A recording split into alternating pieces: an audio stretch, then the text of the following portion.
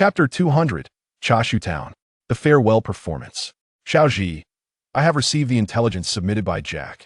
Professor Oak smiled at Xiaoji, then rubbed his hands together. You see, it's Kyogre, isn't it? Xiaoji actively returned the heavy ball, and Professor Oak gazed at the heavy ball in his hand with immense excitement. We have already prepared the rewards. When you return, we will undoubtedly present you with a grand surprise. Subsequently, Xiaoji sent back all his Pokémon, leaving only Pikachu, which does not occupy a Pokémon slot. Along with the recently returned Lapras, Xiaoji and his companions had resolved to part ways in the nearby Chashu Town, thus bringing their Kanto journey to a fulfilling conclusion. Xiaoyao had made the decision to venture alone to the Chengdu region, aspiring to compete and grow alongside Xiaoshun and others. In truth, after traveling with Xiaoji for such a long time, she had grown from a novice to her current self with Xiaoji's assistance. Unbeknownst to her, Xiaoyao's battling style had become remarkably similar to Xiaoji's, which led her to encounter a bottleneck. Thus, she decided to embark on a solitary journey to discover her own battling style.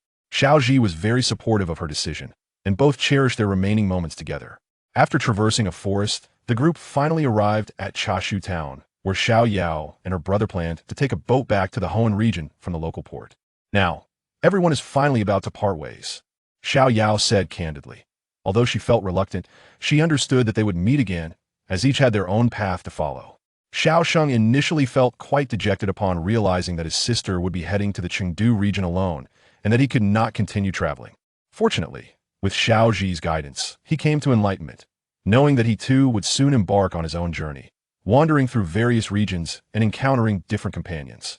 After purchasing their tickets, the boat was not set to depart immediately, so Xiaoji and the others began to wander about the town, discovering various stalls as if a celebration were underway.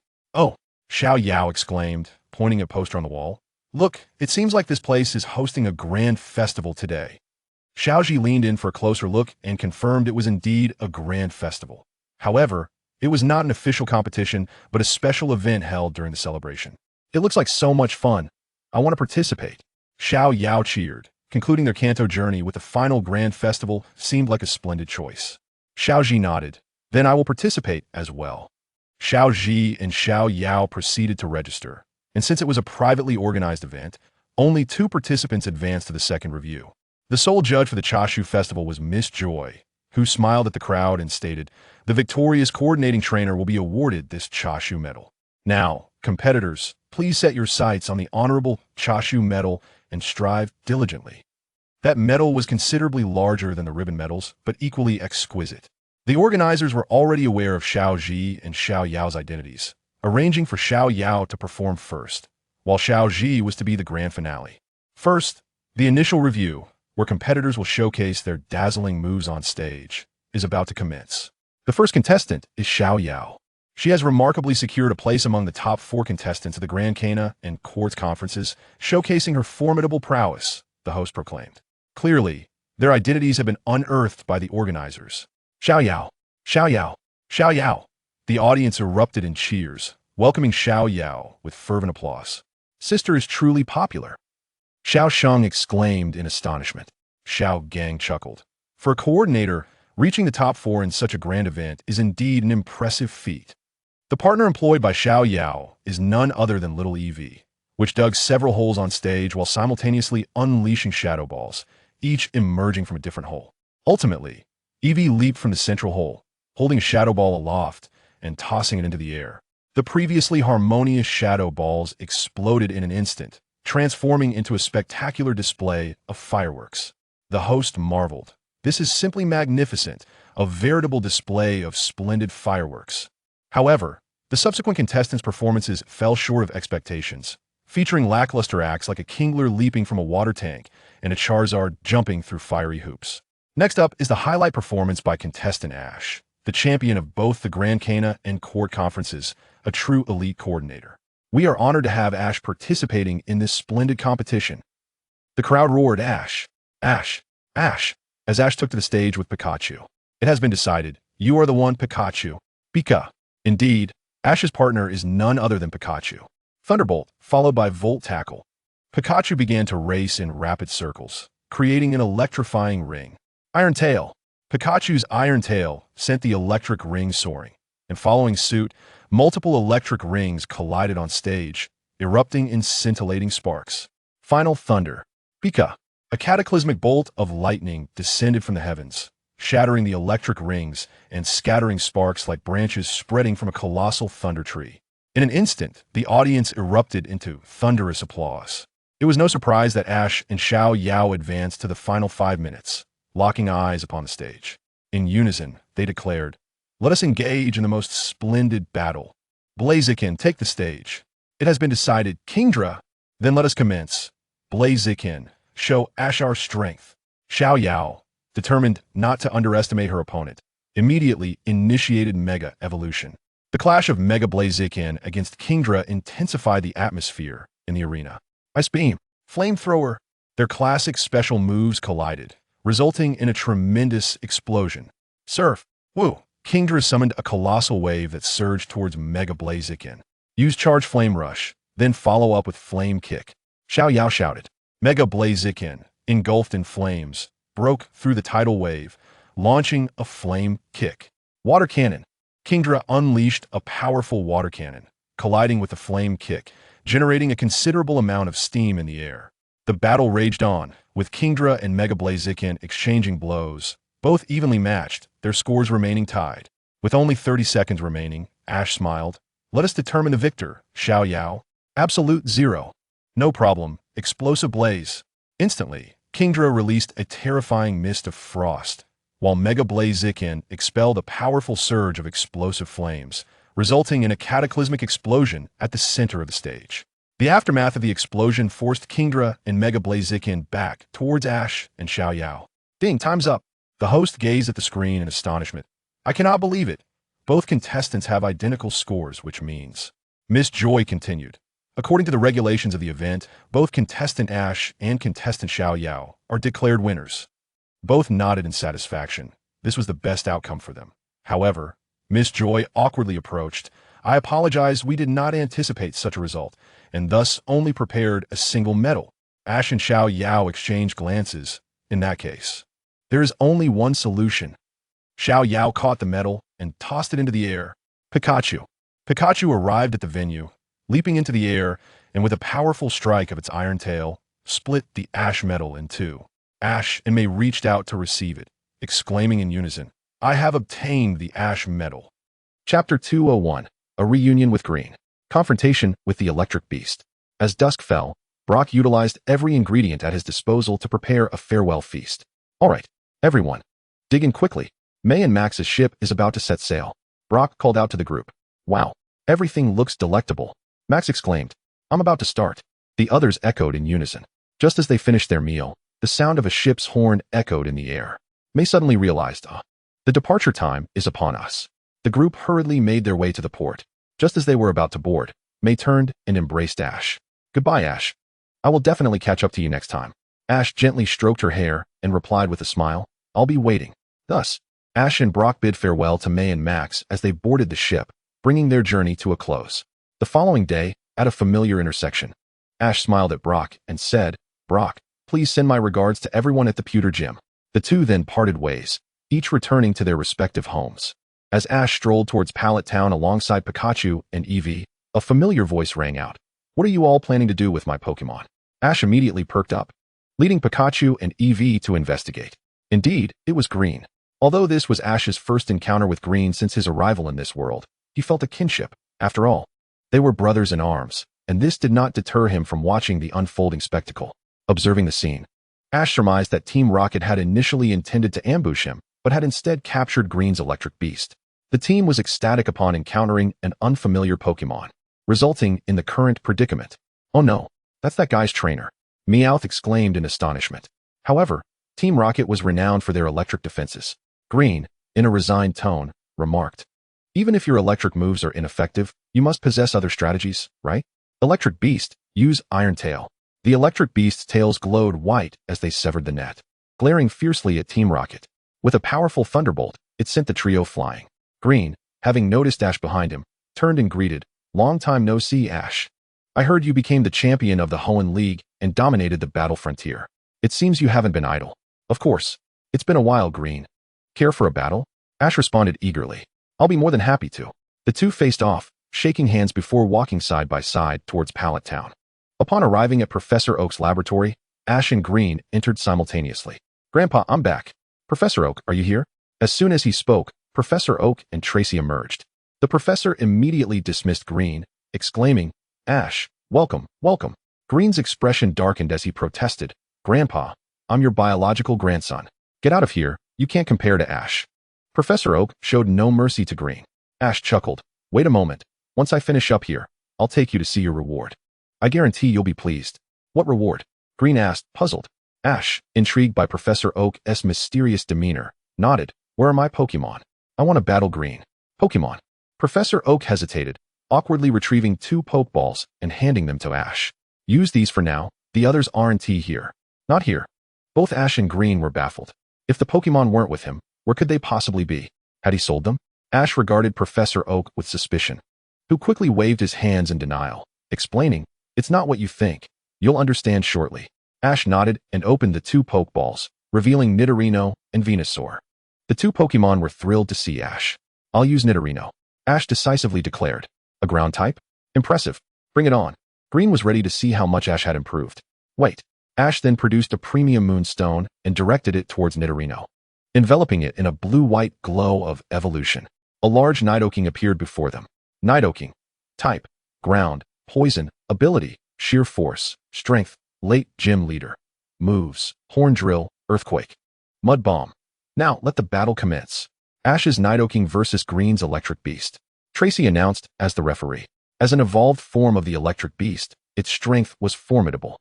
Moreover, Green had seemingly focused on training the electric beast in the Sinnoh region, elevating its power to near elite levels. Thus, despite Nidoking's type advantage, the outcome was uncertain due to the significant gap in levels. Earthquake. Nidoking stomped the ground, sending tremors towards the electric beast. "Dodge," Green instructed calmly. The electric beast leaped gracefully into the air, evading the seismic attack. "Use Iron Tail." The electric beast's tails glowed white as they swung towards Nidoking. "Counter with Horn Drill," Ash commanded confidently. Nidoking met the electric beast head-on without hesitation. "Hey, they're really going at it?" A girl's voice chimed in. Ash turned to see Misty, along with Daisy and Professor Oak, approaching. However, Ash did not take the time to greet them, as he was fully engrossed in his battle with Green. Misty and the others chose to watch quietly, relishing the long-awaited rivalry. "Power of the Earth," Ash continued. Nidoking gathered its strength and hurled it at the electric beast. "Protect." A green barrier rose before the electric beast, blocking the attack. "Now Ice Punch," Green commanded. The electric beast's fists were enveloped in frost as it swung towards Nidoking. Double-edged headbutt. Boom. Both Pokémon retreated to their trainers. Ash quickly followed up, Mud Bomb. Nidoking launched a stream of purple sludge, but Green instinctively commanded a protect. However, Ash had anticipated this move. Power of the Earth.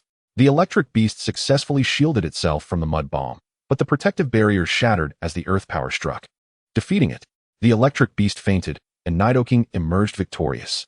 "Well done, Nidoking," Ash exclaimed joyfully. Nidoking nodded in acknowledgement before being recalled into its Pokeball.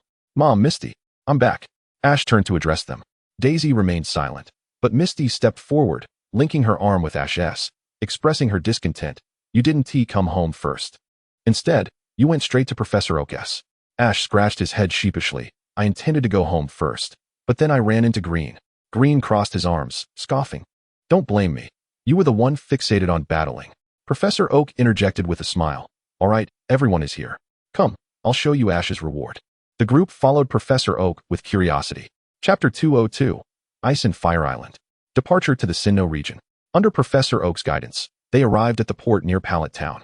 Boarding a speedboat headed toward a specific direction. The journey was not long. After half an hour on the speedboat, they arrived at a larger island. However, this island was in a state of disrepair, characterized by a mountain of ice on one side and a volcano on the other. The central area was densely forested.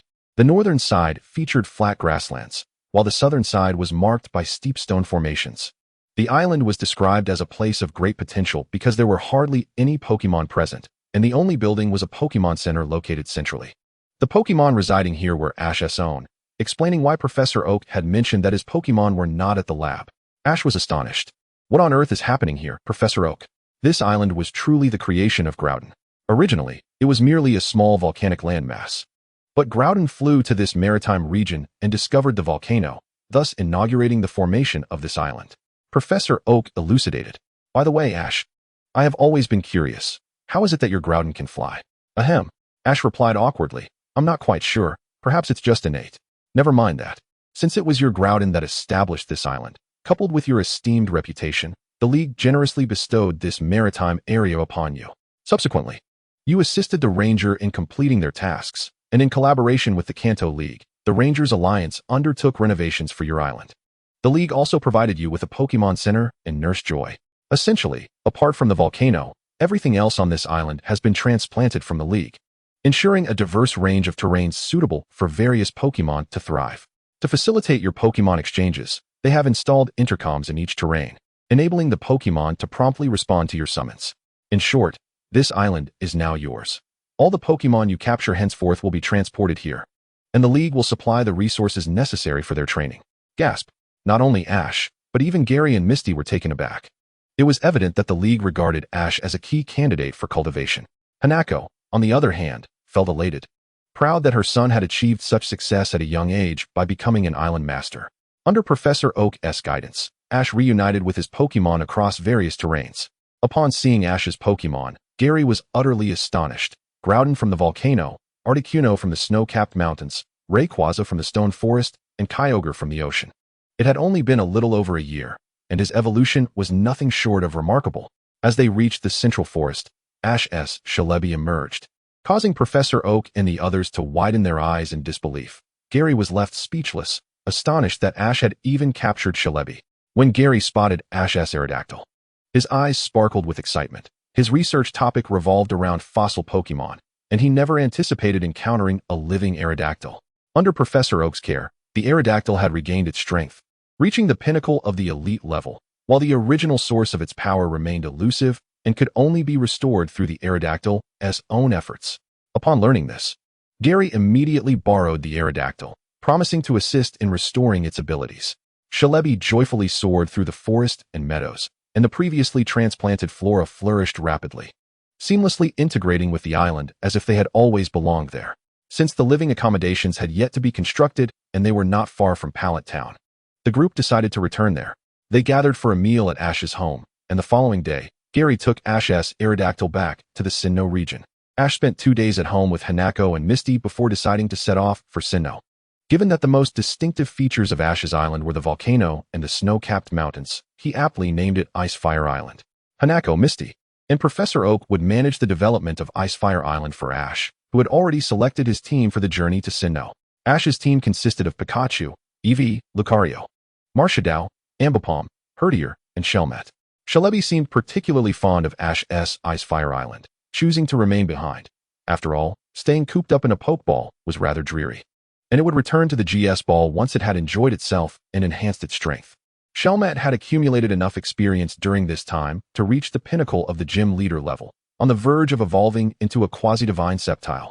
In the past few days, Ash had fed 2 medium-sized candies to Tyranitar and Pidgeot, further bolstering his elite Pokémon roster. At this moment, Ash donned the new gear that his mother, Hanako, had prepared for him, ready for his adventure.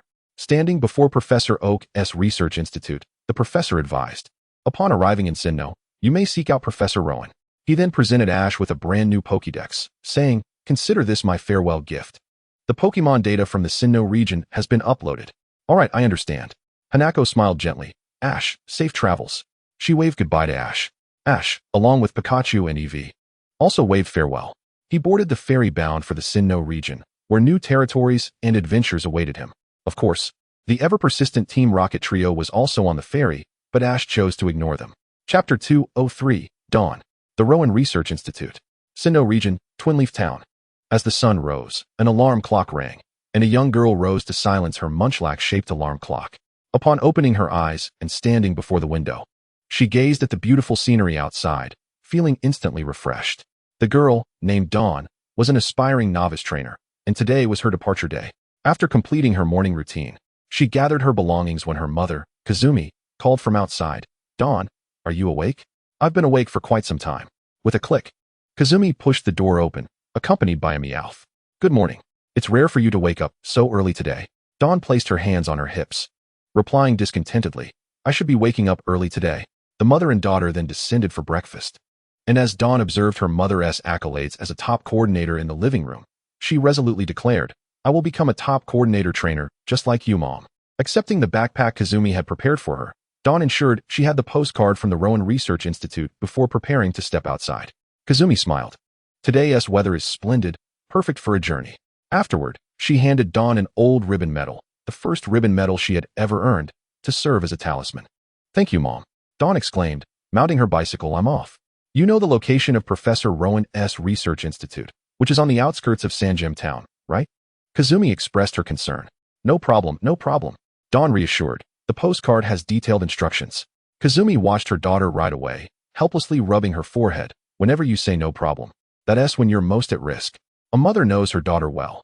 Indeed, Dawn found herself circling Chashu Town several times without locating Professor Rowan's institute. Ultimately, luck was on her side when she encountered Professor Rowan himself, who guided her successfully to the research institute. However, upon their arrival, a small mishap occurred. The novice Pokemon Piplup and Chimchar had darted into the forest behind the hill, leaving only the bumbling Turtwig behind. Doctor, let me go find them. Dawn volunteered, fully aware that they could potentially become her companions.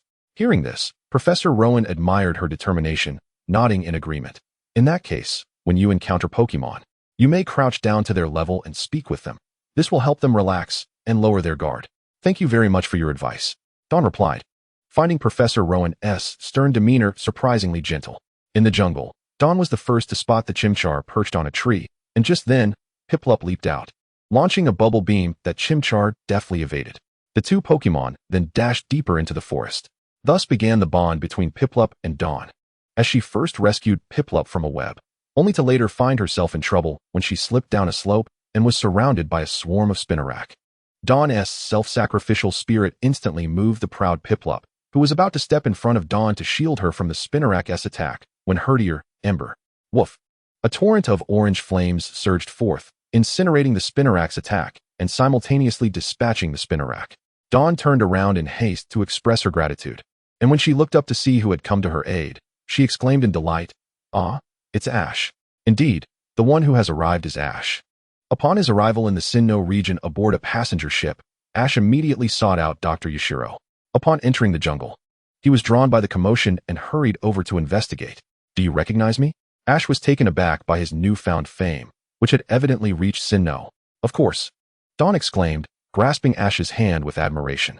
You are the illustrious champion of the Hoenn and Kanto Grand Festivals, the pinnacle of Pokemon coordinators. Is that so? Ash replied with an awkward smile.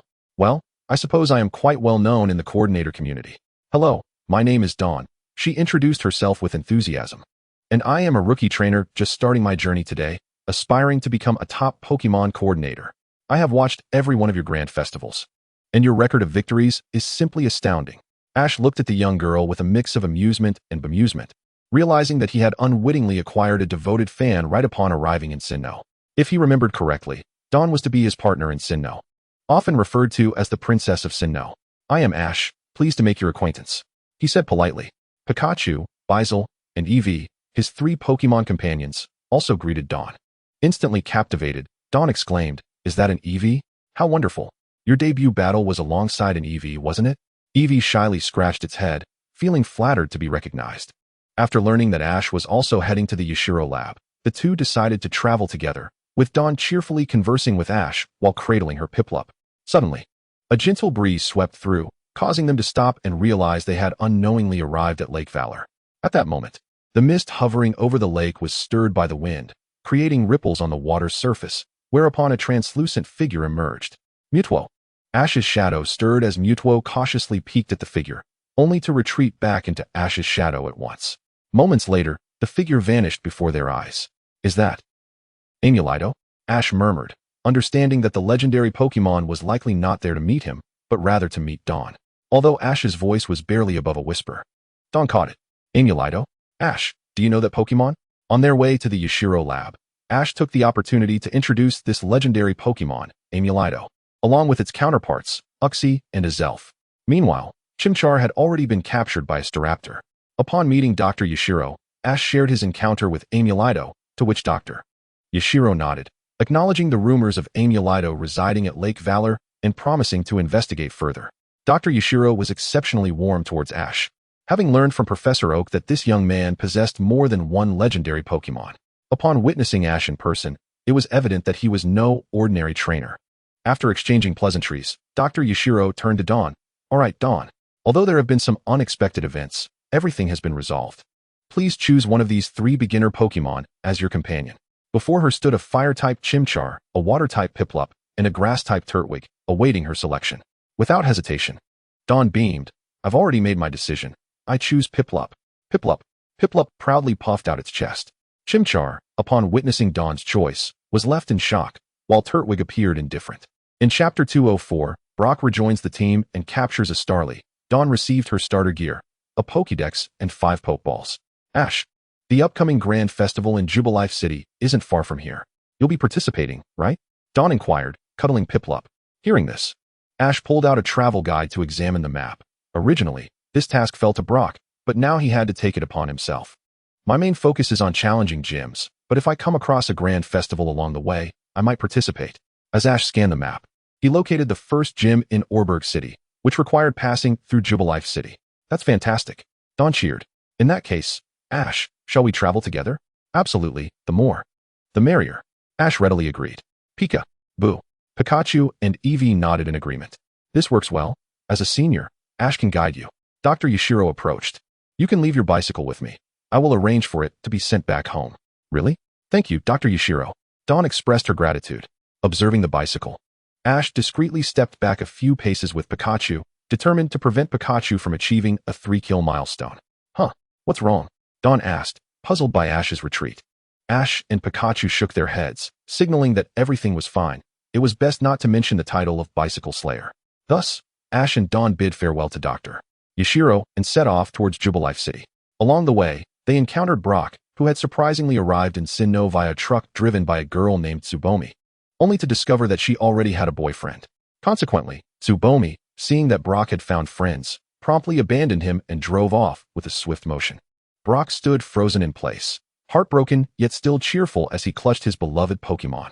Dawn quietly asked Ash, "Is Brock going to be okay?" Ash waved his hand dismissively. "Don't worry, he's been through this before. He'll be fine soon." True to Ash's words, Brock quickly regained his spirit, exclaiming, "All right, Ash. I'm going to reach the pinnacle of Pokémon breeding." With that, the Sinnoh traveling party was complete. Brock had brought only his Trico and Happiny for this journey. Meanwhile, Team Rocket had arrived at James's villa in Sinnoh and reunited with his childhood friend, Gyarados, expanding their ranks once more. As the mischievous Monferno, unable to sit still, burst from its Pokeball and dashed through the forest, Dawn, filled with excitement, exclaimed, "Piplup, do you know what trainers do when they first embark on their journey?" "Of course, they capture Pokemon." Meanwhile, Ash and Brock exchanged amused glances at the exuberant Dawn. Suddenly, a commotion broke out as Ash and his companions looked up to find the rambunctious Monferno arguing with a Starly in the trees. Spotting the opportunity, Ash's eyes gleamed with excitement. "Monferno, prepare for battle. Let us capture it." "Monferno."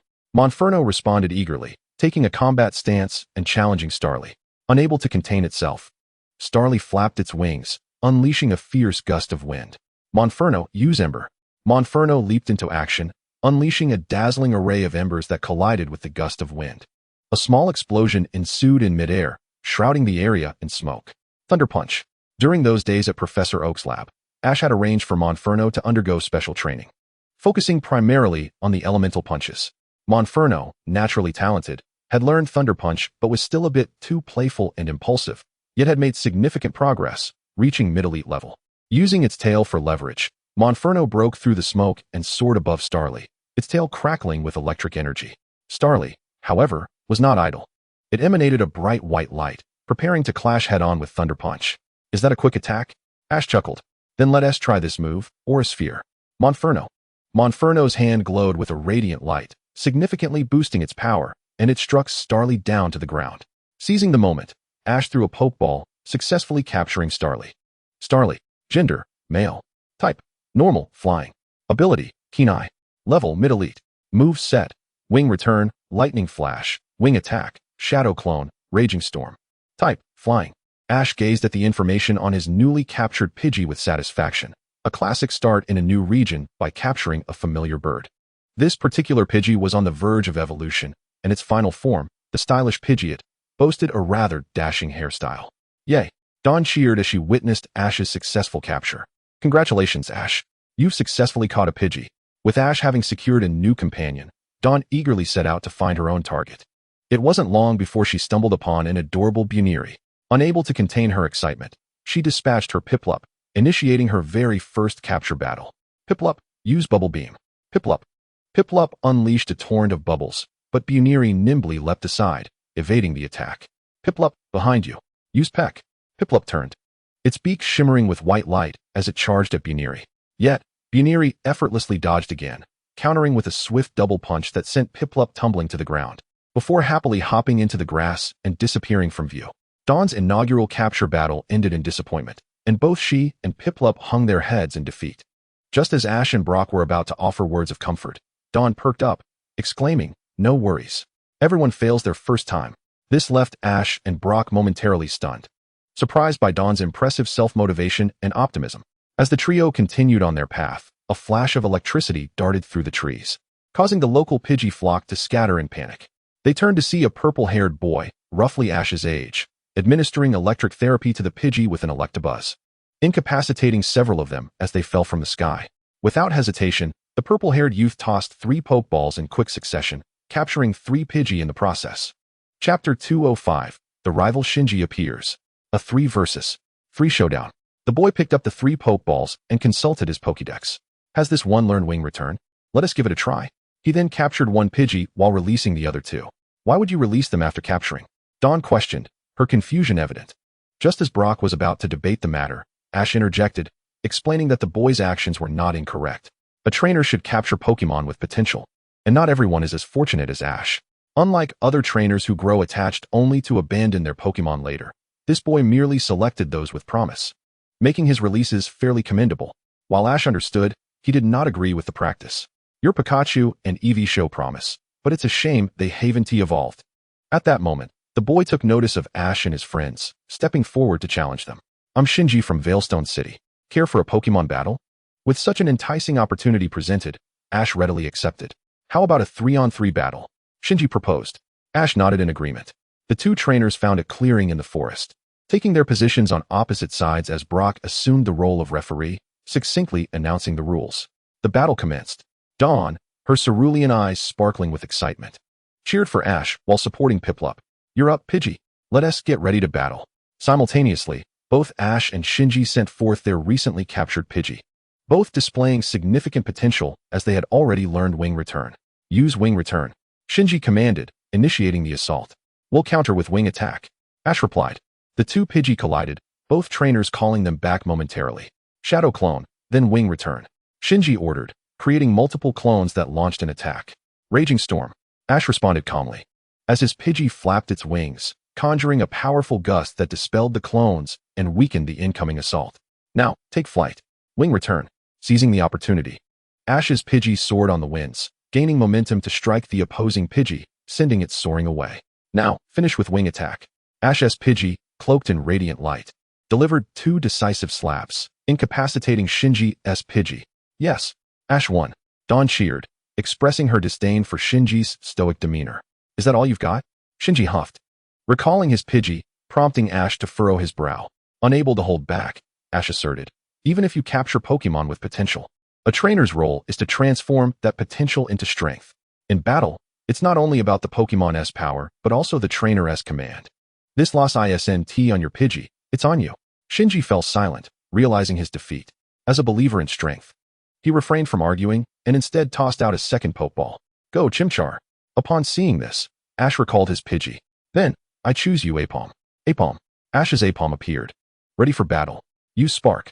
Shinji ordered, and Chimchar unleashed a barrage of fiery projectiles towards Apom. Swift. Ash countered, as Apom sent a flurry of golden stars to extinguish the flames, with the remaining stars striking Chimchar. Unfazed, Shinji commanded, use Scratch. Chimchar's claws glowed as it lunged at Apom. Thunder Punch. Apom charged, electricity coursing through its limbs, prepared to respond. Just as Chimchar drew near, Shinji altered his strategy. Flame Wheel. Chimchar ignited in flames, transforming into a fiery wheel aimed at Apom. Dodge. Then use Aura Sphere. Ash shouted. Apom, with a confident smirk, evaded the approaching flame wheel effortlessly. However, it was too late. Chimchar's fist descended from above, launching Apom into the air, rendering it unable to continue fighting. Looks like this one still needs some work, Shinji remarked, clearly dissatisfied with Chimchar's performance. Electabuzz, prepare for battle.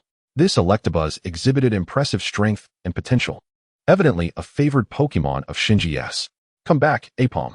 Ash retrieved his Pokemon, throwing another Pokeball. I choose you, Houndour. Houndour. As Houndour entered the fray, its Intimidate ability caused Electabuzz to hesitate momentarily. Shinji's expression darkened. Use Thunder.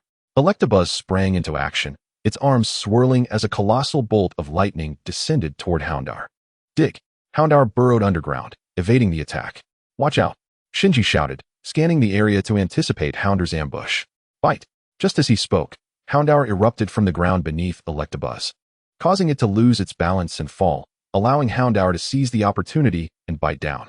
Shinji, recognizing the situation, decisively commanded, use Thunderbolt. With a thunderous crash, the battlefield erupted in an explosion. The electric shock monster retreated before Shinji, cradling its right arm with its left hand, evidently wounded from the bite of the Houndoom.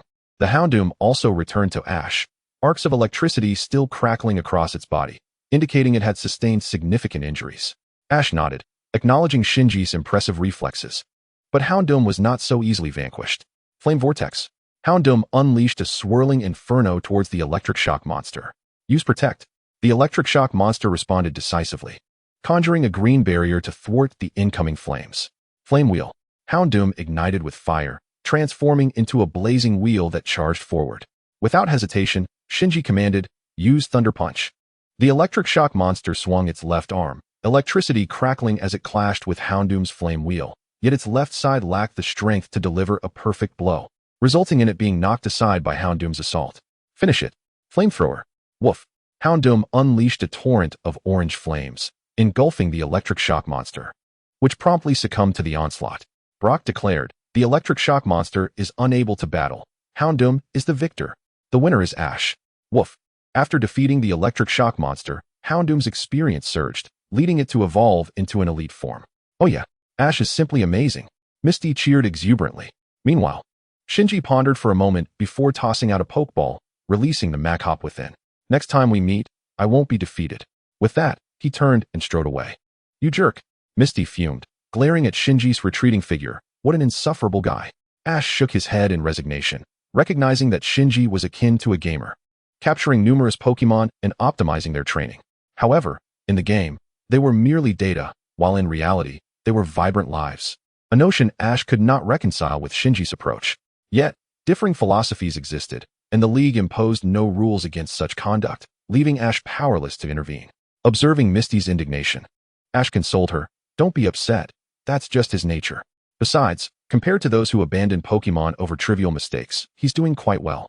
After all, they lack a foundational bond, so the impact of releasing them is minimal. But he hasn't even caught a single Pokemon. Misty retorted, envy lacing her tone.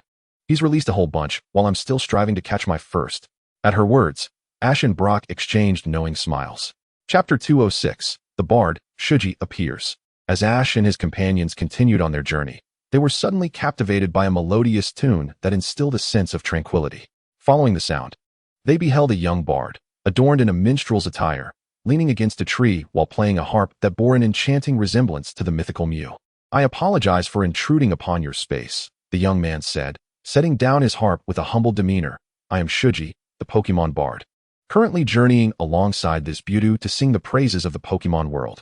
The group expressed that there was no disturbance, proceeding with their own introductions. At that moment, Misty noticed that Shuji's beauty appeared rather weak, making it an ideal first opponent for her. Mr. Shuji, would you care to battle me? Shuji replied with a gentle smile. As long as you do not mind. Ash and Brock watched quietly, understanding that everyone must start somewhere. Is your goal to compete in the Sinnoh League? Shuji inquired. Misty shook her head, explaining, no, my goal is to challenge the Grand Festival. Upon hearing this, Shuji responded, I see. Then let us battle in the style of the Grand Festival. There happens to be a suitable location just ahead. Under Shuji's guidance, the group arrived at an open space. With Ash, a top coordinator, serving as the judge, Shuji was intrigued to learn that Ash had excelled in both Grand Festivals and gym battles. Misty, brimming with confidence, produced a Pokeball, determined that her Pokémon should make a dazzling entrance for a grand festival-style contest. Pachima, make your debut. However, much like the initial performance of Haruka, Misty only struck a graceful pose while Pachima simply entered without flair. As a water-type Pokémon, Pachima found itself at a disadvantage against the grass-type Mewtwo. You may attack first, Shinji graciously offered. Fortunately, Misty was aware of type advantages. Alright, since my opponent is a grass type, using a flying type move is most effective. Pachima, use Peck. Pachima surged forward. Evade. Shinji elegantly directed, and Mewtwo, with remarkable agility, leaped to avoid the attack. Use Seed Bomb. Mewtwo launched a barrage of seeds mid-air, striking Pachima effectively, prompting Misty to call for evasive maneuvers. Mewtwo seized the opportunity to summon Sunny Day. Now it's our turn. Misty regained her composure. Pachima, use Bubble Beam. Pachima unleashed a stream of bubbles, successfully hitting Mewtwo, though the water-type attack proved to be minimally effective, allowing Mewtwo to leap even higher, enhancing its movements with a flourish amidst the smoke, landing gracefully. Use Solar Beam. Misty initially intended to counterattack during the charge time for Solar Beam, but due to the Sunny Day effect, it fired instantly, rendering Pachima unable to continue fighting. Shinji encouraged, Miss Misty, that was a splendid match. Your performance belies your inexperience. Bolstered by Shinji's praise, the ever-optimistic Misty perked up. Really? Thank you, Mr. Shinji. At this moment, Shinji turned to Ash. Mr. Ash, I am genuinely interested in both grand festivals and gym battles, yet I have been indecisive. How do you manage to balance both? Then let us have a match as well. I believe you will understand. Ash said, retrieving a Pokeball with a smile. Please guide me well. The two took their positions, with Shinji continuing with Mewtwo, while Ash sent out his Ambipom. Use Giga Drain. As Shinji commanded, Mewtwo released a beam of green energy. Ash refrained from action, allowing Giga Drain to successfully hit Ambipom, causing it to cry out in pain while Mewtwo regained its lost strength. Thunder Punch combined with Swift. Alright. Ambipom leaped into the air, golden arcs of electricity crackling around it, before launching a swift attack imbued with electricity towards Mewtwo. How beautiful! Misty exclaimed, her eyes sparkling at the combination move. Not only that, the electric-infused Swift moves faster and hits harder. Brock elucidated from the sidelines. Witnessing the spectacle, Shinji enlightenedly remarked, I understand now, Ash. Thank you. Mewtwo used Seed Bomb. The Seed Bomb was no match for the electrified Swift, resulting in Mewtwo being struck directly. In that moment, Mewtwo radiated a blue-white light of evolution, revealing the stunning Rosalia adorned with red and blue flowers. Misty gasped, incredible. So this is evolution. Shinji smiled at the spectacle. This is becoming increasingly intriguing. Rosalia, please summon Sunny Day. Rosalia raised its flowers skyward, intensifying the sunlight. Now unleash Solar Beam. Double Team followed by Aura Sphere. Rosalia shot forth a brilliant beam of light, while Ambipom created multiple clones, successfully dodging the Solar Beam's onslaught, then closing the distance to land an Aura Sphere on Rosalia, defeating it. With a smile, Shinji recalled Rosalia, Mr. Ash, I will participate in both the Grand Festival and gym battles, thanks to your guidance. After bidding farewell to the bard Shinji, Ash and his companions arrived at the Pokémon Center nestled within the forest for a restful night. Hello, ma'am. They greeted simultaneously as Ash and Brock exchanged pleasantries with Misty's mother, Keiko. Greetings, Ash and Brock. I entrust little Dawn to your care. She may indeed cause you some trouble in the future. Ash, your performance in the Grand Festival was truly magnificent, and I feel a sense of ease knowing that Dawn will be traveling with you. Oh, come on. I'm perfectly fine, Dawn retorted. Upon witnessing this, Kazuki earnestly advised Ash. Remember this, when Dawn says she is fine, it's when she is most likely to be in trouble. Ash and Brock nodded in acknowledgement, understanding that this was a piece of wisdom from Dawn's mother. Well then, farewell. Wishing you a delightful journey. Kazuki concluded before hanging up. Ugh, how annoying. Mom can be so overbearing. Dawn complained. Ash chuckled. Alright. Your mother only has your best interests at heart. A while later, Dawn dismissed the matter from her mind, while Ash proceeded to register for the Sinnoh League at the Pokémon Center's front desk. Chapter 207. The Rocket Team with New Lines, featuring Turtwig. The following morning, Ash and his companions were traversing the forest, heading towards Jubilife City. Throughout their journey, Dawn faced numerous challenges in capturing Pokémon, experiencing several setbacks, yet she remained undeterred, which only strengthened her bond with Piplup. At that moment, a blue light emanated from Ash, Pikachu, Eevee, Irontail. Two mechanical arms suddenly appeared, prompting Pikachu and Eevee to leap into action, severing the appendages with a swift iron tail. As expected, failure, came a voice from above. The group looked up to find a Meowth-shaped hot air balloon hovering in the sky, none other than Team Rocket. You're back again, Team Rocket. Brock sighed in resignation. You really are persistent when it comes to Pikachu. Team Rocket? What is that? Dawn inquired, puzzled. Newcomer, we are not just anything. Jessie retorted angrily, then paused, sensing something amiss. Ugh, did I just hear someone question what Team Rocket is? James interjected, we've arrived at the speed of light. Jessie added, the wind. James continued, the earth. Meowth chimed in, the sky, meow. Jessie declared, to deliver danger to the entire world. James followed with, to spread crisis across the universe. Jessie proclaimed, whether angel or demon, as long as you call that name. James concluded, anyone who hears it will tremble at the enchanting sound. Team Rocket, meow? They shouted in unison. Ash, Brock, Pikachu, and Eevee covered their faces in exasperation as they listened to their new opening lines, while Dawn looked on with fascination. Little girl, did you hear? We are the invincible Team Rocket. Jessie bellowed.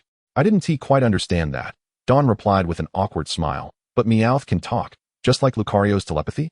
Having met Ash's Pokémon yesterday, especially the speaking Lucario, was still fresh in her memory, and now she encountered another Meowth. Ash stepped forward, exasperated, in summary. They are three fools who have failed to catch Pikachu once again. Meowth doesn't possess telepathy. It merely learned to speak human language. That is impressive. However, capturing others' Pokémon is wrong. You three imbeciles. No, three villains. Dawn chastised Team Rocket, pointing an accusatory finger at them. But this new opening is rather long and lacks the charm of the first version. Ash quipped, to which Brock, Pikachu, and Eevee nodded in agreement. What nonsense is that? James exclaimed indignantly, throwing a Pokeball. Go, Weepinbell. However, a Carnivine emerged from the Pokeball and, turning around, bit James on the head. Ah? Over there. Huh, a new partner? But James is truly popular among Pokemon. Ash mused. Pikachu, Eevee. Pikachu unleashed a golden electric current, while Eevee released a flurry of stars, launching a powered-up thunderbolt that sent the descending Weepinbell flying back, resulting in a spectacular explosion of the hot air balloon. What an annoying feeling, echoed Team Rocket. Just then, the bushes began to rustle. Ah, Dawn, startled, hid behind Ash, clutching his shoulders, her little head peeking out from behind him. Ash felt exasperated, sensing a Pokemon's presence through his aura. Lo and behold, a Turtwig, the grass-type Pokemon from the Sinnoh region, emerged from the underbrush. Noticing the fierce determination in Turtwig's eyes, Ash's interest was piqued. While most grass-type Pokemon are typically gentle, he sensed a unique bond with this particular Turtwig. Turtwig, battle. As Turtwig prepared to respond, suddenly, a commotion erupted from the trees as it discovered a confrontation between a Monferno and a Geodude over some berries. Turtwig wasted no time, pinning them to the ground with a firm grip, restoring peace before gathering some berries to send them on their way. Ash and his companions watched in awe. This Turtwig was bursting with energy. What is happening here?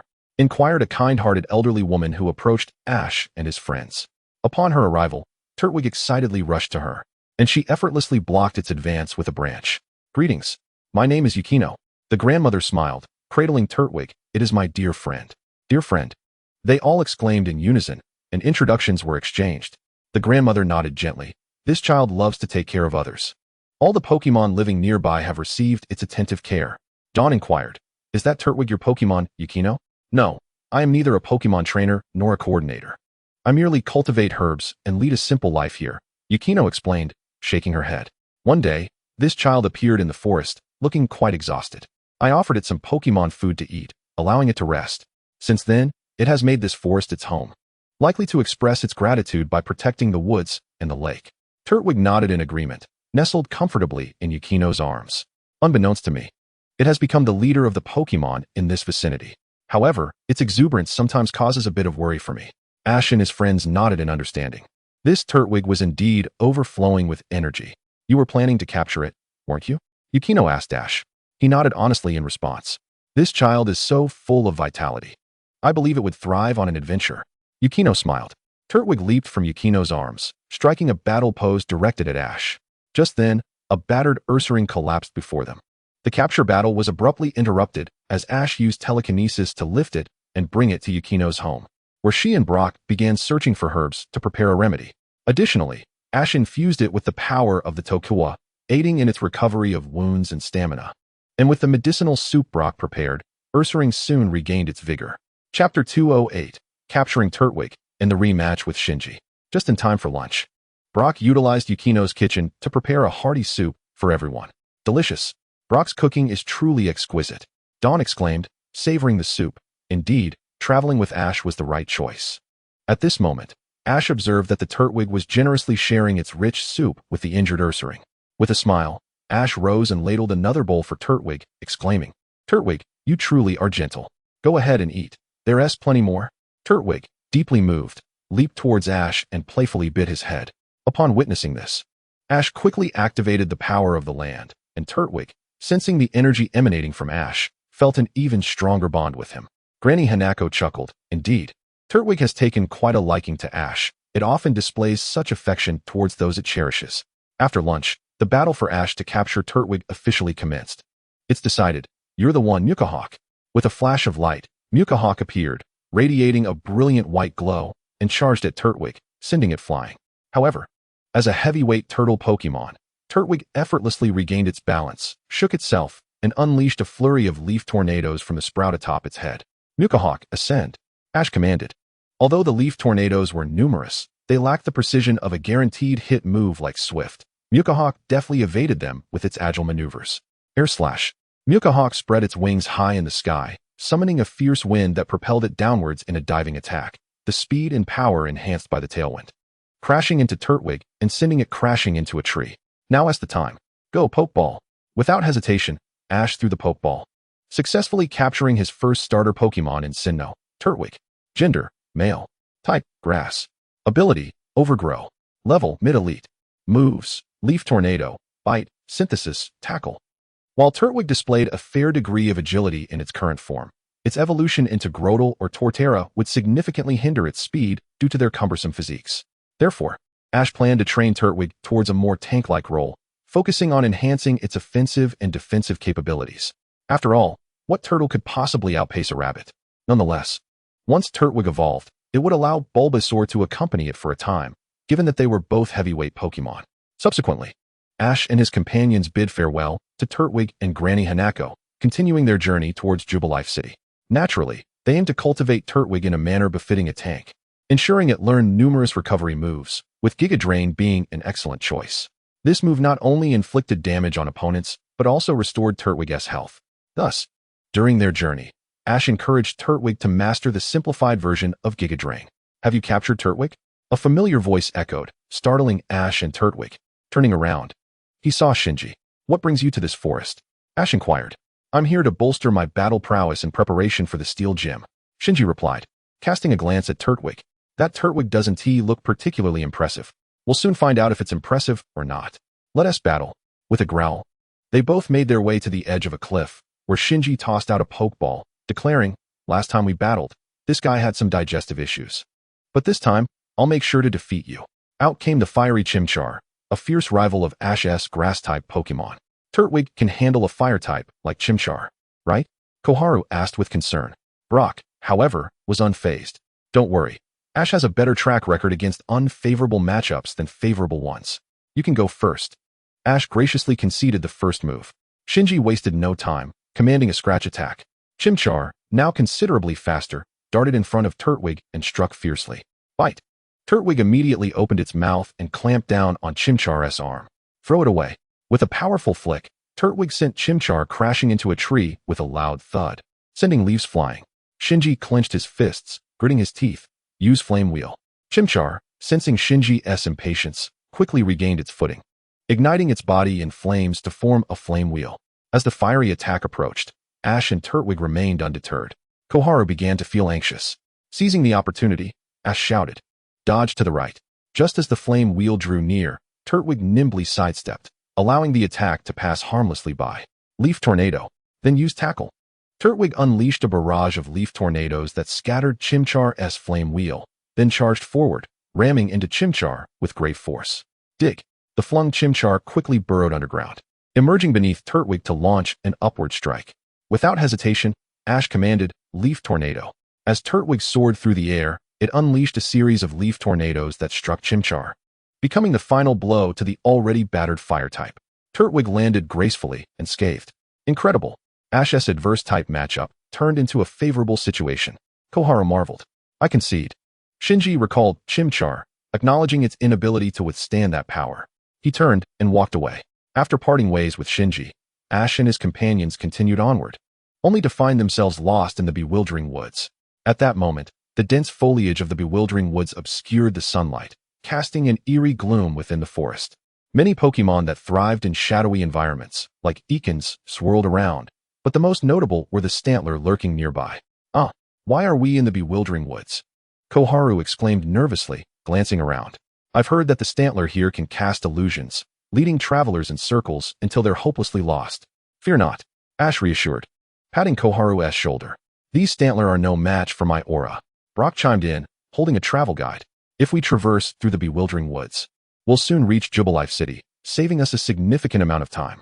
As the trio conversed, a group of Stantlers suddenly surrounded them. Brock, noticing, shouted, "Be careful. Do not look at their antlers." Pikachu, Thunderbolt. Pika Pika. A terrifying surge of electricity erupted, causing the Stantler to scatter in fright. Phew. Koharu sighed in relief, only for a thunderous roar to resound nearby. Grr. A massive Ursaring appeared before Ash and his friends, slowly advancing towards them. Chapter 209. Ursaring joins the team. Trouble Frog. Oh my. Koharu exclaimed, retreating behind Ash. That's an Ursaring. Grr. Ursaring glared disdainfully at them, evidently displeased by their earlier interruption, and unleashed a devastating hyper beam attack. Then it settled. You're the one, Kabutops. Dragon Pulse. Ash threw out his Pokeball. Kabutops materialized before them, quickly harnessing draconic energy to collide with the hyper beam, generating a powerful gust at the point of impact. Impressive. Ash's eyes gleamed. This Ursaring's power paled in comparison to Kabutops, yet it matched Kabutops' Dragon Pulse in strength. Kabutops, capture it. Flamethrower. Ursaring, glaring fiercely at them, was likely caught in a moment of paralysis from the hyper beam. Sure enough, the orange flames engulfed Ursaring, eliciting a painful roar. The stalemate broken. Ursaring's right arm glowed white, preparing for Hammer Arm. With a swing of its arm, it dispersed the flames and charged at Kabutops with a menacing intent. Dragon Claw. Kabutops manifested two emerald claws, one clashing against Ursaring's Hammer Arm while the other sent it flying. Seeing his opportunity, Ash promptly threw a Pokeball without hesitation, capturing his third Sinnoh Pokemon. Ursaring. Gender, male. Type, normal. Ability, Guts. Level, Mid-Gym. Moves, Hyper Beam, Hammer Arm, Crunch, Rampage. Ash gazed at the data with satisfaction, nodding his head. This Teddiursa possessed considerable strength, and with a bit of nurturing, it could undoubtedly become a mainstay of the Sinnoh region. Come forth, Teddiursa. Ash exclaimed as he released the Pokemon. With a fierce roar, Teddiursa emerged, pounding its chest. Upon receiving a glance from Kingler, Teddiursa's expression froze momentarily, and it hurriedly scampered to Ash's side, grinning and trying to curry favor. Haha, it suddenly seems so adorable. Dawn chuckled, thoroughly amused by its antics.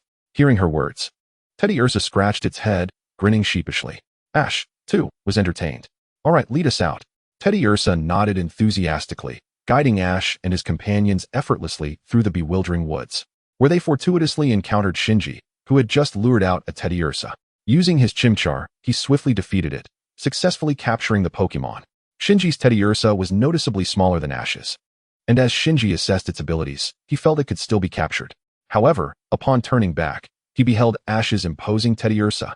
Shinji's expression stiffened, as the saying goes, out of sight, out of mind, and he promptly turned to leave. With Jubilife City as their destination, Ash and his companions pressed forward through the forest when suddenly, a Scyther leapt out from the trees, standing before them and scanning the area as if searching for something. Scyther. Ash's eyes sparkled. Until now, he had yet to capture a Scyther or a Scizor. This fast-paced Pokemon was a perfect match for him. Scyther, could you hold on a moment? No need to rush. Just then, a young lady rushed over, clearly the trainer of the Scyther. Ah, how enchanting. Your beauty has utterly captivated my heart. Brock exclaimed, his eyes filled with hearts as he dashed forward. Oh, not this again. Dawn sighed, covering her face in embarrassment. She had witnessed this at the Pokemon Center before. It had been amusing at first, but was now somewhat tiresome.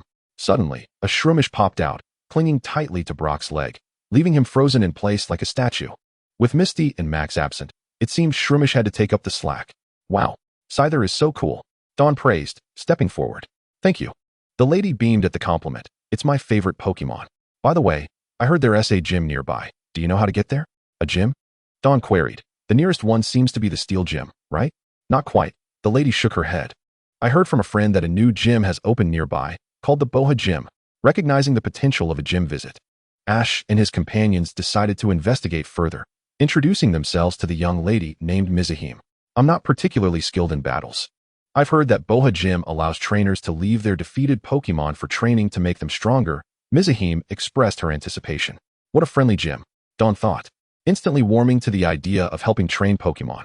Ash, however, sensed something familiar about this setup, leading them to a rather gaudy gym nestled deep within the forest. Using his aura, Ash's lips curled into a knowing smirk. Indeed, it was them again, using the ploy of leaving Pokémon to capture them, a trick they had employed countless times. Upon entering, they found Jesse's team battling a troublesome Froakie against a young trainer's Diggersby. Froakie displayed remarkable prowess, easily overpowering Diggersby. Ash vividly recalled this Froakie. It was likely that Brock's idyllic life would soon commence after today. Just as the trainer was about to entrust Diggersby to Jesse, Ash intervened. Ash, what is the matter? Dawn asked, puzzled by his abrupt action. The trainer looked at Ash with confusion, while Jesse quietly stepped back. Aware that Ash possessed an uncanny ability to discern their true identities, no disguise could elude him. This was a discovery they had made through countless encounters. Team Rocket, where do you think you're going? Ash called out. Brock and Dawn recognized them immediately. So it's you. Listen, this time our target isn't Pikachu. If you know what's good for you, leave quickly, Jesse retorted, but Pikachu and Eevee merely smiled at them. Boom. What an annoying feeling. Sonnens, Mononini. As for the Pokémon that Team Rocket had deceitfully captured, Mizahim stated she would remain here to await their trainers. Brock rushed forward again, Mizahim's gentle demeanor only deepening his infatuation. Before he could finish speaking, Brock sensed an ominous presence behind him, entirely different from Shroomish. Turning around, he found Froakie glaring intently at him, its poison sacs pulsating ominously. Time seemed to freeze as Brock and Froakie shared a profound gaze. After a long moment, Brock tentatively asked, "Would you like to come with me?" Froakie nodded in response. Brock threw a Pokeball and successfully captured his new partner, Froakie. Ash smiled, realizing Brock would soon have a delightful experience. As the group prepared to set off once more, Brock took Mizahim's delicate hand. "Then, I shall accompany you as well, and remain in this enchanting place." Bam! X2. Froakie and Shroomish leapt out simultaneously, exchanging knowing nods. Without hesitation, Froakie's poisonous spikes jabbed into Brock's lower back. Ouch, ouch, ouch, Brock exclaimed, instantly paralyzed by the toxin as Froakie and Shroomish hoisted him forward. Ash and Dawn quickly bid farewell to Mizahim and hurried after them. Chapter 210, No Problem. Dawn captures a Sawaddle. Brock successfully captured Froakie, leaving only Dawn without a new Pokémon among the trio. Despite numerous attempts, she had yet to achieve a successful capture. At this moment, Ash and his companions were drawing nearer to Jubilife City, where Dawn's first grand contest awaited, and the Jubilife Festival was on the horizon. In the early morning, Ash was leading his Pokémon in a morning workout, while Brock prepared breakfast for everyone. Having successfully mastered the absorb technique that Turtwig had been practicing, Ash was now ready to learn Energy Ball, a move that would prove beneficial for Turtwig both now and in the future. Meanwhile, Teddiursa was learning Shadow Claw, its only ghost-type move aside from Lick, which would greatly aid in battles against fighting-type Pokémon. The other Pokémon were diligently training as well. Even the most mischievous Aipom was obediently practicing Fire Punch and Ice Punch under the watchful eyes of Pikachu and Eevee. How infuriating. A piercing scream erupted from Dawn's tent, causing Ash to halt his training and Brock, who was peeling potatoes, to fumble and drop them. Ash dashed over, concerned. "Dawn, are you all right? You absolutely cannot come in." Dawn exclaimed in exasperation, "This is a disaster. My hair looks completely ridiculous." Realizing the situation, Ash understood that her hair had become a chaotic mess during the morning. For someone as beauty-conscious as Dawn, this was a significant blow. "Don't worry, this is easily fixable," Ash reassured her. "What should I do?" Dawn asked eagerly from within the tent. "Just have Piplup use a smaller bubble beam to sort it out." Dawn's eyes lit up at Ash's suggestion. She seized Piplup, which had been chuckling at her bizarre hairstyle. Piplup, hearing Ash's command, reluctantly unleashed a bubble beam to help Dawn fix her hair. Emerging from the tent, Dawn now sported a sleek, shiny, deep blue hairstyle as she twirled around Ash. "Thank you, Ash. How do I look? I didn't expect Bubble Beam not only to straighten my hair, but also to condition it." Ash clapped his hands. Very impressive. Brock watched the scene with a smile. Ever since Ash had started dating, his emotional intelligence had significantly improved. He then turned to Froakie. "Could you help me pick up the potatoes?" The mischievous Froakie fixated intently on Brock, and just as Brock could no longer contain his eagerness to retrieve the potato himself, Froakie grinned widely and tossed the potato into the air. At that moment, Pikachu, witnessing this spectacle, swiftly leaped forward to catch the potato, executing a flawless backflip before landing gracefully. Pikachu handed the potato to Brock, who, upon seeing this, smiled and exclaimed, "Thank you, Pikachu." However, unbeknownst to them, a little rabbit hidden within the grass had been watching Pikachu's heroic display, gazing at him with the infatuation of a lovesick maiden. Feeling the rabbit's gaze, Pikachu became flustered and glanced around in confusion. "Dinner's ready," Brock shouted, prompting Ash, Dawn, and their Pokémon to take their places, preparing to feast. As everyone enjoyed their breakfast, Ash, who had just taken a large bite of his rice ball, noticed that Dawn was absent-mindedly eating her rice ball at a leisurely pace. "Dawn, what's wrong? You seem deep in thought," he inquired. "Is the rice ball not to your liking? Shall I prepare something else?" Brock added with concern. No need." Dawn shook her head, explaining, "It's just that both you and Ash have acquired new partners, and we're about to arrive in Jubilife City, while I still haven't captured a single Pokémon." At that moment, a blue light emanated from Ash, and he exclaimed, "Oh, I just found the perfect one. Let's eat first, and after breakfast, I'll take you to find it." "Really?" Dawn's face brightened as she eagerly resumed eating. After their meal, an excited Dawn asked Ash, "Where is it?" "Follow me." Ash led Dawn to the edge of the grass, with Brock and Pikachu curiously trailing behind. As they parted the grass, a Buneary appeared before their eyes. "It's Buneary," Dawn exclaimed delightedly. Upon noticing Pikachu staring at it, Buneary blushed, lowering its head shyly. Observing the scene, Ash stroked his chin and lifted Pikachu to present it to Buneary, who, upon seeing Pikachu, quickly turned away, covering its face with its soft fur. Could it be? Brock marveled, a rabbit falling for a mouse. He was instantly captivated, declaring, "This is love." Hearing this, Pikachu awkwardly scratched its head while Eevee eagerly observed the unfolding drama. This rabbit has good taste, fancying my Pikachu," Ash thought to himself. Dawn, noticing Buneary's reaction, smiled and said, "Buneary, would you like to be my partner? That way, you can be with Pikachu." Upon hearing this, Buneary glanced at Pikachu and nodded resolutely, bouncing in enthusiasm. "Pachima, we must successfully capture it this time," Dawn said earnestly to Pachima. "Pachima," it responded, "use Bubble Beam." However, as the Bubble Beam surged towards Buneary, it swiftly unleashed Ice Beam to counter, turning the bubbles into sparkling shards of ice that drifted down. Buneary then leaped in front of Pachima, delivering a flurry of punches with its ears. Dawn, recalling how she had previously lost to this move when capturing Buneary, instinctively called out, "Dodge." Then peck. Pachima quickly evaded the attack and retaliated with a peck that sent Buneary flying. Dawn promptly executed a move she had practiced for a long time, pleading, "Please, Pokeball." As the Pokeball shook vigorously, she nervously whispered, It's fine. It will definitely work." With a resounding bang, the red light extinguished, signaling a successful capture. Ash, witnessing this, raised an eyebrow, aware that Pachima's recent attack had hardly incapacitated Buneary, whose strength surpassed that of Pachima. It seemed likely that Buneary willingly allowed itself to be captured to be with Pikachu. Dawn rushed forward to pick up the Pokeball, jubilantly raising it high. "Yes, I captured Buneary. Pachima," it cheered in response. "Congratulations, Dawn." Ash and Brock approached to offer their congratulations. With Dawn successfully acquiring a new partner, their next destination was the Grand Contest in Jubilife City. Chapter 211, Pokémon Contest. The Return of Butterfree. Jubilife City, the most developed city in the Sinnoh region, hosting significant locations such as the GTS Global Terminal, Jubilife Television Station, and the Pokémon Watch Company.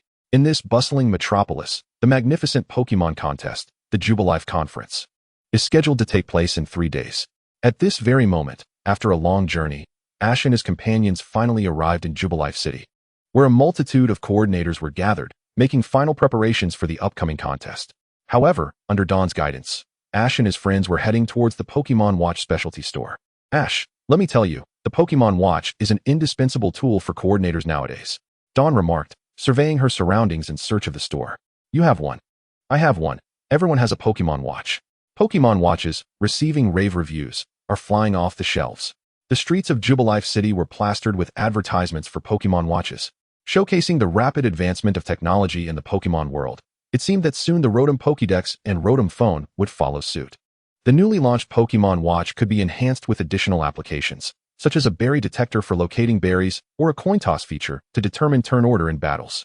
Such a high-tech marvel was not to be missed by Ash and his companions, especially as Dawn excitedly held up a poster, exclaiming, "Look, this is promoted by a top coordinator.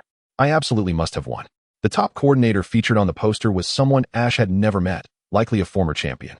Under the guidance of the directionally challenged Dawn, Ash and his friends wandered around until they finally located the specialty store, only to be informed that the Pokémon watches were no longer for sale and that previous models were being recalled due to some issues. How could this happen? Dawn's spirits plummeted.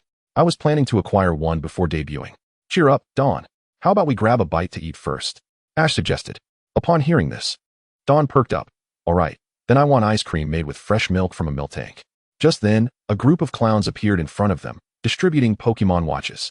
Seeing this, Dawn excitedly rushed forward, only to be stopped by Ash. What's wrong? Team Rocket. Ash spat out tersely. If they were conducting business as usual, Ash wouldn't have bothered, but with the Pokémon watches off the market, Team Rocket's distribution of them posed a significant problem. Team Rocket. Dawn and Brock exclaimed simultaneously, realizing they were selling counterfeit products. Ash nodded. The reason the Pokémon watches are off the market is likely because they're selling fakes. What? Dawn, filled with indignation, charged forward, shouting, "Unforgivable. Team Rocket, I'm coming for you." "Hey kid." Team Rocket exclaimed in surprise upon noticing Ash and his friends. "Pachima, use Bubble Beam." Dawn commanded, sending Pachima to unleash a stream of bubbles. As the bubbles surged forth, Team Rocket revealed their true identities, and the counterfeit Pokémon watches in their hands began to fade in color. Other trainers quickly understood they had been deceived, surrounding Team Rocket, who now trembled in fear. Ash reluctantly decided to rescue them. Pikachu. Pika Pika. Boom. What an annoying sensation. The counterfeit debacle came to an end, but due to Team Rocket's interference, it seemed the Pokémon watches would take some time before they could be relaunched. "Thank you, big brother and big sister." At that moment, a little boy with a Meowth approached, saying, "It's all because of them that my dad's Pokémon watches were taken off the market." It turned out this child was the son of the Pokémon Watch Company's director, and due to the counterfeit issue, the company had no choice but to recall the watches. The boy, named Terawaki, led Ash and his friends to meet his father. Upon seeing Ash, Terawaki's father was taken aback, recognizing him as a top coordinator who had won titles in Hoenn and Kanto, a well-known figure in the coordinator community. Now, Ash was already being regarded as the next Grand Master.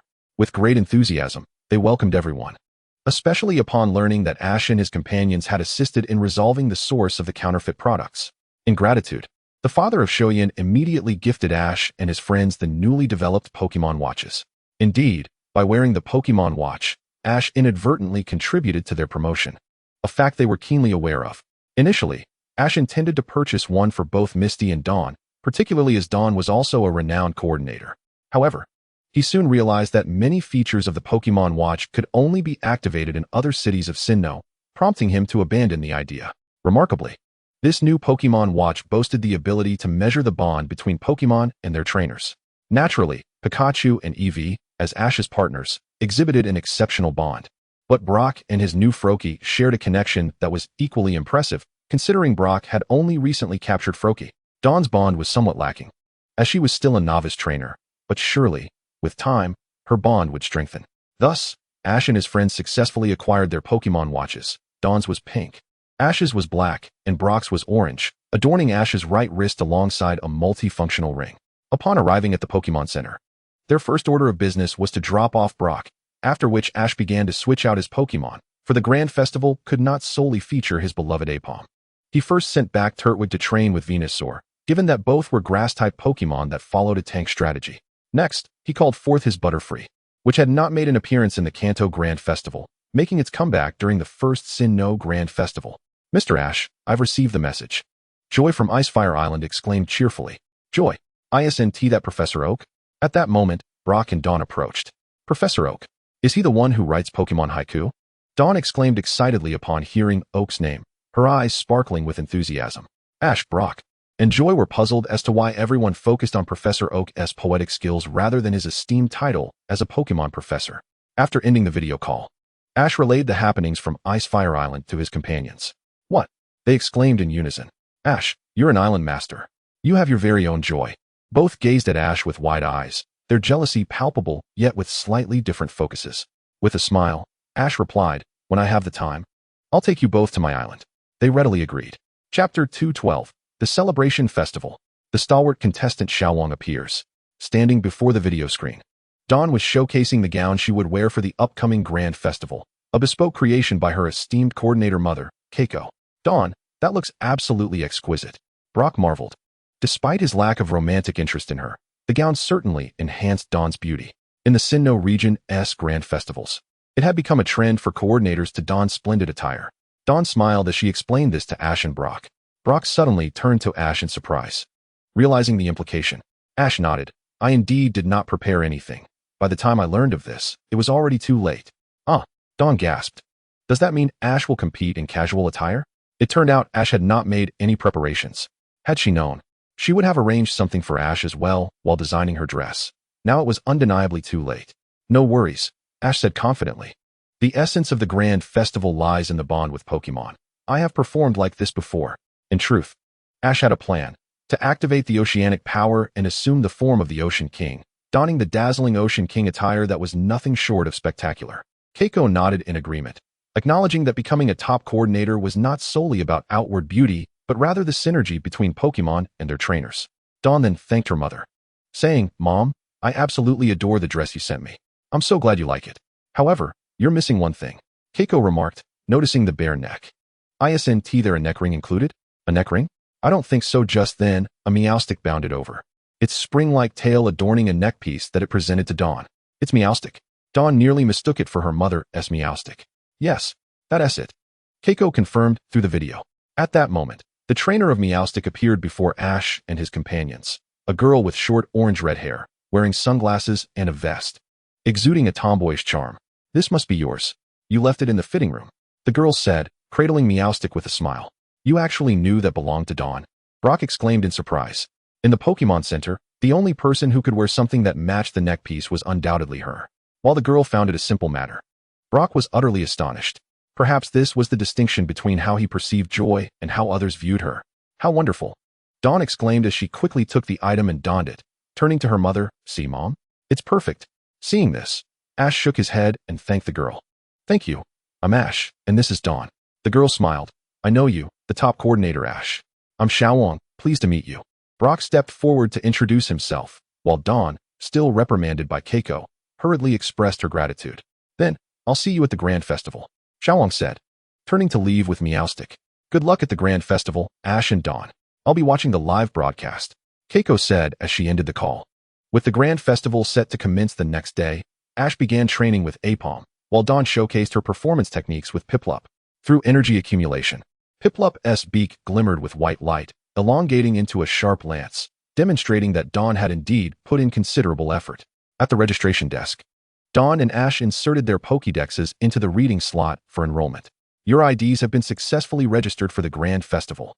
This Grand Festival Pass serves as proof of identity for coordinators and can be used for registration in any town within the Sinnoh region. Ash and Dawn received their Pokédexes along with their Grand Festival Passes. This marked Ash's third pass. Additionally, here's the ribbon collection box, capsule balls, and stickers for you. The ribbon collection box was no surprise, but the capsule balls and stickers were indeed novel. Is this your first time seeing them, Ash? In the Sinnoh Grand Festival, Pokémon must perform upon emerging from their Pokeballs as well, Dawn said, holding a capsule ball. Let me demonstrate.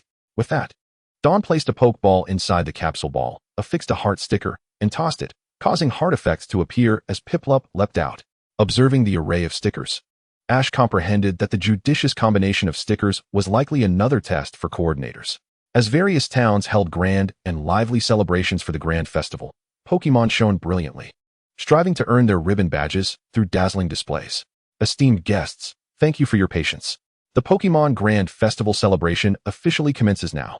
The host of the Sinnoh Grand Festival, named Bayan, bore a resemblance to Miss Vivian and Miss Lillian. The judges remained the familiar trio Ash had known, and he now felt confident that Kankansutan and Suzumaki were indeed family. In the lounge, Brock hurriedly sought Ash, inquiring, Ash, have you seen Dawn? I can't find her anywhere. As Ash was about to unleash his aura to search, Dawn and May approached together. It turned out that Dawn was quite troubled by her flowing locks. For the competition, she intended to style her hair in a manner befitting her gown, yet she struggled to achieve the desired look. At that moment, May stepped in and skillfully arranged Dawn's hairstyle. The first round of the competition was about to commence, featuring a stage where a single Pokémon would showcase their ultimate moves. All the coordinators and their Pokémon would finally have the opportunity to exhibit the fruits of their labor. The celebratory gala had officially begun, and Miss Bianca announced, "Now, let us welcome our first contestant to the stage." The first participant was none other than May. "Ready, go, Miss Magius." Suddenly, amidst a swirl of purple mist, the ghostly figure of Miss Magius emerged.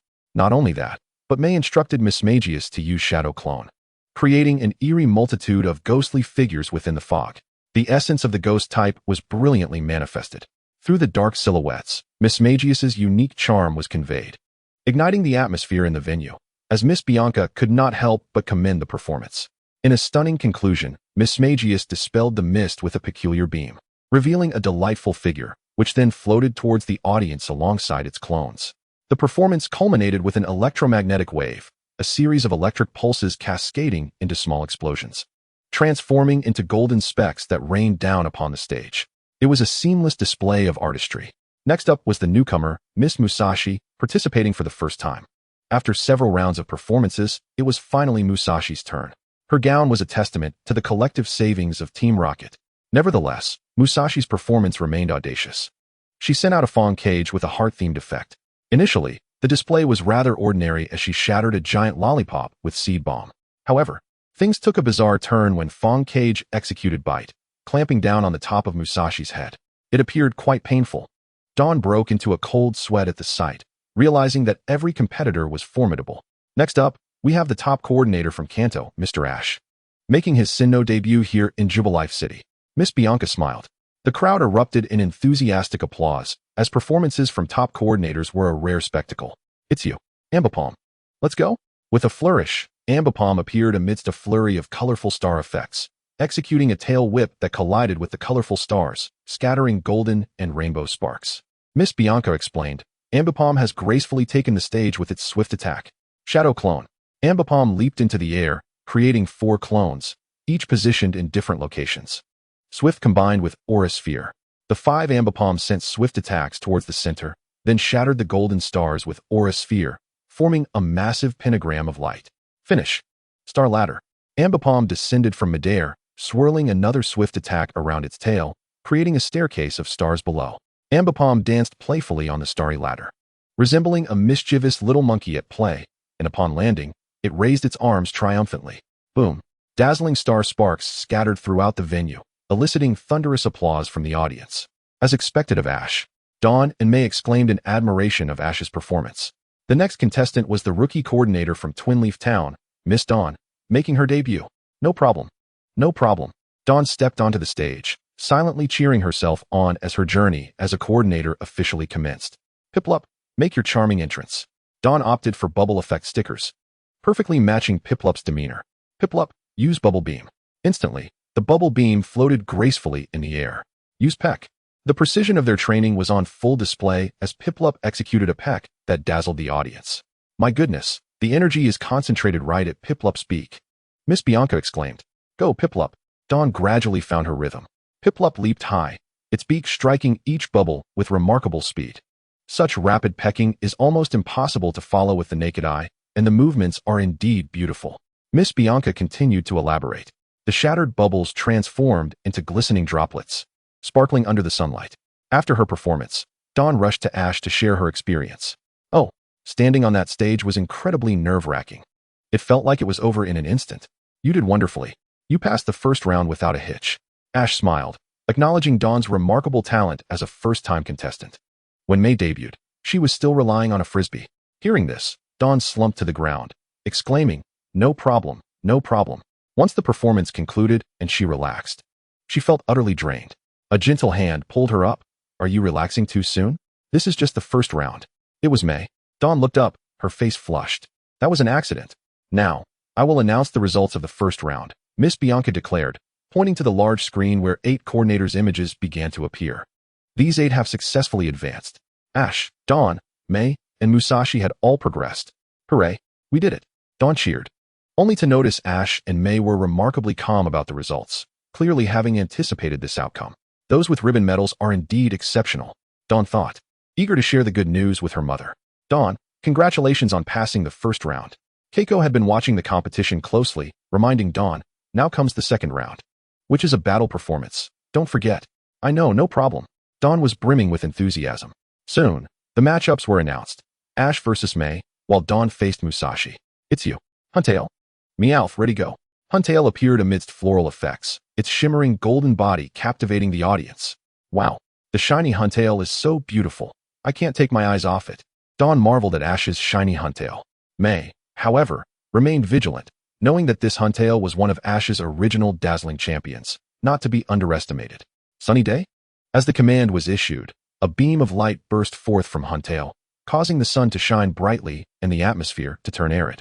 Under the intense sunlight, the scales on Huntale sparkled beautifully, resulting in May's score beginning to plummet.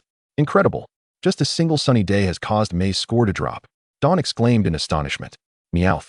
Use Shadow Claw. May declared solemnly. Meowth sprang towards Huntale, a ghostly claw extending from its front paw. Silver Wind. Huntale flapped its fins, unleashing 2 silver whirlwinds to collide with Meowth. Meowth was promptly sent reeling back onto the stage, but May was determined not to relent.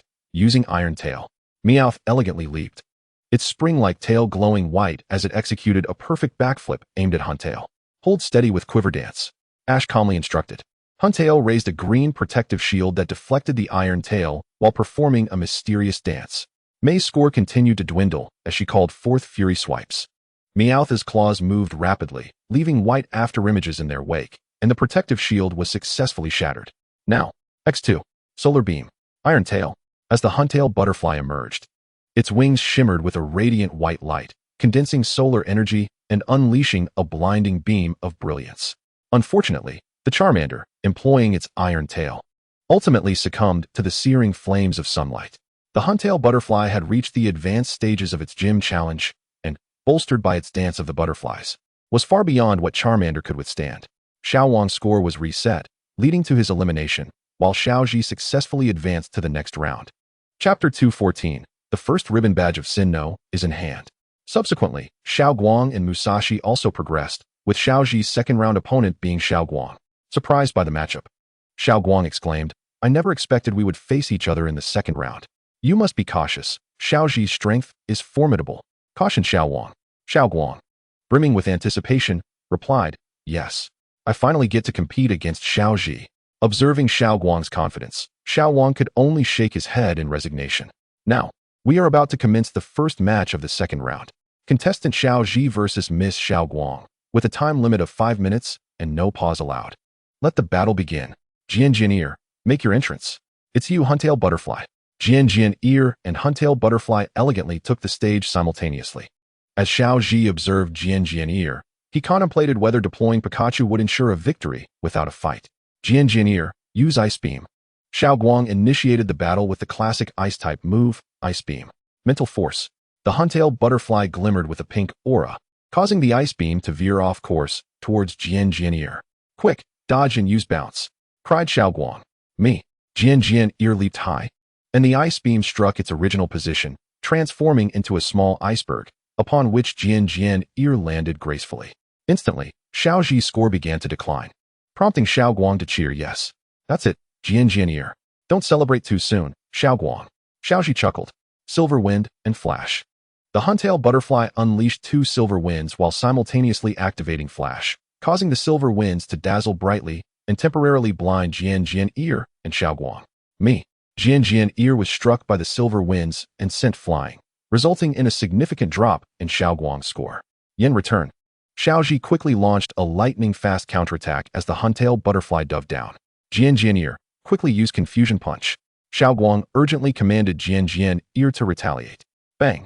Unfortunately, Jian Ear's rabbit ears could not withstand the Huntale Butterfly's assault, and it was knocked away once more. Although the Huntale Butterfly is a butterfly, its strength far exceeded that of Jian Ear. Aerial Blade. The wings of the Huntale Butterfly unleashed a flurry of wind blades.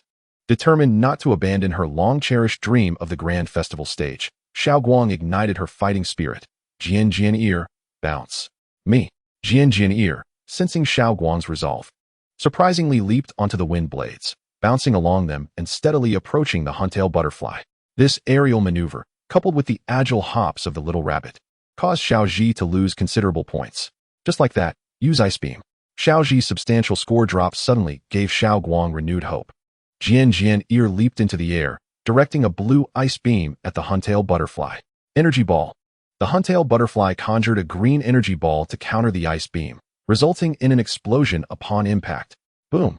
Instantly, the sky was illuminated with cascading green and blue lights, and at that moment, the 5-minute time frame came to a close. Although Xiaoji had incurred a significant score drop, he still maintained a marginal lead over Xiao Guang, successfully advancing to the finals.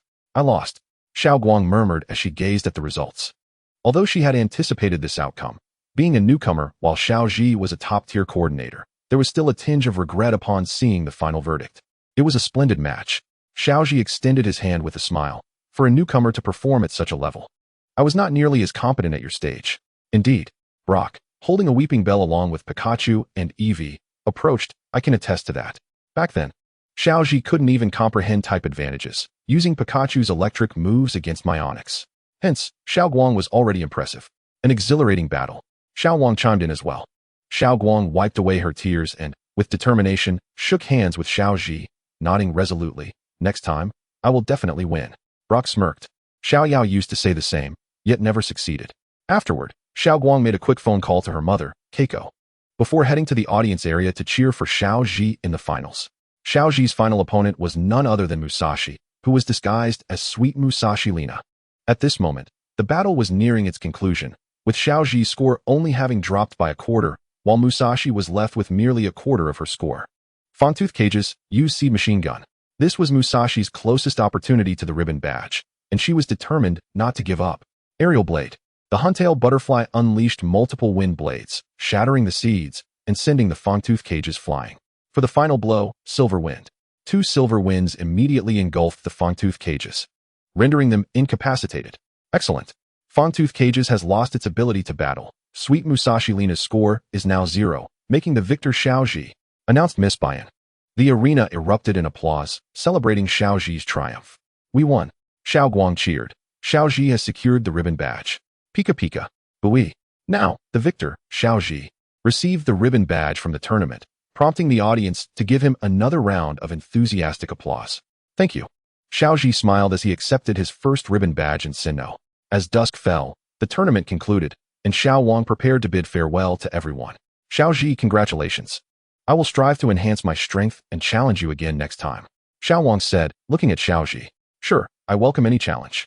Xiaoji replied, not one to refuse. Xiao Guang, although I regret not battling you this time, I will also challenge you next time.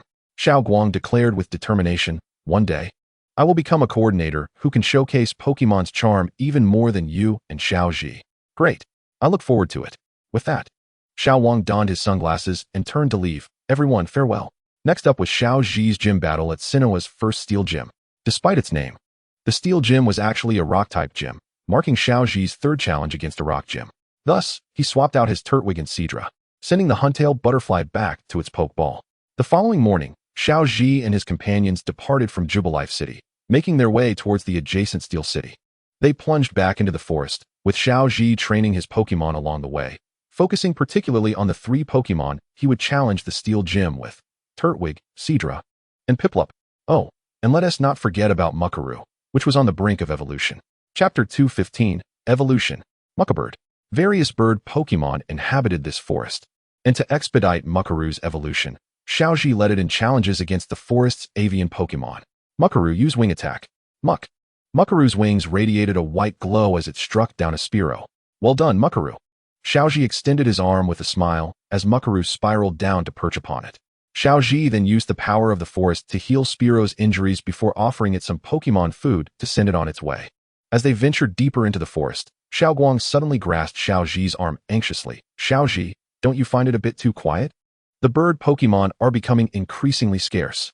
Xiaoji's expression turned serious as he unleashed his aura to its full extent. Such silence often indicated their entry into the territory of a powerful Pokemon, or that someone had captured all the bird Pokemon. The former was manageable, but the latter, as sensed by his aura, revealed a scarcity of aura, and certainly no powerful ones. As Ash's expression darkened, he hurriedly led Brock and Dawn to a high vantage point where they could observe the forest below, teeming with numerous bird nests, yet devoid of any bird Pokemon. Greetings. At that moment, a violet-haired researcher appeared before Ash and his companions. Have you also noticed the decline in bird Pokemon? Brock stepped forward, taking her hand, and exclaimed, "Ah, beautiful lady, may I inquire your name? I have journeyed to Sinnoh solely for you." A chilling sensation swept through the air as a poisonous sting struck true, with Krogunk and Gibble promptly dragging him away. Ash and Dawn exchanged awkward yet polite smiles. The group proceeded with their introductions, and the enchanting researcher revealed her name was Hoenn, a scholar dedicated to observing bird Pokémon. She then shared the troubling events of late with Ash and the others. "Through my investigations over the past few days, I believe the issue lies within the Kijian Valley ahead," Hoenn stated earnestly. "It is a crucial passage for bird Pokémon returning to their nests." The group nodded in agreement and dashed towards the Kijian Valley. Indeed, they discovered the notorious Team Rocket had set traps within the valley, attempting to capture the bird Pokémon. They had laid a metal net across the valley, concealing a pit beneath. Any bird Pokémon that flew over would become ensnared. As the net descended, the Pokémon would fall into a cage at the bottom of the pit. "It's them again," Brock and Dawn seethed, glaring at the sunbathing trio of Team Rocket. "Who are they?" Hoenn inquired. "They're a bunch of villains who steal other people's Pokémon." Just then, a Swablu fell into the trap. "What should we do, Ash?" Brock exclaimed in alarm. "Murkrow, quick as lightning." Murkrow swooped in, rescuing the Swablu just in time. The Swablu nuzzled Murkrow in gratitude. Meanwhile, under Ash's direction, Pikachu and Eevee infiltrated the area where the captured bird Pokémon were held, using Iron Tail to liberate them. As the last of the bird Pokémon escaped, wreaking havoc on the traps, Team Rocket finally realized what was happening. "What's going on?" "Oh no, it's that kid." The trio scrambled into a wooden hut, where a massive wooden robot emerged, and two large nets appeared on either side. "Haha, you little brat. Wood is immune to electricity. And this time we shall capture Pikachu too." Ash regarded Team Rocket with a look of incredulity. "Wood may resist electricity, but it is highly flammable." "Eevee, unleash a blazing inferno." Eevee released a colossal fireball, igniting the wooden robot into ashes. "Curse it, this isn't over." Team Rocket crawled out from the charred remains, with Jessie sending out a Dustox to unleash a powerful gust attack. "Go, Murkrow. Use Brave Bird." Murkrow soared high, enveloped in a blue and white glow, and evolved into Honchkrow. It evolved. Dawn exclaimed in astonishment. "Honchkrow. Ability, Intimidate. Level, Elite Late Stage. Moves, Brutal Swing, Hurricane. Excellent. Go, Honchkrow," Ash commanded. Honchkrow dove down at incredible speed, sending Dustox flying and launching Team Rocket into the sky. "What an awful feeling," they complained as they were sent soaring. All the liberated bird Pokémon returned to their nests in jubilance. "Wonderful," Dawn smiled at the sight. However, the Swablu lingered, gazing at Honchkrow with admiration. Honchkrow stood proudly, exuding an air of dignity. Brock pondered aloud. Could it be that Swablu has developed a fondness for Honchkrow? After all, it was Honchkrow who saved it, and then defeated the villains with sheer strength. Really? Dawn gazed curiously at the interaction between Honchkrow and Swablu. "This fellow has quite the charm." Ash chuckled, approaching the Swablu. "Would you like to join me? This way, you can be with Honchkrow." The Swablu nodded enthusiastically, and without hesitation, Ash tossed a Pokeball to capture it. Swablu. Gender, female. Type, normal, flying. Ability, Cloud 9, negates weather effects. Level, Elite Early Stage. Moves, Peck, Sing. Play Nice, Dragon Breath. Terra type, Fairy. Thus, Ash's team was once again complete, having captured his fourth Pokémon in Sinnoh. The female Swablu was poised to become a key player in the Sinnoh Grand Festival, especially with its Terra type being Fairy. After bidding farewell to Hoenn, despite Brock's reluctance, they left amicably under the watchful eyes of Krogunk and Gibble. Exiting the forest, Ash and his friends continued on their path to Iron City. Along the way, Brock's beloved Trico learned to mimic a signature move and successfully evolved into Sceptile, becoming Brock's new ace. After Sceptile's evolution, the group finally arrived at Iron City. "We've finally reached Iron City," Ash exclaimed, gazing at the industrial landscape. "I haven't battled in a gym for ages. I've been eagerly anticipating the first gym challenge in Sinnoh. You're about to embark on your initial gym battle in Sinnoh, so give it your all." Dawn expressed her excitement for Ash's gym challenge. Without further delay, the trio headed to the Pokémon Center to restore their Pokémon's health before making their way to the Iron Gym. Chapter 216, Shinji's Gym Battle, a Pyrrhic Victory. As they stood before the Iron Gym, Dawn remarked, "Is this really the Iron Gym? It exudes an overwhelming aura that suggests it can withstand any challenge." Indeed, the entire Iron Gym was embedded within a mountain, creating a striking impression. Just then, the gym's door swung open, revealing the cold-hearted trainer, Shinji. "Shinji, long time no see." Ash greeted with a smile. The gym leader isn't present. Would you care for a battle?" Shinji challenged Ash, who hesitated momentarily. At that moment, an older gentleman stepped forward from behind Shinji. Greetings. Are you here to challenge the gym? Or perhaps reconsider? Ash initially declined Shinji's challenge before addressing the older man. Yes. I am Ash from Pallet Town, having traveled a long way from Kanto. Welcome to the Sinnoh Rock-type Pokemon Gym. Gym leader Mr. Perota is quite formidable. The older man paused before continuing. However, he has stepped out for a moment. I am in charge here at his request. My name is Iwasaki. You will have to wait until Perota returns to compete, and you will be placed after Shinji, who challenged first. Since you are accepting my challenge, I will head back to the Pokemon Center to wait, Shinji said, turning to leave. May we watch your gym battle? Ash asked eagerly. Feel free. It doesn't concern me. Shinji replied as he departed towards the Pokemon Center. After making an appointment with Iwasaki, Ash received a badge collection box from him. May I inquire where Gym Leader Perota is? Ash asked, unable to sit idly by. He has gone to the Iron Coal Pit. Iwasaki explained. As a former Rock-type gym leader, Brock was familiar with this location. Iron City was renowned for its rich energy resources, particularly its high-quality coal. Iwasaki added, moreover, it is a veritable treasure trove for Perota. Intrigued, the trio made their way to the coal pit. Upon arrival, they witnessed various bulldozers and mine carts in operation, with numerous fighting-type Pokemon transporting stones.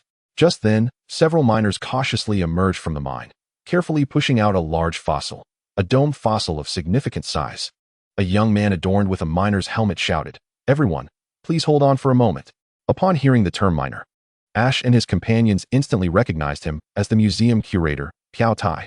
Piao Tai stood solemnly before the fossil, removing his gloves to gently caress it. Welcome to our era. One day, the time for your revival shall arrive. Let us eagerly anticipate that day. With a nod, he instructed, now, transport it to the museum. Understood. Ash and his friends promptly stepped forward. Mr. Piao Tai? Piao Tai turned, gazing at Ash and his companions with curiosity. May I inquire who you are? Ash took the initiative to explain their purpose. Hello. I am Ash from Sinnoh Town, here to challenge the Steel Gym. Dawn added with a smile. Though I am in the second position. I see. I apologize for keeping you both waiting, Piao Tai said as he led Ash and his friends back to the gym. Inside the Steel Gym, Piao Tai excitedly told Brock, I have discovered a fossil in remarkable condition. It has been ages since I encountered such an exhilarating find. At that moment, Shinji appeared, seemingly having received the news. Brock smiled at Shinji, saying, this is our first challenger. I apologize for the wait. I am Piao Tai, the gym leader. Please guide me. No, it is I who should seek your guidance. Let us commence without delay. This way, please. Piao Tai then escorted Shinji and Ash to the battle arena. Dawn, visiting the battle arena for the first time, was awestruck by her surroundings. So this is how a gym looks. Brock chuckled, explaining, though they are all gyms, each battle arena possesses its unique design. Since this is a rock-type gym, it has been crafted to provide the ideal environment for rock-type Pokemon. Meanwhile, Shinji's gym battle had begun, with the rules set for a 3-on-3 match. The battle commenced with Onyx facing off against Maril. Although the water-type Maril had the advantage over Onyx, its water gun was effortlessly countered by Onyx's wake-up slap, followed by a series of rollouts that sent Maril flying. Predictably, Shinji was poised to abandon Maril. Shinji then sent forth his ace, Electabuzz. Despite being at a disadvantage, Electabuzz unleashed a fighting-type move, Brick Break, effortlessly defeating Onyx. Piao Tai's second Pokemon was the iconic rock-type, Golem, with nimble movements. Golem dodged Electabuzz's attacks and utilized its headbutt ability to deliver a powerful tackle, forcing Electabuzz back. Piao Tai had also set up Stealth Rock on the battlefield. Any substitution of Pokemon by Shinji would invoke its wrath. However, Electabuzz's static ability activated due to a hit, leaving it paralyzed. Without hesitation, Shinji withdrew Electabuzz, opting for Chimchar. The moment Chimchar entered the fray, it was struck by Stealth Rock. Shinji executed a dig strategy, successfully overcoming Golem. Piao Tai's final Pokemon was the fossil Pokemon, Cranidos. Shinji sought to employ the same tactics as before, but Cranidos saw through it, delivering a relentless head smash that sent Chimchar flying. Amidst the onslaught, Chimchar ignited in flames, entering blaze mode. Clearly waiting for this moment, Shinji commanded Chimchar to unleash Flame Wheel. Empowered by Blaze, Chimchar's speed and power surged, crashing into Cranidos' knee. However, despite Shinji's efforts, Chimchar was ultimately defeated during its dig attack. Frustrated with Chimchar's performance, Shinji was equally displeased with his own command. Ultimately, Electabuzz evaded a flamethrower attack and struck Cranidos' injured leg with Brick Break, causing it to lose its balance. In a climactic clash, the weakened Cornetos's head smash faltered, leading to Electabuzz victory. Thus, Shinji secured the coal badge, albeit at a significant cost, as Electabuzz teetered on the brink of collapse. Through Shinji's path, Ash deduced that the Rock-type Pokémon in the Rock Gym had surprisingly few Rock-type moves. I apologize, Ash, but may we postpone the battle until tomorrow? Cornetos and the others will require a day to recover, Piao Tai said apologetically. Ash nodded, no problem. Chapter 217, The Battle Begins. The Coal Badge. The following day at the Steel Gym, Ash's first gym battle was finally set to commence. Now, the challenger Ash versus gym leader Piao Tai's gym battle is about to begin. Each side may utilize 3 Pokémon, and the match concludes when all of one side's Pokémon can no longer battle. Additionally, only the challenger possesses the right to substitute Pokémon. Go, Ash. Ash will surely triumph. Go, go, go. I've got this. At that moment, Dawn donned a cheerleading outfit, joining Piplup and Buniri to form Ash's cheering squad. Thank you, Dawn. Ash expressed his gratitude with a smile. Unexpectedly, Shinji also attended Ash's match, seated behind Brock and Dawn. Go, Onix. You shall be my choice, Kingdra.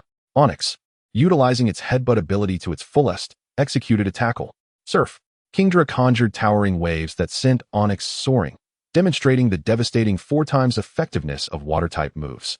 Had it not been for the tackle's cushioning, Onix would have been instantly defeated. Finish it with Water Gun. Kingdra unleashed a powerful water gun, sending a colossal water column crashing toward Onix. Piao Tai gritted his teeth, ordering, deploy Stealth Rock. At the moment Onix was struck by Water Gun, it successfully set up Stealth Rock around Kingdra, yet Onix succumbed to the Water Gun's assault. Kingdra is incredible, taking down Onix in 2 moves. Dawn exclaimed. Brock chuckled, explaining.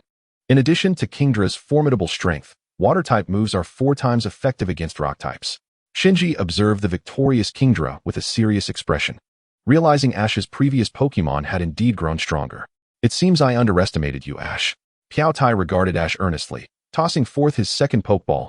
Go, Golem. Golem. The evolution of Geodude exuded a commanding presence that rivaled Onix, but still fell short compared to Kingdra. It appeared Piao Tai had not anticipated Ash's strength, as his ace was not adequately prepared. Thank you for your efforts. Rest now, Kingdra. Ash recalled Kingdra, subsequently releasing another Pokeball. You shall be my choice, Turtwig. Originally intended for a battle against Geodude, Piao Tai's unexpected strategy heightened the challenge for Ash. Upon entering the battlefield, Turtwig was immediately struck by Stealth Rock, yet it withstood the blow due to its formidable defense. Seed Bomb.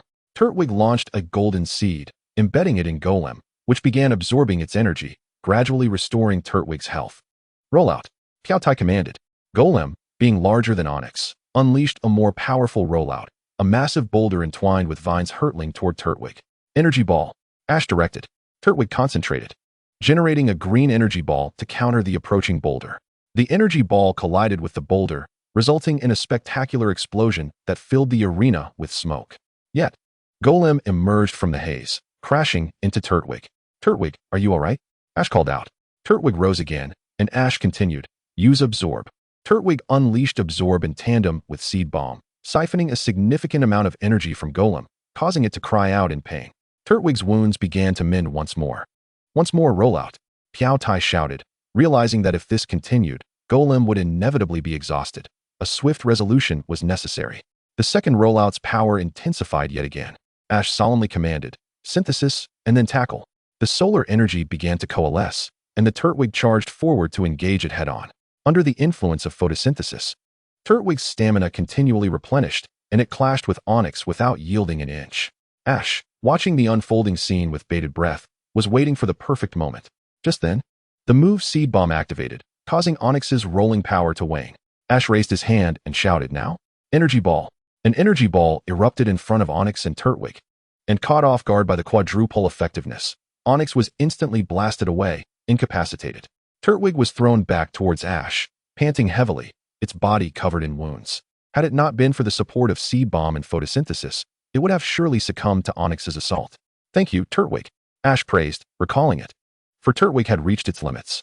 Next up was the final showdown. Go, Shereldon. Porygon tossed out the last Pokeball, summoning his ace, Shereldon. It's you, Teddiursa. Use Bulk Up. Ash also sent forth his final Pokemon, Teddiursa. Without hesitation, Teddiursa landed and activated Bulk Up, and the Stealth Rock was hurled at it. With a powerful shake of its arms, Teddiursa sent the Stealth Rock flying. It then fixed its fierce gaze upon the diminutive Sherelden, glaring menacingly. Roar. Sherelden faced the booming roar without flinching, instead igniting its inner fighting spirit, enveloped in a blue-white light of evolution, transforming into the robust Bastiodon. Although still smaller than Teddiursa, its size was considerably impressive. Ash was left speechless by Teddiursa's evolution. Was this foolish bear not complicating matters for itself? Shinji, observing this, could not help but smirk. Relieved he had faced his challenge earlier, otherwise, he would have had to rely on his initial Pokémon, Turtwig. Bastiodon. Excellent. Use Head Smash. Bastiodon lowered its body and charged at Teddiursa with its head. Arm thrust. Teddiursa's right arm glowed with white light as it struck Bastiodon's head. The strength of both Pokémon was evenly matched, but Teddiursa still had its left arm. Shadow Claw. As the words left Ash's lips, Teddiursa's left palm manifested ghostly claws. A result of its extensive training in Shadow Claw, delivering a swift blow that sent Bastiodon flying. Are you alright, Bastiodon? Porygon inquired anxiously, while Bastiodon shook its head and regained its footing. In that case, unleash Flamethrower. Swords Dance. Teddiursa roared, and a sword materialized beside it, enhancing its attack while countering the incoming flames. Shinji, Dawn, and Porygon were taken aback, having never anticipated such an effect from Swords Dance. Charge in with all your might. Arm Thrust. The power of Arm Thrust, bolstered by 3 enhancements, surpassed that of typical fighting moves, yet Porygon had no retreat left. Bastiodon, meet it with Ancient Power. Note, Swords Dance increases attack by 2 levels, while Bulk Up raises attack and defense by 1 level each. Ancient Power was a formidable Rock-type move, and this time Teddiursa didn't rely on its left arm, but engaged in a direct collision. Roar. Teddiursa bellowed, exerting its right arm with all its strength, ultimately defeating Bastiodon. Following this, Teddiursa pounded its chest in triumph, declaring its victory. Bastiodon was rendered unable to battle, and the victor was declared to be Ash from Pallet Town. Observing the outcome, Shinji quietly departed. Dawn erupted in cheers for Ash's victory, while Brock nodded approvingly. Thus, Ash earned the first badge of Sinnoh, the Coal Badge. Chapter 218. The Rampaging Fossil Pokémon, Sherelden. Having successfully obtained the Coal Badge, Ash and his companions did not depart from Orberg City immediately. Instead, they accompanied gym leader Porygon to the Orberg Mining Museum. The shield fossil that Porygon had unearthed earlier was set to be revived today, prompting Porygon to invite Ash and his friends to witness the resurrection of Sherelden and explore the museum. Naturally, Ash and his companions gladly accepted, handing over their Pokémon from the earlier battle to Nurse Joy before heading to the Orberg Mining Museum in high spirits. Wow, is this the Orberg Mining Museum? Dawn exclaimed, eagerly surveying her surroundings, spotting fossilized remains of Pokémon like Kabutops, and suddenly cried out, "Ah! What is that?" The group looked up to behold a massive coal mountain before them. Porygon smiled and explained, "This is the pride of the Orberg mine. Coal that was extracted through the collaborative efforts of humans and Pokémon." Incredible. Brock and Dawn marveled at the enormous coal. Alright, the fossil revival machine is in the research building over there. Porygon beckoned Ash and the others to follow. Just as they arrived at the research building, a researcher rushed out, panicked. "Not good, Mr. Porygon. The fossil revival machine, along with the Sherelden you were reviving, has been stolen." "What?" Porygon gasped in shock, abandoning Ash and the others to sprint towards the storage area of the revival machine, with Ash and his companions hastily in tow. Upon arrival, they found only a massive pit where the revival machine once stood. "What on earth happened?" Porygon shouted, pointing at the gaping hole. Several researchers exchanged glances, at a loss for words. "Mr. Porygon, perhaps I can help." Ash stepped forward. "Ash, really?" Porygon exclaimed, gripping Ash's shoulders in excitement. Reluctantly, Ash nodded and tossed out a Pokeball, summoning Houndour before them. "Houndour, I'm counting on you." Woof. Houndour sniffed the air and dashed out of the research building, prompting the group to follow closely.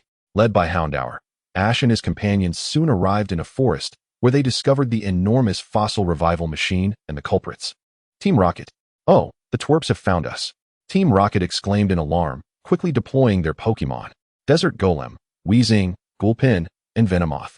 "How dare you thieves return the fossil revival machine?" Porygon yelled furiously, just as he reached for his Bastiodon to teach them a lesson, only to remember that his Pokémon were still being treated by Nurse Joy. "Leave it to us," cried Team Rocket in unison. "Go, Piplup." "Silly tree." "Boy." Eevee leisurely hopped down from Ash's shoulder. It couldn't always let Pikachu handle the small matters. It needed to shine too. Desert Golem, use Pin Missile. Weezing, unleash Seed Bomb. Gulpin, use Mud Bomb. Venomoth, employ Psybeam.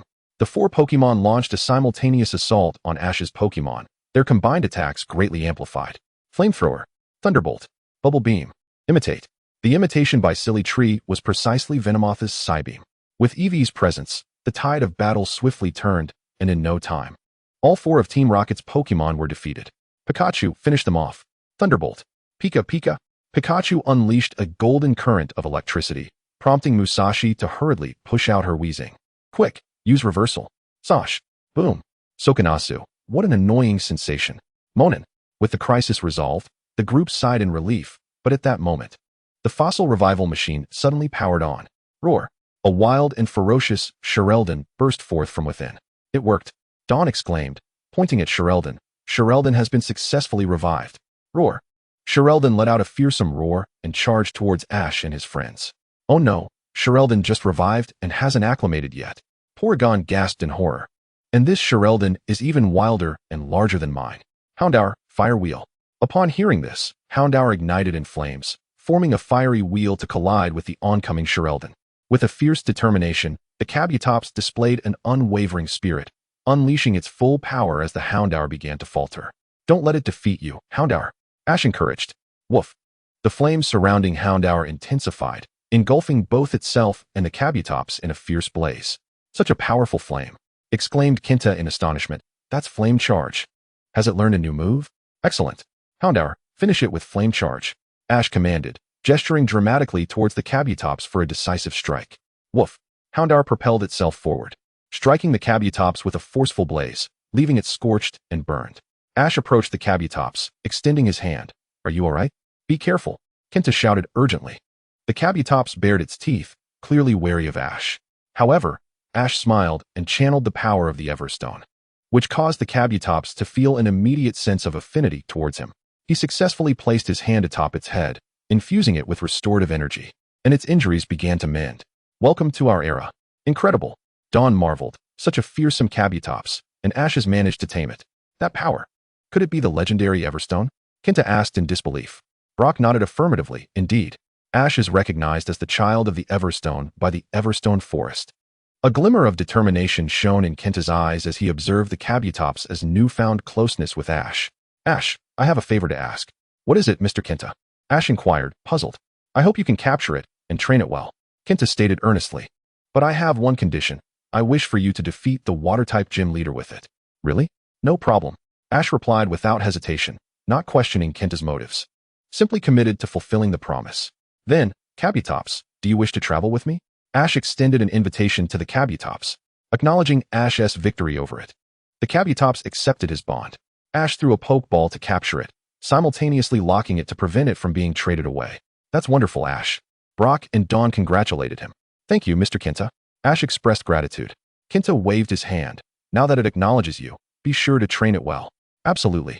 Chapter 219, Dual Evolutions. Sinnoh is Electric Mouse, Pachirisu. Kabutops, Gender, Male, Type, Rock, Ability, Unyielding, Strength, Elite Late Stage, Moves, Headbutt, Ancient Power, Tackle, Bite. Thus, Ash successfully captured the newly emerged Kabutops and hurried to the Pokemon Center to conduct a Pokemon exchange, presenting the Kabutops to Nurse Joy for examination. Ash's team comprised Pikachu, Eevee, Houndour, Kabutops, Cloyster, Electabuzz, Marshaddow, and Lucario. With an extensive update, all of Ash's Pokemon from Sinnoh, except Kabutops, were sent back. Since Electabuzz was nearing a sufficient level, Ash equipped it with the power amplifier he had previously left for it. Ash, let us head to Hoenn Town next. A grand festival is about to take place. Dawn exclaimed excitedly. Brock chimed in. From Hoenn Town, we can also reach the next gym, the Bide Gym. That is settled then. Ash nodded. However, I won't be participating in this grand festival. I just sent my Ambipom and Swablu back to the island for specialized training with the former Grand Festival champions. Especially Swablu. With its graceful singing voice, under Wigglytuff's guidance, it will surely have an advantage in the Grand Festival. What? Fine. Dawn felt a bit disheartened at Ash's decision. In that case, I'll work extra hard to earn a ribbon badge for both of us. Ash smiled and nodded. Then I entrust you with that. The next step was to facilitate their evolutions. Evolutions. Brock and Dawn gazed curiously at the Pokeball in Ash's hand. First up, Ash tossed the Pokeball, revealing Houndour. Without hesitation, Ash presented a premium Firestone above Houndour's head. Woof. Hounder's form began to expand, and as the light of evolution shattered, a majestic Arcanine stood before them. The evolution is successful. Arcanine, Strength, Gym, Early Stage. Moves, Quick Attack, Revival. Next is this. Ash threw the second Pokeball, and Electabuzz erupted with the light of evolution. Electivire, the Pokemon of legends, even taller than the one that Gary once had, appeared before them. Electivire, Ability, Electric Engine, Strength, Gym, Early Stage. Moves, Iron Tail, Volt Tackle. The following day, Ash retrieved Kabutops from Nurse Joy and departed Steel City with Brock and Dawn, heading towards Hoenn Town. Along the way, the group took a moment to rest in an open space. After assigning tasks to his Pokemon, Ash noticed Brock leisurely sipping tea while observing Dawn, who was squatting nearby. "What's up, Brock?" Ash approached. Brock pointed at the white figure in front of Dawn. Dawn has been gazing at that wild Pokemon for quite some time. I think she is considering capturing it. Ash squinted and realized it was none other than Pachirisu, the electric mouse from Sinnoh, also known as the White Devil, alongside Jigglypuff's Pink Devil. At that moment, Dawn could no longer contain her excitement. "No way. It's too adorable. I must capture it. Go, Piplup." Ash helplessly facepalmed, realizing that a water type against an electric type was a poor matchup. Especially since Piplup had yet to master Pachirisu's signature move. This was tantamount to sending a dish to the slaughter. Piplup charged at Pachirisu with a gleaming beak, only to be met by a charming kiss from Pachirisu, causing love hearts to envelop it and leaving Piplup in a state of confusion. Seriously, Dawn lamented as she recalled Piplup. "Now it's your turn. Buniri, you sweet kiss." Buniri leaped from its Pokeball, delivering a flurry of punches at Pachirisu. But it remained unfazed. Pachirisu regained its footing, unleashing a powerful electric attack that sent Buniri flying. That was a thunderbolt. It seems this Pachirisu is quite formidable. Ash chuckled. I wanted even more. Use Ice Beam." Pachirisu nimbly evaded with agile maneuvers, then unleashed a wave of blue electricity throughout the arena. Ash watched as the electric current surged towards him and Brock, his mouth twitching. Couldn't they even enjoy the show in peace? "Electivire, come forth." Electivire appeared before them, activating its electric engine ability to absorb the incoming current. "Dawn, now is your chance," Ash urged. Pachirisu, having exhausted considerable stamina from its earlier move, was left panting in place. "All right, here goes, Pokeball." Dawn threw the Pokeball, capturing Pachirisu within. She anxiously watched the ball shake, and after 3 shakes, it clicked successfully. "I caught Pachirisu." "Yes," Dawn exclaimed, joyfully retrieving the Pokeball.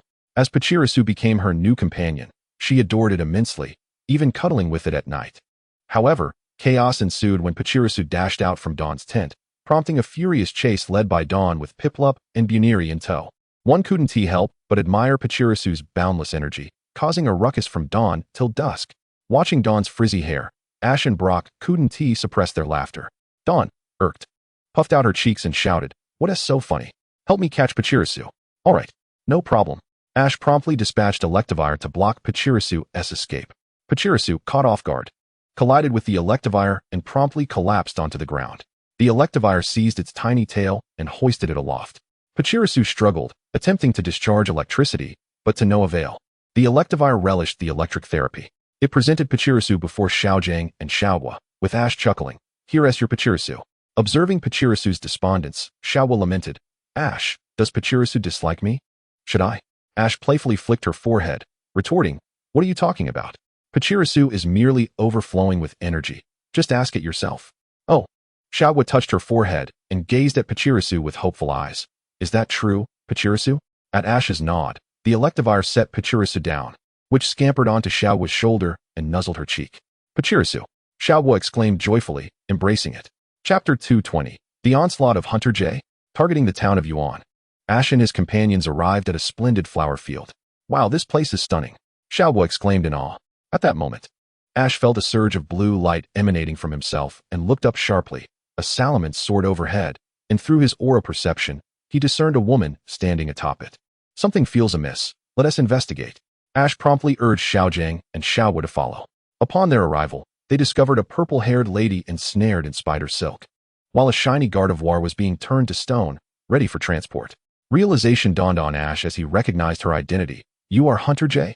As a Pokemon Ranger, he was well aware of the 2 major threats in Sinnoh, Team Galactic and the Hunter organization led by Hunter J. "Oh, you know me?"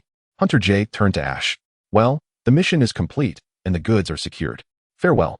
With that, The off-road vehicle roared to life, and Hunter J ascended with her salamence, departing swiftly. Please, save Gardevoir. The purple-haired lady implored Ash and his companions. Don't worry, leave it to me, Ash declared, determined to take action. Let us go, Rapidash. Nay.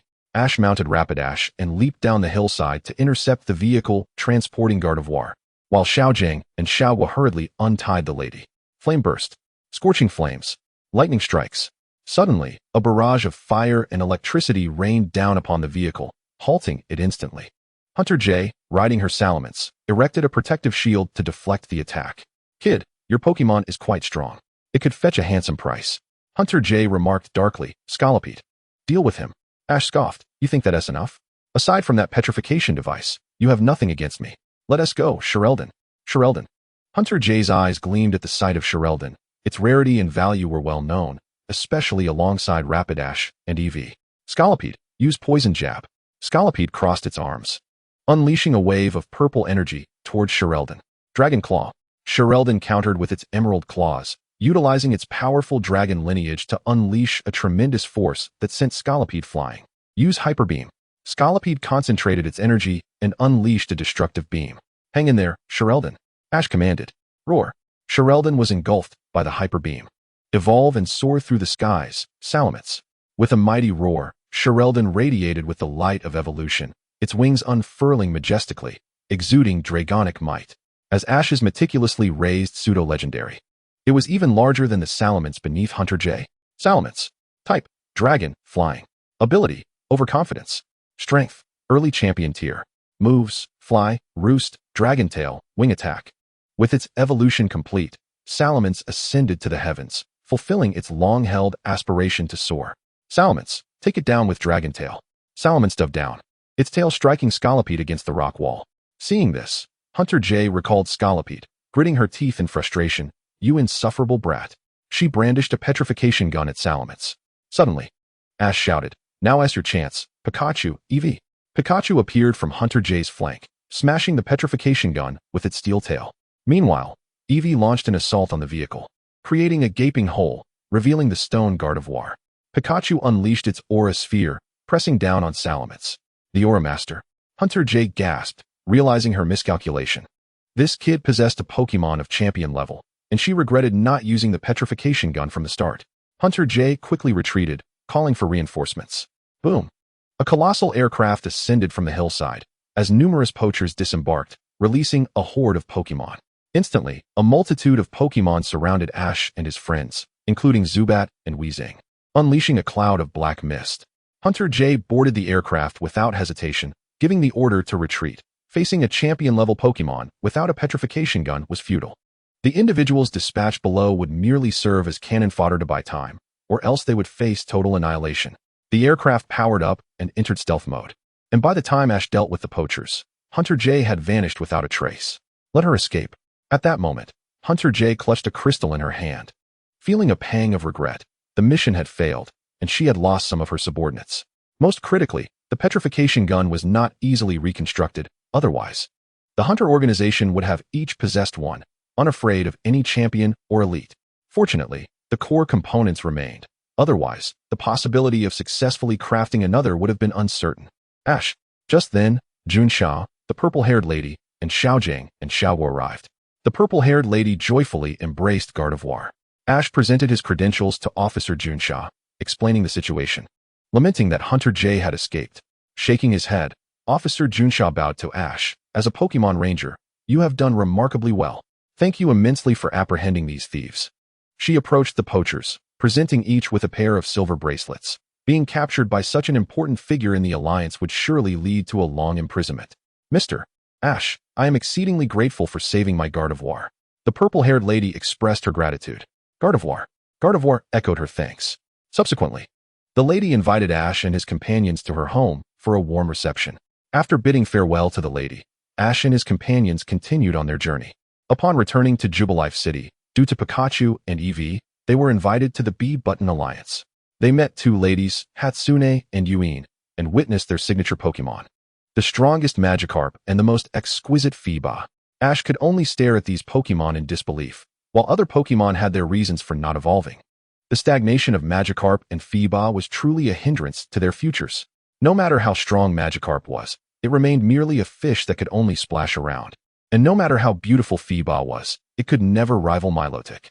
Of course, there was a possibility that Magikarp could learn Tackle, but those who could were exceptionally gifted, destined to evolve into Gyarados after jumping over the Dragon Gate. Thus, Ash and his companions made a brief visit before departing. Chapter 221, Arrival at Hoenn Town. Learning to craft Poke Puffs. With Hoenn Town as their destination, Ash and his companions finally arrived after several days of travel. Hoenn Town. The town was adorned with an array of flowers, resembling a sea of blossoms, their fragrance enveloping the entire locale. The title Colorful Flower Town was indeed a fitting moniker. Upon entering the town, Ash and his companions immediately noticed the most striking and ornate poster for the Grand Festival. It appears this is your first visit to Hoenn Town. Isn't it? At that moment, an elderly lady approached them. Indeed, we have just arrived, and this place is truly a beautiful town. Little Dawn seemed particularly enamored with her surroundings. The old woman smiled and began to share the local legends. You see, this town was not always adorned with such lush flowers and trees. There is an ancient tale about Hoenn Town.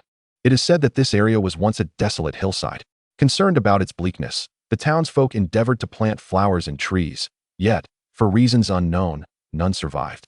Until one day, a woman stood atop the hill and expressed her gratitude to the land. Miraculously, flowers began to bloom, and the trees bore fruit. Quite an astonishing story. Wouldn't you agree? Upon hearing this tale, Ash recalled two mythical Pokémon, Celebi and Shaman, both of whom possessed the ability to promote flourishing plant life. However, the act of conveying gratitude most likely aligns with Shaman. Thank you so much. That was a marvelous story. Ash and his friends expressed their gratitude. No need for thanks. It is my small joy to share the town's legends with first-time visitors like yourselves. With that, the old woman waved goodbye. Suddenly, Dawn spotted another poster near the Grand Festival. Ash, come look. There's a poster for a Poke Puffs class. Poke Puffs? What are those? Brock, being from Kanto and not a coordinator, was hearing about them for the first time. Poke Puffs are delightful treats made specifically for Pokemon, crafted by cooking berries. They can enhance a Pokemon's physical condition or add luster to their fur, somewhat akin to the energy cubes from the Hoenn region, Ash explained with a smile. As a coordinator, he was well versed in the trends among Sinnoh coordinators, including dresses and Poke Puffs. Ash's mother, Hanako, was currently busy sewing a dress for him to wear at the Grand Festival, and due to shipping delays, he would unfortunately miss this tournament. Which was one reason he wasn't participating. Brock stroked his chin thoughtfully, nodding in agreement. Indeed, the effects seem quite similar to energy cubes. But the preparation methods appear entirely different. Let us attend the Poke Puffs class, Dawn suggested with a smile, and both Ash and Brock nodded in agreement, eager to learn. Following the address on the poster, they arrived at a vibrant flower field, where a Roserade was tending to the beautiful blossoms. Upon seeing Ash and his friends, it immediately crouched down nervously, as Roserade is the evolved form of Rosalia. Are you here for the Poke Puffs class? Just then, a green-haired young lady emerged from a small cottage in the flower field, carrying a Psyduck teapot. Yes, they replied in unison. I apologize for making you wait. The long-anticipated Brock rushed forward, kneeling on one knee. Your words are far too gracious. For someone as beautiful as you, I would gladly offer my eternal time without a hint of regret. May I inquire your name? Thank you. My name is Lily. The young lady blushed as Brock held her delicate hand. Ah, Miss Lily, your name perfectly suits this fragrant town. He continued. Next time, do allow me the pleasure of a date with you in the flower field. Just then, a Krogunk appeared, delivering a sharp jab to Brock's back, dragging him away alongside a Stunky. Seeing Brock being pulled away, Lily finally sighed in relief and beckoned Ash and Dawn. Please, do come inside. Lily led Ash and his friends into the cottage, while Roserade prepared the materials. Lily began earnestly explaining and demonstrating the preparation steps. Ash and his companions attentively watched and listened. While Brock may have been somewhat unreliable with older girls, he was quite serious about this endeavor, diligently taking notes with a pen and notebook. The first step involved placing the chopped berries into a pot and heating them, ensuring they were well stirred. The stirring technique will yield different flavors of Poke Puffs. Once the tutorial was completed, Lily encouraged Ash and his friends to try their hand at making Poke Puffs themselves. Mastery of time was critical during the preparation. Overheating would lead to burning, while insufficient heating would result in uneven melting. Thus, Ash and his companions activated the timer on their Poke gear, which was a popular feature due to its immense utility for coordinators. Observing Dawn's skilled preparation, Lily exclaimed, Dawn, you're doing wonderfully. Hee hee, Dawn replied bashfully. That's because I often help my mom with baking. Helping your mother. How commendable. Brock interjected, unable to contain himself. I also often help my mom, and I must say, sometimes I even play the role of both mother and father. Suddenly, a chill ran down Brock's spine as Stunky and Krogunk glared at him, with the latter exuding a menacing purple glow, as if ready to strike if he spoke another word. Brock's expression became stiff. I understand. Please, just stop. Beep, beep, beep. The timer from Ash and his companions went off, indicating the mixture was perfectly stirred. They poured the juice into molds and awaited solidification. Poke Puffs were complete. Now, it's tasting time, Lily remarked, noticing the high quality of Ash's Poke Puffs. Ash, your talent is truly remarkable. Here is a treat for you, Pikachu. Ash presented the yellow Poke Puff to his companion.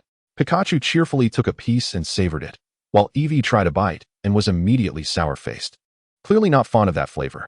Ash gently patted Eevee's little head. Don't worry, I'll make you one in your favorite flavor next. Each Pokemon has its preferred taste, much like Dawn's pink Poke Puff, which she crafted to match the flavor of her beloved Beautifly. After tasting, the three small Piplup found it so unpalatable they nearly cried. Realizing her mistake, Dawn adjusted her recipe and successfully created Poke Puffs that the Piplup trio adored. Ash also prepared various Poke Puffs tailored to each of his Pokemon's preferences, and at long last, Eevee enjoyed a Poke Puff that suited its taste. Chapter 222. The arrival of Dawn's childhood friend, Ken. After successfully creating Poke Puffs that the Piplup trio loved, Dawn felt a surge of confidence, assured that victory in the upcoming Hoenn festival was within reach. With only one day left until the festival, she enlisted Ash and Pikachu to assist in training her Pachirisu. Pikachu effortlessly unleashed a torrent of electricity, while Dawn encouraged Pachirisu to learn from Pikachu's control over the currents. As expected of Ash's Pikachu, Dawn exclaimed, Pachirisu, try to store electricity just like Pikachu. To her surprise, the usually lively Pachirisu was earnestly learning, responding to Dawn's encouragement with a nod, its cheeks shimmering with blue arcs of electricity. That's it. The electricity from your cheeks can beautifully disperse. Ash guided with a smile. Under Ash and Pikachu's instruction, Pachirisu successfully released arcs of electricity, creating a dazzling display akin to beautiful fireworks in the air. Hooray, we did it! Dawn cheered, as Pachirisu gazed up at her with its adorable, wide eyes. Upon witnessing the scene, Xiaowang hastily produced a Baofeng and presented it to Pachirisu, who immediately began to devour it with delight. Ever since tasting Baofeng, Pachirisu had become utterly submissive to Xiaowang, transforming into a veritable glutton. You've worked hard, little teacher. Ash chuckled, affectionately ruffling Pikachu's fur. Meanwhile, the training Bugeman scampered over, clamoring for Baofeng. In stark contrast to Pachirisu, who nibbled delicately, Bugeman took a bold approach, gulping it down in one swift motion. Both Pokemon approached Xiaowang, adorably begging for more, but she resolutely declined, asserting that they could only have it after practicing. This provoked Pachirisu, who was ready to unleash an electric shock.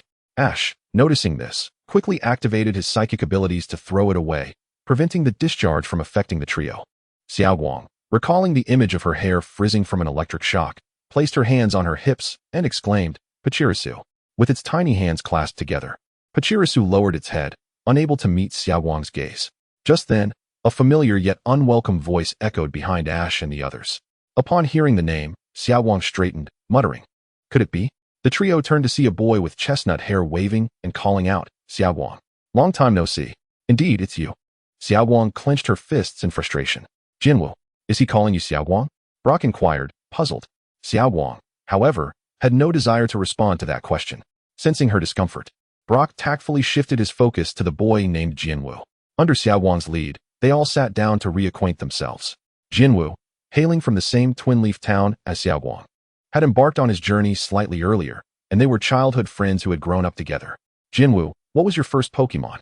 Xiaowang curiously asked, attempting to steer the conversation away, knowing well that this bothersome fellow would surely divulge all her past embarrassments. Jinwu stood up, retrieving a Pokeball. Allow me to show you, he declared. With a flourish, he released his partner, a Prinplup, into the midst of the gathering. Xiaowang's Bugeman rushed forward to greet it, only to be unceremoniously swatted to the ground by Prinplup's wing. Wait, what are you doing? Xiaowang exclaimed anxiously. Jinwu quickly apologized, I'm truly sorry. Prinplup can be a bit proud. It doesn't warm up to anyone but me. Brock nodded knowingly, as most penguin Pokemon, including Prinplup, tended to have a rather aggressive demeanor, particularly this one, which preferred solitude and despised being part of a crowd. Bujamin, undeterred, rose again, standing on tiptoes, puffing out its chest and gazing up at Prinplup. Xiao Guang, exasperated, rubbed her forehead, muttering, "Honestly, so vain. I thought you were imitating me because you used Bujamin in the contest," Jinwu remarked. Xiao Guang retorted indignantly, "I would never stoop to imitation. Our encounter is one of fateful significance." Suddenly, Xiao Guang realized, "So, you watched the contest. You must be a coordinator." "Indeed. You didn't see my debut match, did you?" Jinwu asked, eyeing her with dissatisfaction. Upon hearing this, Xiao Guang quickly apologized. "I'm sorry, I truly didn't know. But it's surprising that you've become a coordinator. You certainly have the audacity to say that. I've even made it to the grand stage," Jinwu declared proudly. Xiao Guang continued, "So, have you obtained any ribbon badges?" Naturally, the answer was no. Otherwise, he would have boasted about it, and his opponent had been Shoko, who was eliminated by Ash in the first round of the second match. "Ash, what a surprise to see you here. Let us settle this at the Yuan conference. If I defeat you, it will prove that I'm now stronger than Shoko," Jinwu declared, his competitive spirit ablaze as he gazed at Ash. However, Xiao Guang interjected, "Ash isn't participating in the Yuan conference." "What?" Jinwu exclaimed incredulously. "If he is not competing, then what is he doing in Yuan town?" "Of course, he is here to support me," Xiao Guang replied proudly. "Supporting you?" Jinwu's eyes widened as he looked at Ash and the others. "You've been together since the celebration festival?" "Not at all." Jinwu sighed in relief. Xiao Guang then corrected. "We've been together since we left Masago town." Instantly, Jinwu stood up, glaring at Ash. "Ash, I challenge you." Ash looked on speechlessly at the unfolding drama, thinking, "Am I being targeted for no reason?" However, since he was there to collect points, how could he refuse? He readily accepted the challenge. The two made their way to the Pokémon Center's battle arena, where the rules were simple, a one-on-one match. Jinwu chose his starter Pokémon, Prinplup. Without hesitation, Ash threw a Pokeball, declaring, "You're up, Kabutops." As Xiao Guang's good friend, Ash couldn't allow Jinwu to suffer a humiliating defeat. So he opted for his weakest Pokémon, which was also at a disadvantage against Prinplup. Nevertheless, dealing with a newcomer who had just started was manageable. "This is ridiculous. How did this escalate into a battle?" Xiao Guang grumbled, holding Bujamin. Chapter 223, The Battle Against Jinwu. The opening of the Yuan Conference. Prinplup, use Peck. Jinwu, aware of Ash's formidable strength, initiated the attack despite the type advantage. Ash smirked, even with the advantage. He insisted on using a flying-type move that was weak against rock-type Pokémon. Kabutops, counter with Headbutt. Prinplup soared into the air, its beak glowing white as it dove towards Kabutops. Kabutops, roar. Kabutops unleashed a furious roar, its head glowing as it stomped the ground to meet the attack. The two Pokémon collided with a resounding crash, but Kabutops' strength was considerable, sending Prinplup flying. "What incredible power!" Jinwu exclaimed. "Prinplup, quickly use Bubble Beam." Prinplup unleashed a bubble beam towards the ground, creating a cushion of bubbles that allowed it to land safely. Ancient power. Kabutops stomped the ground, summoning boulders from below to crash down on Prinplup. "Prinplup, use Metal Claw." Prinplup quickly spread its wings, glowing white and crossing them in front of itself to defend against the incoming boulders, only taking a few steps back as a result. Ash observed Jinwu with admiration. For a newcomer, his command of moves was impressive. Xiao Guang, too, was astonished. "Wow, that is amazing. I didn't realize Metal Claw and Bubble Beam could be used that way." Of course, not all attacks are strictly offensive, Brock explained with a smile. Just as Ash used the move Swords Dance to defend against Flamethrower before. Upon hearing this, Xiao Guang's eyes lit up. "I see. Kabutops, let us try a new move. Mind Headbutt." Kabutops' head glowed as it charged towards Prinplup. Fortunately, Jinwu refrained from using a flying-type move this time. "Prinplup, Metal Claw." Prinplup soared up to meet Kabutops in a fierce confrontation, but Kabutops' strength was superior, lifting Prinplup high into the air once more. However, Kabutops did not give it a chance this time. Kabutops leaped, soaring above Prinplup, and delivered a powerful blow, sending it crashing to the ground, rendering it unable to continue fighting. "How about that?" Xiao Guang approached, grinning. "You couldn't even defeat Ash's weakest Pokémon, and you were beaten by a type disadvantage." Jinwu incessantly dubbed her too light, and anyone who fell victim to such a moniker could hardly remain unperturbed. Naturally, Xiao Guang seized this fortuitous opportunity to strike back. "The weakest.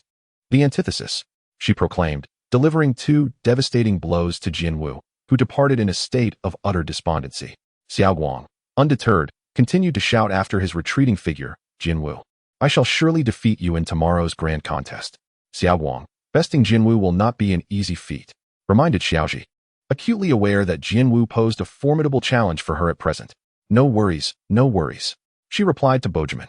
Let us commence our rigorous training. Our goal is to vanquish Prince Bo. Bojamin, inspired by the thought of facing the arrogant Prince Bo, eagerly agreed. The fruits of their day's training were indeed commendable, as Bojamin successfully mastered the tide spiral technique. Flitting petals of scattered flowers and blooms, the dreamlike blossoms danced in the air, creating a picturesque scene. Ladies and gentlemen present, I sincerely apologize for the prolonged wait, declared Miss Bidai. The Pokémon Gorgeous Contest, the Garden Conference, is now officially underway.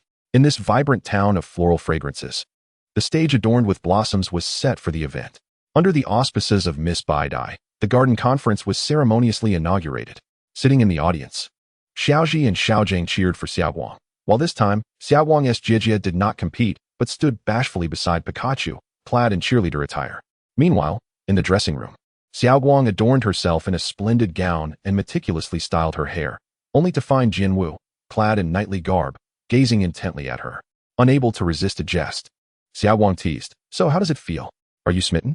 Jinwoo's face flushed crimson at her words as he hurriedly exclaimed, "How could that possibly be? TSK, TSK, TSK. Shy again," she quipped. Jinwoo, with a serious demeanor, retorted, "This time, I will show no mercy in the gorgeous contest. Bring it on." Thus commenced the first round of evaluations, where a single Pokémon would showcase their signature moves. As Miss Bidai concluded her announcement, Xiaowang was the first to take the stage. Her Jijia and the others rallied in support, and Xiaowang joyfully declared, "Pachirisu, make your charming entrance." Choosing the ribbon effect, 2 blue ribbons entwined to form a bow. Pachirisu unleashed a blue arc of electricity at the center of the bow, causing it to shatter into a myriad of azure sparkles, scattering across the arena. The opening performance was nothing short of splendid. However, as Pachirisu landed, it faltered, its tail hitting the ground first, sending it rolling towards the judges' table. Fortunately, Xiaowang reacted swiftly and utilized her poke flute to regain their coordination, successfully unleashing a dazzling display of electric currents that resembled a cascade of flowers blooming. The finale culminated in Pachirisu's angel kiss, showering the audience with countless hearts, marking the end of the performance. Despite Pachirisu's blunder, Xiaowang's act was largely successful, and provided there were not too many formidable opponents ahead, her chances of advancing were quite promising. Is our synergy still lacking in practice? Xiaowang lamented, gazing at Pachirisu. Just then, Jinwoo approached, remarking, "Pachirisu performed admirably." As Xiaowang was about to express her gratitude, Jinwoo continued, "Too Light intentionally chose the dazzling electric type to create a comedic effect. Didn't she?" This remark incited Xiaowang's indignation as she retorted, "I did not intend to create a comedic effect." Reinvigorated, Xiaowang found her spirits lifted. Jinwoo, noticing her renewed determination, glanced at the screen and chuckled, "You should take a closer look.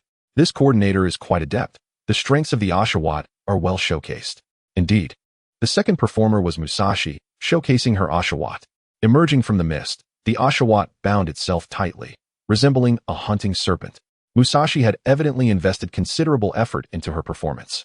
Following her display, Jinwoo prepared to take the stage, earnestly stating to Xiaowang, "I will astonish you even more than that Oshawott trainer did.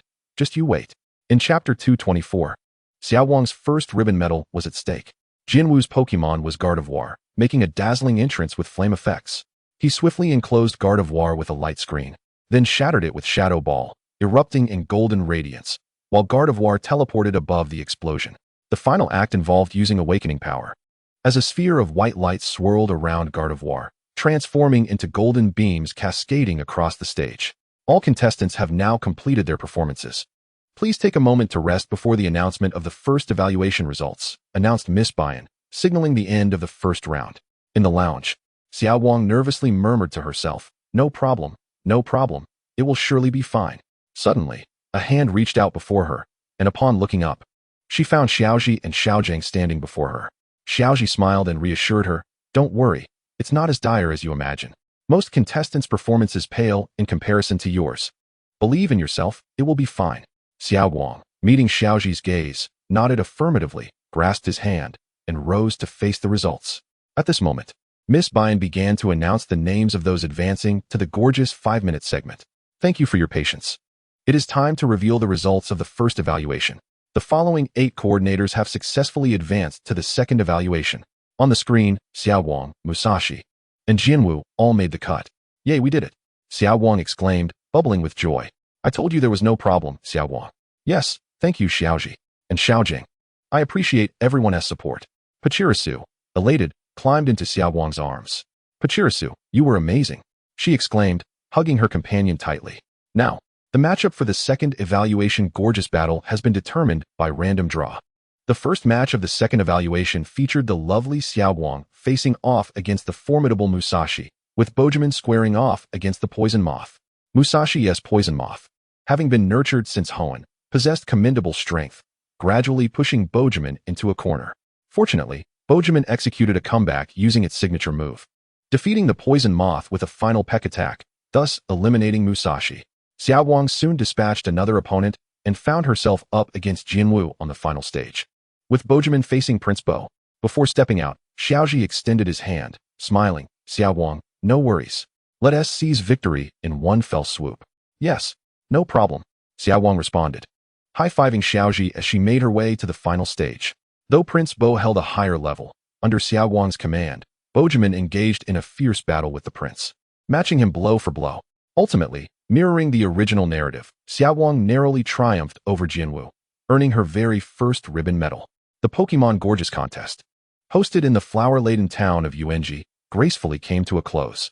Until we meet again in the next town where the contest will be held, dear audience, take care. With Miss Baidai's words, the Yuenji conference officially concluded. As dusk descended, a jubilant Xiaowang, now in her casual attire, proudly cradled her ribbon medal, polishing it incessantly. You stole a march on me this time, too light. I will surely reclaim my victory next time. Jinwu approached her, then turned to leave, saying, farewell, too light. Yet as he turned, he cast a glance at Xiaoji, determined to enhance his strength and defeat this man to prove himself. Meanwhile, Xiaowang, sticking her tongue out at Jinwu's departing figure, turned away with a huff. I am Xiaowang, not too light. Is there a story behind too light? Xiaoji teased as he approached her with a smile. Xiaowang shot him an indignant glare, as if to say that should he repeat it once more, she would not hesitate to retaliate. Cough, cough, Ash awkwardly chuckled. I'll go and change my Pokémon first. Humph. Dawn coldly huffed as she watched Ash leave, then suddenly remembered something important. All right, I need to hurry and tell Mom that I won the ribbon badge. Mom, I emerged victorious. Look, this is my very first ribbon badge. Dawn eagerly shared her joy and accomplishment with her mother. All right, I see it, replied Kazuko. Pachirisu and Bujin have worked hard too. Kazuko felt proud that her daughter had secured a ribbon badge in only her second participation in a Pokémon contest, and she offered her congratulations to Pachirisu and Bujin. After all, both Pokémon had exerted tremendous effort for Dawn. Then, Dawn apologetically said, Mom, although you said I shouldn't call every time I win or lose, I really want you to see this first ribbon badge. I understand, but remember, you mustn't be content with just one victory. You need to work in harmony with your Pokémon and strive for further success. Kazuko nodded in understanding, reminding Dawn not to become arrogant. Dawn readily agreed. Yes, of course, and then ended the call.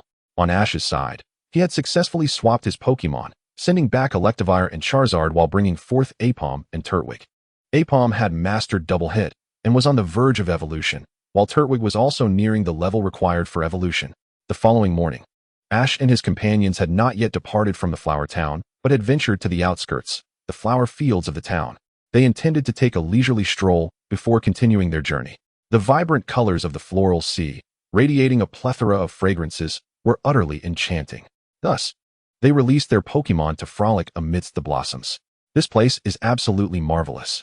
Dawn squinted her eyes, inhaling the floral scents, feeling completely relaxed. Look. Just then, Aipom, adorned with a floral crown, scampered towards them. Wow, what a beautiful crown. Did you make it yourself? Dawn exclaimed in delight at Aipom's floral adornment. Look. Aipom shook its head and beckoned Ash and the others to follow. They arrived at a flat area where they discovered all of Ash's Pokémon gathered, and in the center, an Eevee had just finished crafting a floral crown and placed it atop Ash's Eevee's head. Instantly, the Pokémon erupted in jubilant cheers. It's an Eevee, Dawn gasped in surprise, never expecting to encounter one in the flower field. How adorable.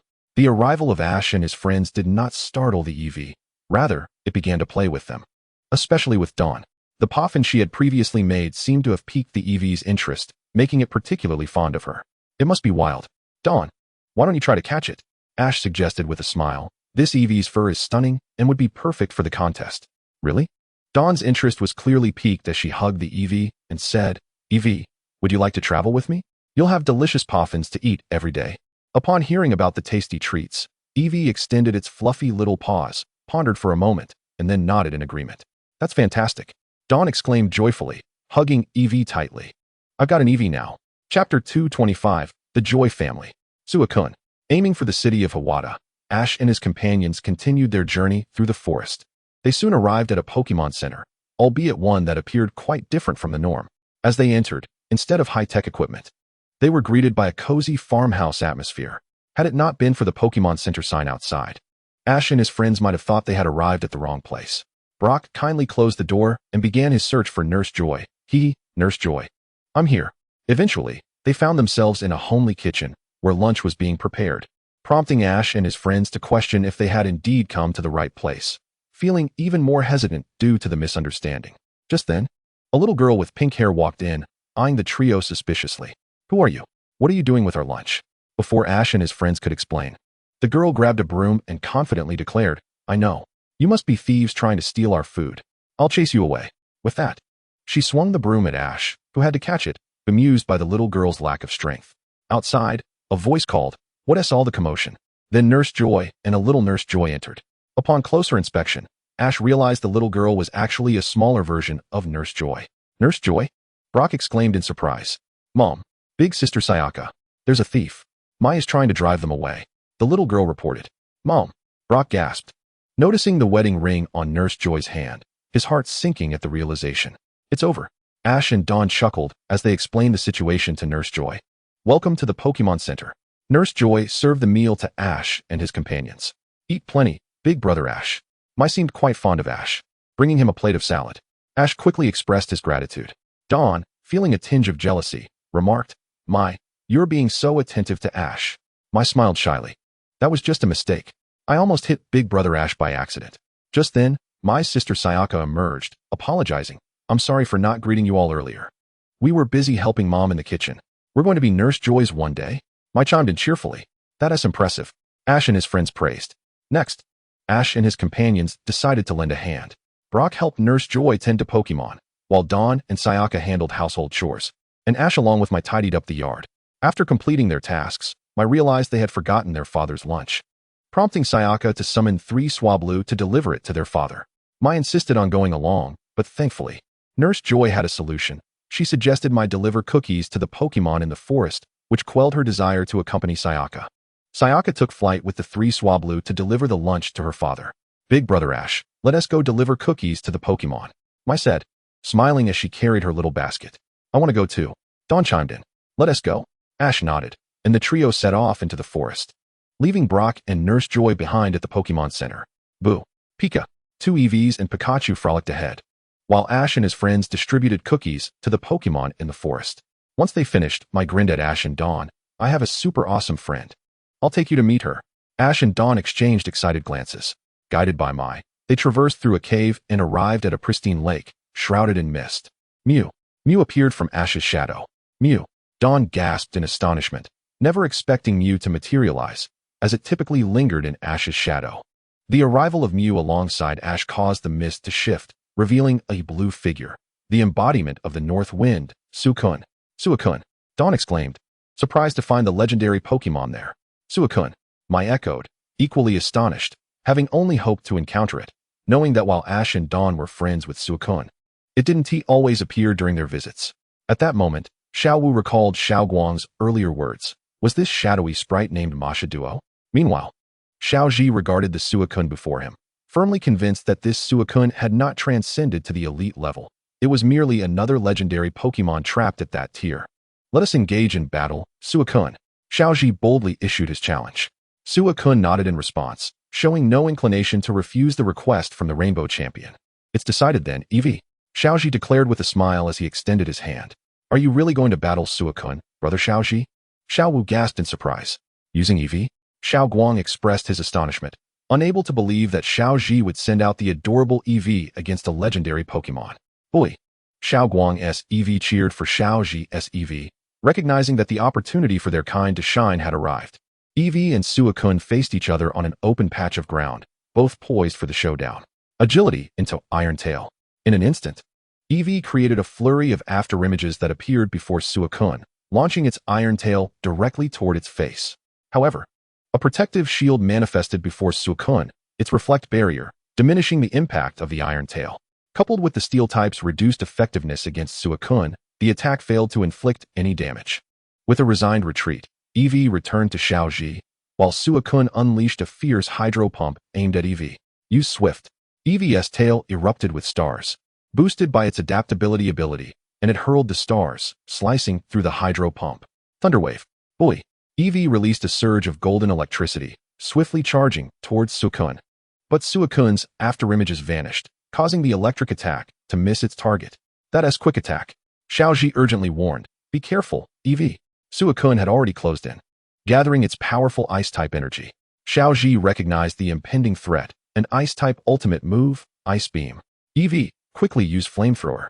Through their bond, EV engulfed itself in flames, shattering the icy prison, even as the Ice Beam descended. Despite being battered and bruised, EV charged forward, enveloped in fire. Bubble Beam. Xiao Ji commanded, as a small water sphere coalesced in EV's paws and was launched towards Suicune, dealing damage while simultaneously healing EV's wounds. Excellent. Use Thunderwave again. EV released another burst of golden electricity, but Suicune attempted to repeat its earlier strategy. EV, close your eyes and listen carefully, then show our bond with the strongest double edge. Both Xiao Ji and EV resolutely shut their eyes, concentrating intently to pinpoint Suicune's location before opening their eyes simultaneously. To the right. As soon as the words left Xiao Ji's lips, EV charged with all its might to the right, a devastating blow fueled by their profound connection, further amplified by adaptability. The overwhelming force sent Suicune crashing to the ground. We won. Xiao Guang cheered, his disbelief evident. I never knew Xiao Ji's EV was this powerful. Boy! Xiao Guang's EV gazed at Xiao Ji's EV with stars in its eyes, envisioning a future where they too would be legendary. Observing this, Xiao Ji's EV rushed over, attempting to clarify, "Don't mislead her. I am not an ordinary EV, but a one-of-kind EV from a legendary poem." Subsequently, Xiao Ji, along with Xiao Guang and Xiao Wu, returned.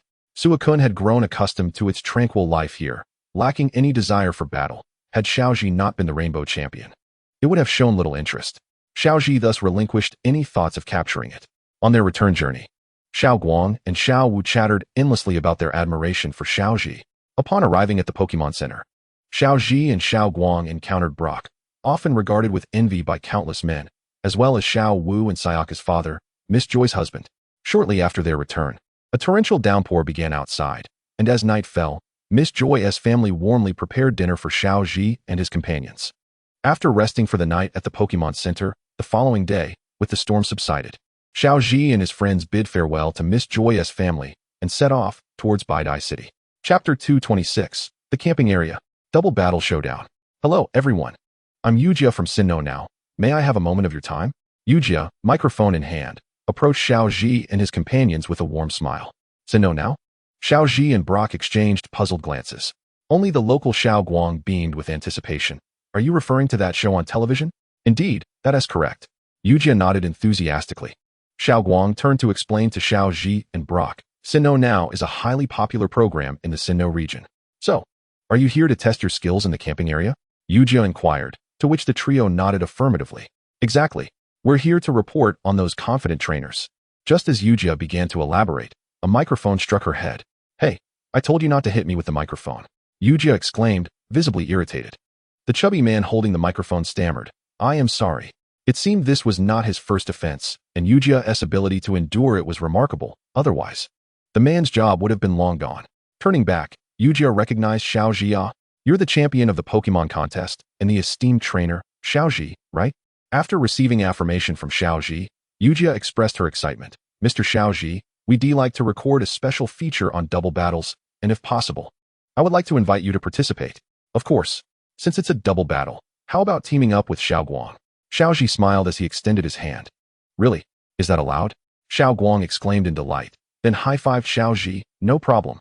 Yujia promptly informed them that there were twin brothers in the camping area who had secured several consecutive victories, and the television station was seeking challengers to record the episode.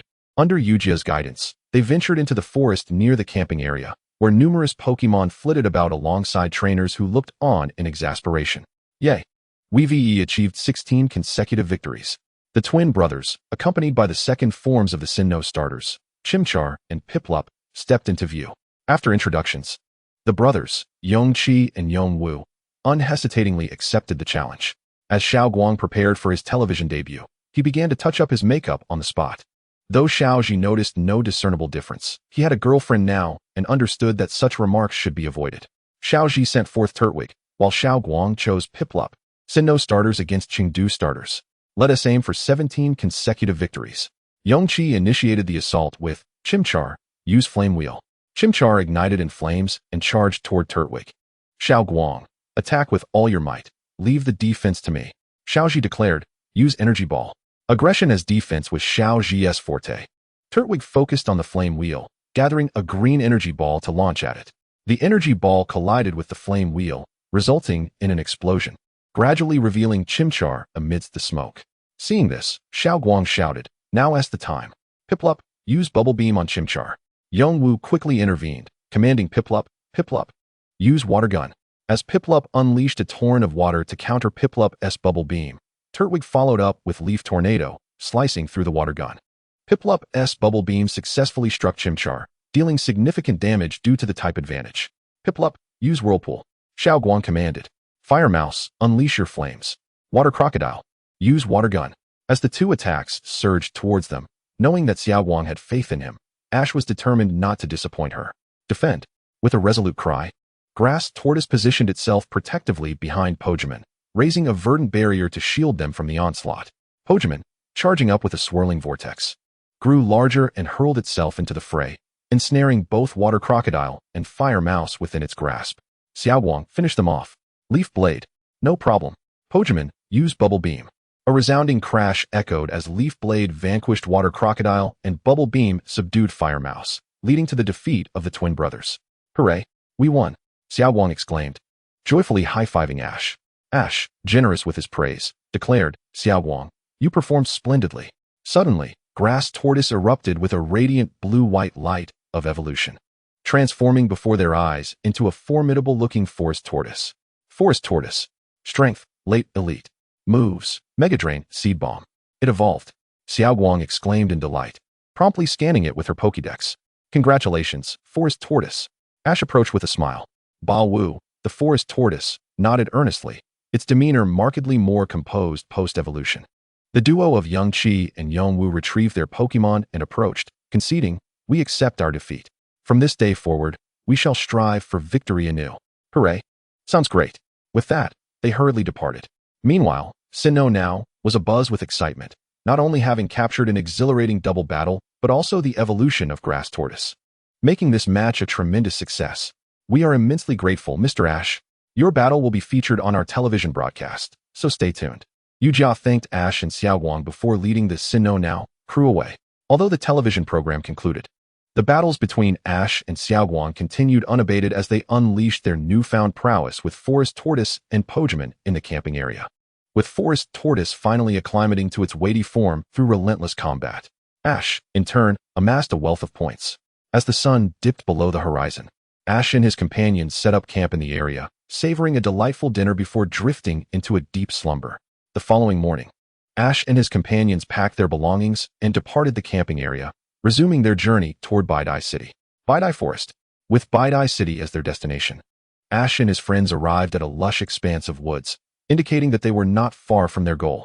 Within Baidai Forest, there existed a type of green rock known as Moss Rock, which could facilitate Eevee's evolution into Leafeon.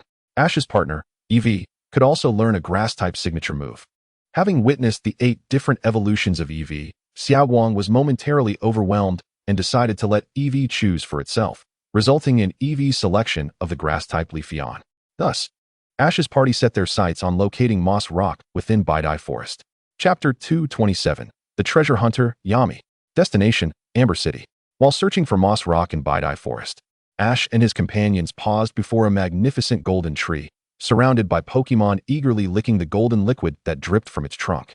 "It's sweet honey," Brock exclaimed, realization dawning upon him. "Sweet honey? What is sweet honey?" Xiaowang queried, perplexed. Ash smiled and explained, "It's a very sweet honey. When applied to the tree trunk, Pokémon will flock to it." Just then, a Bounsweet emerged from the nearby bushes, attempting to reach the sweet honey, but was promptly jostled aside, scattering its leafy wrapping. In a flurry, Bounsweet hurriedly scrambled to collect its leaves. A green-haired young lady appeared from behind the tree, accompanied by a Chansey. What a perfect opportunity. Chansey used Charm. If Charm succeeded, Bounsweet would fall under its spell, and since all Chansey are female, it would indicate that this Bounsweet was male, a clever method for determining gender. Charm was successfully executed. Xiaowang gazed at Bounsweet, her eyes filled with hearts. Brock, too, found himself captivated by the green-haired lady. "So, you're a male Bounsweet, right?" the young lady exclaimed, excitement lighting up her face. "What a delightful encounter. I've been waiting for you for so long. Why are you still idly chatting?" Xiaowang interjected urgently. "If you want to catch it, you need to attack." Indeed, indeed. Please, unleash more attacks on my heart." As soon as the words left her lips, the mischievous frog and the wobbly spot were poised for action. However, the lady ignored Brock and instead smiled at Xiaowang, saying, "Though I don't know who you are, thank you for your invaluable advice. All right, Chansey, use Double Slap." Chansey's Double Slap was evaded by Bounsweet, which then countered with a tackle, sending Chansey reeling. The lady would not concede so easily. She commanded Chansey to use Double Slap once more, while Bounsweet erected a green barrier to absorb the blow. Just as the barrier faltered, the lady instructed Chansey to unleash a bomb, successfully incapacitating Bounsweet. "It's all up to you now, Pokeball." With a resounding click, the lady picked up the Pokeball, having successfully captured Bounsweet, and was truly moved by the moment. The group introduced themselves, revealing that the lady's name was Yami, a treasure hunter. "From now on, allow me to cheer on Miss Yami," Brock exclaimed. "So please, capture me too." Just as he reached for Yami's hand, the mischievous frog and wobbly spot prepared to intervene, but Yami deftly evaded. My late grandfather once said that when capturing a bug-type Pokemon, one should not shake hands with a boy. When you see a fiery sparrow in the western sky, good fortune will visit. My grandfather's words have proven true. Today, I finally captured the Bounsweet I've long desired. "Is that so?" Brock replied, forcing a smile, while the mischievous frog and wobbly spot exchanged bored glances. Subsequently, the group settled down for tea and conversation. Learning that Yami sought to capture a male Bounsweet specifically so it could evolve into a masquerade to help her search for a rare sweet substance. "A rare sweet substance? What is that?" Xiaowang asked, puzzled.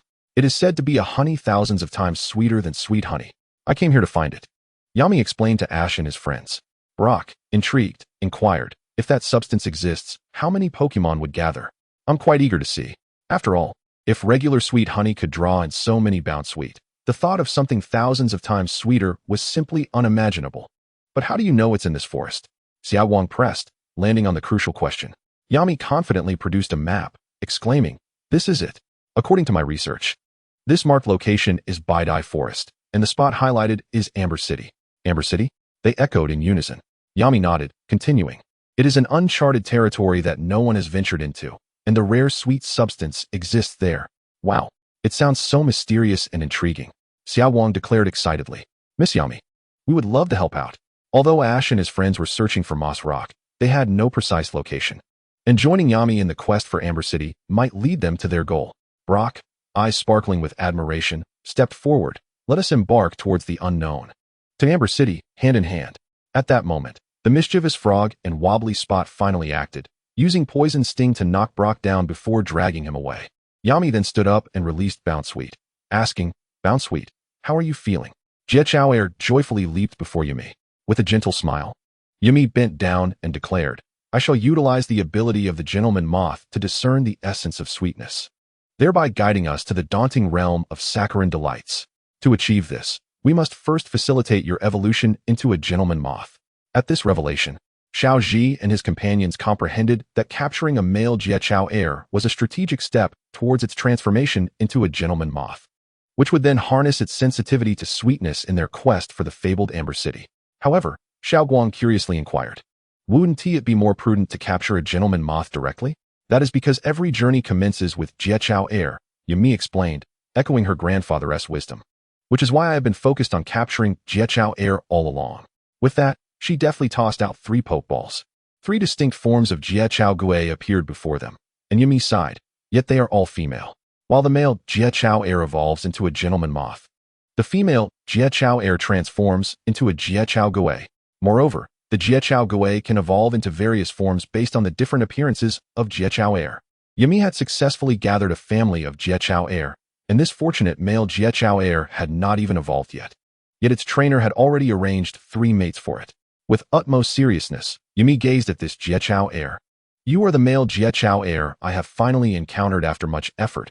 Let us strive together. The 3 Jiachao Gui rallied behind Jiachao Air, invigorating it with their cheers, and it felt a surge of power coursing through its body.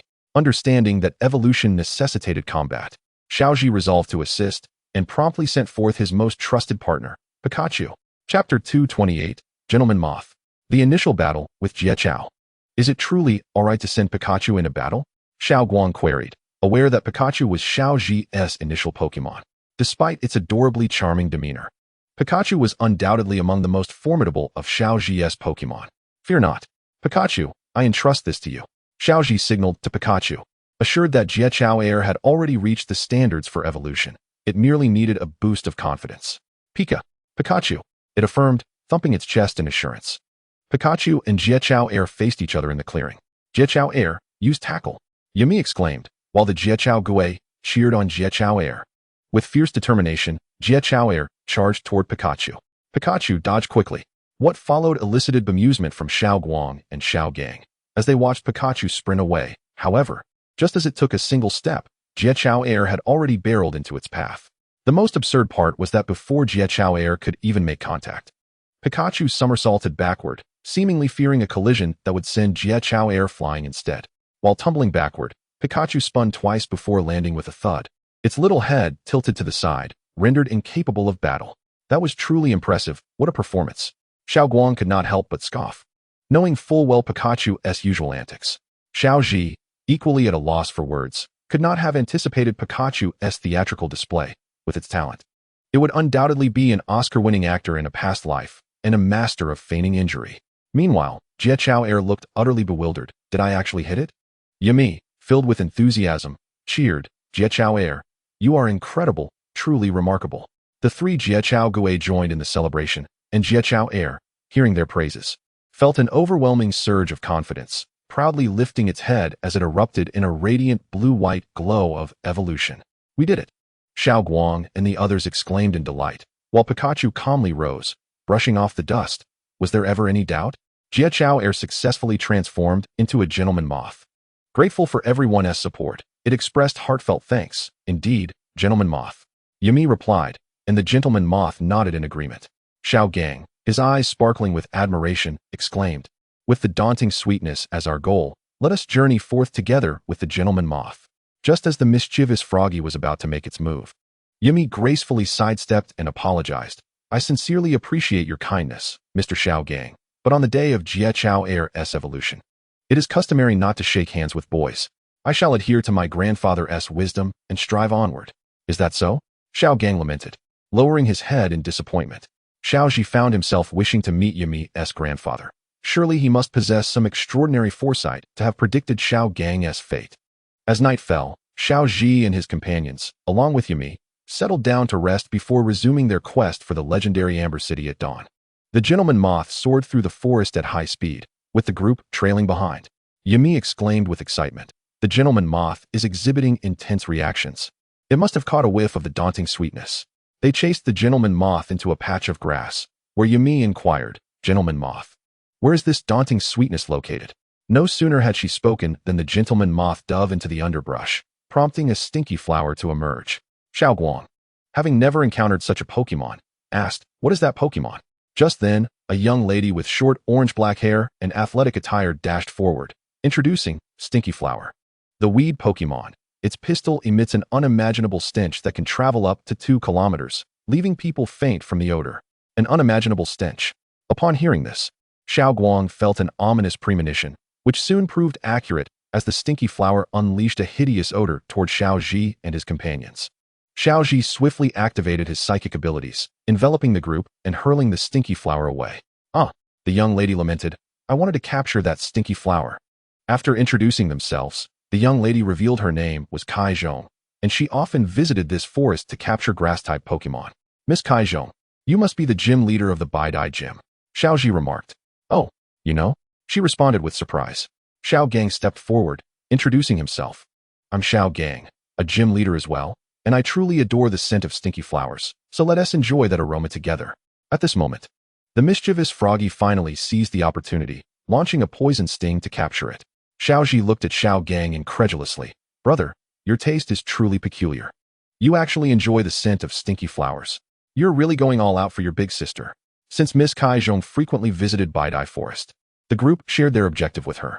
She smiled and said, I've only heard of Amber City, but I do know where the Mossy Rock is. Let us cut to the chase. Xiaoji, let us battle. With Miss Kai Zhong's challenge, Xiaoji accepted eagerly, and they moved to an open area. Let us commence the battle. We'll each use 2 Pokemon. Is that acceptable? Kai Zhong asked. Xiaoji nodded in agreement, indicating it was fine. All right, go Sakura Pokemon. She sent forth her Pokemon. How adorable. Xiaoji decided. Then you shall be my choice, Forest Turtle. He sent out his recently evolved Forest Turtle. Miss Kai Zhong exclaimed. What a strong and adorable Forest Turtle.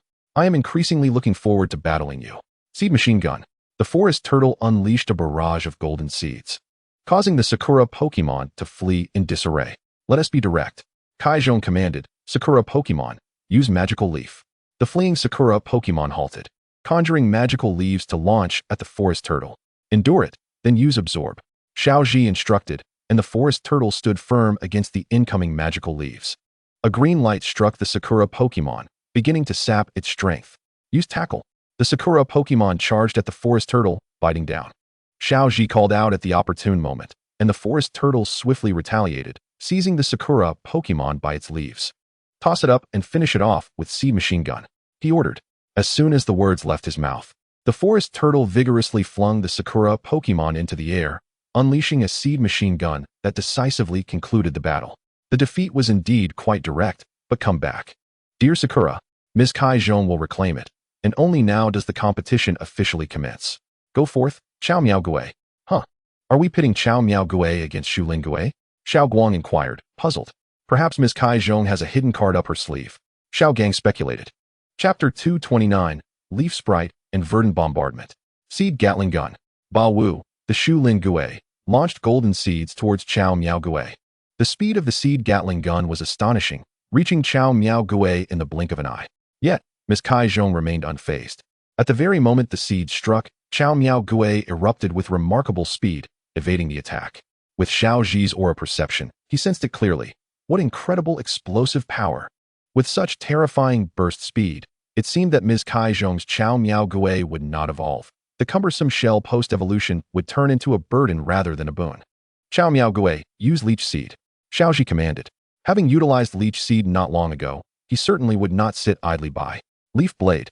From the foliage atop Shu Lin Gui's shell, several sharp leaves emerged, swiftly cleaving through the incoming leech seeds.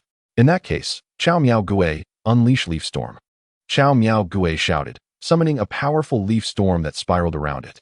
Use Light Screen. A pink shield rose around Shu Lin Gui, effectively blocking the onslaught of the leaf storm. Xiaoji suddenly gestured emphatically, displaying his formidable spirit. Photosynthesis, enhance energy ball. Give it your all. Witnessing this, Ms. Kai Zhong opted not to engage in a drawn-out battle, deciding instead to resolve it in a decisive blow. Chao Miao Gui, unleash Leaf Storm with all your might. Shu Lin Gui began to absorb solar energy, previously intended for healing, now coursing through its body, transforming into a colossal energy ball of terrifying power. The earlier Leaf Storm was no match for this enhanced attack, as the massive energy ball shattered through the leaf storm and engulfed Chao Miao Gui, rendering it unable to continue fighting. Ms. Kai Zhong recalled Chao Miao Gui and smiled at Xiaoji, saying, Your Shu Lin Gui's move just now was truly formidable. If this is the case, I shall hold nothing back during the gym battle. I will unleash my full strength against you. No problem. Once Ms. Kai Zhong became familiar with everyone, she effortlessly led them to the Moss Rock. Is this the Moss Rock? Xiao Guang curiously observed the stone draped in moss, never imagining such a rock could facilitate EV's evolution. Go, EV. Xiaoji encouraged the EV perched on his shoulder. All right, EV, make your charming entrance. Xiao Guang hurriedly released her own EV. The two EVs exchanged glances, and simultaneously placed their fluffy little paws on the moss rock. Whereupon the light of evolution began to rise around them. It's happening, it's happening! Ms. Kai Zhong exclaimed excitedly. They're evolving into leaf sprites. Xiao Guang's EV began to transform, sprouting long leaves on its forehead, while its tail and ears morphed into vibrant green foliage. No problem, Leaf Sprite is simply adorable. Xiao Guang cheered, embracing her newly evolved Leaf Sprite. However, Xiao Ji's EV merely flickered with the shadow of a Leaf Sprite, yet its strength had undergone a breakthrough. EV. Strength. Peak of the semi-champion. Move. Verdant Bombardment.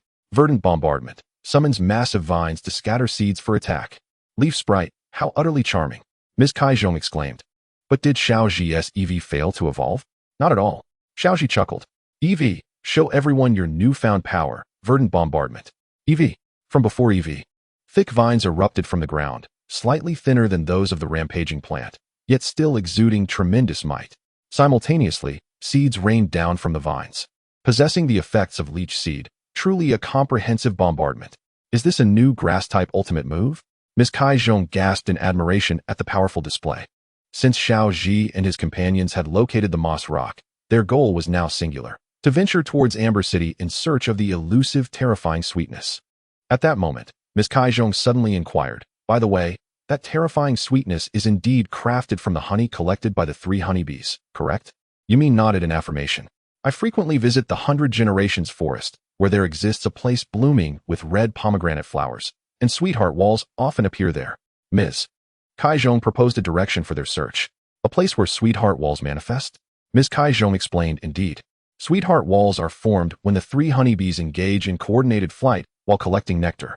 However, I have yet to see such a vast wall for myself. How about we head in that direction? The implication was clear. Where sweetheart walls appeared, the terrifying sweetness was likely to be nearby, providing an excellent lead for their pursuit. Yumi, filled with excitement, asked, Ms. Kaizhong, where do the red pomegranate flowers bloom? I am well acquainted with the 100 Generations forest, so let me guide you. Ms. Kaizhong offered her assistance. Indeed, my grandfather once said that witnessing a good Pokémon battle heralds good fortune, with the support of many companions. Yumi brimmed with hope for her treasure-hunting adventure. The following morning, Ms. Kaizhong led the group towards the direction she knew well. It should be around here. I am certain of it. This is the place. Yumi instructed her Gentleman Moth, if you catch a whiff of red pomegranate flowers, do let me know. Suddenly, the Gentleman Moth sensed something and flew towards a specific direction, prompting the group to hastily follow, arriving at a vibrant field of red flowers. This must be the red pomegranate flowers. Xiao Guang recognized the large crimson blossoms immediately. Just then, a long-nosed leaf descended from a nearby tree, landing before the group. Long-nosed leaf. They all exclaimed in unison. Ms. Kaizhong explained, no worries, it is my liaison. The long-nosed leaf presented a letter, which Ms. Kaizhong accepted. Upon reading it, she turned apologetically and said, I must be direct. I have urgent matters to attend to, and I must leave immediately. Seeing this, Yumi rushed forward to express her gratitude. Thank you so much for getting us this far. From here on, Gentleman Moth will guide us to our destination. Do your best. I will pray that you all find the terrifying sweetness. Xiao Ji, I will await your challenge at the gym. After a brief farewell, Ms. Kaizhong swiftly departed with Chow Miao Gui and Long-Nosed Leaf.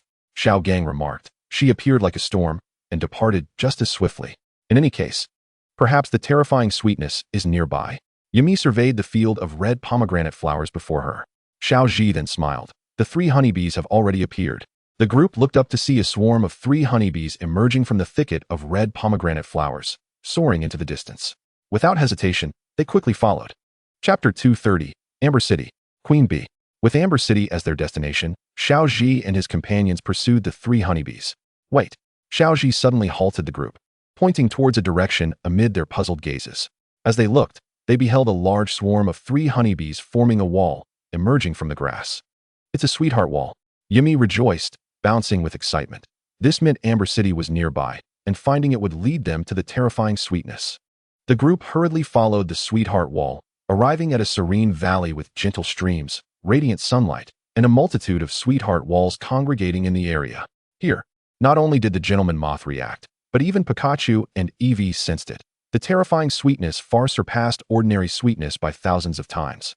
As both Pikachu and Eevee caught the delightful aroma wafting nearby, the 3 Pokémon approached a waterfall, where Xiao Ji unleashed his aura power, discovering a cave behind the waterfall, likely the very site of Amber City. Under the guidance of the Gentleman Moth, coupled with Ash's aura power, they effortlessly traversed the labyrinthine cave, ultimately arriving at a dead end. Ash, however, chuckled, "We've arrived." "What?" Dawn turned her head, puzzled, gazing at Ash. Could it be that Miss Yami has also discerned something about this wall? She stepped forward to touch it. Suddenly, the wall began to shift, revealing its true form. This was no ordinary wall, but a colossal sweetheart wall constructed from countless combi. The combi unleashed a gust of wind towards the group, but fortunately, Yami reacted promptly, prompting the Gentleman Moth to use ultrasonic waves. This caused confusion among the combi, and the sweetheart wall swiftly retreated, revealing the Amber City behind it. A honeycomb that resembled a fantastical illusion. Before them stood a golden palace, from which flowed sweet, sugary nectar, while numerous male combi diligently toiled. Ash and his companions crossed the waxen bridges and entered Amber City, where they beheld the Queen Bee seated upon her throne. At that moment, the Queen Bee glared angrily at the unexpected visitors, and a small pool before her brimmed with sweetness. That must be the legendary, terrifying nectar. Enraged, the combi surrounded Ash and his companions. "Pikachu!" Ash exclaimed immediately upon seeing the situation. "Pika!" Pikachu understood the cue instantly, and an aura of regal dominance enveloped Amber City. The Queen Bee and the combi were all suppressed, their faces stricken with fear as they regarded this seemingly harmless yellow rodent. Meanwhile, the Gentleman Moth discreetly tucked behind Yami. Realizing that this yellow rodent concealed extraordinary power, the Queen Bee, suddenly bold, approached. "I sincerely apologize for the intrusion. We bear no ill intent." Yami stepped forward to explain. "My grandfather devoted his life to confirming your existence and that of this honey. We have no desire to steal your nectar or monopolize anything. We come not with such intentions. Treasure hunters merely seek to witness the extraordinary and the mysterious. We wish only to uncover them. Now, I have fulfilled my grandfather's dream." With that, Yami produced a small vial from her backpack and earnestly requested, "To validate this matter, could you kindly share just a tiny bit of honey with me? My grandfather once said that possessing even a fragment of a dream is a source of great happiness, so I implore you, just a little will suffice." Observing Yami's heartfelt sincerity and the formidable presence of Pikachu, the Queen Bee nodded, stepping forward to accept the vial, filling it to the brim. Yami graciously accepted the vial, expressing her heartfelt gratitude. "Thank you so much, Queen Bee." Ash then stepped forward with a request. "Queen Bee, might I inquire if you have any female combi? I wish to capture one." "Ash!" exclaimed both Dawn and Brock in unison. As the saying goes, two tigers cannot coexist on the same mountain, in a beehive. Two queen bees cannot exist simultaneously without conflict over power, which was precisely why Ash dared to suggest it. On his Icefire Island, flourishing under Shalebi's care, if he could capture a queen bee and then find ordinary combi, he could establish his own Amber City and produce that terrifying nectar. The queen bee understood this reasoning, nodded, and called out. Two combi appeared, leading a third adorned with a small red, unmistakably indicating it was a female combi. This female combi was not well received in Amber City, as it could potentially threaten the queen's authority. Plans were already in motion to expel it soon. However, since Ash desired it, the queen bee graciously bestowed it upon him. "Thank you," Ash exclaimed, tossing a pokeball to capture it. Combi. Gender, female. Type, bug flying. Ability, honey gather. Strength, average initial. Moves, air slash, sweet scent, bug bite, bug resistance. Terrestrial type, steel. Upon viewing the combi's data, Ash's eyes lit up. He had not anticipated this combi to be of exceptional quality. This combi must have been born recently, for once it matured, it could indeed influence the queen bee's reign. With their bounty in hand, the group departed Amber City. Yami presented the vial to Ash and his companions. "Everyone, this is a rare opportunity. Let us all taste it together." Ash, Dawn, Brock, and their Pokémon dipped their hands into the terrifyingly sweet nectar and exclaimed in unison, "It's so sweet." Indeed, the sweetness was quite formidable. "Yes," Ash grinned while holding the combi's Pokeball. "I am now eagerly anticipating the terrifying nectar I will brew." Just then, a bee drill flew past, prompting Yami to rise once more. "It's a bee drill. My grandfather once told me that when you see a bee drill while traveling alone, good things will happen. Farewell, everyone." Brock, suddenly disheartened, lamented, "What? Is that so? I still wanted to search for the treasure of love with you." "Then goodbye. Please take care." "Pika Pika," echoed Pikachu. The group continued their journey only after Yami's figure had completely vanished. Having departed from the 100 Generations forest, Ash and his companions arrived at a nearby town, fortuitously coinciding with a Pokémon cosplay event. Naturally, all three entered the competition. Ash donned Pikachu's costume, mimicking various Pokémon through facial expressions. Dawn chose to dress as a Piplup, while Brock opted for a Croagunk, adorning it as a Toxicroak, particularly having it imitate Toxicroak's applause. Even Team Rocket joined in the fun, Jessie, accompanied by Meowth, dressed as a Mismagius, compelling Meowth to mimic Mismagius's cries. While James performed a mimicry act with a Mime Jr. ultimately, the champion was Brock, as his Croagunk consistently emulated Toxicroak's actions. Thus, Brock received his first Pokémon egg. Chapter 2:31, Double-Headed Hand. Capturing a Swimmy Weasel. Oh, Brock, enough already.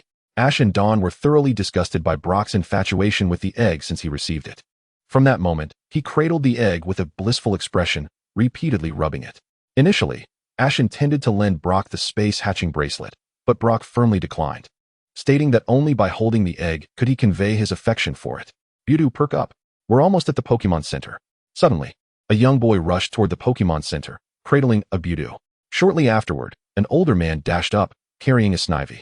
Ash and his companions curiously halted him, inquiring, "Excuse me, what happened?" The man, visibly shaken, explained, "A powerful swimmy weasel suddenly appeared in the river ahead, injuring Pokémon and even stealing my fishing rod. Truly unfortunate." Upon hearing this, Ash and his companions became intrigued, disregarding the man's warnings as they approached the riverbank, prepared to fish for the swimmy weasel. Ash distributed the advanced fishing rods he had exchanged to Dawn and Brock, then retrieved Misty's special rod, pondering whether he could catch any fish with his fishing skills, relying on Misty's blessings. "Wow, Ash, your bait is so unique," Dawn remarked, leaning closer with curiosity. This was a gift from Ash's girlfriend, Misty. Brock chuckled as he explained. "What? Ash already has a girlfriend?" Dawn exclaimed, her expression dimming with surprise. "Not just one. Ash has two girlfriends, Misty and May. Both coordinators like you and our former companions," Brock added with a hint of jealousy. "Two." Dawn's face flushed a deep crimson. Ash unabashedly retorted, "What are you jealous about? What about your little Jirachi?" "Ahem." Brock replied seriously, "We haven't confirmed our relationship yet." Bang. The mischievous Froakie and the playful Chinchou leaped forth, with the former tilting its head in puzzlement as it gazed at Brock. Heartbroken, Chinchou immediately began to recount to Froakie the misadventures of Ash. After a lively scuffle, the trio finally commenced their fishing endeavor. Just then, a familiar voice resonated from behind them. "Oh, so you're all here."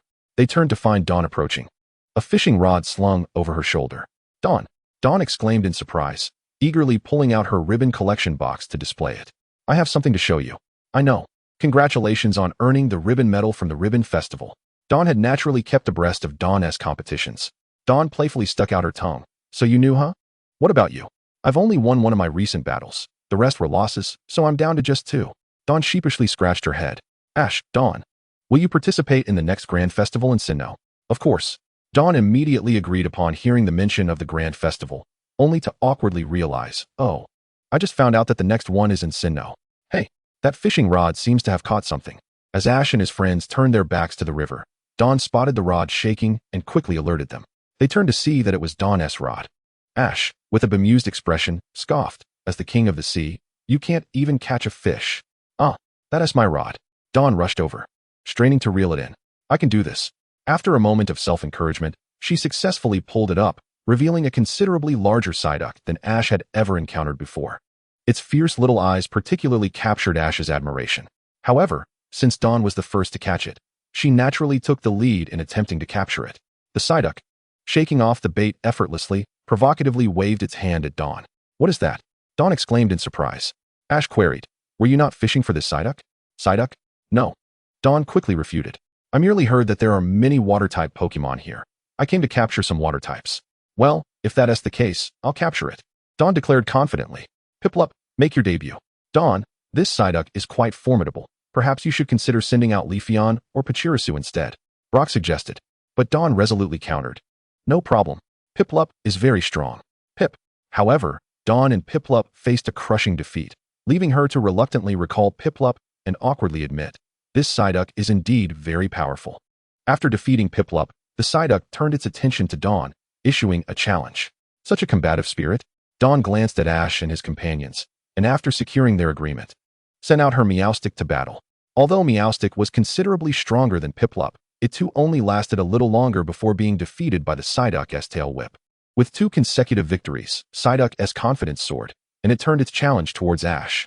Naturally, Ash accepted. He was quite fond of this combative Psyduck and declared, "You're the one, Ambipom. Alright, say hello, Hyper Beam."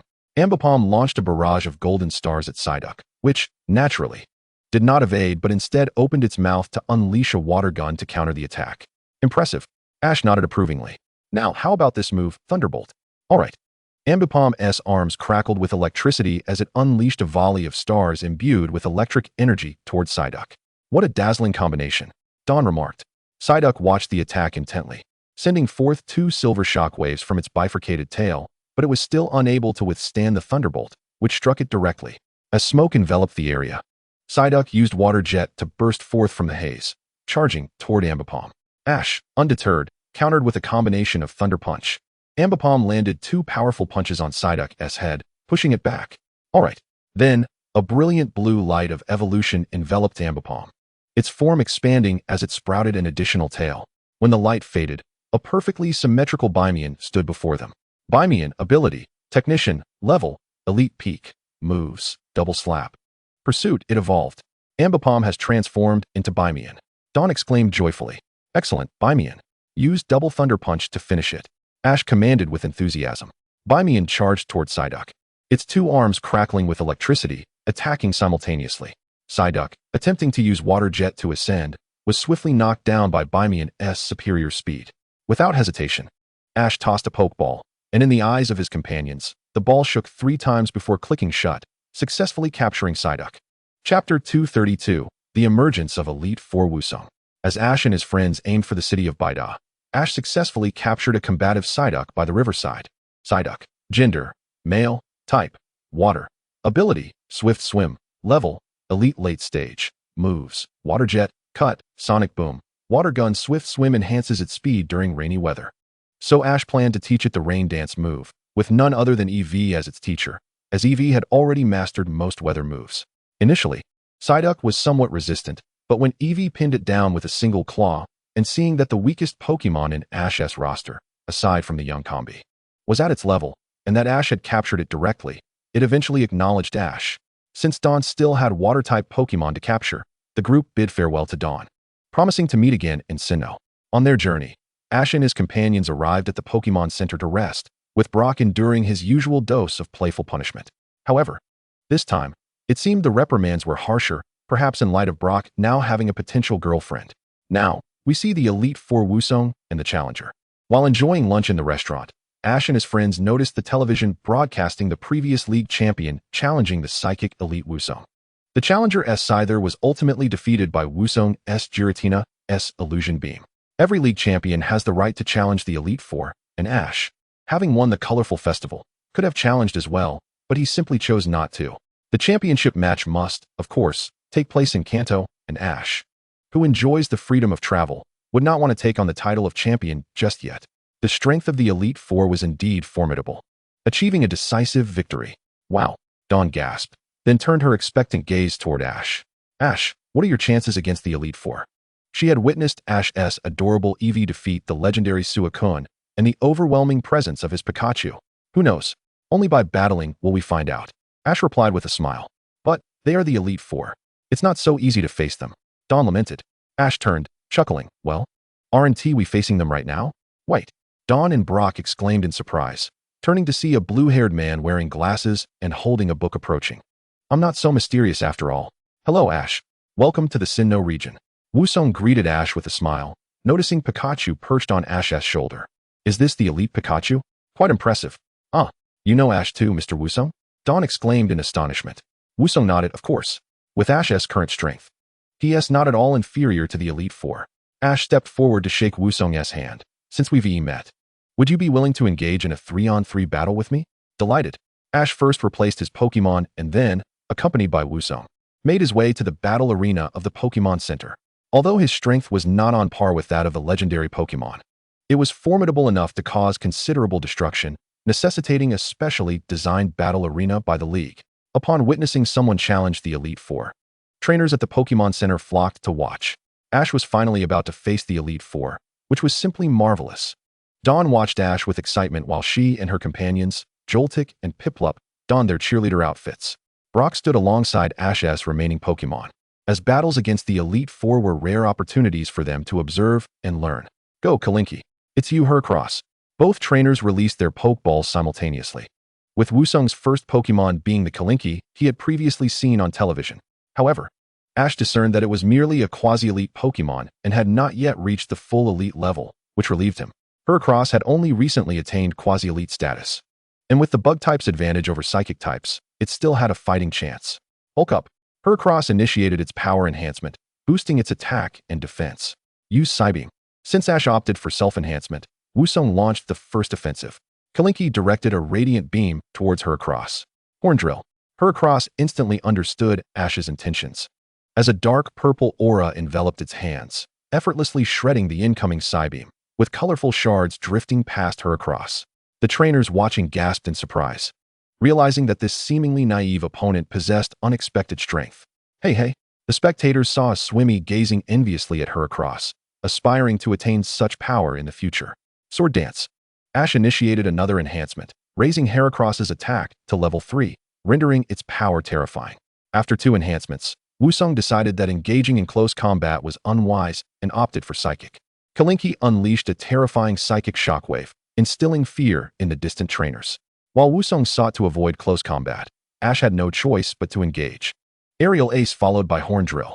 Heracross soared into the air, dark purple light radiating from its hands as it charged forward, colliding head-on with the psychic force. Boom.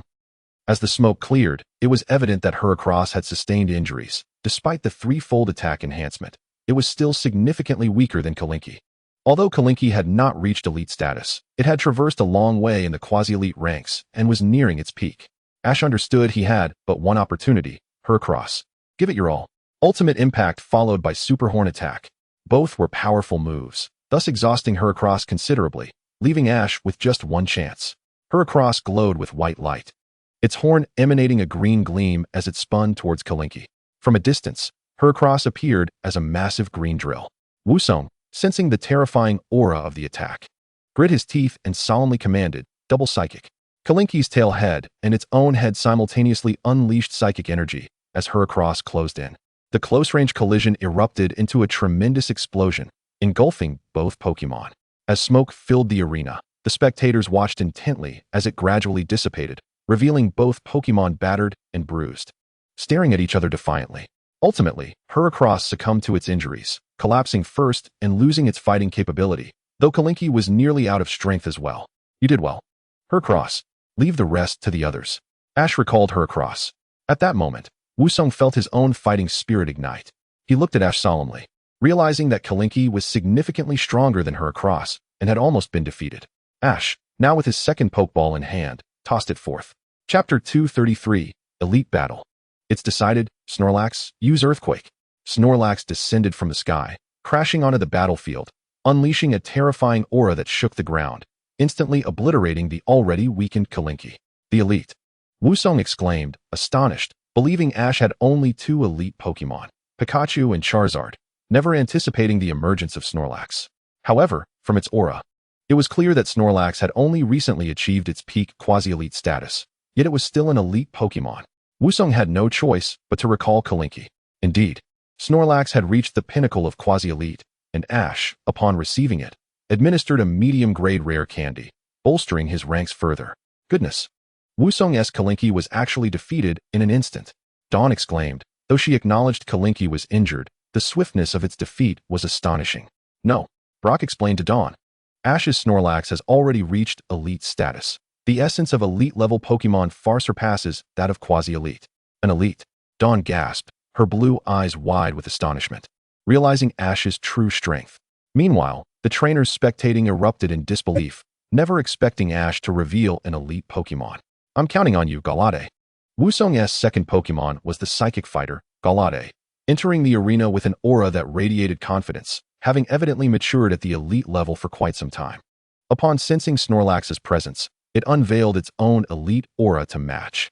Use Psycho Cut.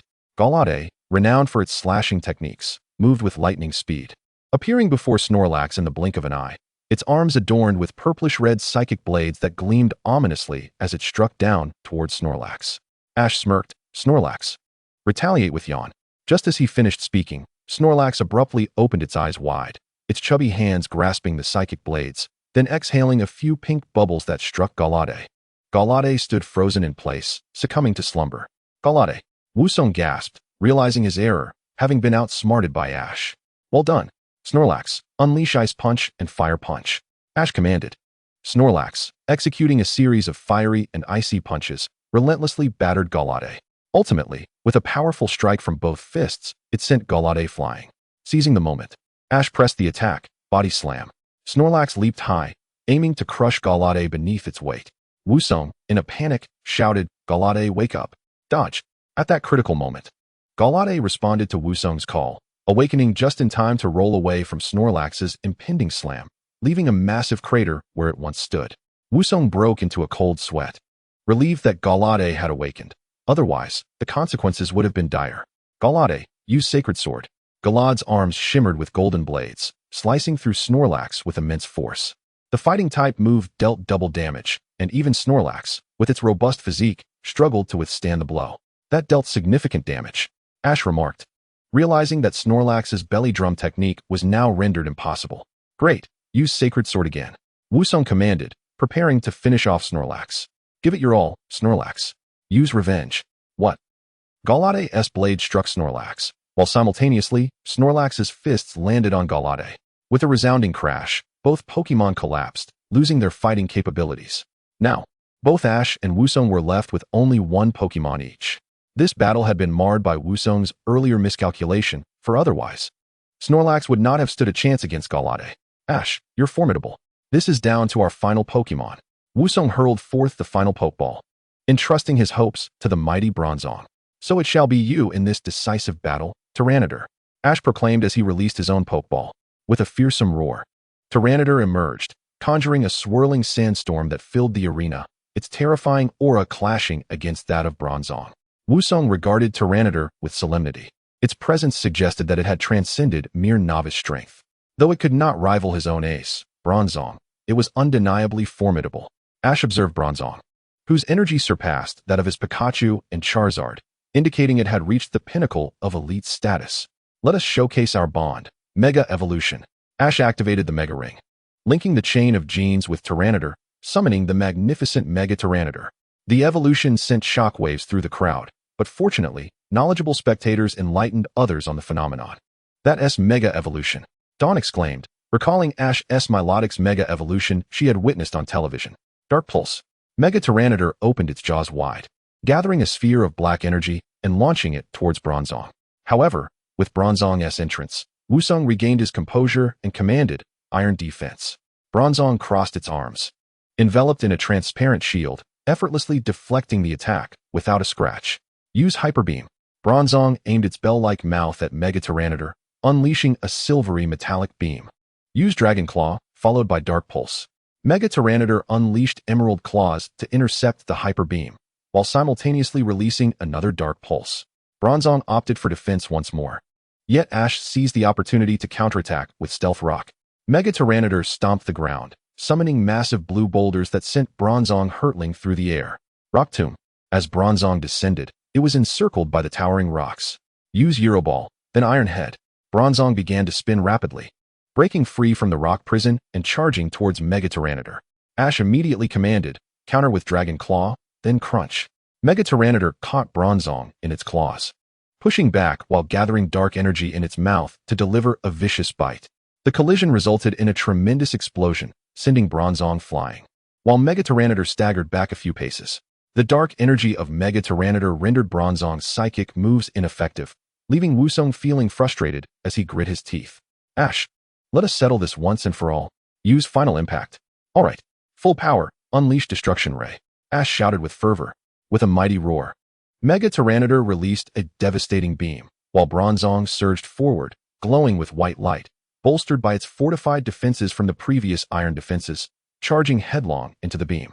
The Destruction Ray shattered against Bronzong, culminating in a cataclysmic explosion that engulfed the arena in smoke, obscuring the outcome of the battle. As the dust settled, Both Pokémon lay exhausted on the ground, and Mega Tyranitar reverted to its original form. Just when everyone anticipated a tie, Tyranitar rose with fierce determination, roaring triumphantly to declare its victory. Before it could collapse again, Ash rushed forward to support it. Well done, Tyranitar. Tyranitar smiled gratefully at Ash. Wusong recalled Bronzong, applauding. That was an exhilarating match. I concede defeat, Ash. The trainers present erupted into applause for Ash. Chapter 234, The Stolen Diamond Orb. This battle catapulted Ash's reputation, having vanquished the Elite Four member, Wusong. After Ash and Wusong departed, the crowd dispersed, but due to the hastiness of the match, no footage was recorded, as many believed Ash to be an inexperienced challenger, unaware of his true strength. This led to tales of a boy named Ash defeating Wusong, while his appearance remained unknown, sparing him from unnecessary attention, though that was a concern for another time. Ash, I look forward to seeing you crowned at the Sinnoh League. Wusong clapped Ash on the shoulder. I have matters to attend to, so I shall take my leave. With that, he turned away, knowing he would report this battle to the League, certain the Valkyrie would be intrigued by Ash's prowess. Shortly after Wusong's departure, Dawn and Brock approached. Ash, you're incredible. You really defeated Wusong, the Elite Four. Dawn exclaimed, grasping Ash's hands with admiration. No problem at all, Ash replied, affectionately ruffling her hair. After healing his Pokémon, Ash sent them back, bringing forth Charizard and Beedrill. Previously, Sinnoh had promised to challenge Ash with all his might, and Ash decided to utilize the 3 Pokémon he had captured in the Battle Frontier. Team composition: Beedrill, Houndoom, Charizard. At this moment, Beedrill had reached the pinnacle of the elite rank, on the verge of breaking through to Gym Leader level, while Charizard had recently attained Gym Leader status, bolstered by its fiery vortex. Ash's team comprised Pikachu, Eevee, Lucario, Marshaddow, Houndoom, Charizard, Beedrill, Combee, Swimmy, and Turtwig. Upon returning to Tyranitar, he had sent back the two-tailed monkey. Thus it was not with him now. After parting ways with Wusong, Ash and his companions swiftly arrived in Jubilife City, with their first order of business being to challenge the gym leader, Sinnoh, only to be informed that Sinnoh was not present. Consequently, Ash and his friends decided to explore the Jubilife Museum, but upon arrival, they discovered the premises surrounded by police, who had cordoned it off. What happened? Dawn inquired curiously, but the officers ignored her, urging her to leave promptly. Frustrated, Dawn pouted in silence. Ash stepped forward, revealing his identity.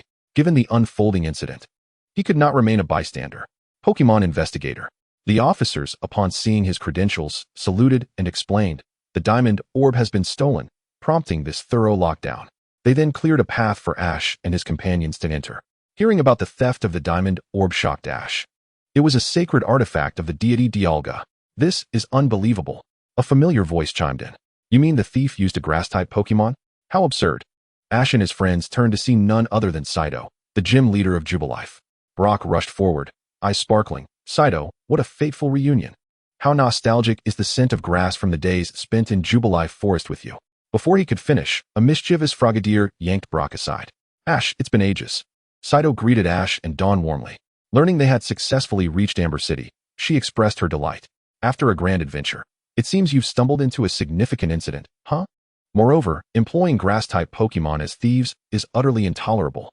It turned out the thief had been accompanied by a Sunflora, which incensed Sinnoh, a fervent enthusiast of grass-type Pokémon. Everyone, I've apprehended a suspicious man, Miss Kunzer exclaimed, dragging a man bound by ropes. Though he claimed to be a Pokémon bard, he appeared rather dubious. To Ash and his friend's surprise, his partner was a Skuntank. Well, if it isn't our old acquaintance, the bard Shinji. Ash remarked. Hello, everyone, it's been a while. Shinji, unfazed by his predicament, greeted Ash and the others with an air of nonchalance. In a flurry of urgency, Ash swiftly produced his identification and inquired of Miss Junsha regarding the unfolding situation. Observing his haste, Miss Junsha offered a polite bow, yet had yet to articulate her explanation. It was then that Shoji, in a theatrical manner, began to elucidate. Within the confines of this museum, my thoughts soared through the annals of Sinnoh's ancient history, when suddenly, the blaring of alarms erupted, and I found myself surrounded by law enforcement. The startled Sunflora, in fright, fled the scene. Thus, as you can see, we were left bewildered by the circumstances. Upon hearing this, Miss Junsha interjected sharply, cease your singing. It was not the creature that escaped, but rather, it was you who allowed it to flee, was it not? Unfazed, Shoji remained calm, having done nothing wrong and feeling no trepidation regarding the inquiry. Meanwhile, Kazan recognized Shoji as the challenger from the previous day, yet despite assurances from Ash and Kazan, Miss Junsha remained resolute, believing Shoji to be the prime suspect, and produced a photograph of the Sunflora that had stolen the diamond orb. Koharu, having engaged in conversation with Shoji, discovered that he had already acquired a badge and a ribbon, progressing in a manner akin to Ash. At that moment, Ash, holding the photograph, raised an eyebrow, exclaiming, "How could you have overlooked such a large coin on this Sunflora's head? Miss Junsha, look. This coin is clearly a disguise for Meowth." Indeed, Kazan observed closely. It truly is Meowth's coin. I knew that a grass-type Pokemon could never commit such misdeeds. Could this possibly be the work of Team Rocket again? Brock pondered aloud, scrutinizing the photograph. Truly, you are a remarkable investigator, Ash.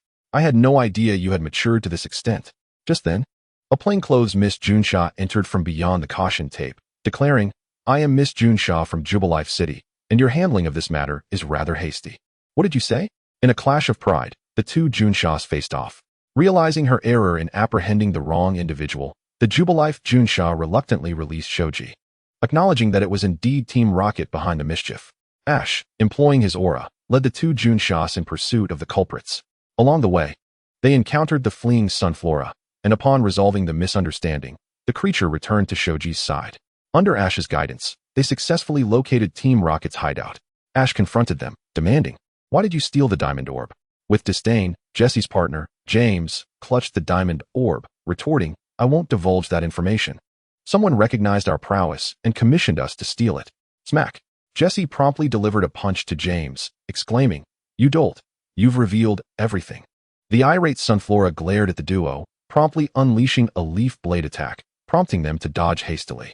In the ensuing chaos, James accidentally let go of the diamond orb, which spiraled away.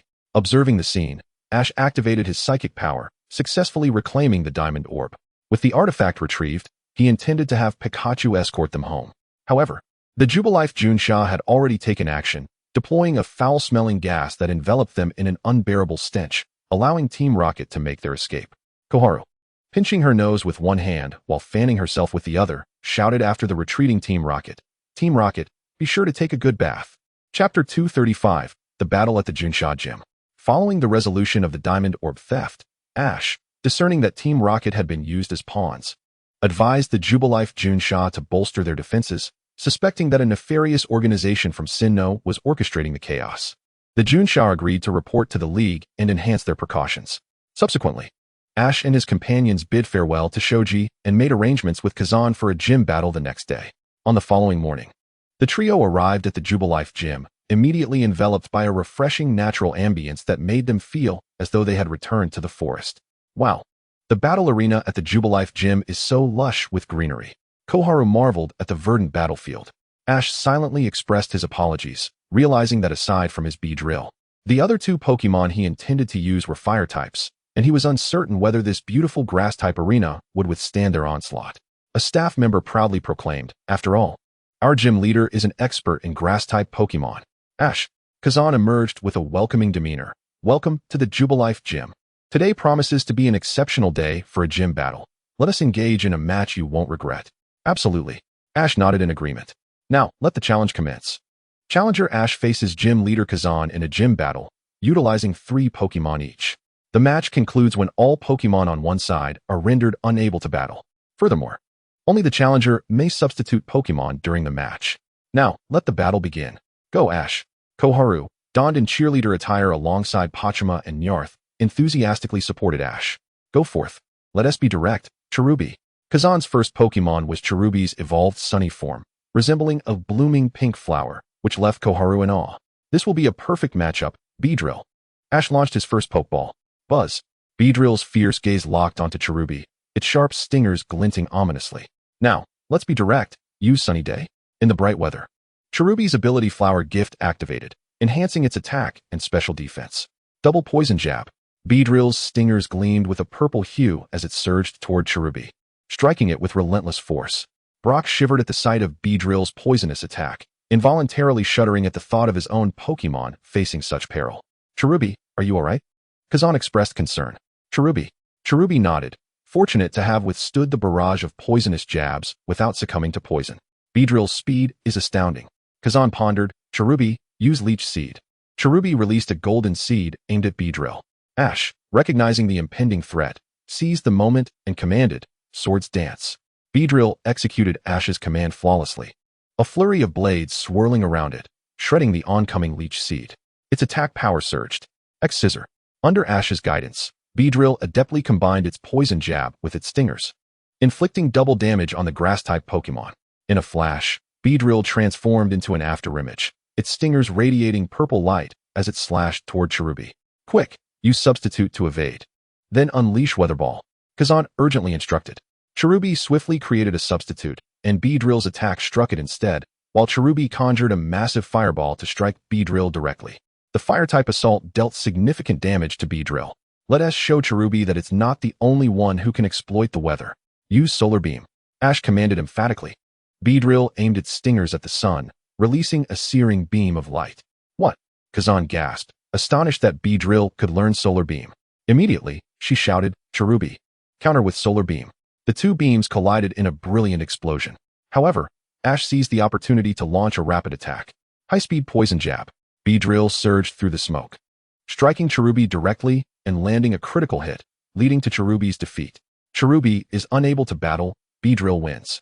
Kazan recalled Cherubi and declared, "Ash, let us be direct. My second Pokemon is Torterra." Kazan's second Pokemon was Torterra, the final evolution of Turtwig, and it was evident that she was well-versed in utilizing its artillery tactics. "Torterra, use Stone Edge." Torterra stomped the ground, causing massive blue boulders to erupt toward Beedrill. "Quickly, take to the skies," Ash shouted, waving his hands. The Beedrill swiftly ascended to evade the assault of the colossal blue rock. Twin Needle. The Beedrill aimed at the Torterra, and in the blink of an eye, appeared before it, launching a flurry of poisonous stings at its head. "Use Bite." This time, fortune did not favor the Torterra, as a purplish hue enveloped its head, indicating it had succumbed to poisoning, yet it managed to land a successful hit on Beedrill, sending it hurtling away. For the final blow, Leaf Blade. The Torterra unleashed a barrage of razor-sharp leaves that struck Beedrill, causing it to collapse, incapacitated. With Beedrill out of commission, Torterra emerged victorious. "You've done well." Ash recalled Beedrill and tossed out his second Pokeball, declaring, "You're up, Houndoom." Woof. Houndoom made its entrance, activating its Intimidate ability. Flamethrower. Houndoom unleashed a torrent of orange flames toward Torterra. "Torterra, use Stone Edge." The blue boulder defended against the flamethrower. Quick Attack combined with Fire Spin. Woof. Houndoom created afterimages, surrounding Torterra while releasing a swirling vortex of fire, which quickly encased Torterra, the flames advancing relentlessly, turning the surrounding foliage to ash. The flames engulfed Torterra. "Torterra, use Leaf Storm," shouted the trainer. A powerful leaf storm erupted from Torterra's shell, dispersing the flames, while countless leaves struck Houndoom back. Flare Blitz. Houndoom ignited in blue flames and charged at Torterra. "Use Wood Hammer." The trainer opted for a frontal confrontation. The clash of grassy energy and Houndoom resulted in a colossal explosion that enveloped both Pokemon.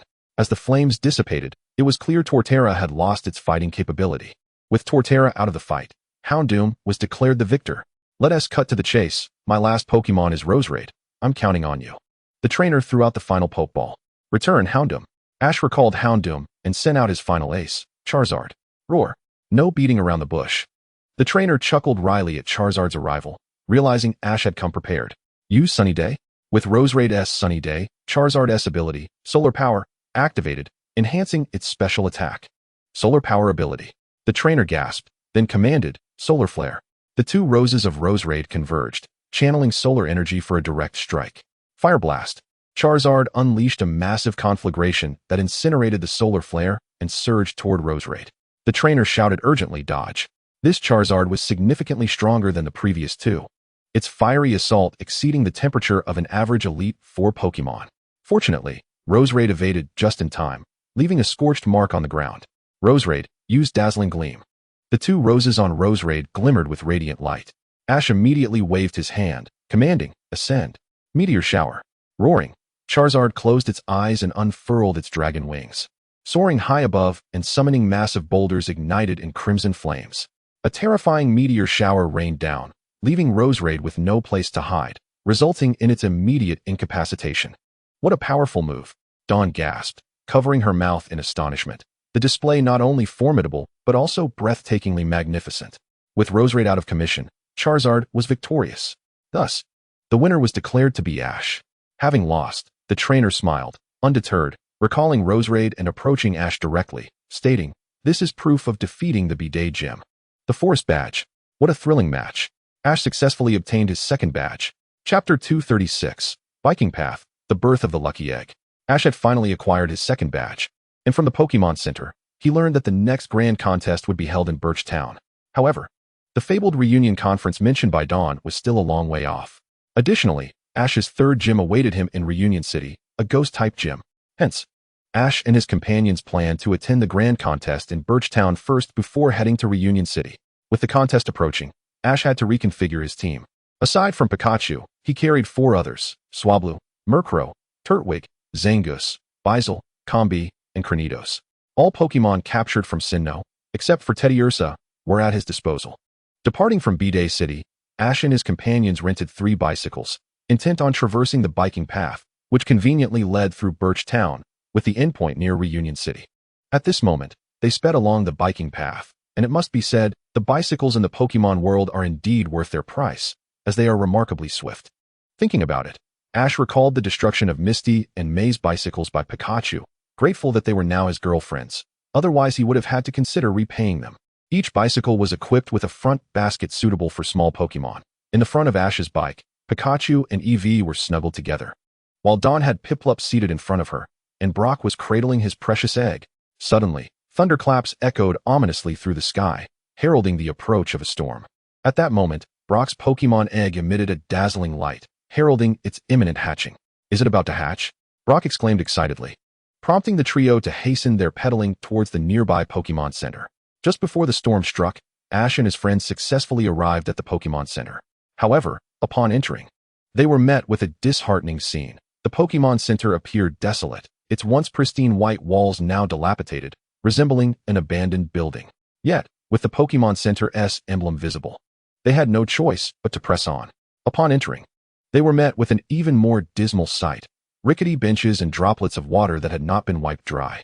"Nurse Joy?" the trio called hesitantly, hoping to ascertain whether the facility was operational. Just then, a Chansey appeared, equipped with a mop and bucket, preparing to clean. The sight brought them relief, and Ash stepped forward to inquire, "Chansey, is Nurse Joy here?" The Chansey sighed humanely and glanced toward the back of the Pokemon Center. Upon reaching the back, Ash and his companions finally encountered Nurse Joy, who stood beneath a tree, her face etched with sorrow. Brock, smitten, rushed forward, kneeling on one knee. "Hello, Nurse Joy. My name is Brock. The word beauty exists solely for you." Just as the mischievous Krogunk was about to intervene, Nurse Joy let out a resigned sigh, causing Krogunk to halt. The others looked at her in confusion. "This is all my fault. The Pokemon Center has fallen into such disrepair because of me." Nurse Joy's sorrowful voice resonated. "You see, ever since the biking path was completed, it has been this way." At that moment, Brock regained his composure, standing to address Nurse Joy. "I understand now. Everyone must have gone to the town ahead. Thus, there were no other visitors." Dawn perceived the situation clearly, but added, "That's not Nurse Joy's fault." However, Nurse Joy turned, tears welling in her eyes. "No, it is all my fault." Ash stepped in, interrupting, "Nurse Joy, as long as the Pokemon Center exists, you must be responsible for the trainers." "Who says there are no trainers here? We are right here. Besides, my companion's Pokemon egg is about to hatch, and we need your assistance." Brock stepped forward, cradling the egg. "That's right. Nurse Joy, please help me take care of the egg, won't you? A new life will emerge through your hands. Please, we're counting on you." With their encouragement, Nurse Joy finally mustered the courage to lead the trio back into the Pokemon Center. At this moment, the storm had already arrived. Miss Joy expertly connected various inspection instruments to the Pokemon egg. Although a sense of anxiety still lingered in her heart, her meticulous checks were thorough. Finally, the Pokemon egg emitted a dazzling brilliance, and a small pink creature successfully emerged, letting out a cheer before promptly lying down. Seeing this, Miss Joy beamed, exclaiming, "Congratulations. It's a very spirited luck egg." The luck egg, the pre-evolution form of Chansey, sported an adorably curly tuft atop its head. Brock tenderly picked it up, while Ash and Dawn prepared warm water and towels for it. With great care, Brock began to wipe its body, and then fed it moo moo milk. "Delicious, isn't it?" Brock gazed at the luck egg with a face full of affection. The luck egg, initially quite content after its hearty meal, suddenly cried out after patting its belly. Brock, understanding immediately, realized it must be yearning for a round stone. Leave it to us. Ash chimed in with a smile. You just take good care of the luck egg. Absolutely. No problem at all. Thank you. Brock expressed his gratitude. Ash and Dawn then ventured to the riverbank, sending out their water-type Pokémon to retrieve stones from the water. After a careful selection, they emerged with a dozen suitable white stones to be polished into round stones. Returning with the haul, Brock chose a satisfactory stone and began to meticulously polish it. Here you go, luck egg. This is my gift. Please accept it. Brock offered the polished round stone. The luck egg joyfully accepted it, placing it in its pocket, only to take it out again and present it back to Brock. This is to show its affection for you, Ash explained with a smile. Brock, astonished, accepted it gratefully. Thank you, luck egg. Afterward, he returned the round stone, lifting it high in the air. This is our treasure. The luck egg, ecstatic, leapt from Brock's arms and instead lifted him high, causing Brock to scream as he was tossed into the air. What incredible strength! Dawn exclaimed, watching the scene unfold. Brock, are you all right? As Brock fell from the height, the luck egg, feeling unable to catch him, hurriedly dodged away, prompting Ash to use his psychic abilities to catch him. With the help of Ash and his friends, Miss Joy regained her confidence and resolved to assist the wild Pokémon. Thus, they bid farewell to Miss Joy and continued their journey towards Willow Town. Chapter 237, Willow Town. Brock, are we there yet? Dawn asked eagerly, for the grand festival in Willow Town awaited her. Brock, holding the travel guide, chuckled, not yet. You can already see it. The trio reached a high ground, and indeed, Willow Town was in sight, albeit separated by a large lake in the middle, with the connecting bridge not on their side. We must have taken a wrong turn. Ash's lips twitched as he realized that if they went around, they would likely miss the grand festival. It seems we've ended up on the other side. Brock furiously flipped through the map in the travel guide, searching for a route across the lake, but to no avail. Just then, a melodious voice rang out from the sky. Would you like a lift? The group quickly looked up to see a stunning blonde young lady piloting a hot air balloon, with a small Chimchar controlling the balloon with its flames. Hi. The lady descended, allowing the group to board the hot air balloon successfully. Once aboard, Brock immediately knelt on one knee, exclaiming, I am eternally grateful. My name is Brock. May I have the honor of knowing your name? I am Alice. The young lady introduced herself. Are you the Alice of Willow Town? Brock quickly pulled out his notebook. How could I overlook such a beauty like you in my rankings? I am truly a failure. The top spot belongs to you. Please, let us keep in touch. Before he could finish, his mischievous Frogadier promptly knocked him down. Ash and Dawn stepped forward to introduce themselves and clarify their intentions. Dawn gazed at the lake below, marveling. It's so beautiful. Meanwhile, Brock quickly stood up. Miss Alice, you are stunning as well.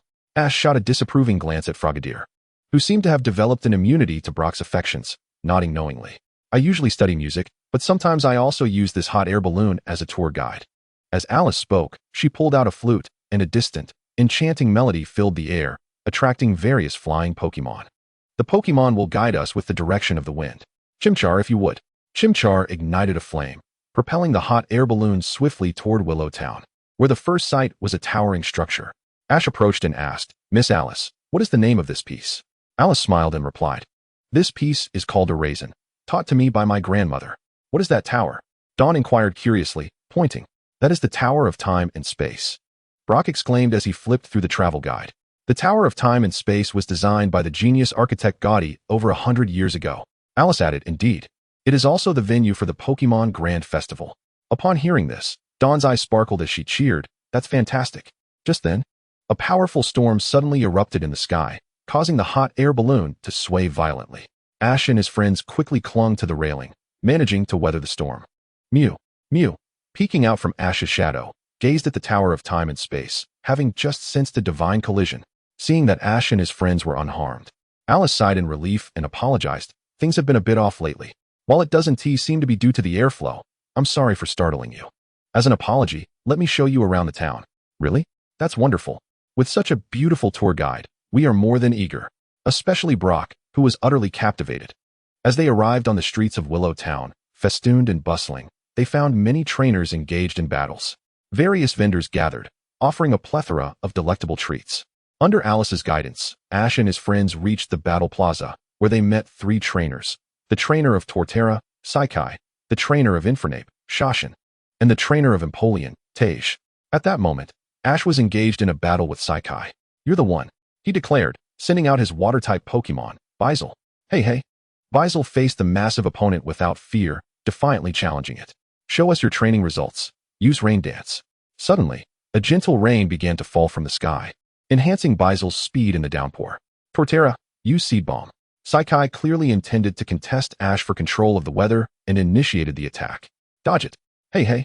With its swift swim ability, Basil thrived in the rain, effortlessly evading the seed bomb attack. In that case, how about this move? Saikai called out. Torterra, use leaf storm. A powerful leaf storm erupted from Torterra's shell, unleashing countless leaves that swept the battlefield, leaving Basil with nowhere to hide. Ash had already devised a counter-strategy, Aqua Jet, then used Sonic Boom. Hey. Basil soared into the air, propelled by the water, nimbly avoiding the barrage of leaves, and in midair. It prepared to strike Torterra with its tail. A silvery shockwave, infused with water, continually struck Torterra, forcing it to retreat. Give it the finishing blow, Ice Punch. Ash commanded with a sweeping gesture, delivering the final assault. For Basil, the battle enthusiast, it had not only learned Rain Dance from EV, but had also stealthily acquired Ice Punch from a past encounter with a Buniri. The frosty breath of the swimming weasel manifested in both hands as it relentlessly struck at the tortoise, which, despite being 4 times weaker, could only succumb to its defeat in the northwest. After triumphing over Victory C, Ash continued to battle alongside Xiao Exine and Tai Go, all of whom fell before the onslaught of the swimming weasel, achieving a remarkable 3 consecutive victories that allowed the battle-hungry creature to satiate its fervor.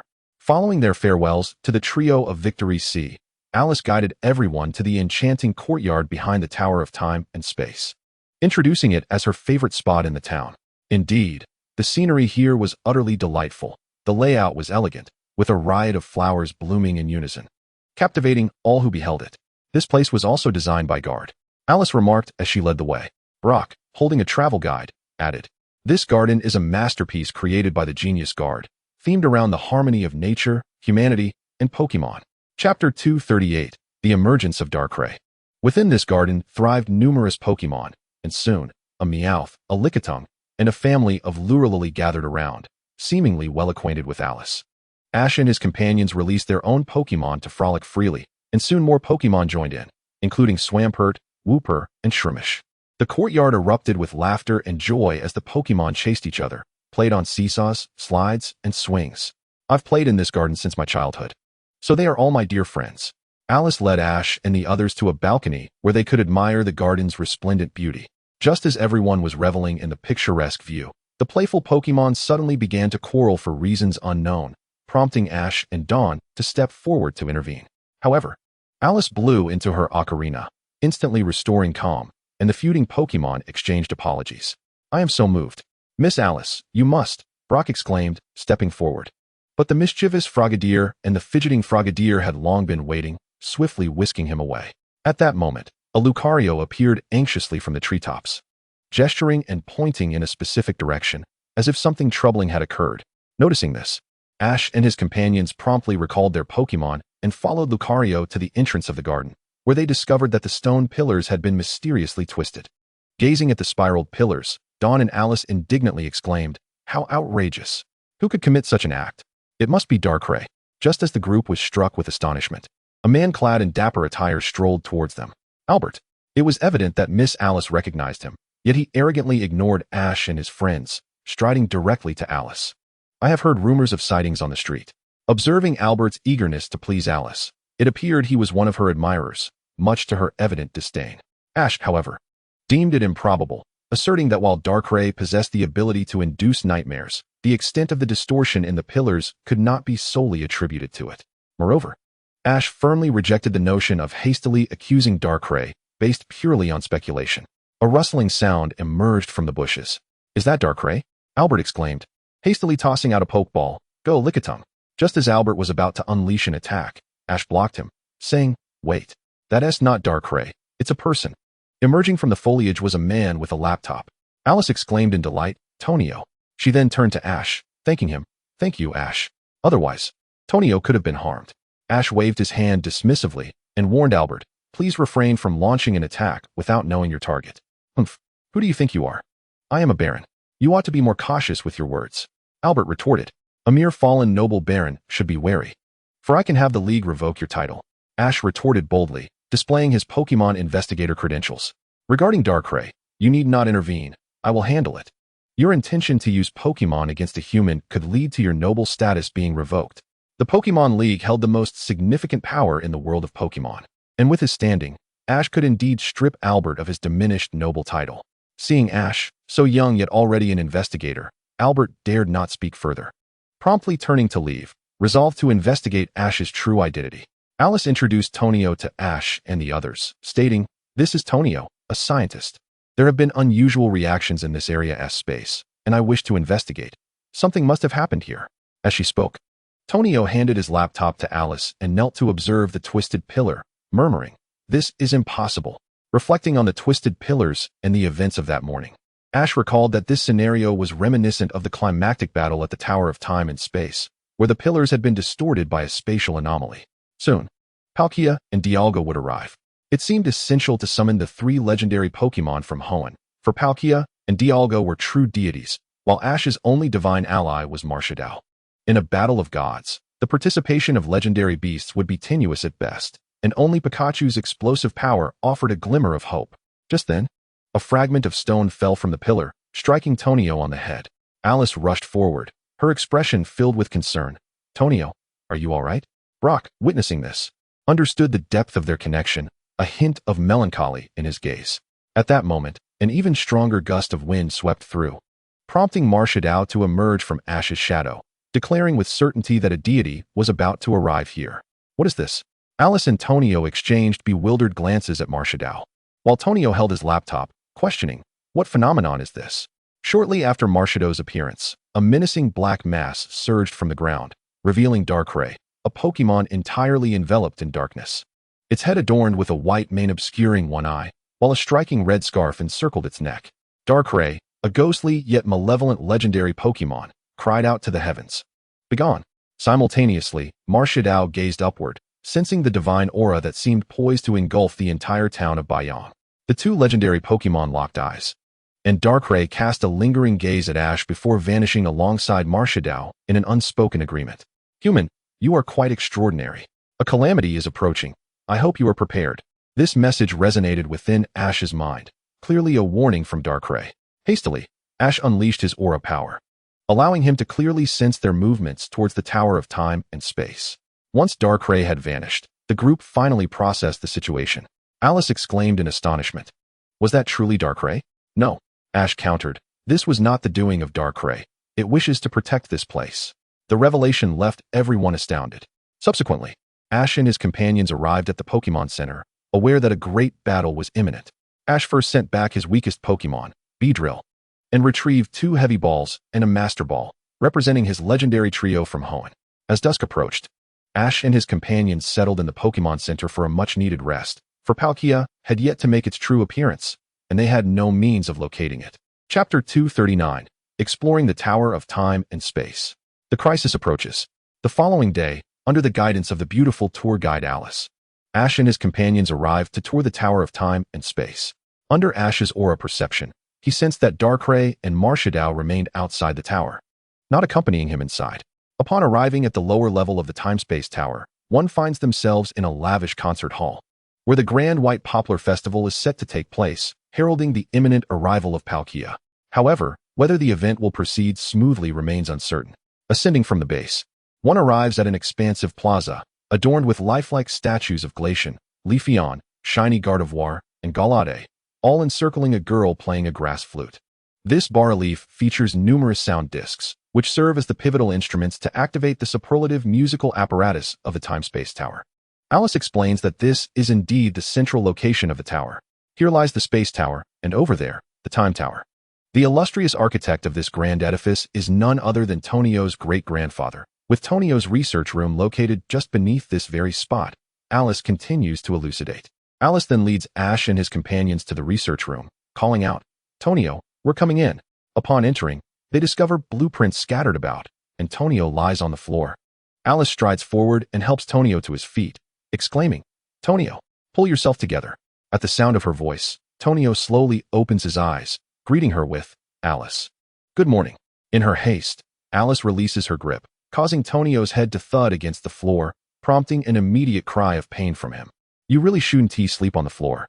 Suddenly, a thought strikes Tonio, and he quickly rises, declaring, I was thinking that perhaps the nightmares mentioned in the architect's diary might hold some clues.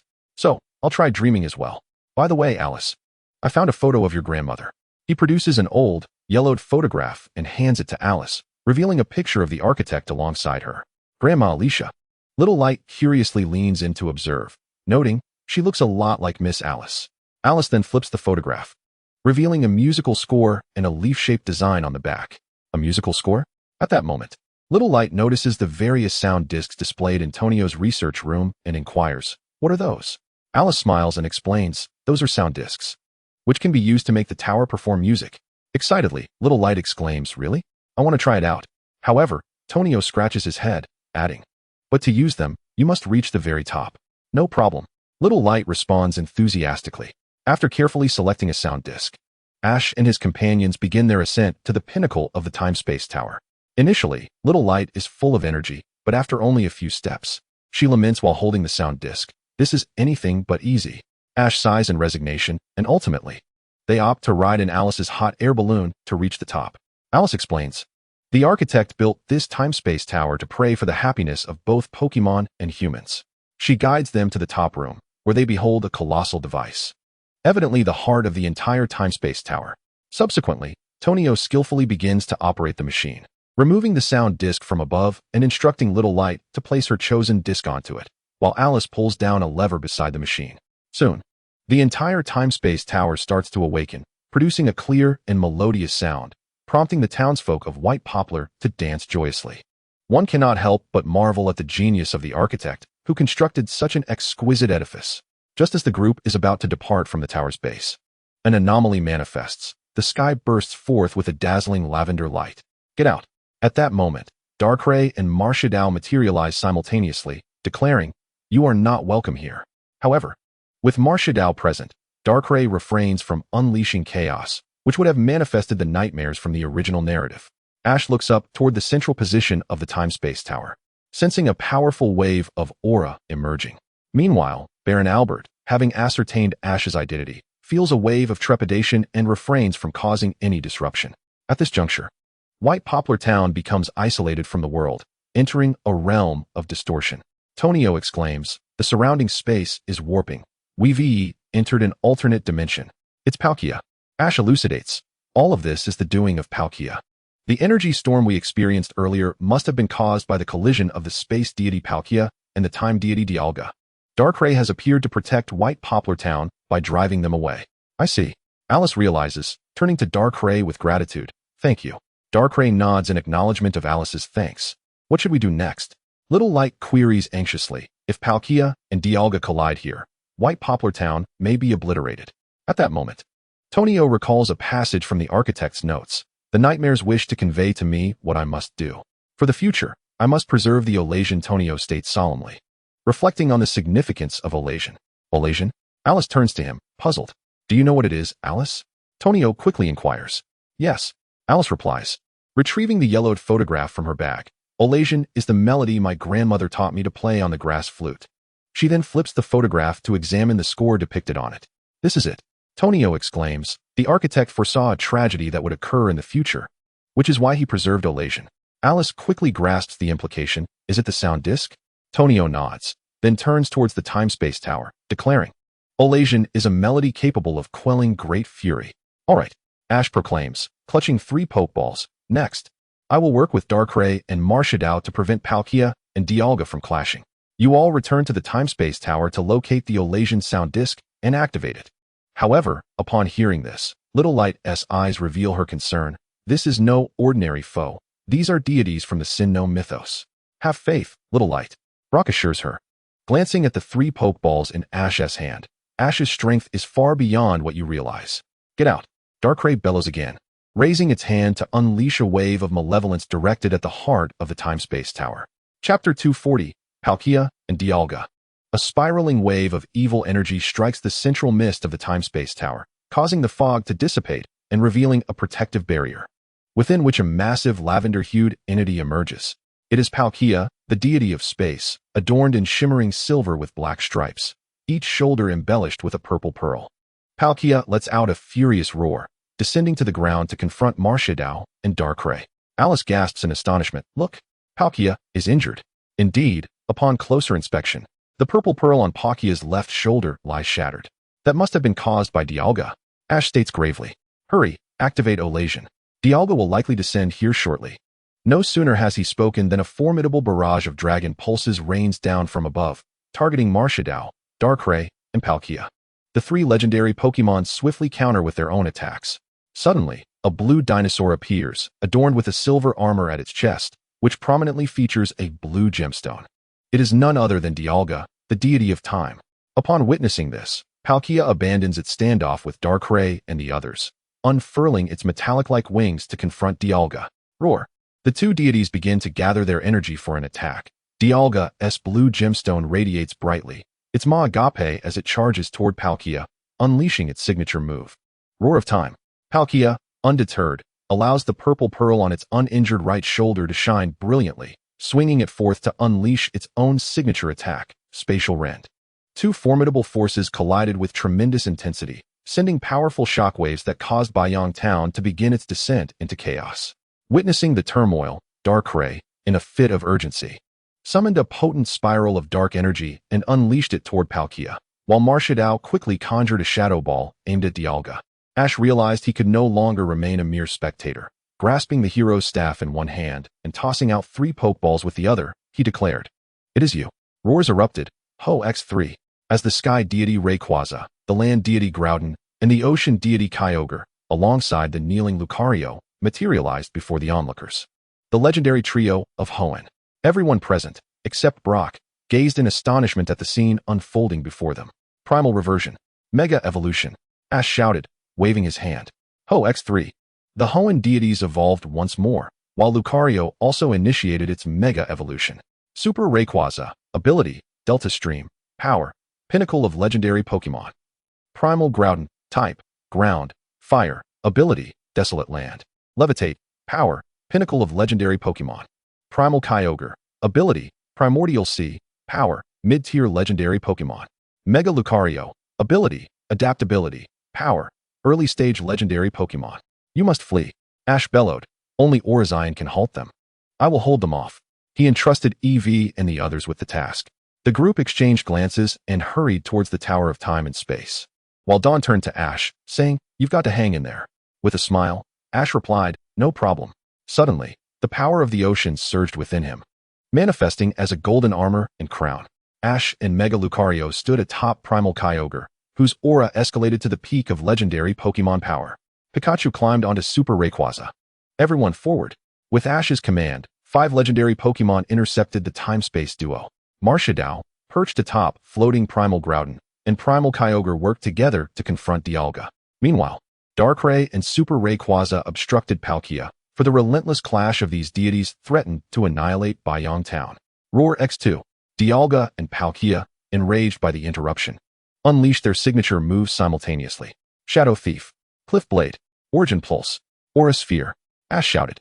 At that moment, the 4 legendary Pokémon launched their attacks. A massive red boulder erupted in midair, while 4 blue water orbs encircled Primal Kyogre, firing lasers. And Mega Lucario conjured a colossal Aura Sphere. The 3 legendary level assaults intertwined and collided with the Time Roar, while Marshadao stealthily struck Dialga from behind, delivering a powerful kick that sent it crashing to the ground. Darkrai and Super Rayquaza also joined the fray, though Darkrai had not yet reached its divine status. Being merely a half-step away, it was fortunate that Palkia bore significant injuries. The waves of darkness and thunder struck in unison, and while they did not secure a complete advantage, they effectively restrained their adversaries. The furious time-space duo unleashed a rain of Draco Meteor, as countless meteors descended, creating an apocalyptic scene witnessed by Dawn and the others, who were racing towards the tower, having found the Orizion music. Ash and Dawn murmured in concern, while Alice and Donnie were left awestruck by the epic battle unfolding before them. Eevee. As the onlookers stood frozen, Eevee urgently called out to rouse them. "We must move," Dawn resolutely stated, clutching the Orizion music disc as they swiftly ascended the tower, confident in Ash's ability to prevail. At that moment, Pikachu wielded Iron Tail, while the other legendary Pokémon simultaneously cleaved through the meteors. Such a powerful Draco Meteor posed a grave threat to Bayang Town. Meanwhile, Mega Lucario continued to brandish its bone, shielding Ash from harm. With the combined efforts of the many Pokémon, the meteor shower was swiftly cleared. However, it seemed that Ash's intervention had prompted Palkia and Dialga to unite in their assault against him. The Time Roar and Spatial Rend launched an amalgamated attack, the power of their combined forces far exceeding mere numbers. Though one could describe the devastation of this move as apocalyptic, Ash sensed that Dawn and the others were nearing the tower's peak. He had to endure. All-out attack, he commanded. In that instant, the ultimate moves of each Pokémon, Cliff Blade, Origin Pulse, and others, were unleashed simultaneously, intertwining in a spectacle of vibrant energy that clashed with the essence of time and space. Boom! A colossal mushroom cloud erupted in the sky, and the mere shockwave from the explosion was enough to incapacitate ordinary Pokémon. Suddenly, a smaller, shadowy figure broke through the cloud, appearing before the time-space duo. In that moment, Ash's voice echoed through the air. 7 Star, Soul, Snatch, Marshadao. 7 star-like rays materialized, delivering a powerful strike to the time-space gods, forcing them to stagger back. Just as the deities prepared to rise again, Ash calmly stood atop Primal Kyogre, declaring, "The battle is over." Clang. Chapter 241. The conclusion. The Bion Conference. Time rewound to moments prior. As Dawn and the others finally reached the tower's summit with the Orizine music disc, entering the chamber housing the machine, Alice removed the disc from its holder, while Donnie approached the activation lever. However, when Dawn attempted to place the Orizine disc into the designated slot, it refused to fit. Suddenly, Dawn noticed the central leaf-shaped slot for the disc. There. She quickly opened it and inserted the disc, which fit perfectly. Seeing this, Donnie eagerly pulled the lever. Yet the Tower of Time and Space remained silent. Alice, glancing at the power gauge, exclaimed, "Oh no, it's out of power." Eevee. Upon realizing the situation, Eevee rushed forward, and Dawn promptly sent out Pachirisu.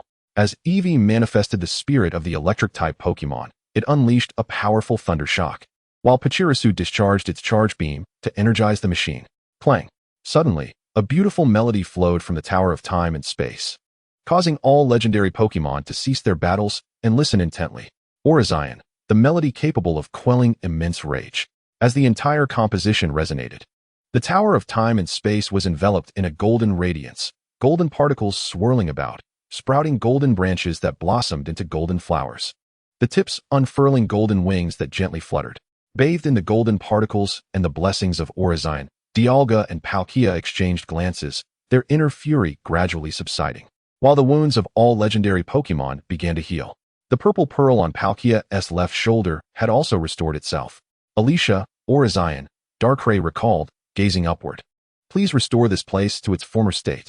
Ash called out to Palkia and Dialga after descending. With a roar, the time-space duo nodded, their pink and blue auras illuminating the area.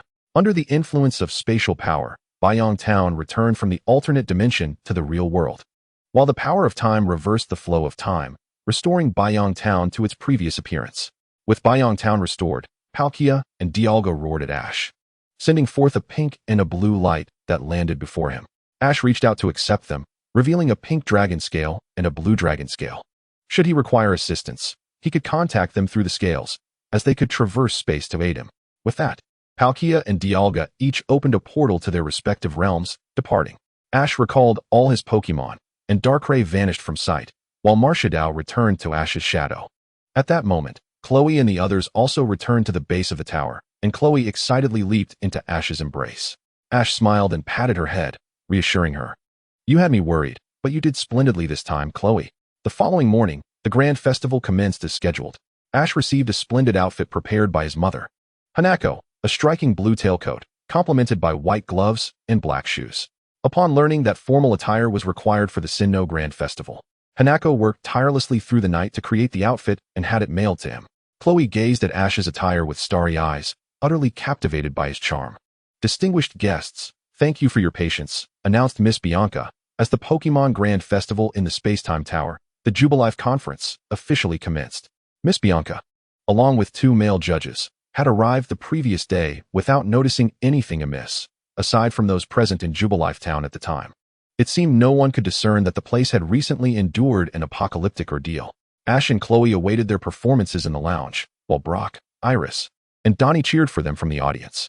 Unbeknownst to them, a pair of blue eyes silently observed the proceedings from a dark corner. The first round of performances was set to begin, featuring solo presentations from Pokémon showcasing their signature moves, allowing the trainers to display the fruits of their labor. As Ash took the stage, the crowd erupted in applause, recognizing him as the hero who saved Jubilife Town. "It's you, Swablu," Ash declared, tossing out the Pokeball, marking Swablu's debut. With a chirp, Ash chose a feather effect, and Swablu emerged amidst cascading white feathers. "Acrobatics," Ash commanded. Swablu playfully snatched a feather and twirled, scattering sparkles of white light. Misty fog, followed by sing.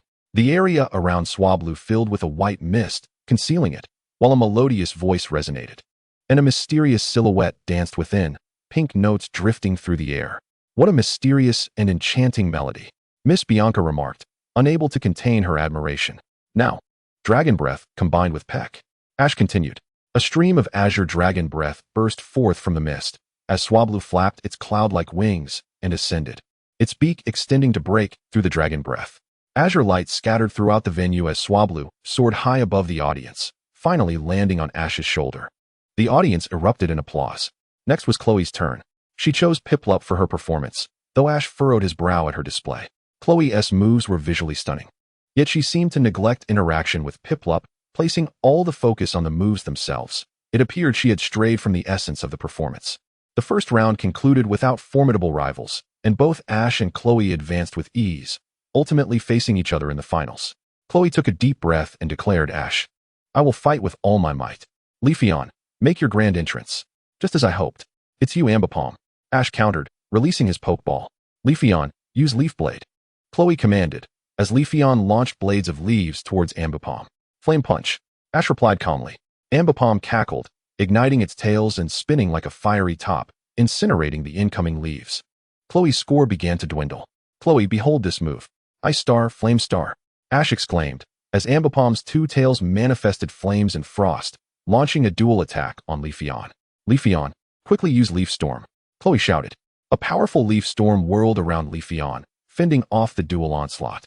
"Forgive me, Chloe," Ash continued, commanding, "Iron Tail." As Leafeon became a stationary target due to the leaf storm, Ambipom swiftly appeared before Leafeon, forming iron fists that sent Leafeon flying, overwhelmed by the remaining attacks. And it promptly lost its fighting capability. With this victory, Ash secured his second ribbon badge. After the Jubilife conference, Iris piloted a hot air balloon to transport Ash and his friends across the lake, bringing them back to Route 210. Bidding farewell to Iris, the group continued their journey towards City. Chapter 242, Sinnoh Champion, Cynthia. After parting ways with Iris, Ash and his companions had barely taken 2 steps when Darkrai emerged from the shadows. "Ash, farewell," Darkrai called out. The group gasped, for they had not seen Darkrai since the battle, and it was surprising that Darkrai had come specifically to bid Ash farewell. With a smile, Ash replied, "Make sure to protect Jubilife Town." "Of course, I shall guard this place with my very life," Darkrai assured, before vanishing back into the shadows. Under the watchful eyes of Iris and Darkrai, they returned to Jubilife Town only after Ash and his companions had completely disappeared. Ding! Achievement unlocked. Defeated the Spacetime Tower. Rewards: 10 basic rare candies, 5 intermediate rare candies, 2 advanced rare candies. With City as their destination, Ash and his companions traversed Route 210 and took a ferry across a river, finally reaching a town near City, where they were resting in the Pokémon Center. As they enjoyed lunch provided by the center, the television broadcasted a match between Sinnoh champion Cynthia and Psychic King, Wudong. Judging by their attire, it seemed to be a recent challenge battle, and it appeared Wudong was struggling. Cynthia's ace, Garchomp, effortlessly deflected the cannon from Bronzong, then leapt into the air, unleashing a devastating attack that swiftly defeated Bronzong. Truly deserving of her title, Champion Cynthia.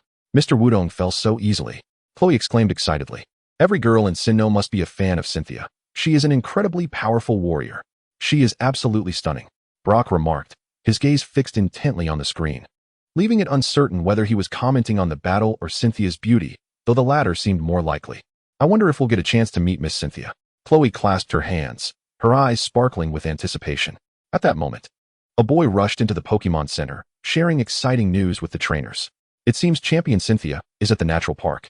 With that, the room erupted into a frenzy as all the trainers bolted out the doors of the Pokémon Center, racing towards Natural Park. Ash and his companions joined the throng. Meanwhile, Cynthia stood at an ice cream stand, visibly torn over which flavor to choose. The ice cream vendors were none other than Team Rocket. Jesse began, exasperated. Shouldn't you be making a decision soon? James added, forcing a smile. Yes, but which one to choose? Cynthia pondered, hands on her hips, surveying the array of flavors. Why not just choose one of each? Meowth suggested, but I can't eat that much. After a moment of thought, Cynthia clapped her hands in determination, declaring, I've made up my mind. I'll have a mint chocolate, strawberry, and Krispy Kreme trio. Team Rocket hurriedly prepared the order, and Cynthia left the stand. Satisfied with her 3 ice cream cones, the trio from the Rocket team watched as Cynthia departed, letting out a sigh of relief after an hour of indecision over selecting an ice cream flavor. She was certainly not an ordinary individual. Within this natural park stood an ancient temple, dedicated to the legendary Pokémon Dialga and Palkia, whom Ash and his companions had encountered not long ago. Cynthia gently caressed the carvings of Dialga and Palkia on the stone tablet, all the while savoring her ice cream. Completely devoid of the fierce aura of a goddess of battle that she exuded on television. Surrounding the ruins was a throng of trainers, all eager to catch a glimpse of the Sinnoh champion, and at last, Ash and his friends hurriedly arrived to meet Cynthia. She is even more beautiful than on TV. Brock gazed at Cynthia with admiration, wishing he could be the ice cream in her hand. Dawn, exasperated, covered her forehead and thought, you might as well melt away like ice cream. Just as Ash was about to step forward to challenge her, someone else moved ahead. Shinji? Excuse me, are you Miss Cynthia? Shinji approached Cynthia and inquired. At that moment, Cynthia, having just finished her ice cream, turned and smiled warmly. Yes, indeed. I am Shinji from Veilstone City, and I would like to request a Pokemon battle with you. Without hesitation, Shinji issued his challenge, provoking skepticism and mockery from the surrounding trainers. Just then, Cynthia noticed Ash behind Shinji, exactly as Wudong had described him, instantly piquing her interest. However, before that, Cynthia intended to accept Shinji's challenge. It has been quite some time since I've received such a personal battle invitation. You are challenging the Sinnoh League, are you not? At this moment, Cynthia's demeanor began to unfold. Yes. Cynthia stepped down from the ruins, standing before Shinji. I see. You appear to have transitioned from another league to here. Very well, I shall accept your challenge. The crowd of trainers gasped in disbelief. Champion Cynthia had indeed accepted the challenge, although they looked down upon Shinji's request. Witnessing Cynthia in battle was undeniably worthwhile. Is it permissible to use 6 Pokemon? Shinji boldly proposed a full 6-on-6 battle. Cynthia nodded with a smile. Of course. Then let us commence. With an elegant flourish, she called forth, Soar through the skies, Garchomp. However, Shinji sent out his fire monkey, which was at a type disadvantage, provoking disapproval from the onlookers, who felt it was disrespectful to the champion. Shinji, please make the first move. Cynthia calmly relinquished the initiative. Very well. Shinji wasted no time and launched the first attack. What followed was a showcase of Cynthia's prowess as champion, with Shinji's fire monkey, Mismagius, and Honchkrow quickly losing their fighting capabilities. After Garchomp delivered a devastating blow to Honchkrow with its ultimate move, Shinji released his ace, Torterra, which appeared to be his starter Pokemon based on its imposing presence. Clearly, the previous Pokemon were mere fodder. Shinji awaited the precise moment when Cynthia utilized her ultimate move, intending to exploit the brief lull to initiate an assault with Torterra. Although he did manage to inflict a minor injury on Garchomp, for a Pokemon of the champion's caliber, it was hardly a concern, as Garchomp swiftly obliterated Torterra with a single strike. Shinji recalled Torterra, fell silent for a moment, and decisively conceded defeat. The spectators erupted in mockery. Yet, Shinji remained unfazed. Just as he was about to turn away, Ash stepped forward to stop him, urging him to take his Pokemon to the Pokemon Center for treatment. Cynthia also approached, suggesting he seek healing for his Pokemon, and Shinji eventually nodded, making his way toward the Pokemon Center. Hello, Ash. Wudong mentioned you earlier, praising your formidable strength. Cynthia smiled at Ash. Upon hearing this, all the trainers looked at Ash in astonishment, realizing that the boy who had recently defeated one of the Elite Four, Wudong, was standing right before them. Miss Cynthia, I hope you will accept my challenge. Ash also put forth his request for a battle. Certainly. Following this, Ash and his companions made their way to the Pokemon Center with Cynthia. Considering that Garchomp had just sustained some damage, Ash could not seize the opportunity to challenge her yet. Chapter 243, The Duel with Cynthia, Part 1. I sincerely apologize. Nurse Joy expressed her regrets to everyone, as just a moment ago, an emergency Pokemon had been brought in that required immediate surgery. At that moment, Nurse Joy was exceedingly busy and could not attend to Shinji's Pokemon nor restore Cynthia's Garchomp's energy. Seeing this, Cynthia could only smile gently and say, in that case, we must wait.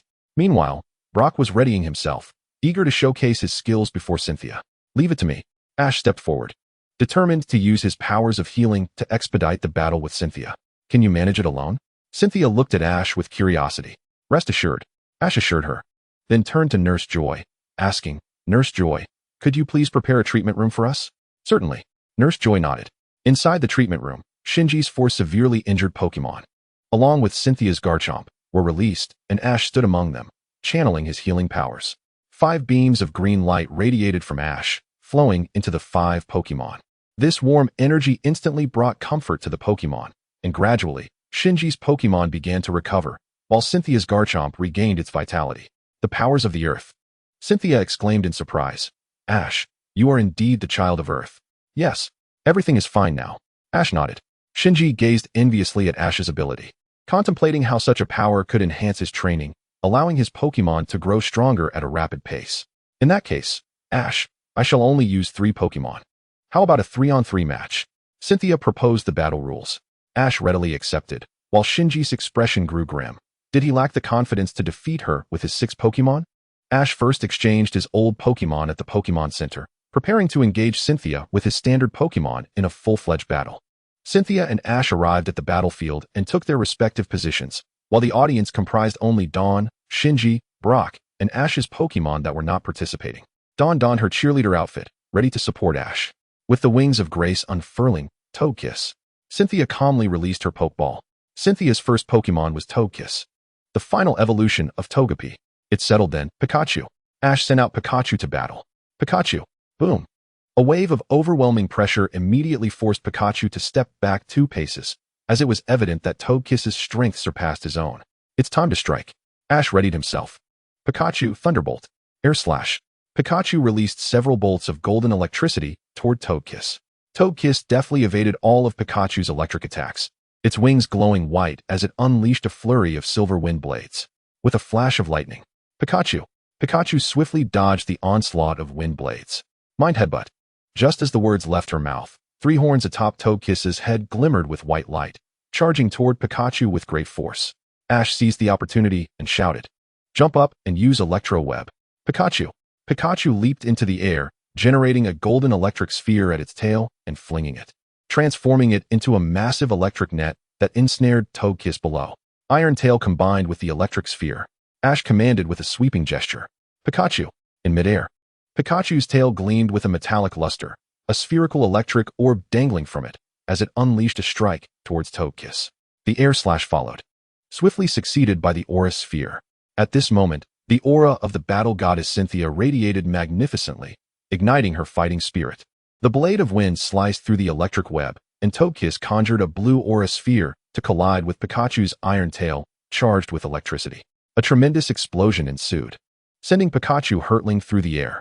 Use Quick Attack, Cynthia commanded, as Togekiss sparkled brilliantly, vanishing instantaneously only to reappear, launching itself into Pikachu once more. Pika. Pikachu cried out in pain, witnessing Togekiss's relentless charge. Pikachu soar. Ash directed immediately. With agility, Pikachu leaped, evading Togekiss's onslaught and landing atop its back. Pikachu, can you fly? Cynthia pondered, realizing it was not the time for such thoughts. Togekiss, shake it off. Togekiss began to shake vigorously, but Pikachu clung on tenaciously without letting go. Pikachu, Thunderbolt. Pika. Pika. Pikachu embraced Togekiss tightly, unleashing a powerful surge of electricity that sent Togekiss crashing down. Pikachu then leapt back to Ash's side. Well done, Pikachu. Use Thunder. Ash shouted, waving his hand, as this signature move of theirs held immense power. The electric orb manifested before Pikachu, and a terrifying flash of lightning erupted forth. Cynthia was taken aback by the sheer might of the attack, which had nearly reached champion level. Her fighting spirit was thoroughly ignited. She swiftly extended her hand and commanded, Use Aura Sphere. The lightning struck Togekiss with precision, yet the Aura Sphere was fully charged, propelling Pikachu away in an instant, rendering it unable to continue the fight. Togekiss, though battered by the electric onslaught, managed to withstand the blow. You've worked hard, Pikachu. Ash approached the battlefield, cradling Pikachu and channeling the power of the evergreen. Pikachu opened its eyes. Pika. Ash entrusted Pikachu to Brock and returned to his position. Thank you for your patience, Miss Cynthia. He then tossed out his second Pokeball, declaring, This will be you, Charizard. Roar. Charizard emerged, unfurling its dragon wings, its tail ablaze with golden flames, emanating the aura of a late-stage Elite Four Pokémon. Indeed, Charizard had once again advanced beyond Pikachu, reaching the Elite Four tier, while Pikachu's rapid progress suggested it too was on the verge of a breakthrough. Charizard, use Flamethrower. Roar. A torrent of scorching golden flames erupted, reaching temperatures that pushed the limits even for an Elite Four Pokémon. Cynthia, witnessing this, felt a twinge of concern. Her Togekiss had only recently attained champion status and was now severely injured, making it a daunting challenge. Yet, she did not withdraw her Pokémon, after all.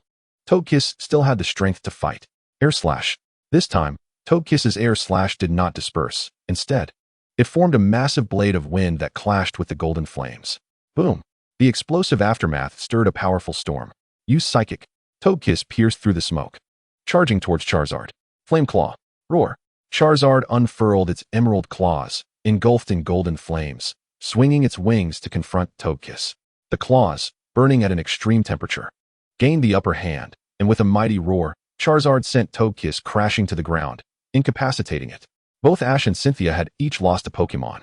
Chapter 244, The Duel with Cynthia, Part 2.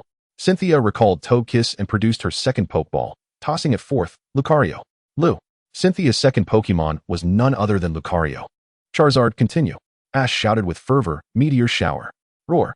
Charizard soared into the sky, flapping its wings to summon colossal boulders, which ignited with golden flames, plummeting towards Lucario. Another combination attack. Cynthia commanded swiftly, Bone Rush. Lucario manifested 2 bone clubs in its hands, skillfully shattering the falling meteors. Now Quick Attack followed by Aura Sphere. Lucario, radiating white light, vanished in an instant, reappearing before Charizard and launching a blue Aura Sphere. Use Fire Blast. Ash shouted urgently. Roar. Charizard unleashed a torrent of golden flames, colliding with the Aura Sphere, resulting in a cataclysmic explosion that sent both Lucario and Charizard flying back to their respective trainers. Bone Rush. Flame Claw. Both Ash and Cynthia issued their commands simultaneously. Lucario and Charizard charged at each other, with Lucario's bone clubs and Charizard's flame claws clashing repeatedly. However, Charizard, despite its valiant efforts, was gradually pushed back by Lucario's strength. Use Stone Edge. Cynthia initiated another offensive move. Though not a type advantage, it dealt quadruple damage to Charizard. Lucario struck the ground with a forceful punch, causing blue boulders to erupt from beneath. Seeing the impending Stone Edge attack, Ash commanded, Fly. Charizard took to the skies, extending its claws to dodge the incoming rocks while simultaneously slashing at the boulders. Yet, ultimately, the rocks found their mark, sending Charizard tumbling down. Cynthia seized the moment for a decisive strike, Aura Sphere. Charizard, give it everything you've got. Use Explosion. Ash shouted. Roar. Charizard concentrated its fiery energy and, with a thunderous roar, struck the ground with a powerful fist. Golden flames surged forth, engulfing Lucario in a torrent akin to a volcanic eruption. While the Aura Sphere successfully struck Charizard, Dawn, Brock, and Shinji watched with rapt attention. Boom! 2 massive explosions erupted before Ash and Cynthia. As the smoke gradually cleared, Lucario knelt on one knee, one hand clutching its chest, the other propping itself up, panting heavily with scorch marks all over. While Charizard lay defeated, unable to continue the battle. You've done well, Charizard. Ash sighed deeply, calmly recalling Charizard and retrieving the Staff of Valor. Let us fight together, Lucario. The Staff of Valor shimmered with blue light, summoning a Lucario even larger than Cynthia's. It is my honor, Ash. Lucario opened its eyes, emanating an overwhelming pressure that forced Cynthia's Lucario, just recovering, to retreat. Cynthia gasped in shock, a Lucario that has touched the realm of deities. Indeed, Lucario had participated in 2 divine beast battles with Ash and experienced the powers of the divine through mega evolution, now stepping closer to the divine realm. Return, Lucario. Cynthia decisively recalled her Pokémon, knowing that her Lucario stood no chance against Ash's. Now, her trump card emerged, soared through the skies, Garchomp. Garchomp. Garchomp fixed a serious gaze upon Lucario, its aura swelling, matching Lucario's presence equally. With Garchomp's arrival, Cynthia's momentum surged, and the fighting spirits of both Ash and Cynthia burned brightly. Dragon Claw. Bone Rush. The 2 Pokémon charged towards one another, Garchomp's fins shimmering with a menacing glint, while Lucario's Bone Rush transformed into a long staff. The clash of Lucario's staff against Garchomp's fins echoed fiercely, with neither side conceding an inch in their battle of strength. As the two Pokémon clashed, a formidable gust of wind surged forth, leaving the audience, including Shoko and others, utterly astounded. At that moment, Shinji was completely awestruck by Ash's prowess. It was overwhelming, and he could hardly keep pace with their battle. Observing the scene, Cynthia continued to direct, commanding. Utilize the ultimate impact. The fierce Garchomp soared into the air, its body ignited with a golden-purple aura as it charged toward Lucario. Engage in close combat. Upon hearing this, Lucario's right fist shimmered with a white light, and with all its might, it swung to confront the descending Garchomp, resulting in a tremendous explosion at the center of the clash. Subsequently, amidst the billowing smoke, two figures retreated before Ash and Cynthia. Unleash Dragon Meteor. Garchomp released a torrent of meteoric strikes from above. Ash immediately commanded, dash forward with quick attack, then follow up with Ice Punch. Lucario transformed into an afterimage, deftly dodging the meteor shower, and in the blink of an eye, appeared before Garchomp, its fists emanating a frosty aura, sending Garchomp flying. Inferno Overdrive. The quadruple damage inflicted significant harm on Garchomp, which, despite the pain, retaliated during its flight by unleashing a fiery assault to engulf Lucario. Cynthia shouted, Soar Dragon Dive. Garchomp ascended directly beneath the sun, its body swirling with dragon energy, morphing into a colossal purple-blue dragon that surged forward. Let us exert our utmost strength together, Ash proclaimed, initiating the Super Aura Sphere. Yes, Lucario raised its arms, the power of aura beginning to swell, and a massive Super Aura Sphere materialized, which Lucario hurled with all its might.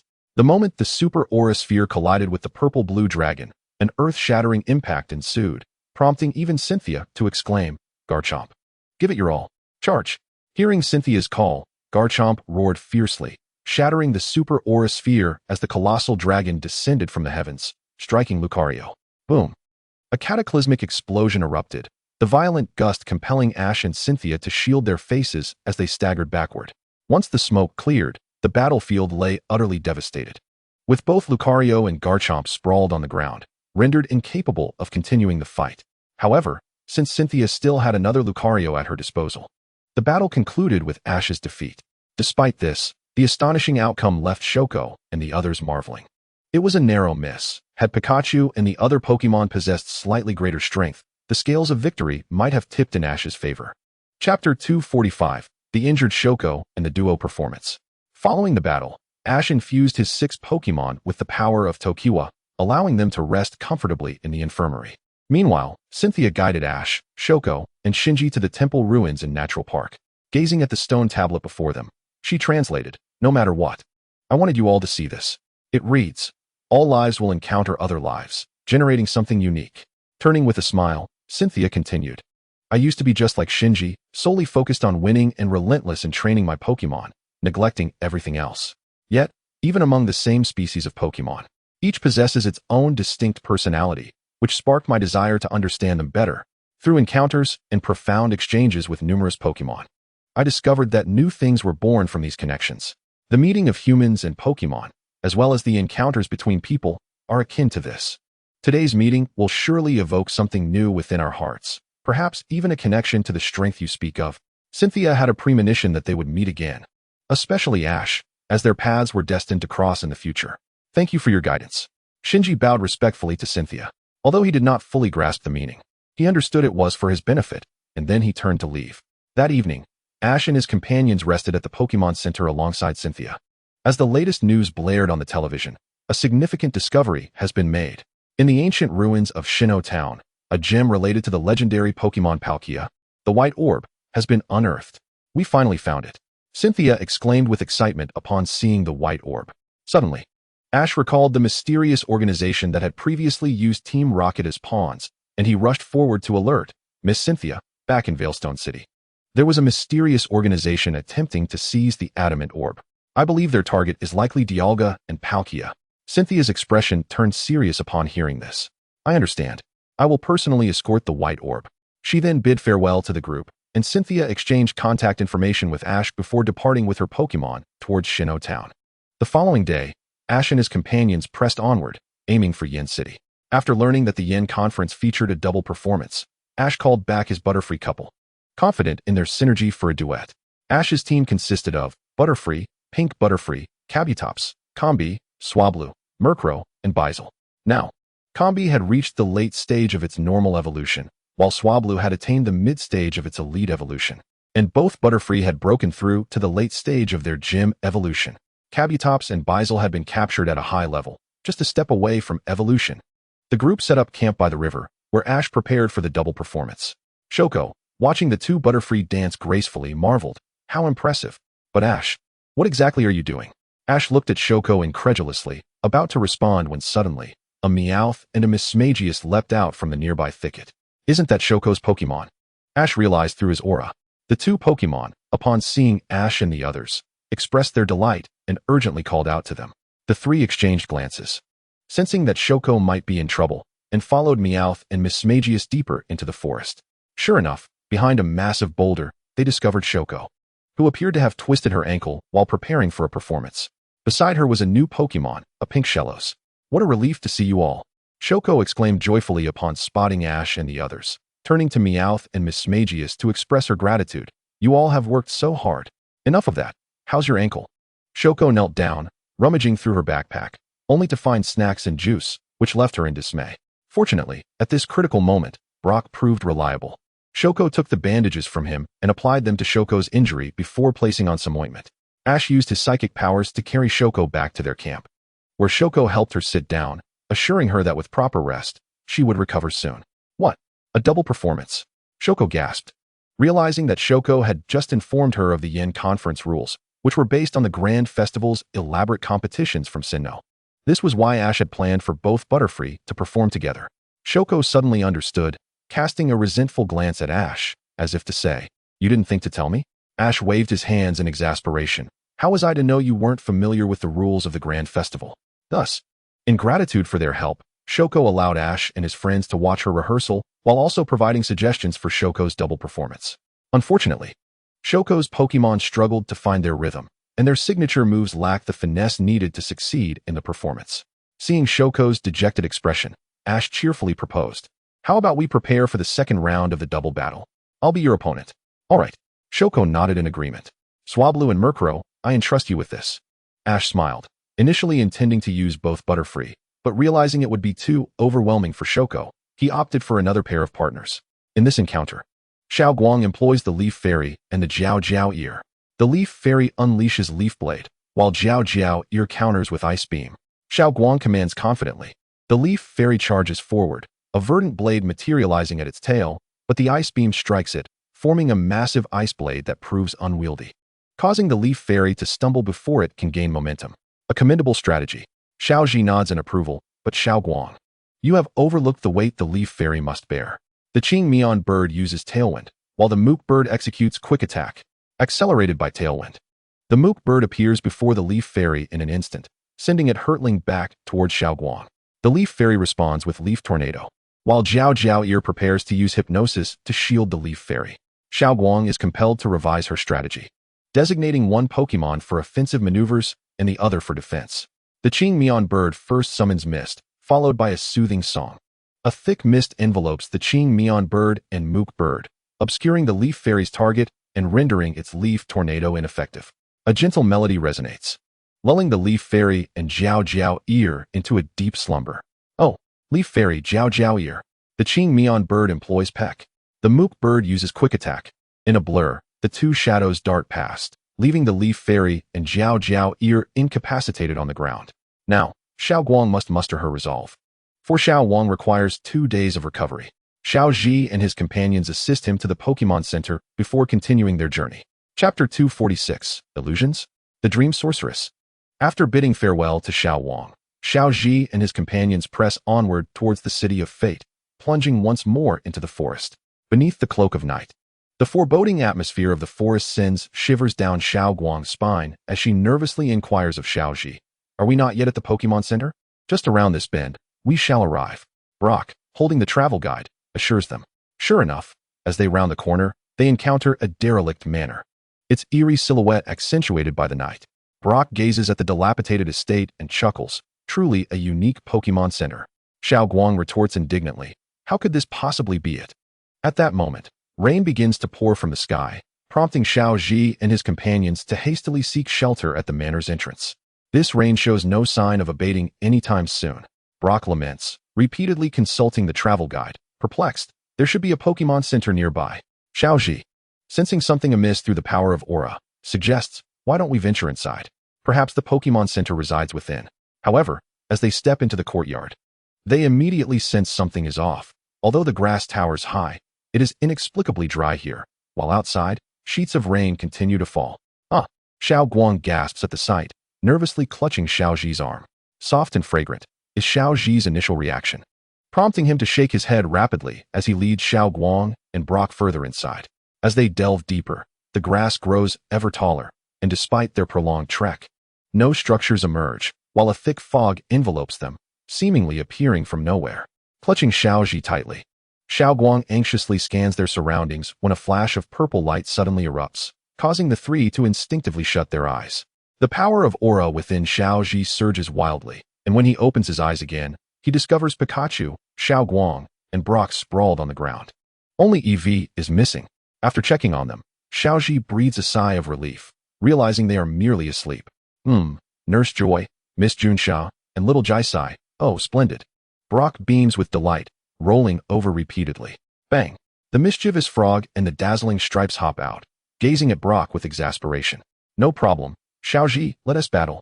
I must defeat you and become the world's foremost Pokemon coordinator. Meanwhile, Xiao Guang murmurs softly, Pikachu, Pikachu. Xiaoji finds himself obliged to adjust their positions for comfort. Suddenly, Eevee's voice calls out from the nearby grass. Xiaoji rushes over with the mischievous frog and the dazzling stripes, only to find Eevee confronting a witch adorned with a magical hat. It is none other than the evolved form of the Dream Demon, the Dream Sorceress. Eevee! Xiaoji exclaims. Eevee, startled, turns to face Xiaoji with joy. Xiaoji quickly deduces what has transpired. They have inadvertently fallen victim to the Dream Sorceress's peculiar light. While Eevee, being a normal-type Pokemon, remains immune to Ghost-type moves. Intrigued by this exceptionally gifted Dream Sorceress, Xiaoji resolves to capture it, retrieving a Pokeball, Dream Sorceress. Prepare for capture. Eevee, unleash bad dreams.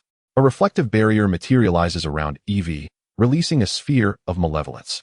The gem on the Dream Sorceress's chest radiates a scorching heat, unleashing a torrent of purple flames, the magical flames.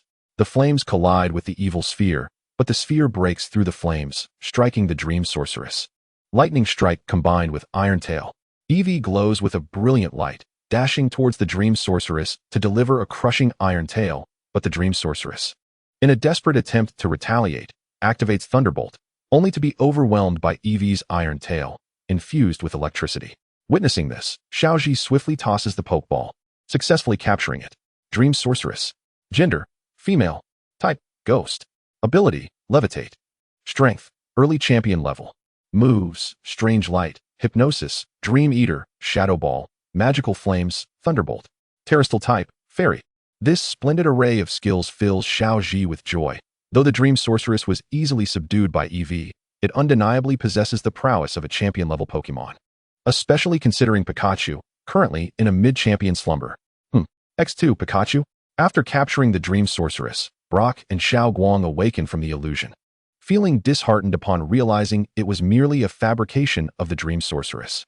Fortunately, with Xiaoji's encouragement, Xiao Guang regains her spirits, understanding that her dreams must be realized by her own efforts. Suddenly recalling her words in the illusion, she anxiously asks, Xiaoji, did I speak in my sleep? Xiaoji nods, bemusedly observing Xiao Guang, who had declared her intention to defeat him and become the world's foremost Pokemon coordinator. Ah, you heard that, Xiao Guang exclaims, her face flushing crimson. Weakly, she inquires, and then what? Then you merely mumbled, and that was that. Xiaoji waves his hand dismissively, curiosity piqued, asking, so what happened next? At this, Xiao Guang exhales in relief, yet a wave of disappointment washes over her as she turns away. Nothing. Eevee. Oh, at that moment, Eevee mocks Pikachu, the illustrious champion unable to discern even a mere champion's illusion. Pikachu clenches its tiny fists, determined to teach Eevee a lesson. Oblivious to who truly reigns supreme. Pikachu Pika, Eevee. In a flash of electricity, Eevee scampers away, with Pikachu in hot pursuit. Nurse Joy, Miss Junsha. As Brock remains ensnared in the tender embrace of dreams, kneeling on the ground in tears. Freed from the Dream Sorceress's interference, Xiaoji and his companions swiftly locate the Pokémon Center, resting for the night before resuming their journey. Of course, upon encountering Nurse Joy, Brock, who had suffered his usual misfortune, appears somewhat listless, reminiscing fondly about the illusion. At the edge of a precipice, Xiaoji employs telekinesis to rescue a bizarre hippopotamus. Initially intending to release it after the rescue, Hippopotamus promptly decides to cling to Xiaoji and his companions. Due to Ash having recently captured an abundance of Pokémon, he found himself overwhelmed with training, leaving him with no intention of capturing the Hippowdon. Meanwhile, Dawn, as a novice trainer, was already preoccupied with her 4 Pokémon. Thus, it was Brock who took the Hippowdon under his care, emerging from his delightful reverie. Chapter 247, Reunion with Blue, The Return of Aerodactyl. With the city of Hoenn as their destination, Ash and his companions were traversing the lofty Tian Crown Mountain when suddenly, a small 4-legged dinosaur appeared before them. "Is that not a Shirelden?" Dawn exclaimed. Indeed, the creature before them was none other than Shirelden, one of the fossil Pokémon alongside Ash's Cranidos from the Sinnoh region. Its sparkling eyes were irresistibly adorable, prompting a smile from Dawn. Just then, with a resounding crash, the nearby trees toppled as an armored off-road vehicle, familiar to Ash and his friends, emerged. The very vehicle that belonged to the notorious Hunter J. Brock and Dawn instinctively shielded the Shirelden behind them. Knowing that Hunter J's target was undoubtedly the Shirelden, 2 poachers disembarked from the vehicle, barking, "Hey, kids, don't get in the way." Ash chuckled upon hearing this. It seemed that Hunter J had recruited a new batch of minions, none of whom he recognized. "Zubat, use wing attack." Without further ado, the poachers unleashed their Pokeballs and launched their assault. Yet, Ash stood unfazed. Suddenly, a destructive beam of light descended from the heavens, incapacitating the Zubat in an instant. What on earth? As everyone but Ash looked up, they beheld the ancient sky sovereign, Aerodactyl, spiraling above them before landing beside Ash. "Long time no see, Aerodactyl," Ash greeted, affectionately patting its head. "It appears Blue has taken excellent care of you." Through the system, Ash discovered that Aerodactyl had now reached the elite level, adding another formidable ally to his ranks. "Ash, what do you mean by that?" At that moment, a hedgehog-headed figure clad in a black shirt and purple pants emerged, declaring, "How could I ever neglect it?" Taking advantage of the distraction, the 2 poachers made their escape, though it was Ash who had deliberately allowed them to flee, intending to lure Hunter J into a trap. "Blue, it's been a while." Ash smiled in greeting. "This isn't a place for reminiscing." Blue swiftly approached the Shirelden, cradling it gently. "I'm so relieved you're all right." He then entrusted the Shirelden to the nearby Electivire. "Follow me." The group hurriedly complied, with Ash informing Dawn of Blue's identity. Upon learning that Blue was Professor Oak's grandson, Dawn exclaimed with excitement, "So you also compose Pokémon haikus? Please, craft one for me." "Blue," Ash chuckled softly, then added, "You, with my elite Aerodactyl, are still afraid of Hunter J?" "With Aerodactyl by my side, I truly have no fear of her in a direct confrontation." Blue sighed in resignation. "But she possesses a petrification gun. She actually repaired it." Ash replied in astonishment, recalling that he had recently destroyed Hunter J's petrification gun, only to discover it had been mended and accompanied by a new cadre of henchmen. He then shared his plan with Blue, who nodded in understanding, recognizing that his companion's strength had significantly evolved. Venturing deeper into the forest, they encountered 3 additional Shirelden. "These are the only wild Shirelden in this region," Blue proclaimed proudly. Brock chuckled. "It seems your research was quite thorough." Blue nodded affirmatively, indeed. This Tian Crown Mountain still retains its ancient, pristine nature. Subsequently, Blue contacted Professor Yamazaki to relay their findings and arranged a meeting at a designated location. Acknowledging their plan, Professor Yamazaki advised, "I understand, but you must exercise caution." Blue instructed Electivire to conceal the Shirelden before boldly standing his ground, prepared to confront Hunter J in a decisive battle. Boom. An armored off-road vehicle soon appeared before them. Ash, with unruffled composure, crossed his arms and stated, "Apologies, but passage ahead is prohibited." "Aerodactyl, unleash Hyper Beam." With a thunderous roar, Aerodactyl released a devastating beam, obliterating the armored vehicle and sending the 2 poachers tumbling out. A dragon's roar echoed as Ash and his companions looked up to see a Charizard soaring down. Hunter J soon revealed herself before them. "You again, kid." She fumed, having suspected Ash's involvement when she learned her minions had encountered a trainer with Pikachu and EV, prompting her to rush to the scene. "It seems your petrification gun will soon be rendered useless." Upon hearing this, Hunter J instinctively touched her gun, well aware of Ash's elite-level Pokémon, which kept her from dismounting Charizard, ready to flee at a moment's notice. "Charizard, use Flamethrower." After issuing her command, Hunter J gripped her petrification gun, intending to strike amidst the chaos. Yet, her subtle movements were plainly visible to Ash through his aura sense. Aerodactyl, use Rock Slide. Pikachu. Iron Tail. With a fierce roar, Aerodactyl summoned a barrage of blue boulders that intercepted the flamethrower, while Pikachu leaped from Aerodactyl to confront Hunter J directly, smashing her petrification gun to pieces once more. What? Hunter J gasped, realizing she had overlooked the yellow rodent, which had executed a surprise attack. This time, you shan't escape, Ash declared with a grin. Pikachu, Thunderbolt. Hunter J scoffed. Kid, you underestimate me. Since I dared to come, I made thorough preparations. She began by tossing 3 Pokeballs, calling forth her mischievous Electrode. Electrode, use Self-Destruct. Following that, she deployed another Pokeball, commanding, Alakazam, use Teleport. Kid, we shall meet again. With the 3 Electrode now in play, Ash was taken aback, quickly checking their stats through the system to find each was at the gym leader level. The impending devastation of Self-Destruct was alarming, prompting Ash to instruct Pikachu to redirect its attack toward the trio of Electrode. Once the Electrode were defeated, Hunter J had already vanished from sight. At that moment, Ms. Junsha arrived belatedly, and Ash, along with Ms. Junsha and the officers, conducted a thorough sweep of Tian Crown Mountain. Although they succeeded in apprehending several poachers, Hunter J managed to escape. As dusk fell, Ash, his companions, and Blue successfully reunited with Professor Yamazaki, marking the time for their parting with Blue. Ash held out a friend ball, saying, "You will return Aerodactyl to me, right?" "Of course." Blue replied proudly, "My Blastoise and I are quite formidable." Seeing this, Ash shook his head in amusement, exchanging a Keystone and Blastoise's Megastone for Blue, saying, "Here, with this, you will have a fighting chance against Hunter J." Blue accepted the items, admiring the large and small glass orbs. "Understood. Consider this a loan from the noble heir." "No need." Ash waved his hand. "Think of it as a reward for restoring Aerodactyl to its peak. After all, you invested considerable resources. Farewell, Blue." Blue, clutching the 2 glass orbs, smiled. "Until next time. I look forward to meeting you somewhere in the Sinnoh region." Chapter 248, Hoenn City. The Hoenn Conference. After bidding farewell to Blue and with Aerodactyl's return, Ash, already at full capacity, decided to send his swimming weasel back, allowing Aerodactyl to assist in training Cranidos. Along their journey, the group learned that there was a Pokémon Center across the forest where they could acquire an application update for their Pokémon. Thus, they opted to traverse the cave known as the Shortcut, arriving at a rocky labyrinth. Guided by Ash's aura sense, they swiftly navigated through the maze and reached the Pokémon Center. "We made it. The new application is in hand," Dawn exclaimed joyfully as she beheld the new coin toss feature. Ash was quite pleased with this new feature, as it would assist him in determining the initiative in future battles. While Ash and Dawn were experimenting with the feature, Brock, as usual, rushed over to nurse Joy, his mood fluctuating like a coin toss. Suddenly, a mischievous Krogunk appeared behind Brock, delivering a toxic jab to his backside, and together with a Shinx, dragged him away. After spending a night at the Pokémon Center, Ash and his companions continued their journey for 2 days and finally arrived in Yonder City. Ash. Just ahead is the Yonder Gym. Upon reaching Yonder City, Ash and his friends made their way to the Yonder Gym, only to find the entrance firmly shut, and there stood a familiar face.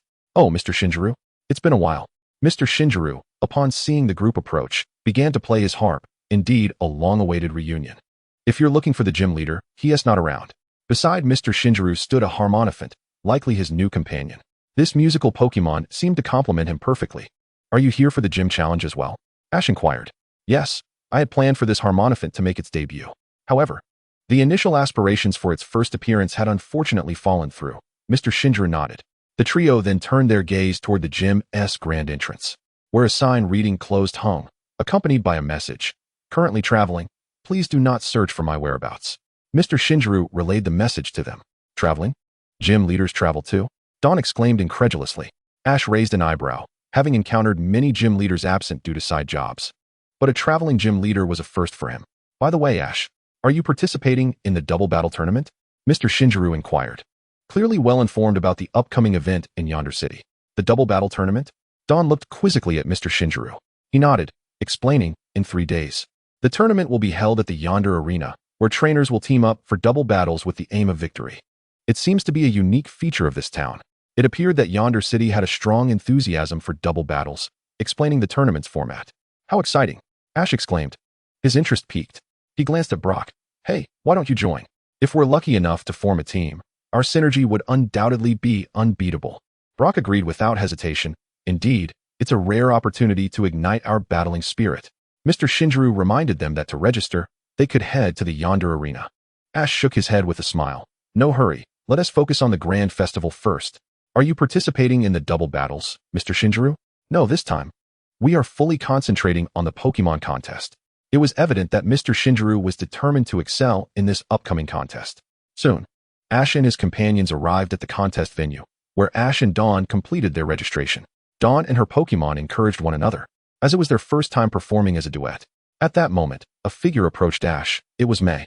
I heard about the gym situation. What a pity. She remarked with disappointment. But this gives me the chance to fully commit to the Grand Festival, so you better be careful. Ash replied with a smile. Absolutely. May. All the advice you gave me is proving invaluable. I owe it all to you. Dawn exclaimed excitedly, eager to showcase their performance to May. Just as May was about to leave, she turned back, puzzled. Did you misunderstand something? Saying it's for me feels strange. The stars of the show are the Pokémon. She lifted her shellos, emphasizing the need to focus on the Pokémon. It was uncertain if Dawn absorbed this, but she expressed her gratitude. Thank you. The encounter between humans and Pokémon brings joy. The splendid Grand Festival, filled with excitement, was about to commence. We apologize for the wait. This event is hosted by the warm-hearted Yonder City. The first round of evaluations would feature duo performances utilizing 2 Pokémon, while the second round would involve double battles. With the beauty of the performances doubled, we shall strive to deliver our utmost. After outlining the rules, under Ms. Bayon's announcement, the first round of the Yonder Festival officially commenced, with Mr. Shinji being the first to perform. His initial act featured an impromptu sword dance with his harmonophant, earning unanimous acclaim from the audience.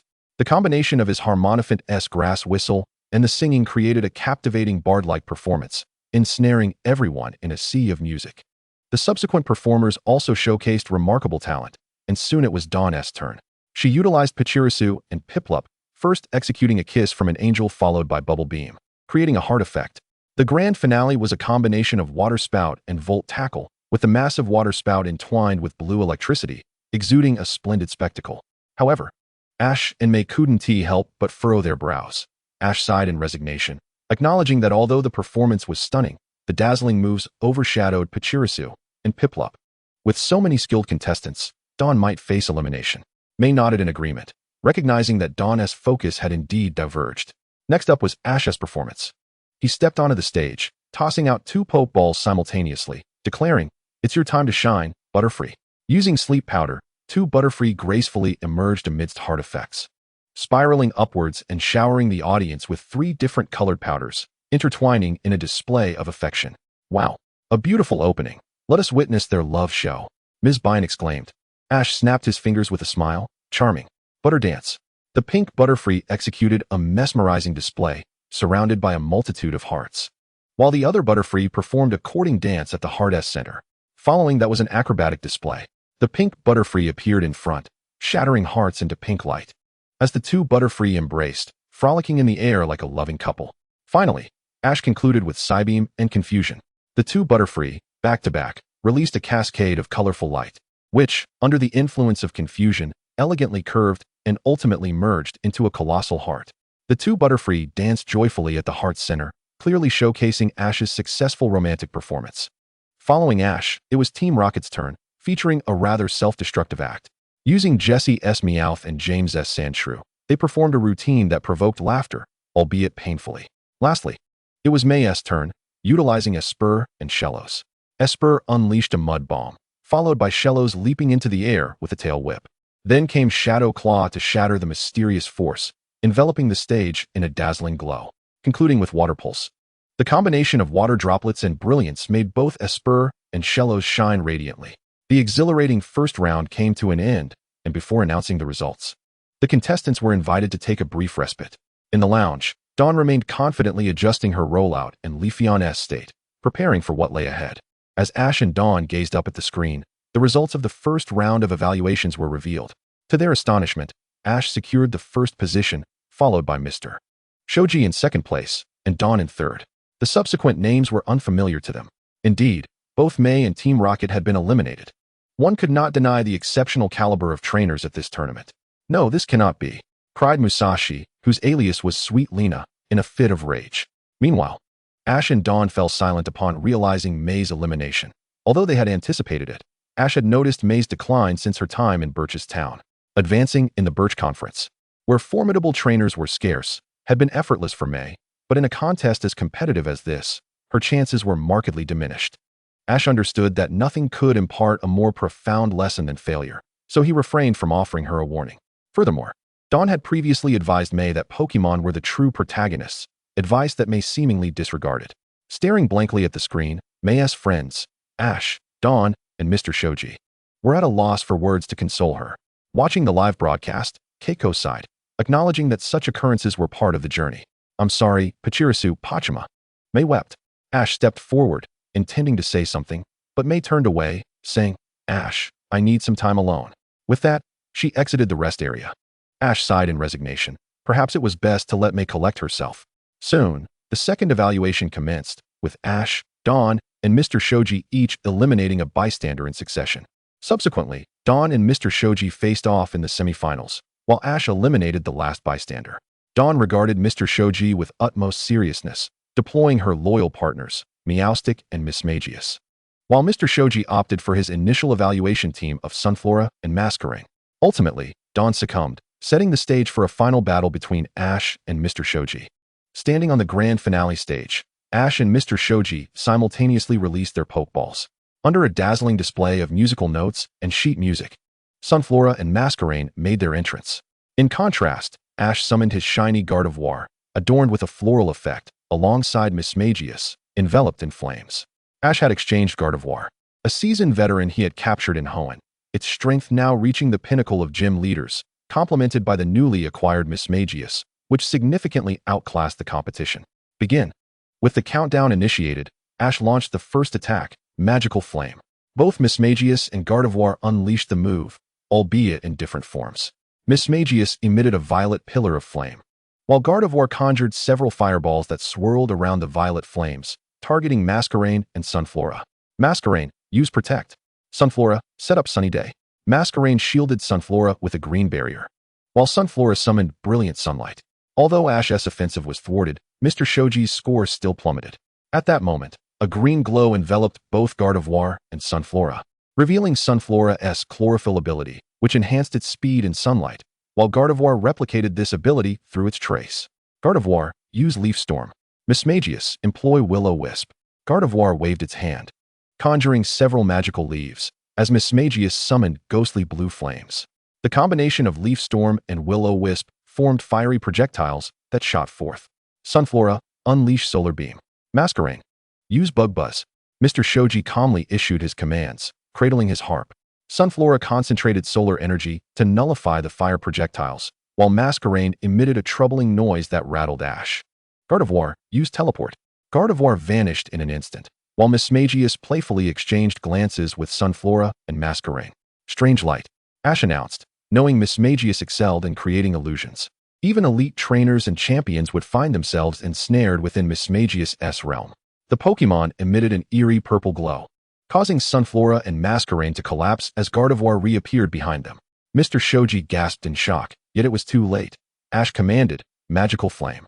Gardevoir smiled as it unleashed several flames, engulfing Sunflora and Masquerain, rendering them unable to continue battling.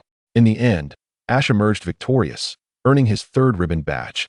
The Ribbon Badge of Fate. Chapter 250. Everyone participates. The Double Battle Tournament. After the grand contest concluded, Dawn led May to a debriefing session, while Ash, not rushing to find May, instead took Brock to the Fate Arena to register May for the double battle competition, hoping it might uplift her spirits. Upon returning to the Pokémon Center, Ash received a call from May's mother, Keiko. After inquiring about the situation, she hung up without speaking to May, stating that with so many good friends around her, she felt reassured. Regardless of the experiences, they would all be beneficial for May.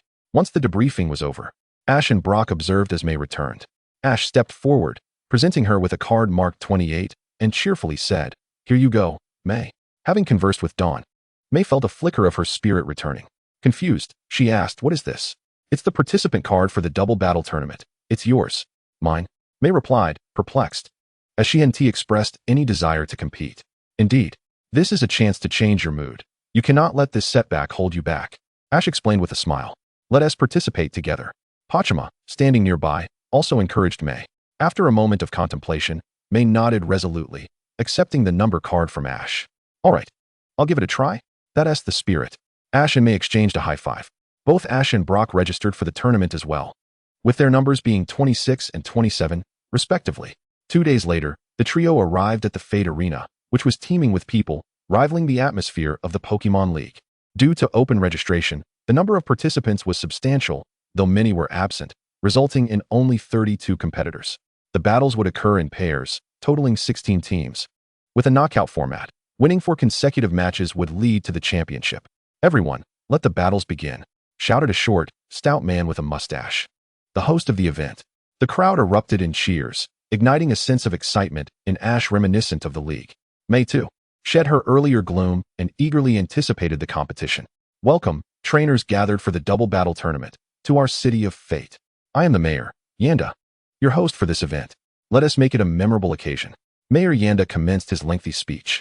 As many of you know, Fate City is renowned as a place of heartfelt connections. The double battle tournament embodies this spirit, celebrating encounters between Pokemon and people, Pokemon and Pokemon, and among individuals, fostering deep connections.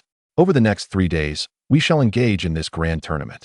Let your fighting spirit burn bright. Finally, Mayor Yanda transitioned to the rules of the tournament, which were straightforward. The battle partners would be randomly assigned via the large screen over the course of the 3 days, and both trainers must collaborate to seize victory. Let us commence. With that, Yanda pressed a button on the table, and the screen began to randomly allocate numbers. I'm in Group A," May exclaimed, gazing at Ash in disbelief. "My partner is number 26. Then let us give it our all, May." Ash shook the number 26 tag in his hand. "All right, no problem," exclaimed Misty with excitement. Meanwhile, Brock began to search for his partner, announcing, "I'm number 27. Is contestant number 21 present?" Although Ash no longer needed to find a partner, he continued to survey his surroundings, for these were all his competitors. To his surprise, he spotted a familiar face, Shinji.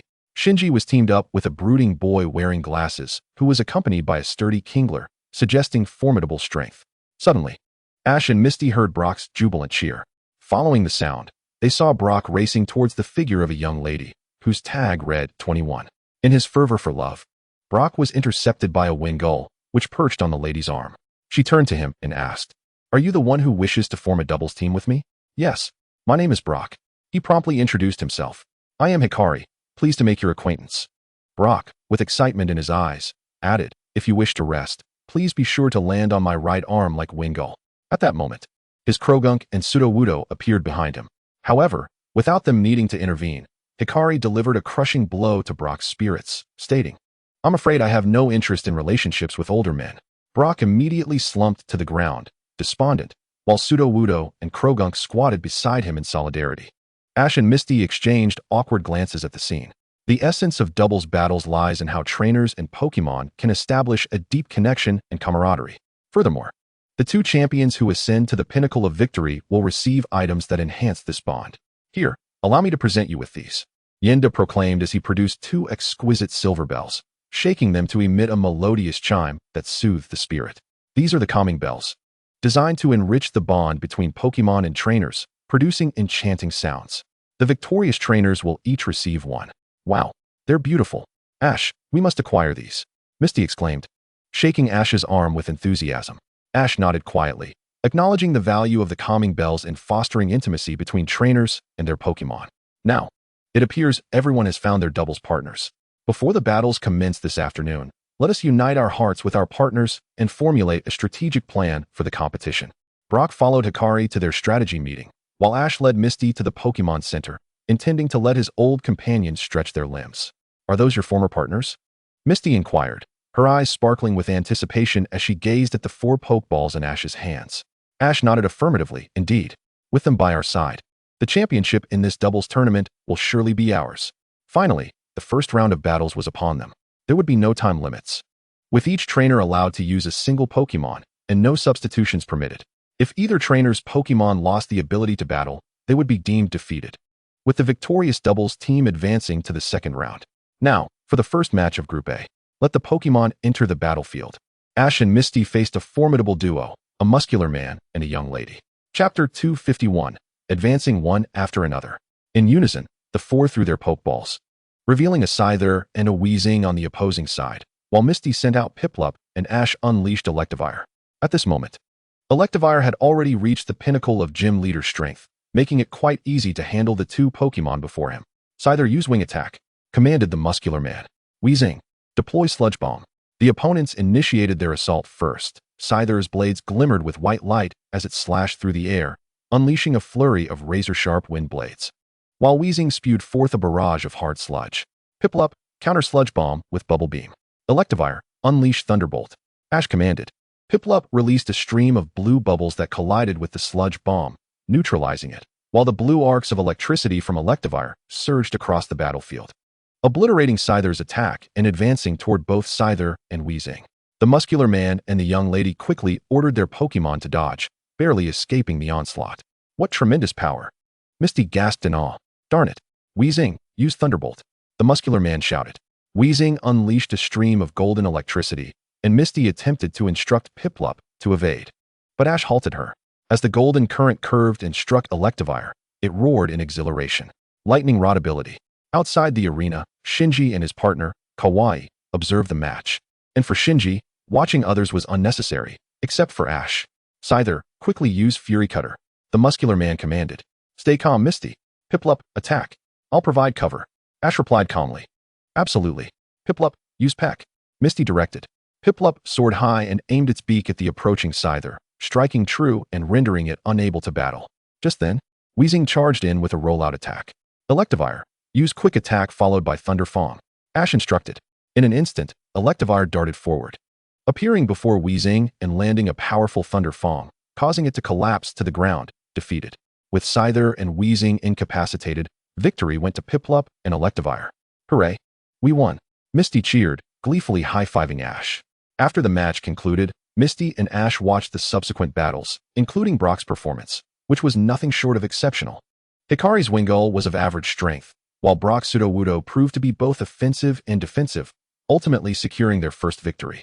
Although Hikari began to regard Brock with newfound respect, he remained modestly humble in his response, leaving Ash and Misty astonished. As they continued watching the matches, they finally reached the showdown between Shinji and Kawaii. In a heated battle featuring Chimchar and Kingler against the formidable Gyarados and Tyranitar, Kawaii's defensive strategy aligned perfectly with Shinji's intentions. Yet, he allowed Chimchar to charge directly into the Gyarados' smoke, leaving Kawaii perplexed, questioning the necessity of defense. Unfortunately, Chimchar sustained severe injuries rather than achieving the anticipated effect. Ash frowned at the sight, realizing that while Shinji had invested considerable effort into training Chimchar to harness its fiery potential, his methods were ill-suited for Chimchar, leading to frequent setbacks. Nevertheless, Kawaii's team exhibited remarkable synergy, with Gyarados initiating a defensive maneuver while Tyranitar unleashed a surf attack, creating a colossal wave that engulfed the battlefield. Shinji prompted Chimchar to counter with Flame Wheel, while Kawaii commanded Kingler to utilize Psychic to rip through the tidal wave, subsequently pinning Tyranitar beneath the remaining surge, leaving it unable to battle. Following that, it became a 2-on-1 scenario, culminating in Chimchar and Kingler triumphing over Gyarados, thanks to a combination of Water Gun and Dig. Thus concluded the day's doubles tournament. That evening, Kawaii befriended Ash and the others, engaging in conversation with Misty, Brock, and Hikari at the Pokémon Center. Meanwhile, Ash took his returning 4 Pokémon into the forest to assess their training progress. With the assistance of Aerodactyl, his Cornitos underwent special training. As the session neared completion, Ash prepared to return to the Pokémon Center when he spotted a towering flame erupting from the depths of the forest. Ash, accompanied by Pikachu and Eevee, rushed over to see the situation unfolding before him. The fiery monkey was being besieged by Torterra, Ursaring, Honchkrow, and Electabuzz. As 4 attacks bore down on the battered fiery monkey, it was about to execute Shinji's command to unleash Flame Wheel when a figure appeared before it. Eevee, use Protect. Eevee leapt in front, conjuring a verdant shield that absorbed all incoming assaults. Ash stepped forward, cradling the already injured fiery monkey in his arms. Shinji, stop. This approach won't unleash the fiery monkey's potential. It could even leave lasting repercussions. With that, Ash channeled his healing power into the fiery monkey, who relished the treatment in Ash's embrace as its external wounds gradually mended. Noticing the fiery monkey's recovery, Shinji let out a disdainful huff. Fiery monkey, return. Let us continue training. Upon hearing Shinji's command, the fiery monkey reluctantly jumped from Ash's arms. casting a wistful glance back at Ash to express its gratitude before trudging toward Shinji. Ash interjected, "Your method is meant to elicit the fiery monkey's potential. But this approach is entirely unsuitable for it." Indeed, Shinji openly acknowledged Ash's inquiry, then recounted the fiery monkey's past. It turned out that when the fiery monkey was attacked by a horde of meerkats, it erupted with astonishing flames, catching Shinji's eye from a distance. Thus, by forcing out the unparalleled fire within the fiery monkey, it will undoubtedly become my most formidable fire-type fighter. Moreover, this is a path the fiery monkey has chosen for itself. Undoubtedly, while Shinji's training was rigorous, the fiery monkey's growth was evident, which was why it persevered through the challenges. After speaking, Shinji turned and departed. Ash shook his head helplessly and returned to the Pokémon Center with Pikachu and Eevee. Chapter 252, Capturing the Fiery Monkey. The following day, at the Arena of Fate, the Double Battle Tournament was in full swing. On the second day of the Double Battle Tournament, the second round was even more fervent. Compared to yesterday, every team exhibited exceptional synergy, a testament to the mutual growth between trainers and their Pokémon. Now, we will witness the final battle of the day. What kind of contest awaits us? Let the Pokémon enter the arena. Ash and Dawn were set to compete first, facing off against two young ladies. Pachirisu, make a charming entrance. You are decided, Boskage. Go. Blastoise, roar, the steel behemoth. Boskage shines forth. At this moment, Boskage has reached the early stage of the Quasi-King tier. It towered over the two Pokémon on the opposing side, while Pachirisu appeared remarkably diminutive in comparison. So big, Dawn exclaimed, awestruck by Boskage's size. Ash, truly a formidable opponent, observed Brock, who was watching the battle intently, well aware of the histories of past league competitors. As the champion of the previous Colorful Ghost tournament, Ash had been a subject of thorough study. However, Brock found himself unable to devise a strategy due to Ash's extensive roster, as Ash had not reused a single Pokémon throughout the tournament. Dawn, unleash a bold assault. Ash declared calmly, crossing his arms. Use metal sound. Instantly, a piercing metallic screech erupted from Boskage, unsettling Blastoise and Tauros, causing their special defense to plummet. Dawn swiftly launched her counterattack. Pachirisu, use Thunderbolt. As the words left her lips, Pachirisu emitted a blue electric current, successfully striking Blastoise and Tauros. Seeing this, the two young ladies panicked. Tauros, use Takedown on Boskage. Blastoise, employ Aura Sphere on Boskage. Clearly, they perceived Ash's Boskage as the primary threat and conspired to eliminate it first. Heavy impact. Boskage roared defiantly, emitting a radiant white light as it charged forward, effortlessly sending the two Pokémon flying with its robust physique. Pachirisu, now's your chance. Thunderbolt again. Dawn seized the moment, delivering a decisive blow. Under the blue current, Blastoise and Tauros succumbed to their incapacitation. Smack. Ash and Dawn high-fived, celebrating their victory. They returned to the spectator area to watch the subsequent matches, where soon Brock and Flannery also advanced to the semifinals.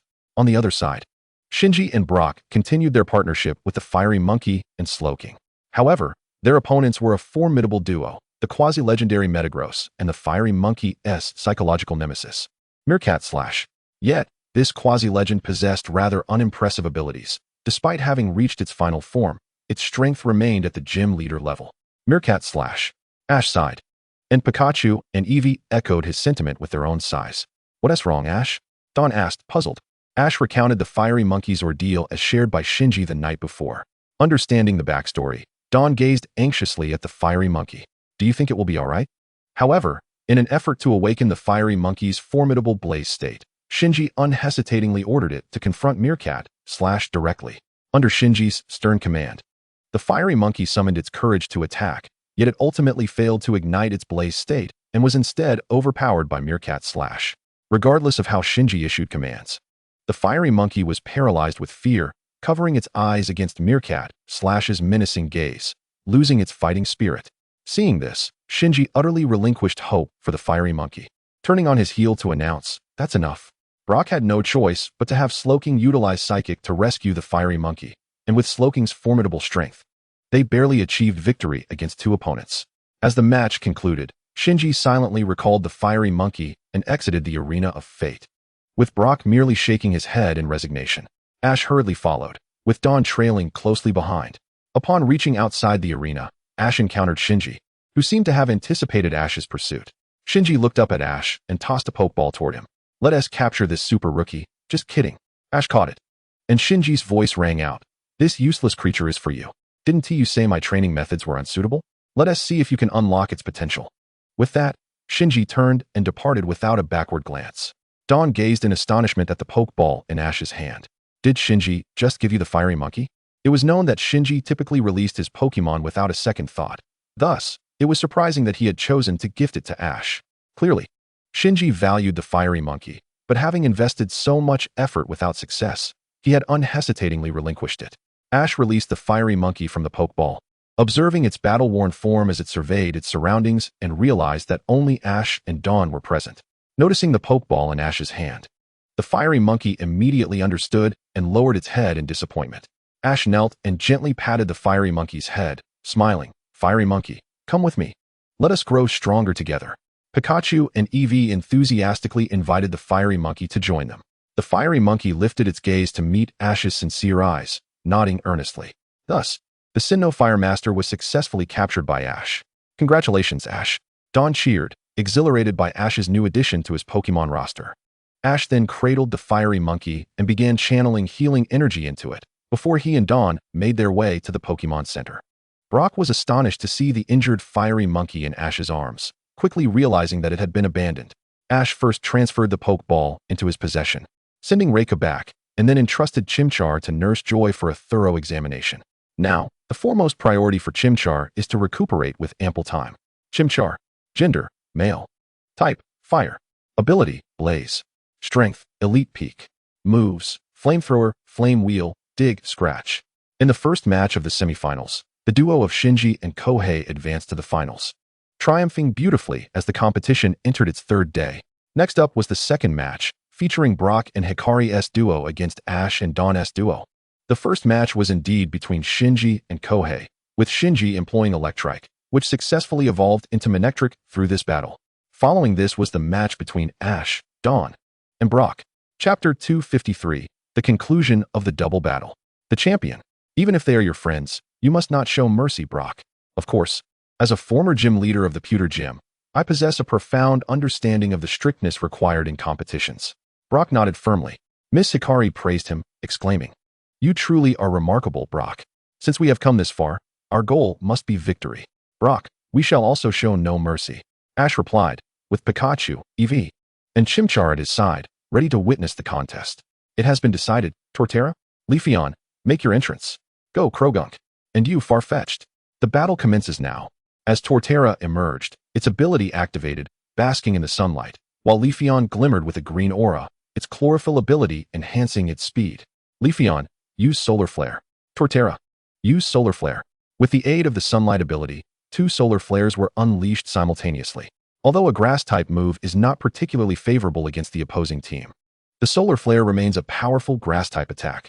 This was also the signature move Ash had rigorously taught to Torterra over the past 2 days. The 2 spiraling solar flares surged forth, but thankfully, Krogunk and Farfetch'd were agile enough to evade the assault, while Farfetch'd initiated a quick attack, and Krogunk charged forward with Poison Jab. Dawn, let us execute our combination technique. Ash gestured, rapid spin combined with flamethrower. Understood. Dawn replied, as Leafeon leapt up. Using Leaf Blade, Leafeon landed atop Torterra's shell, unleashing Leaf Blade, while Torterra retracted into its shell and initiated a rapid spin, simultaneously releasing Flamethrower. In an instant, a fiery top combining Leaf Blade emerged, causing Brock to sense impending doom. Oh no! Quick, evade! Upon hearing Brock's warning, Krogunk immediately abandoned its offensive to dodge the attack. What? Miss Hikari, however, had yet to react, and Farfetch'd was swiftly engulfed by flames, subsequently struck by Leaf Blade, leading to its incapacitation. At that moment, Torterra and Leafeon returned to their original states. Miss Hikari sincerely apologized to Brock. I'm truly sorry, Brock. Brock attentively observed the battlefield. Do not dwell on it.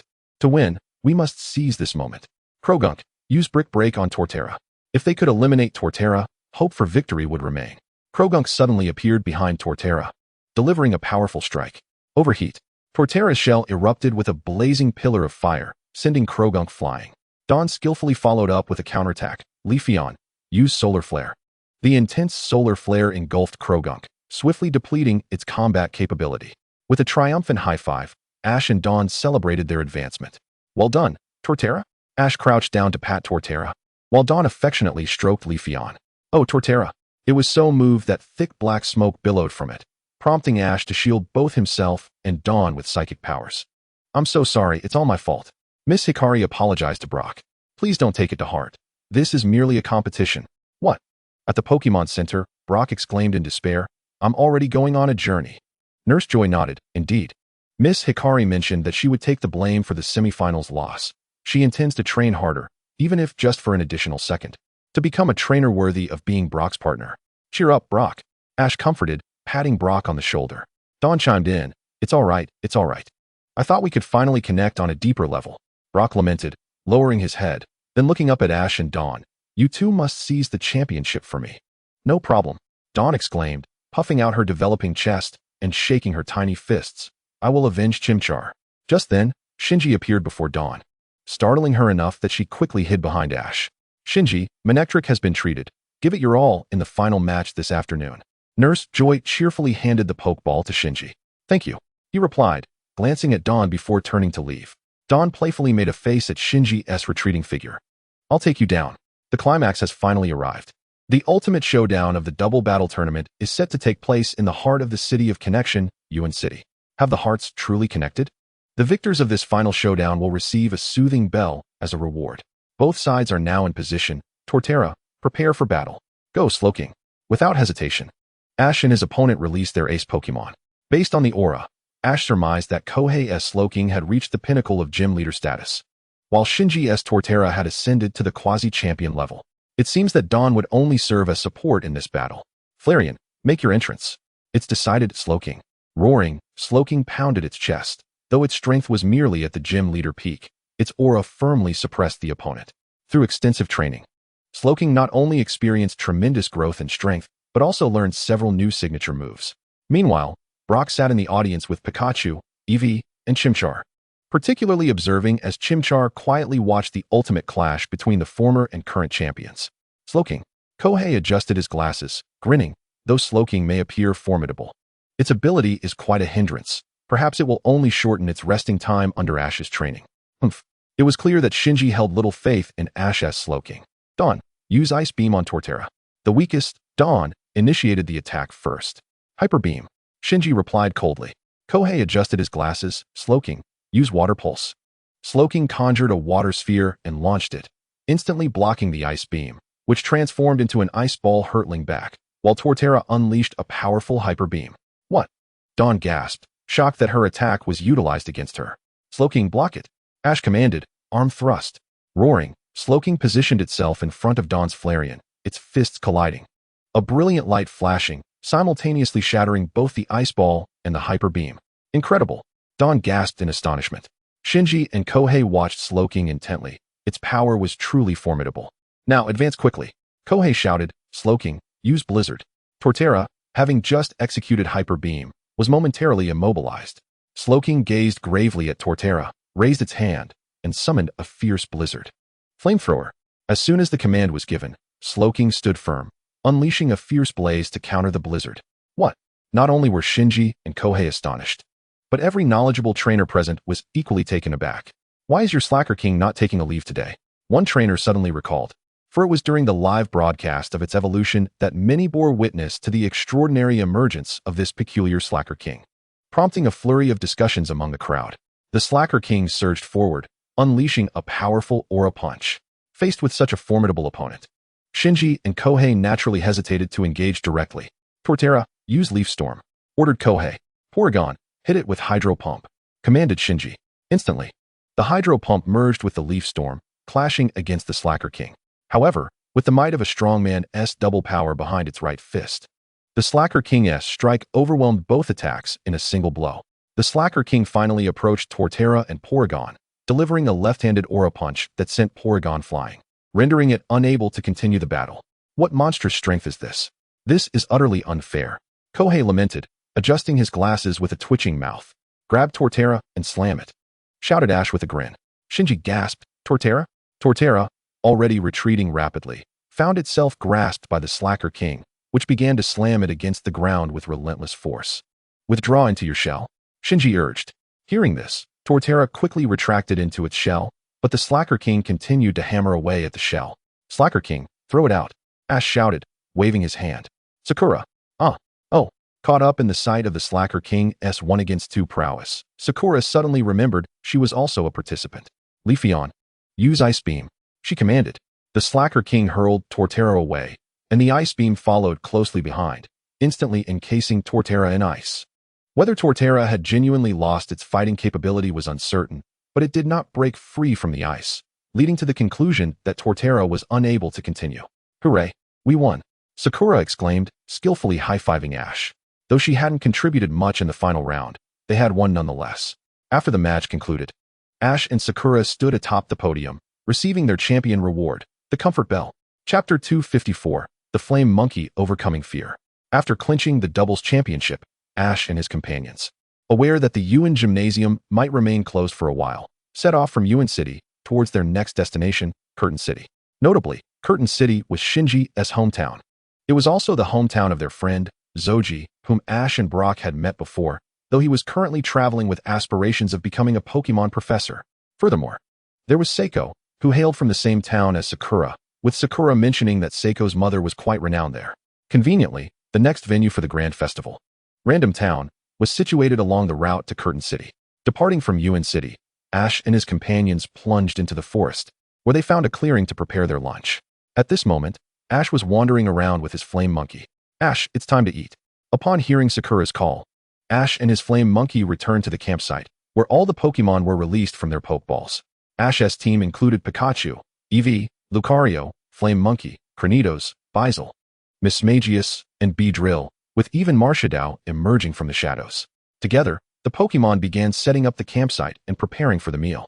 Observing the bustling activity, Flame Monkey felt somewhat bewildered, as in the past, when following Shinji, it merely ate whatever Pokémon food was available before commencing training. Flame Monkey, you must be hungry. Eat up, Ash encouraged, pulling Flame Monkey back to reality. Flame Monkey glanced down to find a bowl brimming with Pokémon food, infused with fiery energy cubes. This delectable and nutritious food had been prepared by Brock. Give it a try. Brock's cooking is truly delicious, Ash said, patting Flame Monkey's head with a smile. Flame Monkey nodded in acknowledgement, eagerly grabbing a handful of Pokémon food and devouring it. Yum, it exclaimed, relishing the meal with gusto. Ash chuckled, slowed down. There's plenty more. While Ash and his companions enjoyed their lunch, the Team Rocket trio had just managed to scavenge some food in the wilderness when Musashi's wheezing suddenly turned its gaze towards the nearby bushes. The trio turned to see 3 Meowth emerging from the thicket, and as sworn enemies, they quickly engaged in a fierce struggle. However, outnumbered, Wheezing stood no chance, prompting Musashi, Kojiro, and Nyarth to grit their teeth and run towards Ash's location seeking assistance. At that moment, Ash and his friends, having just finished their lunch, commenced their special training, with their Pokémon following individual training regiments. Ash was engaged in a battle between his Bizel and Sakura's Leafeon. As expected, Sakura was defeated. You did well, Bizel, Ash praised, and Bizel proudly held its head high. You performed admirably too, Leafeon. Sakura complimented her own Pokémon. Watching from the sidelines, Flame Monkey felt perplexed. How could one receive praise even after losing? During its time with Shinji, even after defeating Electrike, Shinji would offer no praise, merely dismissing it with a curt, "What are you so happy about?" This incessant admonishment stifled Flame Monkey's once vibrant spirit. Observing Flame Monkey standing aside, Ash smiled and asked, "Would you like to have a match too?" "Sure." Flame Monkey eagerly responded without hesitation. Just then, Team Rocket rushed over, shouting, "Help us, little brat." Bam! Suddenly, Musashi's Pokeball was opened, and Wheezing burst forth. All the Pokémon present instantly went on high alert. However, Wheezing ignored Ash and his friends, instead focusing on the depths of the forest. Flame Monkey sensed something amiss and began to tremble. Out from the depths of the forest sprang 3 Meowths, heedlessly engaging Wheezing in battle. "It's all right, Flame Monkey," Ash reassured. "They're just a few Meowths." Mismagius, use Hypnosis. Mismagius swiftly flew between Wheezing and the 3 Meowths, emanating a strange purple light that instantly lulled them into slumber. Team Rocket released a sigh of relief, exclaiming, "Phew, we're saved." Ash, noticing the trembling Flame Monkey beside him, scooped it up and gently stroked its head, saying, "Flame Monkey, you must be strong." Flame Monkey looked up at Ash, feeling an unprecedented warmth radiating from him, and began to cry. Sakura teased, "So, Flame Monkey is such a crybaby," Brock remarked. "Perhaps it has been suppressing its tears all along. When it was with Shinji, It must have held back even when it wanted to cry. At this moment, all the Pokémon gazed at Flame Monkey with concern, enveloping it in warmth. Flame Monkey turned to look at the slumbering Meowths, then back at Ash. Its eyes now filled with determination. It longed to fight for Ash and conquer its inner fears. Ash, recognizing the fierce resolve in its gaze, asked, "Are you ready?" Flame Monkey nodded firmly. "All right." Ash set Flame Monkey down, and Miss Magius awakened the three Meowths, while Team Rocket swiftly recalled Weezing and fled the scene. Flame Monkey and the three Meowths locked eyes, and Ash shouted, "Go for it. Don't worry about your lack of blaze. Even without it, you're still strong. Flame Monkey, use Flamethrower." Flame Monkey unleashed a torrent of orange flames without hesitation. The three Meowths swiftly leaped to evade the attack and charged towards Flame Monkey with fervor. Dodge, then unleash Flame Wheel. The little fire monkey swiftly evaded the Mongoose/'s pursuit and launched a flame wheel from the side, sending them flying. The three Mongoose/'s quickly regained their footing and simultaneously unleashed Shadow Balls. Little fire monkey, burrow underground. Without hesitation, the little fire monkey dove into the earth, causing the Shadow Balls to miss their target, while the three Mongoose/'s cautiously surveyed their surroundings back to back. Seizing the moment of their distraction, Ash declared, "Now, use Flamethrower." As soon as he finished speaking, the little fire monkey erupted from the ground, releasing a torrent of orange flames that engulfed the three Mongoose/'s, rendering them unable to continue the fight. Ecstatic, the little fire monkey rushed towards Ash, who lifted it up, exclaiming, "You were incredible, little fire monkey." All the Pokémon cheered for the little fire monkey, who beamed with joy. Chapter 255, Absorb Punch. Dream Song Naya. With the goal of reaching Chashu Town, Ash and his companions found that the little fire monkey had fully recovered after several days of nurturing and had also conquered its fear of Mongoose/. At this moment, the little fire monkey began its specialized training. To facilitate this, Ash summoned his Blaziken, as the ultimate form of the little fire monkey shared the same attributes as Blaziken. Although Blaziken excelled in punching techniques, while Fire Monkey was more adept at kicking, the fusion of fire and fighting techniques would suffice for the little fire monkey's training. Naturally, the martial arts would be imparted by Lucario.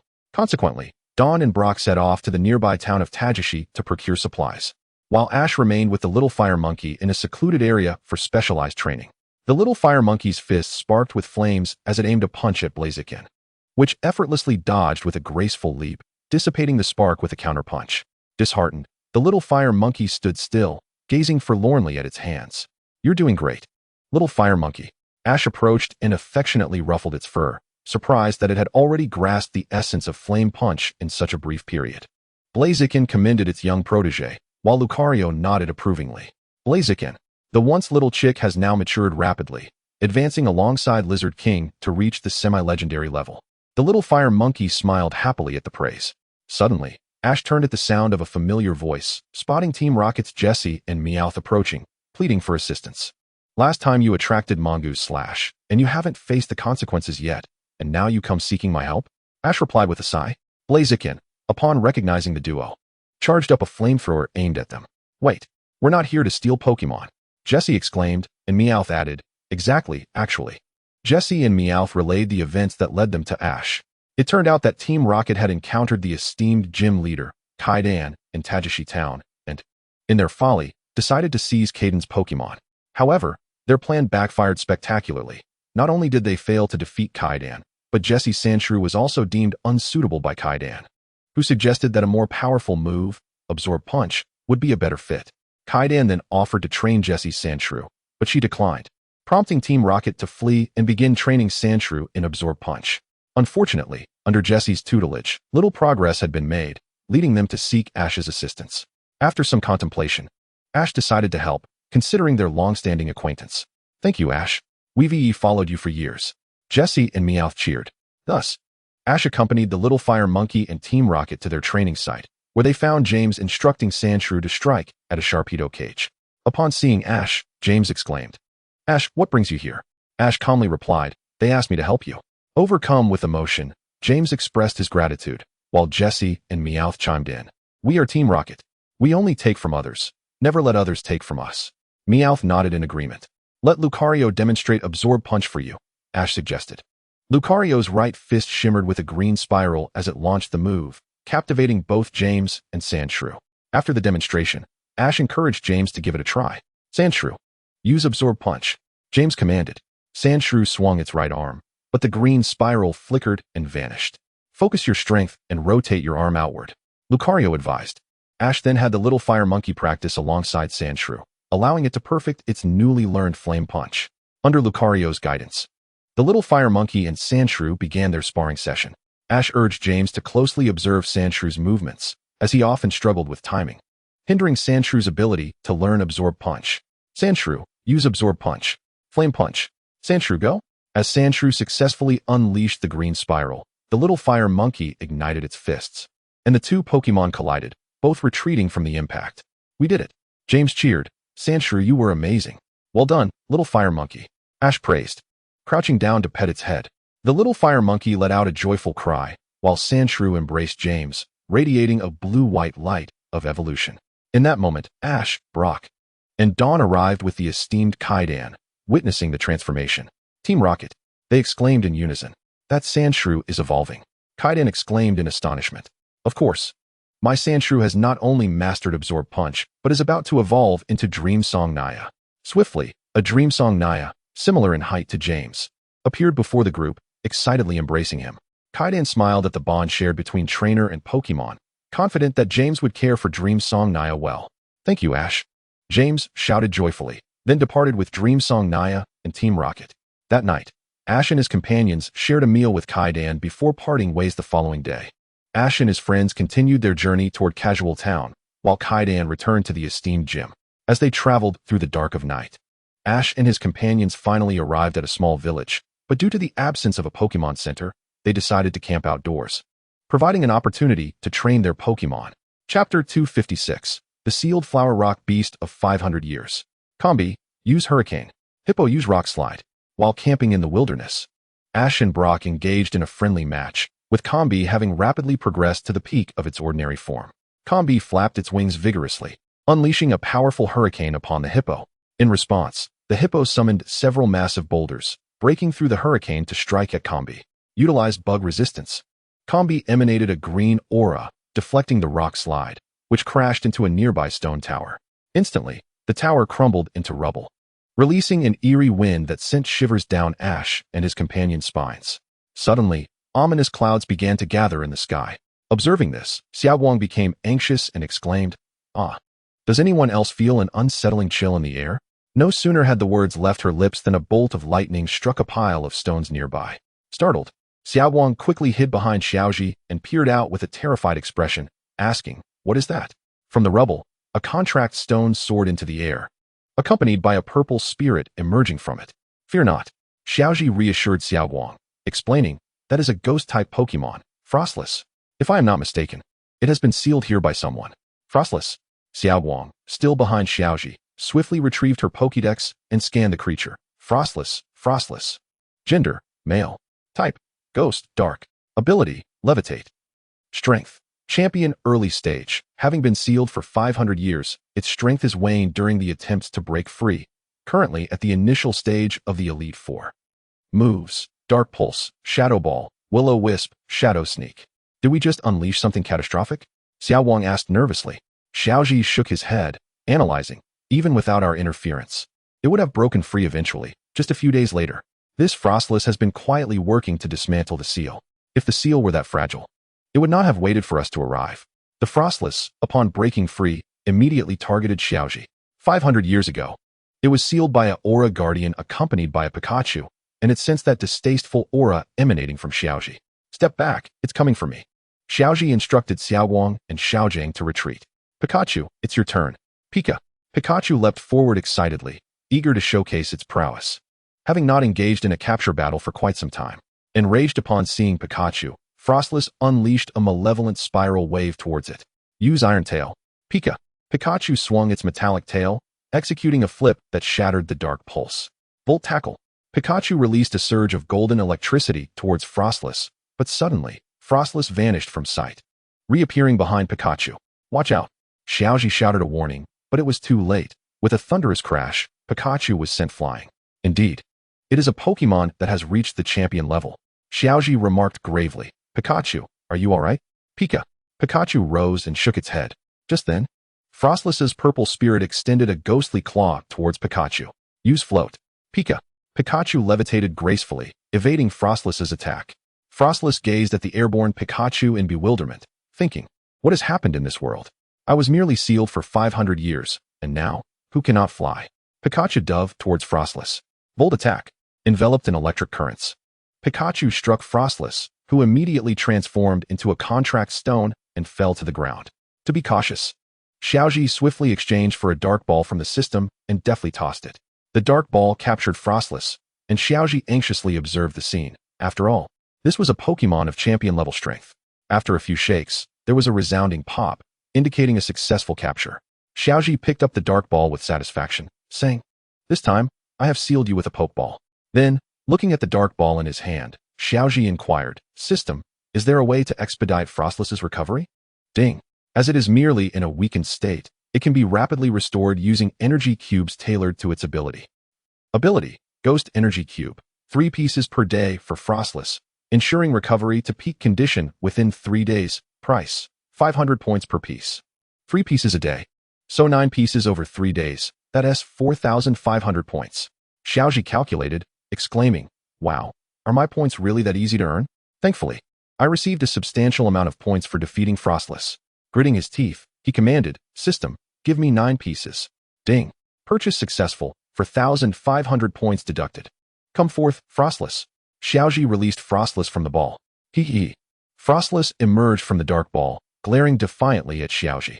Suddenly, Mutuo appeared from the shadows, emanating a divine ghostly aura, causing Frostless to immediately submit to Xiaoji. Satisfied, Xiaoji offered it an energy cube. The trio rested there for the night. Upon passing through a small village the next day, they learned about the legend of Frostless from an elderly woman. It was indeed sealed by a aura guardian who once wielded a Pikachu. Upon hearing this tale, Xiaozhang and Xiaoguang exchanged glances with Xiaoji. Xiaoji and Pikachu shared a knowing look, marveling at the twists of fate. Having departed from the small village, Xiaoji and his companions pressed on towards the town of Casualty. I may not finish writing today, let us see. If I can complete it, I will post it. If not, I will make up for it tomorrow. Chapter 257, Battle with the Hammer Dragon. An unexpected Pokémon egg. Pika Pika. With the speed of lightning, a thunderbolt crashed towards Frostless, but this time, Frostless effortlessly shredded the golden current with Shadow Claw. At this moment, Pikachu was at the late stage of the Elite Four, while Frostless had successfully recovered to the early stage of champion after 3 days of treatment, becoming Xiaoji's new champion-level force. Thus, Xiaoji had them practice together to adapt to their newfound powers. On Xiaoji's side, Torterra, Staraptor, Ambipom, and Eevee formed a team. After undergoing intensive training on Icefire Island, both Torterra and Staraptor had reached their peak in the elite rank, while Beedrill had already surpassed the gym leader level through its own efforts. Consequently, Xiaoji administered the beginner's rare candy he had recently obtained to them, while Eevee received the intermediate rare candy. With a resounding boom, Torterra, Staraptor, and Ambipom all ascended to the initial stage of the gym level. Meanwhile, Eevee erupted with an aura befitting the elite stage, overpowering the 3 gym-level Pokémon, and was promptly taken by Lucario to learn how to harness its strength. As for the remaining 3, Xiaoji called forth Cranidos, pairing them up for double battles. He even had Xiaozhang assist in directing Staraptor and Ambipom, while Xiaoji took charge with Cranidos and Torterra. Meanwhile, Xiaoguang was wholeheartedly engaged in special training for the Casualty Conference, especially after learning that Kenji had surpassed her and secured 2 ribbon badges, which invigorated her spirit. However, it remained unclear whether she had truly grasped her misconceptions. Staraptor, use wing attack. Ambipom, employ swift for cover. Xiaozhang initiated the assault. Ambipom's agile arms launched a flurry of golden stars, while Staraptor soared through the starry barrage, its wings shimmering with white light. Torterra, create light screen and reflect. Cranidos, use flamethrower. Torterra, steadfast as a mountain, bellowed, summoning 3 light screens on the inside and 2 reflects on the outside, effectively blocking Staraptor and the swift stars below. Simultaneously, Cranidos unleashed flamethrower towards Staraptor, prompting Xiaozhang to quickly direct Staraptor to evade. Seizing the moment while the protective walls were still in place, Xiaoji commanded, Torterra, first use Sunny Day, then Growth. Cranidos, start with Rock Polish followed by Swords Dance. Under the blazing sun, Torterra was enveloped in a green glow, enlarging its form and boosting both its attack and special attack by 2 stages. Cranidos, through Rock Polish and Swords Dance, similarly enhanced its speed and attack by 2 stages. Torterra, unleash Solar Beam on Staraptor. Cranidos, used Zen Headbutt on Ambipom. Torterra, drawing energy from the sun, emitted a blinding beam of light, while Cranidos, glowing with energy, charged swiftly towards Ambipom. Staraptor, use Double Team. The double-tailed monkeys, unleash your spirit fist. Mook, okay. Mook's avian form split into numerous clones. Yet how could Ash allow this to transpire? Turtwig, execute a sweeping move. Observing Turtwig spinning in place, the radiant flames of sunlight began to swirl along with it, instantly obliterating all the clones, leaving even Mook severely injured. Meanwhile, the battle on the other side was less favorable, as the enhanced Cranidos was firmly under the control of the double-tailed monkeys, which, with renewed vigor, sent Cranidos flying. Ash sighed in resignation, acknowledging the vast disparity in power. Cranidos, are you alright? Roaring defiantly, Cranidos stood tall, its indomitable spirit shattering its own limits, as a blue-white light of evolution enveloped it. Evolving. Ash and Brock gazed in astonishment at the unfolding scene. Cranidos' body expanded, its bony spikes protruding, and its crimson eyes radiated ferocity and rage. Bastiodon made its entrance. Bastiodon. Power, Elite Peak. Moves, Tackle, Head Smash, Earthquake, Rock Tomb. Excellent, Bastiodon. Ash exclaimed with a smile. Let us exact our revenge. Use Head Smash. With no hesitation, Bastiodon charged forward, its body glowing with a brilliant blue light. The double-tailed monkeys retaliated with another Spirit Fist. The two Pokémon collided once more, and after its evolution, Bastiodon stood toe-to-toe with the double-tailed monkeys. Taking advantage of the moment, Mook launched a Steel Wing attack. Brock initiated his offensive again. Turtwig, use Energy Ball. Turtwig gathered a verdant energy sphere and launched it directly at Mook, who, gravely injured, had to abandon its attack to evade. At that moment, the forces of Bastiodon and the double-tailed monkeys were evenly matched, both retreating momentarily. Bastiodon, use Rock Tomb. Turtwig, unleash Solar Flare. Ash called out, waving his hand. Bastiodon stomped the ground, and massive rocks erupted beside Mook and the double-tailed monkeys, trapping them, while the Solar Flare followed closely, engulfing both opponents and rendering them unable to fight. Ultimately, Ash's team emerged victorious in this friendly double battle. Just as Ash was about to commend his 4 Pokémon, suddenly, Chimchar burst forth from the forest. It rushed to Ash, chattering and gesturing animatedly, closely followed by Blaziken. To Ash's surprise, Blaziken was cradling a Pokémon egg adorned with dark blue patterns and yellow speckles. Ash summoned Lucario, and through translation, he learned that Chimchar and Blaziken discovered the egg while training their speed and reflexes in the forest. But after searching for the egg's parents for quite some time without success, they decided to bring it back. Ash examined the egg using his powers and found all indicators to be normal, even nearing the hatching stage. He placed it in his incubation space bracelet, which indicated the expected hatching time was 1 day away, meaning it would hatch tomorrow. After pondering for a moment, he instructed the other Pokémon to train independently while asking Blaziken and Chimchar to lead him back to the location where they found the egg. In the vicinity, Ash, Chimchar, and Blaziken searched throughout the afternoon, but as night fell, they had yet to see the parents return, forcing Ash to bring the egg back to camp. Koharu was astonished to see Ash return with the egg, although Brock had briefed her on the situation. She hadn't expected Ash to have also failed to find the parents. The group rested well that night, preparing to welcome the new arrival the following day. Chapter 258. Hatching. The Extraordinary Meowth. As dawn broke, Ash sat cross-legged on the ground, holding the Pokémon egg and continuously monitoring its data with the incubation space bracelet, while Brock and Koharu quietly observed from a distance. Koharu, gazing at the egg in Ash's hands, expressed her envy. I wish I could have a Pokémon egg too. Brock comforted her, holding his lucky egg. Pokémon eggs are serendipitous. I've traveled for many years and only just managed to obtain one. At that moment, the lucky egg nuzzled affectionately against Brock. Ash continued to infuse the egg with his power, and according to the bracelet's readings, the hatching was imminent. What kind of Pokémon will it be? He wondered eagerly. Just as he spoke, the egg began to radiate a blinding light. Koharu exclaimed in excitement, It's hatching! It's hatching! At that moment, Ash's Pokémon gathered around, especially Chimchar and Blaziken, as they were the ones who found the egg. Under the expectant gazes of everyone, the egg's glow intensified, and soon, a small cat-like creature emerged, characterized by large blue ears, a black hindquarters, and a yellow cross marking on its black tail. Wow, so cute, Koharu exclaimed, delighting in the sight of the little creature. She quickly pulled out her Pokédex to scan it. Meowth, Meowth. Gender, male. Type, electric. Ability, intimidate. Level, Normal early stage, hatched. Moves, tackle, leer, thunder wave, quick attack, flame charge. Terrestrial type, fire. Ash stared in disbelief at the data displayed by the system. Isn't this a bit excessive? You've got to be kidding me. First 3 moves are alright, but your Meowth can learn quick attack and flame charge.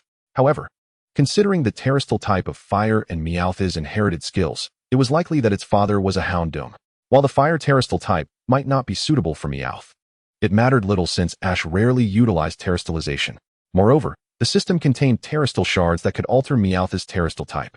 Indeed, captivated by this exceptionally talented Meowth, Ash felt a surge of desire to capture it. Sensing the warmth radiating from Ash, Meowth settled comfortably in his arms. As Meowth successfully hatched, Brock quickly handed Ash a damp towel, which Ash used to gently clean Meowth. Koharu approached, eager to hold the adorable creature, but Meowth bared its teeth defensively, causing Koharu to feel disheartened as she lowered her head, prompting Pachima to comfort her. Next, Ash produced Moo Moo milk, which he had exchanged for 50 points, a rather hefty price, but fortunately, the system provided it preheated. He added a sweet nectar collected by 3 bee drills, and Meowth eagerly gulped down the milk. According to the system and the incubation space bracelet, Meowth's data appeared normal. Given that Meowth had only formed a bond with Ash, Brock and Koharu decided to leave to attend to their own matters. The day passed swiftly, and Meowth's parents did not come looking for it. As Meowth grew increasingly attached to Ash, he successfully captured Meowth. After capturing Meowth, Ash and his companions continued their journey. Meowth had become less wary of Brock and Koharu but still maintained a certain distance. Meowth, aside from forming a strong bond with Ash, enjoyed playful antics with Pikachu, the two of them frolicking together. After several days of travel, Ash and his group finally arrived at Pallet Town.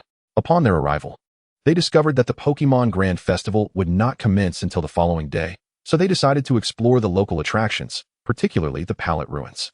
Upon arriving at the whimsically named ruins, they discovered statues of Dialga and Palkia, beneath which was inscribed a phrase spoken by Miss Cynthia to Ash and his companions. "Hello, Dawn, long time no see." Suddenly, a voice echoed in the ears of the group, prompting them to turn around and find that Kenji had also arrived. Upon seeing Kenji, Dawn puffed up her cheeks and exclaimed, "How many times must I say it? My name is Dawn, not Dawn." "Got it," Dawn understood. Kenji replied nonchalantly, "I'll make sure to call you Dawn next time." "Kenji." With that, Kenji glanced past Ash to address him. "Ash, I challenge you. This time, I must defeat you." Ash, however, promptly declined, stating, "I will also be participating in the upcoming Pokémon League. Let us settle it then."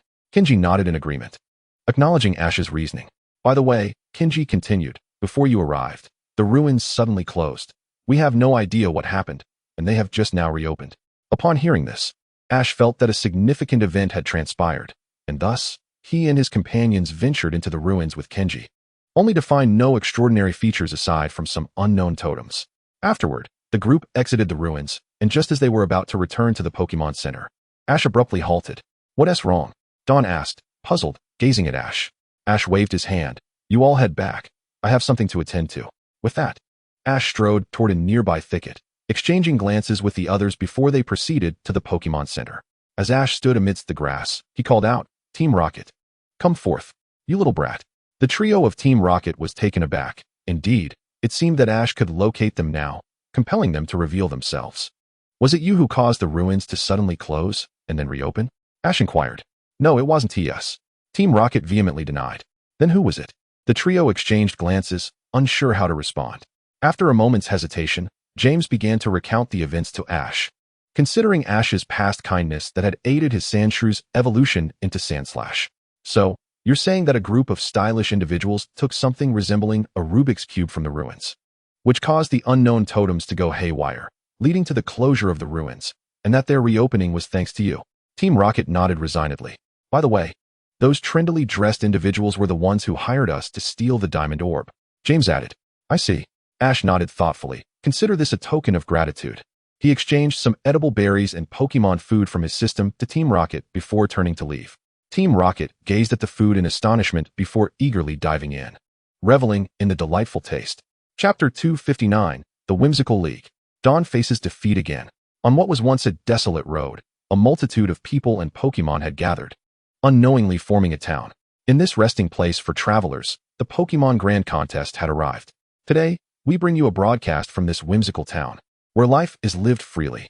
At this moment, in the resting area, Shinji, dressed as a knight, declared to Dawn, "Today, I shall surely triumph over you, Dawn." "Not a chance. The ribbon badge belongs to me," Dawn retorted defiantly. "Then let us commence swiftly. The first round is the performance stage for showcasing signature moves. Contestant number 1, please step forward." "Go, Shroomish." Shinji called forth his new Pokémon, Shroomish. Shinji chose the ribbon effect, with a white ribbon spiraling from the light column as Shroomish burst forth like Ultraman from the light beam. Shinji's first performance involved Shroomish using Stun Spore, releasing a fine, vibrating mist across the stage, while the shimmering Stun Spore accentuated Shroomish's lustrous fur. Next, he unleashed Energy Ball, launching it skyward with the aid of Shroomish's tail, causing the Stun Spore to swirl and ascend, culminating in a rapid-fire punch that shattered the Energy Ball, creating a dazzling display of fireworks amidst the orange Stun Spore. At this moment, Miss Bianca couldn't help but comment. The sonic boom struck beautifully, showcasing the elegance of grass type and the power of fighting type in perfect harmony. Following Shinji was Jessie's turn, as her Butterfree made a sparkling entrance with a heart effect. She commanded Butterfree to unleash a whirlwind, which lifted her gracefully into the air, effortlessly adapting to the experience as Butterfree scattered shimmering scales. Finally, Jessie ordered Butterfree to use Silver Wind, resulting in a grand explosion. The audience was awestruck. But in the next instant, Butterfree dispelled the smoke, revealing both Jessie and Butterfree unscathed on stage, with Butterfree gently landing atop Jessie's head. The crowd erupted in applause for Jessie's performance. Her unique approach highlighted the bond and trust between her and her Pokémon, far surpassing mere props. Next contestant, please take the stage. Dawn eagerly stepped forward. Pachirisu, make a dazzling entrance. Pachirisu appeared amidst a heart effect. You sweet kiss. Pachirisu sent forth a kiss that collided with the heart effect, showering the stage in a cascade of crimson light. Spin and unleash spark. Pachirisu's large squirrel tail began to twirl, releasing blue currents that sparked and crackled with energy. Dawn's inspiration stemmed from their double battle with Ash. Yet Ash frowned upon witnessing the performance. While indeed splendid, Pachirisu's form had vanished amidst the electric sparks. Not only Ash, but also the watching companions, Dawn and Kaido, along with the 3 judges, regarded the scene with serious expressions. In the lounge, Shinji, observing Ash's puzzled demeanor, inquired, "What's wrong? Isn't Dawn's performance quite spectacular?" Ash sighed resignedly. "The performance is dazzling, but it has lost its focal point." Focal point. Shinji turned to look, suddenly realizing, oh no, Pachirisu has disappeared. Panic set in as Shinji thought, this can't be happening again. Dawn, returning to the lounge, noticed the expressions on Ash and Shinji's faces and felt a pang of anxiety. "Was there something wrong with my performance?" she asked cautiously. Dawn sighed. Shinji looked at her with a mix of sympathy and concern. The cheerful mood that Dawn had just enjoyed turned into unease. Ash placed a reassuring hand on her shoulder. "Watch my performance. I hope you can identify your mistake." Next, it was Ash's turn to perform. He stepped onto the stage, tossing a Pokeball. "I choose you, Miss Magius." Miss Magius emerged, accompanied by ghostly flames. "Use Magical Leaf." Miss Magius elegantly waved her hand, unleashing a flurry of green leaves that pierced through the ghostly flames, resulting in a shower of blue sparks. "Let the performance begin." Shadow Ball, Energy Ball. Miss Magius gathered a dark purple Shadow Ball in her left hand and a vibrant green Energy Ball in her right, merging them into a single, ominous sphere pulsating with energy. With a powerful throw, she activated Phantom Force, vanishing from sight, only to reappear at the point where the fused ball fell, delivering it back toward Ash. Ash smiled, his psychic powers enveloping his hands as he skillfully volleyed the ball back, captivating the audience with a dazzling volleyball display. Ultimately, Ash tossed the ball high above the Dream Demon and commanded, "Unleash the magical flames." The Dream Demon released a swirling violet flame from its right hand, cradling the fusion ball atop a violet tornado of fire, gracefully dancing across the stage like a mischievous little sorceress. As the performance concluded, the Dream Demon directed the violet flames to penetrate the fusion ball, resulting in a resounding explosion of radiant light. The Dream Demon bowed to the audience, and with that, several violet sparks erupted, illuminating the air with enchanting purple fireworks. "What do you think, Dawn?" Ash inquired as they returned to the lounge. "It's beautiful and magnificent," Dawn replied. Ash, with a serious expression, countered, "Dawn, do you believe that the Pokémon Showcase is solely about grandeur? What about the Pokémon, the true protagonists?" Ken and Musashi observed the scene quietly. It was the first time Dawn had witnessed such a serious side of Ash, causing her to reflect deeply. As the words protagonist and Pokémon echoed in her mind, reminding her of her previous performance. At that moment, the first round of evaluations was announced, revealing that Ash, Ken, and Musashi had all advanced successfully, while Dawn, unsurprisingly, faced another setback. Gazing at the results, an indescribable sense of frustration washed over her, coupled with memories of how Shining had once expressed similar sentiments to Ash. Regaining her composure, Dawn encouraged Ash and Ken, "You two keep pushing forward. I'll be fine, truly." Chapter 260, Dawn's Enlightenment. Despite her profound sadness, Dawn began to introspect after these two failures and the multiple insights from Ash and Shining.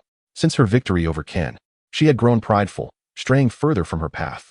She had focused excessively on the flamboyance of her moves, neglecting the essence of her Pokémon. The true stars of the show. Have you misunderstood something? It's peculiar to say it's for me. The true protagonists are the Pokémon, right? Ash's and Shining's words resonated in Dawn's mind, each syllable weighing heavily. Despite the numerous reminders from Ash and Shining, she had failed to absorb their wisdom. Realizing this, Dawn revitalized her spirit, giving her delicate face a reassuring pat. "Dawn, you can do it. You will." With renewed determination, the lessons learned from her failures solidified her resolve to pursue her dreams.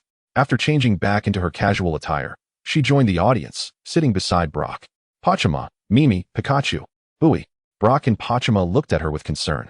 However, this time, Dawn's eyes sparkled with an unprecedented conviction as she replied resolutely, "Don't worry, I've figured it all out. So everything's fine." Brock, seeing Dawn's rejuvenated spirit, felt a weight lift from his chest. At that moment, the first round of the dazzling 5-minute showcase had concluded, with Ash, Musashi, and Ken each having defeated a competitor. Now, in the second round, Ken was the first to eliminate a contestant and advance to the finals, while Ash faced off against Musashi. "Go, Ash!" Dawn cheered, cupping her hands into a trumpet shape to rally him on. Ash, holding his Pokeball, caught a glimpse of her encouragement and smiled back, sensing that Dawn had gained clarity. Turning to Musashi, he declared, "Let us make this a match to remember. You're up, Swablu." Swablu soared in with fluffy wings, shimmering amidst a rainbow of effects. With Ash's calculations, Swablu was poised to reach the elite stage with the experience amassed from this showcase and previous competitions. Musashi, unfazed, threw her Pokeball. "Go, Venomoth. Use confusion." Swablu sang gracefully, while Venomoth braced itself against the melodic assault. The damage was minimal, but Venomoth's score began to dwindle as it retaliated with a barrage of purple poison needles. "Use Hurricane." Swablu unleashed a powerful gust, sending Venomoth's needles spiraling away in a dazzling display of violet light, further diminishing Musashi's score. Ash called out, "Swablu, let everyone hear your song again. You sing." Swablu resumed its melodious serenade. Musashi urgently shouted, "Venomoth, don't listen." But it was too late.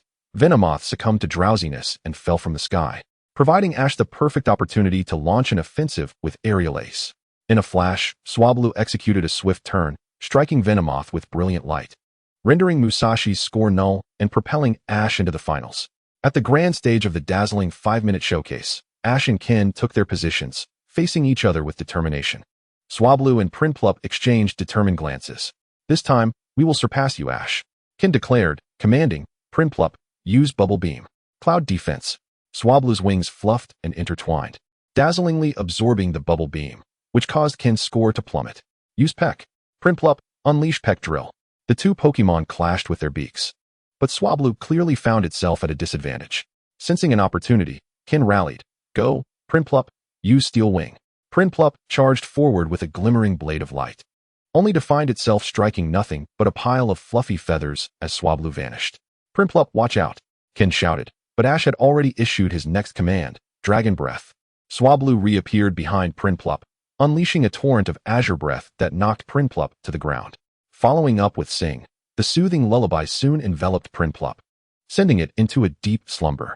Ken's score began to plummet as Dawn, witnessing the unfolding events, smiled, sensing the outcome of the match. Ken was losing. Ash was destined to win. As expected, though Prinplup eventually awoke, it was too late. With the 5-minute mark reached, Ash secured victory with an undeniable lead. Now, Ash possessed 4 ribbon badges, just one away from participating in the Grand Festival of Sinnoh, but he had only collected a quarter of the gym badges. Marveling at the grandeur of the Sinnoh region's showcases. "Goodbye, Ash." Ken and his companions bid farewell. "Thank you for helping me realize that the true protagonists are the Pokémon. Otherwise, I might have fallen into the same pitfalls as Dawn. Dawn, let us settle this in the next showcase." Ken vowed, To which Dawn resolutely replied, "Next time. Victory will be mine. And remember, my name is Dawn." In the distance, Shining observed the scene with a smile, relieved that Dawn had come to understand. Realizing her concerns were unwarranted, before turning to leave. Chapter 261, Limited Skin, made Dawn makes her debut. After Ash successfully claimed his 4th ribbon badge, he and his companions enjoyed a brief respite in the town of Random before embarking on their journey to Curtain City. Under Brock's guidance, they ventured into an endless expanse of grassland, where a distant snow-capped mountain loomed on the horizon, Crown Mountain, the most renowned peak in the Sinnoh region. "Is this truly the place you mentioned that offers the freshest moo milk?" inquired Ash and Misty incredulously, gazing at the cafe before them. Their disbelief did not stem from doubting the availability of moo milk, but rather from the cafe's signature feature, maids. Of course, this is a veritable paradise for every young man. What boy could possibly refuse the charm of a demure maid? Brock exclaimed excitedly, raising an eyebrow at Ash, before thumping his chest and assuring them, "Trust me, this place will undoubtedly lift everyone's spirits." Ash merely smiled, preferring to keep such matters unspoken. "A paradise for boys," Misty silently repeated, glancing subtly at Ash. At that moment, Brock confidently pushed open the door and called out, "I'm back." "Welcome back, Master." 3 maid-clad sisters responded in unison. The cafe's decor was indeed warm and inviting, evoking a comforting sense of home, accentuated by the sweet voices of the 3 maids, creating an atmosphere of tranquility. "Please enjoy." The 3 maids served Ash and his companions a glass of cold water. Brock, surprisingly serious, took a seat and asked the sisters, "My name is Brock. May I kindly know your names?" The sisters readily introduced themselves as Spring, Summer, and Autumn, making it just one short of completing the seasonal quartet.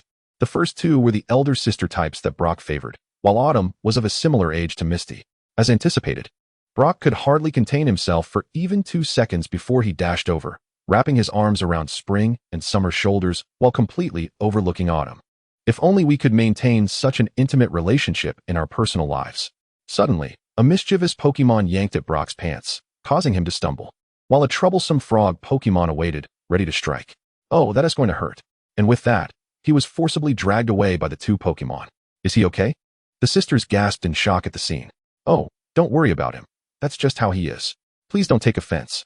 Ash waved his hand dismissively before expressing the purpose of their visit. "By the way, I heard you have the freshest moo milk, right?" "Absolutely. Our specialty is indeed the fresh milk from our grand milk tanks," Spring replied, leading the group to the back of the cafe. She jingled a bell and called out, "Everyone, it's time." Moments later, 3 well-trained milk tanks came trotting from the pasture, settling before the milking machines to begin their work. Spring explained that 2 of the tanks belonged to her elder sister, while the other was Summer's. "What about Autumn?" Misty asked curiously. Autumn shyly lowered her gaze. "Actually, I do have a milk tank, but..."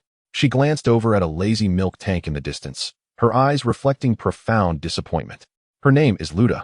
I just recently captured her, but she refuses to listen to me.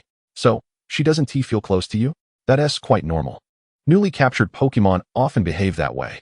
Misty stepped forward to comfort her. Yet, Autumn firmly rejected this notion. "No way. I'm not sure if Luda is self-centered or just stubborn, but I find her unappealing. Perhaps I should just let her go." "You shouldn't think that way," Brock interjected, his expression serious as he advised Autumn. "It's detrimental to both the Pokémon and yourself if you abandon your efforts to understand her." Feeling the weight of Brock's earnestness, Autumn suddenly blushed, gazing at him with admiration. "Mr. Brock, you're absolutely right." Spring approached with 3 cups of milk, distributing them to Ash and his companions. "Please enjoy." They each took a sip, finding it delicious, comparable to the best they had tasted. Misty savored the white milk, exclaiming, "This is simply exquisite. Almost as good as Ash's."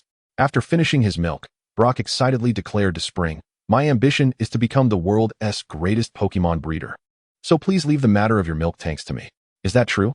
Autumn exclaimed, her eyes sparkling with excitement.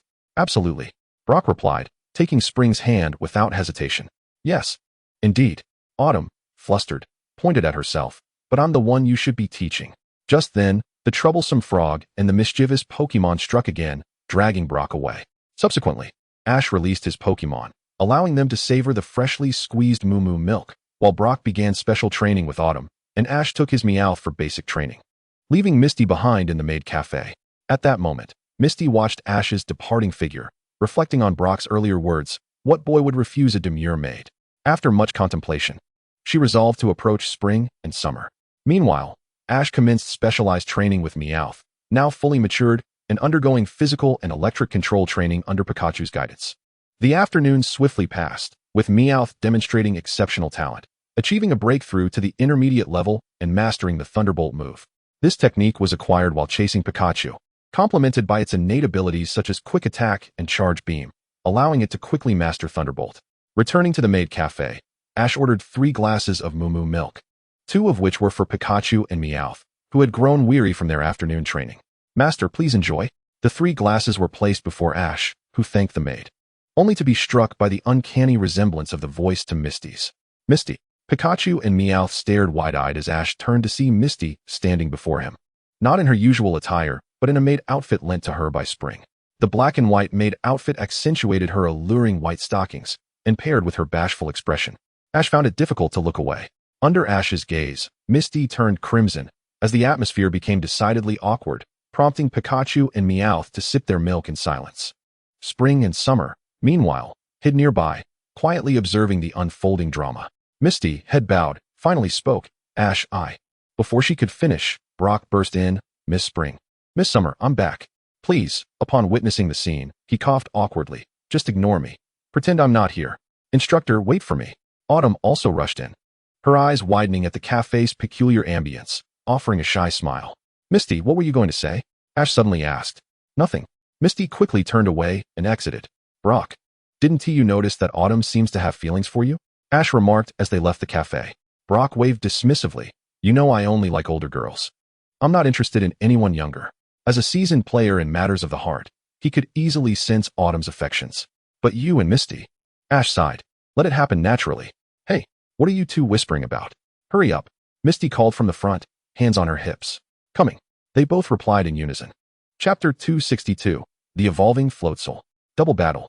After leaving the maid cafe, at Misty's suggestion, Ash and his companions arrived at a hot spring and run by another childhood friend of hers, Tang Hong. Upon encountering a familiar figure, Xiao Wang could not restrain herself from waving her hands and calling out, rushing towards Tang Hong. "Tu Guang." The response from the other party nearly caused Xiao Wang to stumble. Standing before Tang Hong, she expressed her displeasure. "How annoying. I told you not to call me that." "I'm so sorry." Tang Hong replied with a look of contrition as she grasped Xiao Wang's hand. "Xiao Wang, it's been a long time. Did you come to find me?" "Tang Hong, you actually returned. It's wonderful to see you here." Xiao Wang responded with a smile. "I was called back due to some circumstances," Tang Hong explained, awkwardly scratching her head. Encouragingly, she added, "I saw you participate in the gorgeous contest on television. Although it's unfortunate that you were eliminated in the first round, it's all right. We'll all be cheering for you in the next Pokémon Gorgeous contest." "Of course, that is no problem," Xiao Wang replied confidently, before introducing Xiaoji and Xiaojiang to Tang Hong. As the group grew more familiar with one another, Xiao Wang proposed the idea of soaking in hot springs. However, Tang Hong hesitated to agree immediately.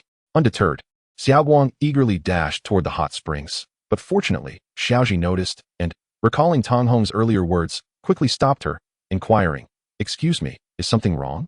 With a sigh, Tang Hong revealed the situation. "Since last week, our hot spring has stopped flowing. The source of our hot spring is on the nearby mountain, and my parents have gone there to investigate the cause." Upon hearing this, Xiao Wang realized that this was the reason Tang Hong had been called back. "Exactly." Tang Hong nodded. "I, too, wish to bathe in my home's hot spring to relieve fatigue, but that is no longer possible. The most critical issue is that if this continues, our hot spring, which we have operated for many years, may have to close. That's why I decided to take the Little Mountain Pig trio up the mountain to find the cause." "All right. In that case, let us help." As a good friend, Xiao Wang could not stand idly by and decisively decided to assist, with Xiaoji and Xiaojiang nodding in agreement. "Really? Thank you." Under the guidance of the Little Mountain Pig, they successfully discovered a new hot spring, and Xiaoji quickly recognized that the workers here were none other than the Team Rocket trio. Tang Hong noticed that this hot spring bore a striking resemblance to her family's. Realizing that the source of the trouble was indeed the mischief of Team Rocket. Yet, the trio stubbornly demanded evidence. Just then, Tang Hong's parents arrived, having traced the source of her family's hot spring, providing irrefutable proof. No longer pretending, Team Rocket threw out their pokeballs. "Go Dish Snake! Go Dream Song Naya!" Then, Dream Song Naya suddenly returned and scooped up Kojiro. "Ah, over there. You're the one." Xiaoji interjected, "Leave it to me." Now that the swimming weasel had reached its critical point, It was the perfect opportunity to turn Team Rocket into the final experience. Trusting Xiaoji completely, Xiaowang promptly withdrew her Pokeball. Little brat, take this. Dish Snake, use Poison Tail. Dream Song Naya, use Absorb Punch. Dish Snake and Dream Song Naya launched simultaneous attacks on Swimming Weasel from either side, while Xiaoji and Swimming Weasel calmly observed their approach. Now, dodge. Hey. Swimming Weasel leaped high, causing Dish Snake and Dream Song Naya's attacks to collide with each other instead. Kojiro, what are you doing? Musashi shouted at Kojiro. Before Kojiro could respond, Xiaoji's voice rang out. Soundwave. Swimming Weasel unleashed 2 silvery shockwaves in midair, sending them crashing back toward Musashi and Kojiro. Use Ice Water Flow to take them out. Hey. Swimming Weasel, enveloped in a torrent of water, soared forward and unleashed its Ice Punch, a frigid aura bursting forth, transforming into an ice water flow that sent Team Rocket flying. What an irritating sensation. Swimming Weasel then broke free from the ice and erupted with a blue-white light of evolution, soon revealing a Floatzel before everyone. Floatzel, Strength, Elite Peak. Moves, Bite, Ice Fong. Double hit. With the problem successfully resolved, Tanghong's parents warmly invited Xiaoji and his companions to their home to enjoy the hot springs. Since repairing the water pipes would take some time, Tanghong proposed, before we head to the hot springs, how about a battle to break a sweat? She pulled Xiaowang closer, adding, if possible, I'd like to team up with Xiaowang for a double battle. No problem. Xiaoji readily agreed. The two sides took their positions, with Xiaowang and Tanghong using Piplup and Little Mountain Pig, while Xiaoji and Xiaojang opted for Combi and Shaking Bien. Although Xiaojang seldom battled with Shaking Bien, its status as one of the oldest Pokémon in his collection ensured its formidable strength. Use Tailwind. Xiaoji commanded Combi to initiate the Tailwind move, instantly boosting the speed of both Combi and Shaking Bien. Piplup, use Bubble Beam. Little Mountain Pig, use Ice Shard. Bubbles mixed with ice chunks surged toward Combi and Shaking Bien. Use Bug Resistance. A green circle emanated from Combi, blocking the Bubble Beam and Ice Shard. Shaking Bien. Use Dance of Shaking. At that moment, Xiaojing finally launched his counterattack. Shaking Bien danced rhythmically, causing Piplup and Little Mountain Pig to join in the shaking dance. Now, use Bug Buzz. Combi emitted a deafening buzz, sending Piplup and Little Mountain Pig flying. Shaking Bien, go for it. Use Prism Beam. Without hesitation, Shaking Bien released a dazzling energy beam. Just when everyone thought it was all over, Little Mountain Pig and Piplup burrowed underground to evade the attack. Xiaoguang exclaimed in excitement. Great. Piplup, use Whirlpool. Little Mountain Pig, unleash Blizzard. Xiaoji and Xiaojang exchanged a glance and nodded. Combi, use Bug Buzz. Shaking Bien, use Mimic. And Shaking Bien mimicked Blizzard. With a resounding crash, all attacks collided, and when everyone could finally see the outcome, they discovered that all 4 Pokémon had been encased in ice, resulting in a draw. After the battle, everyone, along with their Pokémon, enjoyed a soothing soak in the hot springs, alleviating their fatigue and leaving them feeling considerably relaxed. Chapter 263, Scorpius and the Scorpius Swarm. Aiming for Curtain City, Xiaoji and his companions arrived in a verdant town. By comparing their maps, they determined that by traversing this town, they would swiftly reach Curtain City. Currently, they were savoring a delightful lunch in the town's natural park. Suddenly, the sky darkened, and the group looked up to see a massive swarm of Scorpius hovering above, with the Scorpius King leading the charge. Witnessing such a formidable swarm in a town was simply astonishing, as Scorpius typically inhabit forests and are seldom seen in urban areas, let alone in such numbers. At the command of the Scorpius King, the swarm surged forward, targeting Xiaoji and his friend's food. Just then, a beam of icy light shot forth, but the Scorpius King skillfully dodged it. Turning around, the group saw Jinzi, accompanied by Manmola, initiating an attack. Upon spotting Jinzi, the Scorpius King let out a mighty roar and quickly took flight between the buildings, followed by the entire swarm. Xiaoji, however, was intrigued by a lone Scorpius remaining on a tree, blissfully munching on a berry it had stealthily pilfered from Xiaoji and his friends. After finishing their meal, they discovered that the companions had already departed, causing the scorpion to fall from the tree in fright and crash towards Ash. Upon witnessing this, Ash swiftly activated his psychic abilities to catch it midair. The suspended scorpion began to wink and stick out its tongue playfully at Ash, who could only chuckle in resignation before releasing his powers, allowing it to leave. Meanwhile, Shinji recalled his Manectric and murmured towards the direction in which the Scorpion King had vanished, confirming that it was indeed just as legendary tales had described. He then turned to depart, and shortly thereafter, Miss Junsha and Miss Joy hurried over. Brock immediately knelt on one knee. expressing his profound gratitude for their beauty, which had thoroughly satisfied his heart. Then he vanished. Upon arriving at the Pokémon Center, Miss Junsha informed Ash and his companions about the circumstances regarding the scorpion swarm's appearance in the town. It turned out that on a stormy night, the fierce winds had carried the Scorpion King to this town, and due to the tall buildings creating a wind maze, it became trapped here, inadvertently attracting the swarm. Ash and his friends resolved to lend a hand. Miss Junsha then articulated their plan. They intended to lure the scorpions away using their favorite fruit. She had already pinpointed the scorpions' hideout, and Ash's group prepared a batch of fruit to throw to them. The famished scorpions immediately swarmed to snatch the fruit. However, they soon noticed a large truck filled with an abundance of fruit outside the window. The Scorpion King was the first to dart out, leading the others in pursuit. The only one left behind was the playful scorpion, who continued to feast until it realized its companions had vanished and hurriedly flew out to search for them.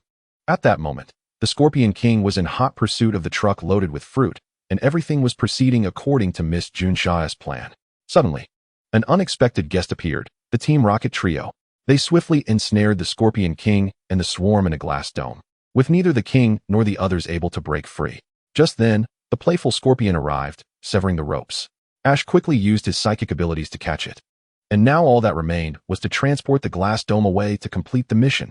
Ash smiled at the scorpion, instructing, "Scorpion, use your wings to attack and send Team Rocket away." The scorpion, adorably pointing at itself, seemed to confirm that Ash was indeed addressing it. Ash affirmed, "Yes, that's right. It's you. I'm counting on you." The scorpion excitedly nodded, its wings glowing with white light as it unleashed a wing attack that burst the balloon, causing Team Rocket to exit in a huff. Once the mission was accomplished, the scorpion landed atop Ash's head, playfully sticking out its tongue. Ash affectionately patted its head and presented it with a flying-type energy cube, which the scorpion eagerly devoured. It appeared to be quite fond of Ash. Misty remarked with a smile upon witnessing this scene. Ash, increasingly enamored with the scorpion, proposed, "Little one, would you like to be my Pokémon? I can't promise much, but I can guarantee you'll always have enough to eat." The scorpion eagerly nodded in response. "In that case, let us get along well." Ash tossed a Pokeball and successfully captured it. Scorpion. Gender, male. Type, ground, flying. Ability, Sandveil. Strength, elite intermediate. Moves, wing attack, cross cut, poison sting, sand attack. With the glass dome from Team Rocket in hand, Miss Junsha procured a truck to transport them out of the town and release them back into the forest. Shortly after Miss Junsha departed, Shinji followed and successfully located the Scorpion King, defeating it with Manectric and capturing it. With the Scorpion issue resolved, Ash and his companions continued their journey, soon arriving at the location of the next gym, Curtain City. Curtain City, built atop a steep, excavated mountain, presents a stark atmosphere with its rocky walls. The Curtain Gym is not a rock-type gym, but a fighting-type gym. As such, Ash was en route to the Pokémon Center to exchange Pokémon when a blue aura sphere came hurtling towards him. Reacting quickly, Ash conjured his own aura sphere to collide with it. "What on earth is going on?" Misty inquired, puzzled. "Let us check it out." Ash beckoned to Misty and Brock to follow him as they traced the direction of the aura sphere, discovering a pink-haired girl in a courtyard engaged in a battle with a Lucario. The girl skillfully dodged Lucario's attacks and countered by launching an aura sphere, only for Lucario to evade it with a kick, clearly showcasing her expertise in martial arts. At that moment, the girl finally spoke up. "So, Lucario, are you angry after all?" Chapter 264. The defeated gym trainer, inviting battle with Rizy. Lucario remained silent, summoning a long bone weapon in its hands, preparing to unleash its signature move. With a swift motion, Lucario swung the bone towards the girl, who nimbly leaped back to avoid the strike, but Lucario relentlessly pursued her, dissipating the bone upon making contact. Just then, an Electabuzz appeared before Ash and the others, brimming with provocation. "You're Shinji's Electabuzz." Ash recognized it immediately through his aura. A young man resembling Shinji, wearing an apron, rushed over and, upon seeing Ash and confirming his identity through the Pikachu and EV on Ash's shoulder, exclaimed, "You must be Ash, right?" "Yes," Ash replied, nodding. "I'm Ash from Pallet Town, here to challenge the Curtain Gym." "Hello, I'm Rizy, Shinji's brother." Rizy introduced himself with a smile, explaining that the Electabuzz was indeed Shinji's. "I'm in charge of caring for his Pokemon while he's away."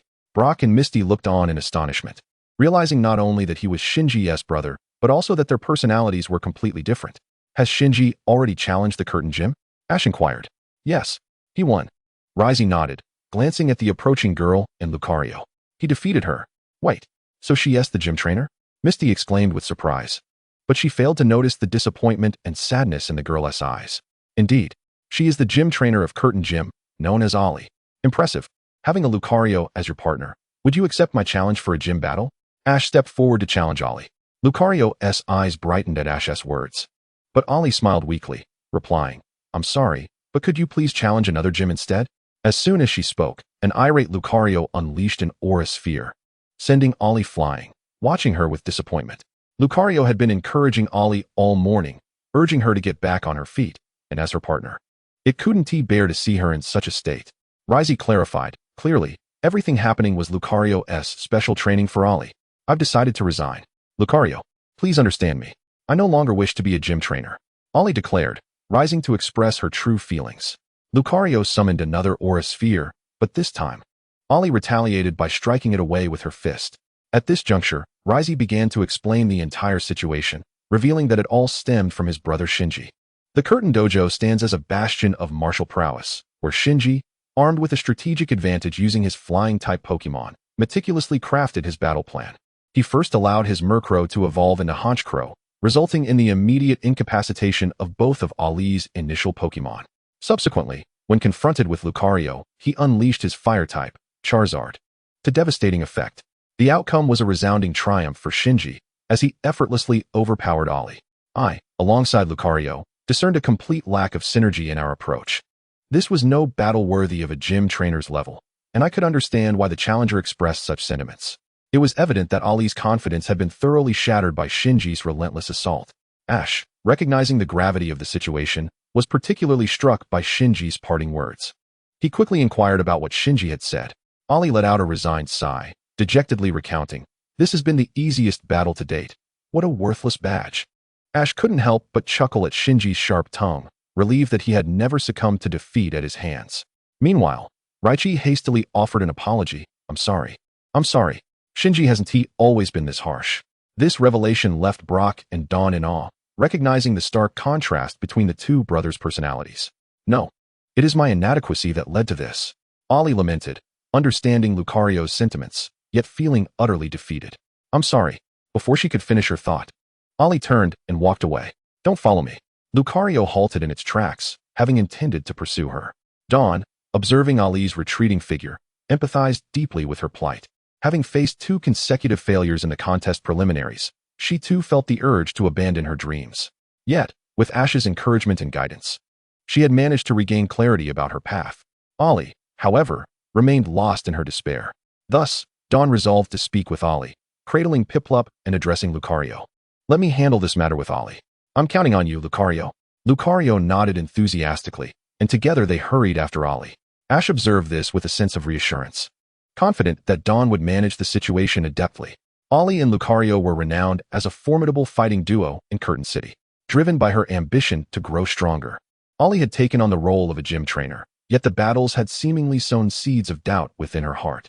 Raichi was acutely aware of Ollie's current predicament, just as Brock, also a gym trainer, understood that such a role came with the burden of responsibility. As they conversed, Ash noted the array of gym badges and symbols of battle conquest displayed on a shelf behind Raichi. These badges spanned the regions of Kanto, Johto, Hoenn, and Sinnoh. Yet conspicuously absent was the emblem symbolizing the courage of the Battle Pyramid's pharaoh. The presence of Sinnoh badges indicated that they belonged not to Shinji, but to Raichi, revealing him as a formidable trainer in his own right.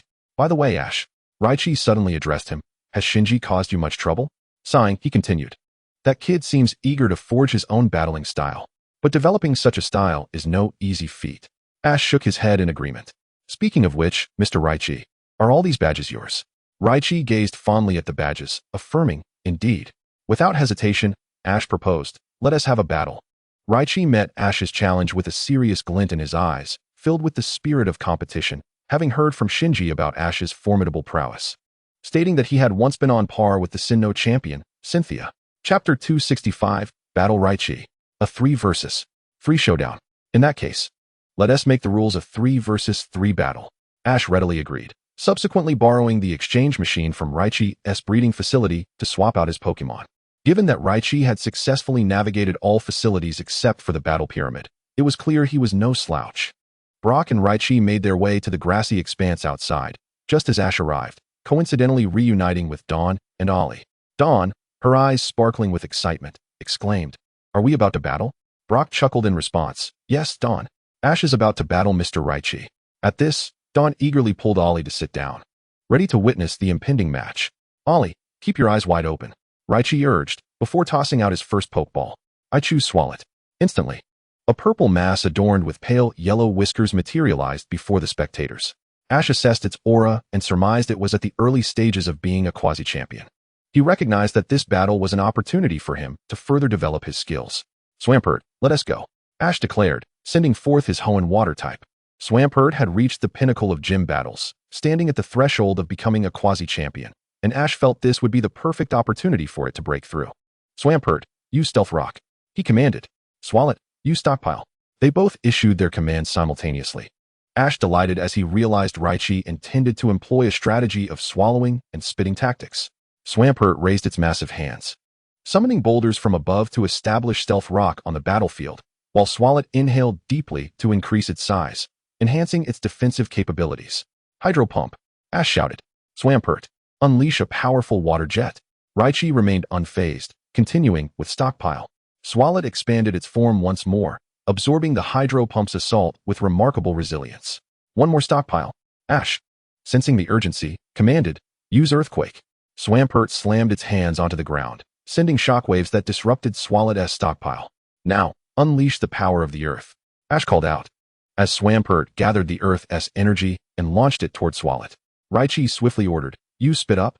Swalot expelled a brilliant beam of light, colliding with the earth power and resulting in a tremendous explosion. As the smoke cleared, the blinding beam surged toward Swampert, prompting Ash to shout, "Arm Hammer." Swampert charged forward, its right arm glowing with white light, colliding with the beam, creating yet another explosion that sent it reeling back to Ash's side. "Swalot, use Sludge Bomb," Raichi commanded, followed by, "Block it with Rock." Swalot unleashed a torrent of filth, while Swampert, undeterred, slammed the ground again, erecting a barrier of boulders that effectively shielded against the incoming sludge. "Now, dig in close and use Volt Tackle," Ash yelled, and Swampert burrowed underground. "Be careful," Raichi warned. Scanning the surroundings, Swalot, stay alert. Prepare to use Body Slam. Just then, Swampert burst forth from the earth, executing Volt Tackle toward Swalot, which attempted to counter with Body Slam. Unfortunately, Swalot's strength paled in comparison to Swampert's, and it was swiftly pinned to the ground. First, use Ice Beam, then follow up with Volt Tackle to finish it. Swampert opened its mouth, unleashing an ice beam that encased Swalot in ice. Then, with its arms enveloped in energy from the earth, Swampert shattered the ice, rendering Swalot incapable of continuing the battle. "Swampert," Ash cheered, its victorious roar echoing, its power now elevated to the early stages of a quasi-champion. "Is this a breakthrough?" Raichi marveled at Swampert's triumph, promptly recalling Swalot. Ash gently patted the head of his Swampert, praising, "Well done. Your strength has significantly increased. Next up is my second Pokemon, Staraptor." Rai's second choice was indeed the final evolution of the Sinnoh region's bird Pokemon, the flamboyantly styled Staraptor. At that moment, the Stealth Rock on the field activated, striking Staraptor with a resounding impact. The Staraptor emerged from the haze, slightly unsteady. Observing this, Ash promptly returned Swampert, declaring, "Then it's your turn, Blaziken." Summer had arrived. The Hoenn Fire-type Master made his entrance.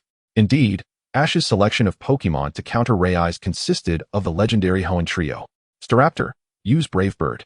The match commenced with an explosive attack, as Staraptor was enveloped in red energy, which then transformed into a more potent blue energy as it surged towards Blaziken.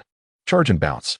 Flames erupted around Blaziken, enhancing its speed as it leapt high into the air, becoming a pillar of fire, instantly appearing above Staraptor. Flame Kick. Summer. Blaziken shouted, its right leg igniting in fierce flames, crashing down upon Staraptor, sending it crashing to the ground. With a graceful somersault, Blaziken landed smoothly. Within moments of the battle's commencement, Staraptor had already sustained significant damage. Rai's gritted his teeth and shouted, "Staraptor, engage in close combat and unleash Wing Attack." Staraptor's wings glowed with a white light as it initiated a close-quarters assault on Blaziken.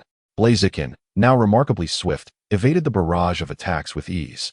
Seizing the opportunity, Ash raised his hand and called out, "Blaziken, let everyone witness our meticulously researched ultimate move." Blaze Kick. Summer. Blaziken exclaimed, blue flames swirling around its body, which it concentrated into its right leg. In an instant, its leg erupted with a devastating conflagration of intertwined red and blue flames, kicking out with lightning speed. Staraptor was sent flying, crashing to the ground as the flames exploded, engulfing it entirely, rendering it unable to continue battling. After executing the move, Blaziken began to pant heavily, as the technique had taken a considerable toll on its stamina. Such immense power. Rayai's pupils constricted, utterly astonished by the display. Silently, he recalled Staraptor and retrieved his final Pokeball, tossing it forth. Go, Scizor.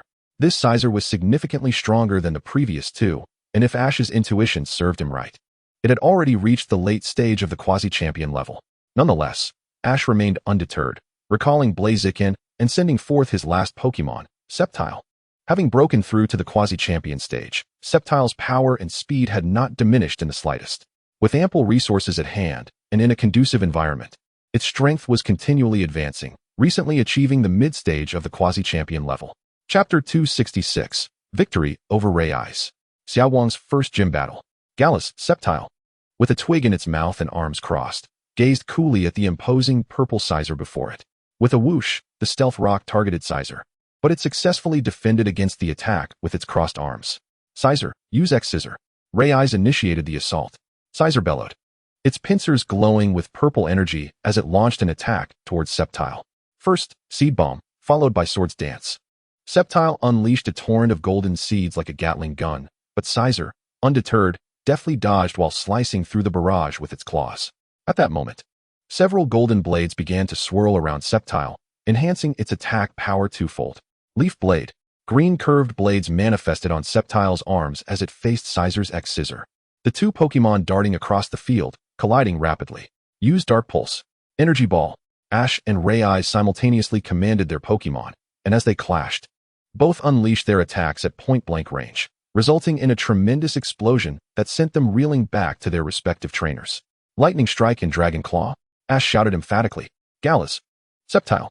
Sceptile cried out, enveloped in white light, moving with such rapidity that it left afterimages, appearing before Scizor in the blink of an eye. With its emerald claws outstretched, it delivered a powerful upward strike that sent Scizor soaring. Leaf Blade combined with double hit. Just as the dragon claws dissipated, Sceptile unleashed another series of green blades infused with grass and dragon energy towards Scizor. Upon witnessing this, Rayais urgently commanded X-Scissor to intercept. However, Ash merely smiled gently as Sceptile's image vanished when Scizor's claws made contact. What? Rayais exclaimed, his eyes widening. Look out. Suddenly, Sceptile reappeared behind Scizor, twig in mouth, and with a swift flick of its green blades, cleaved Scizor in half. Scizor fell to the ground, rendered unable to fight. Ash achieved a clean sweep, defeating Rayais. Rayais recalled Scizor, his long-dormant fighting spirit dissipating as he returned to his tranquil demeanor. Incredible. Is this the power of the starter Pokemon Ash captured from other regions? Truly magnificent. Xiaowang cheered, applauding Ash in celebration of his victory. Thank you, Ash, for allowing me to engage in such an exhilarating battle after so long. Rayais approached with a smile. Ash returned Sceptile and shook Rayais' hand. At this moment, Rayais turned to Ollie. Ollie, are you feeling the urge to battle Ash now? Upon hearing this, Ollie was about to respond when Xiaowang interjected. Hold on. I'm the one scheduled to battle Ollie first. It turned out that during Xiaowang's encouragement of Ollie, they had agreed to a gym battle, which Ollie now remembered. Thanks to Xiaowang's support and the spectacle of Ash and Rayais' match, Ollie's eyes shone with newfound determination. She realized that her role as a gym trainer was to challenge strong opponents like Ash. Ollie resolutely nodded. I'm sorry, Mr. Ash. Miss Xiaowang, could we postpone our battle until tomorrow? I will wait for you at the gym, as I wish to adjust my condition. Ollie accepted Xiaowang's challenge, and Lucario nodded in satisfaction at this development. Is that so? Xiaowang replied with a smile. Understood, then we shall meet tomorrow. Ash, unfazed by this, was eager to see how Xiaowang had improved. Ollie and Lucario bid farewell to Ash and his companions as they returned to the Curtain Gym. At this moment, Ash was pulled by Xiaowang into special training.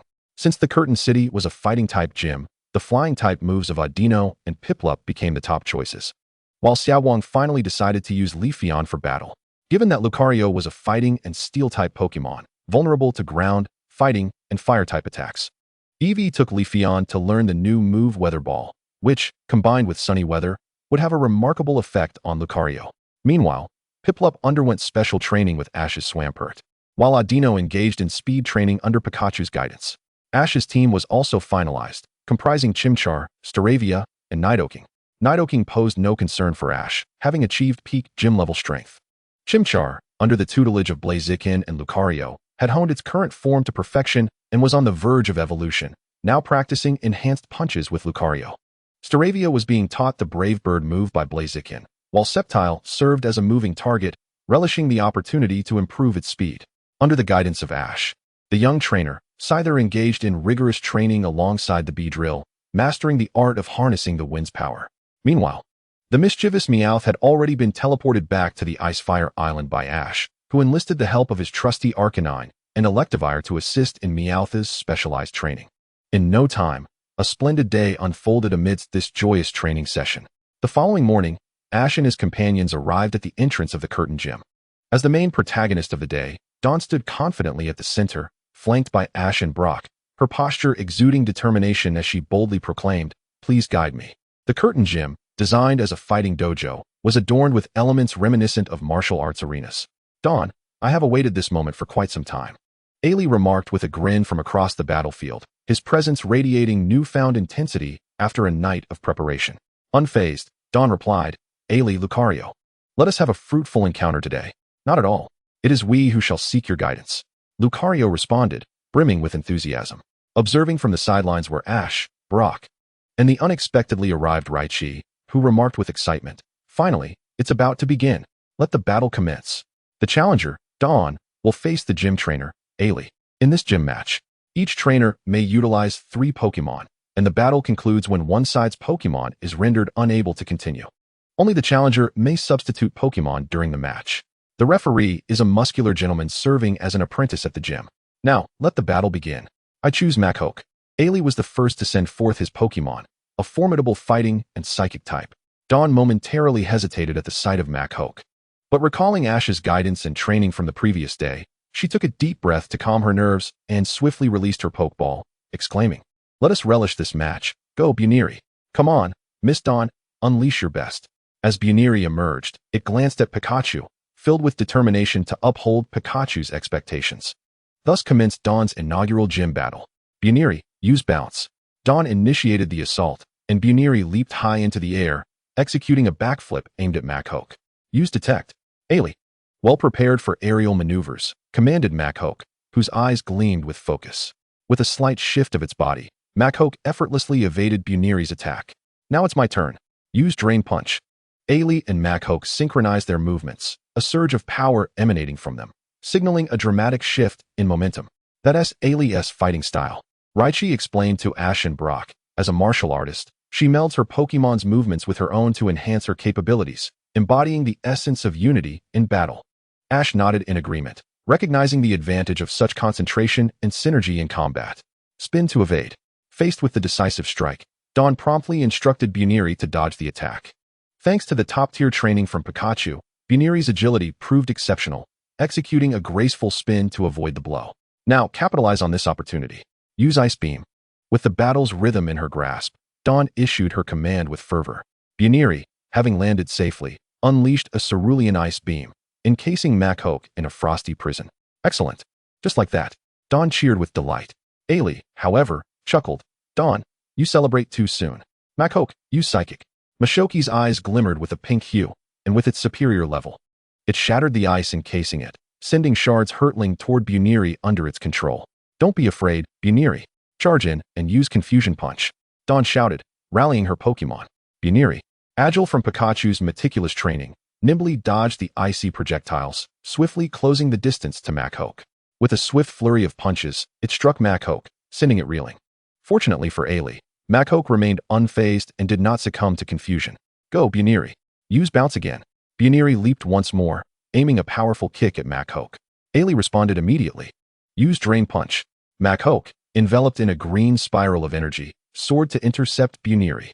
With a resounding clash, both Pokémon skidded back to their respective trainers, collapsing simultaneously as they lost their fighting capabilities. "Thank you, Buniri. I will not let your efforts go in vain." Dawn recalled Buniri and promptly sent forth another Pokeball, declaring, "Go, Piplup." Ash, We shall not concede so easily. Ailey exchanged determined glances with Lucario, then turned to Dawn. Lucario, I entrust this to you. Lucario. Dawn and Piplup braced themselves, surprised that Ailey had sent out his ace, Lucario, as the second Pokemon. With fervor, Dawn commanded, Piplup, use Whirlpool. Piplup radiated a spectrum of colors, summoning a vast whirlpool, which it hurled towards Lucario. Lucario was engulfed by the torrent. But Dawn failed to notice Ailey and Lucario's calm demeanor amidst the chaos. Use Drill Peck. After relentless efforts, Dawn and Piplup finally upgraded their attack to a more powerful form, Drill Peck, with Piplup's beak gleaming like a lance. Lucario employed Bone Rush. Lucario sprang into action, wielding a bone club as it met Piplup's charge head-on, sending it crashing away, then shattering the whirlpool with a powerful swing. Impressive. Lucario is indeed formidable, Dawn thought, recalling her encounters with other Lucarios. Come on, Piplup. Use Spinning Drill. Piplup leaped into the air, spinning rapidly, aiming to pierce through Lucario's defenses, landing a critical blow that injured Lucario's right arm. Well done, Piplup, Dawn cheered. However, despite her valiant efforts, Piplup found itself overwhelmed by Lucario's might, ultimately falling to a well-placed Aura Sphere. Though victorious, Lucario bore visible injuries on its right arm. In that moment of hesitation, while preparing to unleash another Aura Sphere, Ash's keen observation revealed a fleeting opportunity, one that could determine the battle's outcome. Taking a deep breath, Dawn recalled Piplup and summoned her trump card, Leafeon. Leafeon, unleash Sunny Day. Leafeon initiated Sunny Day, amplifying its speed through chlorophyll. In response, Lucario executed Extreme Speed, brandishing its bone club to strike Leafeon. Use Solar Beam. Lucario deflected the scorching solar beam with its bone, but with a sudden surge, the attack pierced through, striking Lucario directly. Dawn's eyes sparkled with determination. What a chance. Leafeon. Use Weather Ball. Leafeon channeled solar energy, crafting a blazing fireball to hurl at Lucario. Lucario. Ailey exclaimed with concern, witnessing the flames engulfing Lucario, which still fought valiantly to endure. Lucario. Ailey called out with newfound clarity. Let us unite our strength. Lucario. A formidable aura surged forth from Lucario, its power surging to the pinnacle of gym-level prowess, instantly dispersing the flames. Excellent, let's go. Use Aura Sphere, shouted Ollie. Lucario immediately concentrated and unleashed a blue Aura Sphere. Upon witnessing this, Xiaowang quickly urged, once more, use Weather Ball. Unfortunately, fortune did not favor Xiaowang this time, as her Leafeon struggled with the execution of Weather Ball. It ultimately failed. With the Aura Sphere drawing ever closer, Xiaowang had no choice but to switch tactics and opted for Solar Flare. The clash between Solar Flare and Aura Sphere resulted in a close-range explosion that engulfed Leafeon. As the smoke cleared, Leafeon lay motionless on the ground, having lost its fighting capability. Lucario, too, swayed unsteadily. Ollie rushed forward to support it, and the two shared a joyful glance. Alas, I still lost. Xiaowang lamented as she recalled Leafeon. I thought I would at least defeat 2 of Ollie's Pokemon. Xiaowang, you performed admirably.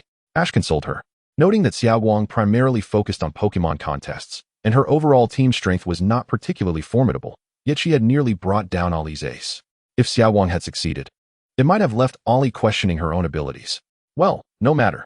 Xiaowang replied with a smile, acknowledging the valuable experience gained from this battle. Due to the significant damage inflicted upon Ollie's ace, Lucario, Ash's gym battle would be postponed for another day, to which he readily agreed. Chapter 268, Evolution. Monferno. Alright.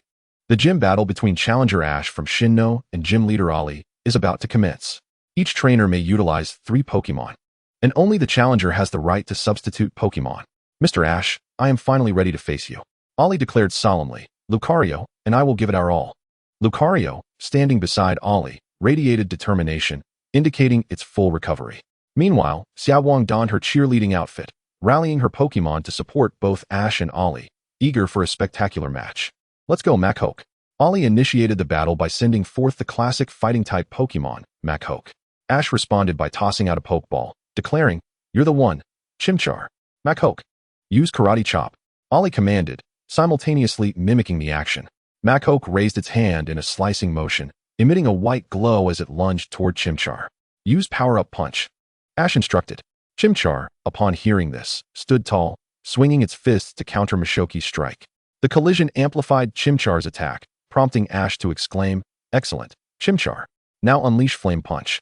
Chimchar, engaged in combat with Machoke, retreated a few steps to summon its internal fire energy, igniting its fists in flames before leaping forward to deliver a powerful strike. Dodge, and then use cross-chop, Ollie replied, and Machoke crouched to evade the incoming flame punch, retaliating fiercely with a cross-chop that knocked Chimchar to the ground. Follow up with karate chop. Ollie seized the opportunity to launch a vigorous assault. Dig to evade, Ash quickly commanded. Chimchar swiftly got back on its feet, gazing up at Mashoki's descending attack, and without hesitation, burrowed underground. Mashoki's karate chop landed on the ground, and as it scanned the area for the vanished Chimchar, it remained vigilant. Ollie too was on high alert, but Ash maintained his focus on their positions. Suddenly, he issued a command. Now, use Flame Punch. Ollie and Machoke were taken aback as Chimchar erupted from beneath Machoke, causing it to lose its balance. Chimchar's right fist, engulfed in flames, executed an uppercut that sent Machoke flying. Machoke, are you alright? Ollie inquired urgently, but just as Machoke attempted to rise, flames ignited around its body, causing it to collapse once more. It's now burned. Ollie clenched her fist, feeling that her luck had run out, as she had encountered a 10 chance of this happening. Excellent. Chimchar, unleash Flamethrower.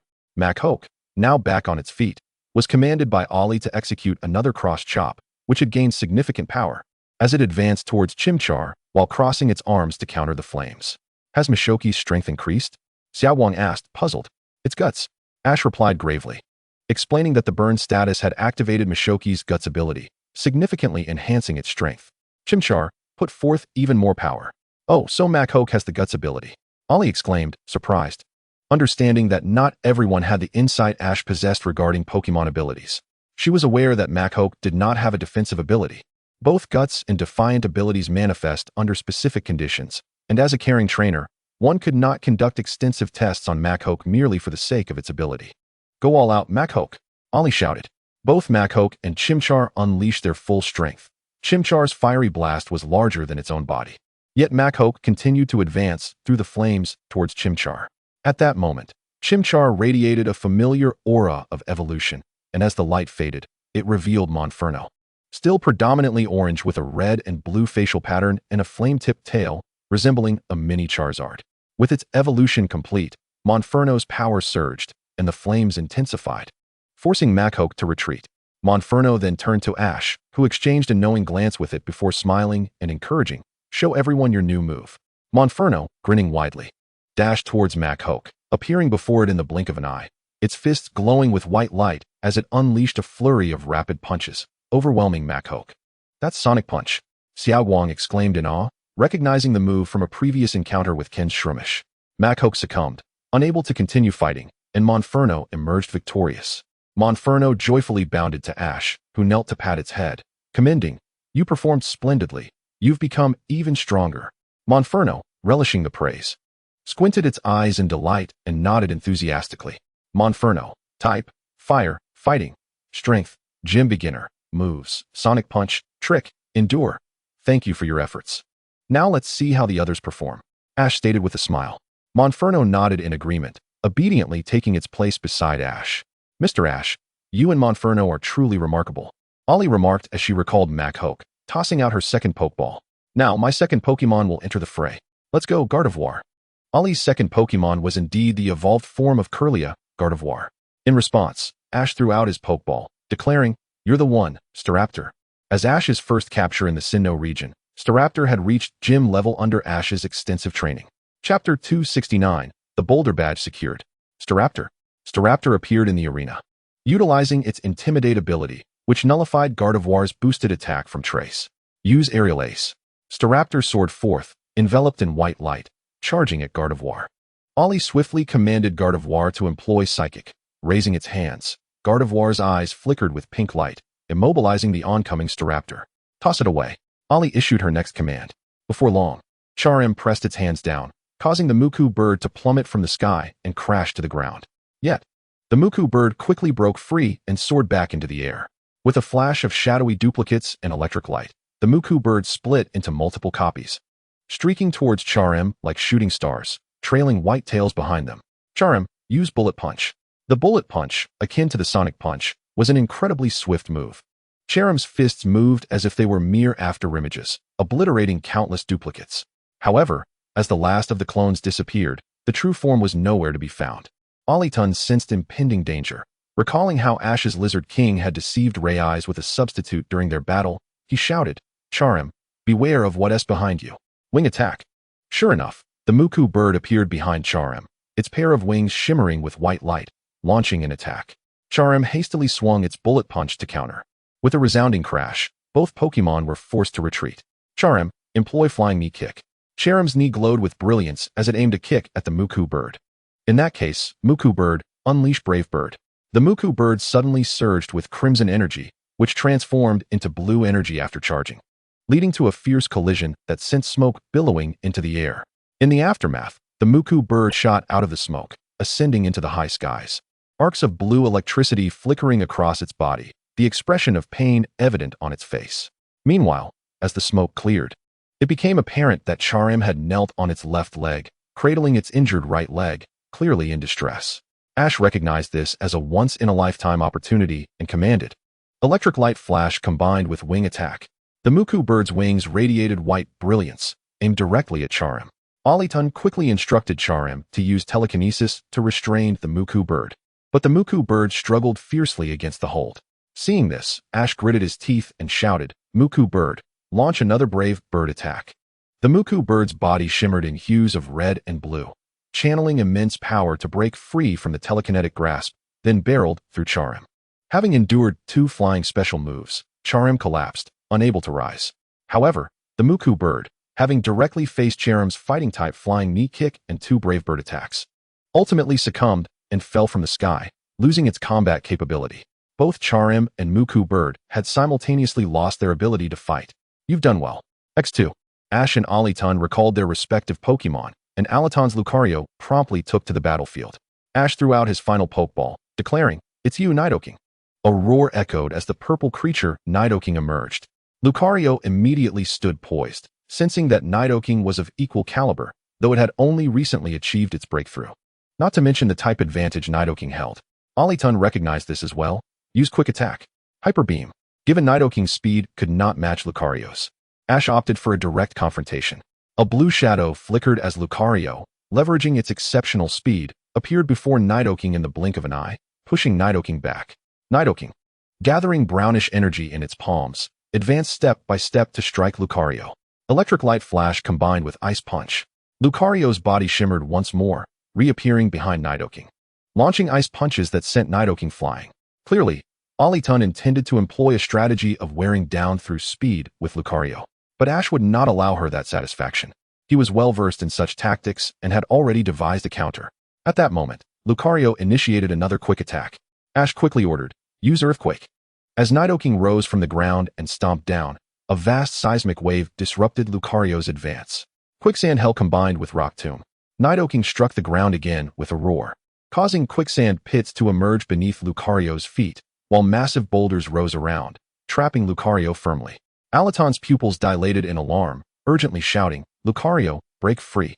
First use Electric Light Flash to escape the quicksand, then use Metal Claw to shatter the rocks. Just as Lucario was about to act, Ash's voice rang out again. Ice Beam. Nidoking immediately concentrated, unleashing an icy blue beam that thickened the walls of the cage with layers of ice. Watching Lucario trapped in its dark enclosure, Xiaowang gasped in astonishment. "This is incredible." Full power Earthquake. Nidoking leaped, using its weight to strike the ground, sending a powerful seismic wave that blasted Lucario and the makeshift cage skyward. Lucario finally broke free, baring its teeth as it stood up, glaring at Nidoking. "Lucario, use Aura Sphere." Olitun commanded without hesitation. Ash too shouted, "Earth Power." With a thunderous explosion, the Aura Sphere and Earth Power clashed at the center of the arena. Observing the swirling smoke, both Ash and Olitun simultaneously called out, "Hyper Beam, close combat." Nidoking and Lucario charged into the arena's center, engaging in a fierce melee of punches and kicks, the collision of their bodies dazzling to the spectators, Xiaojang and Xiaowang, who were utterly captivated. Ultimately, however, Lucario was defeated. The ground's double damage was too significant, and Nidoking's fighting-type moves inflicted only half the damage. With a single strike, Nidoking sent Lucario flying, leading to its loss of combat capability. Lucario was unable to continue, and Nidoking emerged victorious. Thus, the winner was the challenger, Ash. Olitun recalled Lucario, approaching Ash. That was an exhilarating match. This is proof of your victory, the Boulder Badge. Thank you. Ash accepted the Boulder Badge, marking his third badge from Sinnoh. No, it is I who should be thanking you. You and Xiao Wang have inspired me to continue as a gym leader. Ash successfully obtained the Boulder Badge. Yet he did not rush to leave. As evening fell, Reyes arrived at the Pokémon Center to find Ash and his group, expressing a desire to take them to an intriguing location. I heard from Oliton that you engaged in a rather intense battle. Reyes chatted amiably as he led the group onward. Indeed, Ash smiled and nodded, attributing their thrilling match to Xiao Wang reinvigorating Aliton's confidence. Hee, Xiao Wang, cradling her Pachama, bashfully scratched her head. Soon, under Reyes' guidance, Ash and his companions arrived at an outdoor park on the outskirts of Curtain City, ascending a high platform where they beheld several rounded black meteorites embedded in the grass. What do you think? Isn't it magnificent? You're leaving Curtain City for your journey tomorrow, right? So I thought it essential to show you the town's symbol. Reyes introduced with a smile. These are meteorites, right? Mr. Reyes? Curtain City is renowned for its meteorites, Xiao Wang exclaimed, clearly excited and knowledgeable about them. Indeed, Curtain City is often referred to as the town surrounded by stones. Thanks to these meteorites. Reyes nodded, adding, these meteorites were once regarded as the guardians of this land, revered by many. It is said that numerous individuals came here seeking them, and eventually, a town was developed here, evolving into what is now Curtain City. Even to this day, the meteorites continue to protect the people of the town. At this moment, admiration lit up Reyes' face. Unbeknownst to them, a helicopter flew overhead, landing atop a skyscraper. After Ash and his companions finished their tour of the meteorites, they bid farewell to Reyes and returned to the Pokémon Center to strategize their next destination. Following Nurse Joy's suggestion, the trio resolved to head to the water-type gym, the Wetland Gym in Wetland City. With a stop at the lakeside of Lake Ji on the way, a well-known leisure resort perfect for a restful break. At this very moment, a group of fashionably attired individuals appeared in the now desolate park. The leader, holding a box, gazed at the meteorites before him and declared, our target this time is these meteorites. I shall commence the cube authentication process. Once successful, we will abandon this branch and take the meteorites with us. All evidence related to us must be eradicated. Do you understand? Understood, Lord Jinxing. In nodded, and then opened the box to reveal a mysterious cube, which the ever-watchful Team Rocket instantly recognized as the item they had recently pilfered from the ruins of randomness. The moment the cube emerged, it resonated with the meteorites, unleashing a series of blue beams that shot skyward. Jinxing, upon witnessing this, exclaimed with delight, a response has occurred, just as the leader predicted. Upon seeing this at the Pokémon Center, Ash felt an immediate sense of foreboding. He quickly activated his teleportation to whisk away with Pikachu and Eevee, leaving Brock and Chloe in a state of bewildered confusion until they were joined by Ollie, who then hurried towards the park. When Ash arrived, the beams had already dissipated, and the mysterious cube began to transform, swiftly taking the shape of a key. Ash refrained from rash actions. Instead, he crept behind the foliage to confront the concealed Team Rocket. Upon spotting Ash, the trio gasped in unison, that brat. Who's that? Jinxing, who was about to instruct his subordinates to start moving the meteorites, immediately turned his attention suspiciously toward this commotion. Ash sighed and rubbed his forehead, lamenting his earlier inquiry. I should have known better than to ask them. What a liability. Team Rocket. And a brat? Jinxing regarded them with disdain. Team Rocket, who are they? Ash inquired. They are the trendily dressed individuals. James replied without hesitation, pointing to the key-shaped object in the sky. That is what we extracted from the ruins of randomness. Oh, so it is you. What is your true objective? Ash demanded. Listen carefully, we are not merely trendsetters. We are Team Galaxy, aspiring for a new world. Jinxing declared firmly. Then threw a pokeball, summoning a Toxicroak. Toxicroak unleashed Dark Pulse. A Toxicroak appeared before Jinxing, gathering a swirling orb of dark energy.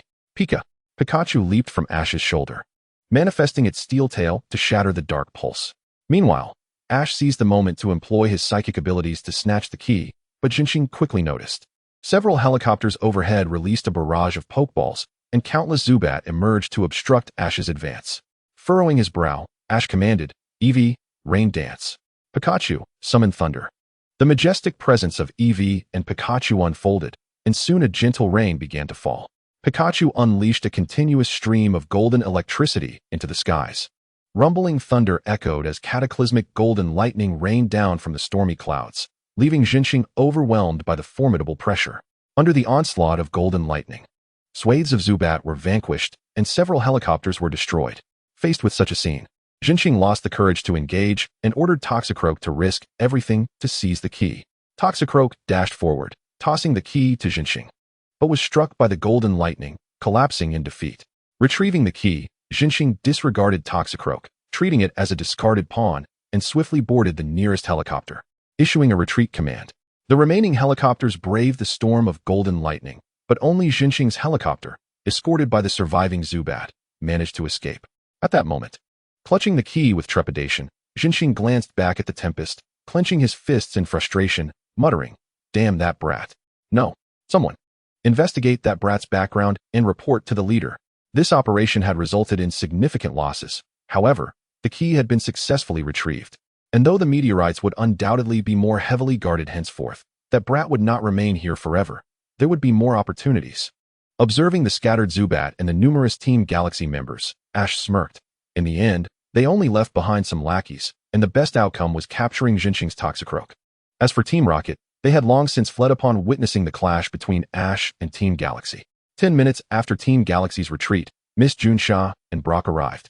Shocked by the devastation before them, after understanding the situation, Miss Junsha bowed to Ash, expressing her gratitude. "Thank you, Ash the Investigator. You protected the meteorites for us. I will report this to the League and enhance security here." With that, she escorted the members of Team Galaxy and their Pokémon away.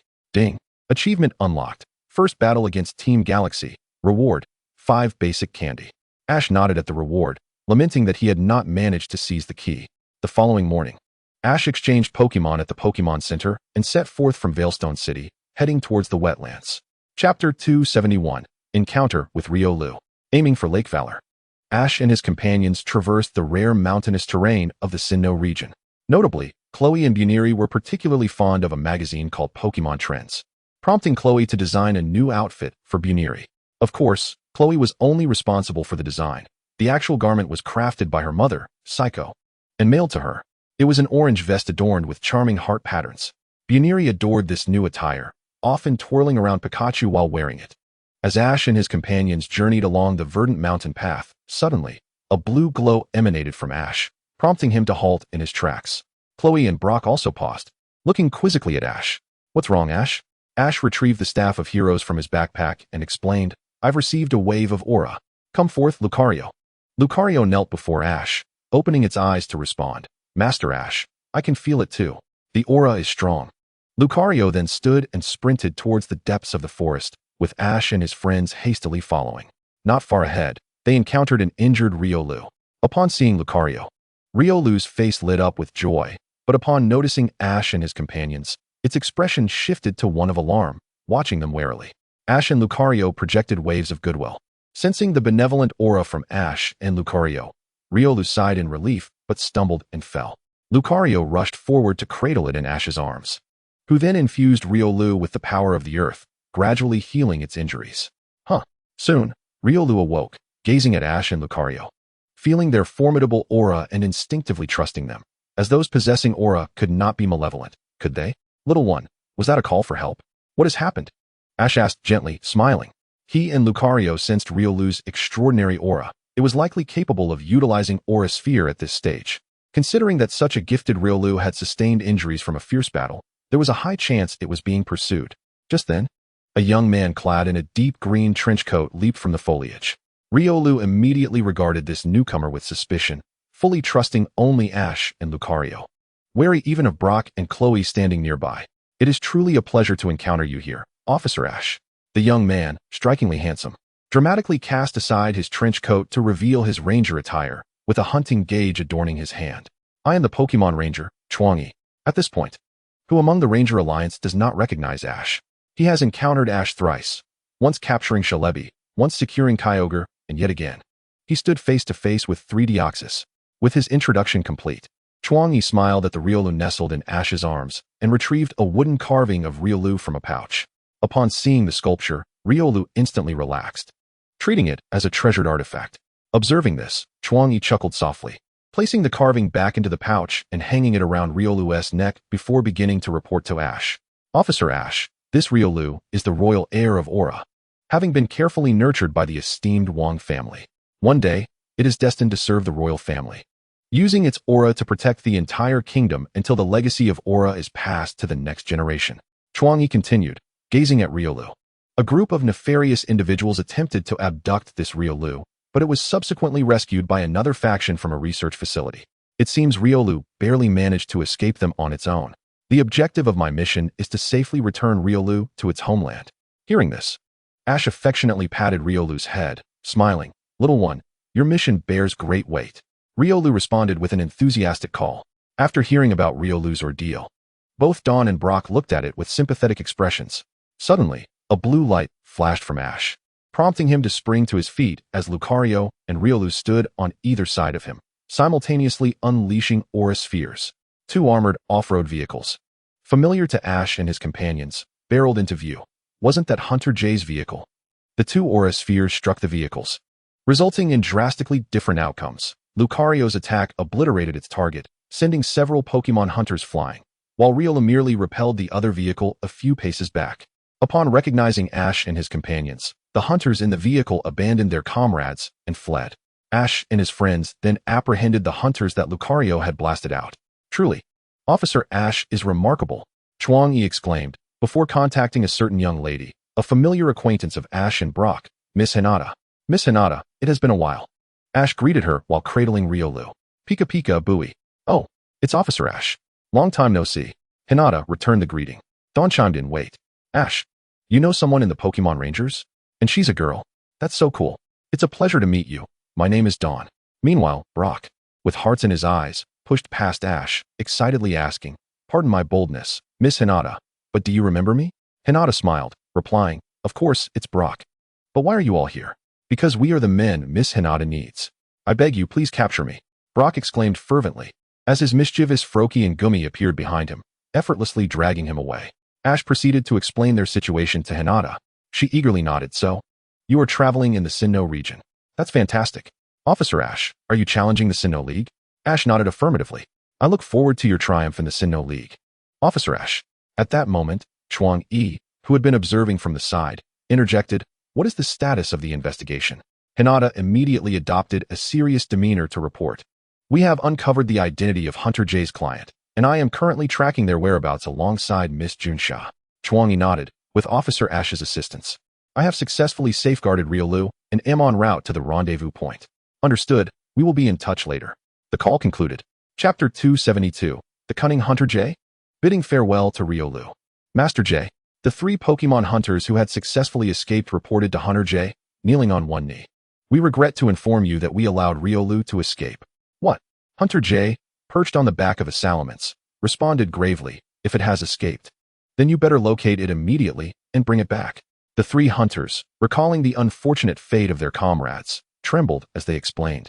It was that little brat who saved it. What little brat? Hunter J narrowed his eyes, reprimanding them in a dangerous tone. You can't even handle a mere child? I thought it was the Rangers who intervened.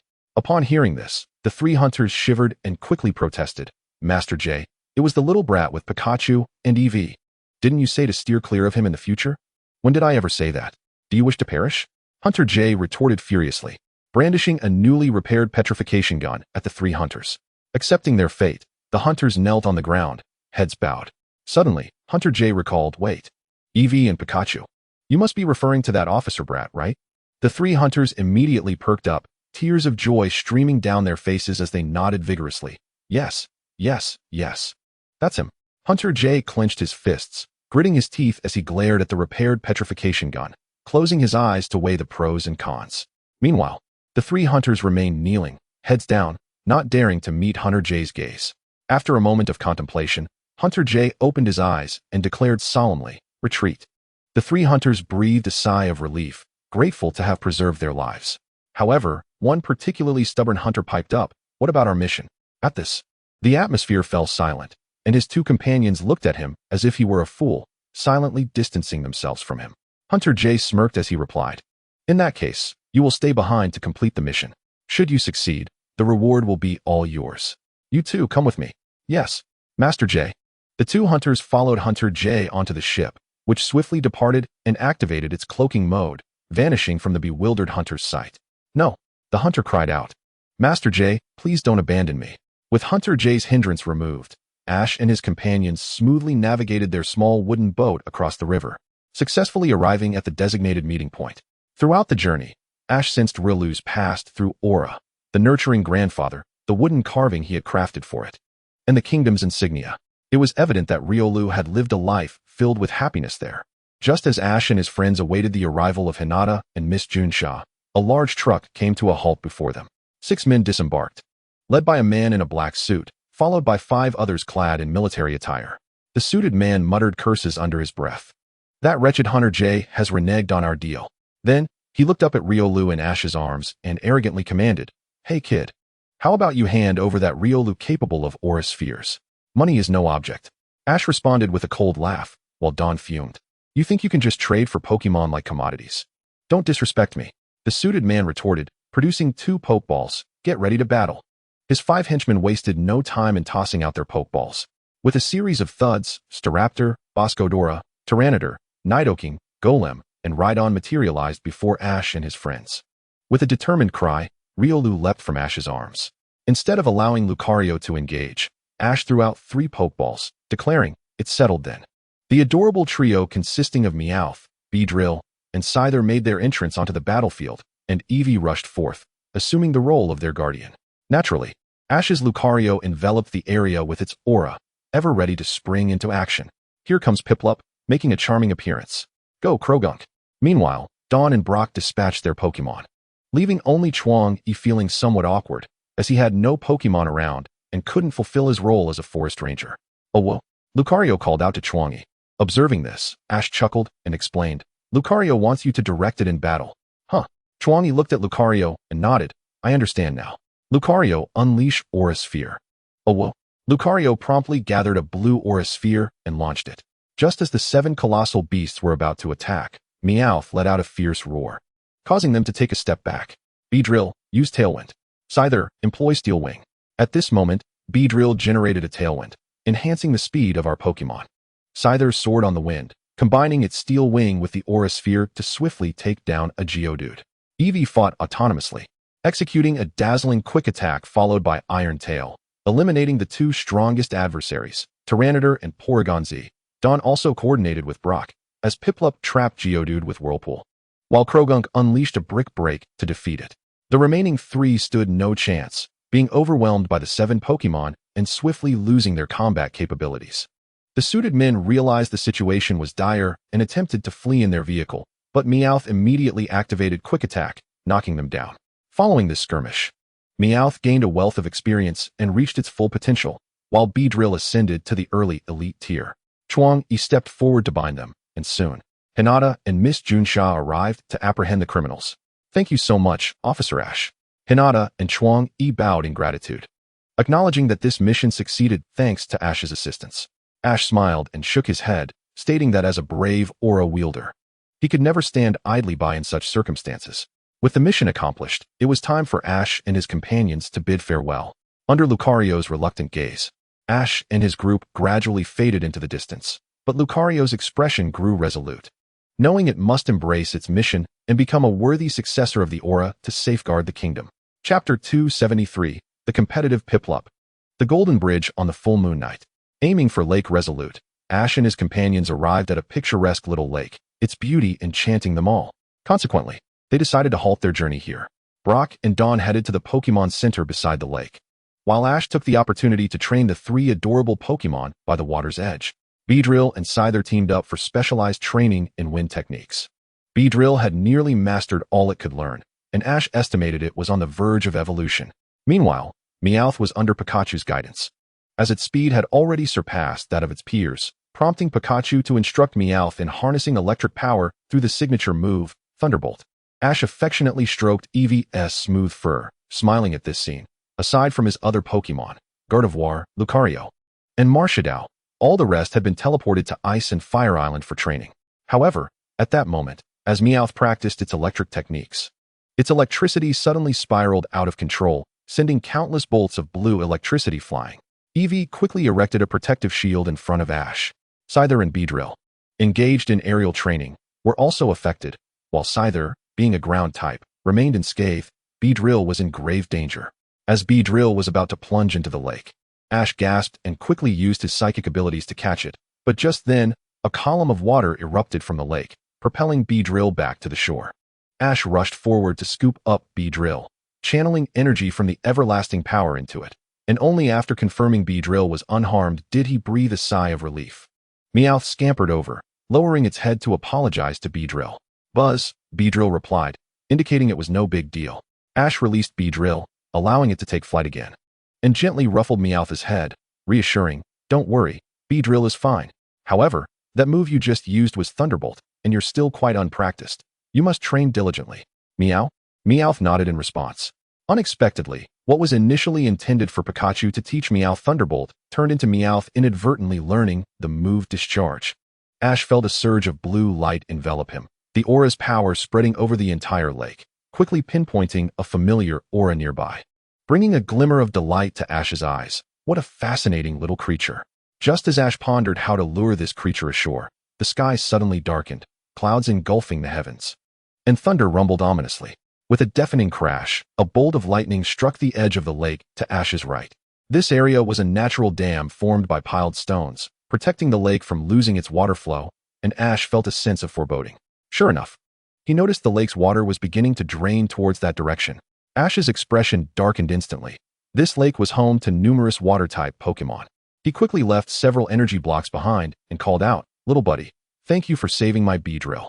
After saying this, Ash rushed with his Pokémon towards that area. Just as Ash departed, a small blue creature emerged from the lake, grabbing an energy block and popping it into its mouth, instantly displaying an expression of pure delight. Piplup. It then glanced in the direction Ash had gone and pursued after him. Meanwhile, Ash had arrived at the natural dam and discovered Jessie lying there, while Dustox was approaching with James and Meowth. "You little rascal," James and Meowth exclaimed in shock. Ash quickly replied, "No time for games. You must rescue Jessie while I reinforce the dam." "Huh, yes."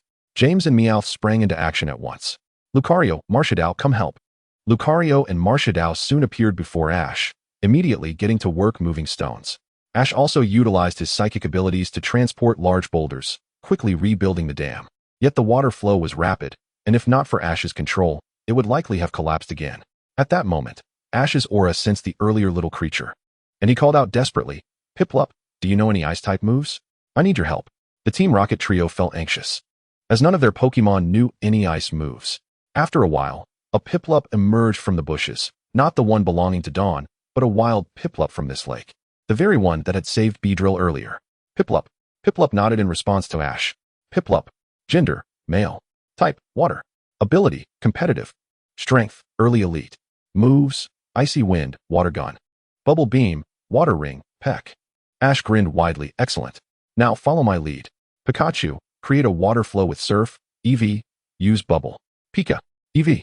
Pikachu summoned a stream of water, while EV conjured countless bubbles to strike the stone dam. "Now, Piplup, unleash Icy Wind." Piplup. Piplup released a chilling gust of icy wind, instantly freezing the dam. Ash sighed in relief upon witnessing this. Just then, Dawn and Brock arrived, accompanied by a bespectacled young man and Nurse Joy. Everyone breathed a sigh of relief upon seeing the lake was safe, while Dawn and Brock turned to look at Ash's Piplup. Ash smiled and explained, "Thanks to Piplup's ice move, we managed to save the lake." "So impressive," Dawn exclaimed. "My Piplup hasn't even learned any ice moves." Piplup. As Xiaoguang's Pokémon approached enthusiastically to greet, Pokémon, with an air of arrogance, turned its head away and departed in the direction it had come from, for it had hidden several delectable energy cubes nearby. Pojama. Xiaoguang's Pokémon immediately revealed a mournful expression in its eyes. At that moment, Musashi gazed at the diminishing water level of the lake, feeling disheartened. The current water level would likely be insufficient for the full moon to cast its reflection. If only the water could return to its rightful place. The great tree, that young man, approached Musashi and suggested, perhaps with the help of Pokémon, I could have my Venomoth use its telekinesis to lift the water into the air. Musashi's eyes brightened at this notion. I could have Venomoth use Hurricane to blow the water back into the lake. The two quickly solidified their plan and set to work. With the cooperation of two Venomoths, they truly succeeded in guiding the water back. It is worth mentioning that the great tree's Venomoth was, in fact, a shiny one. At this moment, the storm had ceased, and under the setting sun, the entire lake was bathed in golden hues. Soon, as the sun set and the moon rose, Countless love-struck Venomoths gathered here, and a myriad of golden scales scattered. Musashi, recalling his childhood experiences, resolutely crushed the pokeball of his Venomoth, allowing it to pursue its love. Witnessing this scene, Ash couldn't help but reminisce about his returning Butterfree, smiling at Musashi. You two will surely meet again. At this moment, numerous Venomoths fluttered about, their golden scales forming a bridge that extended towards Tianguan Mountain. How beautiful, Xiaoguang thought, her eyes sparkling as she quietly leaned closer to Ash. Chapter 274, Capturing Pokémon. The Raichu defeated in an instant by Pikachu. After watching the Love Festival of Venomoth, Ash and his companions prepared to leave the small lake and return to the Pokémon Center. Although Ash could not shake his thoughts of the wild Pokémon, he decided to search for it once more the next day, for if fate did not allow it, then it was simply not meant to be. Pojama. Just then, Pokémon leaped out of the small lake, calling out to Ash. Pokémon. The group was taken aback, astonished that Pokémon had been nearby all along. Ash looked at it with delight and immediately took out a Pokeball, exclaiming, "All right, little one, let's have a capture battle." Pojama. With its hands on its hips, Pokémon proudly raised its head and accepted Ash's challenge. Ash chuckled softly, noting that this Pokémon was even more haughty than Xiaoguang's. You shall be mine, Scorpy. Without hesitation, he sent out the Pokémon that was weak against it. Gialeo. Scorpy blinked its eyes and stuck out its tongue as it appeared before Pokémon. Pokémon unleashed a blast of icy wind, a move that was 4 times effective against Scorpy. Use Sand Attack. As soon as the command was given, Scorpy raised its pink pincers from the ground, successfully obstructing the icy wind's assault. Then it initiated a wing attack. Scorpy's wings glowed with white light as it soared into the air, gliding gracefully, while Pokémon did not remain idle, immediately releasing a bubble beam. Gialeo. As the attack approached, Scorpy flashed its wings and evaded the strike with ease, for its training was not in vain. Ash nodded in satisfaction, realizing that Scorpy had nearly mastered the power of wind and could soon evolve into a Scorpy King. After all, Scorpy's evolution required no level. It merely needed to hold a sharp fang and evolve at night. Scorpy skillfully maneuvered its wings, darting past Pokémon and sending it soaring into the air. Scorpy, use X-Scissor. Ash commanded immediately. Scorpy swung its pincers to deliver a powerful blow to Pokémon, but Pokémon spun around, releasing Bubble Beam and creating a protective sphere that both shielded and attacked, keeping Scorpy at bay while allowing Pokémon to land safely. Interesting. Ash was surprised that this Pokémon had such a technique. He was quite adept at this spinning attack, given his collection of battle tops. Thunderbolt.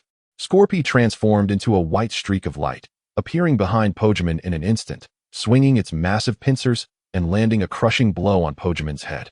Pojama. Pokémon clutched its head in pain, then extended a white lance from its beak, launching a peck attack against Scorpy. Wing attack. Ash's voice rang out once more, and Scorpy soared into the air, dodging Pokémon's assault. Then its wings gleamed with white light, sending Pokémon flying towards Ash. Quickly, Ash threw a Pokeball, capturing Pokémon within. The Pokeball began to blink red, and under the watchful eyes of the crowd, it shook 3 times before a triumphant ding signaled a successful capture. The last of Sinnoh's starter Pokemon, Pokémon, was successfully captured. Scorpy promptly flew forward to retrieve the Pokeball, playfully sticking out its tongue as it handed it to Ash. Ash smiled as he accepted it, commending, "Well done, Scorpy." Gialeo. The following morning, Ash and his companions, accompanied by their new partner Pokémon, continued their journey toward Lake Resolute. At that moment, they were enjoying a delightful lunch in the forest, while the newly welcomed Pokémon gleefully showed off its meal. Pika. Just as Pikachu finished eating, it suddenly turned its gaze toward the nearby bushes. Ash, who was clearing the table, looked over, asking, "What's wrong, Pikachu?" "Pika, Pika." At Pikachu's call, a Piku emerged from the bushes, continuously chattering away. How adorable. Is this what Pikachu looks like before evolution? Xiaoguang's eyes sparkled with interest in the Piku. "Piku, so you were here." At that moment, Piku's trainer arrived, accompanied by a Raichu. "Pikachu, Piku, you're amazing," the trainer exclaimed boastfully. "Hey, is that Pikachu yours?" The tone of the young man made Ash quite uncomfortable. He impatiently replied, "Yes, it is. What do you want?" "Humph," the young man chuckled, then arrogantly proclaimed, "Your Pikachu is lucky to meet me. How about trading your Pikachu for my Piku? I'm aiming to raise the world's strongest Piku, and I just need one more Pikachu to complete the Raichu and Pika combo." Hearing this, Ash instantly lost interest in the conversation, though the proposal was intriguing. Did he think he could possess the divine Pikachu? Brock and Xiaowang also disregarded him. Ash's Pikachu was likely already the strongest Pikachu out there. A true powerhouse that had even defeated legendary Pokémon like Rayquaza and Ho-Oh. Seeing that they were unmoved, the young man upped the ante. How about I throw in a Magnemite and a Magneton? Dream on. Ash crossed his arms, giving him a cold stare. Even if you added a Zekrom, I still wouldn't trade. The young man, visibly frustrated, thought, if I had a Zekrom, why would I be trying to create the ultimate Pikachu, and Raichu combo? Then he provocatively challenged Ash. How about we battle? Let me show you the might of the world's strongest Raichu. If you lose, you'll trade me your Pikachu. Alright. Raichu also joined in the taunts. I've already said, Pikachu is my partner and will never be traded. Ash responded firmly, but I'm up for a battle. Pikachu. Let's finish this quickly. Pika. Raichu use Iron Tail. Alright. Raichu's tail erupted with white light, preparing to attack, but suddenly, Pikachu transformed into a yellow streak of light, vanishing from sight, only to reappear behind it in the blink of an eye. Pikachu then swung its iron tail, delivering a decisive blow that knocked Raichu out. Raichu. The young man gasped in disbelief, staring at Raichu, now unconscious in a massive crater. To everyone's astonishment, Raichu was effortlessly defeated by Pikachu, devoid of any semblance of strategy. Who could that young lad be? As he lifted his head, the figures of Ash and his companions had vanished without a trace. For Ash and his friends, this was merely a brief interlude. They pressed on, drawing ever closer to Lake Valor. Chapter 275, The Macaulay Cup. Pikachu's Revenge Battle. Ladies and gentlemen, in the Sinnoh region, we are finally graced by the illustrious and elegant Master Macaulay at the Pokemon contest. Speaking of Master Macaulay, he began as a gym leader in the Hoenn region's Lily Cove gym, swiftly ascending to become a champion master, a prodigious talent. His relentless ambition has never waned, as he rapidly claimed the title of top coordinator in Pokemon contests, and now, alongside his partner Milotic, he has cemented his unassailable status as a contest master. The esteemed Master Macaulay is the epitome of aspiration for Pokemon coordinators, and he has journeyed here to host the Macaulay Cup, an event that bears his illustrious name. At this moment, the screens in the Pokemon Center are announcing that the Pokemon contest, the Macaulay Cup, is set to take place at Lake Valor. The Macaulay Cup is particularly special, personally organized by Master Macaulay himself, and the ribbon badge awarded here is recognized across all regions. Thus, the Macaulay Cup may attract coordinators from various regions, making it a grand affair. I can't believe Master Macaulay has come to Sinnoh. Gazing at the image of Macaulay on the screen, Dawn leapt to her feet, exclaiming, Alright, it's settled. I shall participate in the Macaulay Cup. Just then Ash, who had just finished his special training, returned to the Pokemon Center with Brock. Dawn hurriedly approached them. Ash, Master Macaulay is here in Sinnoh, and the Macaulay Cup will be held at Lake Valor. We must join. Of course, Ash replied with a smile, nodding in agreement as he turned to his determined Pikachu perched on his shoulder. But first, there is something we must do, right Pikachu? Pikachu resolutely nodded. Follow me. Dawn looked puzzled as Ash once again departed the Pokemon Center, prompting her and Brock to follow swiftly. Upon reaching the lakeshore in the forest, a thin mist enveloped the area, accompanied by ethereal melodies that captivated their attention. Suddenly, a Milotic leapt from the lake. Is that a Milotic? It's so beautiful, Dawn exclaimed, her blue eyes sparkling with wonder. Hey, long time no see, Ash and Brock. A voice suddenly resonated from a nearby rock, and they turned to find none other than Master Macaulay himself. Mr. Macaulay, it's been a while. Ash and Brock greeted him warmly. Dawn was momentarily speechless. To encounter the renowned Macaulay in person, someone she had only seen on television, and to discover he was acquainted with Ash and Brock. Ash, smiling, introduced. This is our travel companion, Dawn. She is a fan of yours, and we are about to participate in your Macaulay Cup. Is that so? Welcome. Macaulay replied with a gentle smile, then turned to Ash. I didn't expect to find you here. After all, I had only managed to carve out a single day for rest. It's my aura that sensed you were nearby, Ash explained with a grin. Dawn recalled that Master Macaulay had attended Ash's Hoenn contest, thus they must have met at that time. Regaining her composure, she excitedly said, Master Macaulay, it's a pleasure to meet you. I am Dawn. Hello? What brings you to seek me out? Macaulay inquired, raising an eyebrow. Ash stepped forward. Indeed. I have come to challenge you. Pikachu leapt off Ash's shoulder, arcs of electricity dancing across its cheeks. Today marks my revenge battle. Very well, I accept your challenge. Macaulay leaped down from the rock, summoning Milotic to his side. Oh, Ash is about to battle Master Macaulay. Dawn cheered enthusiastically. Brock realized, so it's Pikachu's revenge battle. Pikachu's revenge battle? Dawn questioned, glancing at Brock in confusion. Brock nodded. Exactly. After the Hoenn contest, Ash's Pikachu faced Micoli's Milotic and was utterly defeated. Now that Pikachu's strength has significantly improved, Ash seeks to avenge that loss. Pikachu emanated a regal aura, clashing mightily with Milotic's champion presence, refusing to yield an inch. Micoli frowned, noting, Pikachu's strength has indeed escalated quite rapidly. The last time I saw it, it had just barely reached the elite level. Now, merely a few months later, it is nearly at its peak. Meanwhile, my Milotic remains stagnant. Electric terrain, Ash boldly commanded. Undeterred by the champion-level Pokémon's type advantage, he directed Pikachu to establish the battlefield. As Pikachu centered itself, a golden aura enveloped the surroundings. The electric terrain not only amplified the power of electric-type moves, but also shielded against Milotic's singing attacks. Pikachu, use Thunderbolt. With the arena set, Ash commanded without hesitation.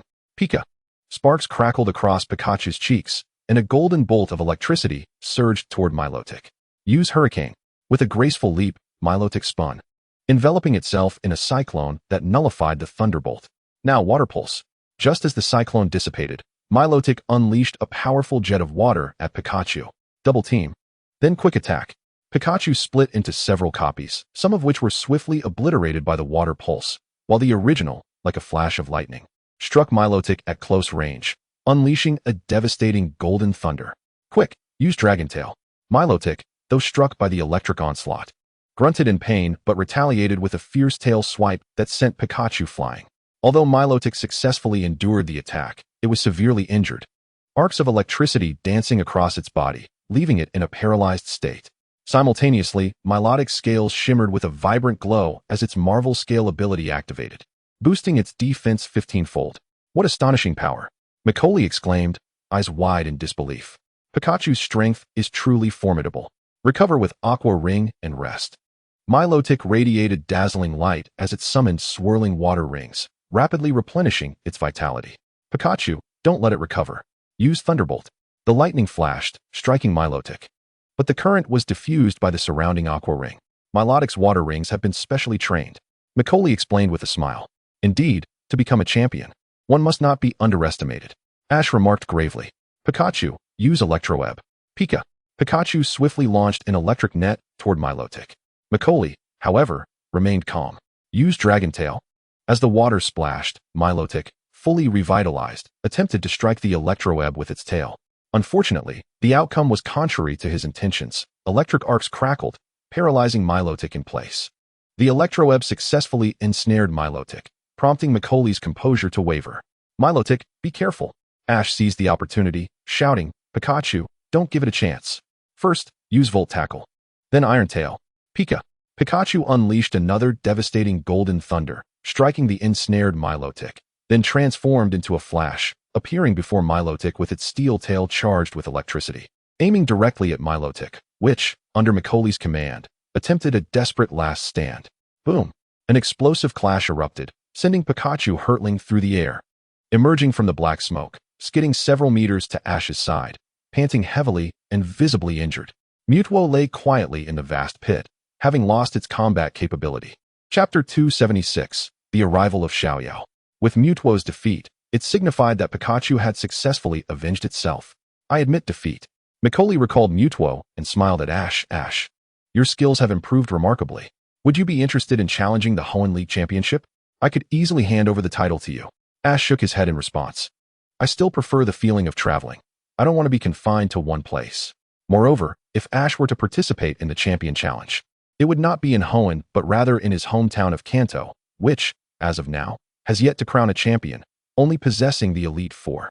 Micoli, recalling his packed schedule, nodded thoughtfully at the serene lake. Indeed, you are still young. You should experience the wonders of the world. He then turned to Dawn. Miss Dawn, I have been closely following Ash's performances in the grand festivals, and I have watched your competitions as well. Your combination of moves is impeccable, but you tend to focus too much on showcasing the charm of your techniques. In fact, performance should have an element of naturalness rather than merely striving for allure. Have you been spending time playing with your Pokémon recently? Dawn looked down at her Piplup in realization. Oh right. I have been so focused on the grand festival that I have only been concerned about myself. I might have neglected to truly enjoy playing with them. Micoli glanced up at the sky. All right, it's time for me to head back. Ash, Dawn, I look forward to your performance at the Micoli Cup. With that, he turned and departed. Upon their return to the Pokémon Center, Ash and his companions received a call from the northernmost city of Sinnoh, Celestic Town, and immediately set off towards Lake Valor. Fortunately, the distance wasn't far. Otherwise, Macaulay wouldn't have come here for a vacation, and they spent a restful night at the Pokémon Center by the lake. The next morning, Ash and his friends arrived early at Valorport, quietly waiting. As Xiaoyao was set to arrive for the Macaulay Cup, Dawn, holding her Piplup, felt a mix of excitement and nervousness. Thrilled to finally meet the legendary Hoenn dancer and anxious because she was Ash's girlfriend. Just then, a butterfree fluttered gracefully from the sea and joyfully landed on Ash's head. Brock recognized the butterfly he had raised. It was Xiaoyao's butterfree. Ash pointed towards the approaching ship. Look, it's her. His long-lost friend waved at them. Everyone. It's been a while. Xiaoyao, adorned with a green headscarf and dressed in a vibrant orange outfit, radiated energy. Soon, Xiaoyao disembarked, tossed her bags onto the ground, and excitedly leaped into Ash's embrace. Ash. He held her close, gently stroking her smooth golden hair. Xiaoyao, it's been so long. Dawn watched this scene, momentarily spellbound. Realizing the presence of others, Xiaoyao quickly stepped back from Ash, her cheeks flushed like a ripe apple. Brock, eager to help, chimed in. Here, Xiaoyao, your luggage. Oh right. Xiaoyao accepted the bags. I brought local specialties for you. This one is for Brock. She handed him a rather crude wooden carving of a bear, while Ash received a matching bear cub carving, leaving both boys with expressions of disbelief. Then, Xiaoyao turned her gaze to the somewhat distracted Dawn, smiling as she extended her hand. Hello. It's a pleasure to meet you. My name is Xiaoyao, and you must be Dawn. Nice to meet you. Dawn finally snapped back to reality, nodding and shaking Xiaoyao's hand, thus officially introducing themselves. And this is for you. Xiaoyao presented a small box. I hope you like it. Wait, I have one too? Dawn exclaimed in delight. Xiaoyao nodded with a grin. Of course. How could I forget about you? Open it and see. Thank you. Dawn opened the box to reveal a Piplup-shaped pendant, exclaiming, It's so adorable.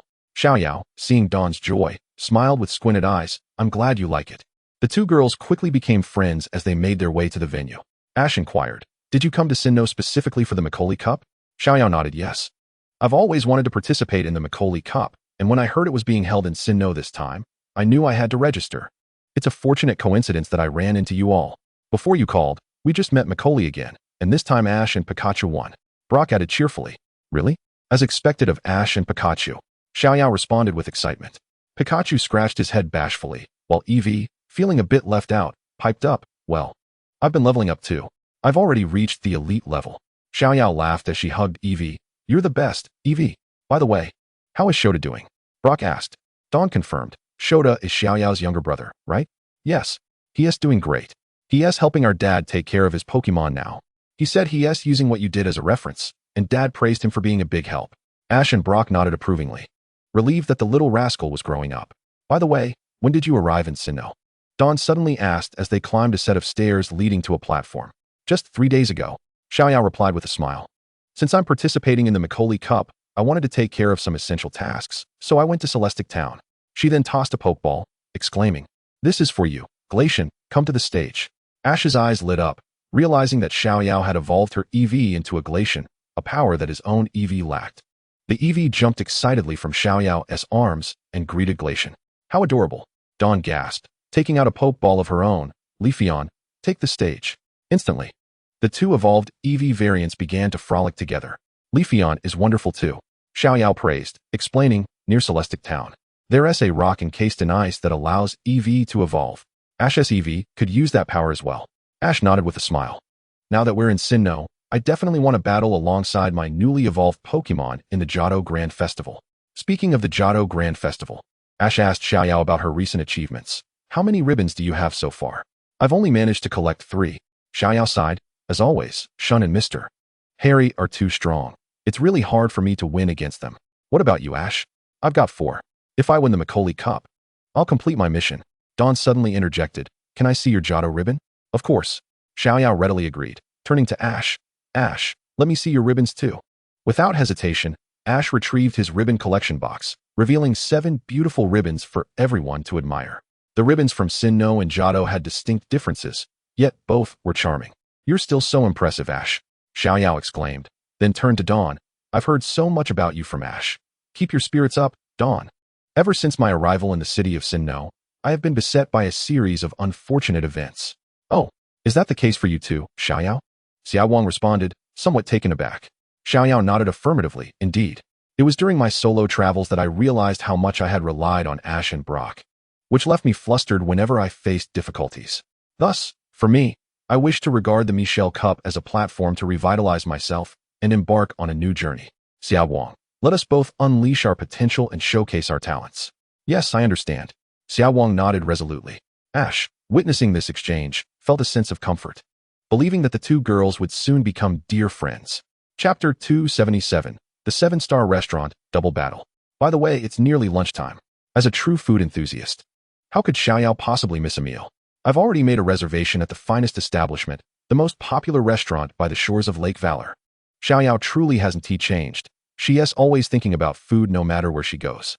Brock remarked with a sigh, reminiscing about their previous culinary explorations together, acknowledging that when it comes to gastronomy, Xiaoyao is simply unparalleled.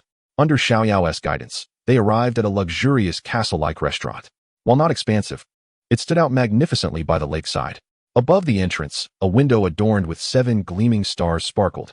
Xiaoyao cheerfully introduced, "This is the 7-Star Restaurant, reputed to be the most favored dining spot in the Sinnoh region." Upon hearing this, Xiaowang, a local, was left astounded. The most popular restaurant? I had no idea. Ash patted Xiaowang's shoulder, assuring her, "You can trust Xiaoyao's information about food without reservation." As they pushed open the grand doors and stepped inside, they were greeted by a waiter who bowed and exclaimed, "Welcome. I am Xiaoyao, and I have a reservation." "Ah, Miss Xiaoyao, you've reserved 4 seats, correct? I have been awaiting your arrival." The waiter guided them to a large door, which unexpectedly swung open, and a young boy dashed out. The waiter approached him with a smile. "Are you leaving already? I must train harder and come back. I absolutely must taste the dishes here." The waiter responded respectfully. "We look forward to your return. You all remember this." The boy shouted as he sprinted away. "What was that about?" Xiaowang asked, perplexed.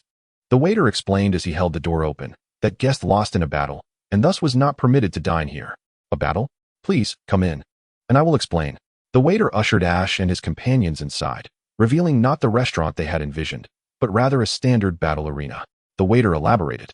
This 7-star restaurant, influenced by the interests of its owner, Lord Chikyu, and his fiancée, Lady Chica, has established a rule.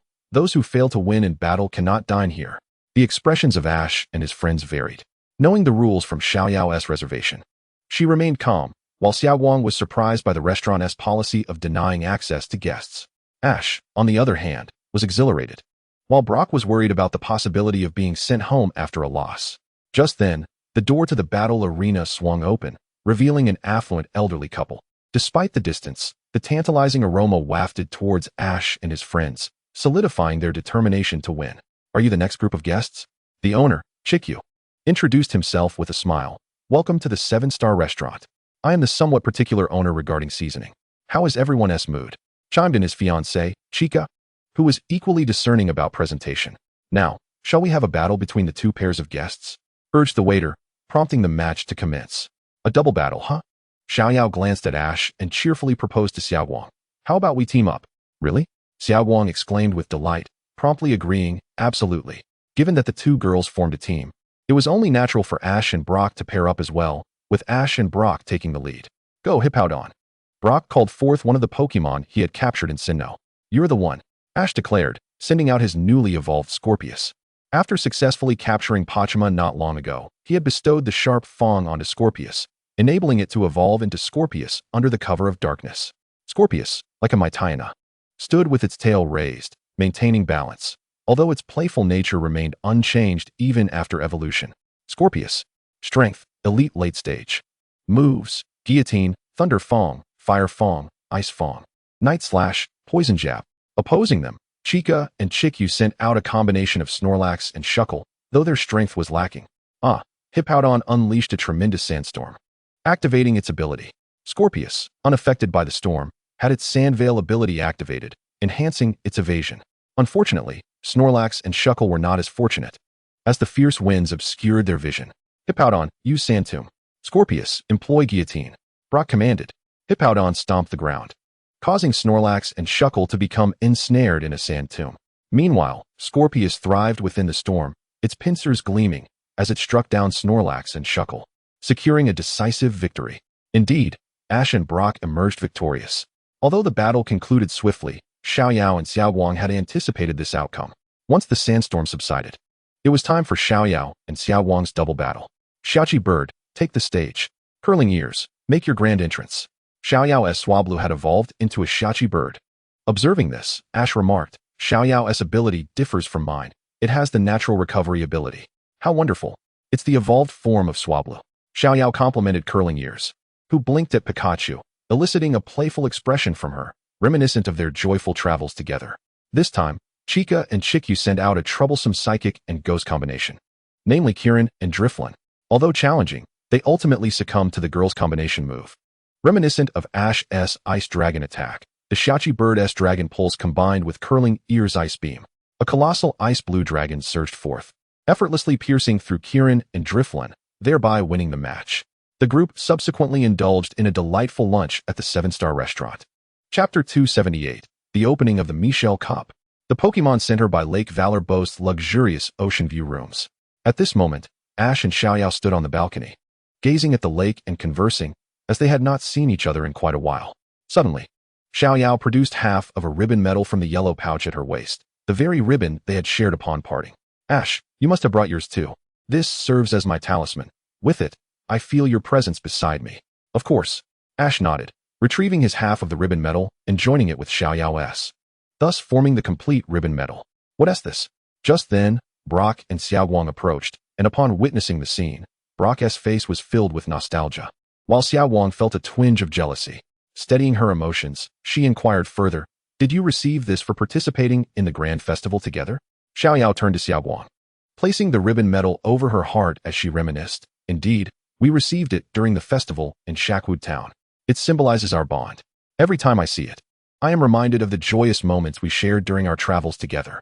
At this moment, Xiao Gang spoke up, remarking that Xiao Yao had truly begun as a novice from scratch. Now, she is capable of standing on her own. Xiao Guang also pulled out a tattered ribbon medal, stating, this ribbon medal was given to me by my mother. I have always regarded it as a talisman, for it is imbued with countless experiences and memories from my journeys, and it consistently provides me with strength. Indeed, during our time in Johto, this ribbon medal has been a source of assistance for me.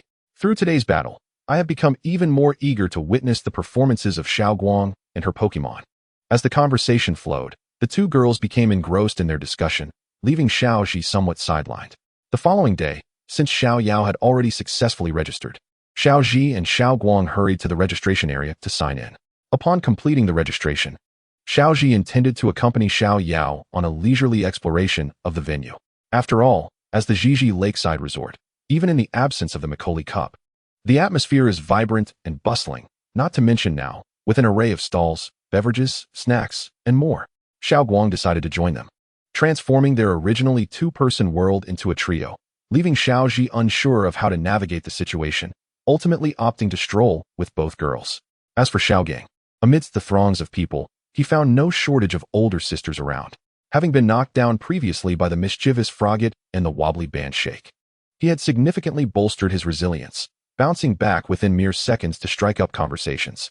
However, the mischievous Frogget, in a moment of desperation, launched a powerful poison sting, sending Xiao Gang straight into the embrace of Nurse Joy. I want this and that, he exclaimed, as he lugged a multitude of bags, his eyes vacant. At this moment, Lucario gazed at Xiao Ji with an expression filled with melancholy. The culprits behind this were the two lively and adorable girls ahead, who were currently engrossed in discussing the stalls, each cradling a large plush toy. Xiao Yao's was the fire chick she had just won from a game stall, while Xiao Guang's was the boogeyman. As for Pikachu and Eevee, those two had slipped away mid-stroll, expressing a desire to check on Xiao Gang, primarily due to the relentless dressing up by Xiao Yao and Xiao Guang. What had initially been amusing soon became unbearable, though they had purchased little else. Xiao Yao was completely captivated by the food, unable to resist buying every delectable treat she encountered. Naturally, she made sure to pack extra of those scrumptious, storable goodies. Presently, Xiao Guang and Xiao Yao each held a sunbae larger than their faces, enjoying their snacks heartily, while Boogeyman and the nearby Snorlax feasted joyfully as well. Finally, Xiao Ji found a moment to stow away the items in his spatial backpack. Although his body felt unburdened, his spirit was weary. He then recalled Lucario back into its Pokeball. Not far away, Xiao Yao and Xiao Guang were engaged in a whispered conversation when Xiao Yao leaned in and suddenly asked, You like Xiaoji, don't you? Ah. Xiao Guang was startled. Her face flushed as she lowered her head, too shy to meet Xiao Yao's gaze. Seeing this, Xiao Yao chuckled and looked into the distance, reassuring her, "There's no need to be embarrassed. You are much like I was back then." Xiao Ji is exceptional and treats everyone sincerely, making it easy for girls to unwittingly be drawn in by his charm. With a playful wink, she added, "But his emotional intelligence is rather low. When he confessed to me and Xiaoxia, he mustered an enormous amount of courage, so you must persevere."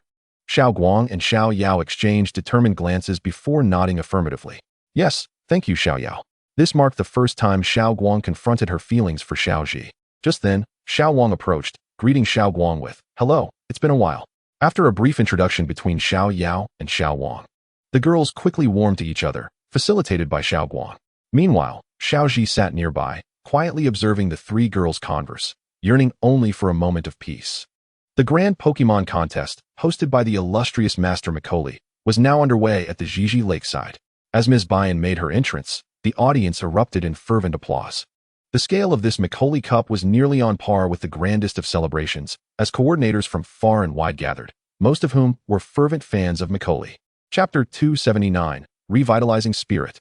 Returning to the heart of Xiao Guang. In the dressing room, everyone had donned their splendid attire, with Xiao Yao's outfit reflecting a hint of Indian flair. Just as she and Xiao Wang were about to leave the dressing room, they noticed Xiao Guang struggling with her hair, clearly in distress. Xiao Yao and Xiao Wang approached to assist her, with Xiao Wang exclaiming, "Here we go again. Are you still worried?" Xiao Yao could sense Xiao Guang's apprehension. Xiao Guang nodded, her head bowed. "Bujuman, Bujuman," cheered the Pokemon, rallying support for Xiao Guang. "Look, even Bujuman seems more reliable than you," Xiao Wang remarked with a chuckle. "All right, now allow me to introduce our next participant. Sometimes a gym leader, sometimes a champion, and at other times a top-tier coordinator, yet his true identity is..." Ms. Bayan paused dramatically as a powerful jet of water erupted from the stage, with Macaulay's ace, Milotic, surrounded by glistening droplets, forming 3 streams of water. The brilliance in Milotic's eyes sparkled as it manipulated the water, ultimately creating a whirlpool. As the whirlpool dissipated, Macaulay's figure emerged on stage.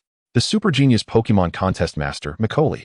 The arena erupted in thunderous applause. Macaulay raised his hands, calling out, "Good morning, everyone from Sinnoh. I am the Pokemon Contest Master, Macaulay. Here at Jiji Lake, stand up." With that, several jets of water shot into the air, as Milotic gracefully fell behind Macaulay, showering him with splashes. "Now, who will perform the most splendid display in the Sinnoh region? Let us see your talents." With Macaulay's invitation, the Macaulay Cup officially commenced, and he took on the role of special judge, observing all contestants' performances. Sitting beside Macaulay, Nurse Joy blushed shyly. "I, Bayan, will be your host for this event. I welcome your feedback and guidance." Ms. Bayan introduced herself, showcasing the ribbon medal for this contest. The winner of the Macaulay Cup will receive this water column ribbon medal. This medal is not only recognized in the Sinnoh region, but also in Kanto, Hoenn, and Johto, counting towards all major Pokemon contests nationwide. In other words, it's a medal that every aspiring participant of the grand celebrations must earn.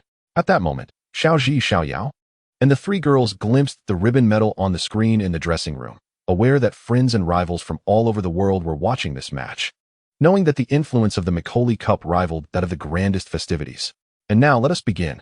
The stage for solo Pokemon performances is open. The first contestant, please step forward. Amidst the audience's enthusiastic cheers, Ms. Bayan announced the commencement of the contest. The first to take the stage was Xiao Yao, partnered with her once-crying partner. Now a reliable Wartortle, surrounded by a flurry of pink bubbles, it emerged from its shell, executing 2 flips in the air before landing gracefully with its wave-like tail. Now, the endearing Wartortle had captured everyone's attention with its charming display, showcasing its water-type prowess, a sight to behold only at the Macaulay Cup. "Come now, showcase your allure." Upon Ms. Bayan's cue, Xiao Yao commanded Wartortle to use rapid spin, creating a beautiful splash of water on the stage. As the Squirtle took center stage, it executed a rapid spin before leaping high into the air, its wave-like tail unfurling and emitting a soft blue luminescence, dispersing water across the arena. Ash was thoroughly impressed by May's performance. She seized the moment brilliantly and demonstrated continuous improvement. Dawn observed May with a serious expression, realizing that Ash was surrounded by no ordinary companions. Meanwhile, seeing May's captivating display, Serena instinctively tightened her embrace around Pachima. Squirtle performed a backflip midair, landing gracefully on its tail and unleashing a powerful water gun, creating a magnificent rainbow bridge above May's head. Mikuri rose to commend May highly, remarking on how she used water to accentuate Squirtle's unique charm, rendering the scene dreamlike and ethereal. Next came Musashi's entrance. It appeared that Team Rocket had refrained from bothering Ash and his companions lately, likely to secure a ribbon badge. Musashi employed a fortress, launching herself into the sky with its assistance, only to vanish into thin air, leaving the judges and coordinators, including Ash, speechless. Following this was Koharu's turn, who showcased her newly caught Pokémon, the luminescent fish known for its hunting prowess in the sea, known as the luminous fish. She commanded it to execute Silver Wind. The luminous fish leaped out of the water, swiftly fanning its tail fins to create a silvery whirlwind that swept across the water's surface. The luminous fish then dove back underwater, employing Mystic Guard, radiating a mesmerizing green glow that perfectly highlighted its adorable and elegant traits. The climax of the performance was nothing short of spectacular. The fish leaped through the dragon gate. The luminous fish's eyes glowed blue, and a towering water column shot into the sky as it swam upstream against the current. Ultimately, the luminous fish triumphantly reached the apex of the water column, sparkling droplets cascading down, an audacious leap through the dragon gate, flawlessly executed. Serena could not help but clutch Pachima tightly, exclaiming in awe, "How incredible!" "Serena!" Ash suddenly tapped her shoulder, startling her. "Huh, Pachima." Serena quickly looked down, realizing she had nearly squeezed Pachima to the point of distress, prompting her to release it in haste. Pachima greedily inhaled the air. I'm so sorry. Serena apologized repeatedly. Ash grasped her shoulders, turning her to face him, their eyes locking in a tender gaze. "Serena, don't be nervous. You'll be fine, just believe in yourself." Serena, momentarily entranced by Ash's encouraging gaze, took a deep breath and resolutely nodded. "I will."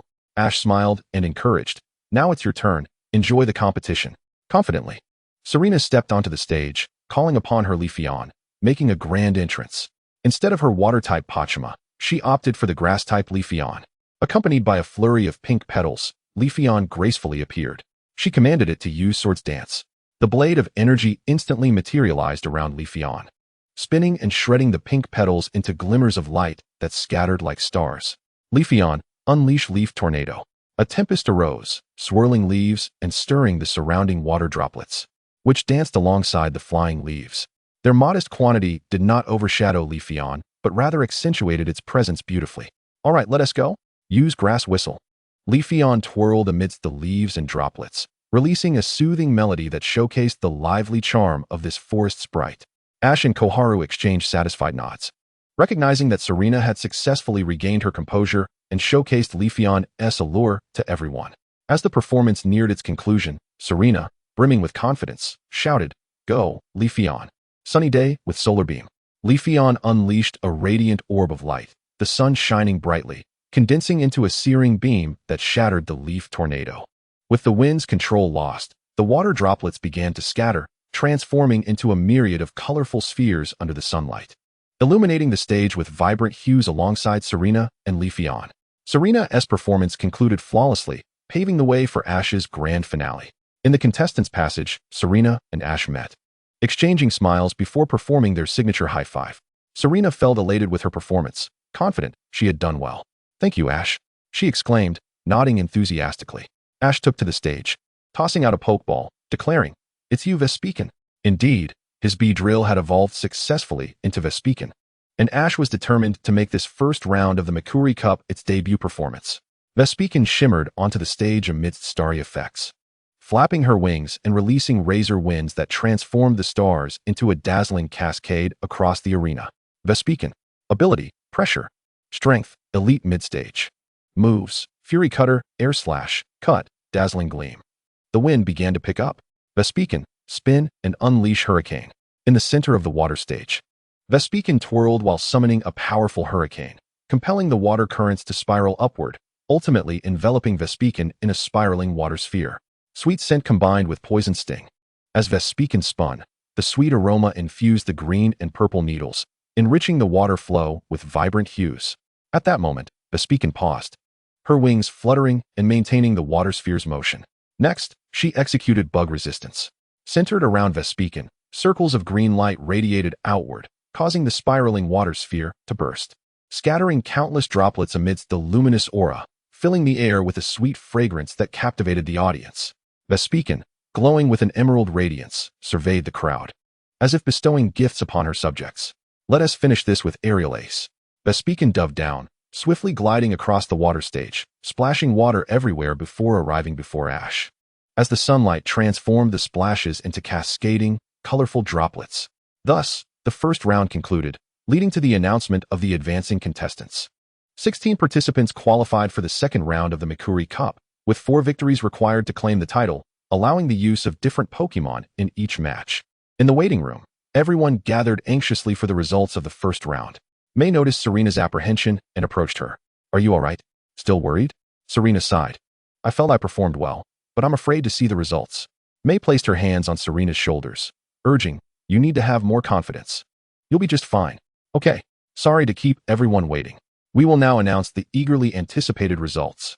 After a fair and rigorous evaluation, Miss Bien announced the 16 coordinators who would advance to the dazzling battle stage tomorrow. As her words echoed, the faces of the 16 coordinators appeared on the big screen. And Ash, Serena, May, and Koharu all made it through, while Musashi did not. "I actually made it," Serena exclaimed joyfully, having faced the shadow of being eliminated twice in previous rounds. This is why, despite a successful performance, she still felt anxious. With the first round behind her, confidence radiated from her being. Everyone congratulated her, acknowledging that she had successfully conquered her inner demons. "Since we have the chance, I still want to win it all. Let us do our best, Pachima." "Pachima," she replied, her ambition igniting anew. Due to the second round of evaluation taking place the following day, the group hastily returned to the Pokémon Center, where they occupied 2 rooms, 3 girls sharing one, while Ash and Brock shared the other. As dusk fell, the 3 girls donned their pajamas and chattered animatedly in their room, particularly intrigued by Ash's past experiences. Dawn was especially curious and insisted that May recount them for her. Meanwhile, unable to find sleep, Ash took Pikachu and Eevee for a stroll by Lake Valor. In the stillness of the night, a refreshing breeze from the lake enveloped Ash, Pikachu, and Eevee, bringing them a sense of comfort and tranquility, allowing their worries to drift away. At that moment, the placid surface of Lake Valor rippled, and a nearly transparent spirit emerged, swaying gracefully in the air. Pikachu and Eevee looked on in astonishment, having witnessed a similar phenomenon at Lake Harmony. Could it be the embodiment of will, Arceus? Ash mused softly, then chuckled. Does this signify that my resolve has been acknowledged? The next day, the Macaulay Cup continued with fervor. The Pokémon Showcase, the Macaulay Cup, was set to hold its second evaluation, which involved the grand performance battles. "Lord Macaulay, would you kindly address the coordinators present?" he elegantly inquired. "Esteemed coordinators," Macaulay proclaimed, "let the great emotions and excitement radiate across the world." Miss Bianca then elaborated on the grand performance battle, which would occur within a 5-minute time limit, during which participants must showcase their most dazzling moves to reduce their opponent's scores. May turned to Dawn with a smile, saying, "Dawn, you seem quite at ease now." Dawn, brimming with energy as she embraced Piplup, nodded enthusiastically, "Yes. This time, I won't falter. I will trust in my Pokémon and forge ahead." Now, the opponents for the second evaluation's grand performance battle would be determined by a random draw. The results were revealed, and as it turned out, none of the 4 faced each other. Their opponents were mere passers-by, with Dawn scheduled for the first match. Chapter 281, Consecutive Advancements. Semifinals versus Dawn. The first match of the first round commenced, with a 5-minute time limit. Let the battle begin. Dawn sent out her adorable Buneary first, while her opponent deployed Wailmare. Although Wailmare had the advantage of terrain, Buneary danced elegantly, deftly maneuvering around Wailmare's attacks. Buneary skillfully avoided the monstrous waves unleashed by Wailmare with a spinning leap, ultimately knocking Wailmare out of the water with her dazzling punch and freezing it with Ice Beam just as time expired. Dawn secured victory by an overwhelming margin. Brock remarked with admiration, "Dawn's choice of Buneary was astute. Its lively steps and the atmosphere of the venue have certainly elevated her spirits." May nodded appreciatively, "Indeed. I can sense that Dawn is truly enjoying this showcase. So let us not fall behind her." May chimed in, standing beside Ash. "Let us all savor this competition like Dawn," Ash added with a smile. Then it was their turn to compete. May's Glacian, Brock's Shelmet, and Ash's Doublade easily triumphed over their opponents, advancing to the second round. The second round swiftly commenced, with Dawn again taking the stage first. this time sending out the electric-type Pachirisu against her opponent's flying and water-type Pelipper. Dawn held a significant type advantage, effortlessly clinching victory with a quadruple effectiveness. Next was Ash's match, as he arrived at the water stage, facing another boy. In the second round, second match, we have Ash on one side and Hayato on the other. The time limit is 5 minutes. Let the battle commence. As the announcement concluded, Ash and Hayato simultaneously released their Pokeballs. It's you, Mismagius. Ash declared. Here we go, Electrode. Hayato countered, sending out the water and electric-type Electrode, which had a distinct advantage on the water stage, though Mismagius's levitate ability mitigated the impact. Electrode, use charge. Hayato commanded.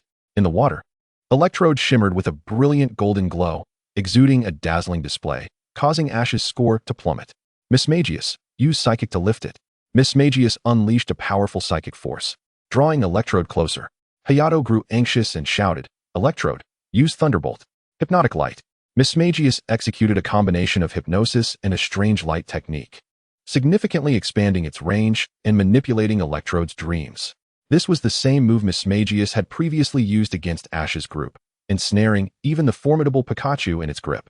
Since this technique, a combination of ghost and psychic types, primarily utilized the strange light, it rendered Electrode defenseless. Ash had since renamed it Hypnotic Light, a resplendent, eerie purple glow enveloped Mismagius, dazzling Electrode, which succumbed to sleep before it could unleash Thunderbolt. Ash seized the opportunity, commanding, Dream Eater. Electrode fainted instantly, resulting in Hayato's score plummeting to 0, granting Ash a triumphant second-round victory. Although Mismagius had dominated throughout, the enchanting Hypnotic Light had captivated the audience. Subsequently, May utilized Mismagius' pre-evolution, Shuppet, securing victory and advancing to the semifinals. Lastly, it was May's turn. She showcased her Bulbasaur, which had evolved into a Venusaur, successfully claiming the final spot. Thus, the day's competition concluded, with the final day set for tomorrow, featuring the semifinals and finals, including a showdown between Ash's group. Ash vs. Dawn, May vs. Brock. Ultimately, 2 of the 4 would ascend to the final stage for the ultimate confrontation. Although an internal battle awaited them the next day, Ash and his friends happily conversed on the balcony, eagerly anticipating the upcoming matches. At long last, the Macaulay Cup is entering its final phase, reaching the final day. Miss Bianca enthusiastically ignited the crowd's excitement. Macaulay rose to proclaim, Today, we will progress from the semifinals all the way to the final stage, where the coordinator who showcases the most splendid performance in Sinnoh will be determined. Now, let the first match of the semifinals commence. On one side, we have Dawn, and on the other, Ash. The time limit is 5 minutes. Let the battle begin. With Miss Bianca's announcement, the first match of the semifinals officially began. Dawn gazed at Ash, took a deep breath, and murmured, Piplup, it's finally your turn to shine. Let us show everyone our synergy. Piplup, make your grand entrance. Piplup emerged amidst a bubble effect. Ash, grinning, released his Pokeball, declaring, It's you, Swablu. With a flurry of white feathers, Swablu made a dazzling appearance. Is that Ash's Swablu? Dawn chuckled at the sight. Dawn, let us give it our all. Ash called out, seeing Dawn's excitement ignite. Of course. Piplup, let us go. Use Bubble Beam. Piplup twirled, unleashing a bubble beam that surged toward Swablu, the spiraling attack resplendent in its beauty. Ash's score began to dwindle. Yet, Ash remained unfazed. Smiling, Dawn, that move won't work against us. Cotton Guard. The azure-winged bird's plumage, as fluffy as cotton candy, crossed gracefully before its body, shielding it from the onslaught of foam light, while glimmering with sparkling brilliance under the shower of luminescence. In an instant, Xiaowang's score plummeted by a quarter. Yet, with a smile, she waved her hand and exclaimed, We shall not repeat the mistakes of the past, Jianwu. Now, unleash the tidal whirl. At that moment, the long-accumulated energy of Bojamin erupted into a colossal whirlpool, ensnaring the azure-winged bird within. Xiaoji immediately grasped the strategy and chuckled, I underestimated you.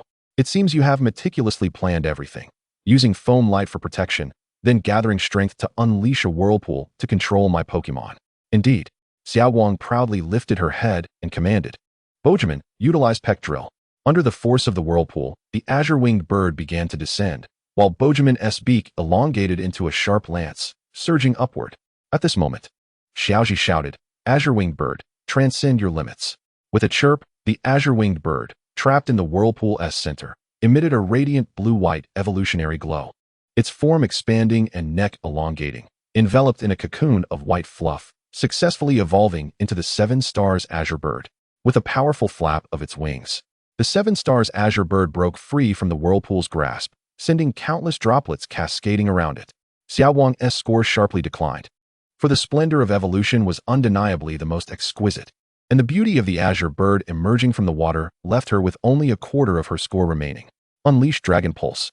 The 7 Stars Azure Bird released a wave of draconic energy, sending the approaching Pokémon tumbling away, causing Xiaowang's score to dwindle further, nearing depletion. Pokémon, exert all your strength into the tidal whirl. Xiaowang knew this was a desperate gamble. Pokémon. The creature radiated a brilliant luster, conjuring a massive whirlpool. Dragon Dive. The 7 Stars Azure Bird transformed into a dragon-like form, colliding with the whirlpool Pokémon had just unleashed. The forceful torrent of water repelled both Pokémon and the 7 Stars Azure Bird, causing both Xiaowang and Xiaoji's scores to drop simultaneously, but Xiaowang's score was entirely diminished. This indicated Xiaoji's victory in this round, propelling him into the finals. Chapter 282, Battle with Xiaoyao. Mage Showdown. 7 Stars Azure Bird. Type, Dragon, Flying. Strength, Elite Peak. Moves, Dragon Pulse, Moonlight Power. As Xiaoji and Xiaowang descended from the stage, despite her defeat, Xiaowang remained in high spirits, encountering the poised Xiaoyao and Xiaowang, who were about to take the stage. Xiaoyao, give it your all. Xiaowang cheerfully encouraged. Xiaoji echoed her sentiment. I look forward to your spectacular match. On the cusp of the impending contest, both competitors took their positions. Xiaowang, fully aware of the prowess of Xiaoyao, renowned as the Hoenn dance princess, did not dare to underestimate her. Xiaowang dispatched her steadfast partner, Meowstic, while Xiaoyao summoned her ace, the elegant cat, renowned alongside Blaziken in the Hoenn region. Thus, a duel between 2 distinct feline representatives commenced upon this watery stage. Elegant cat, use clapping surprise. Xiaoyao commanded, initiating the assault. The elegant cat leapt gracefully and nimbly toward Meowstic, its purple tail shimmering with white light, swiftly striking at Meowstic. Meowstic jump. With a spring-like tail, Meowstic propelled itself into the air, evading the elegant cat's attack, thereby showcasing its charm, causing Xiaoyao's score to decline first. Then, elegant cat, use sing. Xiaoyao instructed. The serene and soothing melody emanated from the elegant cat, lulling Meowstic, who had just landed on a floating platform, into a drowsy state. Thus, Xiaoyao regained the upper hand. Seeing Meowstic on the verge of slumber, Xiaowang urgently called out, Meowstic, hang in there. Responding to Xiaowang's encouragement, Meowstic grit its teeth, resisting the drowsiness to focus on the elegant cat. At that moment, Xiaoyao waved her hand and commanded, use blizzard to wake it up. Meow. The elegant cat leapt high, unleashing a sudden blizzard. Yet, Xiaowang shouted, use Shadow Claw. While Shadow Claw, a ghost-type move, was ineffective against the elegant cat, Xiaowang had an alternative strategy.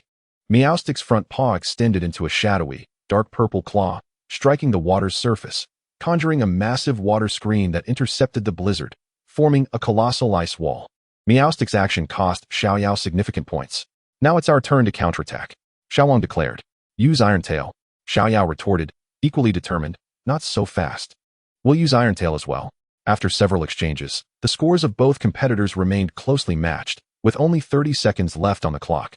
Let us settle this. Xiaoyao. Meowstic, use the combination move Electromagnetic Iron Tail. Xiaowang exclaimed, having practiced since witnessing Xiaoji's powerful and elegant combination move. This technique was a fusion of Thunder Wave and Iron Tail, amplifying the strike with electrical energy, while the tail sparkled with golden currents in a dazzling display. Xiaoji's eyes lit up at this sight. Pikachu could certainly execute a similar move, and with Pikachu's electricity combined with Iron Tail, it would yield explosive damage. Xiaoyao, poised and focused, responded, no problem. Allow me to show you our combination move as well. Elegant cat, use that technique. Meow. The elegant cat opened its mouth, intertwining water and ice energies, forming a water sphere that it promptly released. Although it appeared to be merely a water sphere, it contained an intensely frigid aura. Upon colliding with Meowstic, a splash erupted, encasing Meowstic in ice and resulting in a crystalline blossom of ice blooming on the watery stage. What a beautiful ice flower. Truly remarkable, elegant cat. We finally accomplished it. Let us name it Ice Blossom. Xiaoyao cheered joyfully, as this move had been in training since her time in Chengdu. And now, it had finally come to fruition. This technique melded the water pulse with Ice Beam, but achieving success was immensely challenging. As time expired, Xiaoyao claimed victory with the Ice Blossom. Truly, as the Hoenn Dance Princess, her final combination move was extraordinarily powerful and magnificent. Xiaowang sighed, embracing her despondent Meowstic, offering comfort. You did well. At the Lakeside of Determination, after 3 consecutive days of broadcasting the Pokémon Gorgeous contest, the Macaulay Cup has now reached its final stage. Now, let us welcome the 2 contestants for the ultimate showdown, the champion of the past 2 Gorgeous festivals, Xiaoji, and the challenger known as the Hoenn Dance Princess, Xiaoyao. Macaulay also stood and smiled, addressing the supporters of the Pokémon Gorgeous contest. Let us create the most vibrant atmosphere for these 2 formidable coordinators and their splendid Pokémon. And may you both deliver an extraordinary performance. The final stage of the Macaulay Cup has a time limit of 5 minutes. Let the match commence. With Miss Bayon's announcement, the finals officially began. At this moment, Xiaoguang and Xiaowang had already changed back into their casual attire, cheering for Xiaoji and Xiaoyao. Both Xiaoyao and Xiaoji simultaneously tossed their Pokeballs, exclaiming in unison, Blaziken, take the stage. Then it's decided Milotic. Xiaoyao summoned her absolute ace, Blaziken, while Xiaoji brought forth Milotic, his mainstay from the Kanto Gorgeous contest, now having reached the pinnacle of gym-level prowess. Xiaoyao pressed a button on her bracelet, activating the glass bead. Blaziken, let Xiaoji witness our growth. Seeing this, Xiaoji couldn't help but smile, unlocking the keystone on his universal ring. Let us do this together. Xiaoguang and Xiaowang exchanged astonished glances at this spectacle, as both competitors had revealed their trump cards. Meanwhile, Macaulay eagerly anticipated Xiaoji's Milotic. Mage Evolution. Go, Mega Blaziken. Let our bond shine forth, Mega Milotic. The fiery aura of Mega Evolution erupted around Blaziken and Milotic, with 2 fiery ribbons billowing from Blaziken's arms and a wing-like mask forming atop its head. Meanwhile, Milotic sprouted 2 massive, cream-colored fins, adorned with vibrant ribbons, its scales and tail shimmering with a prismatic glow. The phenomenon of Mega Evolution had manifested. Both Ash and May simultaneously initiated their transformations. Miss Bianca excitedly announced that, to date, Ash's Mega Milotic was the sole one of its kind in the world. Master Macaulay nodded in affirmation, stating that since the debut of Ash's Mega Milotic, he had been searching for a Mega Evolution Stone for Milotic, but had yet to find one. Macaulay had long yearned for the majestic Mega Milotic. The crowd erupted in excitement upon Macaulay's confirmation, as they were witnessing the world's only Milotic of its kind. Mega Milotic is truly magnificent. Dawn cheered. And Mega Blaziken is not to be underestimated. Oh, how I wish to achieve Mega Evolution too. Meanwhile, Serena merely smiled, her eyes revealing her own aspirations. At that moment, the battle between Ash and May commenced. Chapter 283, Victory over May. The Macaulay Cup concludes. The entrancing melody of Mega Milotic resonated as it emerged from the water, singing a song filled with allure. May quickly commanded, Blaziken, use Bulk Up. Recognizing that the enchanting melody could not be evaded, she opted to strengthen Blaziken instead. As Mega Blaziken endured the attack of the alluring song while executing Bulk Up, its speed, power, and defense were all significantly enhanced thanks to its speed boost ability. However, May's score slightly diminished as a result. May then instructed, Blaziken, unleash Thunder Punch upon the water's surface. As soon as she uttered the command, Mega Blaziken's eyes narrowed in determination, electricity crackling around its fists, striking the water with a surge of energy aimed directly at Mega Milotic. Jump up and use Whirlpool. With a graceful leap, Mega Milotic flared its colorful fins, summoning a tempestuous whirlwind that entwined the water and electricity, forming a water vortex infused with the current released by Mega Blaziken. With another flap of its fins, the water vortex swiftly advanced toward Mega Blaziken. Blaziken, use Fire Spin combined with Blade Dance. Mega Blaziken immediately ascended, unleashing a spiraling torrent of flames that enveloped it, while several razor-sharp blades spun rapidly within the fire, intensifying its blaze. As the water vortex collided with the flames, a significant amount of steam erupted, creating a dense mist. Mega Blaziken's attack power surged, sustaining minimal damage. Both Ash and May's scores dropped slightly. Blaziken, charge up for Flame Charge. Mega Blaziken ignited in flames, traversing the water with incredible speed, showcasing a dazzling display of agility.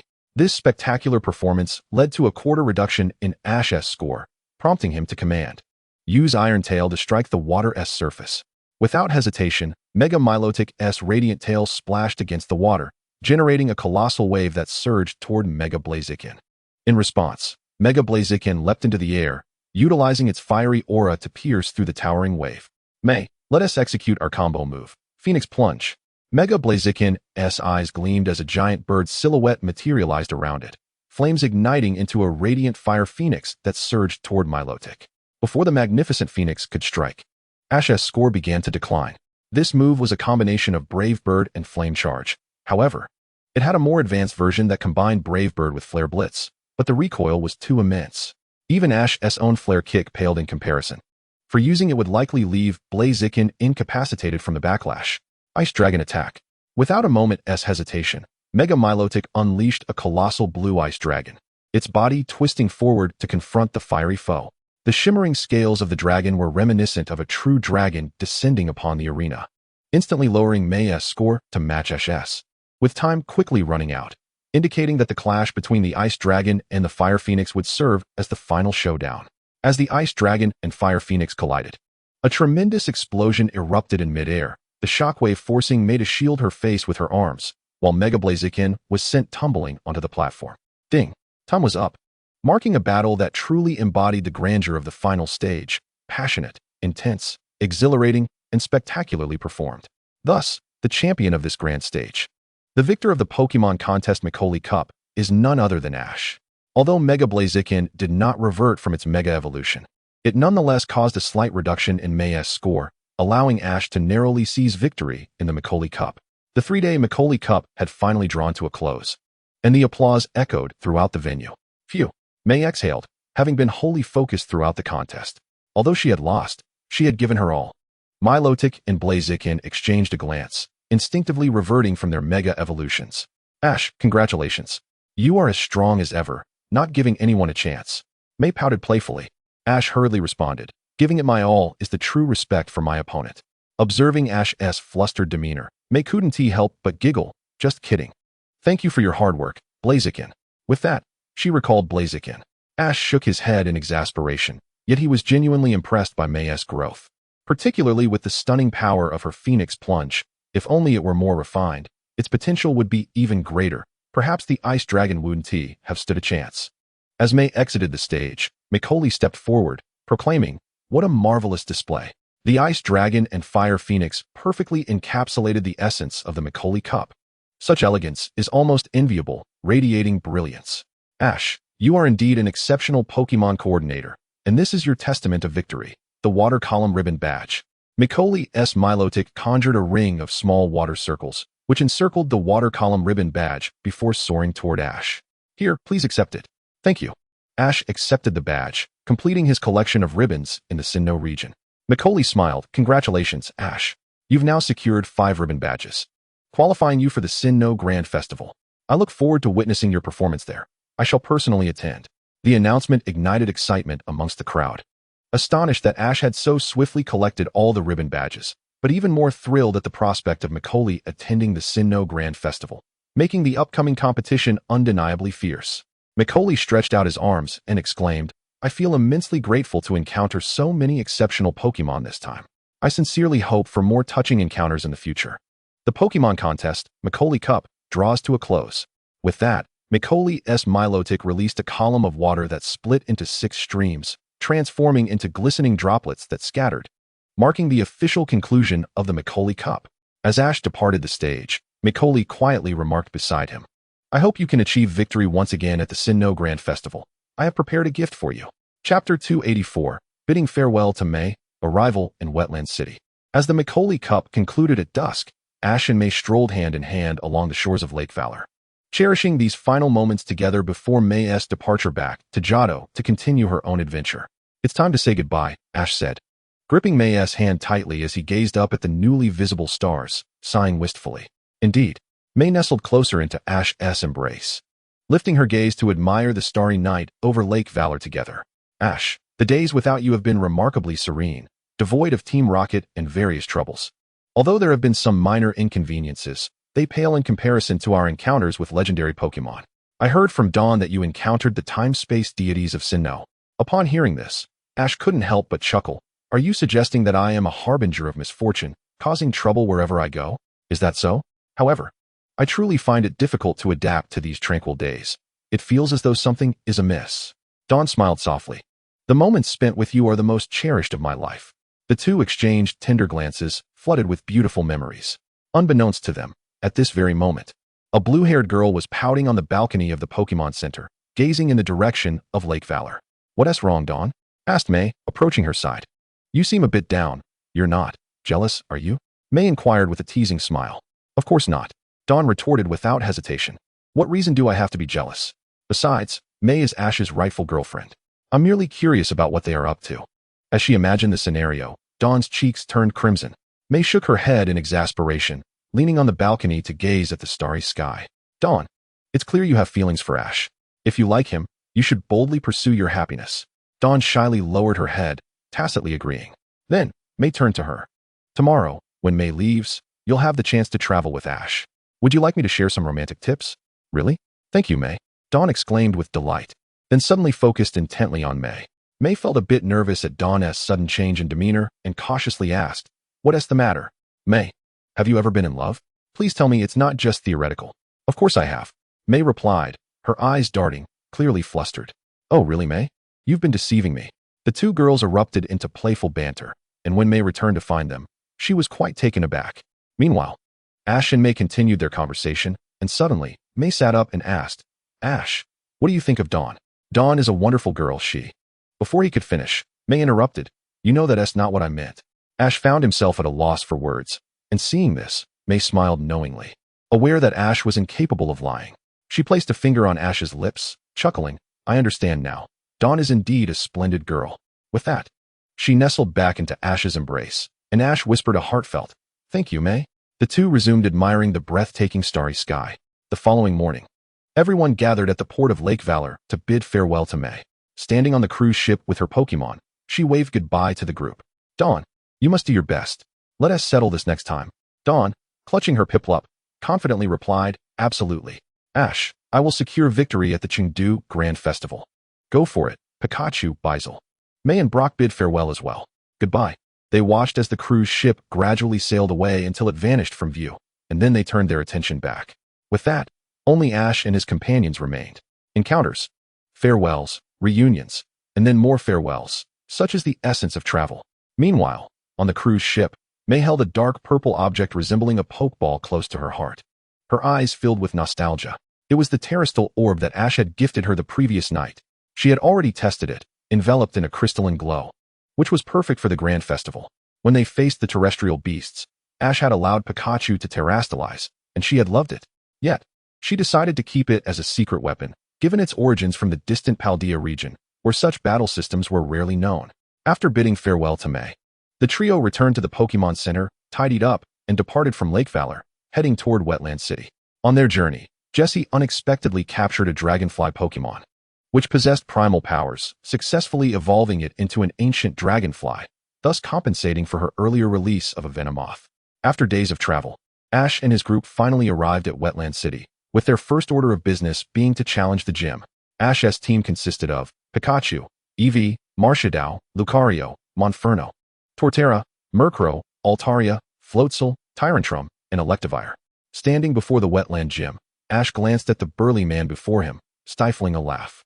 The Wetland Gym was a water-type gym, and in Ash's memory, water-type trainers were typically gentle, like Misty or Adam. Could it be that this man was a soft-hearted giant? If he were a fighting-type trainer, Ash would have believed it. Had the gym leaders of Pallet Town and Wetland City swapped places? The man boldly declared, "I am the gym leader of Wetland City." The great Gishin.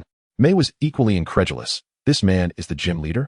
Despite the variety of gym leaders, how could one describe this individual? Even Brock found it hard to believe, having imagined the Wetland gym leader as a kind older sister. The disparity was simply too great. Regardless, he was still a gym leader. Ash introduced himself and expressed his intent. "Hello, I am Ash from Pallet Town. Please accept my challenge." This time, Ash decided to have Floatzel, Torterra, and Electivire battle in the gym match. Chapter 285, Ash and May's Grand Wetland Hunt for Capture. In response to Ash's challenge, Gishin outright refused. "Sorry, not today. I have pressing matters to attend to." He then turned to Ash and his friends with a grin. "Why don't you all join me instead?" "It's settled." Gishin pushed Ash forward, and since they had nothing else to do, the three decided to accompany him. Thus, they boarded a sightseeing train heading to the Great Wetlands with Gishin. Wetland City is situated on the edge of a swamp, which is known as the Great Wetlands, home to various rare Pokémon. To protect the Pokémon of the Great Wetlands, a city gradually formed around it. The Great Wetlands were once part of the ocean, but after the water was drained, land emerged. This also made the summer climate here quite cool, an ideal habitat for water-type Pokémon. Upon arriving at the Great Wetlands, the moment they disembarked from the train, Gishin dashed away without a trace. Ash paid no mind, as his aura had already locked onto Gishin. But he chose not to pursue him, as he discovered something even more intriguing. What is happening? Brock and May noticed Ash staring intently in a certain direction and curiously followed his gaze to the nearby grass. One after another, a group of bad frogs emerged from the foliage, ignoring Ash and his companions as they headed towards Gishin's location.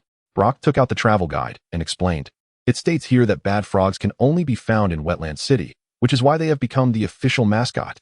Are all these wild bad frogs?" May felt a shiver at the sight of the gathering of bad frogs. Ash, however, grinned. "Let us follow them and find out."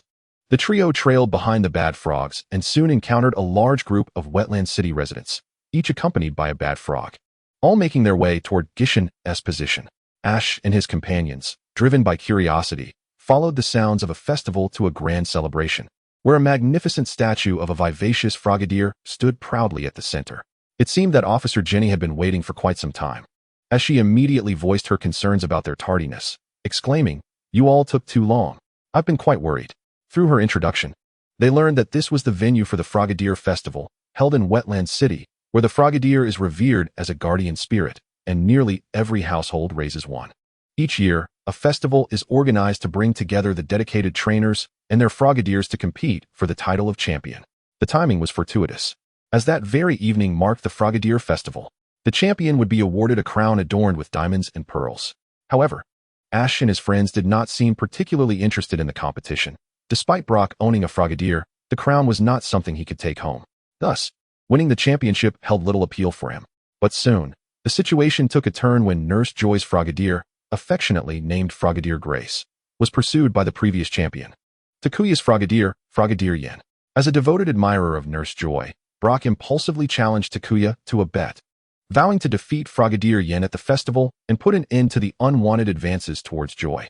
After establishing their agreement, Takuya withdrew from the confrontation, and Brock, revealing his true nature, seized Nurse Joy's delicate hand and proclaimed, "My name is Brock, rest assured. My Frogadier shall emerge victorious and awaken that fellow." He then mischievously added, "And thereafter, let our Pokémon marry, and so too shall we trainers." At that moment, Frogadier and his friend, Shiny Frogadier, made their grand entrance, effortlessly taking down their opponent, while Ash and Dawn could only shake their heads in disbelief. Since Brock was preparing for the festival, he engaged in intensive training with his Frogadier, while the festival itself wouldn't commence until nightfall, leaving them with some time to spare. Ash, perusing a travel guide, stumbled upon an intriguing location and eagerly led Dawn there. They arrived at the wild prairie zone within the vast wetlands, a habitat for a plethora of rare Pokémon, generally inaccessible to outsiders. However, Ash's status as an officer granted him special privileges, and the administrator respectfully provided them each with 30 hunting balls and a fishing rod, granting them entry into the zone. Despite Ash's official capacity, battles were prohibited within the wild prairie zone. They could only use the hunting balls to capture Pokémon. Having previously captured 30 Tauros, Ash had long yearned for the opportunity to hunt in this special area. "Let us split up and search for the Pokémon we desire," Ash suggested.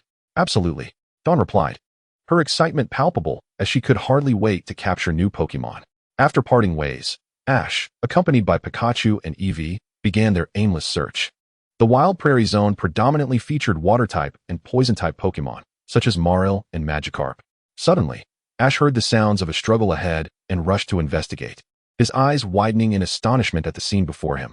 A vibrant purple-blue Skorupi was fiercely battling a Psyduck, gaining the upper hand with its ferocious attacks. It was none other than the initial stage of the majestic Drapion. With a burst of purple energy, Skorupi unleashed its signature move, Cross Poison, sending Psyduck flying, fortunately escaping without succumbing to poison. Ash approached with a smile, greeting the little creature. "Hello there, Skorupi." The Pokémon eyed him warily. "Do you think you're strong?" Ash asked nonchalantly. Skorupi proudly nodded in response. "Eevee," Ash called out, and as if sensing the tension, Eevee unleashed an intimidating aura, causing Skorupi to retreat. While the rules prohibited physical confrontation, They did not restrict the use of pressure tactics, did they? Ash crouched down, producing a hunting ball. Come with me, and together we shall grow stronger. Skorupi contemplated the hunting ball, glanced at Eevee, and decisively tapped the ball, instantly being captured without resistance. Elated, Ash held the hunting ball aloft, thrilled by the unexpected acquisition. After a brief search for other desirable Pokémon yielded no results, he decided to return. Coincidentally, he encountered Dawn, who approached excitedly, clutching a hunting ball, evidently having captured a Pokémon of her own. The administrator, noticing they had each caught only one Pokémon, complimented them as good children. However, upon transferring their Pokémon into their respective Pokeballs, Ash's Skorupi surprised the administrator, though he refrained from commenting, his expression darkening upon seeing the Pokémon Dawn had caught. Curiously, Ash leaned in for a closer look and was taken aback. "Is that a shiny Ponyta?" he exclaimed, his eyes wide with disbelief. Shiny Ponyta was primarily found in the Kanto region, and its rarity in Sinnoh was nearly unfathomable, especially for Ash, who had only managed to capture 2 rare Pokémon thus far. The ethereal blue flames of Ponyta were breathtaking, igniting a flicker of envy within Ash, who thought it improbable to find another like it in the entire Wild Prairie Zone, let alone Sinnoh. Indeed, Dawn giggled, explaining her encounter after parting ways with Ash. She and Piplup had been on the lookout for their ideal Pokémon when they stumbled upon the dirty Ponyta. Sensing that it preferred cleanliness, Dawn related to it, and, alongside Piplup, offered assistance. Initially wary, Ponyta gradually relaxed under their gentle care, and after a thorough grooming, it admired its reflection in the water, instantly developing affection for Dawn and willingly entering her hunting ball. The administrator, resigned to the fate of transferring Ash and Dawn's captured Pokémon into their Pokeballs, respectfully ushered them out. "So, Ash, ISNT my luck incredible? I managed to capture such a rare, shiny Ponyta," Dawn boasted on their way back. Ash could only nod in resignation, though he was equally pleased with his own capture of Skorupi. Interestingly, Dawn's collection lacked a Fire-type Pokémon, making Ponyta a perfect addition. Skorupi, gender, male, type, poison, bug, ability, sniper, strength, elite peak, moves, cross poison, night slash, poison jab, pin missile. Upon their return, the Frogadier Festival was already in full swing. Brock, alongside his Frogadier, had triumphed through the rounds and entered the finals, ultimately defeating Takuya and Frogadier Yen to claim the championship. Since Brock could not remain in Wetland City, he graciously gifted the crown, encrusted with pearls and diamonds, to Nurse Joy's Frogadier Grace, ensuring she would no longer need to worry about unwanted proposals. The following morning, Ash and his companions returned to the Wetland Gym, where Officer Jenny awaited them eagerly. As they entered the battle arena, Dawn settled into the audience seats, gazing at the pool adorned with floating platforms, exclaiming, "So this is the water-type gym." Beside her, Brock nodded in agreement, remarking, "Indeed, mastering the utilization of the aquatic environment and floating platforms is crucial for battles here. Henceforth, let the gym battle of the Wetland Gym commence." In the blue corner, we have the challenger from Pallet Town, Ash Ketchum, and in the red corner, the esteemed gym leader of the Wetland Gym, Hoenn. As the referee's voice reverberated through the arena, Hoenn dramatically flared his cape, his presence surging with fervor as he proclaimed, "I am the masked Hoenn, making my grand entrance. Each trainer may utilize 3 Pokémon, and the battle concludes when all of one side's Pokémon are rendered incapable of continuing. Only the challenger is permitted to substitute Pokémon mid-battle." Hoenn, with a smirk, addressed Ash, "Ash, in the name of the Wetland Gym leader, I demand that you showcase the might and signature moves of you and your Pokémon. Roar Gyarados." With that command, a fearsome blue Gyarados erupted into the watery arena. Yet, Ash's own Gyarados had faced many foes and was unfazed by this one. He swiftly tossed a Pokeball declaring, "You shall be the one, Electabuzz." Electabuzz, now at the intermediate level of the gym, was chosen to secure an auspicious start. Notably, Ash's Surskit, Bagon, and Swablu had all consumed basic Poke Candy and reached the initial stage of gym-level Pokémon.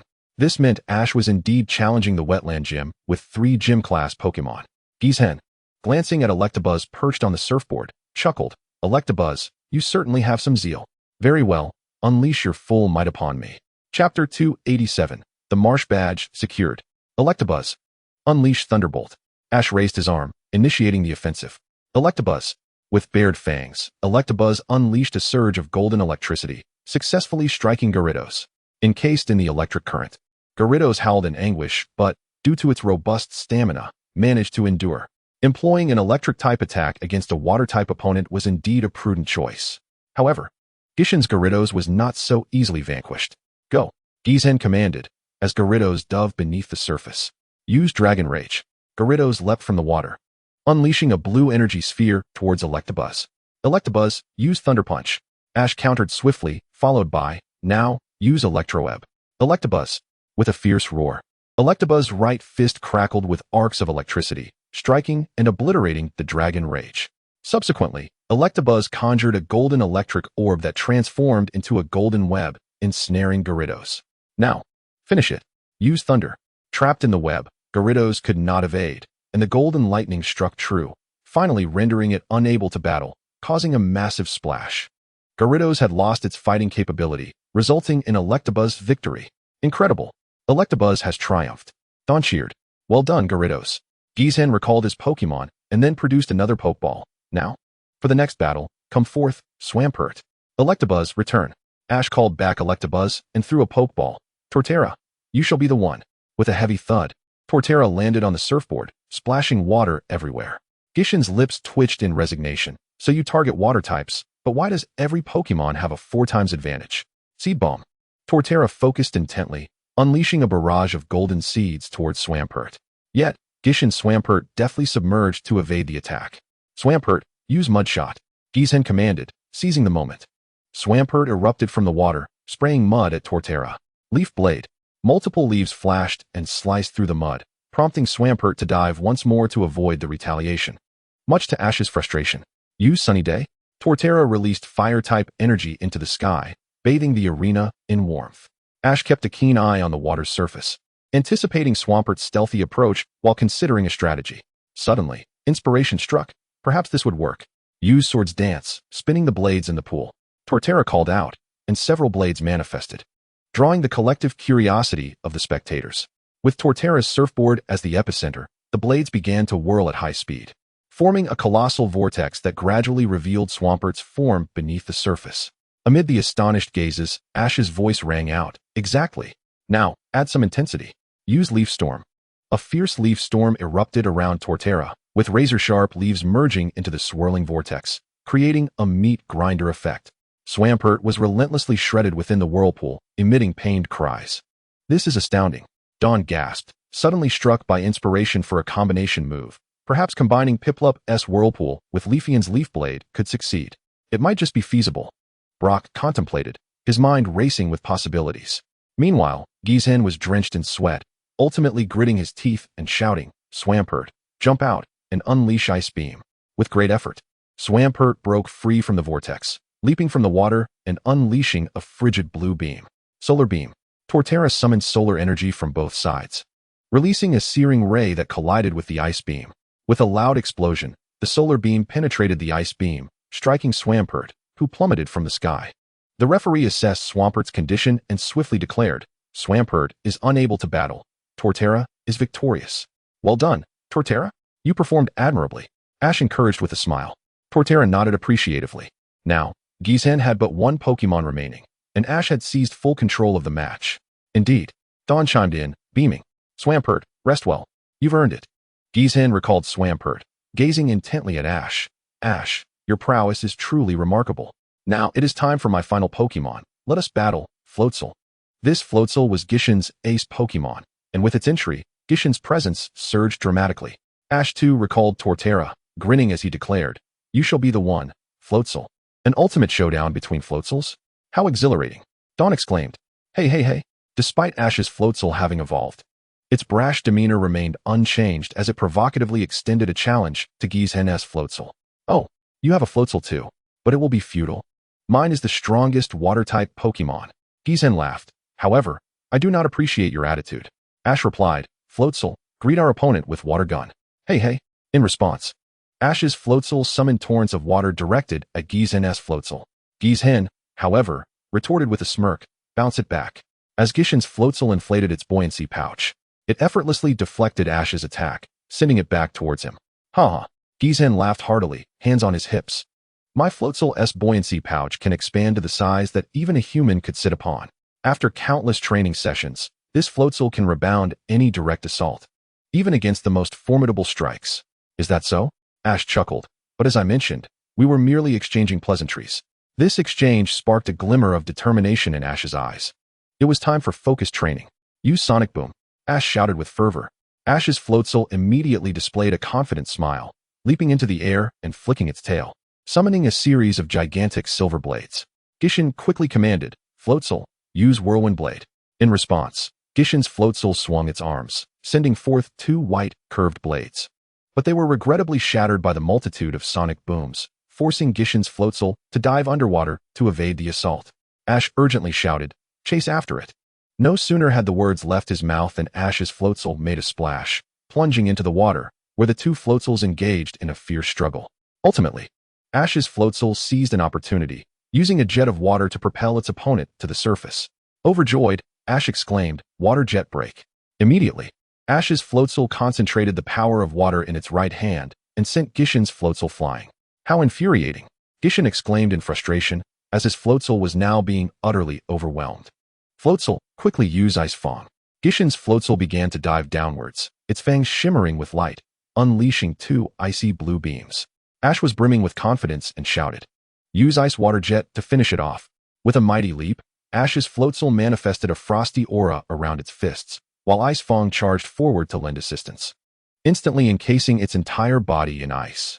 Simultaneously, Ash's Floatzel spun rapidly, and the ice water jet pierced through Gishin's Floatzel in the blink of an eye, rendering it unable to continue fighting. Ash's Floatzel emerged from the ice, crossing its arms proudly while standing on the surfboard. With Gishin's Floatzel incapacitated, Ash was declared the victor. Hooray, we won! And it's a clean sweep. How incredible! Watching Ash's triumph, Dawn was even more exhilarated than Ash himself. Ash, you've truly mastered the thoughts and powers of every Pokémon. This exemplifies the unity of Pokémon and trainer in achieving victory, Gishin remarked, deeply moved as he approached Ash. Oh, it was nothing, Ash modestly replied. Gishin then produced a badge and handed it over, saying, here, this is proof of your victory at the Wetlands Gym, the Marsh Badge. Accept it. Thank you. Ash accepted it, having secured the 4th badge in Sinnoh. Chapter 288, Dawn's Full Team. A 3-on-3 showdown against Gary. Having successfully defeated Gishin and obtained the 4th badge, Ash had now collected half of the gym badges necessary to participate in the Sinnoh League. To acquire the next badge, Ash and his companions enjoyed a meal at the Pokémon Center before embarking on their journey back to the Yonder City. After all, quite some time had passed, and the gym leader there should have returned. Well, hopefully. On their way, Ash and his friends encountered inclement weather and sought refuge at a wealthy man's villa, where they encountered a wild boar Pokémon. The boar Pokémon was drawn to the Poke Puff that Dawn had made, thus becoming her 6th Pokémon, completing her team. As Ash and his companions set off once more, they unexpectedly crossed paths with Gary, who had been entrusted by Professor Rowan to investigate the legends surrounding Lake Valor. Previously, the two had not had the opportunity to battle due to escorting Sherelden, but now they were poised for a fierce 3-on-3 confrontation. Arriving at the nearby Pokémon Center, Ash swapped out his Pokémon, and the battle was about to commence. Ash, you can do it. Dawn cheered from the audience, while Brock served as the referee. Go, Electabuzz. With a coin toss from Magikarp, Gary initiated the attack. This is it, Pancham. Pancham roared, pounding its chest and letting out a powerful cry, finally ready to battle. Having reached the later stages of gym training under the guidance of Ash's powerful slaking. Pancham, huh? Gary mused, recalling the ancient texts he had seen in Sinnoh that mentioned a potential evolution for Pancham. However, he had no time to ponder, shouting, Electabuzz, use Thunder Punch. Arm Hammer. Pancham bellowed, summoning a radiant light around its right arm and striking out fiercely. The two Pokémon collided, and Pancham suddenly grinned, exerting its strength to push Electabuzz back, who staggered, shaking off the impact. Pancham had trained alongside Ash's slaking, and while it had often been outmatched, its strength had significantly increased over time. What tremendous power! Gary frowned, realizing that this Pancham was a new addition to Ash's team since their last encounter on Fire and Ice Island. In that case, Electabuzz, unleash Thunderbolt. Pancham, brace yourself, Ash shouted back. Pancham was enveloped in a red glow as it absorbed the Thunderbolt attack, fortunately avoiding paralysis. Otherwise, the attack would have been further amplified. Next, use Earthquake, Ash commanded, raising his arm and shouting. With that, Pancham glared at Electabuzz and stomped the ground, sending shockwaves that sent Electabuzz flying. Again, Earthquake, Ash commanded. And Gary quickly responded, dodge. Utilizing its tails, Electabuzz leaped into the air to evade the incoming tremors. Following that, it readied a vital throw. Electabuzz. Its right fist glowed white, descending from above. Ash swiftly instructed, meet it with a mega punch. Pancham roared, channeling the energy of the earth into its paws, swinging them to counter Electabuzz's attack. The impact was so forceful that Pancham slid backward. Ultimately, both Pokémon found themselves in a stalemate, with Pancham managing to absorb Electabuzz's vital throw with its paws. Destruction Beam. Vital throw. Ash and Gary commanded simultaneously. Pancham opened its mouth wide, gathering energy for the destruction beam, while Electabuzz formed a glowing orb in its left hand and released it simultaneously, resulting in a tremendous explosion. Both Pokémon were thrown back, collapsing to the ground, unable to continue fighting. The first battle ended in a draw, though Ash was pleasantly surprised by Pancham's performance, especially considering it was only in the late gym stages, while Gary's Electabuzz was a near-elite level.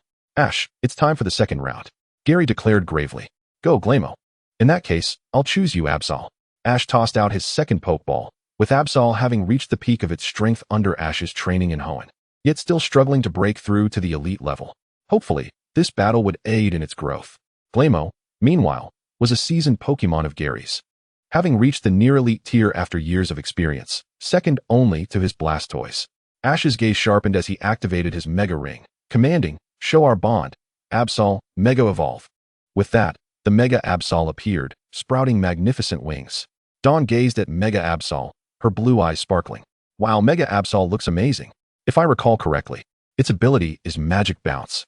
Since receiving the Mega Stone from Ash, Gary had diligently studied Mega Evolutions and was well-versed in their attributes and abilities.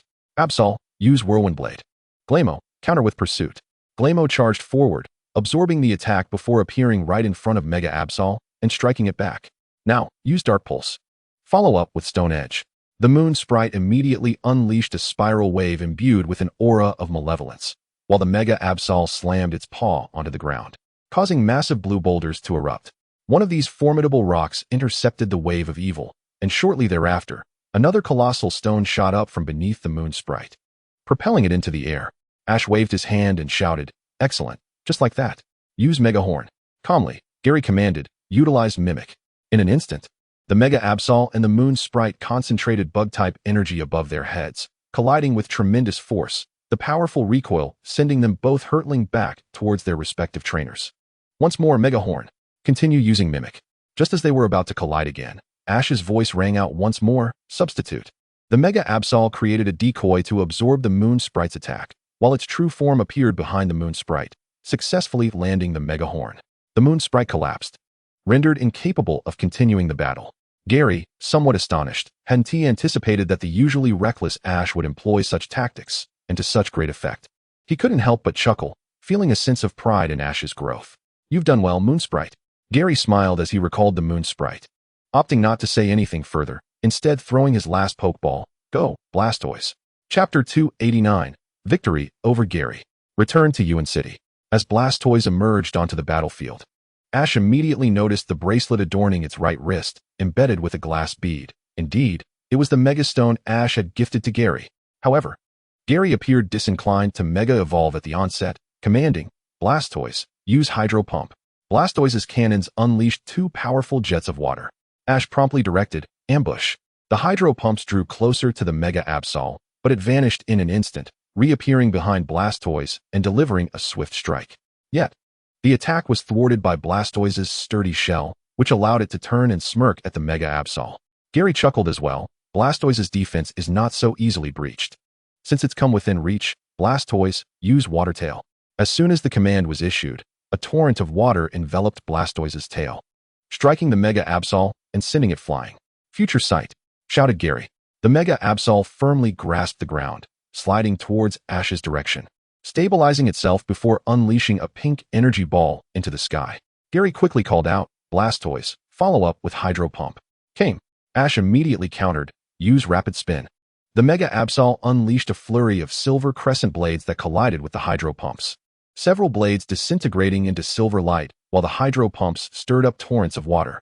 Seeing the stalemate, as Future Sight was about to activate, Gary swiftly procured a necklace adorned with a keystone, declaring, "Mega Evolve, Blastoise." Came. Instantly, the genetic link was established, and the Mega Blastoise emerged. Blastoise, unleash Dark Pulse and Dragon Pulse. With the unique characteristics of a Mega Launcher, Gary had ensured that his Blastoise learned all Pulse-type moves.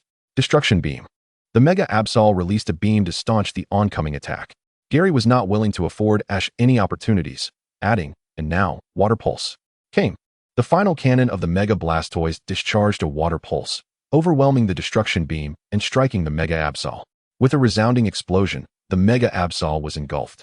But simultaneously, Future Sight descended upon the Mega Blastoise. As the smoke dissipated, the Mega Blastoise, fortified by its immense stamina and exceptional defense, managed to withstand the onslaught. While the Mega Absol was expelled from its Mega Evolution, collapsing to the ground, unable to continue fighting. Well done, Absol. Ash recalled the Absol, then produced his last Pokeball, exclaiming, "This one's for you, Dragonite." With a thunderous roar, Dragonite appeared on the battlefield. Its draconic aura irradiated purity, and after successfully evolving into Dragonite, its strength had surged dramatically, having reached the late stage of the Quasi-King level in a remarkably short time. Dragon Dance. With a resounding roar, Dragonite glimmered with light, its attack and speed significantly enhanced. Dragon Meteor. Without hesitation, Dragonite launched a colossal energy orb skyward, summoning a rain of dragon meteors. Gary swiftly commanded the Mega Blastoise to perform a high-speed spin, dodging the onslaught of meteors. However, the sheer volume of the dragon meteors still struck, yet the Mega Blastoise managed to endure. Gary closed his eyes for a moment in contemplation, then suddenly opened them wide. Blastoise, go all out. Use Shell Smash. Came. The silhouette of a shell materialized around the Mega Blastoise, shattering and drastically reducing its defense while significantly boosting its speed, attack, and special attack. Gary was evidently aiming for a decisive blow against Ash. But Ash was not so easily outmaneuvered. Fly? What? Gary exclaimed, taken aback. The Ash of old would have engaged in a direct confrontation, but the current Ash, well, Dragonite soared into the heavens, evading the Mega Blastoise's full-force strike. Then, employing Dive, Dragonite descended rapidly. The combination of fly and dive allowed Dragonite to slice through the air at incredible speed, and the Mega Blastoise was immediately felled, reverting from its Mega Evolution and losing its combat capability. Ultimately, Ash emerged victorious in this battle. Sighing, Gary recalled his Blastoise. Ash approached with a grin. It seems that since you became a researcher, your skills have regressed. Gary's lips twitched at Ash's words. Is it truly my skills that have regressed? Clearly it's you. The freak, who has advanced too rapidly. Gary couldn't fathom how, back when he participated in the league competition, Ash's prowess hadn't been so exaggerated. Since he began his career as a researcher, Ash had skyrocketed in strength, as if his life had been on a cheat mode. What? Did I hinder your growth? Nevertheless, Gary proudly turned away, declaring, next time, I will definitely win. Ash, well aware of Gary's character, immediately retorted, and thus the two engaged in a spirited argument. All right, enough. Ultimately, Gary, having been bested in the exchange, chose to conclude the topic, addressing Ash. By the way, don't you have a Stufful? I once read in an ancient tome that in the Sinnoh region, there exists an evolved form of Stufful. You have such fortune, perhaps you could explore it. Thanks. I'll keep that in mind. Ash nodded, fully aware that Stufful could evolve into Beware, but only on a full moon while holding a specific item. Ash planned to have Stufful reach the peak of the gym challenge before evolving, aiming for a breakthrough into the Quasi-King level. Gary glanced up at the sky. Noting the time, I must hurry to Lake Valor. All right, goodbye. Ash nodded, saying no more, simply tossing 3 orbs of energy into Gary's Pokeball. Okay, farewell, everyone. After bidding Gary farewell, Ash allowed his Pokemon to rest briefly before continuing his journey. After several days of travel, the trio finally returned to Hoenn City. Their first order of business was to check on the Hoenn gym to see if it had reopened. Unfortunately, the answer was negative. The notice board still hung outside the gym, leaving the group feeling somewhat disheartened. Dawn looked at Brock in disbelief. Is it common for gym leaders to be absent? Brock awkwardly replied, perhaps they really have pressing matters to attend to. Chapter 290, Fashion Festival, Sinnoh Princess. Just then, an elongated luxury car came to a halt behind Ash and his companions. A young lady dressed in a light blue dress stepped out, followed closely by an adorable and playful Buniri. Excuse me for interrupting, the young lady called out, prompting Ash and his friends to turn around, while Brock's eyes sparkled with affection. It is a long-eared rabbit, Little Light exclaimed, subsequently releasing her own fluffy ears. However, upon emerging, Fluffy Ears did not gaze at the long-eared rabbit, but rather began to blink affectionately at Pikachu. Observing this, the young lady chuckled softly. You must be the champions of the doubles competition, Mr. Ash and Miss Little Light. And I believe Mr. Ash is also the victor of the gorgeous contest. Am I right? Both Ash and Little Light nodded in acknowledgement. The young lady continued with a smile. It is truly an honor to meet you here. Are you perhaps challenging the Harmony Gym?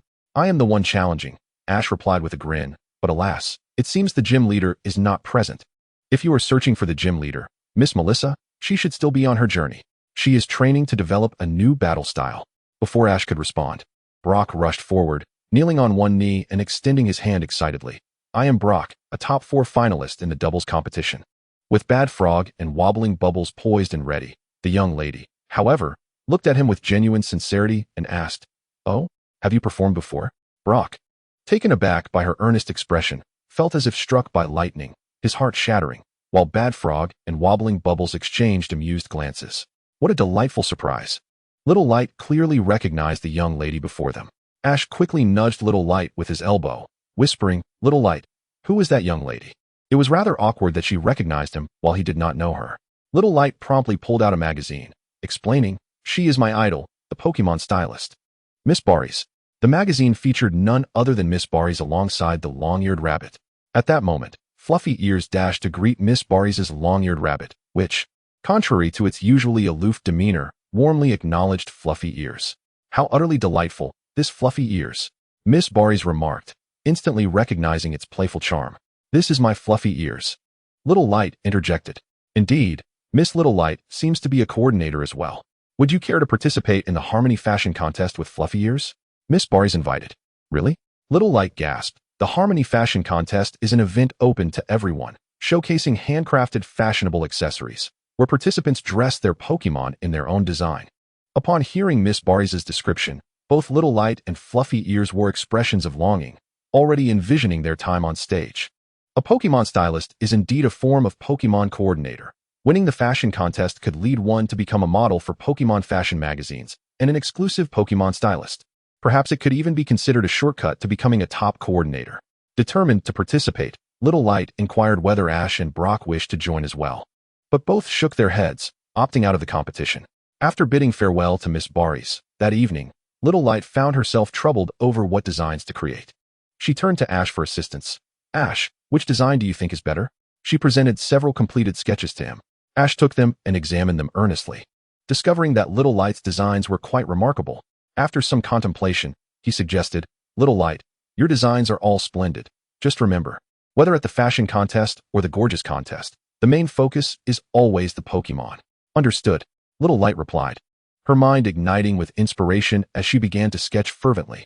The following day, the Harmony Fashion Contest commenced as scheduled, officially announced by the mayor. One by one, contestants took to the stage until it was finally Little Light's turn. Prior to her, a well-known young lady named Chioku had dazzled the audience with her enchanting orange gown that perfectly suited her dreamy Pokémon. However, it was so striking that all eyes were drawn solely to her beautiful attire. In contrast, Little Light's appearance was refreshingly simple and unpretentious, yet exuded warmth and comfort. She wore a flowing gown of pristine white, adorned with an ice blue gemstone necklace gracing her neck. Fluffy Ears too donned a little white dress, matching the ice blue gemstone necklace around its neck. Upon entering the stage, Little Light bent down and smiled at Fluffy Ears, saying, "Look, Fluffy Ears. This is a silvery snow mountain. You must transform into a snow sprite." Fluffy Ears nodded eagerly, bounding onto the stage, showcasing its lively and adorable nature. In a lively display, Fluffy Ears unleashed a flurry of ice beams, quickly conjuring small ice mountains upon the stage. Little Light, witnessing this, couldn't help but cheer. "That's right. The true star of this stage is neither the accessories nor the outfit. It is you, Fluffy Ears." As her words echoed, an endless chill seemed to manifest into an actual snow mountain, with Fluffy Ears frolicking atop it. Ash nodded in satisfaction, realizing that Little Light had fully grasped her role. Confident that her journey as a coordinator would be exceedingly successful. In the end, the victor was undoubtedly Little Light. Initially, Chioku expressed some discontent, but Judge Ms. Hoshino sharply remarked, "Your most prominent feature was your gown and decorations, while your Pokémon became a mere supporting character." In the face of Chioku's dissatisfaction, Miss Barries placed a silver crown upon Little Light and Fluffy Ears. Though her gown was simple and white, Ash thought that in that moment, Little Light truly resembled a beautiful princess. Chapter 291, Encounter with Shaman. In a dimly lit forest, a delightful little grass hedgehog awakened, and scampered to a nearby river to quench its thirst. Just then, a terrifying aura permeated the air. Upon looking up, it beheld a wormhole opening above, from which a blue quadrupedal dinosaur emerged, also coming to drink from the river. They were none other than the legendary Pokémon Hoenn and Dialga. At that moment, the river began to swirl, and another ominous divine presence materialized. A dark shadow emerged, ensnaring Dialga and dragging it into the depths, while Hoenn, caught in the chaos, was sucked in as well. This shadow was none other than Giratina, the deity of the distortion world, who was filled with rage towards Dialga. In their previous battle at White Poplar Town, these two had fought without restraint. Yet Giratina's own distortion world had suffered, filled with toxic miasma that required extensive repairs. Now, it had finally captured one of the culprits, and it was determined to teach this chaos a lesson. Unfortunately, in its meticulous plotting, it overlooked the small Hoenn caught in the fray. Amidst the clash of the two divine beings, Hoenn inadvertently absorbed the toxic miasma and activated its signature move, Seed Flare. It astonishingly created a hole between the distortion world and the real world, successfully returning to reality, while Dialga seized the opportunity to escape, leaving Giratina trapped in a time loop before it could react. Now, Giratina found itself thwarted, unable to escape the distortion world due to the time loop. It then recalled the little Hoenn that had disrupted its plans. If it could utilize Hoenn's Seed Flare to open another hole, it could traverse to the real world and break the time loop. Thus, Giratina began to roam the distortion world, searching for Hoenn, who, after returning to reality, had been swept away by the river. After the fashion contest concluded, with the gym leader still absent, Ash and his companions decided to leave Harmony City and head towards Sinnoh Town for the upcoming Gorgeous contest. At this moment, Ash and his group were enjoying a picnic by the picturesque waterside of a certain town. Brock placed a freshly made pancake on the table and called out, "All right. While it's still warm, let us eat." Simultaneously, Brock had prepared food for the Pokémon, and as a result, Ash and his companions released all their Pokémon to relish their lunch. When the trio turned around to enjoy the delectable pancakes, they were startled to find a dirty little creature voraciously devouring their pancakes. Dawn pointed at the filthy little creature and curiously inquired, "What is that?" "A Pokémon." A blue light flickered around Ash, and he chuckled. "So it's you." He approached and gently picked it up, producing a few grass-type energy cubes, exclaiming, "Here, little one. Give this a try?" The creature sniffed the cubes and began to eat heartily, clearly ravenous. Once it was satiated, Ash took it to the faucet, turned it on, and began to wash it off. Soon, its true appearance was revealed, a grass-type hedgehog with a pristine white body, half covered in lush green grass, adorned with two pink flowers on its sides. Indeed, it was the legendary Hoenn.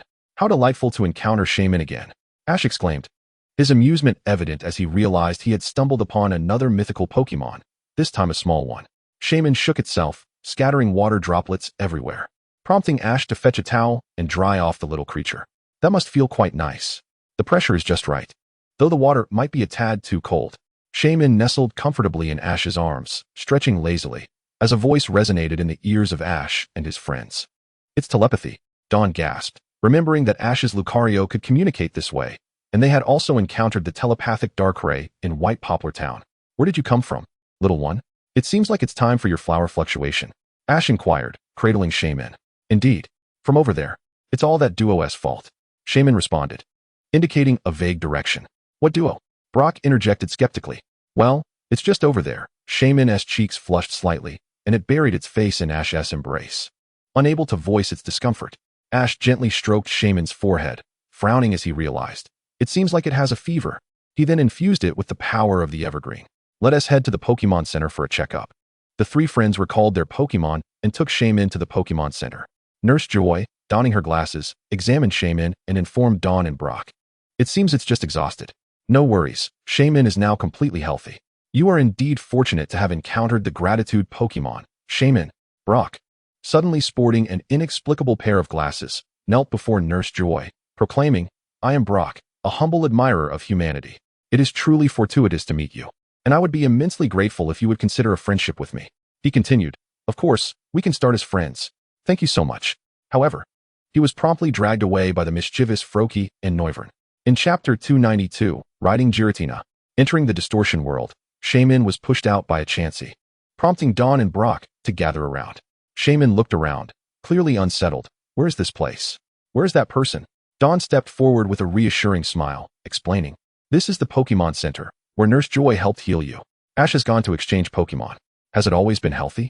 Shaman began to speak. But Ash entered through the door, and Shaman immediately leaped into his arms, sensing a familiar aura emanating from him. Ash and his friends introduced themselves to Shaman.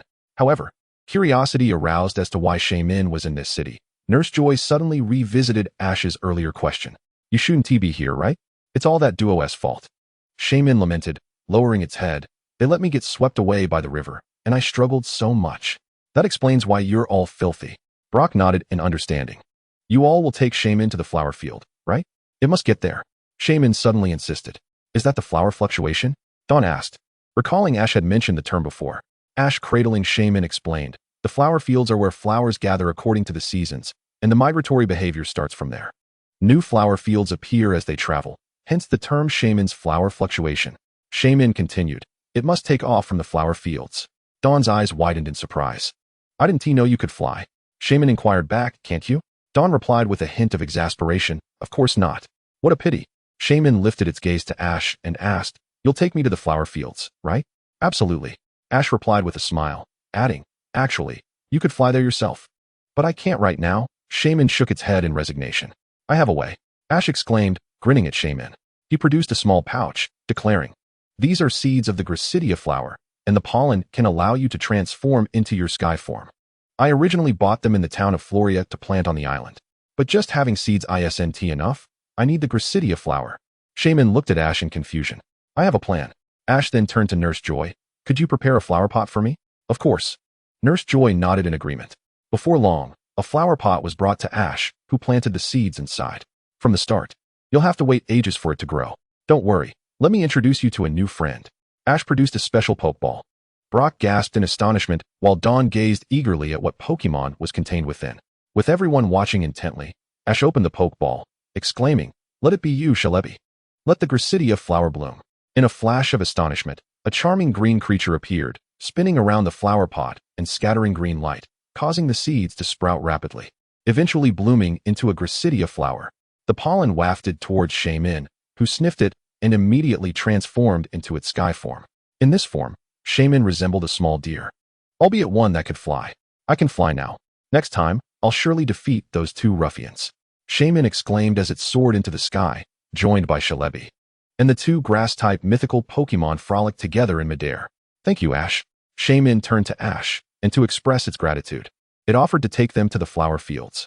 With that, Shaman and Shalebi flew out of the Pokemon Center, prompting Ash and his friends to hastily follow. The group raced to the park when suddenly, the surroundings shimmered like a mirror, rippling and unveiling a wormhole that sucked Shaman and Shalebi inside. Ash and Dawn rushed in after them, but the wormhole closed just as Brock and Marshadao arrived, leaving them bewildered. Though Marshadao was a divine being, it had no means to traverse the paths of the distortion world. Meanwhile, Ash, Dawn, Shalebi, and Shaman found themselves in the distortion world. Has gravity changed? Ash sensed that his speed felt altered, and suddenly a blue light flickered, igniting a spark of anticipation. Is it about to appear? However, the now airborne Shaman showed no signs of fear, declaring, come out, you oversized brute. Didn't you want to devour me? I shall face you to the death. What is this place? Dawn, cradling Piplup, nervously surveyed the bizarre surroundings. This is the distortion world, Ash explained, and it is ruled by Giratina. Before the eyes of the gathered crowd, a fearsome gray ghost dragon materialized, adorned with 6 ethereal, ribbon-like wings floating behind it. It was none other than Giratina in its origin for me. With a thunderous roar, Giratina charged towards Ash and his companions without a moment's hesitation. Look out, cried Shaman, as it immediately conjured a vibrant green energy sphere and hurled it forward. Naturally, Shalebi, eager to assist its newly acquainted friend, also summoned an energy sphere to join the fray. However, the 2 energy spheres, upon striking Giratina, failed to inflict any damage. Instead, they incited its wrath, prompting a furious roar directed at Shaman and Shalebi. Terrified, the 2 little creatures dove into Ash's embrace, exclaiming, help. That giant is going to devour Shaman. Ash felt Shaman tremble in his arms. Shalebi, it echoed, nodding in agreement. Giratina, seething with rage, glared at the group. Having detected the repugnant sense of Dialga and Palkia emanating from the human, which only intensified its fury. You lot, do not provoke Giratina. At that moment, a disheveled middle-aged man with brown hair arrived on the scene. It's too late. Ash sighed ruefully. It was a pity that the powerful Marcia Dao had not accompanied them, as it could have facilitated a more fruitful negotiation. Giratina opened its maw wide, unleashing a sphere of ghostly blue flames. Ash swiftly tossed a heavy ball, declaring, Kyogre, it's your turn. Use Water Pulse. Fortunately, he had anticipated such a scenario. When Shaman mentioned the two formidable entities, he sensed something amiss. As Kyogre emerged, it immediately formed a colossal water sphere, and as water collided with fire, a dense mist enveloped the area. Seizing the opportunity, Ash recalled Kyogre and led the group away from the tumultuous scene. Chapter 293, The Cause and Effect, Reconciliation. The man guided Ash and Dawn through a distorted corridor where the gravity felt considerably lighter, and he inquired with concern, Are you all right? His gaze scrutinized Ash. After all, this young boy was the one accompanied by the ocean deity, Kyogre. That was terrifying. I was almost eaten, Shaman recounted, still shaken, as it hovered alongside Shalebi. Shalebi, it chirped, patting its friend to offer comfort. Ash retorted, With that tiny frame of yours, you wouldn't even be a snack. Are you the shaman from that time? The man suddenly asked. Ash's eyes lit up. It seemed someone was knowledgeable about Giratina and Shaman's history. You know Shaman? Who are you? Shaman inquired, puzzled. The man introduced himself. I am Mugen Gray, and I am researching this distortion world. I know it sounds a bit self-serving, but those with discernment will recognize me as a so-called genius scholar. Claiming to be a genius scholar, how audacious. Dawn scoffed, shaking her head. Subsequently, Ash and Dawn introduced themselves as well. Mugen, do you know what transpired here? Ash pressed. Clearing his throat, Mugen explained. The root cause likely stems from the collision of the dimensions of time and space, which should never have intersected. They fused, and Dialga and Palkia, each believing their domain had been violated, unleashed a fierce battle. Isn't that what happened in White Poplar Town? Dawn gasped, covering her mouth in astonishment. At that time, the distortions of time and space were exceedingly severe, and simultaneously, a surge of that dark mist erupted in the distortion world. Giratina, enraged by Dialga and Palkia polluting its realm, successfully captured Dialga when it manifested in the real world, but Shaman's seed flare allowed Dialga to escape. No wonder Giratina was so furious. Ash nodded, understanding that it was natural to be enraged when a hard-won prey slipped away. It only knows how to be angry. Shaman proudly retorted. Mugen continued. Moreover, it seems that Giratina, affected by Dialga's power, is unable to return to the real world. Shaman added. Perhaps it's suffering divine retribution for its constant anger. Shalebi chimed in. You mean it's trapped in a time loop due to the time energy enveloping it, preventing its escape? Shaman translated. Well, it deserves it. I see. Ash realized, understanding that Giratina's pursuit of Shaman was not merely out of rage, but a desperate attempt to use Shaman's seed flare to create an exit back to the real world, thereby breaking the time loop. He then turned to Shalebi. Shalebi, can you dispel that time energy? Shalebi shook its head, indicating that it could not unravel the divine time loop unless it had reached the status of a legendary Pokémon. If Dialga were present, perhaps there would be a chance. But it was not. Then there's only one solution. As soon as he finished speaking, Ash, Dawn, and Mugen turned their gazes towards Shaman, who instinctively took a few steps back, timidly saying, Well, I could help, but only if. Come on, Shaman, please assist Giratina. Just look at how distressed it is. Dawn urged, but Ash interrupted. It's because using seed flare requires absorbing harmful gases before it can activate. Indeed. Shaman eagerly nodded in agreement. At that moment, Mugen suggested, perhaps we can utilize that dark mist. This revelation seemed to resolve all issues. Finally, it was time to negotiate peacefully with Giratina. Ash produced 3 special Pokeballs and declared with a smile, Leave it to me. The simplest method would have been to summon Dialga to break the time loop, but given that Dialga had just endured a severe beating, it would be a miracle if the two deities did not engage in a fight. With a roar, the long-sought Giratina charged at Ash and his companions. Giratina, we can help you break the time loop. Ash shouted, but Giratina paid no heed and immediately launched an attack in fury. Ash sighed in resignation. So this won't work? In that case, we must fight. Suddenly, 3 divine-level attacks struck Giratina from 3 directions, eliciting a pained cry from it. Kyogre, Primal Groudon, and Mega Rayquaza surrounded Giratina from their respective positions. Ash crossed his arms, smirking. So, can we discuss this now? Simultaneously, he exerted all his strength to channel the power of the Tokiwa, soothing Giratina. As Giratina gazed at the trio of Hoenn deities and the comforting aura from the human, it gradually calmed down. We understand the cause and effect. We can assist you in dispelling the time loop, right, Shaman? Shaman, along with Shalebi, Mugen, and Dawn, stepped forward. And upon hearing Ash's words, Shaman nodded affirmatively. I can do it. Giratina, upon hearing this, eagerly nodded. Its pursuit of Shaman had been motivated by the desire to escape the time loop. However, it could not emerge from here, as its appearance in the town would incite panic. Where should we choose? Ash pondered, and then suddenly, he noticed Shaman beside him. Right. Shaman, your flower field should have water, right? After all, it's south the place where you perform the flower flare. Uncertain, Shaman replied. There should be, but I'm not entirely sure. There is. Mugen interjected. In the 5 years I've spent here, I have seen Shaman perform the flower flare in the distortion world. So there is indeed a lake there. Perfect. That's settled. Ash determined decisively. Shaman, can you sense the location of the flower field in the distortion world? No problem. I have that location etched in my memory. Shaman replied with a nod. Ash then produced a pokeball and handed it to Mugen. Mugen, you mentioned that there's a wormhole nearby that can return us to the real world, right? My companions are still outside. Could you take them to the flower field? This is my B-drill. I believe you will reach your destination swiftly upon riding it.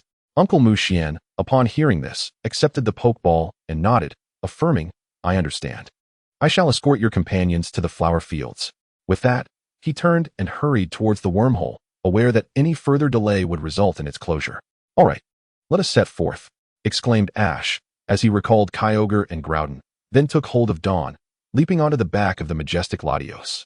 Dawn, cradled in Ash's embrace, felt her cheeks flush with warmth. Pikachu and Eevee, left behind, exchanged a silent glance before hastily following suit. Chapter 294. The time loop successfully dispelled, enemies approaching. Roar. Shalebi and Shaman led the way, with Latios and Giratina trailing closely behind. Meanwhile, Uncle Mu Xian successfully traversed the wormhole and found Brock. At the sight of the black-skinned, narrow-eyed figure that Ash had described, he instantly confirmed, you must be the one I seek. However, the company surrounding Ash appeared formidable. His companion had even garnered the recognition of Marshadao. You are Brock, correct? Uncle Mu Xian greeted warmly. Brock nodded in affirmation. Indeed, I am Brock. And you are. Given his emergence from the wormhole, it suggested a potential acquaintance with Ash. Uncle Mu Xian promptly introduced himself and recounted the events leading up to this moment, releasing Ash's B-drill as proof. Upon seeing B-drill, Brock readily agreed. Very well, let us not tarry any longer. We shall depart at once. Thus, Brock, Uncle Mu Xian, and Marshadao boarded B-drill and headed towards the flower fields of Gracidia, unbeknownst to them, in the dim confines of a colossal metallic warship not far off. A virtual artificial intelligence lady was reporting to a man. Lord Jello, the position of Giratina has shifted. Detect Giratina's location and proceed with haste. Understood. With a command, the entire warship surged forward towards Giratina's new position. At that very moment, under Shaman's guidance, Ash and Dawn finally arrived at the designated location of the Gracidia flower fields. Noticing the presence of black mist surrounding the area, Ash recalled Latios and, cradling Shaman, smiled. Shaman, it's your turn. Shaman had reverted to its hedgehog form, as its sky form seemed only to thrive in daylight. After a long journey, it was now evening, prompting its transformation back to its original shape. Allow me to showcase my prowess, Shaman proclaimed proudly, as Ash chuckled and tossed it into the black mist. Immediately, Shaman began to absorb the entire mass of black mist, transforming the pink flowers into a dark hue, enveloping itself in a grayish shroud. The seed flare, a formidable grass-type move, now augmented by the potent essence of the black mist generated from the collision of the time-space deities, became unimaginably powerful. Shay, with a low cry, Shaman unleashed a terrifying green energy orb from its core, successfully cleaving open a wormhole. Ash, Dawn, and their Pokémon were instantly drawn into it, while Giratina eagerly traversed the wormhole into the real world. Lord Jello, the situation has changed. It appears Shaman has opened a wormhole, and Giratina has successfully entered the real world. The AI lady reported to the man named Jello. Oh, Jello straightened, his eyes shimmering with excitement. It seems we need not bother capturing Shaman. Infi, locate the emergence point and prepare to capture Giratina. Yes, the massive warship sped towards the flower fields. On the other side, as the wormhole opened, Ash, Dawn, and their Pokémon were all yanked back into the real world. Giratina, affected by the change in gravity, morphed into a different form. It sprouted 6 robust legs, and its back transformed into dragon-like wings reminiscent of Ash's memories. The time loop ensnaring it had been successfully dispelled, granting it the freedom to traverse between the real world and the distortion world at will. Dawn, gazing at the vibrant greenery and the stunning flower fields. Immediately recognized the blossoms. These are indeed Gracidia flowers. Even at night, the fields are breathtaking. She spread her white arms wide, intoxicated by the beauty. Shay agrees, and finally, we have arrived at the flower fields. Shaman exclaimed as it leaped into the flower bed. Shalebi fluttered joyfully among the blooms. Wait, there's also an ice river? Ash noticed a glacial stream on the other side of the flower field. Suddenly, Giratina roared towards the sky, as if sensing something. It turned out that Dialga had detected the breaking of the time loop surrounding Giratina and subtly exited its space to observe the situation from above. Despite Dialga's caution, it was still spotted by Giratina, which was about to ascend to confront Dialga when an unexpected visitor arrived. From the misty canyon, a red beam shot forth, striking the unsuspecting Giratina. This beam appeared tailor-made for Giratina, rendering it immobile. Before Ash and Dawn could react, Giratina was ensnared by the crimson light. Ash furrowed his brow, realizing the task was indeed more complex than anticipated. A peculiar steel warship emerged from the fog, its design marked by sharp structures. Giratina, encased in red light, was imprisoned within a massive iron cage. Zygarde, unleash your power. As Ash regained his composure, he quickly commanded Pikachu and Eevee to attack. Their combined powerful moves struck the iron cage, but failed to budge it. Just then, a destructive beam surged forth, and Marshadao appeared outside the cage, delivering a powerful punch that finally shook the cage. Ash, Dawn, I'm relieved to see you safe. Soon, Beedrill soared to Ash's side, with Brock and Uncle Mu Xian disembarking. Brock, Uncle Mu Xian, we're all right. Dawn replied cheerfully, then looked up at Giratina with concern, only to find it. At that moment, Jello, with the assistance of the AI Infi, began scanning Giratina. The red light encapsulating Giratina erupted violently, echoing its anguished cries throughout the canyon. Seeing this, Marshadao began to gather energy to break the cage, but was suddenly obstructed by several Magnemites and a Voltorb. They were swiftly obliterated and fell into the lake below. Yet their power had diminished, failing to impact the cage. As Marshadao turned around, it saw countless Magnemites, Magnezone, and Voltorbs spilling forth from the warship. Enraged, Marshadao unleashed its divine aura, firmly suppressing them as they huddled together in desperate resistance. Observing this, Ash promptly tossed out 3 Pokeballs while retrieving a blue dragon scale. Calling out, Dialga, I know you're nearby. Join us in rescuing Giratina. Roar. In an instant, the 3 legendary Pokemon of Hoenn and Dialga appeared in midair, their divine presences overwhelming the Magnemites, who quickly succumbed and fell. Next, the gaze of the 5 legendary Pokemon fell upon the imprisoned Giratina. Chapter 295, Conclusion. Legendary Pokemon, Lucario. At this moment, Uncle Mu Xian recognized the warship with alarm, exclaiming, Ash, hurry. Have Dialga and the others destroy the cage, or Giratina will perish. It turned out that this was the result of Uncle Mu Xian's research. He had conducted extensive studies to enable free passage into the distortion world and had set his sights on the deity Giratina. In a bid to replicate the powers of Giratina, he ultimately devised this creation, only to discover that its activation would necessitate the sacrifice of Giratina itself. How could he possibly sacrifice Giratina for the sake of research? Without hesitation, he resolved to abandon all his findings and ventured alone into the distortion world, where he remained for 5 long years. Is that you, Jello? Jello was once the research partner of Uncle Mu Xian and the most fervent opponent to his decision to erase his research. Ash, taken aback by this revelation, commanded without delay, Destruction Beam. Marshadao, engage in close combat with all your might. With these legendary Pokemon by our side, we will surely prevail. Witnessing this, Dawn clenched her fists in resolve. The 4 legendary beasts, under the command of Rayquaza, immediately unleashed the Destruction Beam, which spiraled powerfully in a magnificent display, while Marshadao tightened its right fist, unleashing its full strength in a punch. The iron cage shattered instantly, and the 4 destruction beams obliterated the colossal ship. Fortunately, as a move of the general type, they had no effect on the ghost-type Marshadao or Giratina. Giratina swiftly brought Marshadao before Rayquaza and the others. Thankfully, Ash's timely intervention meant that Giratina's power had drained less than half, leaving it fundamentally unharmed and capable of recuperating with some rest. Dialga and Giratina exchanged glances for a moment before nodding, signaling a thawing of their previous animosity. Just then, a small combat aircraft suddenly emerged from the wreckage of the massive ship. Jello had infused it with half of the abilities he had replicated from Giratina. Seizing the opportunity when the legendary Pokemon were distracted, the small aircraft unleashed the sole skill it had copied from Giratina, a ghostly blue will-o'-the-wisp attack. Watch out. Rabbits. Ash's aura power had been monitoring the entire ship. Lucario. In an instant, Lucario appeared before Ash, spinning its bone to disperse the will-o'-the-wisp. After all, it had only replicated a fraction of Giratina's power, and how much could it truly wield? Realizing the precariousness of the situation, Jello attempted to retreat into the distortion world. But the hovering Groudon was infuriated at this audacious ambush against its master. Groudon unleashed its cliff sword, sending the small aircraft flying, and Lucario seized the moment, striking with its bone to destroy the aircraft. Jello was also blasted out of the wreckage, and Ash promptly used his psychic abilities to capture him. Uncle Mushien, upon seeing Jello, exclaimed in fury, "It truly is you, Jello. You have actually replicated it. What is your true intention?" "You must understand," Jello replied. "It is to claim everything here for myself. The humans of the real world only serve to pollute this beautiful realm. Do they not? Ha! Thus, the distortion world rightfully belongs to me. My world, both beautiful and pristine, is under constant threat of pollution, and I must protect this distortion world. Therefore, I must obliterate the entire real world, but it is all over now." Uncle Mushien, upon hearing this, shouted in anger, "Have you still not awakened to the truth? That is impossible. The two worlds are interdependent." Lucario.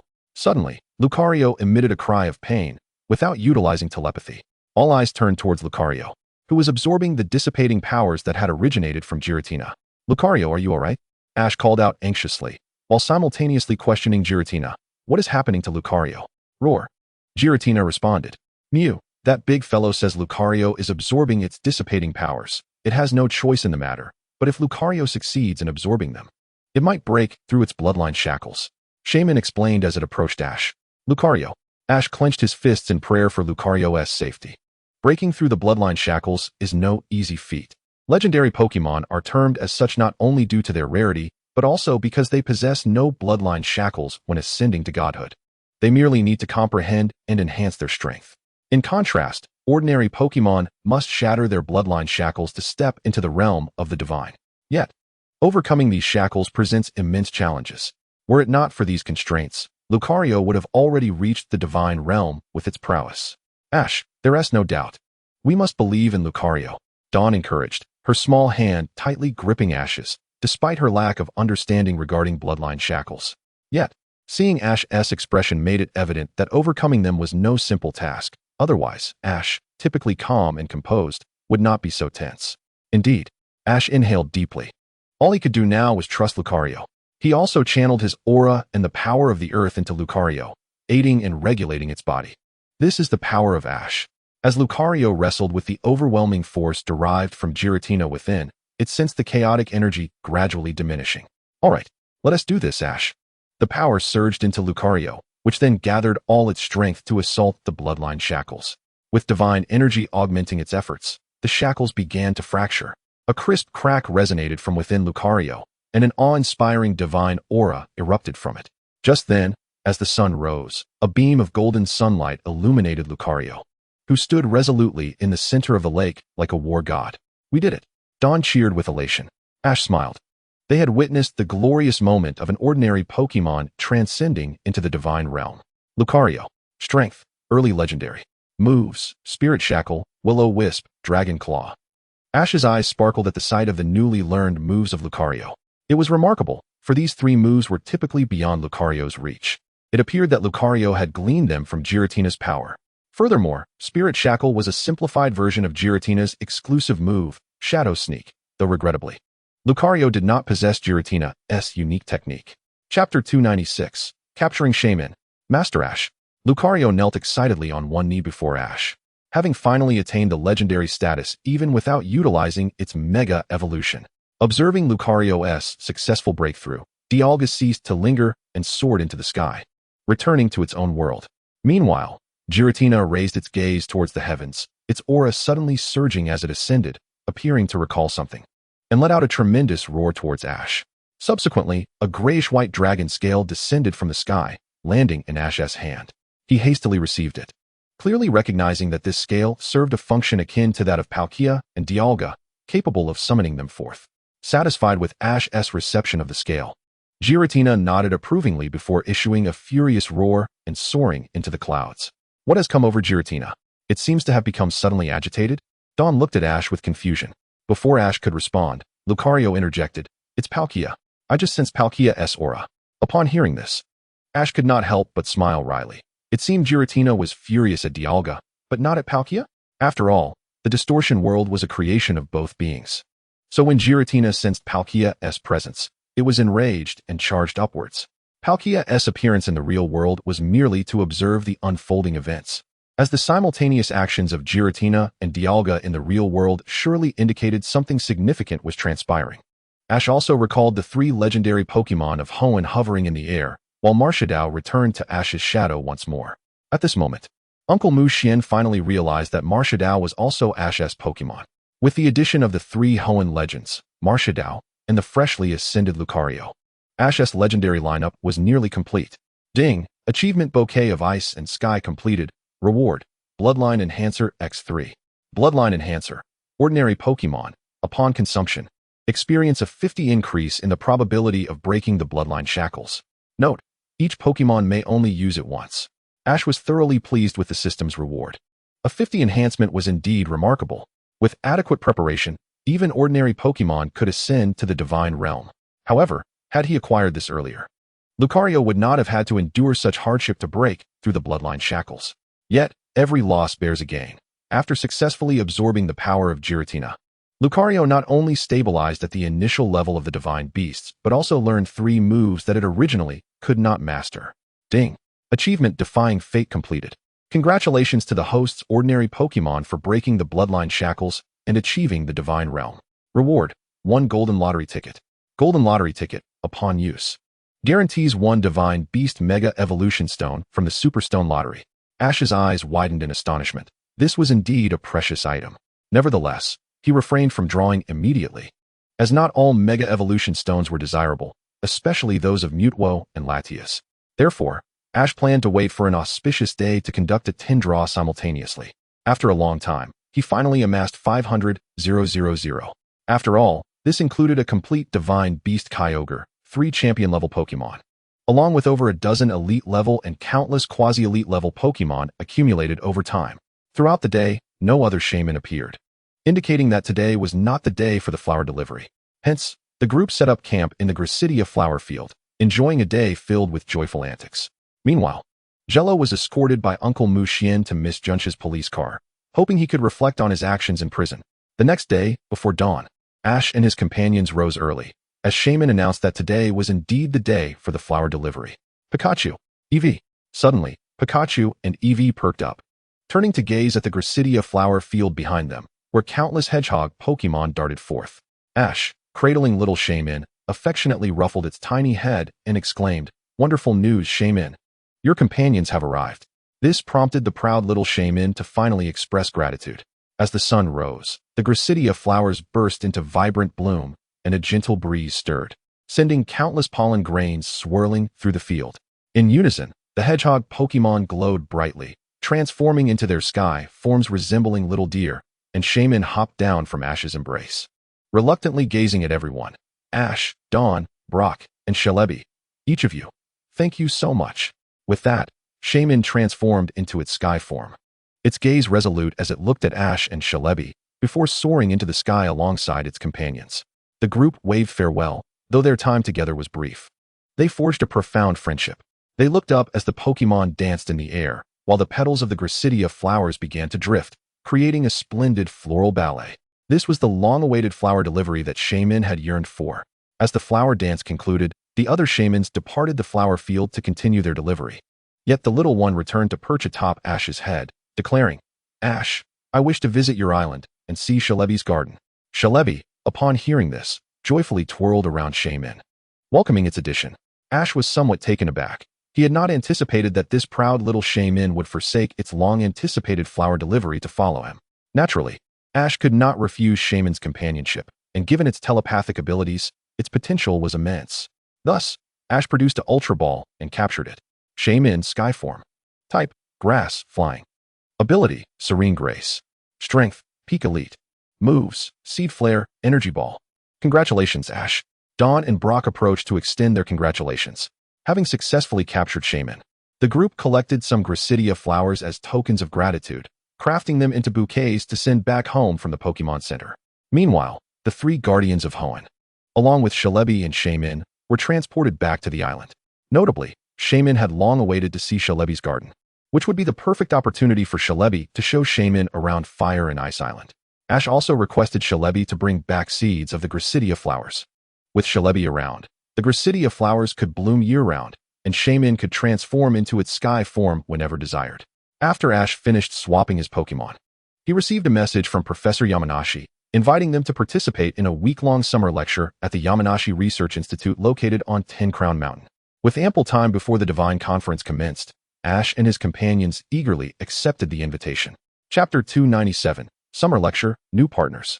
After resting a night at the Pokémon Center, Ash and his companions hurried to the Yamanashi Research Institute at 10 Crown Mountain to attend the summer lecture. As they entered the institute, a cold and stern voice echoed behind them. Welcome to the 10 Crown Mountain branch of the Yamanashi Research Institute. From this day forth, this shall be your school. Hello, Professor Yamanashi, they chorused.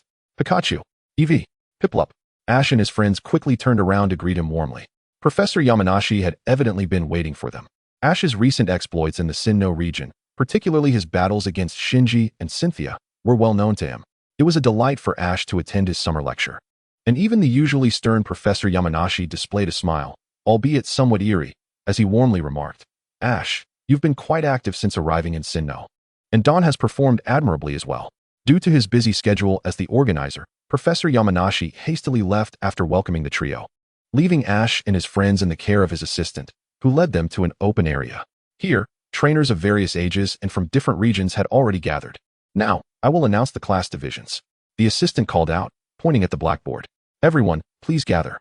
Ash and his friends stepped forward to check the groupings, which were divided into 3 classes, red, green, and blue, with Ash and his friends placed together in the red group.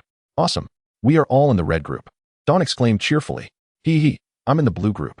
A sinister chuckle came from behind Dawn, and Ash looked at this troublesome character with exasperation, wishing he could unleash a wave of psychic energy at him. You're Kaori, right? Dawn recognized him. He was indeed the partner of Shinji during the double battles, and they had gotten along well. I knew you all would come. Kaori adjusted his glasses, seemingly having anticipated Ash and his friend's participation in the summer lecture. Just then, Ash spotted a familiar face, Musashi, who had disguised herself as a girl named Musashi Linda to blend in. Hello, everyone. I am Musashi Linda from the Green Group, the star of this summer lecture. Ash activated his aura and quickly located Kojiru and Nyarth, who were working nearby, shaking his head and choosing to ignore the 3 fools. Once all the participants were sorted into their respective groups and standing in formation, Professor Yamanashi took the stage to commence his lecture.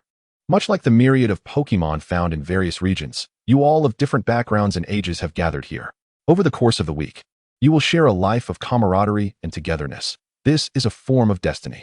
The Pokémon you encounter in class need not be mentioned. Please deepen your friendships and enjoy this time thoroughly. As Dr. Yamanashi concluded his remarks, his assistant chimed in, inviting everyone to introduce themselves. However, as trainers, they were expected to engage in a Pokémon battle. The moment those words left his lips, the room erupted in excitement.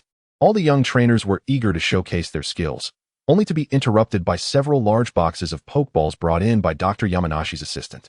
Ash's eyes sparkled with anticipation, as it seemed they were about to randomly distribute Pokémon for the battles. Indeed, as Ash had suspected, the assistant announced, everyone, come and select your Pokeballs. Instantly, the crowd surged forward, clamoring to grab the Pokeballs. Ash noticed that the first to seize a ball was a tomboyish girl. Her appearance and demeanor were entirely masculine, yet Ash's aura sensing revealed her true identity as a girl. Meanwhile, Ash and his friends calmly queued to secure their own Pokémon. At that moment, the tomboy released her Pokémon, which turned out to be a fiery Monferno, exuberantly disobedient to her commands. Ash then tossed out his Pokeball, declaring, so, it's decided. Go, Raichu. To his surprise, Raichu emerged, albeit a bit timidly, surveying its surroundings with a nervous gaze, while Pikachu and Eevee greeted it enthusiastically. Startled, Raichu quickly burrowed into the ground. Pikachu and Eevee wondered aloud, when did we become so terrifying? We haven't even revealed our presence. It was quite an embarrassment for Raichu to fear its pre-evolution, Pikachu, as Ash had previously encountered many Raichus that were quite the braggarts towards their Pikachus. Ash had to soothe Raichu with his calming presence, smiling as he locked eyes with it. It seems you lack confidence. Trust me, your strength is formidable. After a moment of silence, Raichu, bolstered by Ash's earnest gaze, finally nodded with newfound courage. Seeing that Ash had chosen his partner, Dawn eagerly threw out her Pokeball, exclaiming, "All right, watch this. Come forth." Out popped a Grimer, which immediately wilted upon hearing the disdainful remarks from the crowd. But Dawn sweetly praised, "You're quite adorable." Energized by her words, Grimer perked up and affectionately embraced Dawn, forming a close bond with her. Brock, on the other hand, had a Magnemite that appeared to take a liking to him, joyfully zipping around him. Meanwhile, Jesse's Pokemon was a Mime Jr., while James had drawn a Swablu. "Where are you going?" Just then, a voice rang out. Ash turned to see the tomboyish girl again, whose Monferno was now facing off against a Totodile, the trainer of which was frantically distressed. Ash patted Raichu and commanded, "Raichu, use electromagnetic wave." Responding to Ash's directive, Raichu bravely positioned itself between the two battling Pokemon, unleashing an electromagnetic wave to paralyze them and quell the skirmish. Both trainers hastily returned their Pokemon. The tomboy breathed a sigh of relief and thanked Ash. "Thank you. I'm Opway from Sway Town." Ash smiled back. "I'm Ash from Pallet Town. It's a pleasure to meet you." "Excellent. That concludes our first lesson. Tomorrow, during the battles, I will assess how well you have cultivated your bond with your Pokemon and assign scores accordingly." Chapter 298, Away, a resounding victory. During the summer seminar, each class would earn points for their courses, culminating in a total score to determine the winning class on the final day. This meant it was a matter of team honor. No matter how skilled Ash was, he could not overshadow the collective score of the entire class. Following this, Ash and his friends entered their respective classrooms, where the teaching assistant cheerfully announced, "Now, let's proceed to the second lesson. Please work hard to foster a harmonious relationship with your Pokemon partners." "Yes," the group replied in unison. At this moment, Dawn and Brock began their activities. Dawn fed Grimer homemade Poke Puffs, while Brock generated static electricity to feed Magnemite. Ash quietly groomed Raichu's fur. Observing Ash's group bonding with their Pokemon, Aoi, the tomboy, felt encouraged and attempted to engage her Monferno. Yet, Monferno was utterly disinterested, immediately clashing with Totodile again, prompting Aoi to rush forward and pull it back. After finishing with Raichu, Ash looked over to Dawn and Grimer, surprised to see how well they were getting along. Grimer, generally unappealing to most, was thriving under Dawn's care, which pleased Ash immensely, especially considering Dawn's typically fastidious nature. The most unfortunate of the group was undoubtedly Aoi, who was still chasing her Monferno as it dashed around uncontrollably, sending sparks flying towards Ash. Pikachu and Eevee remained still, recognizing that such minor attacks posed no threat to Ash, but Raichu boldly stood in front of Ash, unleashing a force palm to disperse the sparks. Ash chuckled, affectionately ruffling Raichu's head. "Thank you. You're already very brave." Raichu nodded excitedly. "I'm sorry." Opway quickly apologized. Ash responded with a smile. "No worries. Just calm down and learn to get along with Monferno." Soon, the first day came to a close. As night fell, after enjoying a delightful curry dinner, arrangements were made for their accommodations. Ash, his friends, and Aoi found themselves assigned to the same room. Bored, the four donned their pajamas and began playing cards while chatting. Aoi learned about Ash and his friend's dreams, and they discovered her family worked in foster care and that she hadn't traveled yet. Through their conversations, they forged a lovely friendship. It wasn't until Ash sensed the assistant checking on their sleeping arrangements that they all retreated to bed. The next morning, Ash rose early and found an open space to train alongside Raichu, as well as his elite lineup: Scorpy, Scolipede, Piplup, and Meowth. Although Meowth had yet to reach the elite level, it was close, so Ash had to train with Raichu. Despite Raichu's superior strength, Meowth's speed was remarkable. Scorpy and Scolipede practiced together, while Ash instructed Piplup to perfect its wing attack, which it had been honing with Staravia for several days and was now almost proficient. Unbeknownst to Ash, Aoi had stealthily followed him and, upon witnessing his intense training, felt inspired to release her Monferno. After persistent effort, she had finally gained Monferno's trust, and the bond between them flourished. Now, let the Pokemon battles commence. I hope everyone can fully utilize their Pokemon strengths in this competition. With Dr. Yamanashi's announcement, the matches officially began. The first battle featured Brock versus Jesse. Brock ordered Magnemite to unleash a thunderbolt. However, Jessie, unable to resist the allure of her adorable Mime Jr., instinctively shielded it in her arms. The thunderbolt struck Jessie, but fortunately, her high resistance to electricity meant she suffered no serious harm. Nevertheless, the loss of her fighting spirit led to Brock's victory in that round. Grimer, make your entrance. The second match was Dawn against James, who utilized a capsule ball adorned with hearts, much to Grimer's delight. This is not a grand contest. Cao Ping, with a casual demeanor, released his partner, Miao Qiu. It's perfectly fine. This approach will surely invigorate our spirits. At this moment, Xiao Guang's fighting spirit ignited as he confidently waved his hand and exclaimed, "Stinky mud. Use mud attack." However, several clumps of mud were effortlessly neutralized by Miao Qiu's psychic powers, only to be hurled back at Stinky Mud. Cao Ping displayed remarkable composure in wielding his psychic abilities, especially since his ace was none other than the psychic and water type, De Wang. Nevertheless, Xiao Guang remained undeterred. Instructing Stinky Mud to persist with the mud attack, Cao Ping, though somewhat taken aback, allowed Miao Qiu to continue utilizing psychic energy. Xiao Guang was well prepared. Stinky Mud began to spin and unleashed toxic gas, which swiftly engulfed Miao Qiu. The two combatants exchanged blows, much to Ash's satisfaction regarding Xiao Guang's performance. As the match concluded, Stinky Mud and Xiao Guang became the center of attention, basking in the praises from the crowd. Delighted by the compliments, Stinky Mud joyfully struck the pose Xiao Guang had taught it. Soon, boys and girls took their turns in the arena, culminating in the final match between Xiao Kuei and Ash. At this moment, the fierce Monferno and Raichu locked eyes across the battlefield. "Monferno, give it your all. Use Sonic Punch." Xiao Kuei initiated the attack, and Monferno's fists gleamed with white light as it charged forward. "Impressive," Ash remarked, admiring the synergy between the trainer and Pokémon. However, a glint of determination flashed in Ash's eyes as he commanded, "Iron Tail, now." Raichu leaped into action, its long tail shimmering with brilliance. And at the moment of collision with Sonic Punch, it managed to ensnare Monferno's right fist. With a light chuckle, Raichu flung Monferno into the air, then struck down with Iron Tail, sending Monferno crashing to the ground. "Monferno!"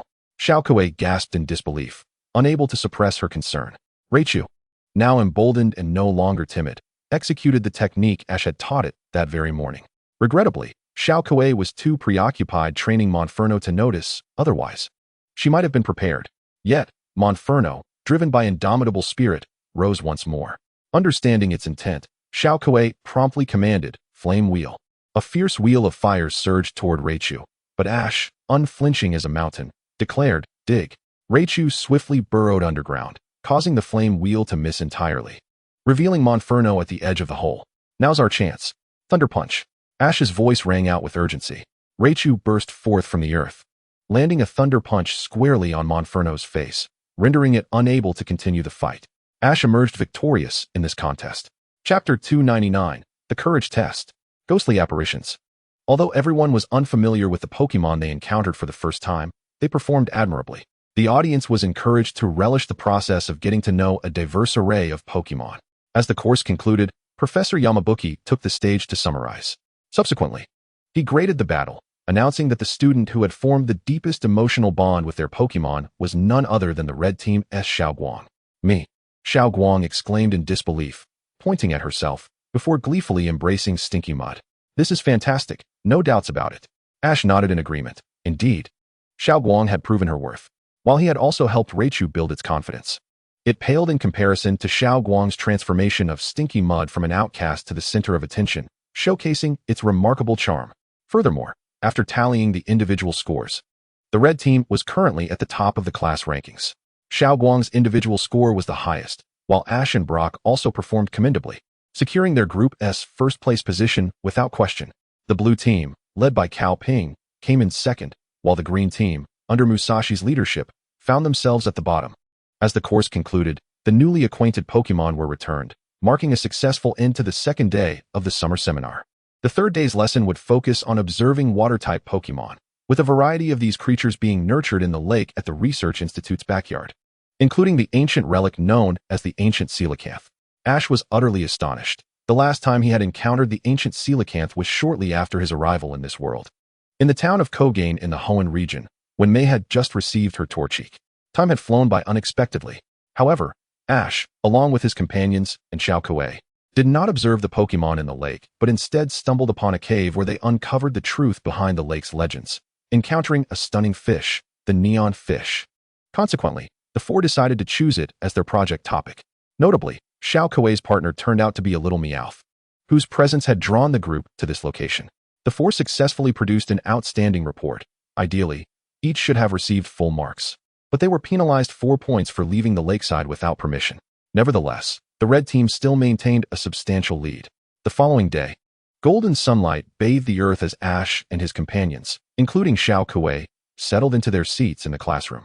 At that moment, Professor Yamabuki's voice echoed over the intercom.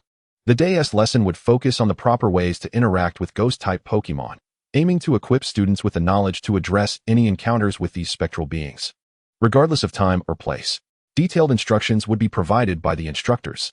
The mentors began to elucidate the rules, stating that each class would be divided into pairs of 2, with the task of retrieving a medal placed within the mountaintop ruins and returning it to campus.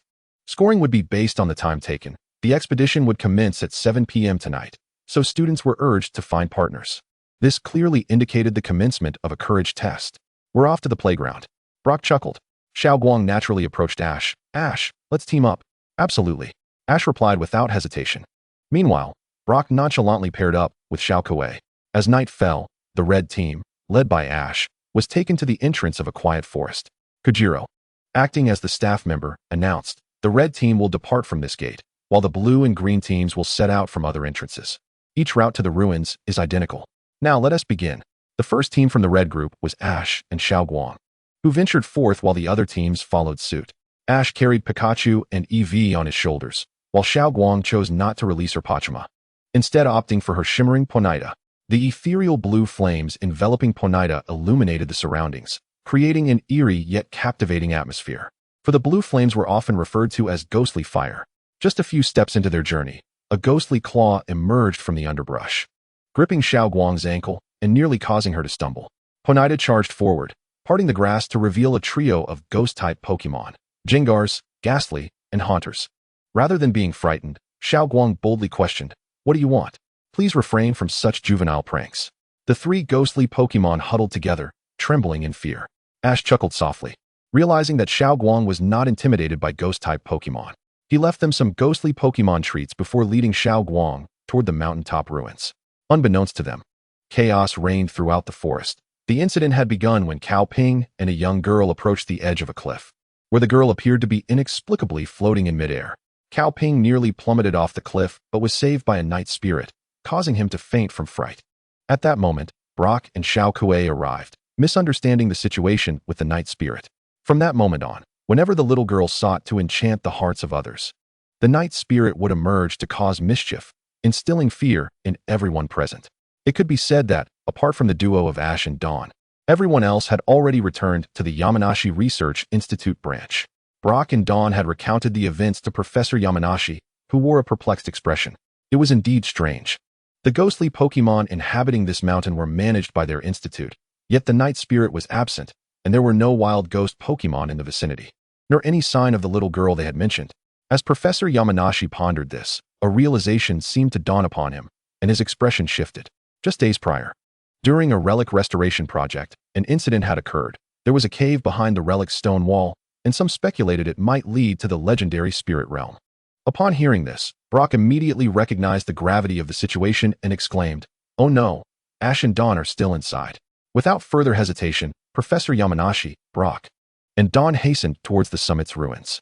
While Brock believed Ash would be fine, after all, Ash was accompanied by the ghostly deity Mimikyu and could summon Giratina, there was still a lingering fear of the unknown. At this moment, Ash and Dawn had reached the summit ruins, where Dawn stepped forward to claim a medal, exclaiming, "We're first."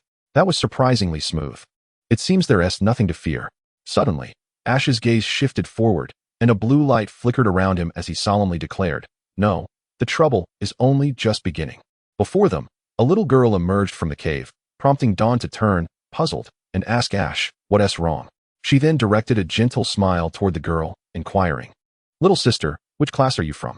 Where are your friends?" The girl, however, offered no response but instead emitted a chilling laugh, repeatedly waving her hand and enticingly beckoning. "Come and play."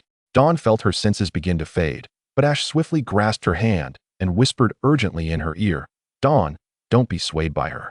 She lacks aura." The peculiar sensation at her ear jolted Dawn back to her senses, her face flushing with embarrassment. Yet, recalling Ash's words, her expression turned pale. If the little girl lacked aura, that could only mean Mimikyu. At this moment, Mimikyu had already readied itself in Ash's shadow, prepared to unleash its wrath upon anyone daring to enchant hearts near its divine presence.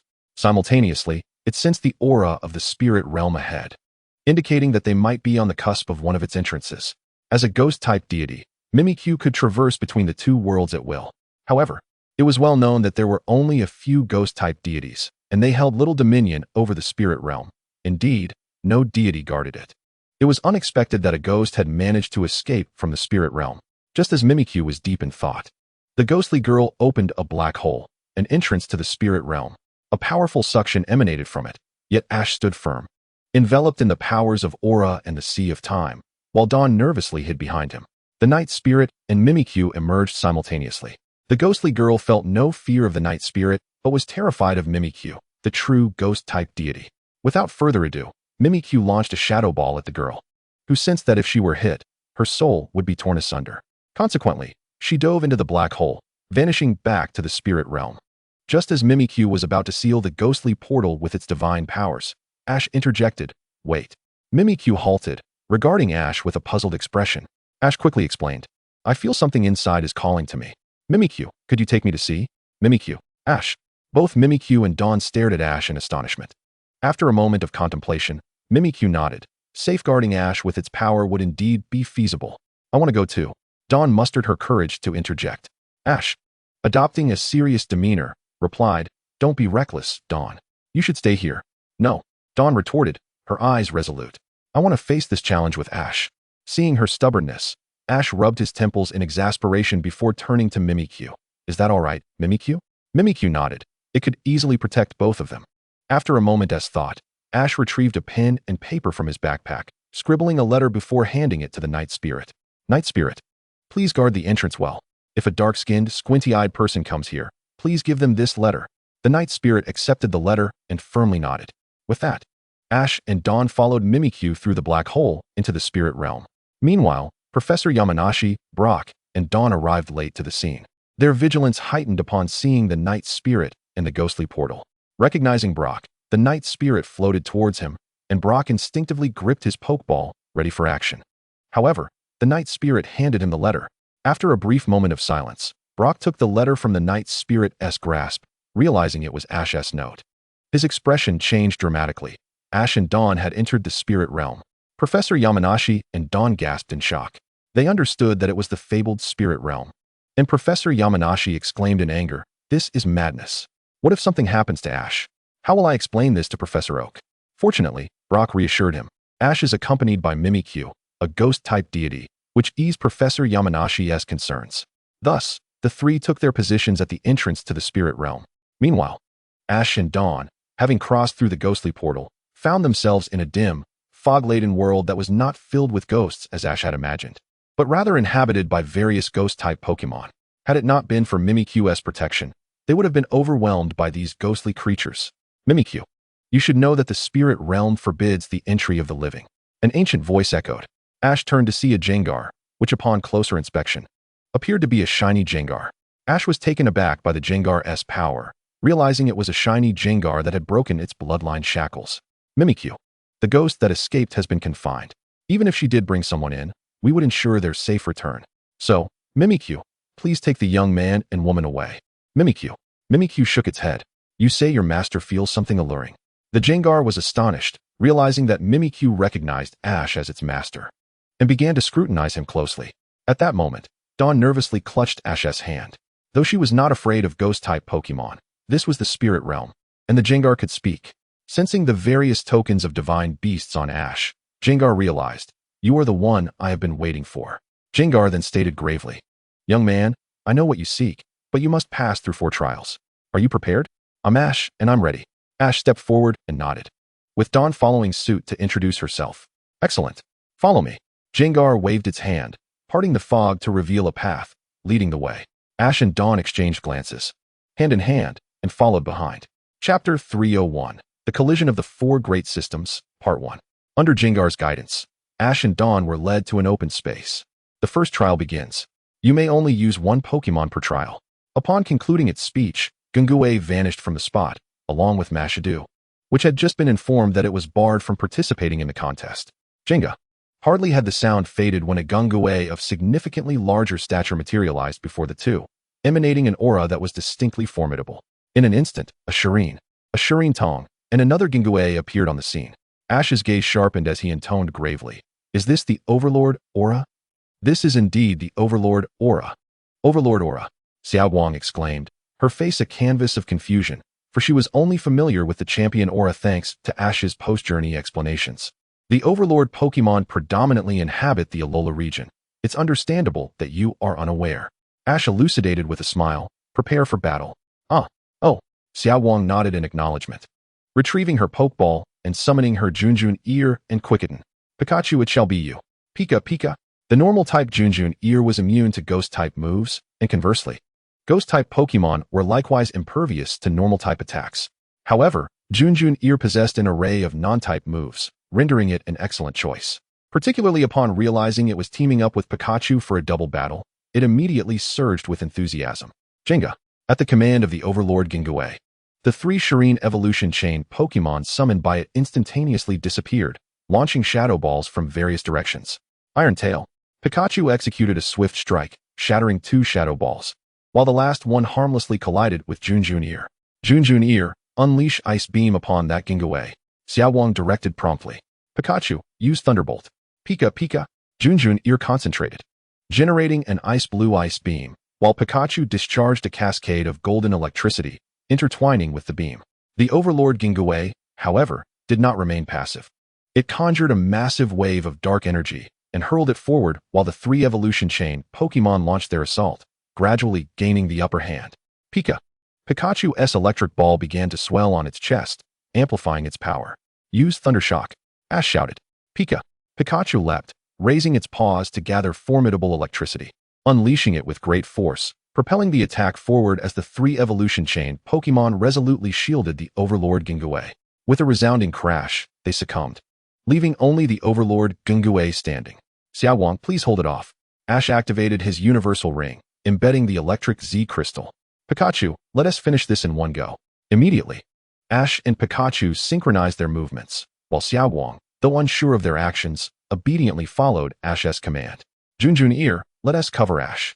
Spinning Ice Beam. The Overlord Gingue, in a fit of rage, unleashed another wave of dark energy, but Junjun ear valiantly defended Pikachu, momentarily contesting the dark energy. However, it was soon overwhelmed. And as the dark wave struck Junjun ear, Ash and Pikachu completed their coordinated maneuver, bellowing, Ultimate Volt Thunder. Pika. Pikachu swung its right fist with all its might. A colossal golden electric spark illuminating the arena, first shattering the dark wave, and then crashing directly into the Overlord Gingue. The Overlord Gingue collapsed, rendered incapable of further battle. Thank you, Xiao Guang. Pika. Ash and Pikachu expressed their gratitude to Xiao Guang and Junjun ear, to which Xiao Guang excitedly nodded, while Junjun ear, bashful from Pikachu's praise, lowered its head shyly. Due to the exertion from its last attack, Junjun ear was nearly drained of energy, prompting Xiao Guang to recall it for rest. Soon, the Overlord Gingue vanished, and the voice of the shiny Gingue echoed once more. Congratulations. You have passed the first round. The second round awaits. Jenga. Suddenly, a Gingue of ordinary size appeared, yet it was enveloped in a sparkling crystal, with a ghostly figure floating above its head. A crystallized Gingue. Ash exclaimed in astonishment. Crystallized? Xiao Guang felt utterly bewildered, her knowledge scant. Ash explained, crystallization is a battle system originating from the Paldea region. I never imagined the spirit realm would feature it. Indeed, the ancient voice of the shiny Gingue resonated once more. The spirit realm connects to various regions of the Pokemon world, thus harboring an abundance of energies from diverse locales. At these words, Ash's expression shifted, realizing that the next challenge could very well involve Gigantamax battles, and perhaps even Mega Evolution.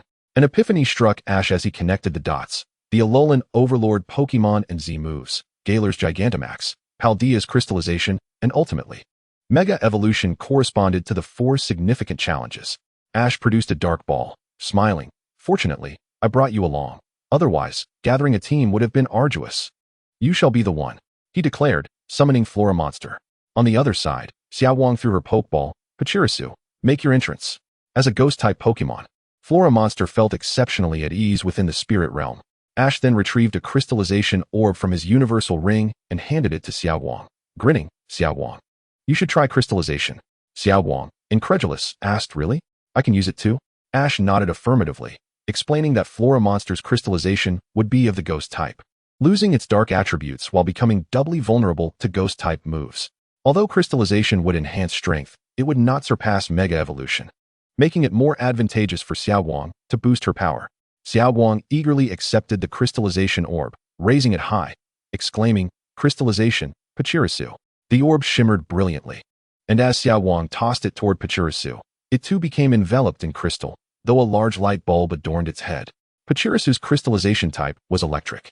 Xiaoguang, witnessing the sparkling Pachirisu, exclaimed with excitement, "Crystallization is truly amazing." Ash, smiling at her enthusiasm, remarked, "Unlike Mega Evolution, crystallization is not restricted to specific Pokémon. You can certainly use it." Ash initiated the battle, Trick Room. Flora Monster promptly established Trick Room, knowing that Gingawei possessed a speed stat of 110, surpassing both Flora Monster and Pachirisu in swiftness. However, under the influence of Trick Room, Gingawei's speed was rendered the slowest. Flora Monster unleashed Dark Pulse. Pachirisu used Discharge. The malevolent spiral of darkness and crackling blue arcs converged upon the crystallized Gingawei, which emitted a peculiar laugh, vanishing into the shadows with a swift clap of its hands. The two attacks collided, resulting in a fierce explosion. Moments later, the crystallized Gingawei re-emerged from behind Flora Monster, clapping its hands to summon a cascade of pink luminescence, fairy-type magical shine. Sensing Flora Monster's formidable presence, the crystallized Gingawei concluded that eliminating it would secure victory in this contest. Ambush. Before the crystallized Gingawei could launch its attack, Flora Monster had already vanished, appearing behind it and striking it forcefully. Seizing the opportunity, Xiaoguang commanded, "Pachirisu, use Discharge." The crystallized Pachirisu unleashed a torrent of blue electricity. Jenga. The crystallized Gingawei was engulfed by the electric current, emitting a cry of agony before collapsing onto the ground, kneeling and panting heavily, while Flora Monster and crystallized Pachirisu flanked it. Jenga. In a fit of rage, the crystallized Gingawei shook its head and clapped its hands, summoning orbs of ghostly blue flames that shot outward. Yet, bolstered by Trick Room, the crystallized Gingawei was undeniably slowed down, allowing Pachirisu and Flora Monster to effortlessly evade the ghostly flames. Jenga. At that moment, the crystallized Gingawei once again gathered its energy, releasing a dark purple beam that hurtled toward Flora Monster with blinding speed. The explosion of ghost-type crystallization was imminent. Ash spoke solemnly, asserting that the very essence of the transformation lay within the explosive emergence of the crystal, showcasing an astonishing power reminiscent of the Dark Pulse. Following closely, Dawn commanded, "Pachirisu, unleash your Thunderbolt." The clash between the Dark Pulse of the Flower Monster and the ghostly crystal's eruption created a fierce confrontation, both forces exerting their might in equal measure. However, the crystallized Pachirisu immediately released a formidable Thunderbolt. The bolt surged past the crystal explosion, striking the crystallized Jengar directly, causing the unprotected crystal eruption to shatter instantaneously under the Dark Pulse's assault, which then successfully impacted the crystallized Jengar. With a mournful cry, the crystallized Jengar collapsed to the ground, its crystalline exterior fracturing swiftly before it vanished from sight. "Pachirisu," the creature joyfully exclaimed as it reverted from its crystallized form. "You did well, Pachirisu." Dawn smiled as she recalled her Pokémon, reluctantly returning the crystal orb to Ash, knowing that the crystallization was particularly dazzling, especially beneficial for the Grand Festival. Ash grinned as he accepted the crystal orb, placing it back in the universal ring, well aware of Dawn's thoughts. He promised himself to gift her one when the opportunity arose, especially since crystallization had yet to spread to other regions, and the crystal energy was exclusive to the Paldea region. If someone with ill intentions discovered a self-recharging crystal orb in Dawn's possession, her current strength would render her vulnerable. He had already warned May about her orb, advising her not to use it lightly and to refrain from using it again after a single attempt.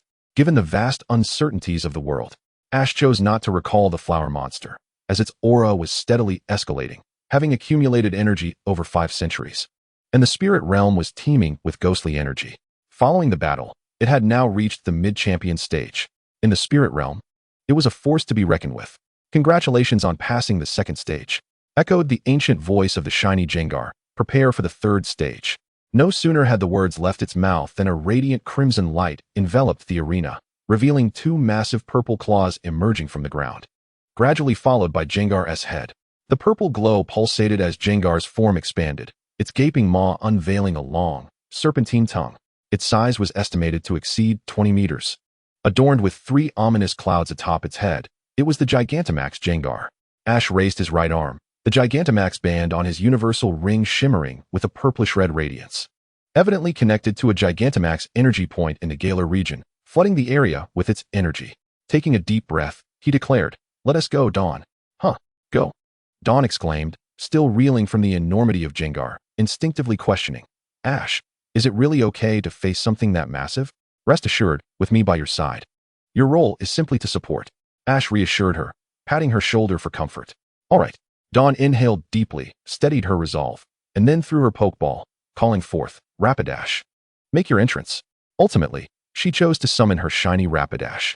Ash turned to his partner, "Eevee. Eevee, I'm counting on you this time." With that, he withdrew Eevee into its Pokeball, leaving Dawn utterly bewildered. Wasn't he supposed to deploy Eevee? Why was he recalling it?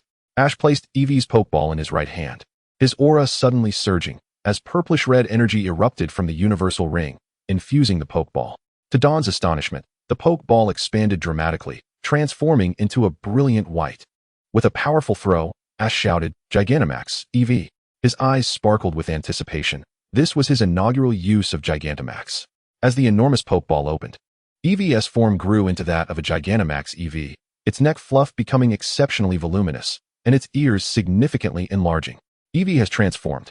Dawn gasped, her eyes wide, realizing Ash possessed such formidable strength.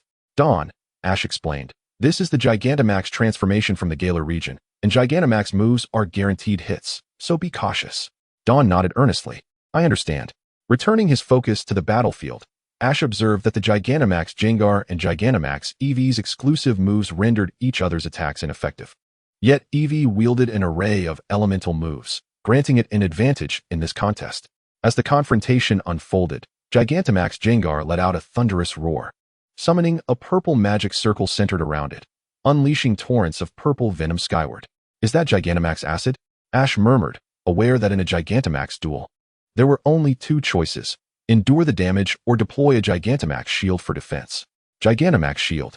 Dawn promptly commanded, "Rapidash, use Will-O-Wisp." Gigantamax Eevee quickly erected a barrier, successfully absorbing all the Gigantamax acid, while Rapidash seized the moment to unleash a ghostly blue fire that struck Gigantamax Jengar, inflicting a burn. "Gigantamax Dark Pulse," shouted Ash, and in an instant, 2 black energy spheres appeared on either side of Gigantamax Eevee, launching beams of darkness that struck Gigantamax Jengar. "Rapidash, use Flame Vortex." A spiraling column of ghostly blue flames followed suit, also hitting Gigantamax Jengar. Furious, Gigantamax Jengar summoned ominous clouds, unleashing 2 colossal golden lightning bolts from the sky that directly struck Gigantamax Eevee and Rapidash. Thanks to its incredible stamina, Gigantamax Eevee remained unscathed, but Rapidash suffered significant damage. Teetering on the brink of collapse, another strike would surely spell its end, and the battlefield had transformed into an electric terrain. At that moment, Gigantamax Jengar found itself afflicted by burns. "Dawn, recall Rapidash. I'll handle the rest," Ash instructed decisively. "All right," Dawn agreed, recognizing that in this titanic clash, Rapidash would struggle to contribute meaningfully. She promptly returned her Pokémon. "Eevee, Gigantamax Psyshock." "Eevee." Gigantamax Eevee bellowed, unleashing waves of pink energy that battered Gigantamax Jengar, enveloping the arena in a psychic terrain. After a brief exchange of attacks, Ash discerned that Gigantamax Jengar posed no threat to Eevee's Gigantamax punch, his eyes gleaming with determination as he shouted, "Eevee, deliver the final blow, Gigantamax Dark Pulse." Gigantamax Jengar, in a desperate attempt to retaliate, unleashed its own Gigantamax acid, resulting in a fierce clash of attacks. Gigantamax Eevee successfully endured the assault, but Gigantamax Jengar was not as fortunate. Its energy had been steadily drained by the burns, and Eevee's moves, either Gigantamax Dark Pulse or Gigantamax Psyshock, dealt double damage, overwhelming it. Finally, Gigantamax Jengar collapsed, its purplish-red glow flickering before it gradually shrank back into its standard form, soon vanishing from sight. Eevee, too, reverted from its Gigantamax state, returning to Ash's side. He smiled, crouching down to embrace it, affectionately ruffling Eevee's little head as he infused it with the power of the Everstone. "You did well, Eevee." "Eevee," it responded, relishing the moment in Ash's arms. At that instant, Shiny Jengar and Marshadao appeared before Ash and Dawn, the ancient voice resonating in their ears. "Congratulations, young ones. Only one final challenge awaits. The final guardian is none other than myself. As the words fell, Shiny Jengar produced a Mega Evolution Stone, placing it upon its chest, radiating a dazzling light of Mega Evolution. Before them materialized a white Mega Jengar, its rear half concealed in an alternate dimension, its hands propped against the ground as if supporting its entire being, and a yellow eye opened on its forehead. Even Ash was taken aback by this spectacle. Witnessing the power of Mega Evolution achieved without the need for a trainer or a keystone. Resolutely, Ash grasped the hero's staff, declaring, "This is a divine battle, and I choose you, Lucario." In the realm of Mega Evolution, Xiaowang was no stranger, and without hesitation, she unleashed her Pokeball, summoning the enchanting Pokémon. Poga. Ash, too, activated the keystone on his universal ring, declaring, "Let us showcase our bond, Mega Evolution." The magnificent Mega Lucario emerged, its power rivaling that of legendary Pokémon at their peak. It has been an age since these old bones have seen action. Mega Jengar cackled, conjuring a colossal shadow ball that hurtled towards them. Bone Rush. Mega Lucario immediately summoned a bone staff, striking the shadow ball with a powerful blow, resulting in a violent explosion that engulfed both Mega Lucario and Pokémon in a cloud of darkness. As Mega Jengar reveled in the chaos, Ash and Xiaowang's voices rang out simultaneously. Will-O-Wisp. Spiral. A massive vortex swirled, dissipating the smoke, and Pokémon launched itself forcefully at Mega Jengar. Meanwhile, the bone staff in Mega Lucario's grasp ignited with eerie ghostly flames, charging towards Mega Jengar. Realizing the imminent danger, Mega Jengar swiftly vanished into the shadows, evading the attack. But Mega Lucario remained grounded, enveloping the battlefield with the power of aura. The moment Mega Jengar re-emerged, it was detected by Mega Lucario, who immediately swung the Will-O-Wisp staff, sending Mega Jengar hurtling backwards. Seizing the opportunity, Pokémon unleashed its bubble beam, adding to the damage inflicted. Aura is truly a nuisance, Mega Jengar lamented, feeling the burn of the ghostly flames, and retaliated with a wicked spiral wave. Aura Sphere. Mega Lucario deftly conjured an Aura Sphere, shattering the wicked wave. Xiaowang. Continue the assault. Ash urged. Lucario, use extreme speed followed by Meteor Mash. Pokémon, deploy Bubble Beam. Mega Lucario shimmered with radiant light, disappearing in the blink of an eye to strike Mega Jengar from behind, while Pokémon's Bubble Beam joined the fray, sandwiching Mega Jengar and eliciting a cry of agony. In a fit of rage, Mega Jengar soared into the skies, unleashing a flurry of shadow balls, compelling Mega Lucario and Pokémon to evade. However, Pokémon miscalculated and was struck by a shadow ball, rendering it unable to continue the battle. You fought valiantly, Pokémon, Xiaowang said, regretfully recalling her Pokémon. It's up to you now, Ash. At that moment, Ash was in a heightened state of concentration. With a decisive gesture, he commanded, Shadow Sneak. Mega Lucario vanished into the shadows, which surprised Mega Jengar, who had not expected such a move. Nevertheless, it remained unfazed, confident in its ghostly nature. Closing its eyes to sense the surroundings, it soon detected a ghostly aura directly beneath it. Found you. It cackled, hurling a shadow ball downward. Ash swiftly countered. Extreme Speed and Will-O-Wisp. Mega Lucario leapt from the shadows, deftly evading the incoming shadow ball, and with a staff imbued with ghostly flames, struck Mega Jengar with tremendous force, sending it crashing to the ground. It was crucial to note that Bone Rush was a ground-type move, and combined with the ghostly energy, it inflicted severe damage on Mega Jengar. Finish it with Earthquake. Mega Jengar, still grounded, was engulfed by the seismic waves and reverted from Mega Evolution, losing its combat capabilities. With this final challenge, Ash emerged victorious. Cough, cough. Shiny Jengar, rising again, exclaimed, that hurt. Youngsters nowadays lack respect for their elders. Then, with a grin, it addressed Ash. Congratulations, young man, you have triumphed. Chapter 304, The Ghostly Egg, Returning to the Real World. Now, can you tell me what has been drawing me? Ash inquired. Shiny Jengar chuckled. Of course, Lord Marshadao has brought it. Upon hearing this, Ash turned to Marshadao, who emerged from the shadows, presenting a poke egg. The egg was entirely black, its contents obscured, exuding an aura of ghostly energy. Ash furrowed his brow, taking the egg and examining it closely. He sensed that this very egg was the source of his attraction. Scanning it with his hatching bracelet, Ash's expression shifted dramatically upon seeing the results. There were no life signs. Even ghost-type eggs should exhibit some signs of life.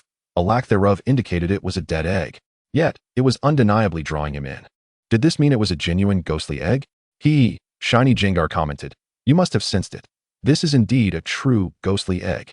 It has remained unhatched in the spirit world for countless years, and since it is attracting you, I hope you can bring it to life. Ash nodded thoughtfully, while Xiaowang looked on with keen curiosity at the ghostly egg in his arms. Oh, by the way, Miss Xiaowang, this is yours. Shiny Jengar suddenly turned to her, and from its side emerged a Jengar, which presented her with a purplish-black poke egg. Huh, I have one too, Xiaowang exclaimed, joyfully accepting the egg. Ash, through the power of aura, clearly sensed that this egg was teeming with life, far superior to his ghostly egg. Shiny Jengar smiled. This egg will hatch in about 2 days in the spirit world, but if you take it outside, it may take a week. Take good care of it. Absolutely. Xiaowang nodded excitedly, knowing that an egg from the spirit world would undoubtedly yield a ghost-type Pokémon, and with its nurturing, this little one would surely possess exceptional talents. However, nurturing it would pose a significant challenge for Xiaowang, the novice trainer. Next came the final reward. Shiny Jengar's voice echoed again, and Ash and Xiaowang looked up to see the fog dissipating, revealing an altar surrounded by stone pillars engulfed in ghostly flames. Please have the 8 participating Pokémon ascend the stage. They will receive the blessings of the spirit world.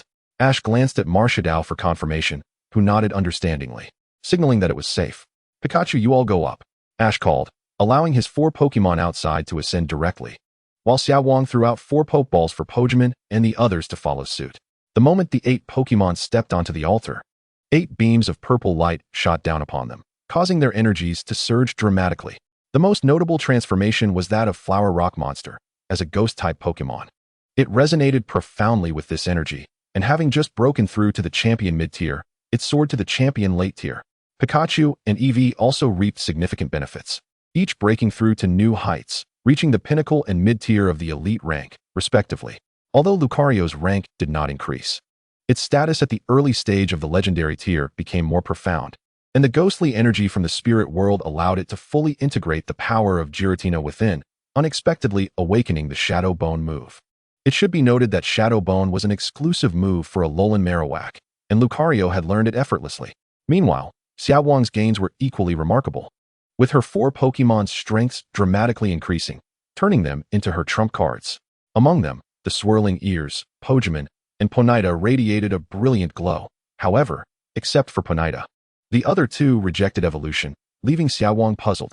Suddenly, Ponyta began to undergo a transformation, sprouting a horn, its physique becoming more robust, and the ghostly blue flames intensifying into a deeper hue, successfully evolving into shiny Rapidash. Congratulations, Rapidash! With excitement, Xiaowang leaped onto the altar, embracing the fiery steed that stood nearly at her height, while the steed affectionately nuzzled her cheek. The flames that danced behind it were not at all scorching to Xiaowang. Instead, they radiated a comforting warmth. She then crouched down to inquire of Pokémon and Hoenn. What has happened to you? Pokémon chirped, Pokémon, Mimi, while the little penguin insisted on protecting Xiaowang in its own Pokémon identity. Hoenn declared that as Pikachu would not evolve, neither would it. The benevolent shining Gungue floated over to translate. Eevee, with a resigned pat on Pikachu's back, remarked, "You really are quite the hindrance, aren't you? Just look at how infatuated Hoenn is with you." Pikachu awkwardly scratched its head. Although Xiaowang felt a tinge of disappointment, she smiled understandingly and said, "It's all right. Let us work together. Every challenge can be overcome." At that moment, Ash and Marshadao dashed over, and shining Gungue chuckled, "My dear girl, I admire your spirit. Since that is the case, I shall gift you these 2 little trinkets." "What are these?" Xiaowang asked, perplexed, as she accepted 2 smooth stones. Ash stepped forward to explain. "These are Everstones. When Pokémon wear them, they will not evolve." Upon hearing this, Xiaowang exclaimed in wonder, "How marvelous!" Without hesitation, she adorned Pokémon and Hoenn with the stones. Cackling, "It is time. I have given you what you needed, and now you must return," declared Shining Gungue. "Come back, everyone." Ash and Xiaowang immediately called their Pokémon back, with Pikachu and Eevee settling onto Ash's shoulders. With a wave of its small hand, Shining Gungue conjured a spiraling ghostly portal before the 2, exclaiming, "Young lady and gentlemen, may our paths cross again. Goodbye." They echoed, "Pika, Eevee." Subsequently, Marshadao guided Ash and Xiaowang through the ghostly portal. After their departure, Shining Gungue gazed up at the dim sky of the spirit realm, whispering, "Master, is he the one you wished for me to await?" Its memories surged back to a time long past, when it was still a ghastly and that esteemed being descended into the spirit realm, entrusting it with a ghost egg, instructing it that the egg would naturally attract its owner. Now, countless years later, it had transformed into a divine beast capable of shattering the shackles of bloodlines. Meanwhile, as the sun began to rise, a gust of chilly wind swept from the cave, reopening the portal to the spirit realm. The drowsy Brock and Professor Yamazaki, who had been keeping watch, instantly awakened. Xiaokuei had already been sent back by Professor Yamazaki. Both of them, along with the night demon who stood guard, turned to see Marcia Dao leading the way, followed by Ash and Xiaoguang, each cradling a Pokémon egg. Upon exiting, the portal to the spirit realm vanished without a trace, leaving everyone uncertain of its future reappearance, while the night demon nodded at Ash before disappearing from sight. Professor Yamazaki was astounded by the Pokémon egg in Ash and Xiaoguang's possession. The emergence of an egg from the spirit realm would undoubtedly send shockwaves throughout the entire Pokémon world, for the most. The spirit realm was a place both mysterious and fearsome. Even the spirit realm fabric could serve as an item for Pokémon evolution. Wonderful, you are all safe. Brock sighed in relief at the sight, while Marcia Dao returned to Ash's shadow. Brock and Professor Yamazaki shared a tacit understanding not to inquire about the Pokémon egg, and together they returned to the Yamazaki Research Institute branch. Due to the incidents of the previous night, every class received an additional 30 points, with the red group maintaining its firm lead. Professor Yamazaki announced that everyone should take a well-deserved rest today, for tomorrow would be the final graduation competition. Chapter 305, The Triathlon. The summer lecture series concluded. After a series of activities, the summer lecture series was drawing to a close, with Ash and his companions quietly seated in the classroom, listening to Professor Yamazaki's final lecture. Ash and Xiaoguang's Pokémon egg was safely stored in their incubation space bracelets. The last lesson was the grandest event of the summer lecture, the Pokémon Triathlon. I hope everyone will apply what you have learned and experienced here, giving your all in the competition. The rules were straightforward, starting from the Research Institute. Participants would collect random Pokeballs prepared by Professor Yamazaki and traverse a forest with their Pokémon, reach a lake, switch to water-type Pokémon to cross the lake, and then run a marathon back to the Research Institute with their own Pokémon. The first to arrive at the finish line would earn 50 points, the second 30 points, the third 20 points, and from the fourth onwards, each participant would receive 10 points, with the total score determining the final standings. After clarifying the rules, their instructor led them to an open grassland, where the blue group and green group also gathered to prepare for the final contest. Ash, this time I won't lose to you, Xiaokuei declared with a determined glint in her eyes. Naturally, Ash accepted her challenge without hesitation. It seems you are all eager to begin, Professor Yamazaki remarked, his usually stern demeanor softening into a smile as he surveyed the vibrant youth before him. Now, the Pokémon Triathlon is about to commence. Everyone, take your positions. Ready, set, bang. With the sound of Professor Yamazaki's starting pistol, the final triathlon officially began, and chaos erupted as participants rushed forward in a frenzy. Make way, make way. Lady Musashi is coming through. Musashi surged ahead, reaching the first checkpoint first, leaving Ash utterly astonished. Musashi was indeed unfathomable. I'm the first to arrive. Come out, Musashi exclaimed, tossing her Pokeball, which released a massive creature. As a seasoned beauty enthusiast, she immediately began to shout in dismay. Ugh, it's a Hippowdon. I want to return it. Musashi Linda prefers something handsomer and faster. I want to switch. However, she was promptly rebuffed by the staff, while Ash and his companions quickly caught up. Musashi had no choice but to abandon her bargaining and mount Hippowdon, burrowing underground to set off. Compared to Musashi, Ash and his friends were far more agile, swiftly grabbing a Pokeball and tossing it. Garchomp. The semi-legendary Garchomp appeared on the field, surprising Ash as he hadn't expected the Research Institute to have prepared such a powerful Pokémon. Without hesitation, Ash climbed onto Garchomp, grinning. Now, I leave the rest to you. Garchomp. With a thunderous roar, Garchomp soared toward the lake, while Xiaokuei, having drawn an Ariados, used its silk to navigate through the forest, placing second. Xiaoguang followed closely, riding a Duduo, while Brock trailed on an Onyx, with no sign of Musashi anywhere. The assistants, aboard a hot air balloon, captured the participants' performances, much to Professor Yamazaki's satisfaction. At that moment, Ash had already reached the lake, recalled Garchomp, and immediately tossed his second Pokeball. It's a Wylord. Ash nodded, then mounted Wylord, gliding smoothly across the water. As the king of the seas, Wylord was particularly friendly toward Ash, propelling him forward with renewed vigor. Meanwhile, Xiaokuei was fortunate to have drawn a Seadra, swiftly gliding across the lake's surface with the aid of its ice beam.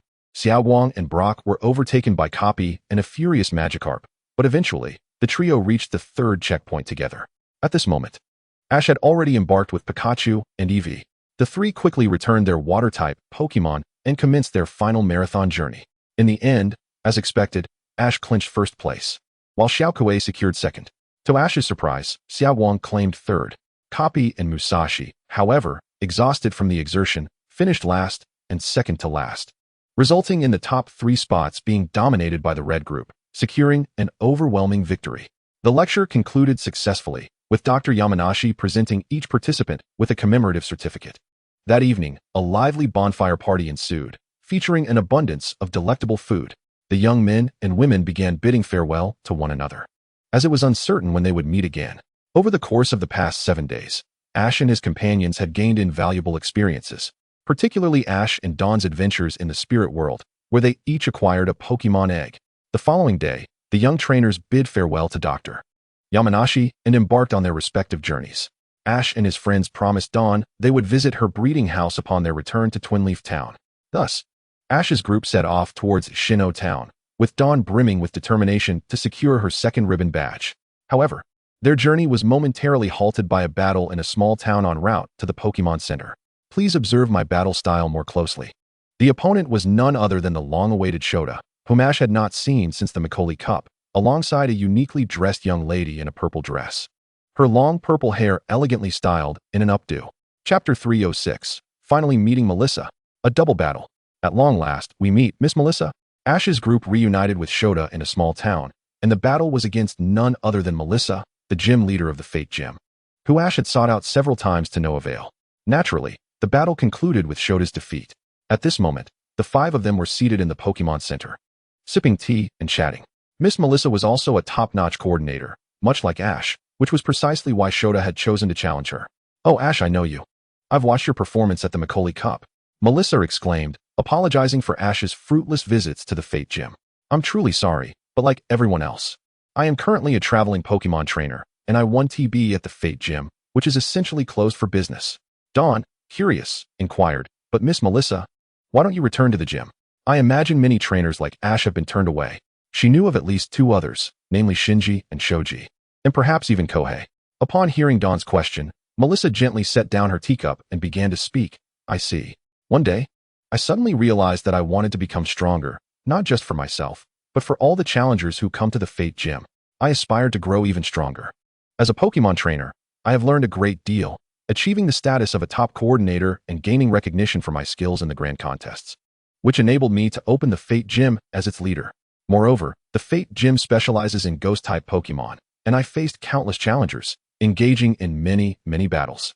Even those who were defeated by me would return stronger after training, seeking to challenge me for a badge. However, I felt that I could not afford to lose to them.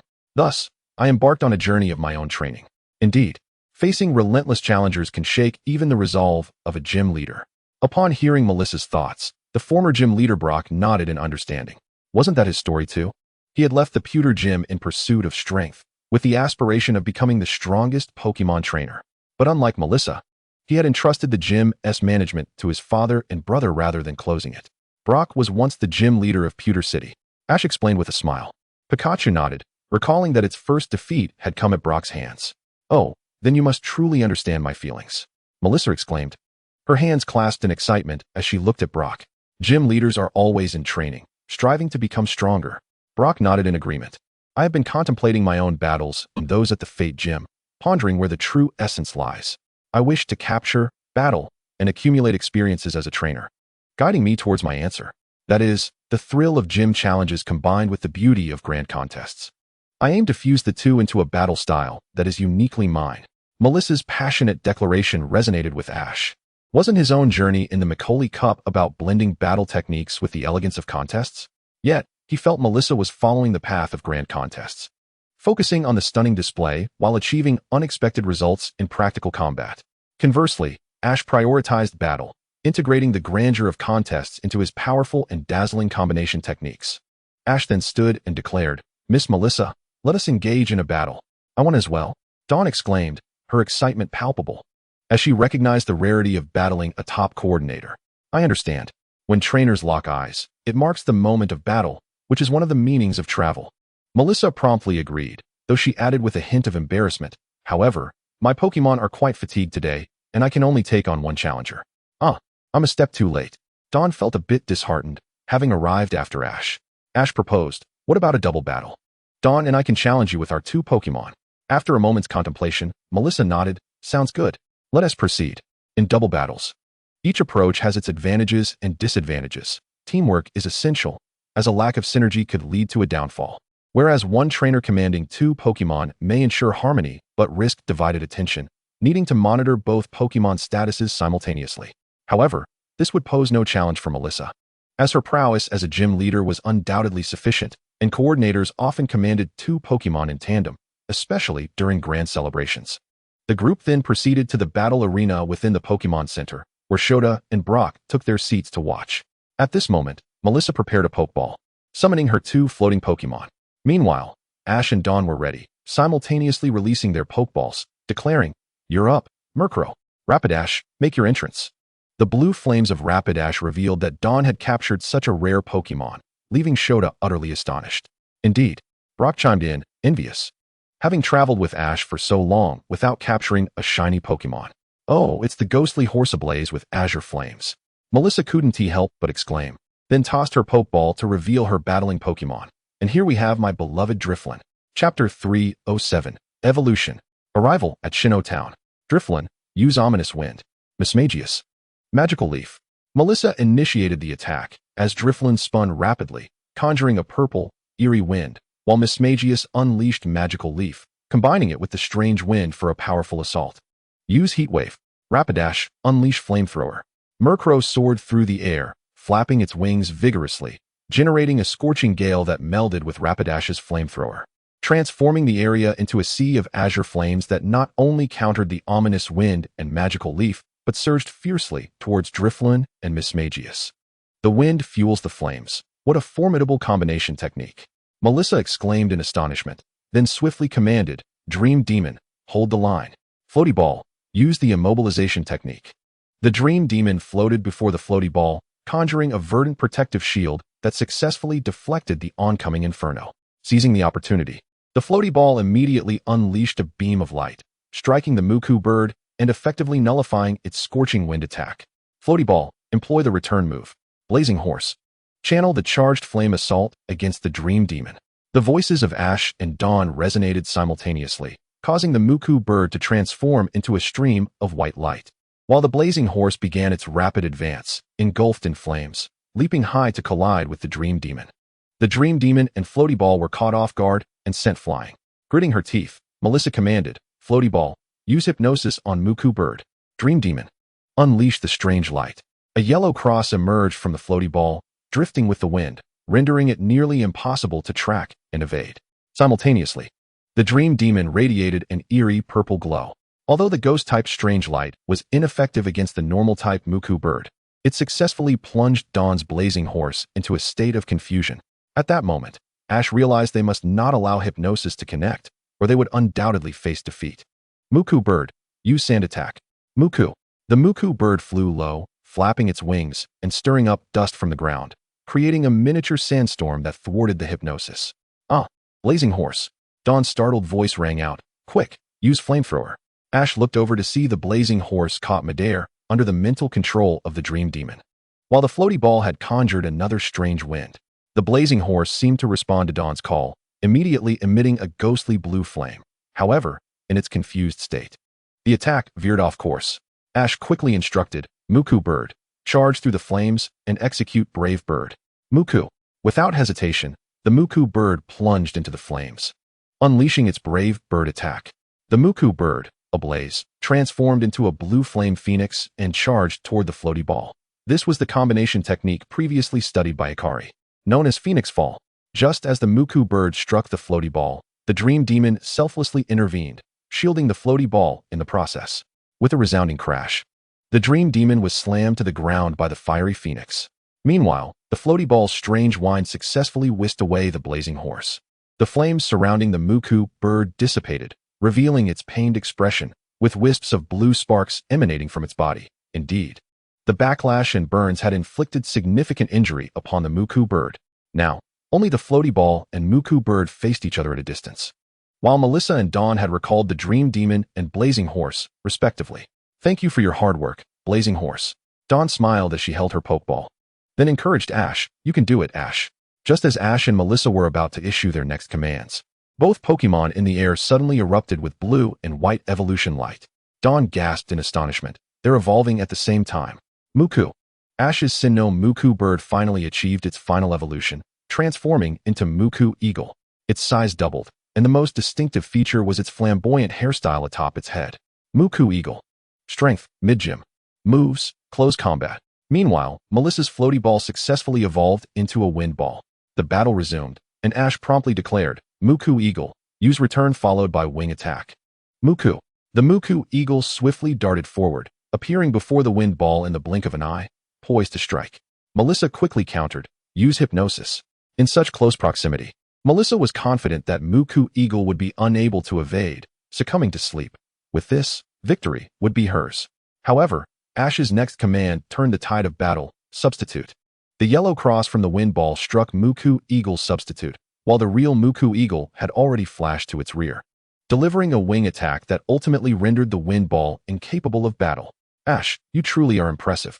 Melissa reluctantly recalled her wind ball, declaring, I have decided to return to Yuan City.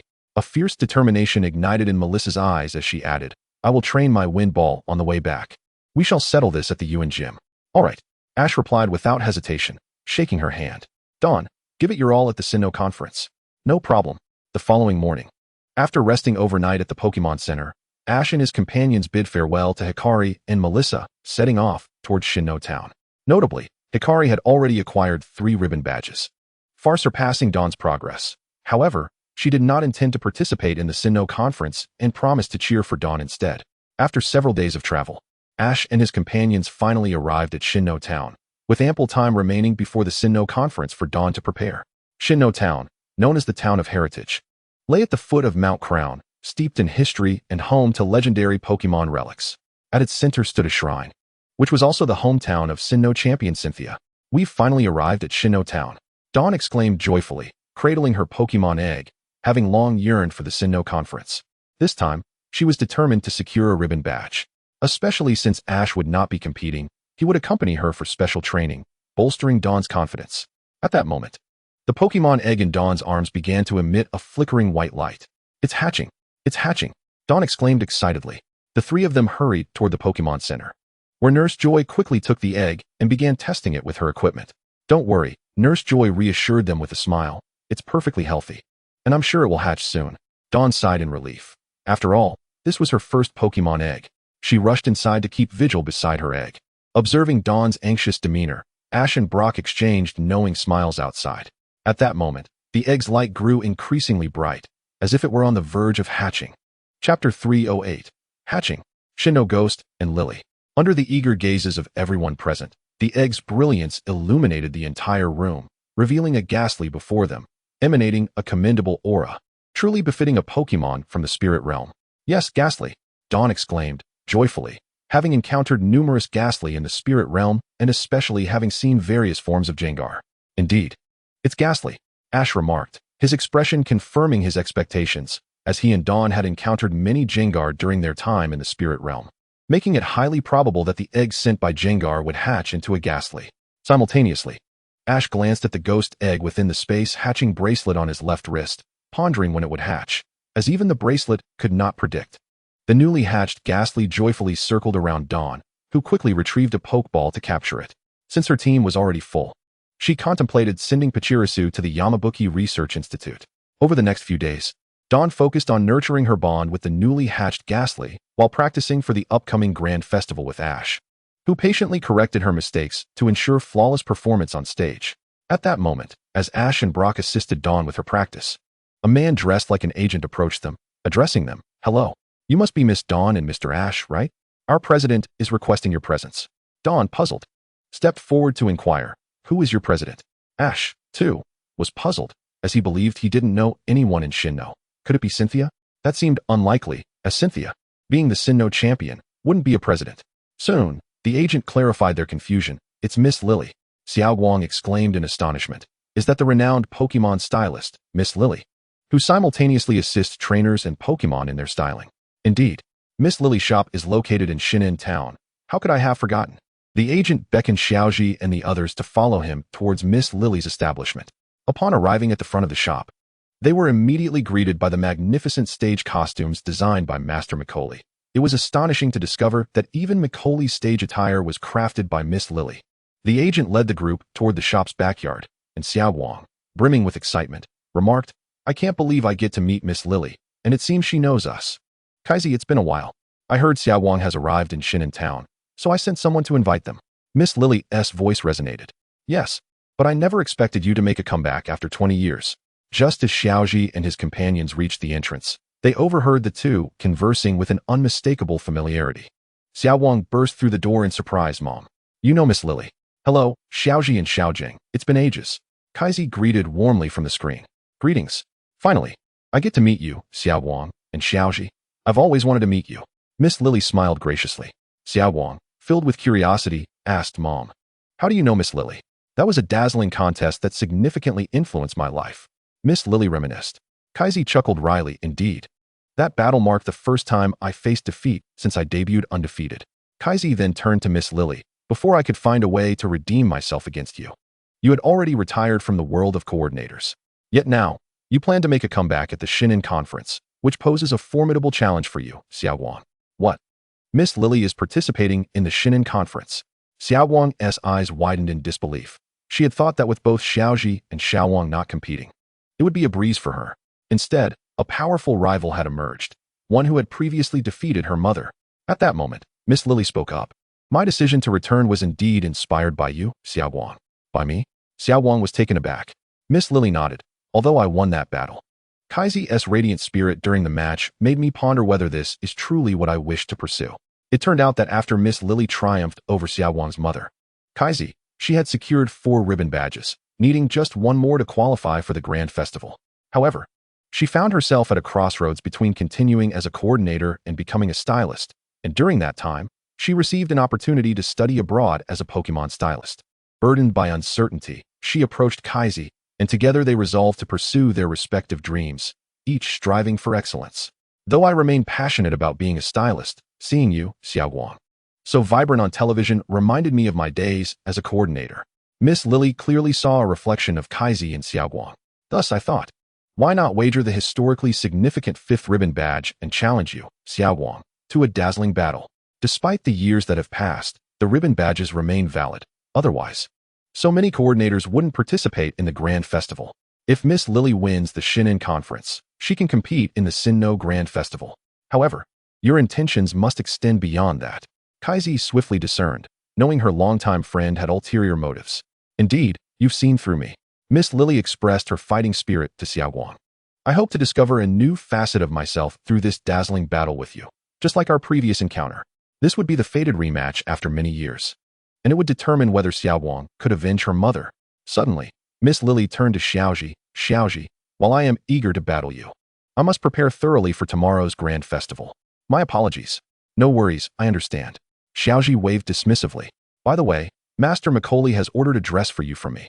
It's for your Sinnoh Grand Festival, so look forward to it." Miss Lily beamed. Everyone present was astonished. They could hardly believe that the illustrious Master Macaulay valued Xiaoji so highly that he personally commissioned a dress for him. After exchanging a few pleasantries, Xiaoji and his companions departed to prepare for the Grand Festival the next day. Chapter 309. The Shinnon Conference. The decisive battle with Miss Lily. The following day, the long-anticipated Shinnon Conference officially commenced. Miss Bian stood on stage, delivering her opening remarks. As she glanced back over the path she had traveled, she realized it was indeed a historic journey. She had arrived in the storied Shinnon Town. At this moment, Xiao Wang was once again battling with her hair in the waiting room, lacking the assistance of Xiao Wang or Xiao Yao, while Xiaoji and Xiaojing sat in the audience, eagerly awaiting the Grand Festival's commencement, which posed quite a dilemma. Just then, Miss Lily entered and swiftly styled Xiao Wang's hair with ease. "Thank you so much, Aunt Lily." Xiao Wang expressed her gratitude. "The flowers have bloomed, little Xiao Wang. Let us determine our victor on the final stage." Miss Lily hurriedly departed without further ado. "The first review is about to begin. Please welcome our first contestant, the legendary coordinator returning after 20 years, the renowned Pokémon stylist of Shinnon Town, Miss Lily." As Miss Bayan finished her introduction, the curtain rose to reveal Miss Lily clad in a stunning gown, stepping onto the stage with poise and sharp focus. Her entrance ignited an uproar among the audience. On the sidelines, Kaizi watched intently. The battle that had once left her with regret would now be avenged by her daughter. Here we go, Sakurako. As Miss Lily Sakurako took the stage under the effect of pink petals, it transformed from a gloomy ambience to a radiant one, resembling a blooming flower, a spectacle that would captivate all present. Sakurako leaped into the air, unleashing magical leaves, followed by the sunny weather that illuminated the entire stage. With the magical leaves forming into a resplendent blossom, Sakurako itself sparkling with brilliance. Such a beautiful performance amplified Xiaowang's pressure. Yet it also ignited her determination to triumph over Miss Lily. Now, please welcome our next contestant, the winner of the Yuan Conference, Miss Xiaowang. Taking a deep breath, Xiaowang stepped onto the stage, ready to shine. With a heartwarming effect, her Yinchong ear leapt forth, and Xiaowang commanded it to unleash Ice Beam as part of a graceful skating performance. The dazzling display of the two shimmering, multicolored rabbit ears gliding across the stage was a true visual delight. After stepping off the stage, Xiaoji and Xiaojiang rushed to her side. With Xiaoji ruffling her hair and praising her, "Your performance was flawless. It perfectly showcased Yinchong ear." Indeed, receiving Xiaoji's compliment filled Xiaowang with renewed confidence. The announcement for the successful candidates of the first review appeared over the speakers, and unsurprisingly, both Miss Lily and Xiaowang had advanced successfully. According to the arrangements for the second review, Miss Lily and Xiaowang would meet on the final stage. Then, Xiaowang, let us meet on the final stage. Miss Lily approached. Sure, no problem. Xiaowang nodded resolutely. Both Miss Lily and Xiaowang completed their respective 2 matches with ease. And finally, the much-anticipated final showdown was about to begin. The time limit was 5 minutes, and the competition commenced. As soon as the words left her lips, Dawn steeled herself, facing her mother's formidable rival from her youth. It would be impossible to claim she felt no nervousness. Thus, casting aside all distractions, she focused intently on Miss Lily across the way, throwing out her pokeball with determination. No problem. Here comes Rapidash, a dazzling entrance. The radiant beauty of Rapidash never failed to captivate. Regardless of how many times it graced the field, Miss Lily had already witnessed Dawn's Rapidash in their previous 2 battles. It was time to unleash her ace. The elegant Meowstic. This Meowstic was indeed Miss Lily's most formidable contender, having previously vanquished May's prized Pokémon, the charming Esper. Use Flame Vortex. Dawn initiated the assault. As a deep blue whirlwind of flames surged toward Meowstic. Use Substitute. In an instant, the flames engulfed Meowstic, yet it vanished from sight. Although Dawn was a novice trainer, Ash was well versed in the substitute tactic, and under his tutelage, she adeptly pinpointed Meowstic's position from behind, commanding, "Use Horn Leech." At her command, a white lance sprouted from Rapidash's head and powerfully struck Meowstic, sending it soaring, causing Miss Lily's score to plummet. Observing this unfold on the television, May chuckled, recalling how she had once suffered greatly from that very move. Now, however, it was her daughter who had seen through it. Yet, at that moment, Rapidash succumbed to infatuation. Ash frowned, realizing with surprise that Miss Lily's Meowstic was male, its alluring physique having ensnared Dawn's Rapidash in a state of enamored confusion. "Well done, Dawn," Miss Lily remarked with a smile, suddenly brandishing her fan. "Now, how will you respond?" Meowstic, use Sing. Meowstic opened its mouth and released a melodious sound. Colorful musical notes wrapping around Rapidash, which promptly fell into slumber, causing Dawn's score to decline. "That's right, use Thunderwave." Meowstic's tail crackled with electricity as it struck Rapidash, sending brilliant sparks exploding in the air. Dawn's score plummeted further. The flowers are blooming. Miss Lily executed her signature move, igniting the arena with excitement. This powerful blow successfully roused Rapidash from its slumber. "Once more sing," Miss Lily commanded. A flurry of musical notes surged forth, but this time, Dawn was not about to remain passive. She enveloped herself in a flame vortex. Rapidash ignited in a spiral of ethereal blue flames, incinerating the colorful notes. Although Miss Lily was taken aback by Dawn's swift counter, she hastily directed Meowstic to use Iron Tail to approach Rapidash, aiming to inflict a crushing blow while also ensnaring it in infatuation. "Dodge with Energy Ball," Dawn instructed. And as her words fell, Rapidash was cloaked in blue light, evading the attack while beginning to circle around Meowstic rapidly. "Rapidash, use Will-O-Wisp," Dawn commanded, and in a flash, Meowstic was blasted away by the flames, igniting in a burned state, causing Miss Lily's score to sharply decrease. Realizing time was running short, Miss Lily waved her fan, urging, Meowstic, give it your all, Thunder Wave. Rapidash go? Flame Vortex. The golden Thunder Wave collided with the spiraling blue flames, creating a magnificent blue flower adorned with golden currents in midair. The audience was entranced by this spectacle, which also sparked a wave of inspiration in Miss Lily. Ultimately, the blue flower overwhelmed the Thunder Wave, and Meowstic was engulfed in flames. As time expired, Dawn triumphed decisively, earning her second ribbon badge. Chapter 310. The Return of Team Galactic, Reunion with Cynthia. I understand. I'll head over immediately. Following the conclusion of the Divine Conference, Ash and his companions were preparing to pack their belongings and depart from Sinnoh Town when suddenly, Ms. Junsha reached out. Dawn observed Ash's furrowed brow and stepped forward inquiring, "What's the matter?" "The adamant orb has been stolen by Team Galactic." Ash responded, "Moreover, the meteorite in Veilstone City has also fallen victim to their schemes. Even the imprisoned members of Team Galactic and the town's star, the Poison Frog, have been liberated. Thus, Ms. Junsha suspects that Team Galactic may attempt to seize the white orb safeguarded at the Historical Research Institute. Upon learning of my presence in Sinnoh Town, Ms. Junsha invited me to oversee the Historical Research Institute.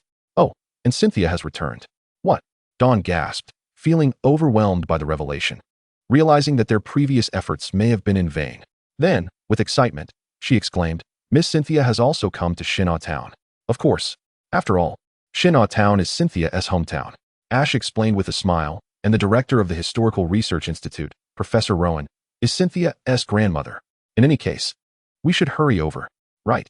Brock and Dawn nodded in agreement. Upon arriving at the Historical Research Institute, they found it surrounded by police cars, while behind it lay the Sinnoh ruins, the excavation site of the White Orb. Cynthia, Ms. Junsha, and an elderly lady clad in a lab coat appeared to be engaged in a discussion at the entrance. Upon spotting Ash and his friends, Cynthia greeted warmly, "Ash, you all have arrived. It's been a long time." "Miss Cynthia, it's been too long," Ash and Dawn responded, stepping forward to greet her. Just as Brock was about to approach, he was pulled back by his mischievous Frogadier, which pointed towards a distant figure, the troublesome Frogadier. Brock crouched down, puzzled, and asked, "What's the matter, Frogadier?" Ash contemplated for a moment before unleashing his aura power. If he recalled correctly, Brock's Frogadier possessed the ability to sense danger, and it likely had picked up on something amiss. Sure enough, Ash detected a presence of a certain individual on a nearby rooftop, as well as a group of suspicious figures lurking within the ruins, likely members of Team Galactic. While Ash mulled over his strategy, Cynthia interrupted, "Ash, allow me to introduce you. This is my grandmother, the director of this institute." "Hello, Ash. It's a pleasure to meet you. You are quite active in Sinnoh, and it's impressive that you managed to defeat my granddaughter, Cynthia. My name is Professor Rowan." Professor Rowan scrutinized Ash before nodding in approval. "It's an honor to meet you, Professor Rowan," Ash replied respectfully. Suddenly, Professor Rowan shifted her tone. "However, she did manage to win against you." Everyone exchanged glances, and Cynthia awkwardly added, "Well, that victory did involve an element of luck." Indeed, had it not been for Cynthia's timely recall of Lucario, that battle would have at least resulted in a draw. Moreover, had it not been for the sudden surge of power from Garchomp, Lucario would not have been so evenly matched, and now that Lucario had broken through its bloodline constraints, it possessed the sheer strength to overwhelm Garchomp. Meanwhile, the members of Team Galactic atop the building had noticed Ash's arrival. After Ash had thwarted their plans multiple times, especially showcasing his prowess in Veilstone City, Team Galactic had become increasingly wary of him.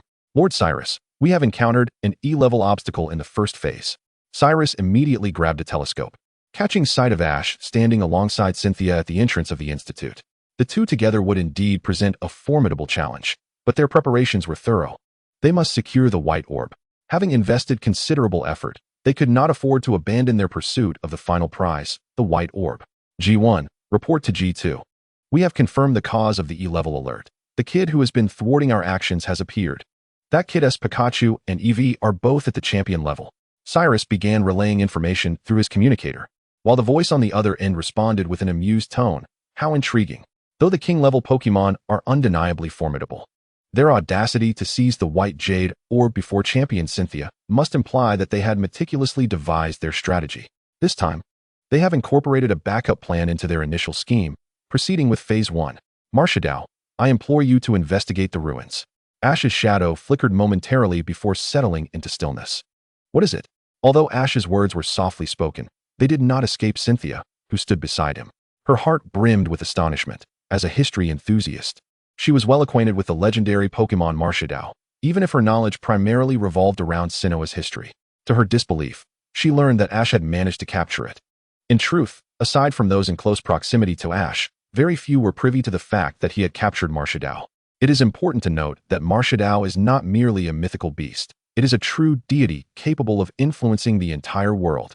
Realizing that Cynthia had caught on, Ash quietly cautioned her, "My aura has detected a group of peculiar entities within the realm of the gods and the ruins. Thus, I have dispatched Master to investigate. Let us remain inconspicuous to avoid alarming them. We are currently the two most powerful individuals present, and Team Galactic is certain to focus their attention on us. So we must exercise caution." Cynthia immediately furrowed her brow and nodded in understanding. "You must be that Ash Ketchum who defeated Wudong, correct? With your presence, the white jade orb is surely safe." Just then, a lanky man with tousled blue hair approached the group with a smile. Immediately, Mustard remarked, "Today, we have quite an array of guests. Now we have yet another young lad."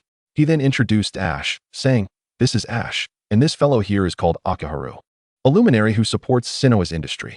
Many buildings, libraries, and other structures in Sinnoh were constructed by Akaharu. Despite his unassuming appearance, he is a prominent figure in Sinnoh's financial sector. Oh, please, do not call me a luminary.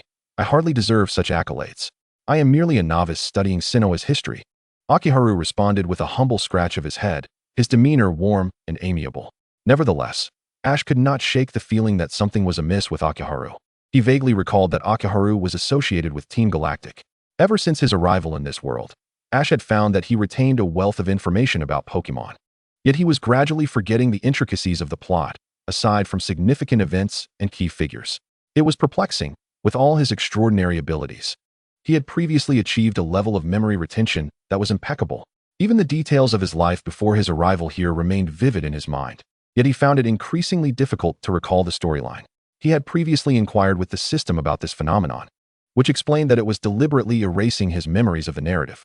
If Ash retained knowledge of the plot's progression, it would render his actions overly contrived, easily attracting the attention of the creator deity, Arceus, and would ultimately hinder his growth. Only by allowing Ash's recollections of the plot to gradually fade could he fully immerse himself in this world, thus allowing him to forge a new future independently, ensuring that the secret of his transmigration remained known only to him. Furthermore, Ash had not merely supplanted his own identity, rather, their souls had merged, with the essence of their spirits originating from the Pokémon world. Otherwise, not even Arceus, nor any deity, would be oblivious to the fact that Ash was not a native of this realm. Of course, the essence of his soul from Blue Star had been concealed by the system. While it could mask his presence, it could not fabricate a false identity.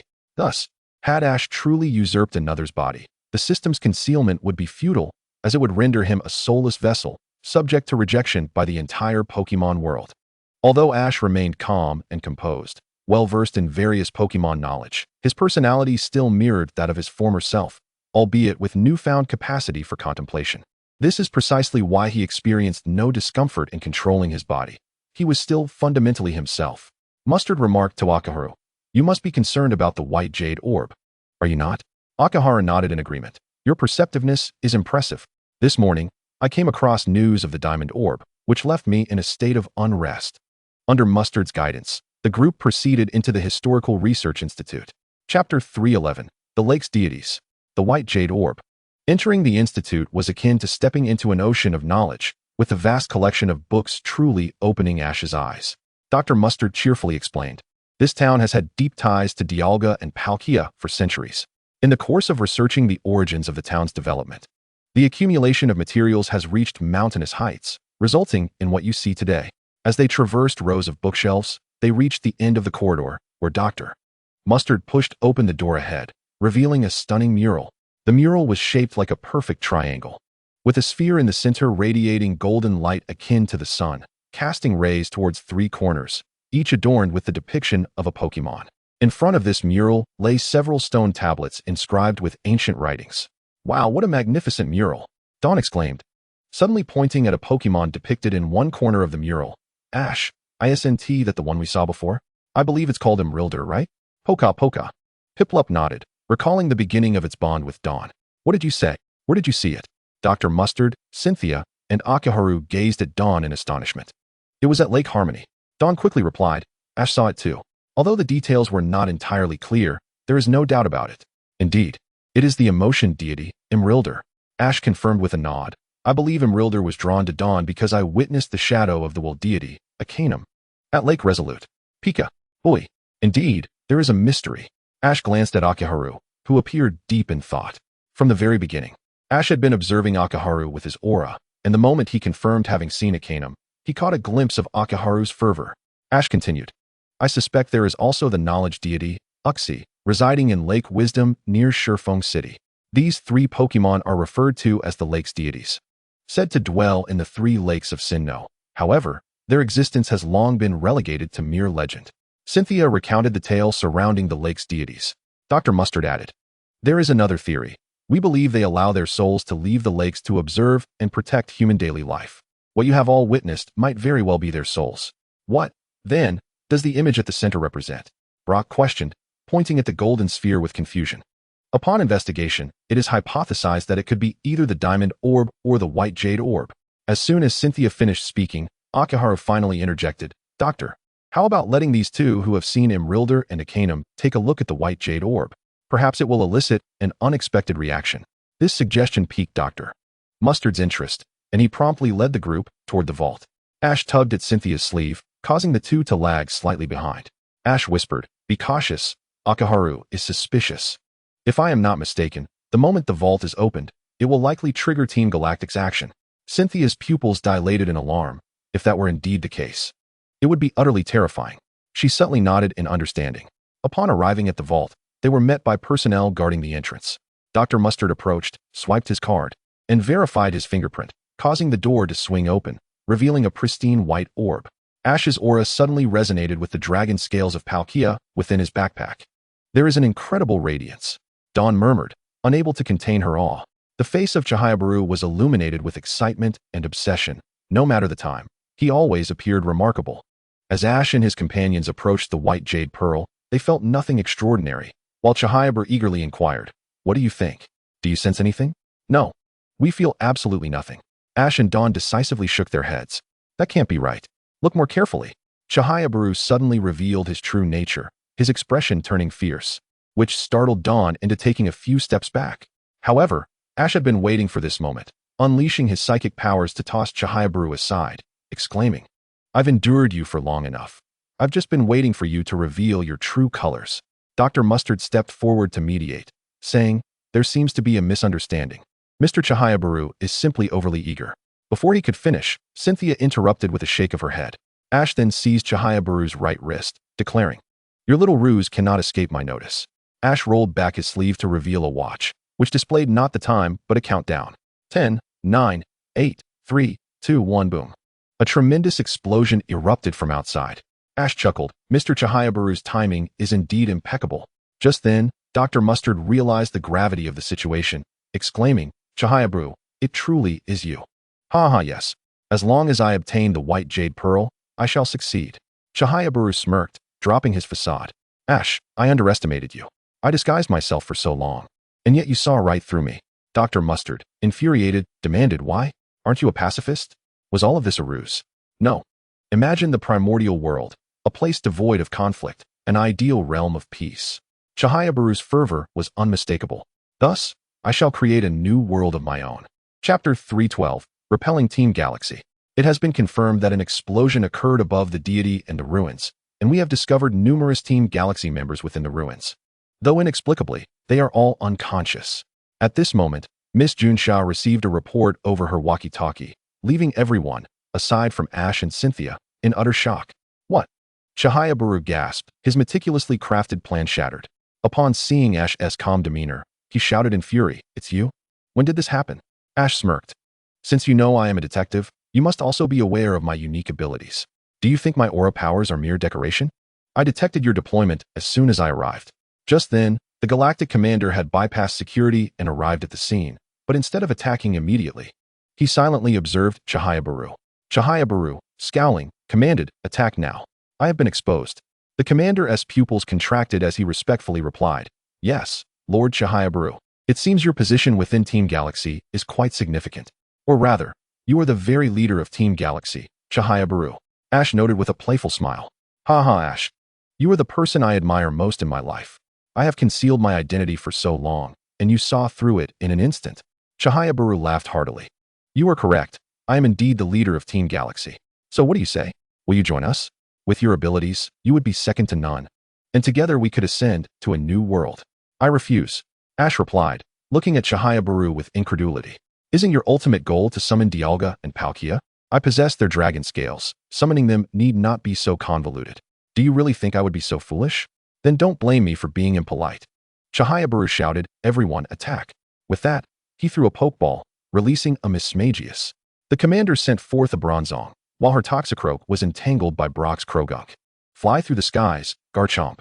You will do nicely, Cradily. 2 champion-level Pokemon emerged, their formidable presence overwhelming Chihaya and the Commander-S Pokemon, forcing them to retreat. Chihaya had learned from the League that Ash possessed legendary Pokemon. Comparatively, a single champion Pokemon merely astonished him. It became clear that Ash relied on powers beyond just his legendary beasts. His entire plan was now in disarray, and with Ash and Cynthia guarding the entrance. Obtaining the White Jade Pearl seemed nearly impossible. He had no desire to engage in such a futile struggle. He had to seize an opportunity to retreat.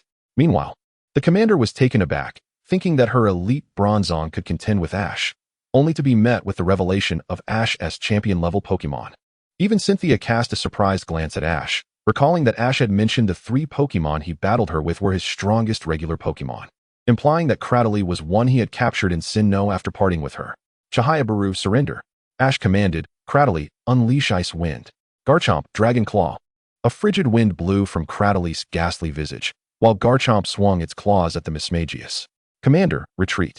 In the face of Ash's fierce onslaught, Chihaya quickly issued his order. Mismagius, unleash Blizzard to engulf the area. Understood.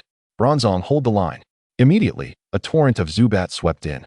Seeing Chihaya instruct Mismagius to attack the surroundings. Cynthia quickly directed Garchomp to protect the research facility, while Ash dispatched Pikachu and Eevee. This was the historical research facility of Dr. Mustard, housing a wealth of invaluable historical data, and Cynthia could not allow it to be destroyed by Chihaya. With Cradyly's Ice Wind, countless Zubat transformed into ice sculptures, allowing Chihaya and the commander to retreat amidst the chaos, of course retrieving their Pokemon. Just as Toxicroak, engaged in a fierce battle with Brock's Krogunk, was recalled by the commander, the scene was too chaotic to pursue. However, they managed to capture numerous Zubat and a number of ordinary Team Galaxy members who had sacrificed themselves. That treacherous fiend, he let them escape. Cynthia fumed. Had it not been for Chihaya assault on the research facility, Ash and I could have arrested him without fail. Ash shook his head helplessly, understanding that Team Galaxy's strength was undoubtedly formidable. If provoked, who knew what cards they might play? This outcome was already commendable. Miss Junsha, it's bad. The leader among those we apprehended was rescued by a tank Skuntank. Came the alarming news over Miss Junsha's walkie-talkie, indicating that despite their efforts, they had only managed to capture a few lackeys. While they had inflicted significant losses on Team Galaxy, it wasn't catastrophic. The unconscious Team Galaxy members were, of course, the work of Mismagius. Ash, thank you. If it weren't for you, Chihaya might have truly succeeded in obtaining the White Jade Pearl.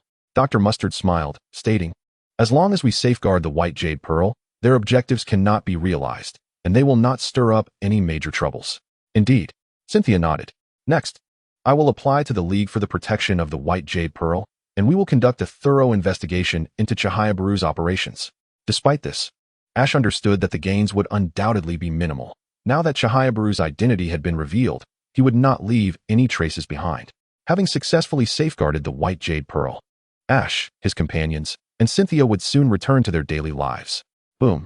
In Team Galaxy's secret base, Chihaya was furiously smashing the table.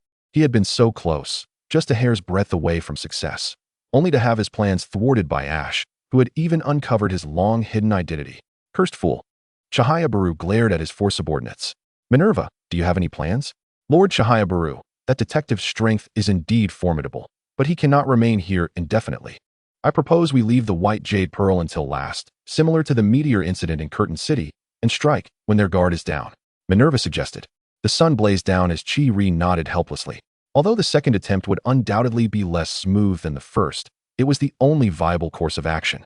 2 of the 3 Lake Guardians had already been seen by that investigator and his companions, and preparations to welcome the trio had been completed. The operation to capture them would fall under the jurisdiction of Suashing. Indeed, I will contact Hunter J immediately. Suashing responded with enthusiasm. This time, she was responsible for the follow-up work, and she had also been the one to rescue Huashing, who had been taken down by Masha Duo, the only individual among the upper echelons of the Galaxy team who had nearly been imprisoned. Lord Chi-Ri, we have just received news from the Dororo Ironworks that the meteorite experiment has been a success, and the Red Chains are about to enter the final phase. Huashing hurriedly reported, acknowledging her own lack of performance during this operation. She had been knocked out at the start and had to be saved by Suashing. Now, she could only strive to make her presence felt. Chapter 313, The Challenge of Bug King Lu. Having departed from the realm of gods and returned to their daily routine, Ash and his companions arrived once again in Chashu Town, where they paid a visit to their friend, Xiao Kuei, whom they had met during the summer seminar. At the same time, Xiao Kuei was facing her own dilemma. The Lickitung she had fostered had unexpectedly evolved into a Lickilicky while her parents were away, leaving her quite flustered. Ultimately, following Ash's suggestion, Xiao Kuei bravely confessed her mistake to her parents. Just as the family was preparing to offer compensation, the client expressed a great fondness for Lickitung's evolution, leading to a joyful conclusion for all involved.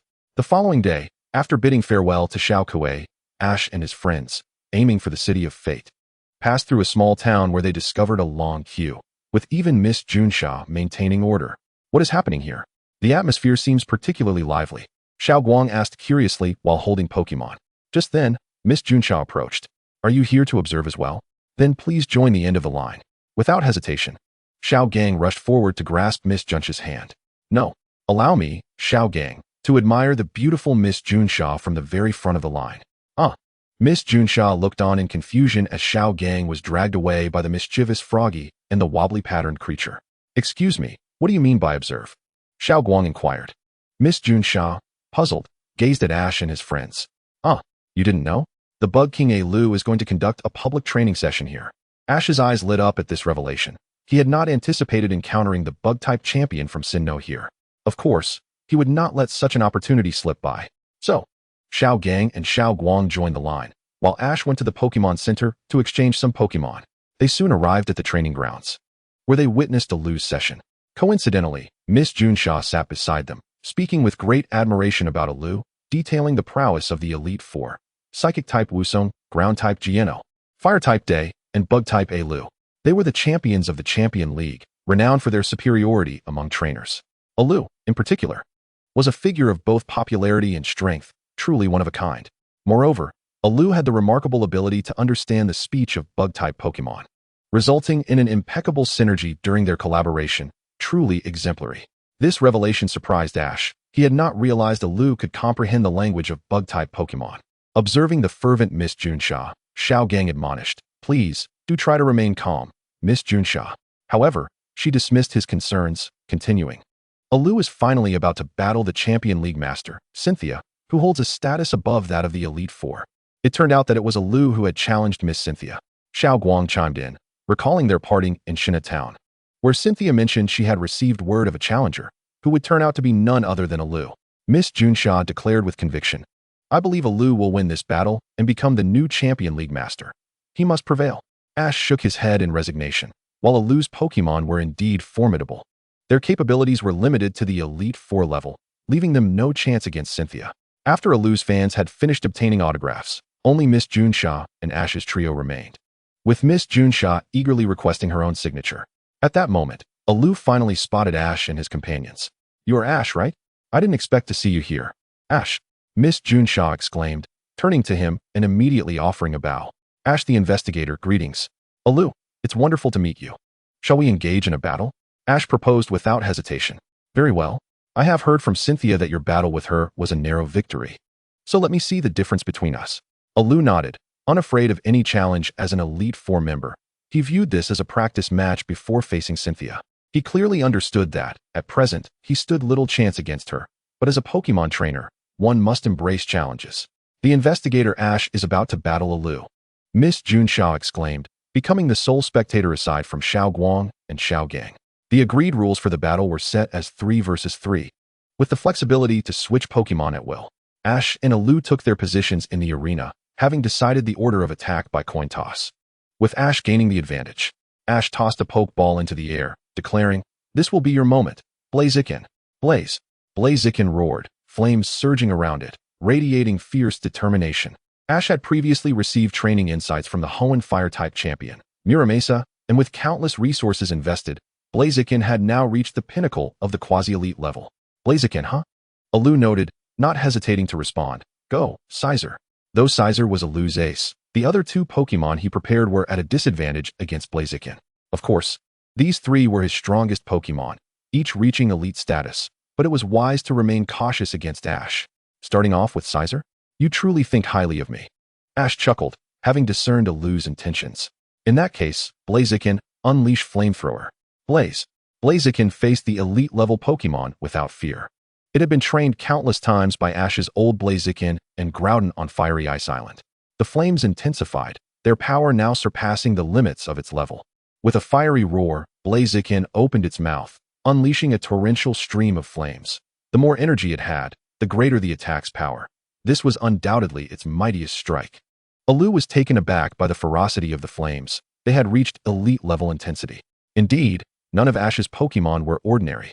He promptly commanded, Scizor, use Bullet Punch. Scizor's pincers coalesced with dark energy, launching a spiraling attack straight toward Blaziken. Chapter 314, The Realm of Carnage. Boom. While Blaziken's flamethrower was astonishingly powerful, Scizor's strength was a full tier above it. The dark attack pierced through the flames and charged toward Blaziken, but fortunately, the delay caused by flamethrower allowed Blaziken to evade the strike. Return, Blaziken. Ash realized that Blaziken was no match for Scizor. He retrieved another Pokeball, throwing it out. This will be your turn, Aerodactyl. Roar. Ash's second Pokemon was the ancient ruler of the skies, Aerodactyl, which had been restored to elite status with the help of Xiaomo. With substantial resources acquired on Fiery Ice Island, it had surpassed its limits to reach the mid-elite level. Aerodactyl, quite a rare Pokemon. Aliu offered a commendation, and then gestured assertively. Use Poison Spikes. The Dragon King Scorpion immediately roared, unleashing a barrage of poisonous spikes that scattered across Ash's battlefield, ensuring that any Pokemon Ash substituted would succumb to a state of poisoning. In that case, deploy Stealth Rock. Ash promptly countered, establishing his own terrain with Stealth Rock. Dark Pulse. Ash commanded, and the fossil Aerodactyl launched a Stone Edge attack. With a fierce roar, the fossil Aerodactyl enveloped itself in a multitude of sharp rocks, forming a protective sphere that successfully deflected the incoming Dark Pulse. Subsequently, the jagged stones were propelled towards the Dragon King Scorpion, most of which struck the ground, revealing colossal sharp rocks, though each Pokemon's attack manifested uniquely. The acute stones pierced the unprepared Dragon King Scorpion, eliciting a pained wail. With a sweeping motion of his arm, Ash bellowed, "Now, use Takedown." While Takedown typically inflicted recoil damage, the fossil Aerodactyl's sturdy head trait negated such repercussions, rendering the move a formidable assault. The fossil Aerodactyl flapped its ancient wings, its primal instincts ignited by the thrill of battle, its warrior spirit fully ablaze. At that moment, its eyes were bloodshot, and the aura of ancient carnage surged forth, merging into an imposing presence that seemed to engulf the Dragon King Scorpion in an illusion of a savage world, where it was the prey. As though under the weight of a natural predator, the Dragon King Scorpion remained frozen in fear despite Aliu's frantic calls, and in an instant, was sent flying by the fossil Aerodactyl's charge. The earlier attack had infused the essence of a brutal era into its aura. Ash pondered in astonishment, realizing that the aura of carnage had ensnared the Dragon King Scorpion in a vision of that merciless time, plunging it into a state of trepidation. Perhaps with some training, the fossil Aerodactyl could master this ability, making it an unparalleled technique. He decided to name it the Domain of Carnage. Ash understood that the previous move was a spontaneous eruption of the fossil Aerodactyl's primal battle fervor, igniting the essence of ancient slaughter. The Dragon King Scorpion, having been knocked to the ground, slowly arose. Though it had escaped the illusion, the blood-soaked world lingered horrifically in its mind. Was the Dragon King Scorpion truly paralyzed by fear just now? But why? Xiao Guang, seated in the audience, inquired with confusion. Xiao Gang furrowed his brows, contemplating for a moment before shaking his head in resignation. I don't know either. Dragon King Scorpion, are you all right? Aliu asked with concern, having perceived the fear in the creature's eyes. The Dragon King Scorpion, upon hearing this, adjusted its stance and responded affirmatively. As long as you're fine. Aliu sighed in relief before commanding, "Let us go. Use Water Tail." To Aliu's surprise, the Dragon King Scorpion indeed executed Water Tail, a tactic seemingly tailored for ground-type Pokémon. With unwavering determination in its gaze, the Dragon King Scorpion leaped high, its tail encircled by swirling water. Ash quickly directed, "Bite through it." As the words left his lips, a malevolent energy coalesced rapidly, and the fossil Aerodactyl's maw manifested purple-black fangs, delivering a fierce bite to the Dragon King Scorpion's tail. With a thunderous explosion, both Pokémon were sent reeling from the impact, each sustaining significant damage. Although the fossil Aerodactyl held a slight advantage, it could not withstand the Dragon King Scorpion's superior strength, compounded by water's effectiveness against it. "Let us finish this with a decisive blow. Use Ultimate Impact," Ash proclaimed, as a violet cyclone enveloped the fossil Aerodactyl. It roared, charging through the dissipating smoke of the explosion, harnessing all its might to collide with the Dragon King Scorpion. Cross Poison. The Dragon King Scorpion raised its gaze to meet the oncoming fossil Aerodactyl, its eyes ablaze with combat fervor, its pincers shimmering with a purple glow as they crossed in preparation for the clash. With a resounding crash, another violent explosion erupted, shrouding the arena in thick black smoke, obscuring the outcome. Suddenly, a roar pierced through the haze, and the fossil Aerodactyl emerged, flapping its wings, swiftly dispersing the smoke. The Dragon King Scorpion lay defeated in a massive crater, evidently unable to continue the fight. Ash noted that while the fossil Aerodactyl had emerged victorious, it too bore significant injuries, particularly the purple hue on its face indicating it had been poisoned by cross poison. "Goodness!" Miss Junsha gasped in disbelief, covering her mouth, astonished that Aliu's ace, the Dragon King Scorpion, had fallen so easily. "Thank you for your efforts, Dragon King Scorpion." Aliu paused momentarily, then recalled the Dragon King Scorpion, offering a comforting word before closing his eyes and taking a deep breath. Upon reopening them, he unhesitatingly tossed out a second Pokeball, exclaiming, "Heracross. I entrust this to you." As Heracross emerged, the Stealth Rock immediately triggered, raining down upon it, but Heracross crossed its arms to absorb the impact. "Return and rest well." Fossil Aerodactyl. Ash recalled the fossil Aerodactyl and then released another Pokeball, decisively stating, "You're up, Pidgeot." Pidgeot. Unfortunately, the poison spikes laid by the Dragon King Scorpion had no effect on the flying-type Pidgeot. Now, Ash had deployed all three of his Pokémon. Yet Pidgeot was at a fourfold disadvantage against Heracross, which was also at the elite level, leaving little hope for victory. Yet, Aliu's third Pokémon was the Beedrill, which was still countered by Pidgeot, and repeatedly switching would only deplete his Pokémon due to Stealth Rock's damage, particularly as it inflicted quadruple damage on Beedrill. Aliu had no choice but to grit his teeth and press on. Fortunately, Heracross was slightly stronger than Pidgeot, thus Aliu held on to a glimmer of hope. Chapter 315, A Triumphant Victory. Ash defeats Aliu. Heracross, use Sword's Dance, then follow up with Pin Missile. Aliu commanded, opting to enhance his attack. Several blue blades rose around Heracross, infusing its body with a radiant red glow before it unfurled its insect wings and unleashed a flurry of green needles towards Pidgeot. Shadow Clone and Hurricane. Pidgeot. Pidgeot began to move swiftly, creating a multitude of clones that streaked through the sky, descending like streaks of white light. Heracross's Pin Missile was intercepted by Pidgeot's clones, while the real Pidgeot swiftly materialized before Heracross, unhesitatingly slashing at it. Such speed and formidable strength. Aliu gritted his teeth, then anxiously queried, "Heracross, are you all right?" Heracross. Heracross knelt on one knee, gasping heavily. Though it was indeed stronger than Pidgeot, the margin was marginal. While Pidgeot remained in the early stages of elite rank, it had already reached the pinnacle of that level, enhanced further by Ash's training, making its power comparable to that of a mid-level elite Pokémon. Were it not for Heracross being exceptionally nurtured as an elite Pokémon, and Pidgeot not unleashing its full might. Given the fourfold disadvantage, it was clear that not everyone could master inverse-type battles. Pidgeot, this time use Brave Bird. Ash bellowed, confident he would secure victory. Pidgeot. Pidgeot let out a resounding cry, soaring high into the sky before diving swiftly, its energy enveloped in a transformation from red to blue. Preparing for a decisive strike against Heracross. Unleash Stone Edge with all your might. Aliu, with no other options left, could only gamble everything on the Stone Edge. Bolstered by Sword's Dance and enhanced by its double damage against Pidgeot, his last resort, Heracross rose once more, gazing at the descending blue avian, and slammed its fists into the ground with determination. Sharp, blue rocks erupted from the ground, yet the majestic Pidgeot, now in its brave bird form, showed no sign of trepidation. At that moment, Pidgeot embodied an indomitable force, shattering boulders as it charged towards Heracross. With a mighty cry, Pidgeot soared through Heracross, resulting in a thunderous explosion. As the smoke dissipated, Heracross lay defeated, stripped of its combat capabilities. Pidgeot let out a triumphant screech, bearing the scars of backlash and rocky impacts, but these were mere trifles. Thank you for your efforts, Heracross. Elu sighed in resignation, looking up at Ash. Ash, although I am fully aware of my impending defeat, I refuse to concede without a fight. I entrust this to you, Beedrill.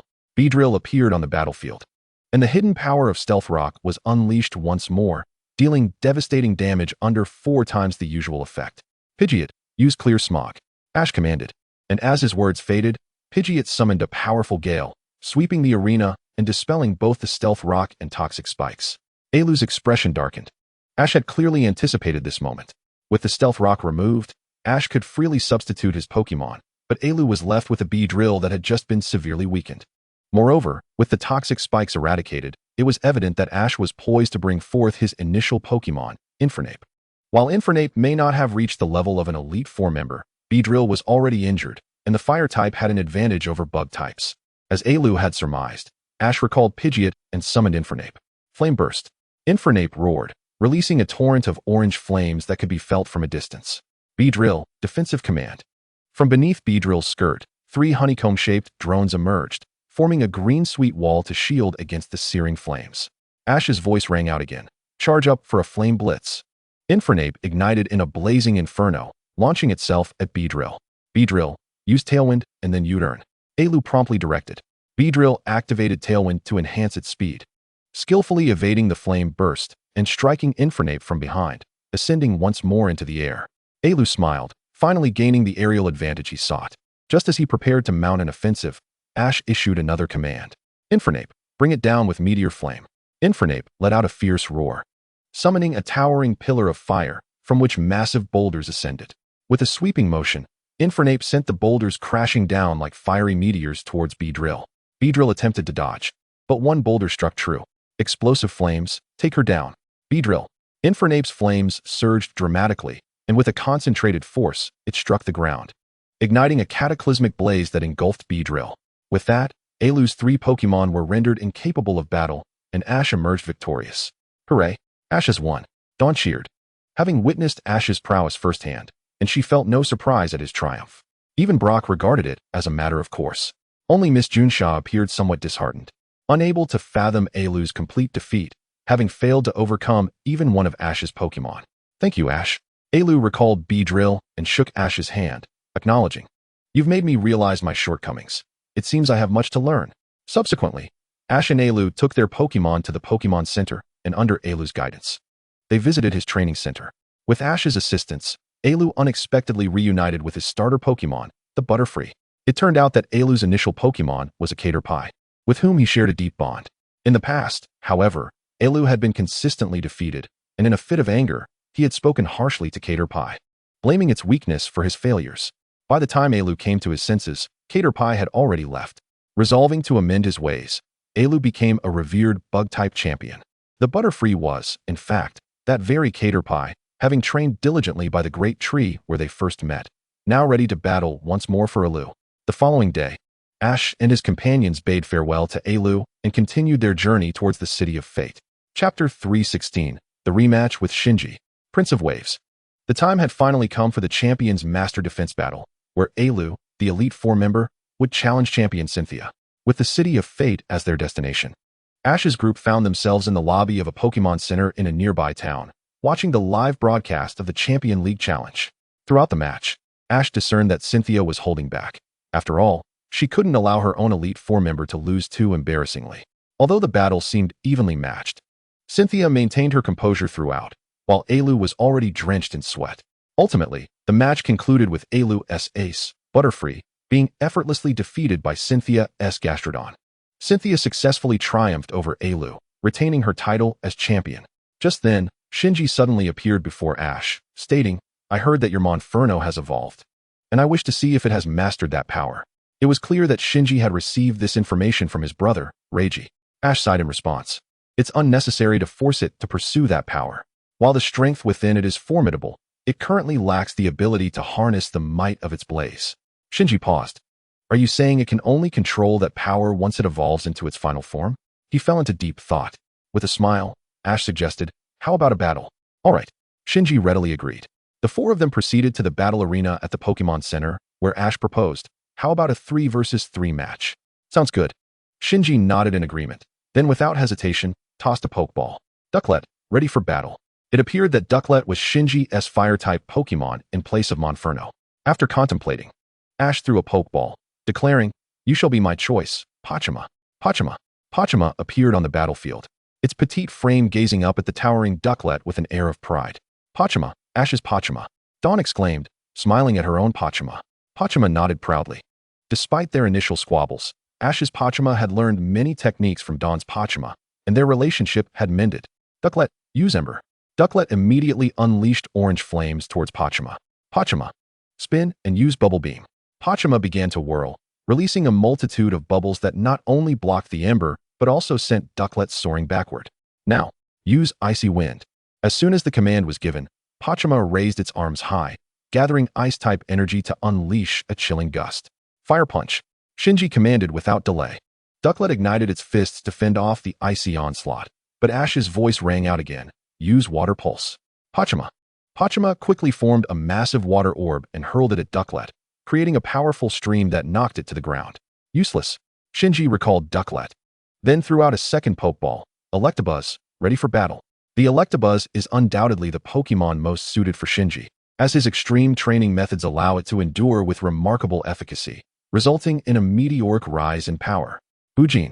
The evolution light enveloped Bujiman after it triumphed over the Psyduck Fire Beast, its wings expanding magnificently, its colors deepening in hue, and 2 golden appendages adorning its head connected to its beak. How impressive! Ash's Bujiman has evolved into Bujiryu, exclaimed Koharu, recalling the Bujiryu of Kinitsu, which, however, could not compare in stature to Ash's. Bujiryu. Strength, elite late stage. Moves, Metal Claw, Hydro Pump. Bujiryu, you shall continue. With its evolution freshly completed, Bujiryu was brimming with confidence, and Ash decided to have it face another battle. Electabuzz, unleash Thunder. Ale. Compared to the previous Psyduck Fire Dragon, Electabuzz was on an entirely different level. The Psyduck Fire Dragon had likely been recently caught by Shinji and had not undergone significant training. Otherwise, Shinji would have determined its fate long ago. In contrast, Electabuzz was nurtured by Shinji from an Elekid, and golden currents of electricity surged towards Bujiryu with astonishing speed. Block it with Metal Claw. Bujiryu's wings shimmered with a metallic sheen as they crossed over its chest to shield against the thunder attack. With a battle cry, Bujiryu swung its wings fiercely, tearing through the thunder. Defend with Metal Claw. Kinitsu has used that too. Kohara gasped. Finish it with Thunder Punch. Shinji observed that, despite its evolution, Bujiryu was still far inferior to Electabuzz. Counter with Metal Claw. Ash commanded immediately. The 2 Pokémon clashed in an instant. Although Bujiryu had evolved, it still could not match Electabuzz and was ultimately sent flying back. You've done well, Bujiryu. Ash recalled it and tossed out a second Pokeball, Monferno. You shall be the one. Muge. At this moment, Monferno bore no remnants of the fear it had once felt towards its former trainer, having received countless teachings from predecessors, even divine ones. Ale. Upon seeing the little monkey it had often bullied, Electabuzz attempted to intimidate it. Muge. Yet Monferno did not flinch, responding resolutely. Much to Shinji and Electabuzz's surprise, it seemed that Ash's training had indeed transformed Monferno significantly. Volt Tackle. Sonic Punch. Before Shinji's Electabuzz could unleash its Volt Tackle, Monferno appeared before it at lightning speed, striking with a sonic punch that sent it flying. Such speed, such strength, Shinji murmured, realizing that Ash had cultivated Monferno beyond expectations without even utilizing the power of flames, making him question whether he had truly made a grave mistake. After being knocked back, Electabuzz finally retaliated with a Volt Tackle. Ash, command Fire Wheel combined with Flamethrower. Muge. Monferno unleashed a fire wheel spinning at high velocity, while simultaneously releasing a torrent of flames, forming a massive spiraling pillar of fire. Not only did it counter the Volt Tackle, but it also engulfed Electabuzz in flames, eliciting a painful cry. Not this trick again. Shinji furrowed his brow at the sight. This spinning attack method was both offensive and defensive, causing him considerable distress. Flame Punch. Thunder Punch. Muge. Monferno emerged from the flames, its fists ignited with fire. colliding with Electabuzz' Thunder Punch. However, Monferno's agility allowed it to evade Electabuzz' Thunder Punch each time, while its Flame Punch landed squarely, rendering Electabuzz unable to continue fighting. I concede. Shinji recalled Electabuzz and declared, having witnessed the immense transformation of Monferno, he had lost the will to continue battling. With that, he bowed to Ash and took his leave. Chapter 317, Rest and Recuperation. I am the Emperor of Luck. The group, en route to Hoenn City, took a respite by a small river, and Ash granted his Pokémon a well-deserved break. Instantly, his Pokémon scattered in delight, some dashed into the forest, while others frolicked in the river. Even Masha and Yu leisurely lounged beneath the shade of trees, with Koharu's Jengar eagerly following Masha. While Pikachu and Eevee darted into the forest, though Ash had stipulated they must return to the campsite before nightfall. Meanwhile, Ash and Koharu took out their fishing rods to relax by the river, not expecting to catch any particular Pokémon. Come and taste the red tea I meticulously prepared. There's also some muffins, Brock announced as he approached Ash and Koharu, distributing 2 cups of tea and placing the muffins on the table between them. Ash took a sip of the tea and bit into a muffin, his face lighting up with delight. Ah, still as delicious as ever, just as expected from Brock. Indeed, Koharu echoed, savoring a bite as well. Haha, it's nothing, Brock humbly replied, then turned to Ash. By the way, we're almost at Hoenn City. Have you prepared which Pokémon you'll use? Of course. Ash beamed. I'm planning to use Scyther, Double-Headed Monster, and Dream Demon. Hearing Ash's lineup, Koharu's eyes sparkled with excitement as she exclaimed, wow, are you going to engage in a dazzling battle with Miss Melissa? Ash responded with a smile, pretty much. Aside from Scyther, the other 2 have participated in grand contests, making them perfect for a dazzling showdown with Miss Melissa. Notably, after defeating Shinji Selectabuzz, Monferno had remarkably advanced to the mid-stage of the gym level, though it had not evolved, indicating it still had room for growth.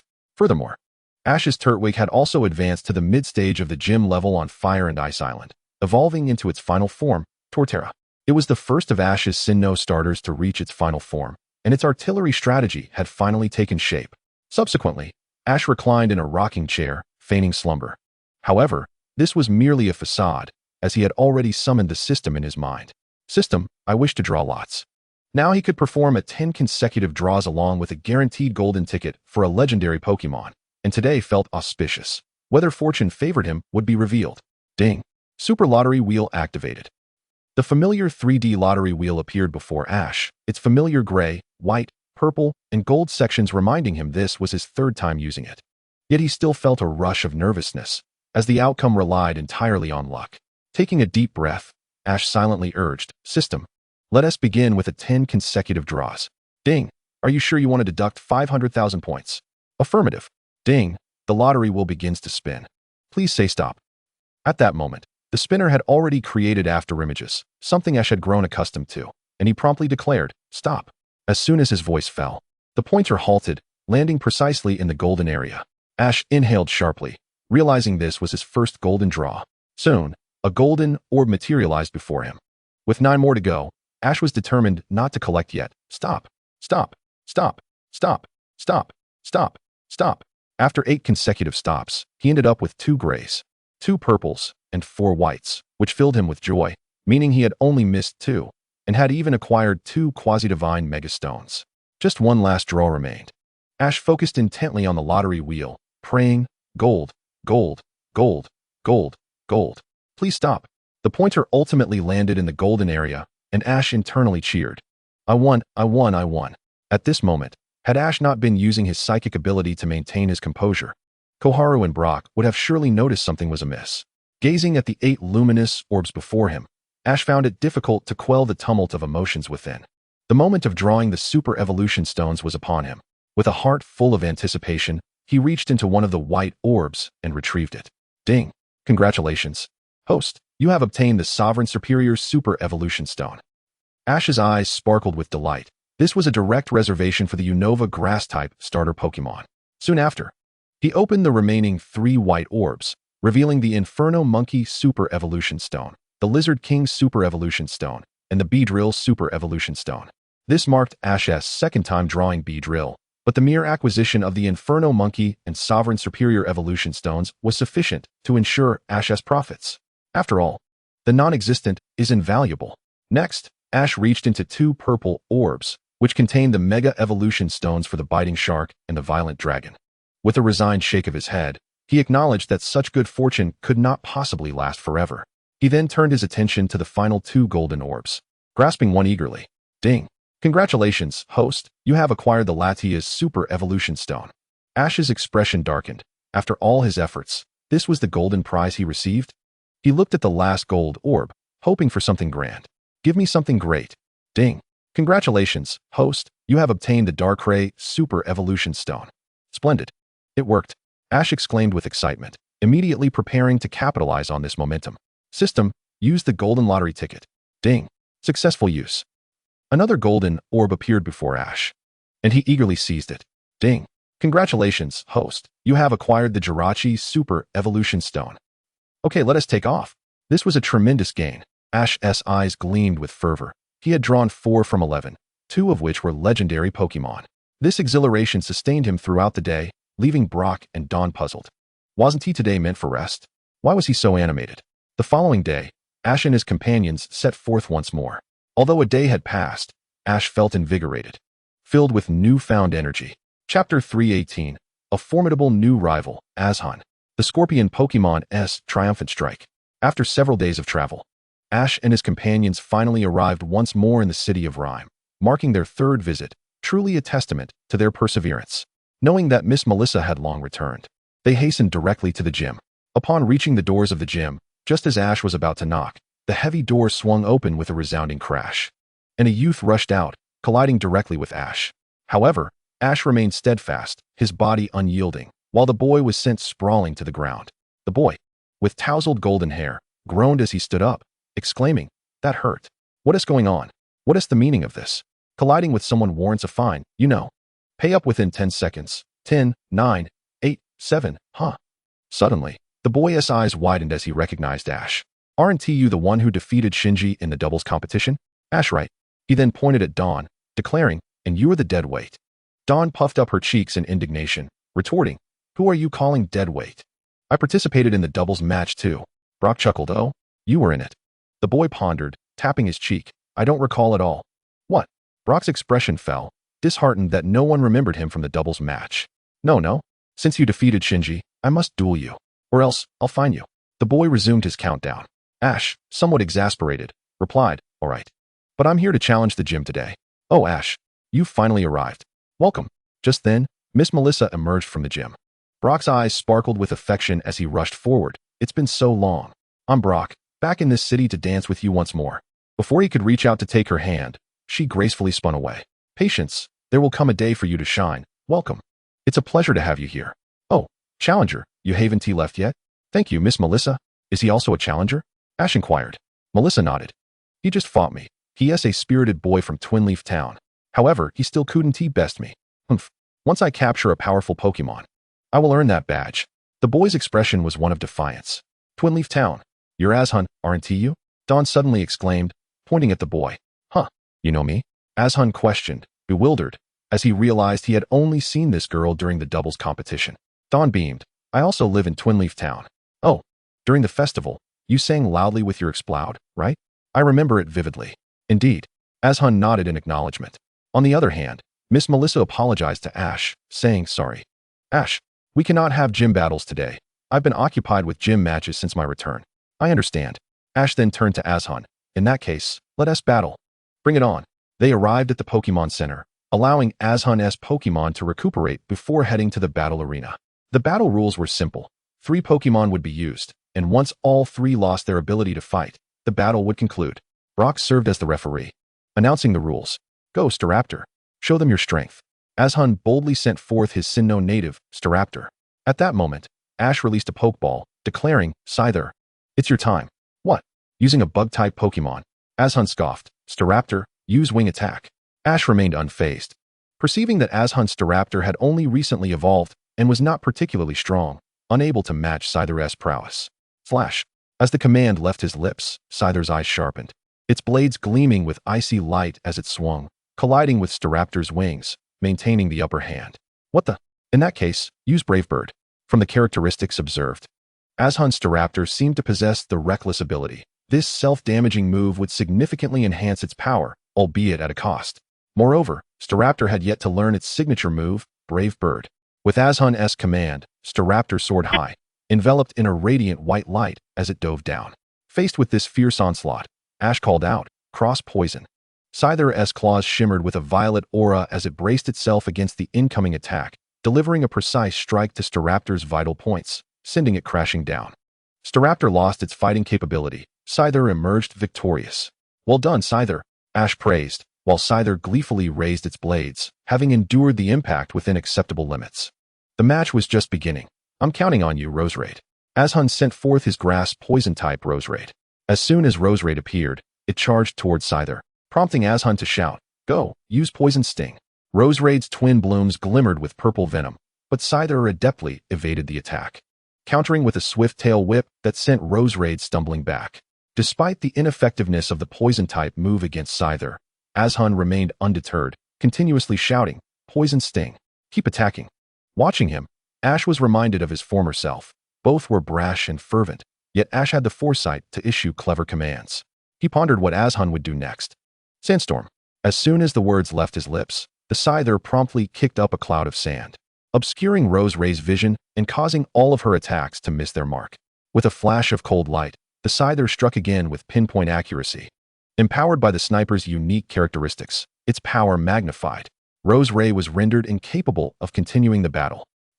Ash, you're going to be fined for this." Icefire lamented, gripping his hair in despair, before sending out his final Pokémon. "It all comes down to you, Emperor Wave." Upon seeing Emperor Wave, Ash's lips twitched. Judging by its formidable aura, it was undoubtedly Icifire's trump card, his starter Pokémon. However, Ash's concern was not merely due to this fact. It was rather peculiar that every trainer from Twinleaf Town he had encountered, including Seiko, Dawn, Ken, and Icefire, had chosen Pachima as their starter Pokémon. Icifire's starter was also Pachima. Moreover, it had evolved into Emperor Wave. Dawn exclaimed in surprise, cradling her adorable Pachima. Pachima protested, asserting that it could defeat Emperor Wave as well. Yes. Dawn smiled encouragingly at Pachima. "Indeed, Pachima is the strongest." Pachima nodded in satisfaction. Given that Emperor Wave possessed steel attributes, poison-type moves were ineffective against it. Ash had no choice but to command, "Scyther, use Cut." However, Icefire confidently declared, "Emperor Wave, unleash Hydro Cannon." The ultimate move of the water-type starters was boldly unleashed by Icefire right at the onset. Emperor Wave gathered a colossal water sphere upon its massive wings and hurled it towards Scyther. In response, Scyther quickly positioned its two pincers in front, while Ash urgently shouted, "Use Swords Dance." Several blue blades spiraled around Scyther, rapidly spinning to intercept the Hydro Cannon, but ultimately, it was still consumed by the powerful attack. Just as Icefire was about to jubilantly celebrate his victory, Ash unexpectedly remarked, "Don't celebrate too early." Icefire looked perplexedly at Scyther, which, engulfed by the torrent, suddenly emanated a blue-white glow of evolution. "This can't be real." Icefire gasped in disbelief. "That's cheating, and cheating incurs a fine." Ash merely chuckled lightly. Isn't evolving to overcome an opponent a perfectly reasonable strategy? Soon, a familiar purple king scorpion emerged from the water. Its size comparable to the king scorpion that Alu had meticulously raised, as it had just recently evolved. King Scorpion. Type: Poison, Dark. Strength: Early Gym. Moves: Thunderfang. Ice Fang, Fire Fang.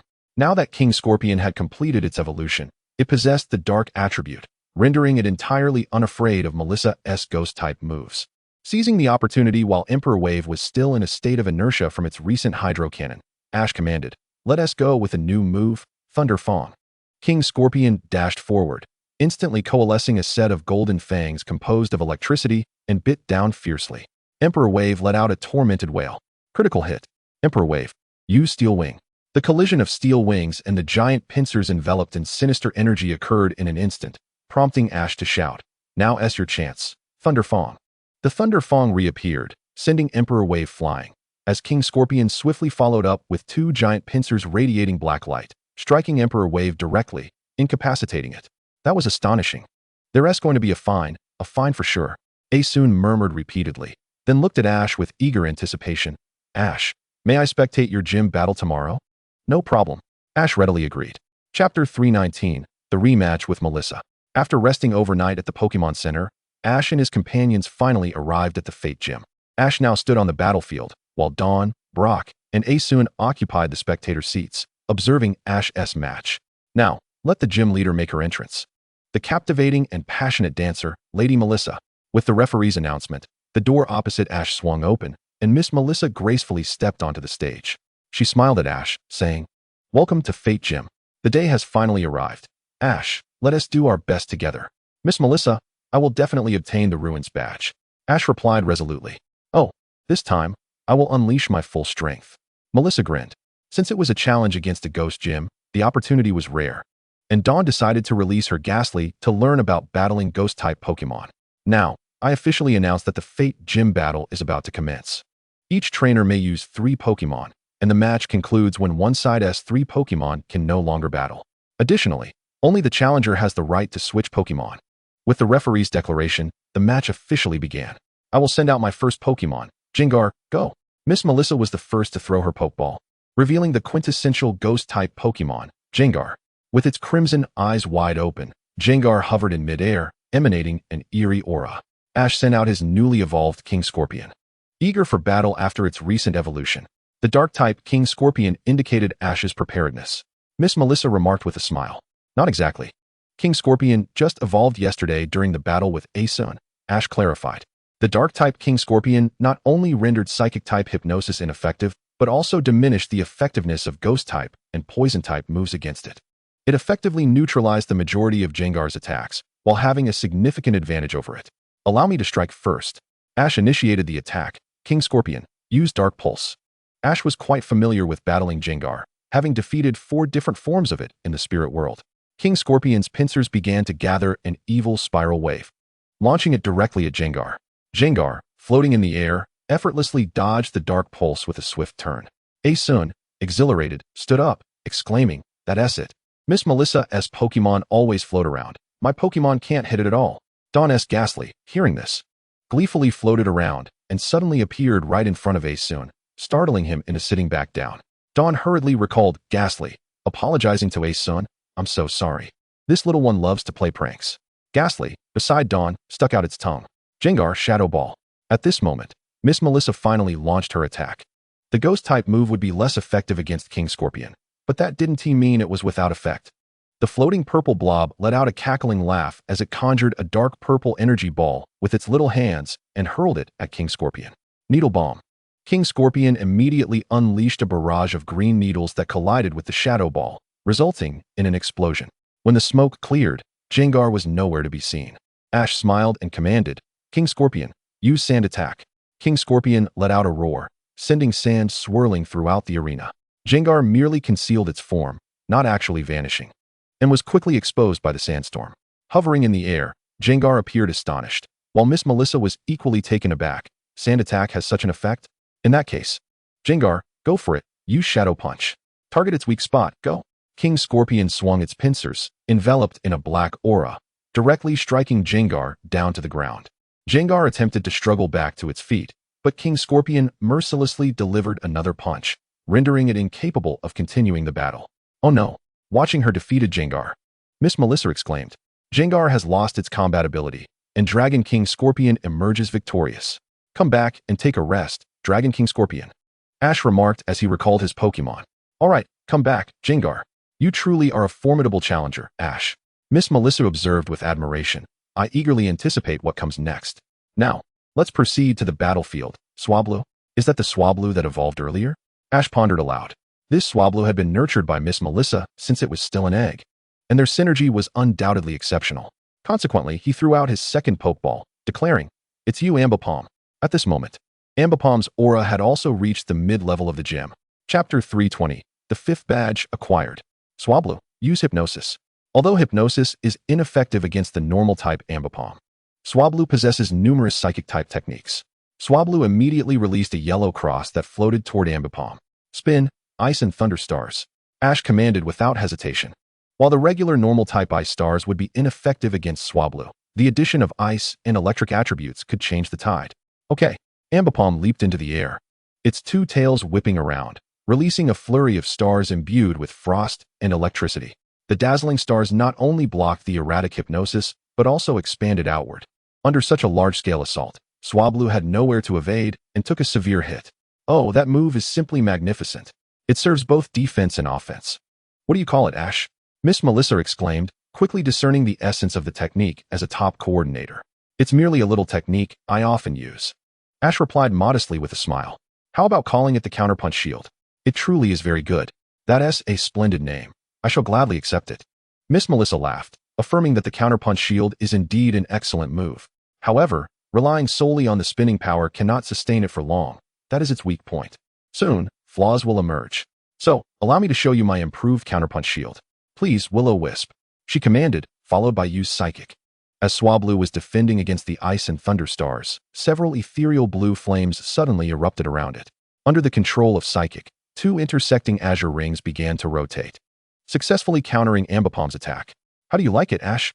This is my improved version of the counterpunch shield, the rotating counterpunch shield. It is much more enduring, Miss Melissa said with a smile, snapping her fingers. Let us take the stage. No sooner had she spoken than she hurled the rotating azure rings toward Ambipom. No wonder she is a top coordinator. Ash marveled. Ambipom jumped to evade. Okay. Ambipom bounced off the ground, soaring high to dodge the 2 rings. Shadow Ball and throw. Ambipom quickly gathered a Shadow Ball, then unleashed a burst of dark energy with a flip. Miss Melissa immediately commanded Swablu to utilize the rotating counterpunch shield once more, as both the malevolent energy enveloping the Shadow Ball and its own ghost-type energy would have a significant effect on Swablu. Yet Ash continued to direct, charge in, fire punch. Swablu, struggling to fend off the Shadow Ball, was completely unaware of Ambipom's approach. Ambipom quickly soared above it, its 2 hands ignited in flames, launching a dual assault on Swablu. To Miss Melissa's astonishment, the fire punch pierced directly through the rotating counterpunch shield composed of Will-O-Wisp, absorbing the ghostly flames and turning them a striking azure. The simultaneous attack delivered a heavy blow to Swablu, and Ash promptly commanded Ambipom to use Iron Tail to finish it off. The 2 Iron Tails struck Swablu simultaneously, sending it crashing to the ground, rendering it unable to battle. Okay. Ambipom's 2 hands landed on the ground, exultantly calling out to Ash. Swablu has lost its combat ability, and Ambipom claims victory. You did splendidly, Ambipom. Ash beamed as he recalled his Pokémon. Hooray. That makes it 3-1. Ash's Pokémon have yet to be defeated. Capturing the Ruins badge is surely within reach. Dawn cheered excitedly. Piplup, Piplup, echoed the Piplup in Dawn's arms in agreement. Now, I shall send out my 3rd Pokémon. Miss Melissa stated solemnly. Let us see Miss Magius go. This Miss Magius was evidently not the same as before. It was significantly more powerful. As a seasoned coordinator, Miss Melissa's strength was not to be underestimated. Although she had primarily trained Swablu, this Pokémon was undoubtedly her ace. Let us have an internal battle, Ash declared as he sent out his own Miss Magius. When Ash captured it, it had already been at a high level, having lingered at the early stages of the Semi-League for quite some time. After receiving ample resources, it had finally reached the mid-level of the Semi-League, instilling Ash with absolute confidence in his Miss Magius. Is this the Miss Magius that appeared in the Macaulay Cup and the Yenshin Conference? Miss Melissa complimented Ash. Your training is truly commendable. Thank you, Ash replied. Magical Leaf. X2. As the match officially commenced, both Ash and Miss Melissa simultaneously selected the guaranteed move, Magical Leaf, resulting in countless flying leaves colliding and producing a thick cloud of smoke. Suddenly, Ash's voice rang out, Hypnosis Light. To Miss Melissa's astonishment, amidst the thick smoke, a peculiar purple glow emerged, enveloping the field and catching her Miss Magius off guard, putting it into a deep slumber with the very hypnosis technique she excelled at. Furthermore, this was evidently no ordinary hypnosis. The Miss Magius on the ground wore an expression of sheer bliss. Is this a combination of magical light and hypnosis? This is simply unbelievable, Miss Melissa exclaimed, her face filled with incredulity. It's one thing for your Miss Magius to learn hypnosis, but what is this fusion with magical light? It transformed the tangible into the intangible. Even the counterpunch shield would be powerless against it. This is a talent inherent to Miss Magius itself. It could perform this move when I first captured it. Ash chuckled. Shadow Ball. Your luck is astonishing, Ash. Miss Melissa let out a bitter laugh, now praying for her Miss Magius to awaken quickly. The Shadow Ball struck, inflicting severe damage on Miss Melissa's Miss Magius. Given Ash's Miss Magius was already strong, the ghost-type move's effectiveness was catastrophic. It was fortunate if Miss Melissa's Miss Magius could withstand it. However, there were no signs of awakening. Just as Ash was about to continue his assault, Miss Melissa interjected, I concede. After saying this, she recalled her Miss Magius, realizing it would be impossible for it to endure another hit. Thus, she decisively surrendered to spare her Pokémon further suffering. Yet she never anticipated that she would be defeated by hypnosis, a technique that had previously been a source of frustration for her opponents. As the gym leader conceded, Ash was declared the eventual victor. Congratulations, Ash. Your Pokémon are truly formidable. Please, accept this Ruins badge. Thus, Ash successfully acquired his 5th badge. It is worth noting that today coincided with the grand contest being held in a nearby town, but unfortunately, Dawn had not received any news. Otherwise, Ash would surely have postponed the gym match to accompany her. At the very least, they would have parted ways, considering that grand contests are rare opportunities. Ultimately, it was Musashi who claimed victory in the contest, earning her 2nd ribbon and successfully catching up with Dawn. Chapter 321. The Waterpole City Enshrouded in Nightmares. Waterpole City. The city of Waterflow, a port town in the Sinnoh region, is comprised of a series of interconnected islands linked by bridges, aptly dubbed the City of Reflections upon Water. Among its most renowned establishments is the Waterflow Library, the sole repository of tomes chronicling the legends of Sinnoh. The following day, aboard the airship, Ash, his companions, and the ever-enthusiastic Hoenn were seated by the window, reveling in the breathtaking scenery outside. Their destination was the Waterflow Gym, though Hoenn had resolved to first hone his skills on Iron Island before confronting the gym leader. Impatiently, he lamented the sluggish pace of the airship, exclaiming how it was utterly exasperating, demanding a fine for the delay. Observing his restless demeanor, Ash and his friends chuckled, suggesting he take a moment to appreciate the view outside, which could serve to soothe his spirit. As they gazed out, the outline of Waterflow City emerged against the glorious backdrop, and they basked in the beauty of the moment. Once the airship landed, Hoenn hastily boarded a vessel bound for Iron Island, declaring, "Ash, once my training is complete, I shall surely defeat you." To which Ash readily replied, "No problem. I am always ready for a challenge." After bidding farewell to Hoenn, Ash and his friends made their way to the Waterflow Gym. Ash, recalling his promise to his rival Piao Tai, summoned his battle hammer dragon to his side. Upon arriving at the gym, characterized by its steel upper structure and rocky foundation, Ash eagerly knocked on the door, but received no response. A sense of foreboding washed over him. Was it truly so difficult to challenge a gym? Just as they contemplated leaving, a dreadful scream echoed from within, and the door swung open to reveal a weary young man. His eyes ringed with dark circles, and his energy seemingly drained.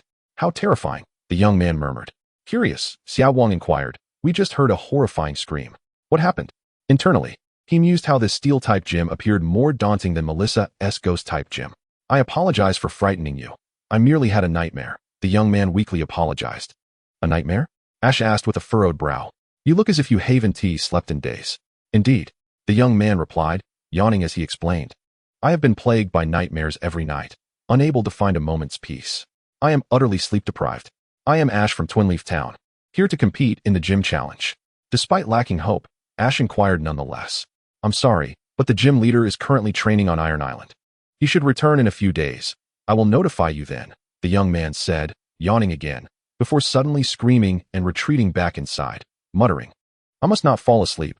I must not fall asleep. What on earth?" Ash and his companions exchanged bewildered glances. Walking down the street, Ash lamented, "Challenging a gym is proving to be quite the ordeal.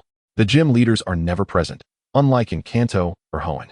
Xiao Wang chuckled, "Well, there's nothing we can do. The gym leader is simply absent. Let us change our mood and go shopping, Ash." Brock, peering at a travel brochure with a furrowed brow, remarked, "This area should be bustling with activity. It's strange that it's so quiet." "Huh," Xiao Wang exclaimed, looking around at the desolate streets. Realizing the gravity of the situation, Ash grabbed Brock and Xiao Wang and headed towards the police station to find Officer Jenny. Officer Jenny. Upon hearing her name, Brock eagerly dashed inside, leaving Ash and Xiao Wang exasperated. Upon locating her, they found Officer Jenny dozing off. As she stood to greet them, she stumbled backward, and Brock quickly caught her. "Be careful. Are you all right, Officer Jenny?" he asked with a bright smile. "Is something wrong?" She replied weakly. Ash presented his investigator's badge, asking, "Officer Jenny, what is happening in Waterflow City?" Her demeanor perked up slightly at the sight of him. "Oh, it all began several days ago when the residents of this island started experiencing nightmares together." "Nightmares together?" Xiao Wang gasped, astonished. "Is that truly possible?" "Yes," Officer Jenny nodded. "And as a result, most of the inhabitants have fled to other islands for refuge. This is all due to Darkrai," she continued, explaining how Darkrai's nightmare ability caused both humans and Pokémon to suffer from nightmares. Darkrai. Ash and his friends were taken aback, realizing that the legendary Pokémon was indeed present. Ash's eyes sparkled with excitement, remembering that he had recently obtained a Mega Evolution Stone for Darkrai. Every year, at a specific time, Darkrai manifests on this island, inducing nightmares. However, during those times, Cresselia would usually appear at a shrine on Crescent Island nearby to use her mysterious powers to shield us from the nightmares. Yet this year, it seems Darkrai has arrived early, and there are no signs of Cresselia. Consequently, we have been enduring these nightmares for days. I even bought this. She held up a feather, which is said to prevent nightmares if one possesses it, the crescent feather. I recognize that. It's a part of Cresselia's plumage, isn't it? Brock remarked with a smile. However, Officer Jenny sighed. Unfortunately, this feather has proven ineffective. I continue to have nightmares. Ash examined the feather and immediately identified it as a counterfeit, made from Pidgey's feathers and coated with luminescent paint. What? This is a scam, Officer Jenny exclaimed, her frustration mounting. I cannot believe someone would deceive me, a police officer. Chapter 322, Nightmares and Sweet Dreams. Capture. Thus, Ash and his companions accompanied Officer Jenny to a long queue in front of a tent, seemingly waiting for the sale of the crescent feather. Of course it's them. Ash sighed, exasperated. Just when things had settled down, they re-emerged to cause chaos. With Ash's aura perception, their disguises were utterly ineffective. They were none other than Team Rocket, whom Ash had not encountered in quite some time. A glint of determination flashed in Ash's eyes as he cast a meaningful glance towards the trees beyond the tent. Before shouting, Team Rocket, come out, or else I shall not be polite. Team Rocket, they exclaimed in unison. It's that brat. The members of Team Rocket, busy crafting the crescent feather, were taken aback, feeling disheartened at having crossed paths with Ash so soon after their plans began. Meanwhile, Officer Jenny, having dispersed the residents seeking the crescent feather, shouted, You inside, come out.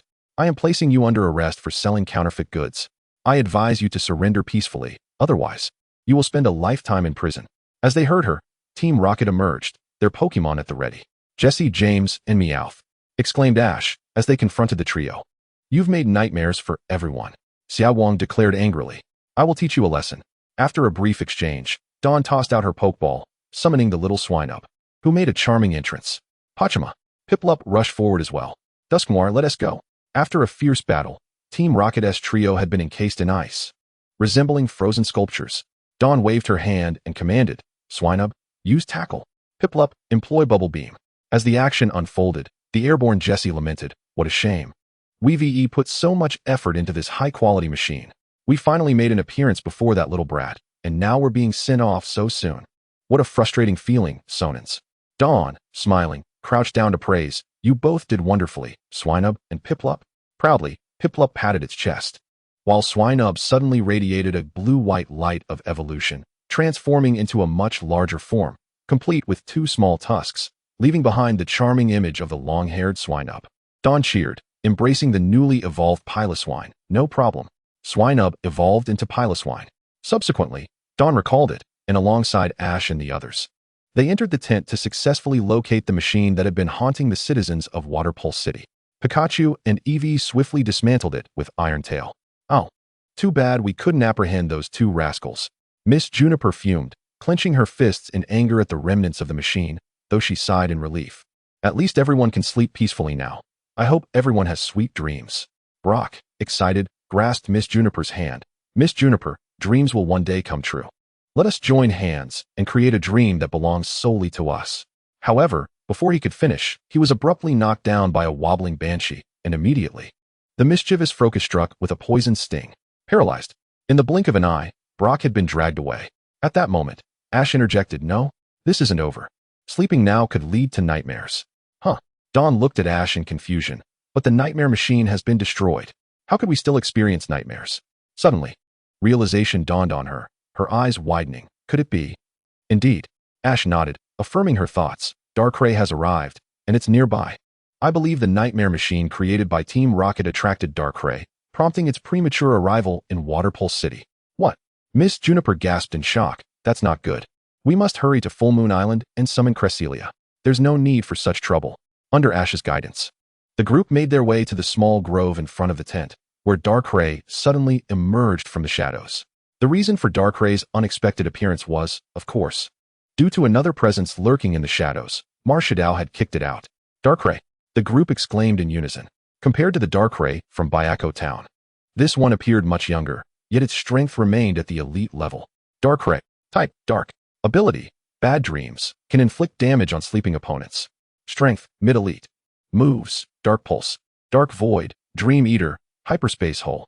Ash eagerly produced a Ultra Ball, shouting, Darkrai, let us engage in a capture battle. If he succeeded in capturing Darkrai and nurturing their bond, he would possess a unique Super Darkrai. Darkrai's gaze sharpened. It sensed an alluring aura emanating from Ash. Pondering for a moment before nodding in agreement. You've agreed.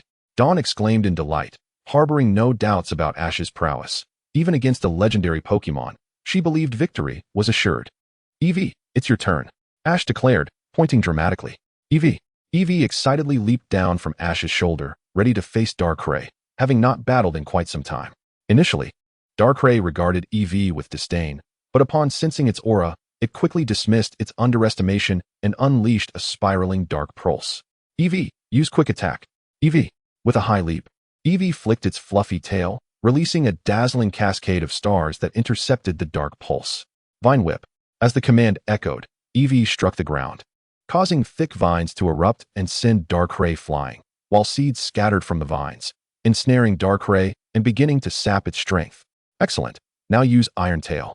Eevee dashed forward, swinging its shimmering tail towards Darkrai, when suddenly a pink wave of energy collided with the Iron Tail, the explosion sending Eevee reeling back to Ash's side.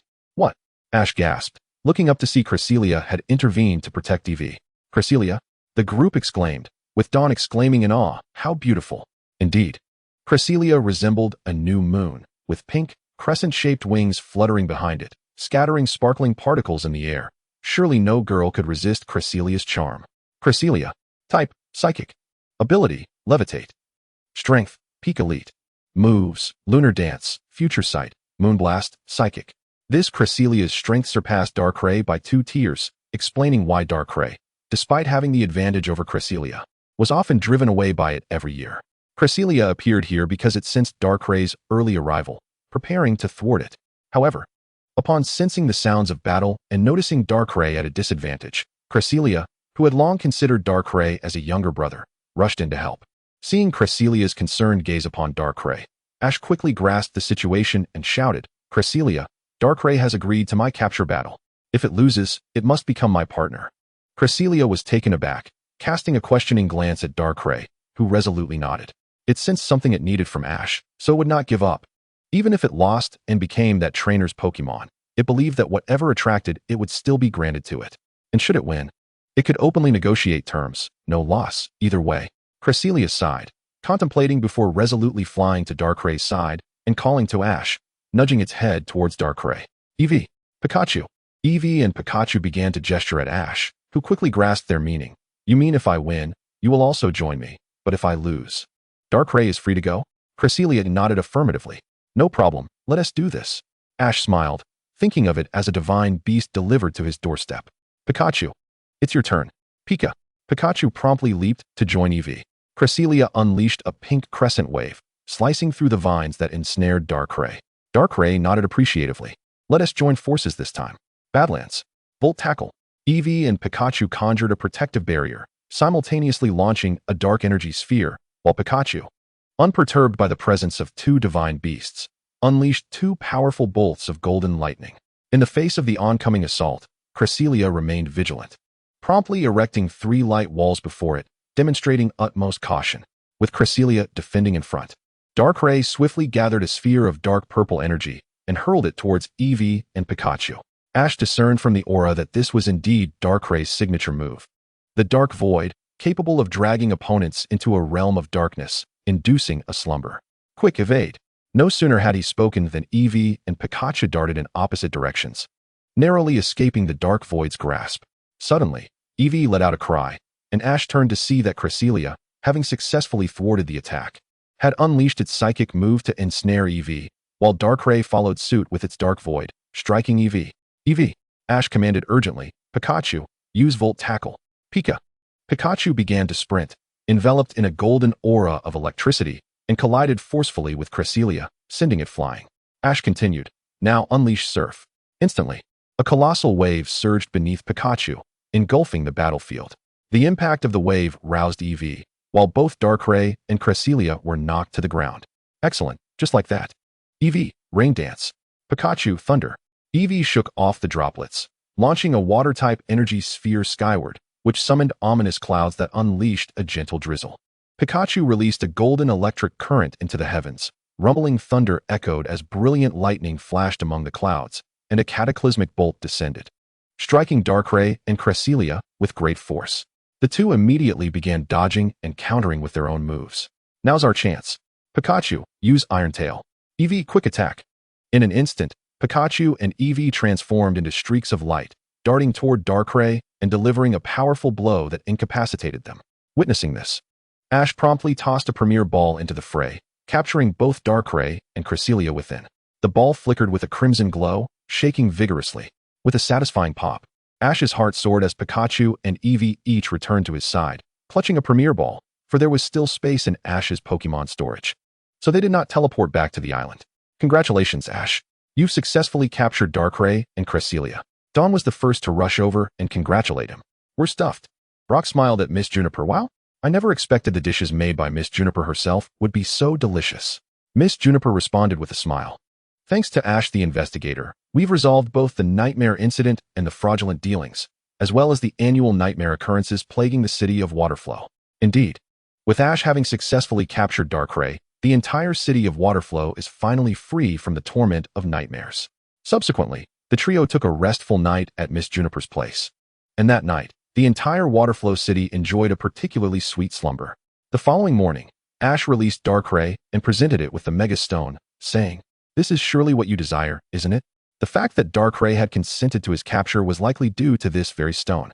Ash could distinctly sense the yearning in Darkrai's gaze as it looked at him, for aside from this, he possessed nothing that could attract its attention. As expected, upon seeing the Mega Stone, Darkrai eagerly accepted it, merging it into its being, its aura intensifying considerably, though its power remained unchanged. Chapter 323, Forest Yokon. Capturing Rotom. After successfully capturing Darkrai and Cresselia, Ash had no intention of sending them back to the island.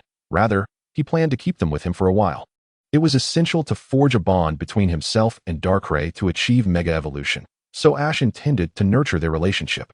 Ash's team comprised Pikachu, Eevee, Marshadao, Lucario, Darkrai, Cresselia, Tyrantrum, Poplio, and Sizer. The last three were the Pokémon Ash intended to challenge the Waterflow gym with, and since the gym leader had yet to return, the trio decided to head to the renowned Forest Yokon, famed for its dreamlike Yokon. The Forest Yokon was an opulent establishment, a splendid mansion adorned with a grand garden. Yet it appeared rather desolate, suggesting it was not open for business. Indeed, before they could step inside, a young man dressed as a maintenance worker intercepted them. "You lot aren't planning to visit the Forest Yokon, are you?" Upon receiving their affirmative response, the young man explained, "That restaurant has been temporarily closed since a storm a week ago severed the power lines. I could have repaired them today, but there's been a strange rumor circulating." "A strange rumor?" Dawn tilted her head in confusion. The young man nodded and dramatically raised his arm, striking a pose he deemed frightening. "It's a ghost. Though no one is inside the restaurant, strange shadows are said to float about, calling out for Yokon. But it's merely a legend. I must be off." With that, he turned and left. "A Yokon so delicious that even ghosts crave it," Brock exclaimed excitedly, unfazed by the notion of apparitions, for they had encountered true spirits before. What was there to fear? Besides, these so-called ghosts could very well be mischievous Pokémon, especially considering Ash's company included legendary Pokémon. What ghost could withstand that? Intrigued, Ash chuckled. "This is becoming increasingly interesting. Let's see what's going on." They traversed the garden and reached the closed doors of the mansion. Dawn pushed the door and lamented, "It really seems to be closed for business." Though somewhat disappointed, the trio was about to turn away when, with a sudden creak, the door swung open of its own accord. Curiously, they peered through the gap, discovering the interior shrouded in darkness, yet conspicuously empty. Brock furrowed his brow, perplexed. There's no one here, yet the door opened. Could there truly be a ghost inside? Oh, really? Dawn seemed a bit anxious. Suddenly, Ash noticed a faint flicker of electricity before them, and Pikachu's ears perked up as it dashed forward, with Eevee trailing closely behind. Ash immediately tapped into his aura powers, sensing the presence and chuckling lightly. "No need to fear. It's not a ghost, but merely a Pokémon. Let's pursue it." With that, he grasped Dawn and Brock's hands, hastening after the elusive figure until they arrived at a distribution room, where Pikachu and Eevee were puzzledly circling, clearly having lost their target. Pikachu, Eevee, stop searching. It's right in that microwave. Ash pointed at the incongruous appliance with a grin. Upon hearing this, Pikachu and Eevee rushed toward it, realizing it had been exposed. The microwave began to transform, its exterior turning a fiery orange and sprouting a sharp horn. Ah, it's Rotom! Ash exclaimed, his eyes sparkling with excitement. This particular Pokémon could alter its type by possessing different household appliances. Now, it had assumed the form of a heating Rotom, releasing a torrent of flames from the microwave. Eevee, use bubble, Ash commanded casually.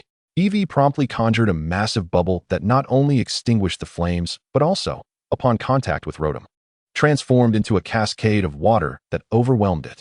The microwave returned to its original state, and Rotom, having lost its fighting capability, reverted to its true form. Seizing the opportunity, Ash tossed a Pokeball to capture it. Rotom, type, Electric Ghost.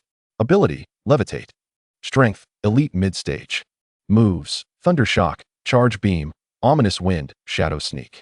It turns out that the creature is none other than Rotom. Ash, gazing at the Pokeball in his hand, expressed that without anyone, they could not savor the delights of the forest Yokon. Such is the way of things. With that, Ash tossed the Pokeball into the air, calling, "Come forth, Rotom. I look forward to our future endeavors together." Rotom excitedly whirled around Ash twice before suddenly sporting a mischievous grin and unleashing a surge of blue electricity. Ash, quick on his feet, utilized his psychic abilities to shield himself, along with Dawn and Brock. The electric current, however, coursed into a generator that the young repairman had just fixed, causing it to spring to life and illuminating the entire forest mansion. Observing this, Pikachu and Eevee promptly seized Rotom, preparing to give this mischievous being a proper lesson. Soon, the air was filled with Rotom's cries of distress. The trio paid no heed, for at that moment, the intercom crackled to life, announcing, "Welcome to the Forest Mansion restaurant. Guests wishing to experience the process of making Forest Yokon, please gather in the first floor experience area." They were taken aback by the mansion's generosity in sharing the recipe for Forest Yokon, and Brock exclaimed, "If I can obtain the recipe, I am certain I can replicate it." Subsequently, the trio made their way to the experience area, where Brock successfully recreated the authentic Forest Yokon using the provided recipe and ingredients. At this time, Rotom, under the guidance of Pikachu and Eevee, obediently hovered beside Ash. The Forest Yokon is ready. The group eagerly indulged in the mysterious delicacy, savoring the rich flavor of red bean paste, which was exquisitely smooth and delicious. Rotom particularly relished it, as it would not have appeared at the forest mansion otherwise. Having made ample amounts of this sweet treat, Brock decided to send some to their friends and family. Chapter 324, Donggang and Piao Tai. On the third day since Ash and his companions arrived in Waterpole City, it was no surprise that the gym leader, Donggang, had yet to return. Notably, when Ash informed Professor Oak about mailing the Forest Yokon, the professor learned of Ash capturing Rotom and promptly urged him to send it over for study. Professor Oak had long wished to research this peculiar Pokémon, believing that future technology might intertwine with Rotom. Presently, Ash and Brock were accompanying Dawn in the Pokémon Center, watching the live broadcast of the dazzling contests on television. As you can see, the Pokémon Dazzling Contest, Sunflower Festival, has concluded with Mr. Jian Wu emerging victorious. With this win, Mr. Jian Wu has now earned 3 ribbon badges. The announcer continued, "Additionally, the winner of the Sea Rose Festival is Mr. Shangji, bringing his total to 4 ribbon badges thus far." Miss Bayan proceeded to introduce the recent victors of the Dazzling Contests. Before announcing the location of the next contest, the upcoming Dazzling Contest is scheduled to take place in the northern town of Mukden, and we look forward to enthusiastic registrations from all. Ever since Ash acquired 5 ribbon badges, Dawn's rivals had been striving earnestly for their own badges. Even Musashi had managed to secure 2. Dawn found herself trailing behind, while Mr. Shang-Ji was only 1 badge away from matching Ash's collection. Jian Wu and Mr. Shang-Ji were also putting in great effort. After watching the broadcast, Dawn felt invigorated, declaring, "All right, I must work hard too." She promptly resolved to participate in the Mukden Dazzling Contest, deciding to showcase her Mamoswine and Ghastly as their debut performance. With great enthusiasm, she set off for special training, while Ash called back his Duskull to teach Dawn's Ghastly some dazzling techniques. After a period of rigorous training, Ghastly was progressing well, but unexpectedly, Mamoswine learned the move Ancient Power and evolved into Piloswine. Initially, the newly evolved Piloswine was somewhat rebellious, but under Ash's guidance, it soon submitted to the dazzling flames of Rapid Ash, transforming back into the obedient glutton that Dawn adored. Not to mention, Piloswine's appearance was indeed far superior to that of Mamoswine. Thus, they spent yet another day in delightful chaos. The following day, Ash and his friends finally received word from Nurse Joy that the gym leader, Donggang, had returned to the gym. The long-awaited gym battle was finally about to commence. After days of anticipation, they stood once more before the gym doors, greeted by the same young attendant, who now appeared quite lively. "I remember you visited not long ago," he remarked. "Yes." Ash nodded in agreement. "I heard that gym trainer Mr. Donggang has returned from Steel Island." The young man sighed, "Indeed. But there's a bit of a complication." "What's the matter?" "Well, his son has also shown up." The trio exchanged puzzled glances, wondering how this was relevant to the gym battle. How should I put this as the young man led Ash and his friends into the gym? He struggled to articulate his thoughts. Their father-son relationship is quite unique. Once they begin to argue, it takes a while to resolve. Upon entering, they immediately heard two voices bickering, one of which sounded oddly familiar. "I love fossils. I love them even more." Looking up, Ash and his friends were surprised to find the Steel City gym leader, Piao Tai, present, with the other voice undoubtedly belonging to Mr. Donggang. Suddenly, Ash realized the connection. Piao Tai and Donggang were indeed father and son, though their relationship seemed rather strained.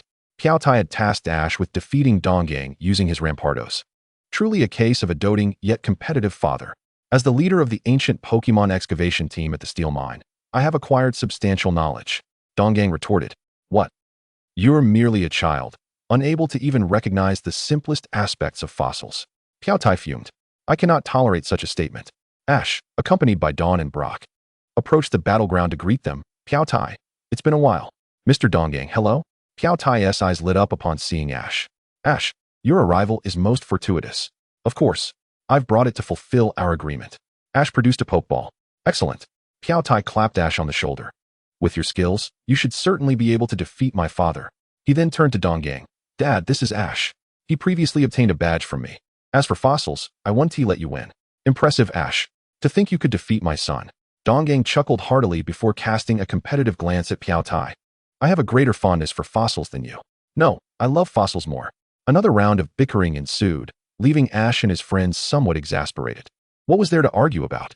Dawn observed Piao Tai's demeanor and remarked, "Mr. Piao Tai seems quite different from the last time we met." "Humph, so naive. You little brat are easier to deal with than a Daifuka drenched in sweet syrup. Come along with me," Donggang declared, leading Ash and the others to his collection room. "Behold, these are my prized possessions." The fossil collection astounded Ash and his friends, as Piao Tai rushed excitedly to a glass cabinet, captivated by what he saw. "Is that an enormous fossil of the ancient Aerodactyl?" Donggang proudly approached Piao Tai. "Ah, you have an eye for quality. Once it is fully restored, it will be 3 times the size of a typical Aerodactyl. What do you say now? You've lost, ha ha ha." Donggang wore a triumphant smile. Piao Tai was not one to concede so easily. "True, Dad. This is indeed my first time witnessing such an impressive Aerodactyl fossil. But when it comes to resurrecting Pokémon from fossils, my Rampardos is unparalleled." "You are sorely mistaken. When it comes to resurrected Pokémon, my Bastiodon is superior. Rampardos boasts the fiercest attack power, Dad." "You are mistaken. It is the defensive prowess of the Castle Dragon that truly reigns supreme." Piao Tai was the first to halt the discussion, suggesting that a battle between the Battlehammer Dragon and the Castle Dragon would be in order. "No problem. Bring it on," Donggang replied without a moment's hesitation. Just as Ash thought that the gym match was about to be thwarted yet again, Piao Tai suddenly pointed at Ash and declared, "Let Ash take my place in battle." "Ash, your Craniotos has evolved, hasn't it?" "Of course." Ash nodded in affirmation. "Oh, very well. Let the strongest spear of ancient times face off against the mightiest shield." Donggang pondered for a moment before acquiescing. Chapter 325, The Duel with Donggang. The Mining Badge.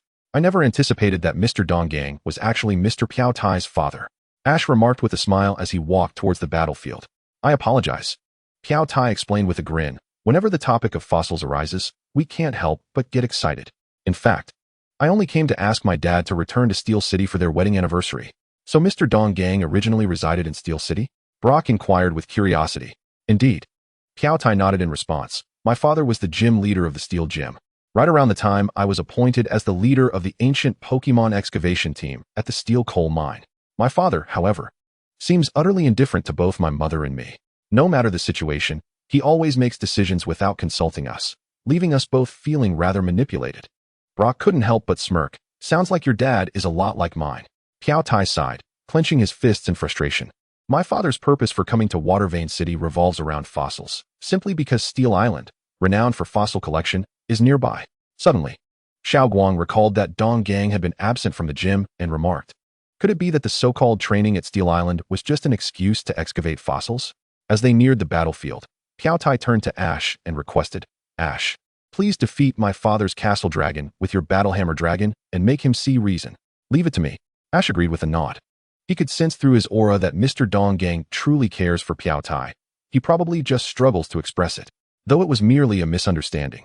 Ash chose not to clarify, knowing that once he triumphed over Mr. Dong Gang, the truth would inevitably unfold. At that moment, Piao Tai took on the role of referee, announcing that the gym battle between Challenger Ash and gym leader Dong Gang was about to commence. Each side would utilize 3 Pokémon, and the match would conclude once all Pokémon on one side could no longer battle. Furthermore, only the challenger was permitted to substitute Pokémon. As the announcement concluded, Dong Gang's energy ignited, exclaiming, I adore fossils. I revel in defense. Go, Bronzer. Piplup, you're up. Ash shouted, unleashing his Pokeball with fervor. Use water cannon. Piplup swiftly leaped into the air, launching a powerful water cannon towards Bronzer. Block it, Bronzer, Dong Gang commanded, for defense was his forte. After being pushed back by the water cannon, Dong Gang initiated a counterattack. Use Spiral Ball. Metal Claw. Bronzer began to spin rapidly, while Piplup employed Metal Claw to shield itself, creating a defensive barrier. Ash's eyes sparkled with determination. Hydro Vortex. Piplup conjured a massive Hydro Vortex, ensnaring Bronzer within its swirling currents, forcing it to spin at high velocity at the center. Dong Gang suddenly had a revelation, shouting, Bronzer, spin even faster. Without hesitation, Bronzer increased its rotational speed, surpassing the Hydro Vortex and generating a colossal water tornado. However, this exertion took a significant toll, causing Bronzer's stamina to dwindle rapidly. Observing the approaching water tornado, Ash chuckled, use Ice Wind. Piplup raised its wings, unleashing a frigid gale that transformed the water tornado into an enormous ice sculpture, shattering the water flow. With a flash of water blade from its wings, Piplup effortlessly sliced through the entire ice sculpture, landing gracefully thereafter. Meanwhile, the frozen Bronzer crashed to the ground, rendered incapable of battle. Bronzer has lost its battle capability. Piplup emerges victorious. Well done, Piplup. Let's continue this momentum. Ash opted not to recall Piplup, allowing it to persist in battle. Piplup, Piplup. It nodded excitedly, its fighting spirit ignited after defeating Bronzer. Though defeated, it was a worthy battle. Truly, you possess formidable strength, as expected of someone who can best my son, Dong Gang remarked, recalling Bronzer with gratitude. Thank you for your efforts, Bronzer. Piao Tai, thrilled by her father's defeat, couldn't help but tease. You've been beaten, Dad. She then cheered for Ash. Go for it, Ash. Keep the momentum going and seize victory. Yes. Dong Gang, unfazed, let out a hearty laugh. Haha, it's been so long since I've battled in a gym. My fighting spirit is ablaze. I love defense. Go, Steelix. With a roar, the classic Steel-type Pokemon Steelix made its grand entrance onto the battlefield. Piplup, use Water Cannon. Steelix, evade with Dig. Steelix burrowed underground to avoid Piplup's Water Cannon assault, but Ash was well prepared. He commanded another Water Cannon at the entrance of Steelix's tunnel. What? Dong Gang exclaimed, startled. Steelix, come out quickly. But it was too late. Piplup unleashed Water Cannon at the tunnel's opening, sending Steelix crashing back onto the battlefield. Fortunately, Dong Gang's defensive expertise meant Steelix's defenses were honed to perfection. It weathered the blow successfully. Steelix, body slam. With a fierce roar, Steelix charged forward, its 10-meter-long steel body colliding forcefully with Piplup. Piplup was dealt a significant blow, prompting Ash to shout, Piplup, unleash your ultimate water flow burst. Steelix, meet it with Iron Tail. Dong Gang commanded immediately. With a resounding clash, Steelix and Piplup's attacks collided, resulting in a massive explosion. Steelix, bolstered by its iron physique, managed to withstand the impact, despite the water-type move's advantage. However, Piplup found itself toppled into a deep pit, rendered incapable of battle. Piplup has lost its battle capability. Steelix is victorious. Come back and rest well, Piplup. Ash recalled Piplup, then tossed out his second Pokeball, declaring, Sizer, you're up. With a flick of its tongue and a tail-like appendage, Sizer emerged onto the battlefield, exuding an aura that indicated it had reached the pinnacle of elite status. Steelix, body slam. Dong Gang initiated the assault. The charging steel body surged towards Ash, but without needing to command, Sizer, having undergone extensive specialized training to evade. Leaped high into the air, skillfully avoiding Steelix's onslaught. Use Swords Dance. In midair, Sizer spun gracefully, summoning several gleaming blades that significantly enhanced its attack. Steelix, use Rock Slide. Countless boulders rained down upon Sizer, yet it spread its wings, harnessing the power of the wind to evade every single rock, not a single one landing its mark. Dive down and use Earthquake. No sooner had he spoken than Sizer plummeted to the ground, executing a flip and slamming its tail against the earth, causing a shockwave that overwhelmed Steelix. The steel snake was already battered and bruised from its battle with Prince Bo, and given that Earthquake inflicts double damage on Steel Snake, compounded by the double enhancement from Swords Dance, it would indeed be remarkable if it survived unscathed. With Steel Snake rendered incapable of continuing the fight, King Scorpion emerged victorious. Well done, King Scorpion. Return and rest. Ash promptly recalled King Scorpion, for the final confrontation awaited, the fateful duel between Hammer Dragon and City Dragon. Come back, Steel Snake. Donggang confidently smiled at Ash. Your strength is indeed formidable, but you will never defeat my City Dragon. Go. Ash remained silent, for actions speak louder than words. Hammer Dragon. It shall be you. The two ancient fossil Pokémon of Sinnoh locked eyes, their gazes ablaze with determination and fervor. Hammer Dragon, charge forward. Use Head Smash. Hammer Dragon let out a fierce roar, its head glowing with a radiant pink light as it lunged forward. Donggang, however, stood resolute, slowly uttering two words that resonated with unwavering power. Iron Wall. City Dragon raised its Iron Wall, effectively halting Hammer Dragon's advance. No matter how Hammer Dragon attacked, it could not breach the defense of City Dragon, instead suffering recoil from its own efforts. Haha. Donggang laughed heartily. Did you see that? This is the pinnacle of defense. City Dragon then unleashed Iron Head. With a low growl, City Dragon barreled forward, relentlessly closing the distance to Hammer Dragon. Earthquake. Just as those words escaped, Hammer Dragon stomped the ground, generating violent seismic waves that disrupted City Dragon's charge. Double-edged Head Smash. Hammer Dragon surged forth, driven by overwhelming momentum. Although the earthquake had momentarily broken City Dragon's resolve and inflicted significant damage, it nevertheless retaliated with Iron Head, colliding with Hammer Dragon once more. With a thunderous boom, clouds of dust and debris were kicked up as both Hammer Dragon and City Dragon were forced back towards Ash and Donggang. Flame Burst. X2. Both City Dragon and Hammer Dragon unleashed torrents of orange flames, their fiery assault clashing violently, resulting in a tremendous explosion that enveloped the battlefield in thick black smoke. Without hesitation, Ash called out, Hammer Dragon, use Earthquake. Listen closely, then unleash your full-powered double-edged Head Smash. With a resounding crash, the tremors from the earthquake successfully struck City Dragon, revealing its position to Hammer Dragon, which charged in without hesitation to execute its double-edged Head Smash. Donggang quickly commanded, City Dragon, deploy Iron Wall. Despite successfully raising the Iron Wall amidst the swirling black mist, City Dragon was ultimately struck by Hammer Dragon's full-force double-edged Head Smash, sending it flying out of the battlefield and rendering it unable to continue fighting. With City Dragon incapacitated, Hammer Dragon was declared the victor. Thus, the challenger Ash emerged triumphant. Ash won. Xiao Wang cheered, with Pikachu and Eevee chiming in. Haha, Ash, your prowess is indeed commendable. Here, take this mine badge. Donggang approached Ash, handing him the badge. Ash eagerly accepted it, having now collected 6 badges, with only 2 more needed to qualify for the Sinnoh League. What do you think, Dad? Hammer Dragon is the strongest, right?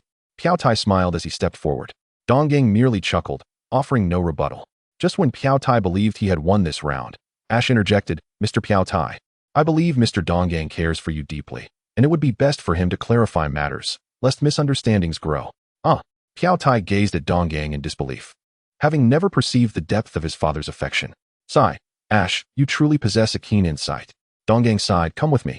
Returning to the previous collection room, Donggang carefully retrieved a small box, cradling it as if it were a treasured gem, even more delicately than the 3-fold larger fossil of the winged bug he had previously displayed. Upon seeing the contents of the box, Piao Tai was taken aback. It was the fossil of the sun seed. Isn't this the one I found? Donggang smiled and nodded. Indeed. This is my most cherished fossil. Dad, Piao Tai exclaimed, moved by Donggang's words. He felt an immediate understanding of his father's love, realizing that Donggang had always valued both him and his mother. Donggang continued, if I remained at the Steel Gym, you would forever be merely a trainee gym leader. Thus, When they invited me to become the Waterway Gym leader, I saw it as an opportunity for you to inherit the gym. Alas, the hearts of parents are often laden with care, and many misunderstandings arise from their love for their children. I see now, Piao Tai said, deeply touched. I had misunderstood you before, and I truly thank you, Dad. Donggang waved his hand dismissively, signaling that it was of no concern. Ultimately, the two reconciled, their hearts lightened. After the gym battle concluded, Ash and his companions returned to the Pokémon Center. Perhaps influenced by Piao Tai and Donggang, the trio promptly called home. Following this, they collaboratively redefined their route. They decided to embark on an adventure to Steel Island first, then challenge the Grand Festival in Wood Town. They were quite intrigued by Steel Island, hoping to encounter some rare Steel-type Pokémon.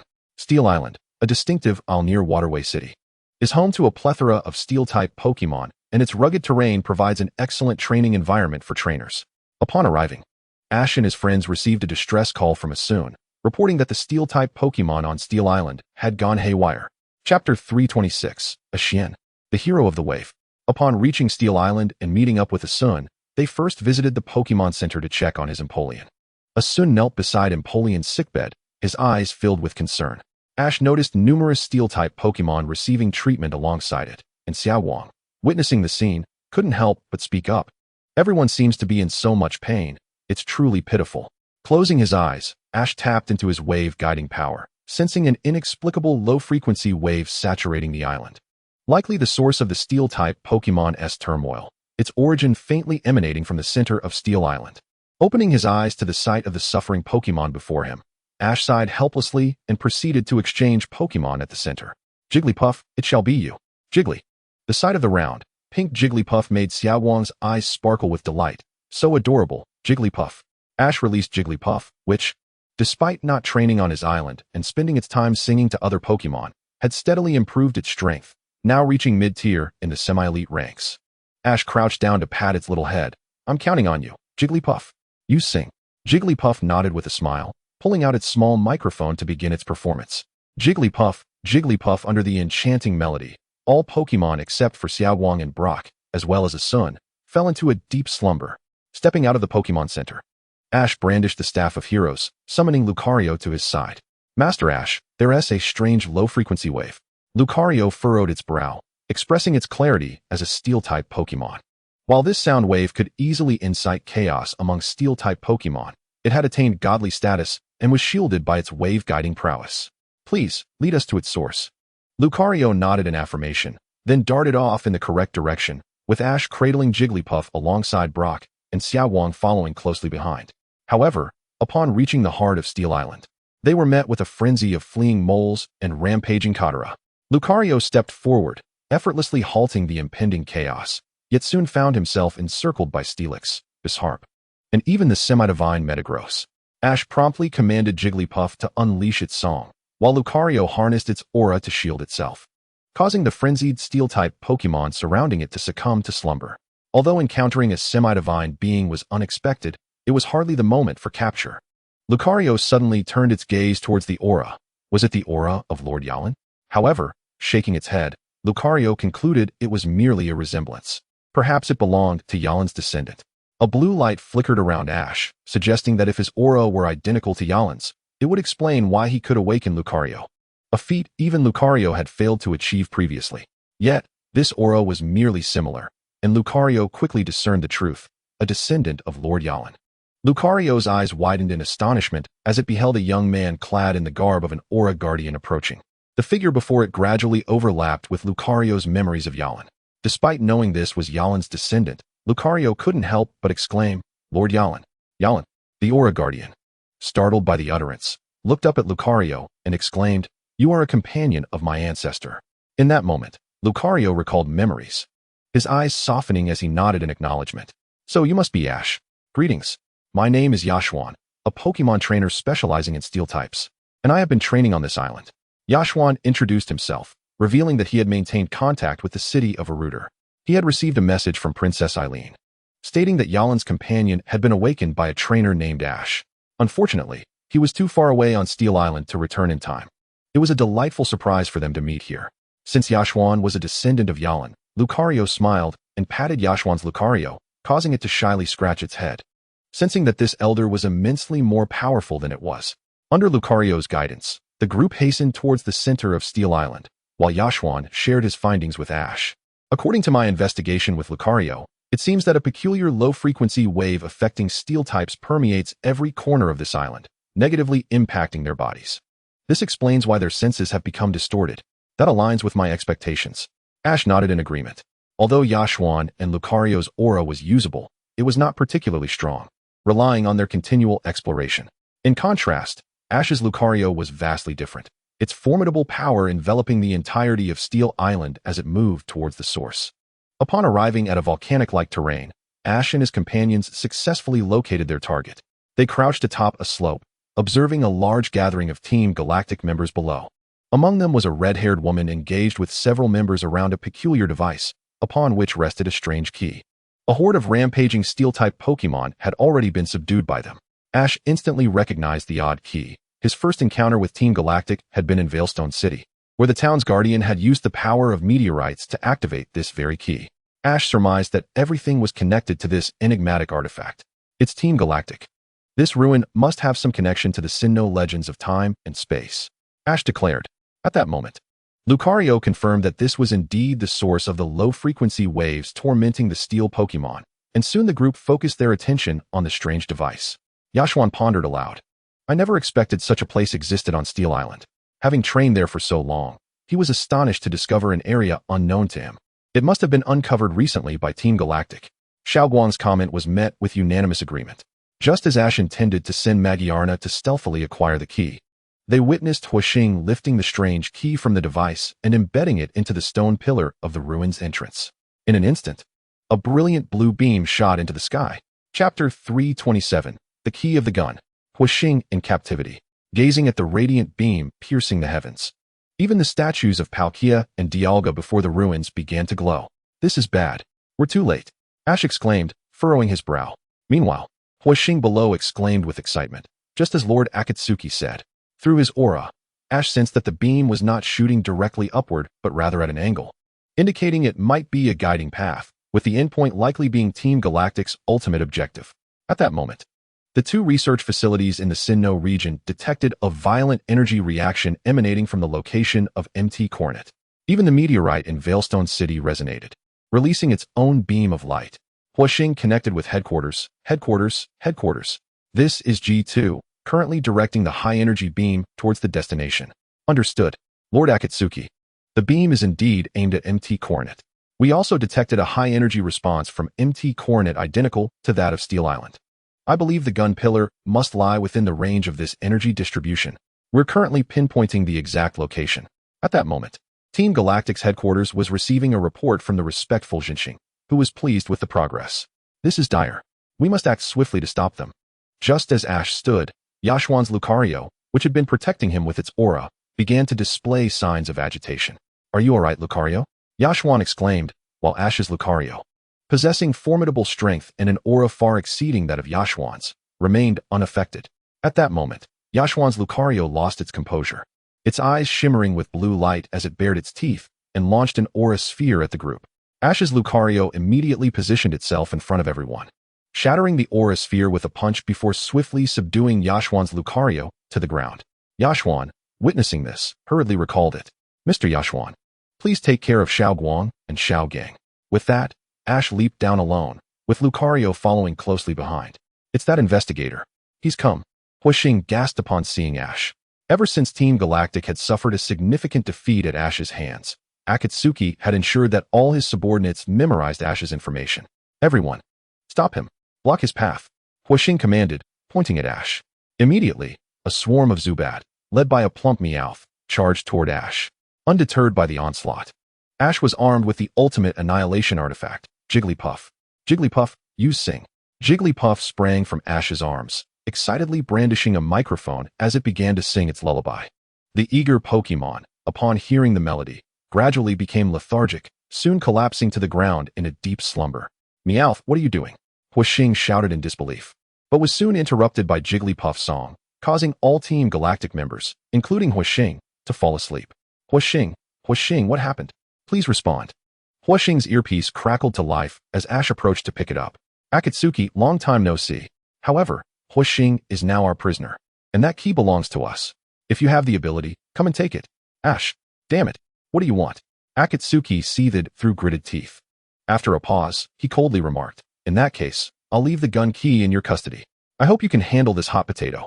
After concluding the communication, they severed the connection to prevent Ash and his companions from tracing their headquarters. Ash chuckled softly, while Lucario had already approached the instrument, obliterating it with a single punch.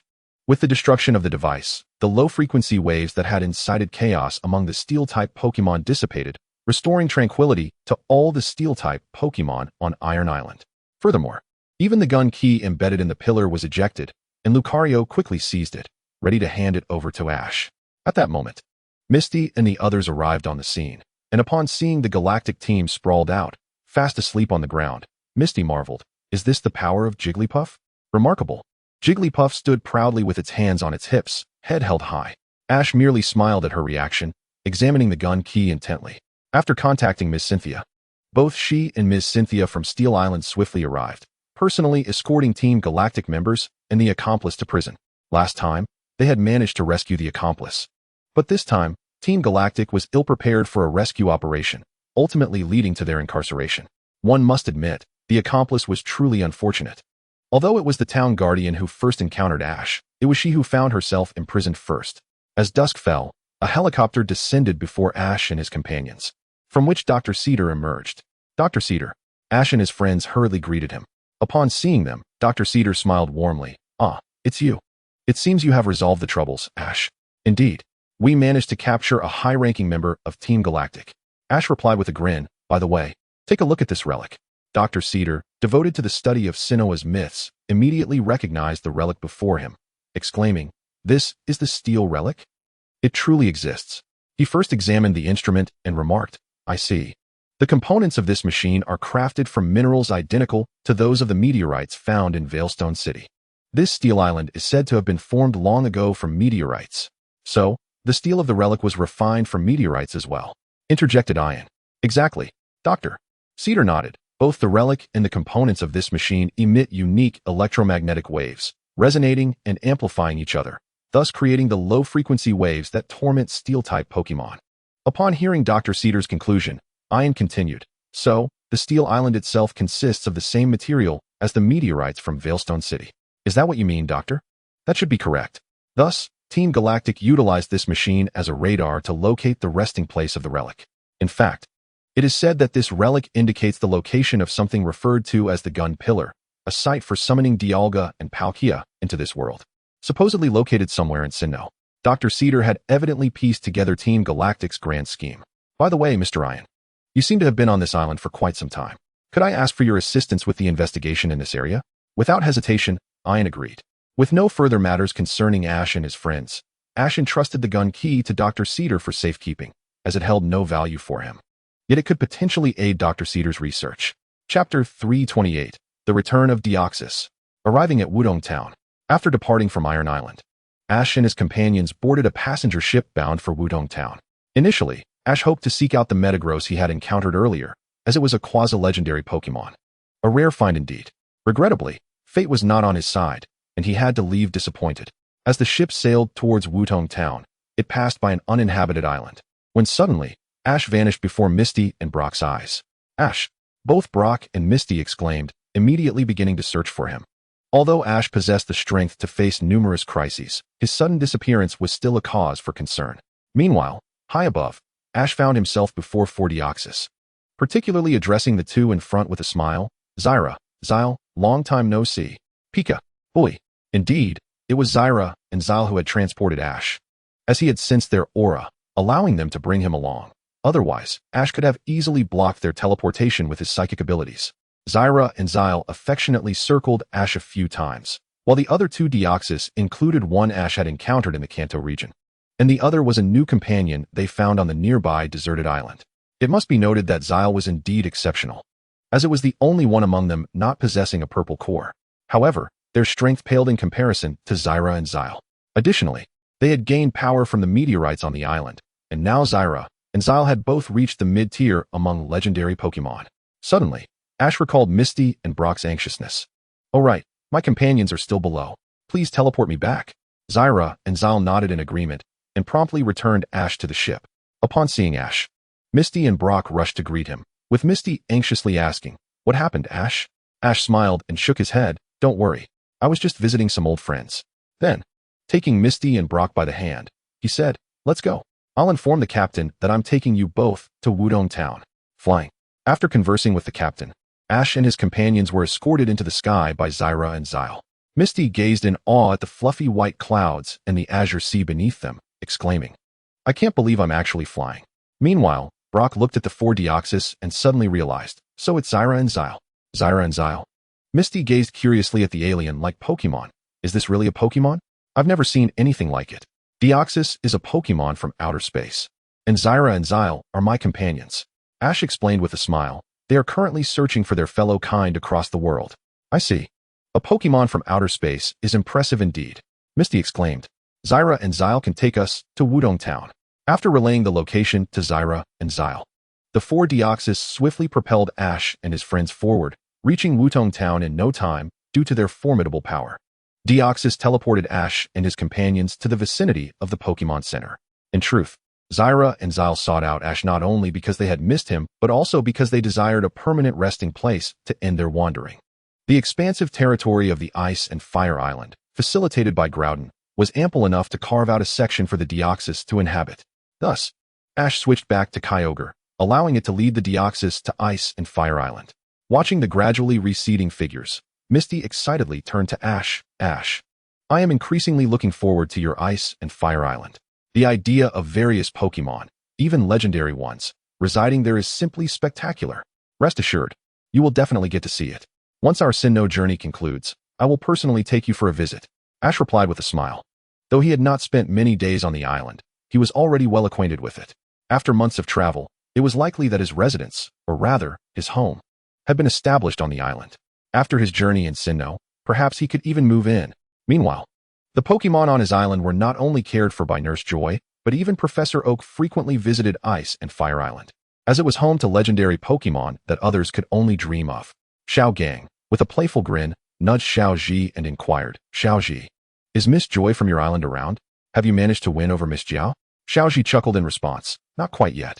Immediately, Xiao Gang scratched his head and broke into a silly grin, leaving both Xiao Ji and Xiao Guang speechless.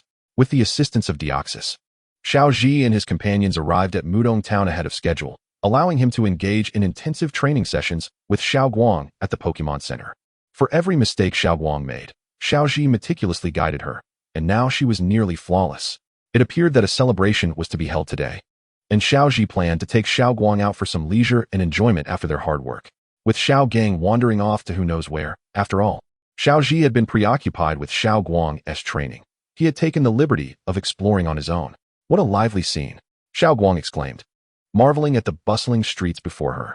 At that moment, a vendor's enthusiastic call drew the attention of both Xiao Ji and Xiao Guang.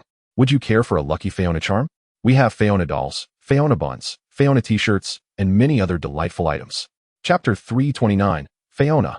Upon seeing the lifelike Fiona doll in the vendor's hands, Xiao Guang's eyes sparkled with excitement as she instinctively embraced it, exclaiming, how adorable. The vendor beamed with pride, gesturing towards the promotional screen. Look, this is the genuine Fiona. Fiona bears a striking resemblance to Manaphy. Although both are classified as legendary Pokemon, their base stats differ significantly. It is said that Fiona hatches from the egg of Manaphy and Ditto. Nevertheless, Fiona, being the prince of the ocean and a descendant of Manaphy, is certainly superior to many ordinary Pokemon. What surprised Xiao Ji was that Fiona had made an appearance in Wudong Town. After all, it is a rare sight indeed, which is why it is revered as a legendary Pokemon, rarer even than semi-legendary Pokemon. At that moment, the vendor turned to Xiao Guang, who was still clutching the doll, and asked, my dear, are you here to participate in the Pokemon Showcase? Yes, I must earn a ribbon badge, she replied, reluctantly preparing to return the doll to the vendor, as carrying it during her travels would be inconvenient. Yet Xiao Ji intervened, declaring, we'll take this doll, sir. Please ring it up. Xiao Guang gazed at Xiao Ji with gratitude, but he waved his hand dismissively, smiling. We can keep it in the spatial backpack for now, or even have it shipped home. If you truly adore it, let's buy it. All right. The vendor chuckled, my dear. Your boyfriend treats you wonderfully. Cherish him. With the sale of the doll, the vendor's spirits soared, and he added with a mysterious grin, since you're so interested, let me share a secret. You must not miss the chance to see Fiona. It is said in Mudong Town that anyone who encounters Fiona will be blessed with good fortune. This is the season when Fiona can be spotted throughout the year. Many tourists flock here annually just to catch a glimpse of Fiona. It seemed that the current excitement in Mudong Town stemmed not only from the upcoming Mudong conference, but also significantly from the allure of Fiona. The vendor paused before continuing. Interestingly, it appears that the winners of last year's, the year before's, and even the year before that Mudong conference all had encounters with Fiona before competing. When the vendor referred to Xiaoji as Xiaoguang's boyfriend, and Xiaoji did not refute it, Xiaoguang's cheeks flushed crimson as she lowered her gaze. However, upon hearing about the winner's encounters with Fiona, she immediately perked up. Winners? Grabbing Xiaoji with one hand and clutching the Fiona doll with the other. Her head adorned with a piplup, she excitedly dashed toward the seaside. Let's go, Xiaoji. We must seek out Fiona. Xiaoji could only shake his head in resignation as he turned back and pulled her along. They arrived at a secluded beach, where Xiaoguang pouted. Xiaoji, what are we doing here? There are no submarines. As she spoke, she placed the Fiona doll into her spatial backpack. To encounter Fiona, they would indeed need to venture into the depths of the ocean. Xiaoji playfully flicked her forehead. Silly girl, I am the Ocean King. With that declaration, he summoned the ocean's power, manifesting a golden crown atop his head, exuding an aura of regal authority. So cool. Xiaoguang gasped, her eyes sparkling at the sight of Xiaoji in his transformed state. This was the second time she had witnessed him in this form. The last time had been too far away for her to appreciate it fully, though he lacked the golden armor this time. The mere presence of the crown elevated his demeanor exponentially. Xiaoji cast a golden light towards Xiaoguang, who found herself enveloped in a torrent of water. Confused, she inquired, what is this? He then directed similar bursts of energy towards Pikachu and Eevee, who joyfully leaped into the sea as if they had learned to use water gun. Let us go. Xiaoji took Xiaoguang's hand, and they both leaped into the ocean. I can breathe underwater, and I can talk, Xiaoguang exclaimed in awe beneath the waves. This is nothing compared to the power of the Ocean King. Xiaoji then led Xiaoguang on a wondrous journey through the ocean, where they encountered numerous schools of water-type Pokémon, including Love Disc and others. This is amazing. With the Ocean King's blessing, the marine Pokémon were quite friendly towards Xiaoji and Xiaoguang, who delighted in petting the various water types. Meanwhile, Piplup, Pikachu, and Eevee frolicked joyfully among the other Pokémon. Suddenly, Xiaoji lifted his gaze, grinning. Xiaoguang, they're coming. Huh. Following his gaze, Xiaoguang saw 3 glowing figures rapidly approaching, and her heart raced with joy. It's Fiona. It's really Fiona. The 3 Fiona, undeterred by Xiaoji and Xiaoguang's presence, gleefully circled around them. Having been drawn in by Xiaoji's oceanic energy, the Fiona led Xiaoji and Xiaoguang on a playful adventure through the ocean, with one smaller Fiona forming a particularly close bond with Xiaoguang. As night fell, Xiaoji and Xiaoguang returned to the shore. Observing the 3 Fiona leaping from the water, Xiaoji smiled and produced 3 dive balls, exclaiming, little ones, come along with us. Without hesitation, the 3 Fiona tapped the balls, and with a satisfying click, they were successfully captured. Xiaoguang's eyes widened with envy. Xiaoji, you made capturing such a legendary Pokémon look effortless. However, Xiaoji offered one of the dive balls to her, saying, here, Xiaoguang, this is for you. Huh. Xiaoguang stared in astonishment at the Pokeball being offered, but no buts. This little one is quite fond of you, he reassured, placing the dive ball into her hands. With a click, the ball opened, and the smaller Fiona affectionately nuzzled Xiaoguang. Thank you, Xiaoji. Ultimately, Xiaoguang accepted the Fiona. As for the other 2 Fiona, Xiaoji had already decided their fates. One would be given to Misty, and the other to May. After all, Misty, being a water-type specialist, would undoubtedly benefit from Fiona's assistance, while May, having once been the mother of the ocean Prince Manafi, would share a deep connection with Fiona. For Xiaoji, Fiona were somewhat superfluous, but with 3 of them, it conveniently matched the trio of girls, ensuring that each would have one. He was confident that their skills would elevate Fiona to new heights. Upon their satisfying return to the Pokémon Center, they unexpectedly encountered a knowing glance from Xiaogang, who remarked, you 2 returned quite late and seem rather excited. Surely you weren't out on a date? Xiaoguang's face flushed crimson at his words, while Xiaoji boldly replied, and what if we were? Xiaoguang, her cheeks still flushed, playfully tugged at Xiaoji. Xiaojing suddenly felt overwhelmed by a wave of envy, akin to being force-fed a plate of dog food. Initially, he had merely jested with the 2, considering it only fair since they had ventured out without him, leaving him to toil tirelessly alongside Miss Joy. Yet, The outcome was simply inconceivable to him. So it was. Upon uncovering the chain of events, Xiaojing nodded in understanding. An underwater rendezvous truly was enchanting. It's not a date, Xiao Wang retorted, her cheeks flushed with embarrassment. The following morning, Ash first dialed the Hualan gym, and after exchanging pleasantries with Misty, he transferred Fian to her. Thanks, Ash. The water-type legendary Pokémon is simply marvelous. Goodbye, Ash. With that, Misty hung up, intending to nurture her bond with Fian. Subsequently, Ash managed to get through to Xiaoyao in a town in Qingdu. Now, Xiaoyao had acquired 4 ribbon badges and needed just one more to participate in the splendid celebration in Qingdu. Upon learning of the intricate relationship between Fian and Manaphy, Xiaoyao developed a profound fondness for Fian, who in turn resonated with the essence of Manaphy emanating from her, thus forming a mutual affection. Chapter 330, Fierce Rival, Alala. Xiao Wang's ghostly performance. After successfully capturing a Fian, Xiao Wang sent her Rapidash to the Yamanashi Research Institute. Reflecting on Pachirisu, who had stayed at the institute for quite some time, she decided to swap it back using Leafeon. Perhaps due to the prolonged solitude at the Yamanashi Research Institute, Pachirisu had learned the move Rage Fangs. It is worth noting that this move, apart from ghost types, drastically reduces the user's health by half when hit by other types. Now, at the battle arena of the Pokémon Center in Mucktown, Xiao Wang released all her Pokémon, distributing treats among them. Naturally, Pachirisu and the ever-hungry Swinub received the most, one being a glutton and the other serving as compensation. Even the newly joined Fian was happily munching on snacks. Oh my goodness, it's Fian. I can't believe I'm seeing Fian. Haha, this means I shall become the champion of the Mucktown Conference. Just then, a sweet voice called out, and Ash and his companions looked up to see a little girl accompanied by a Sinnoh variant Sharpedo approaching. Judging by her attire and demeanor, she appeared to be a wealthy young lady. Upon hearing that she was a rival in the Mucktown Conference, Xiao Wang proudly responded, "This Fian is indeed my Pokémon. The champion of the Mucktown Conference shall be me." What? The little girl gazed at Xiao Wang in astonishment. How could you possibly have captured Fian? Then, noticing Ash beside her, she excitedly lifted her skirt and approached, her eyes gleaming with admiration. "Ah, it's Lord Ash. Your dazzling Milotic is simply magnificent." "And you are?" Ash inquired, feeling somewhat embarrassed, for while she recognized him, he did not know her, which was rather awkward. "Lord Ash, my name is Alala. I once participated in the Macaulay Cup and had the honor of witnessing your noble Milotic. Unfortunately, I was eliminated in the first round. So you didn't get to see me." Alala enthusiastically introduced herself. Then she turned to Xiao Wang, her eyes filled with envy. "I remember you. Despite your poor performance, you advanced past the first round. Moreover, you've battled with Lord Ash. Most importantly, you travel alongside Lord Ash."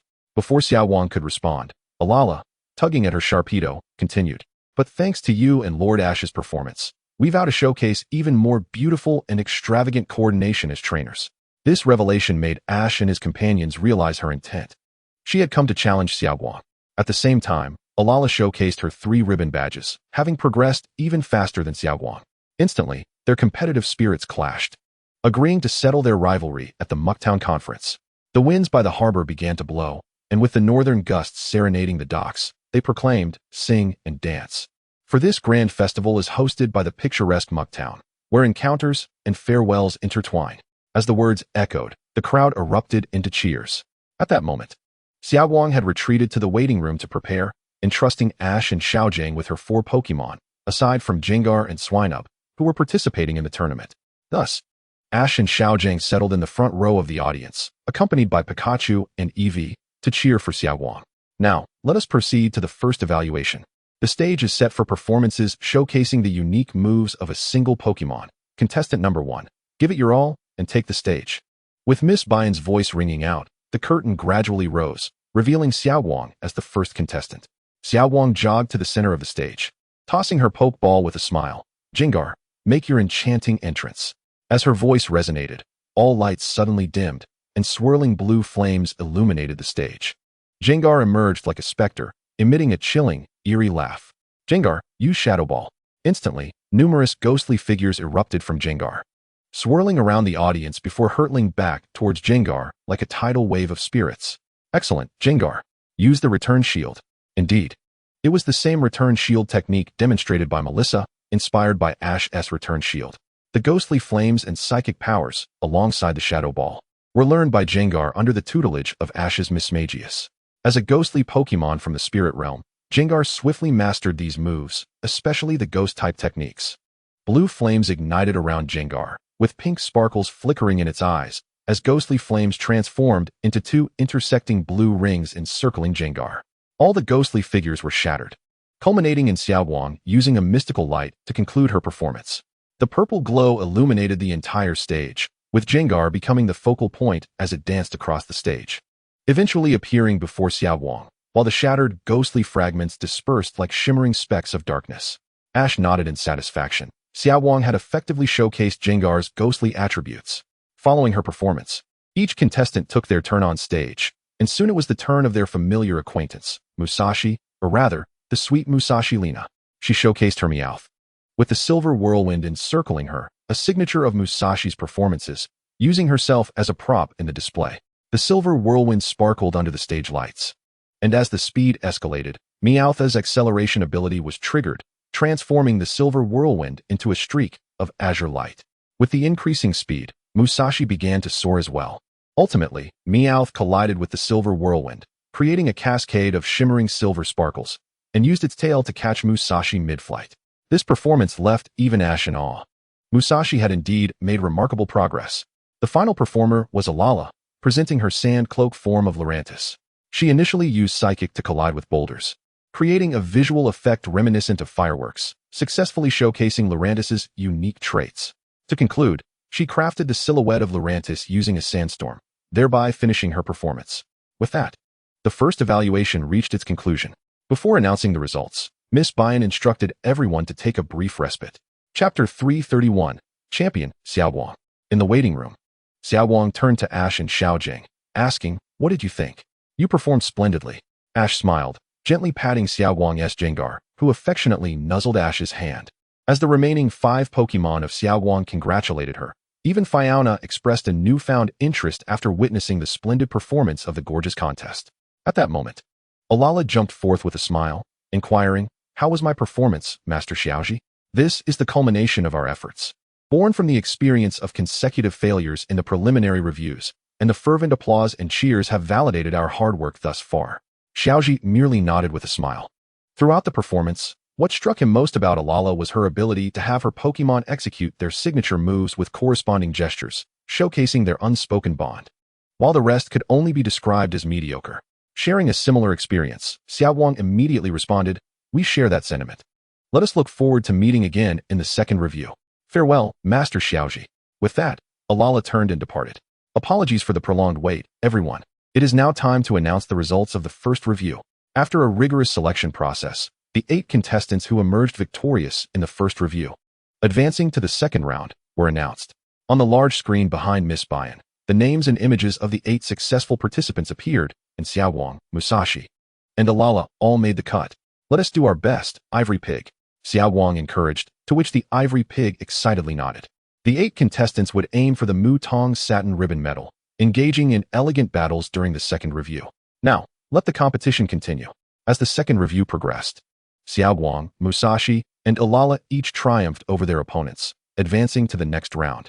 In the second round, Xiaowang quickly defeated a passerby, securing her place in the final stage. Musashi, however, faced off against Alala, using the Fontain's Fong, but ultimately fell short against Alala, who advanced to the final stage as Xiaowang's opponent. At last, the Mutong Conference has reached the final stage, where the battle for the Mutong Satin Ribbon Medal will commence. On one side, we have Miss Xiaowang, and on the other, Miss Alala. The time limit is 5 minutes. Let the match begin. As Miss Bayan's words echoed, Xiaowang and Alala simultaneously released their Pokeballs. "Ivory Pig, make your grand entrance. Time to shine, Fontain's Fong, go." Miss Bayan observed the Pokemon on both sides with a smile, noting, "The Ivory Pig and Fontain's Fong are both wild types. Which side will ultimately claim the Satin Ribbon Medal?" The Ice-type moves are quadruple effective against Fontain's Fong, so Xiaowang has a significant advantage. Brock analyzed with a grin. Indeed, both Pokemon are of similar levels, although Fontain's Fong is a semi-divine Pokemon. The quadruple effectiveness combined with the Ivory Pig's formidable strength means that in a direct confrontation, Fontain's Fong would struggle to withstand more than a few exchanges. Xiaoji shared his perspective. In situations where the strength is comparable, quadruple effectiveness is overwhelmingly powerful. Who can withstand such force? It's akin to Dato's Ace, Dragonite, which, despite being a semi-divine Pokémon, can hardly endure against the Ice-type Kingdra, causing Dato to remain unable to become the Kanto champion. Fangtian's Fang used Dragon Claw. Upon hearing Alala's command, Xiaoji shook his head, thinking that Alala was destined to lose with such tactics. Ivory Pig, go! Use Ice Fang. Fangtian's Fang leaped into the air. Its two emerald claws poised to strike down at the Ivory Pig, which gathered icy energy in its massive fangs to counter the attack.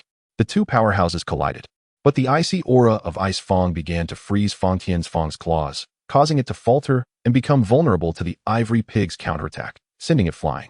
Alala's score began to plummet, and she couldn't help but shout, "Fangtian's Fang, be careful." Seizing the opportunity, Xiaowang commanded, "Ivory Pig, use Ice Shard." With a roar, the Ivory Pig released a barrage of icy shards, striking Fangtian's Fang, which had been launched back, encasing it in ice. As Xiaoji predicted, the Ivory Pig had completely overpowered the semi-divine Fangtian's Fang without employing any elaborate tactics. This was the sheer dominance of type effectiveness. To conclude the match, Xiaowang executed a combination move, Rampage combined with Ice Fang. The Ivory Pig charged forward, using the momentum of its powerful Ice Fang to smash through Fangtian's Fang. Fangtian's Fang collapsed to the ground, unable to continue fighting, while Alala's score hit 0, securing Xiaowang's victory in this tournament. Throughout the match, Fangtian's Fang had only managed to use Dragon Claw once before falling prey to the Ivory Pig's relentless Ice-type assault. Sighing in disappointment, Alala recalled Fangtian's Fang but quickly regained her composure. "It's just a matter of type advantage. I shall surely win next time." With that, she turned to leave, while Xiaowang proudly received her third satin ribbon medal, drawing ever closer to the glamorous celebration. Next, Xiaoji and his companions aimed for the next gym's location, Chifeng City. Moreover, the final lake of Sinnoh, Lake Wisdom, is also situated in Chifeng City. One could only wonder if they would encounter the lake's deity, Uxie, revered as the god of wisdom.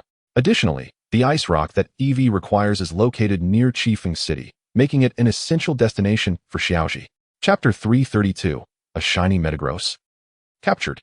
With Chifeng City as their target, Xiaoji and his companions found themselves dining at a ramen shop named after Musashi and Kojiro, indulging in the delectable noodles. It was rumored that this establishment boasted over 20 branches throughout Sinnoh. Along the way, the trio had rescued a snow woman's child, Snow Child, from poachers in a snow-capped mountain and handed the culprits over to Miss June Shaw at the base. Undoubtedly, the shop's trending knife-cut noodles were exquisite, and Xiaoji was surprised to discover that the chef preparing the noodles was none other than Team Rocket's Meowth, though Musashi and Kojiro's presence was conspicuously absent, leaving Xiaoji perplexed.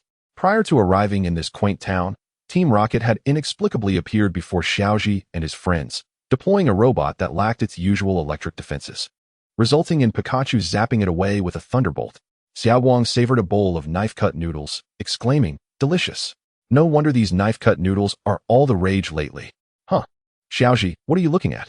Following Xiaoji's gaze, Xiaowang noticed Meowth and widened her eyes in surprise. Could this be Team Rocket's Meowth? Are we falling into their trap? No. Xiaoji shook his head. "I haven't sensed Musashi and Kojiro's presence." Suddenly, he noticed Meowth's expression shift, seemingly alarmed by the conversation of two patrons nearby. Meowth hurriedly inquired about something before hastily exiting the ramen shop. Xiaoji maintained his focus and managed to overhear part of their discussion. It seemed Musashi and Kojiro were recklessly provoking a differently colored Metagross in the nearby Rocky Mountains, prompting Meowth to rush to their rescue. At the mention of a differently colored Metagross, Xiaoji's interest was piqued. A differently colored Pokemon signifies a shiny variant, and this one was a semi-divine creature. Having missed out on a regular Metagross previously, it appeared fate had granted him the chance to encounter a shiny Metagross. Truly, he was indeed the favored child of fortune. "Let us go. There's a rare Pokemon nearby," Xiaoji exclaimed, pulling Xiaowang and Brock, who had just finished their noodles, as they dashed towards the Pokemon Center. Given that this was a shiny Metagross at its final evolution, and no one had yet captured it, its power would undoubtedly be extraordinary, necessitating Xiaoji to prepare his team accordingly. The forgotten trio of Pikachu could only hastily keep pace, with Bujiman lagging behind the most. By the time Ash and his companions reached the Rocky Mountain, they were unfortunately a step too late. It is worth noting that Ash had utilized teleportation immediately after switching to his Pokemon, yet he still could not save Team Rocket, who were rather decent people after all. As a result, Team Rocket had already been sent soaring like a meteor. Infuriated by Team Rocket's antics, The shiny Metagross spotted Ash and his friends and prepared to unleash its remaining fury upon them. Oh my, it truly is a shiny Metagross. Dawn gasped in disbelief, covering her mouth in astonishment at the colossal creature before her. The Metagross, with its silvery white body and a golden X emblem on its face, was undoubtedly the most striking among the pseudo-legendaries. The rest, alas, were hardly worthy of mention. Ash, it seems quite enraged, Dawn said nervously, tugging at Ash's sleeve as she gazed into the Metagross's crimson eyes. Ash, with a confident smile, reassured them, "Don't worry. Dawn, Brock, step back. Watch how I capture it." Metagross, shiny. Type, Steel, Psychic. Ability, Clear Body, prevents ability or move-induced stat reductions.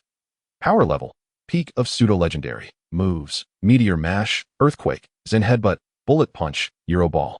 Rock Slide. With a comprehensive understanding of Metagross's information, Ash recalled that had it not been for Team Rocket's ambush, a single encounter would have been enough to send them flying.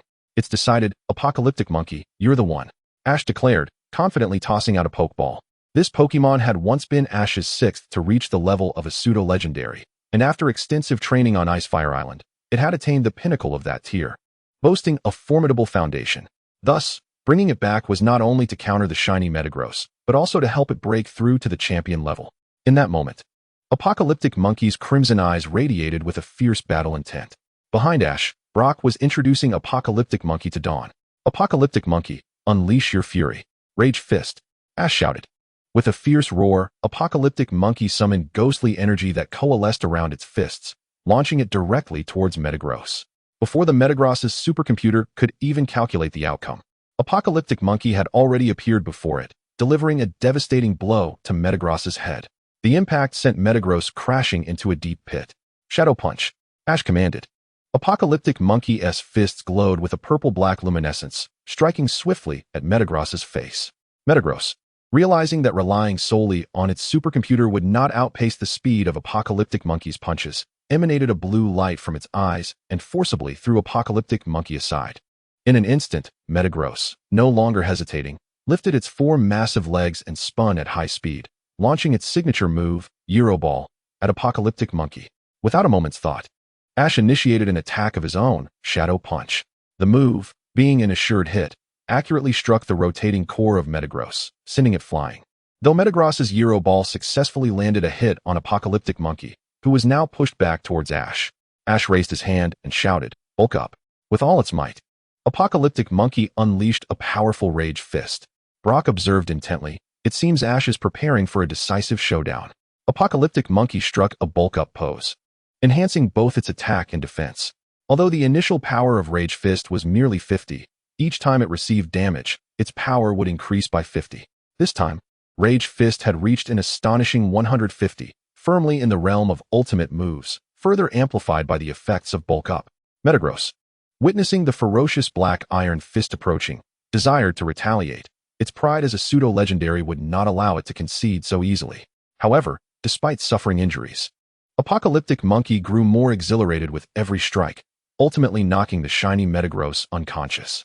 Ash threw a Pokeball, which captured Metagross without a moment's hesitation, as it was evidently thoroughly subdued by Apocalyptic Monkey's prowess. Chapter 333, The Enigmatic Circle of Strong Wind Town. Having successfully captured the shiny Metagross, Ash decided against continuing his journey as night fell and returned to the Pokémon Center in the previous town for rest. Come forth. In the now desolate battleground, Ash arrived and casually tossed out 3 Pokeballs. With a flourish, Apocalyptic Monkey, Cresselia, and the newly captured shiny Metagross materialized before him. Upon seeing Apocalyptic Monkey, the shiny Metagross displayed a somewhat vexed demeanor but dared not make any aggressive moves. Suddenly noticing Cresselia beside it, it revealed an expression of astonishment. Pika, Boo, Pikachu, and Eevee, by Ash's side, greeted them cheerfully, while Ash summoned them at this late hour for the purpose of breakthroughs. The realm of champions was a far cry from before. Breakthroughs had become exceedingly arduous, with a single minor advancement now equating to the totality of previous levels. For instance, Pidgeot and Tyranitar had already reached the initial stage of champion long ago, but despite the passage of time, they had yet to attain the pinnacle of this realm. Just recently, Articuno had managed to successfully break through to the champion level, but that had taken a considerable accumulation of time and effort. Pikachu, Charizard, and Eevee's rapid breakthroughs were attributable to fortuitous advantages. Following Ash on his journeys, they had engaged in countless battles and seized numerous opportunities, consistently enhancing their power. As for Charizard, it had absorbed the essence of Ho-Oh's flame, thereby amplifying its strength, although there would inevitably come a day when that power would be depleted. Ash speculated that by the time Charizard reached the champion level, the essence within would be entirely consumed.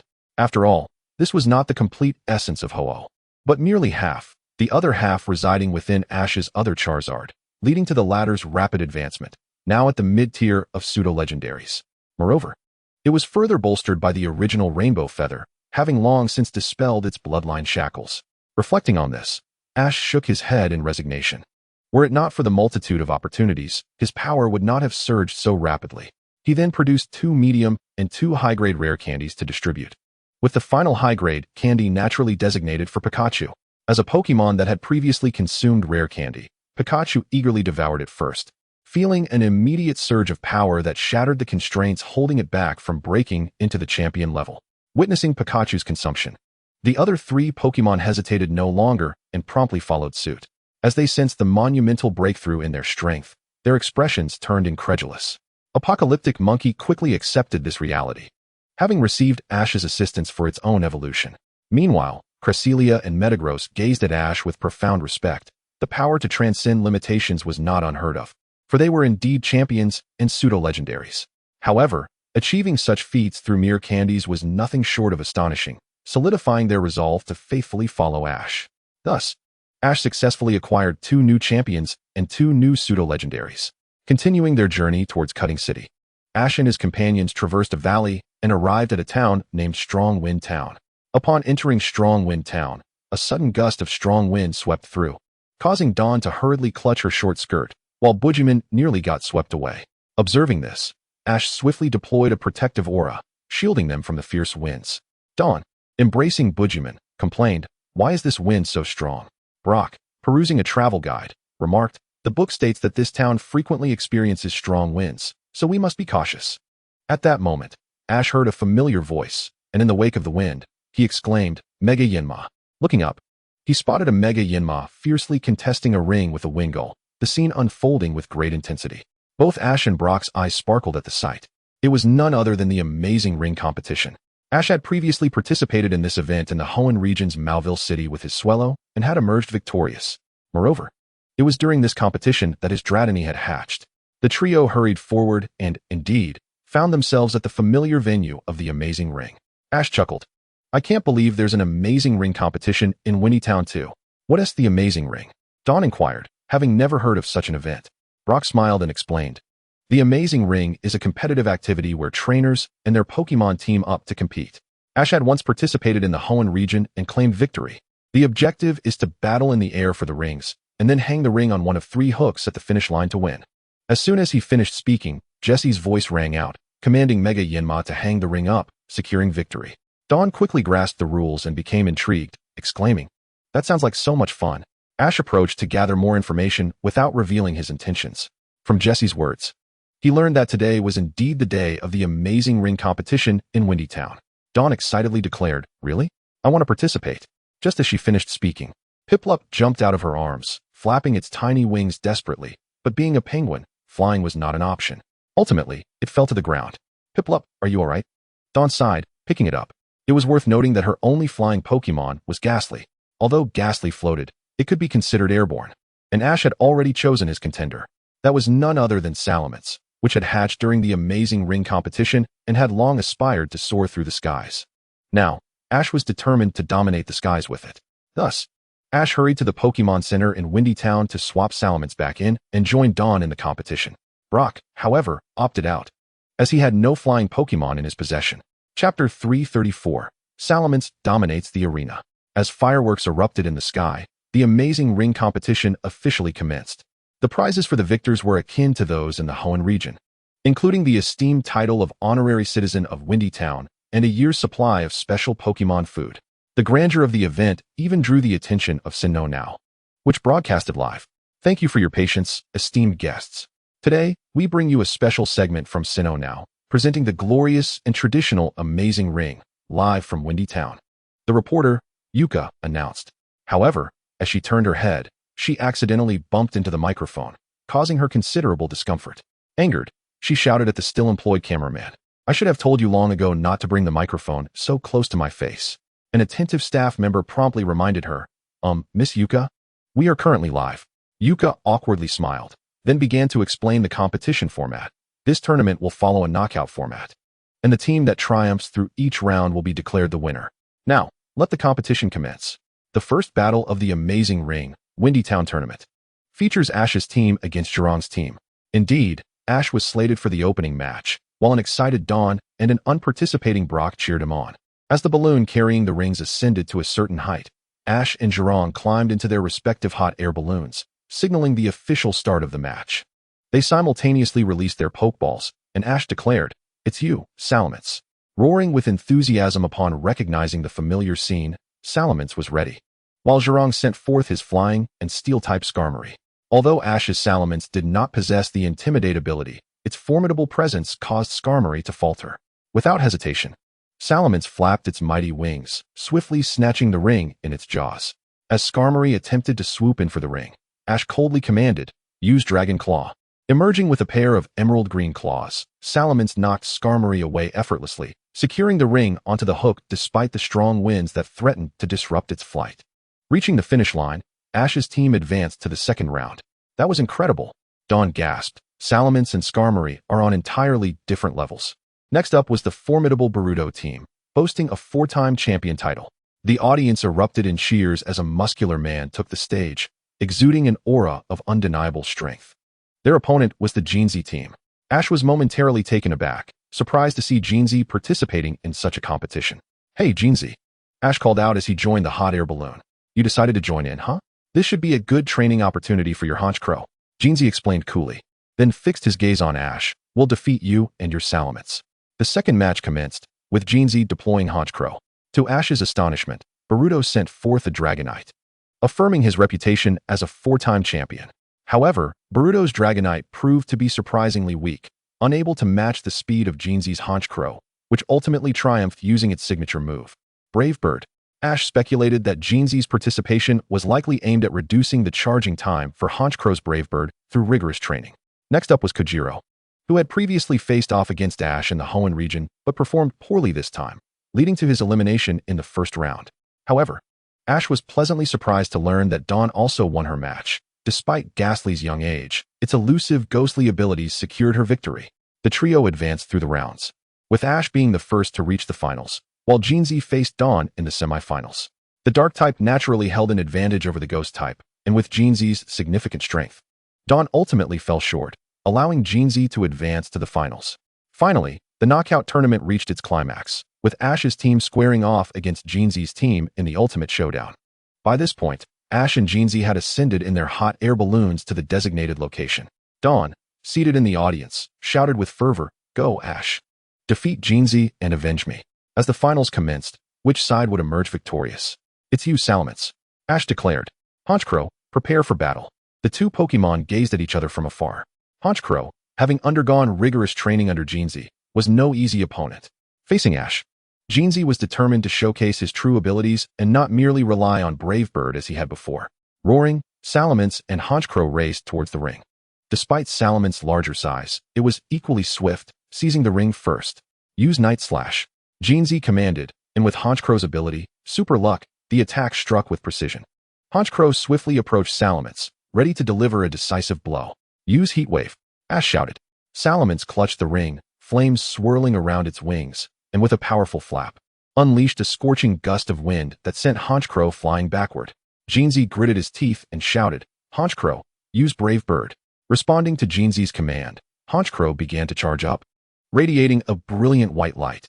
Ash raised his hand and shouted, "Charizard, use Dragon Dive and charge forward." As the words left his lips, Charizard let out a fierce roar and transformed into a divine dragon, plunging downward. At that moment, the leader of the Crows had completed its charge, morphing into a beam of white light that collided head-on with Charizard. With a resounding boom, the crowd turned to observe as the leader of the Crows was sent tumbling to the ground by Charizard's force. With the obstruction removed, Charizard spread its wings and deftly placed the ring on the hook, securing victory for Ash once more. Upon reaching the finish line, it was revealed that Ash's team had emerged triumphant. At this moment, Ash stood on the podium, where the MC, Yuka, announced, "Now, we invite the mayor of Strong Wind Town to present the honorary citizen certificate to the victorious Ash's team." Following this, an additional prize was bestowed, a special Pokémon food. Although the bounty was indeed substantial, filling several boxes, Charizard and Snorlax effortlessly devoured it all, sparing Ash from any concerns regarding transportation. Continuing their journey, Ash and his companions, upon leaving Strong Wind Town, unexpectedly learned that Ripple Town was about to host a Pokémon contest. Naturally, Dawn would not let this opportunity slip by to acquire her 4th ribbon badge. Consequently, the trio had already been residing in Ripple Town for several days. Now, Ash and Brock were accompanying Dawn at the entrance of the Pokémon Center, preparing for her special training. Chapter 335, Ripple Conference, Fianna's Debut Contest.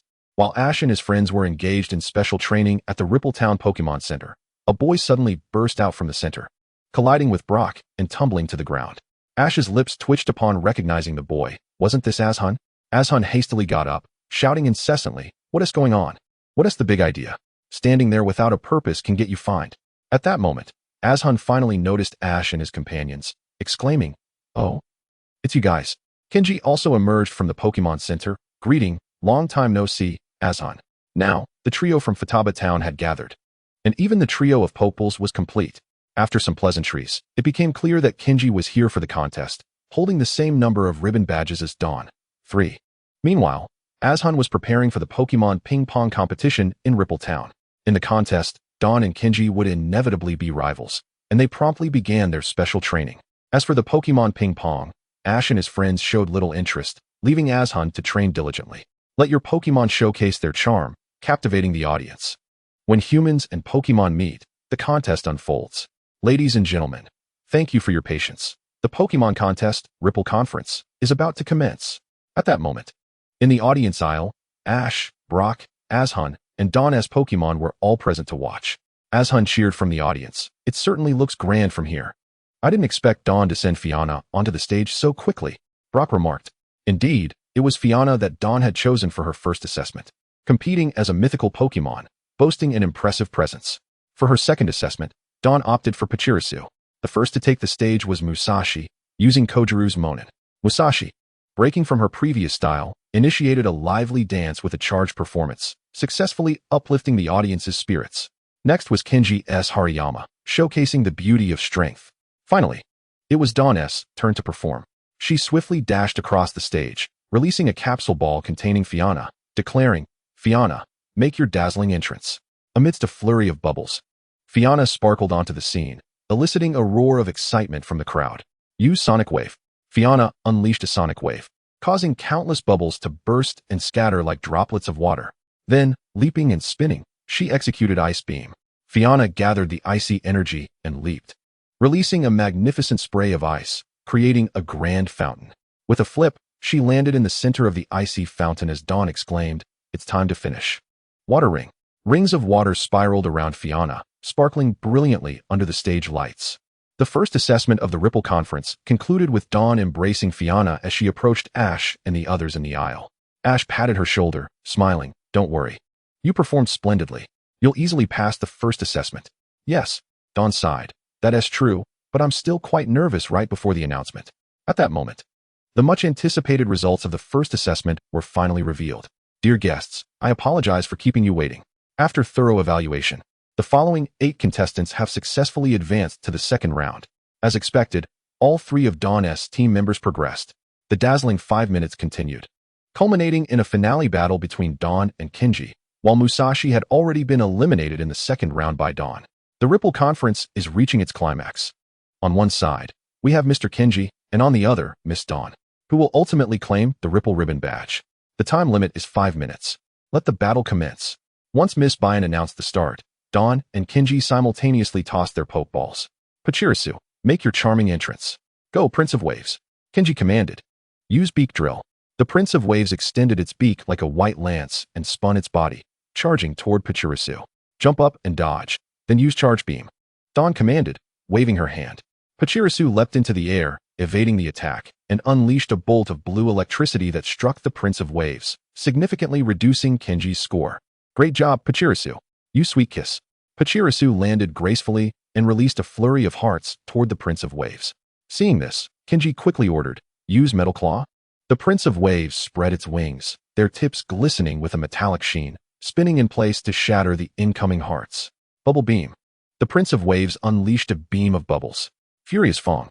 Dawn commanded, as Pachirisu soared upwards, its fangs glowing white, spinning down rapidly to create a blade-like attack. Instantly, all the bubbles were obliterated, hurtling toward the Prince of Waves. Kenji had no choice but to command a defensive stance with Metal Claw. The immense force pushed the Prince of Waves back repeatedly, but ultimately, it managed to launch Pachirisu away with all its might.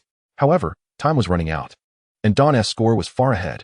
Grit your teeth, Prince of Waves. Use your full power with Metal Claw. In that case, Pachirisu, combine Electric Shock with Furious Fong. A white and a blue spinning vortex collided with a thunderous explosion. Both the Prince of Waves and Pachirisu were sent flying by the shockwave as time froze. In the end, the victor was Dawn, securing her 4th ribbon badge, just one away from participating in the Grand Festival. The Ripple Conference officially concluded, and with Miss Bynes' farewell, the attendees began to disperse from the venue. Upon returning to the Pokémon Center, Ash and his companions bid farewell to Kenji and Arjun. As the trio devoted to Pokémon Ping Pong displayed little interest in lingering, preferring instead to hasten towards the city of Snowpoint. Chapter 336, Dawn. Gym Leader Satoshi. Snowpoint City lies at the northernmost tip of Sinnoh, blanketed in a pristine layer of snow. At long last, Ash and his companions have arrived. Clad in the winter garments sent by Dawn's mother, Ko, Ash and Brock donned simple blue jackets, and for Ash, who possessed extraordinary abilities, the chill was hardly a concern. Dawn, on the other hand, wore a vibrant red coat, adorned with a white scarf, complemented by a pair of delightful pink boots. Dawn. They finally reached Snowpoint City, and Dawn's eyes immediately spotted her friend, Dawn, waiting for them on the hillside, for this was her hometown. Dawn turned to Ash and his friends, pointing at her Pokédex with a smile. The timing is just perfect, right? That's because my mother always told me not to be late when I have an appointment. Observing Dawn's proud demeanor, Ash and Brock exchanged knowing smiles, well aware of the urgency she had just displayed. Subsequently, Dawn greeted Ash and Brock warmly, as she valued her friendship with Dawn immensely. Upon learning that Ash and his companions were coming to Snowpoint City, she had hurried back specifically for this occasion. However, unlike Dawn, who was having a smooth experience in the Grand Festival, Dawn had also earned 4 ribbon badges, but had continuously faltered at securing the 5th, thus taking this opportunity to return home, seeking a fresh perspective. Dawn, please lead the way. This is your hometown, after all, Dawn exclaimed, gazing down from the slope at the snow-covered city below, her excitement palpable. Of course. Welcome to the winter city of glimmering ice, Snowpoint City, Dawn replied with a smile, guiding Ash and his friends into the heart of Snowpoint City. The city was characterized by its tranquil atmosphere, with its residents exhibiting calm and composed personalities, a truly splendid place. As they walked through the streets of Snowpoint City, Dawn provided introductions to her companions. Just then, Pikachu perched on Ash's shoulder, and Eevee suddenly perked up their ears and leaped forth. The group quickly turned to see a massive chunk of ice hurtling towards them. Pikachu bravely stepped forward, swinging its iron tail to shatter the ice. Meanwhile, Eevee had already rushed to confront the attacking Pokémon, an Abomasnow, using the impact of Quick Attack to bring it crashing to the ground. Ash's gaze shifted upwards to a slender young lady sitting on a branch of a tree. Ah, as expected of Ash, whom Dawn admires. Your strength is indeed formidable, the young lady exclaimed as she leaped down from the tree. Dawn, welcome back. Dawn sighed. Your way of welcoming is always so rough, Senpai. Senpai. Just then, the young lady dashed in front of Dawn, admiring her scarf. It's so adorable. Where did you get it? From Veilstone City? Jubilife City? Dawn chuckled. This was a gift from my mother. Mother, the young lady exclaimed in surprise. Could it be that she made it herself? How impressive. It's so cute. Senpai. Senpai. Dawn interjected awkwardly. We should greet everyone first. You're right. The young lady finally realized, bounding over to Abomasnow, while Ash's Pikachu and Eevee had already returned to his shoulder. I am Satoshi, the gym leader of Snowpoint Gym. It's a pleasure to meet you. Ash's eyes sparkled at this revelation. Finally, after so long in Sinnoh, he had found a gym leader without having to search high and low. It's wonderful that you're here to challenge Snowpoint Gym, Ash. My gym has been rather quiet lately. I haven't had a challenger in ages. Satoshi exclaimed excitedly. Quiet? Why is that? As Satoshi led the way, she chattered animatedly. This city is remote and frigid, with not much to offer, so challengers seldom appear. Oh, there it is. Satoshi suddenly halted, pointing ahead with a smile, the Pokémon Trainer Breeding Academy. At that moment, Dawn's eyes shimmered with nostalgia as she chuckled. That's our alma mater. Indeed, the group did not head directly to the gym. Due to the scarcity of challengers in Snowpoint City, Satoshi had taken on the role of a teacher at the academy. Today, she had a special class to conduct, so the gym battle would have to wait. The Pokemon Breeding Academy is where trainers learn the fundamental knowledge of Pokemon before they turn 10. Ash had encountered this during his travels in Hoenn, where gym leader Catlia was also a teacher at the academy. As they entered the academy, Satoshi turned to Dawn, saying, "Dawn, you need to project more confidence." At the academy, aside from teaching, Satoshi aimed to encourage Dawn, helping her regain her focus after a series of unfortunate defeats in her quest for the 5th ribbon badge. Dawn has worked hard to earn 4 ribbon badges, but has been stuck in a rut, unable to secure the 5th. Thus, it's only natural that I cheer her on as her senpai, Satoshi explained to her companions. Dawn was not like Dawn, who was riding high on a winning streak. Dawn had been feeling lost after consecutive failures in securing her 5th ribbon badge, prompting Satoshi to lend her support. First, they attended a special class, predominantly filled with trainers who already possessed Pokemon but had paused their adventure journeys for various reasons, many of them being quite older. After the class concluded, Satoshi had some matters to attend to, while Dawn led the group to a small wooden cabin. In this corner, there lay a filthy mat, and Dawn cradled her Glamour, nostalgia illuminating her face. "What is this?" Dawn inquired curiously. This should be the starting point for Dawn. Satoshi, having organized everything, approached and wrapped her arm around Dawn's shoulder with a smile. Dawn began to recount their story. "I met Glamour when I first came to this school. I simply couldn't bear to abandon her, so I took her home. But my parents said I couldn't keep her before becoming a trainer and scolded me to take her to the Pokemon Center. So, I secretly kept her here. I decided that once I became a trainer, I would make her my partner. Although it was a secret keeping, it was quickly discovered by the teacher. However, because I refused to give up on her, it was Senpai who stood up for me at that time." Thus began the bond between Dawn, Satoshi, and Glamour. Returning to this campus filled with memories, Dawn's heart finally found peace, and she believed that she would triumph in her upcoming grand festival, securing the final ribbon badge. Meanwhile, Ash and his companions returned early to the Pokemon Center to rest. Ash began preparing his Pokemon, for Satoshi had informed him that the rules of the Snowpoint Gym were 4 versus 4. Chapter 337. The Snowpoint Gym Battle begins. The next day, the Snowpoint Gym Battle commenced as scheduled, with Ash and Satoshi taking their respective positions. Ash's 7th gym battle was finally underway. In the audience, Dawn excitedly exclaimed, "Wow, this is amazing. It's my first time witnessing a gym battle on an ice field." Beside her, Dawn grinned. "I wonder what Pokemon Ash will use to defeat Senpai."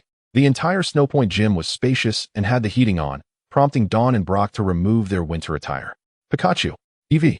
Pikachu and Eevee cheered from their seats in the audience, rallying for Ash. Now, the challenger Ash faces the gym leader Xiaosong at the Chiefing Gym, and the gym match is about to commence. Each side is permitted to utilize 4 Pokemon, and the battle concludes when all Pokemon on one side are rendered unable to fight. Furthermore, only the challenger possesses the authority to substitute Pokemon. As soon as this was stated, Xiaosong patted her cheeks, invigorating herself, and declared, "Let us have a good match." She then removed her jacket and tied it around her waist, her spirit instantly surging. Xiaosong tossed out her Pokeball, exclaiming, "Let us win with momentum, Snorant." "Snorant, huh? I seem to be in luck," Ash replied, chuckling as he released his own Pokeball, declaring, "It's you, Beedrill." At that moment, Beedrill's aura had reached the pinnacle of elite status. Do not forget, Beedrill is vulnerable to Ice-type moves. Upon seeing Beedrill, Xiaosong's determination ignited. "Snorant, use Icy Wind." Snorant swiftly glided across the icy surface, unleashing a frigid gale. Defensive maneuver. Beedrill's crimson eyes flashed with light as a sweet scent barrier of bug-type energy materialized, blocking the chilling wind. Although Snorant's swift movements made it challenging for Beedrill to track its position, it posed no issue for Ash. Bug buzz. Beedrill emitted a piercing sound wave that swept across the arena, and Snorant attempted to shield itself with crossed arms, but was sent flying instead. At this moment, Ash raised his hand and shouted, "Now's the time, attack." Beedrill's eyes glimmered red once more. With arms raised, a colossal sword of bug-type energy surged forth. "Don't give up, Snorant," Xiaosong urged as Snorant struggled to rise, trembling as it stood. Seeing this, Xiaosong commanded, "Quick, use Icy Wind." Snorant's eyes widened as it unleashed another Icy Wind. But this time it not only failed to halt the bug-type sword but instead coated it in a blue icy armor, rendering it even sharper. With a defiant gaze, it was struck down, losing its ability to battle. Snorunt is unable to fight. Beedrill wins. I can feel your momentum. This battle is becoming increasingly thrilling. Xiaosong remarked as she returned Snorunt to its Pokeball and produced another, stating, "Next up, let us win with momentum, Chincho." The Psychic and Fighting-type Chincho surprised Ash in an Ice-type gym, yet Beedrill still held the advantage. Beedrill attack. Ash initiated the offensive.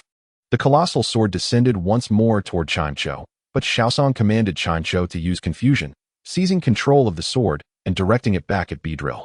Beedrill narrowly avoided disaster by employing a defensive command, Air Slash. As she spoke, Beedrill flapped its wings, unleashing a barrage of razor-sharp wind blades that shot forth at lightning speed. Yet Xiaosong would not sit idly by. Chincho, evade and use Fire Punch.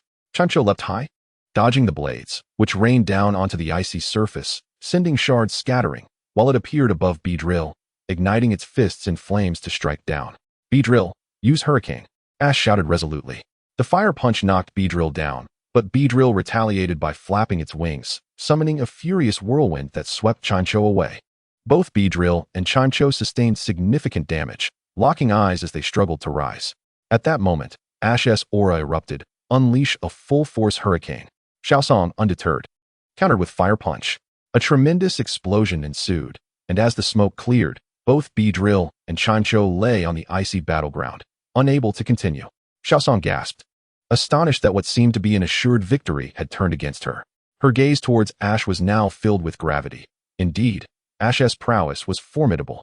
Beedrill and Chincho have both lost their fighting capabilities. Impressive. I never anticipated Ash's Beedrill to be so powerful, Xiaowang exclaimed, reminiscing about the first time she saw Beedrill evolve during the Micoli Cup, now having defeated 2 of her Senior S Pokemon. Now it was 2 against 3. With Ash possessing 3 healthy Pokemon, granting him a significant advantage. Brock chimed in cheerfully. This is fantastic. At this rate, Ash's 7th badge is all but assured. You've worked hard. Return and rest. Ash called back Beedrill, genuinely impressed by its performance, which had exceeded his expectations by securing 2 victories. You truly have remarkable skill. But it won't be so simple from here on, Xiaosong declared, her spirit intensifying, clearly indicating that her true strength was yet to be revealed. Let us win with momentum, Snover. Xiaosong sent forth her initial form of Abomasnow, Snover. Despite its lack of evolution, its strength was considerable. Without hesitation, Ash hurled his Pokeball, stating, "It's you, Glalie." Glalie excitedly floated onto the icy battlefield, its power having reached the pinnacle of the gym, using an Ice-type Pokemon. How intriguing, Xiaosong smiled, acknowledging Ash's uniqueness. Most challengers prepared Fire-type Pokemon, which were 4 times effective against her ace, yet Ash opted for an Ice duel. Acknowledging the icy domain, Xiaosong initiated the assault. Snover, use Leaf Blade. Glalie swiftly dodged the incoming Leaf Blade, easily evading the attack. Seizing the opportunity, Ash commanded, use Ice Beam. Glalie conjured a chilling beam of ice blue light, while Snover attempted to evade using the icy terrain, simultaneously launching Leaf Blades from its hands. Glalie was struck by a Leaf Blade, but its robust power rendered the assault negligible. Continue with Ice Beam. In that case, let us also use Ice Beam, Snover. As the commands were issued, both Snover and Glalie unleashed their ice beams, resulting in a collision that summoned a towering ice wall. In that moment, Glalie leapt from the ice wall, and Ash shouted, use Ice Headbutt. Glalie's massive head shimmered with a white glow as it barreled into Snover, sending it crashing into an icy mountain. Snover! Xiaosong gasped in alarm. However, Glalie was determined not to grant Snover a reprieve, launching another Ice Headbutt that shattered the ice mountain behind it, leaving Snover sprawled amidst the scattered ice shards. Snover is unable to battle, Glalie wins. Oh yes, Glalie cheered, flying to Ash, seeking praise. You did exceptionally well. Let us keep up the momentum. Ash commended. Glalie nodded enthusiastically, filled with energy. You've done wonderfully, Snover. Xiaosong comforted her fallen Pokemon before sending forth her strongest ace. Let us win with momentum, Abomasnow. With a mighty roar, Abomasnow, previously subdued by Eevee, entered the fray, beating its chest and exuding immense presence. Xiaowang anticipated the moment. Finally, Abomasnow is here. The synergy between her and Abomasnow is unbeatable. Yet, Xiaowang understood that no matter how formidable Abomasnow was, it would be a daunting task for Xiaosong to face Ash's 3 Pokemon with just 1. Given Ash's Pokemon's overwhelming strength, in the realm of trust, Little Guang's faith in Little Ji has reached an unparalleled zenith. believing wholeheartedly that no one can rival Little G, not even the former champion, Sharona. The likelihood of her triumphing over Little G in a rematch is almost negligible. As the majestic Blizzard King made its entrance, the weather remained unchanged, leaving Little G somewhat disheartened. To his surprise, both Little Song's Abomasnow and the Blizzard King lacked the snow warning ability, which meant they could not trigger the ice body of the Glalie. Consequently, Little G took matters into his own hands. Glalie, use hail, he commanded. No sooner had he spoken than a radiant blue light enveloped Glalie, causing dark clouds to gather overhead, and soon, pristine snowflakes began to fall. At that moment, Glalie's ice body activated, swiftly recovering from the damage inflicted by Abomasnow's assault. Oh, so it's the ice body ability. Little Song, the ice-type gym leader, recognized Glalie's state and promptly directed, Blizzard King, unleash Blizzard. With a fierce glare, the Blizzard King howled to the heavens and unleashed a chilling blizzard. Little G immediately countered, instructing Glalie to respond with its own blizzard. The two frigid blizzards clashed, creating a swirling haze of icy mist. Seizing the opportunity, Little G commanded, use Iron Head. A colossal head, glowing with white light, burst through the mist, prompting Little Song to chuckle, that tactic won't work against me. Blizzard King, utilize Wood Hammer. The Blizzard King growled, focusing intently on the incoming massive head, gathering grass-type energy in its right arm before striking. With a resounding crash, Glalie was sent soaring, crashing against an icy mountain, shaking off the pain as shards of ice cascaded around. Fortunately, the light snowfall continued to aid in its recovery with Ice Body. However, the Blizzard King's right arm also suffered from the Iron Head's damage and the recoil of its own Wood Hammer, causing it to clutch its arm in pain. Blizzard King, use Blizzard. Little Song commanded. As the Blizzard King unleashed another frigid blizzard, Glalie began to spin in place, emanating a beam of extreme cold. This icy blue beam formed a barrier that not only repelled the blizzard but also advanced toward the Blizzard King. Trapped in this expansive attack, the Blizzard King had no escape, quickly turning into an ice sculpture. Blizzard King, now's the time for the final Iron Head. Little G bellowed, gesturing emphatically. Glalie halted, then charged forth with Iron Head, colliding with the Blizzard King and sending it crashing against the icy mountain, shattering ice around it. The Blizzard King fell to the ground, rendered incapable of continuing the battle. With the Blizzard King incapacitated, Glalie emerged victorious. Little G was declared the winner. Oh my, that was truly admirable. Little Song said with a resigned smile as she approached to help the Blizzard King back up. It was a delightful battle. She then presented Little G with a badge. Here, this is proof of your victory at the Frostbite Gym, the Glacial Badge. Thank you for the lesson.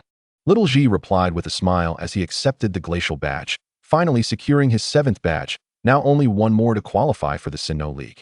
Not at all. It is I who have learned from you. After all, I had to bring out 2 of your Pokémon. Little Song sighed.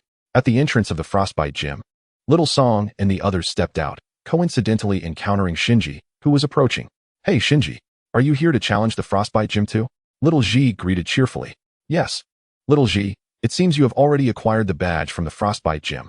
Shinji said with a tone of certainty, fully confident in Little G's abilities. Indeed. Little G replied candidly, introducing, this is Miss Little Song, the gym leader of Frostbite Gym. Shinji turned to Little Song and introduced himself. I am Shinji from the Veilstone Gym. I would like to challenge you to a gym match. Upon hearing this, Little Song blushed slightly. Thank you for your visit.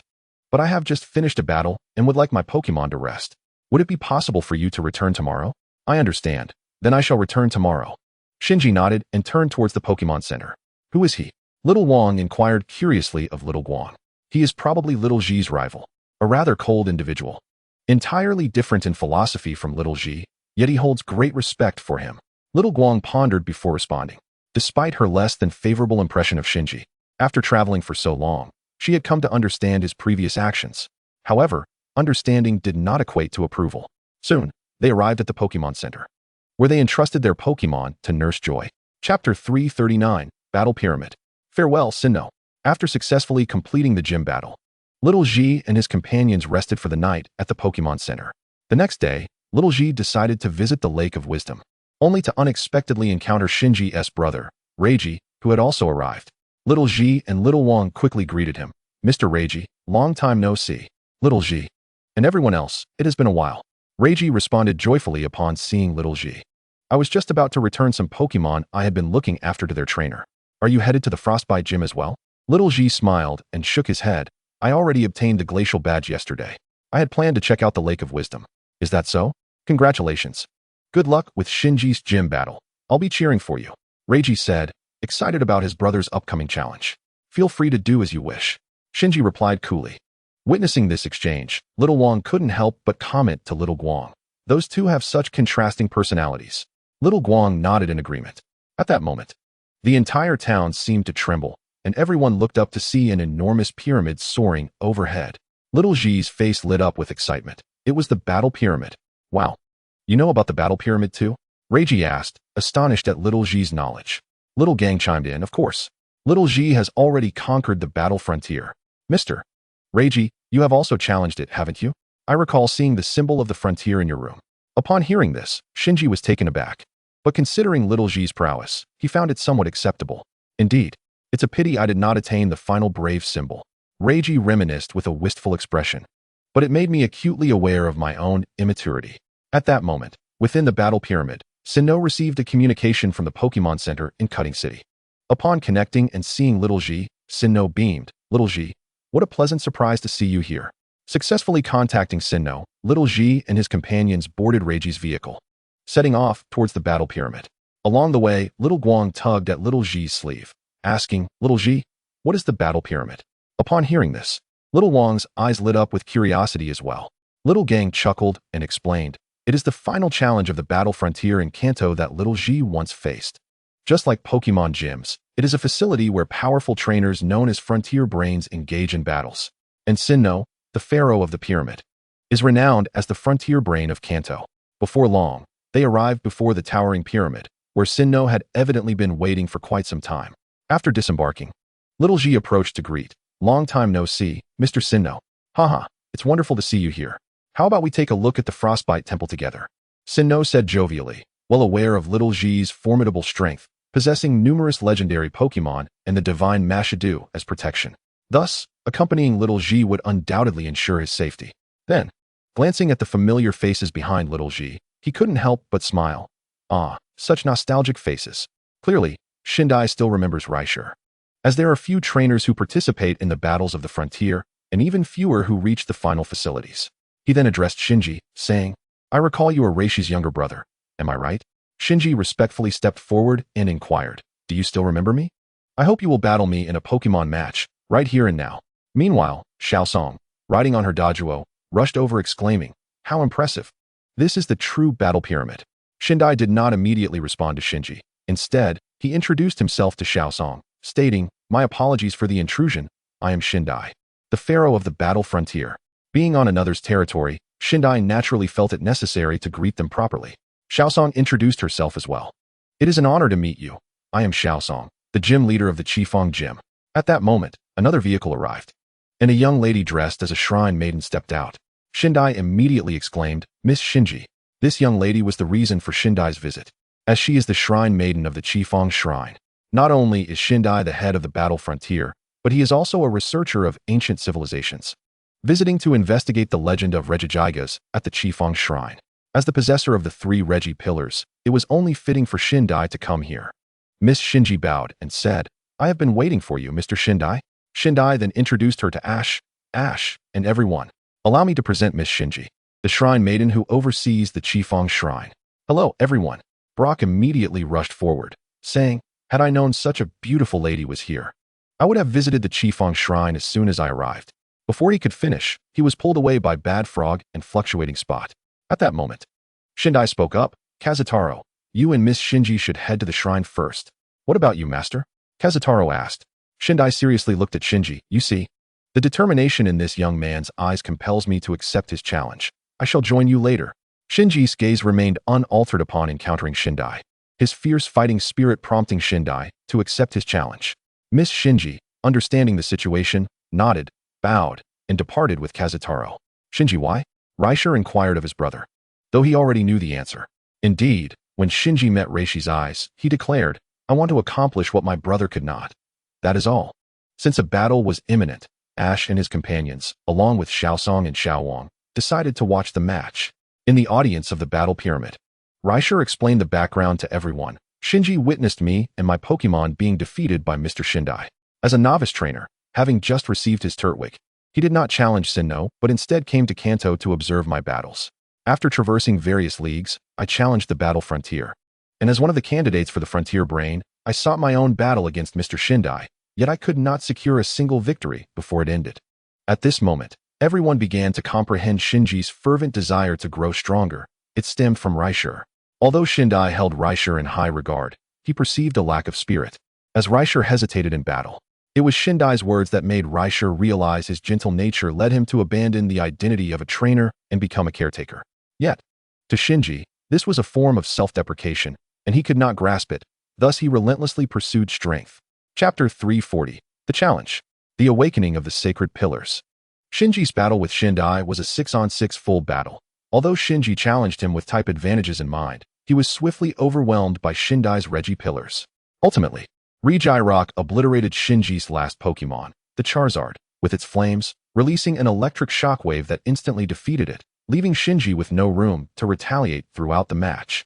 Next came Shinji's moment of imparting wisdom. Young man, was that battle truly reflective of your original fighting style? Training your Pokémon to be robust is commendable. Yet once you step onto the battlefield, emotions cannot dictate your actions. I hope to one day face you in a calm and composed manner. Shinji immediately bowed, having always held a deep admiration for strong trainers. Outside the battle pyramid, Shinji sought solitude. Thus he postponed the Qifeng gym match. Xiaosong expressed her understanding. And then she and Xiaowang departed, seemingly intending to bolster Xiaowang's spirits through battle. Shinji, Raishur suddenly suggested, how about you have a full battle with Ash? I have no objections. Ash smiled, wholeheartedly supporting the idea. Shinji chimed in, what a fascinating proposal. Arrange a date and location for your next meeting, with Ash's prowess. You will surely discover your true goals. I understand. Shinji contemplated and agreed. After his previous defeat by Monferno, his resolve had wavered. And coupled with his recent loss to Shinji, he decided to engage Ash in a full battle to seek the true answers within his heart. Although he had lost his composure against Shinji, he would not falter against Ash, as they had battled numerous times before. He would unleash his full strength. Preparing for this confrontation. Thus, Raishur proposed that the time be set for noon 10 days hence, at the Pokémon Center by the shores of Lake Wisdom.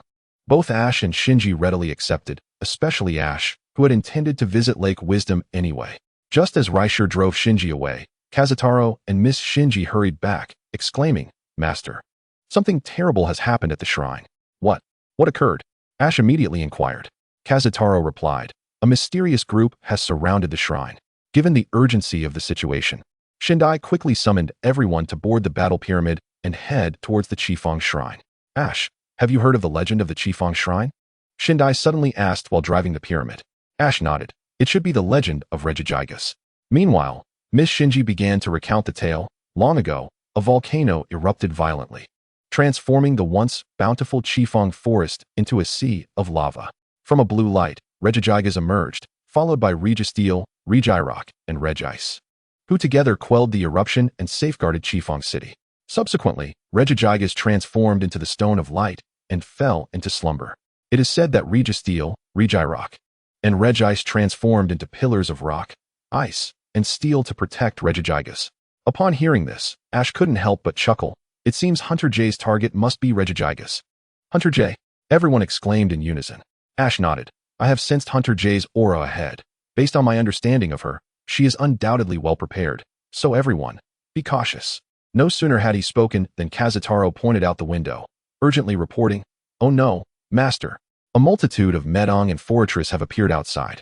The sight of countless Medong and Fortress blocking the view of the entire battle pyramid was overwhelming, while Fortress was manageable.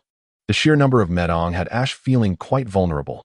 After traveling for so long, he had only encountered a single wild Metong, and now to see a swarm was almost absurd. Fortunately, he had successfully captured a shiny Metagross, not one to miss out on such a bountiful opportunity. Ash immediately activated his long-preserved double experience and double points cards, knowing that these Pokémon were not like the Galactic Team's Zubat. They possessed considerable strength. Following this, Ash commanded Shinji to make an urgent landing, tossing out 3 Pokeballs with a decisive declaration. It's you. Instantly, the gleaming Metagross, Darkrai, and Cresselia materialized in the sky. Without hesitation, Eevee and Pikachu dashed forward to stand before the group. These were Ash's most formidable allies, aside from Marshadao and Lucario. The 5 Pokémon launched a simultaneous assault. their mere presence overwhelming countless Skarmory and Metong. Eevee and Pikachu unleashed their cataclysmic thunder, while Metagross charged into the fray, delivering powerful punches to the children. Dark Void and Psycho Cut shimmered amidst the chaos, causing Skarmory and Metong to plummet from the sky, and within moments, over half of them had been vanquished. The points accrued surged exponentially, for Ash relished in the thrill of battle. Bolstered by a double experience card, the 5 Pokémon grew ever more tenacious, their momentum building. Particularly Darkrai, who had now successfully reached the late stage of the elite. We must hurry to the Sharp Blade Temple, with Pikachu and the others providing cover. Ash promptly urged everyone towards the temple. Upon arriving at the Sharp Blade Temple, they realized they were already too late. Hunter J had already destroyed 2 of the 3 pillars, leaving only the steel pillar. Ash's fury ignited as he shouted, "Jay, you cannot disturb Regigigas' slumber. The consequences would be catastrophic." Instinctively, Hunter J took a step back at Ash's arrival, but quickly regained her icy composure, retorting, "Can you withstand it? Attack!"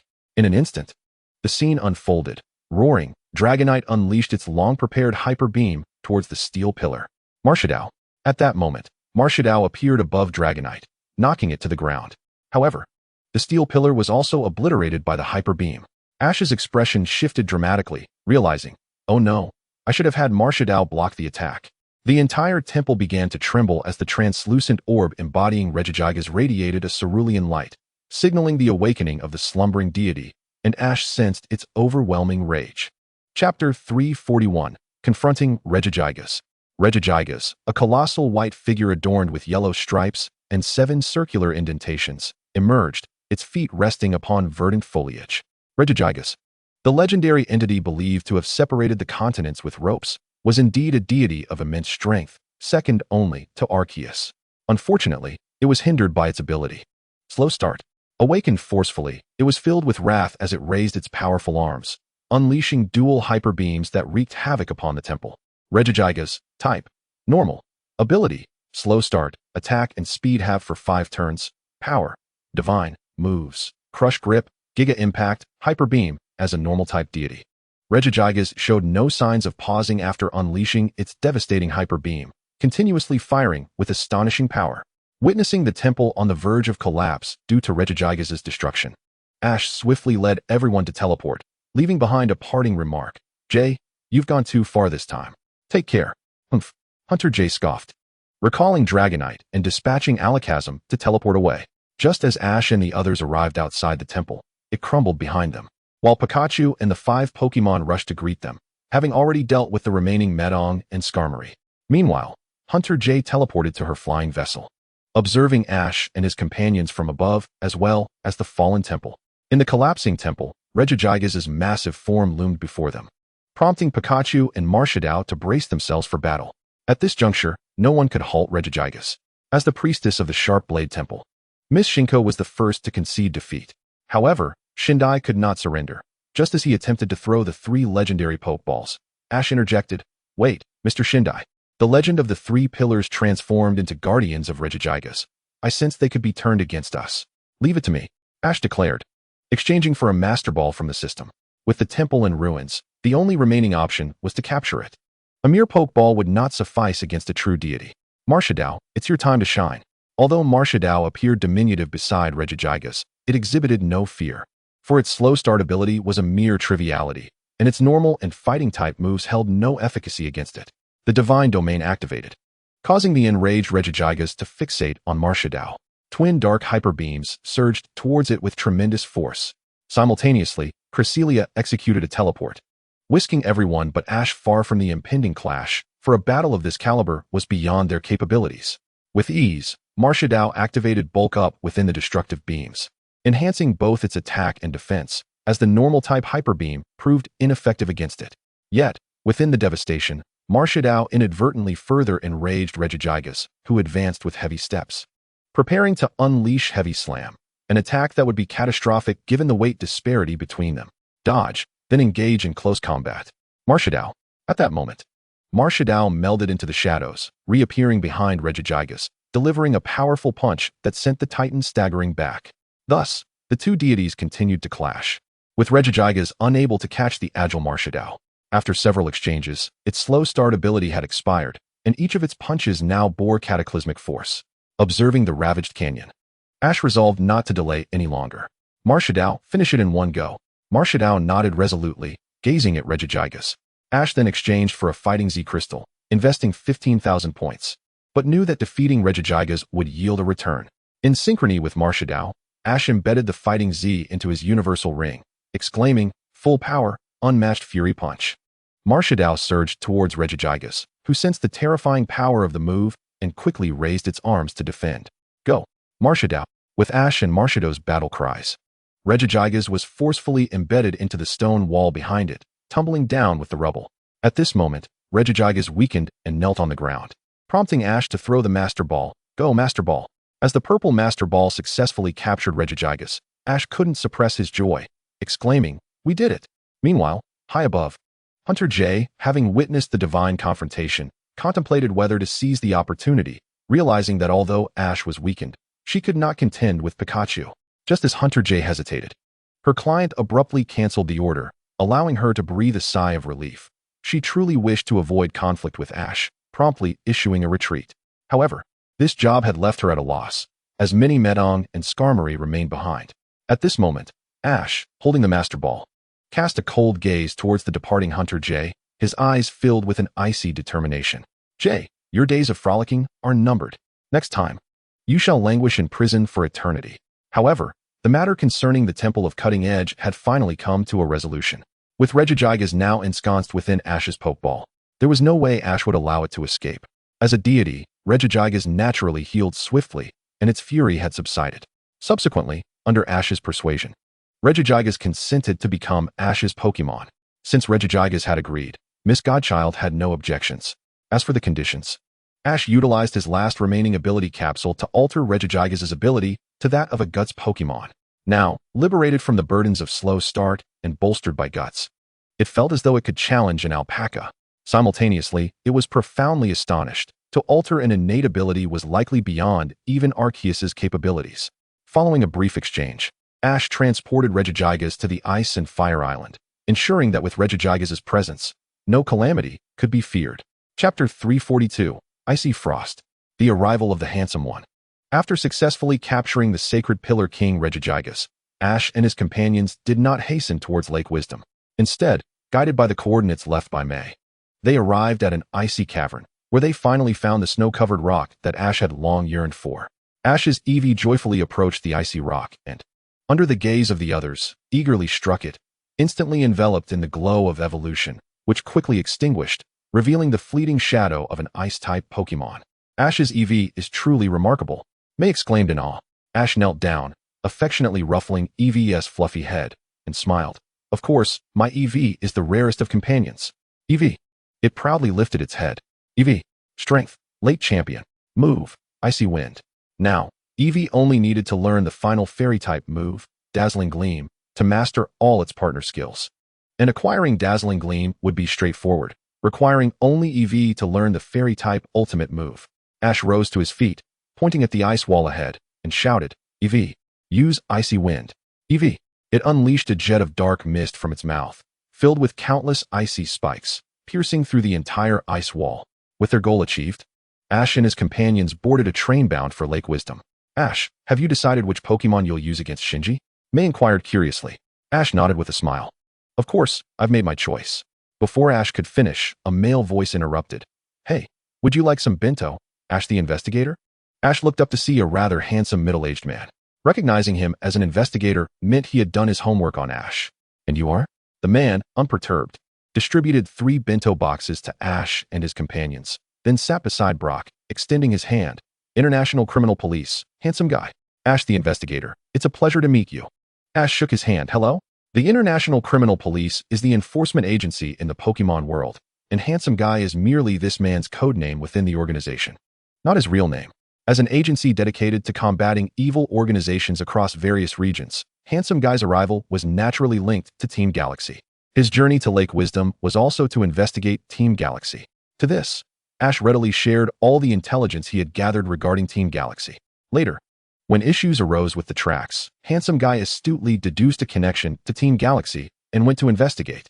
Meanwhile, Ash and his companions relished the bento that handsome guy had graciously gifted them. May took a bite and exclaimed, "Delicious. This train bento is quite expensive. Handsome guy is so kind." Ash sampled it as well, finding it indeed delightful. No wonder it commanded such a high price. Brock chuckled, "This is all thanks to Ash." After all, the reason handsome guy provided bento to the trio was primarily to engage Ash in conversation and gather intelligence on Team Galaxy. Soon, the tracks were repaired, and handsome guy returned, frowning at Ash. "Ash the investigator, I discovered an abandoned base in this." He handed Ash a small card, which bore the emblem of Team Galaxy, indicating they seemed to be transporting something along the tracks at Lake Wisdom. However, this was solely for handsome guy to investigate, as Ash was merely a traveling trainer. After bidding farewell to handsome guy, Ash and his group finally arrived at the shores of Lake Wisdom, a place vastly different from the snow-covered cutting-edge city. Like the previous two lakes, it was bathed in sunshine, teeming with vitality, and exuding breathtaking scenery. Ash was the first to arrive at the Pokémon Center, where he exchanged his predetermined team for the final days of training. They consisted of the Sinnoh starters, Torterra, Infernape, Piplup, Staraptor, and Murkrow, with Ash ultimately selecting the Teddiursa and the Meowth. The Meowth had been trained alongside the speedy Electrode and the swift Zekrom on Icefire Island, its speed now surpassing its limits, currently at the mid-elite level. Meanwhile, Teddiursa had also successfully reached the pinnacle of its gym, and in 2 days, it would be the night of the full moon, allowing Shinji to witness the might of the ancient Earth Bear. First, the training focused on upgrading Piplup's Icy Wind to learn the move Blizzard. For this, Ash had not sent it back, as it involved learning a powerful Ice-type move. May brought her Piplup over to learn as well. Although it hadn't previously encountered Ice-type moves, its strength was commendable. Under the guidance of the Ice Golem, the two little penguins gradually mastered Blizzard. On the eve of the full moon, the much-anticipated night arrived. Ash and his companions stood at the shores of Lake Wisdom, with Teddiursa positioned directly before them. "Ash, can Teddiursa really evolve?" May asked incredulously, knowing that Teddiursa's evolution was not documented in any Pokédex. "Of course. I discovered this in an ancient ruin," Ash replied, producing a piece of charcoal. It states that if Teddiursa is given this charcoal on the night of the full moon, it can evolve into Ursaring. Although Ash spent most of his time with May, he occasionally trained at night. Hence he shared this unexpected finding from the ruins with them. Without further ado, Ash tossed the charcoal towards Teddiursa. Teddiursa let out an excited roar, quickly catching it as the charcoal melded into its body, radiating an evolution light. "It really evolved," May gasped, covering her mouth in astonishment. "I can't believe Teddiursa can truly evolve, but why has it become extinct now?" Brock pondered. Ash explained, "Perhaps it has not been passed down through generations. Moreover, evolution requires both the charcoal and the full moon to coincide. Since charcoal is exceedingly rare and mostly found in ancient ruins, its existence is now largely unknown. Thus, it led to this gap. Now I understand," Brock and May exclaimed in realization. Roar. At that moment, Teddiursa completed its evolution, its body transforming into a deep brown hue. All 4 limbs sprawled on the ground, and a golden full moon symbol adorned its head. Ursaring, come forth. Chapter 343. The Comprehensive Battle with Shinji, Part 1. Ursaring. Type: Ground, Normal. Strength: Early Champion. Move: Tackle. Ash smiled as he patted Ursaring. "Tomorrow's battle will be entrusted to you." Ursaring excitedly nodded, now brimming with strength, eager to create a ruckus. With an explosive surge, the ground-type Pokémon unleashed a formidable attack with a power level of 120, delivering a full-force collision against its opponent, albeit at the cost of diminishing its special defense and defense. Due to the ongoing renovations at the Pokémon Center's Battle Arena, an alternative venue was arranged by Rai-C, with the battle taking place on the shores of Lake Wisdom.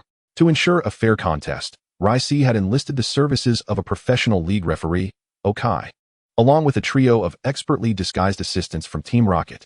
At the center of the battlefield loomed an enormous screen, ingeniously modified from a Meowth hot air balloon, mirroring the 6-on-6 battle displays seen at league tournaments. The referee, Okai, announced, "From Kanto, we have Ash from Pallet Town, and from Sinnoh, we have Shinji from Veilstone City. The 6-on-6 battle is about to commence. There are no time constraints, and you may freely substitute your Pokémon. The match concludes when one side's 6 Pokémon are rendered unable to battle, and so, a coin toss would determine the order of attack. Gentlemen, please choose heads or tails." Astonishingly, the screen exhibited a coin toss feature, with Ash opting for heads, leaving Shinji with tails. Ultimately, Ash claimed the first move. "I choose you, Meowth." Ash sent forth Meowth, who immediately assumed a battle stance, poised for action. Now, Torterra, prepare for battle. Shinji responded, releasing his starter Pokémon. Meowth let out a fierce cry, activating its Intimidate ability, which lowered Torterra's attack.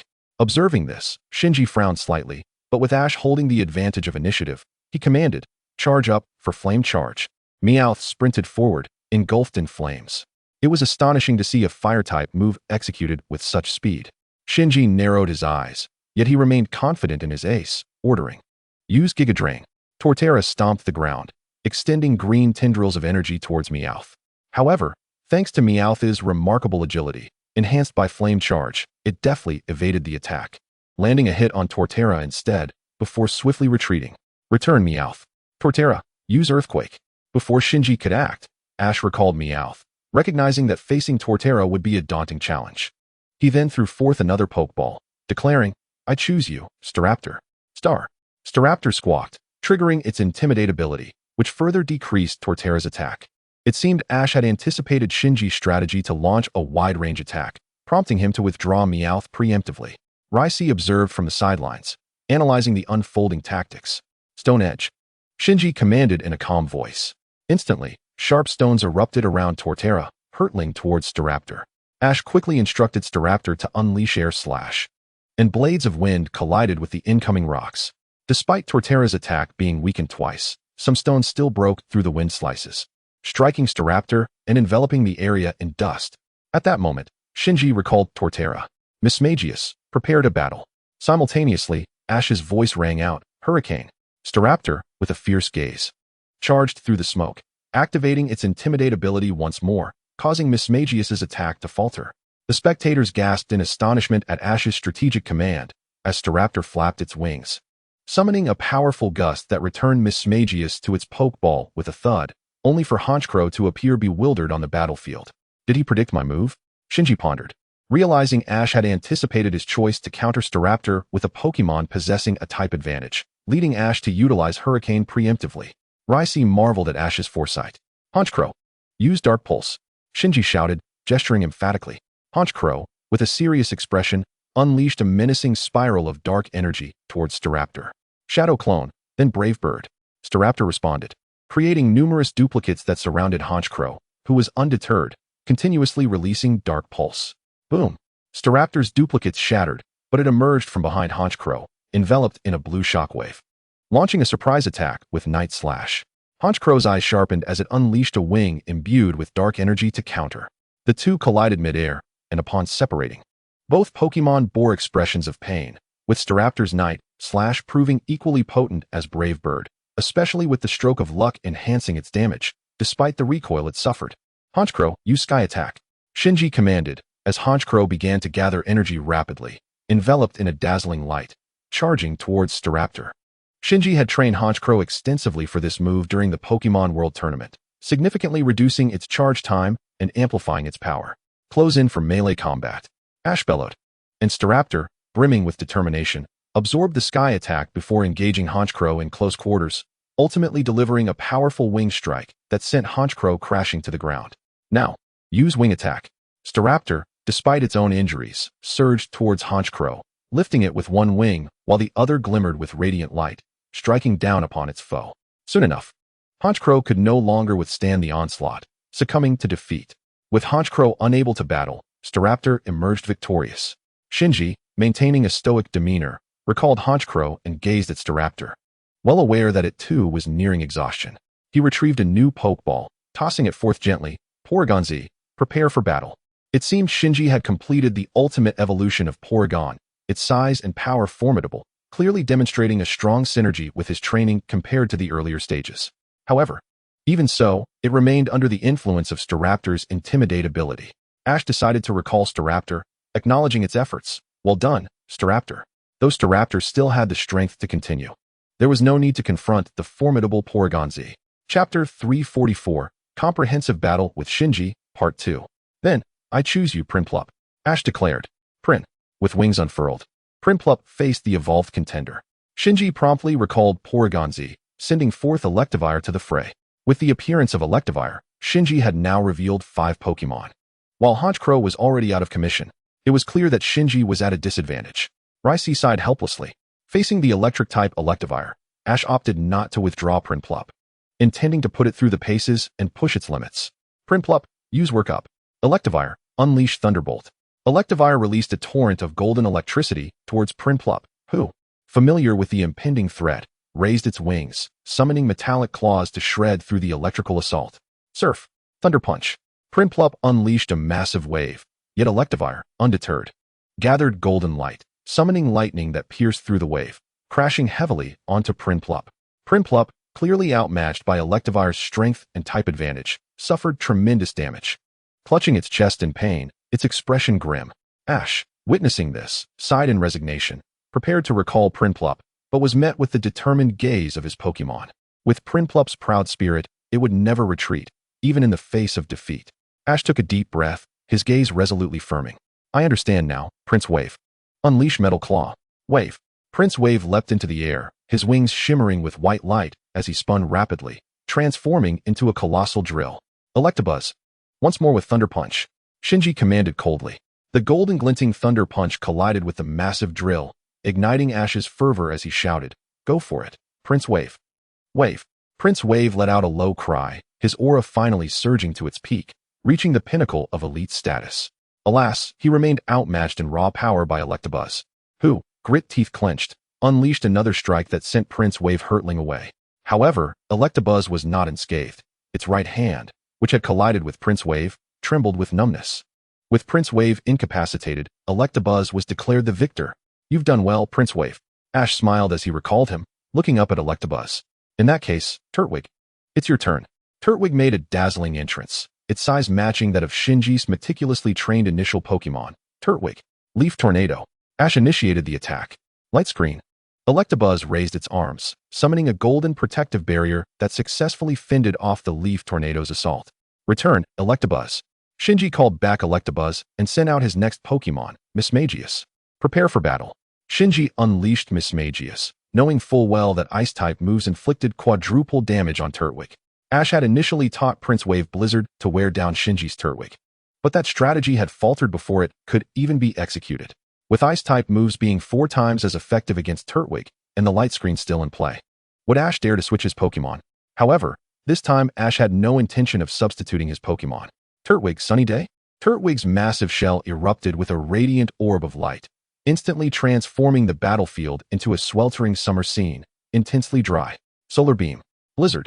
Ash and Shinji commanded in perfect synchrony. From the scorching sky, a frigid blizzard descended, while the searing solar beam carved a path directly towards Mismagius. Shielded by the light screen, the remaining blizzard cascaded down upon Turtwig, but thanks to its high defense, Turtwig remained largely unscathed. Swords Dance. Given the quadruple weakness to ice, it seemed Shinji aimed to bolster Mismagius before delivering a lethal blow. Dark purple blades emerged from Mismagius' claws as it began to dance, enhancing its attack power. Yet Ash refrained from seizing the opportunity to act. Ice Punch. Mismagius, with its sharp claws, gathered icy blue energy and charged at Turtwig. Ash, however, chuckled softly. Defend yourself. Now use Leech Seed. Instantly, a massive green protective shield enveloped Turtwig, deflecting Mismagius and ensnaring it in a golden seed. Mismagius. It cried out, its energy gradually depleting. A mischievous grin spread across Ash's face. Let us test out the poison tactic. Toxic. In an instant, a wave of toxic energy struck Mismagius, ensnaring it in a poisoned state.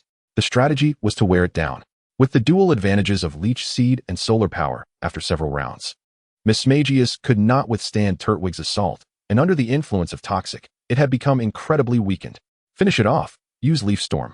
Turtwig stomped the ground, summoning a whirlwind of leaves, and Mismagius, unable to endure any longer, lost its ability to battle. Mismagius was rendered incapable of continuing, and Turtwig emerged victorious. This strategy seems almost too effortlessly victorious for Turtwig. Dawn couldn't help but remark. Filthy. Too underhanded. Brock added.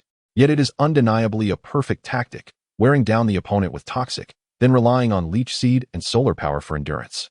Unless one is immune to poison or delivers a one-hit knockout, they are bound to be exhausted. Despite Mismagius' defeat, Shinji felt no disappointment. Rather, he was invigorated. This strategy was one Turtwig could utilize as well. However, since he scorned the use of moves like Toxic, He had not taught Turtwig such a technique. But after this battle, he could certainly plan accordingly. After recalling Miss Magius, Shinji sent out his ace, Turtwig, while Ash decided to withdraw his Turtwig, which was still in prime condition. This time, it's you, Ursaring. With a roar, the fierce eyes of Ursaring locked onto Turtwig, advancing with its powerful limbs. What Pokemon is this? Chapter 345, A Comprehensive Battle with Shinji, Part 2. Ursaring, the evolved form of Teddiursa, possesses ground and normal attributes. Naturally, Ash shared the basic information about Ursaring with Shinji without hesitation. Teddiursa can still evolve? Even Shinji displayed a look of astonishment, yet the newly evolved Ursaring, with its ground type, was actually at a disadvantage against Turtwig. Frenzy Plant. Shinji initiated the strongest grass-type move, as Turtwig's eyes narrowed, emanating a green glow. It stomped its feet, and countless massive brown vines burst forth from the ground. Charge in and use Slash. With a roar, Ursaring surged forward, its forepaws glowing brilliantly as it charged at Turtwig, aiming to shred through the imposing vines with its sharp claws. Yet, the frenzy of vines was far from trivial. Suddenly, a massive vine appeared behind Ursaring, ensnaring it. Break through with light of ruin. Ash commanded. Roar. Ursaring opened its mouth wide, unleashing a torrent of purple-black energy that struck Turtwig, sending it reeling. With the vines now uncontrolled, Ursaring successfully broke free. But Turtwig and Ursaring found themselves in a stalemate for a moment. Ursaring, use Ice Punch. With another roar, Ursaring charged toward Turtwig, its forepaw radiating an icy blue aura. Energy Ball. Shinji's cold voice followed suit. Turtwig conjured a green energy ball, targeting Ursaring, but Ursaring charged heedlessly forward. Shinji frowned in confusion at Ash's apparent recklessness. Yet, it soon became evident to him what Ash's strategy entailed as he exclaimed, Substitute. Watch your back. Just as the energy ball neared Ursaring, it created a substitute and vanished from sight. Turtwig, hearing Shinji's warning, quickly turned, but it was too late. Ursaring appeared behind it, its paws radiating an intense chill, delivering a heavy blow to Turtwig. Unfortunately, Turtwig triggered an ice status condition, becoming encased in ice upon the battlefield. Continue with Hammer Arm. Ash urged. Ursaring ferociously swung its paw, shattering the ice, sending Turtwig flying. Yet, despite enduring several hits, Turtwig's stamina was dwindling, though its determination kept it standing. Light of Ruin. Leaf Storm. Ash and Shinji shouted simultaneously, unleashing their ultimate moves. Turtwig sensed Shinji's resolve and stood firm, letting forth a whirlwind of leaves from the enormous tree atop its back. Ursaring's gaze darkened as it gathered its strength, releasing an even thicker purple-black beam of energy. The two attacks collided, resulting in a cataclysmic explosion that consumed both combatants. As the smoke cleared, Ursaring stood, battered and grinning, while Turtwig lay prone in a crater, unable to battle any longer. Turtwig had succumbed, and Ursaring emerged victorious. As Ash and Shinji simultaneously recalled their Pokémon, their eyes met, and without a word, they both tossed their Pokeballs, declaring, It shall be you, Infernape. Dusknoir, prepare to battle. Both sides boasted Fire-type Pokémon. Dawn exclaimed in surprise. Pachima. Pachima nodded in agreement. Flame Burst. X2. Infernape joyfully performed a somersault, unleashing an orange pillar of fire, while Dusknoir coldly regarded Infernape, raising its right arm to release its own torrent of orange flames. Their contrasting personalities were evident, and it was precisely Dusknoir's aloof demeanor that resonated so well with Shinji. As the flames collided, sparks flew, enveloping the arena in thick smoke. At that moment, Ash's voice rang out, Fire Punch. Infernape began to move with incredible speed, darting through the smoke, its fists ablaze. If Ash's instincts were correct, Dusknoir's ability should be Flame Body, which had a 30% chance of inflicting a burn with contact moves. However, this would be ineffective against the Fire-type Infernape, so Ash felt no fear in close combat. Yet Shinji was no novice. He commanded Dusknoir to counter with Fire Punch. Boom, boom, boom. The two fiery fists collided, and although Dusknoir was significantly larger than Infernape, the latter's strength was by no means inferior. In fact, it seemed to exceed Dusknoir's. Infernape chuckled lightly, launching a sonic punch infused with Fire Punch, moving like a blur, forcing Dusknoir to retreat repeatedly. Then it executed Flame Wheel. Infernape leapt into the air, engulfed in flames, crashing down with tremendous force. However, Shinji was prepared this time. A glint of cold light flashed in his eyes, flame burst. Dusknoir coldly gazed upward at Infernape and unleashed a powerful flame, colliding with Infernape's attack, resulting in a violent explosion that sent Infernape crashing to the ground. Fire Punch. Shinji seized the moment, launching a fierce assault. Is Infernape alright? Ash couldn't help but shout. Use Dig to evade. Infernape braced itself, shook its head. And as the fire punch approached, it burrowed underground. Earthquake. Not good. Come out and use fire punch simultaneously. Ash shouted hurriedly. Dusknoir's eyes glimmered ominously as its two cannon-like arms slammed down onto the ground. Sensing the intense tremor, Infernape gritted its teeth in pain and emerged from beneath Dusknoir's feet. Its right fist ablaze, delivering a powerful uppercut that knocked Dusknoir to the ground. Taking advantage of the opening, Ash shouted, now, flame burst. Infernape, airborne, opened its mouth wide as a fierce orange flame descended, engulfing Dusknoir, which let out a cry of anguish. Subsequently, it collapsed to the ground, having lost its ability to battle. Inhaling deeply, Infernape landed gracefully, albeit fatigued, yet its expression radiated joy. With Dusknoir unable to continue, Infernape was declared the victor. Shinji calmly recalled Dusknoir and then threw another Pokeball, summoning his final Pokémon, Ursaring, ready for battle. Ursaring, the very Pokémon Shinji had captured alongside Ash in the Illusion Forest, had now taken the stage. With only Ursaring and Electivire remaining, Shinji was determined. Ash, however, showed no intention of recalling Infernape, eager to continue the fight. Bulk up. Shinji began by enhancing his own abilities. Ursaring's muscles tensed, boosting both its defense and attack. Fury swipes. Ursaring roared at Infernape, claws shimmering with ferocity as it charged forth.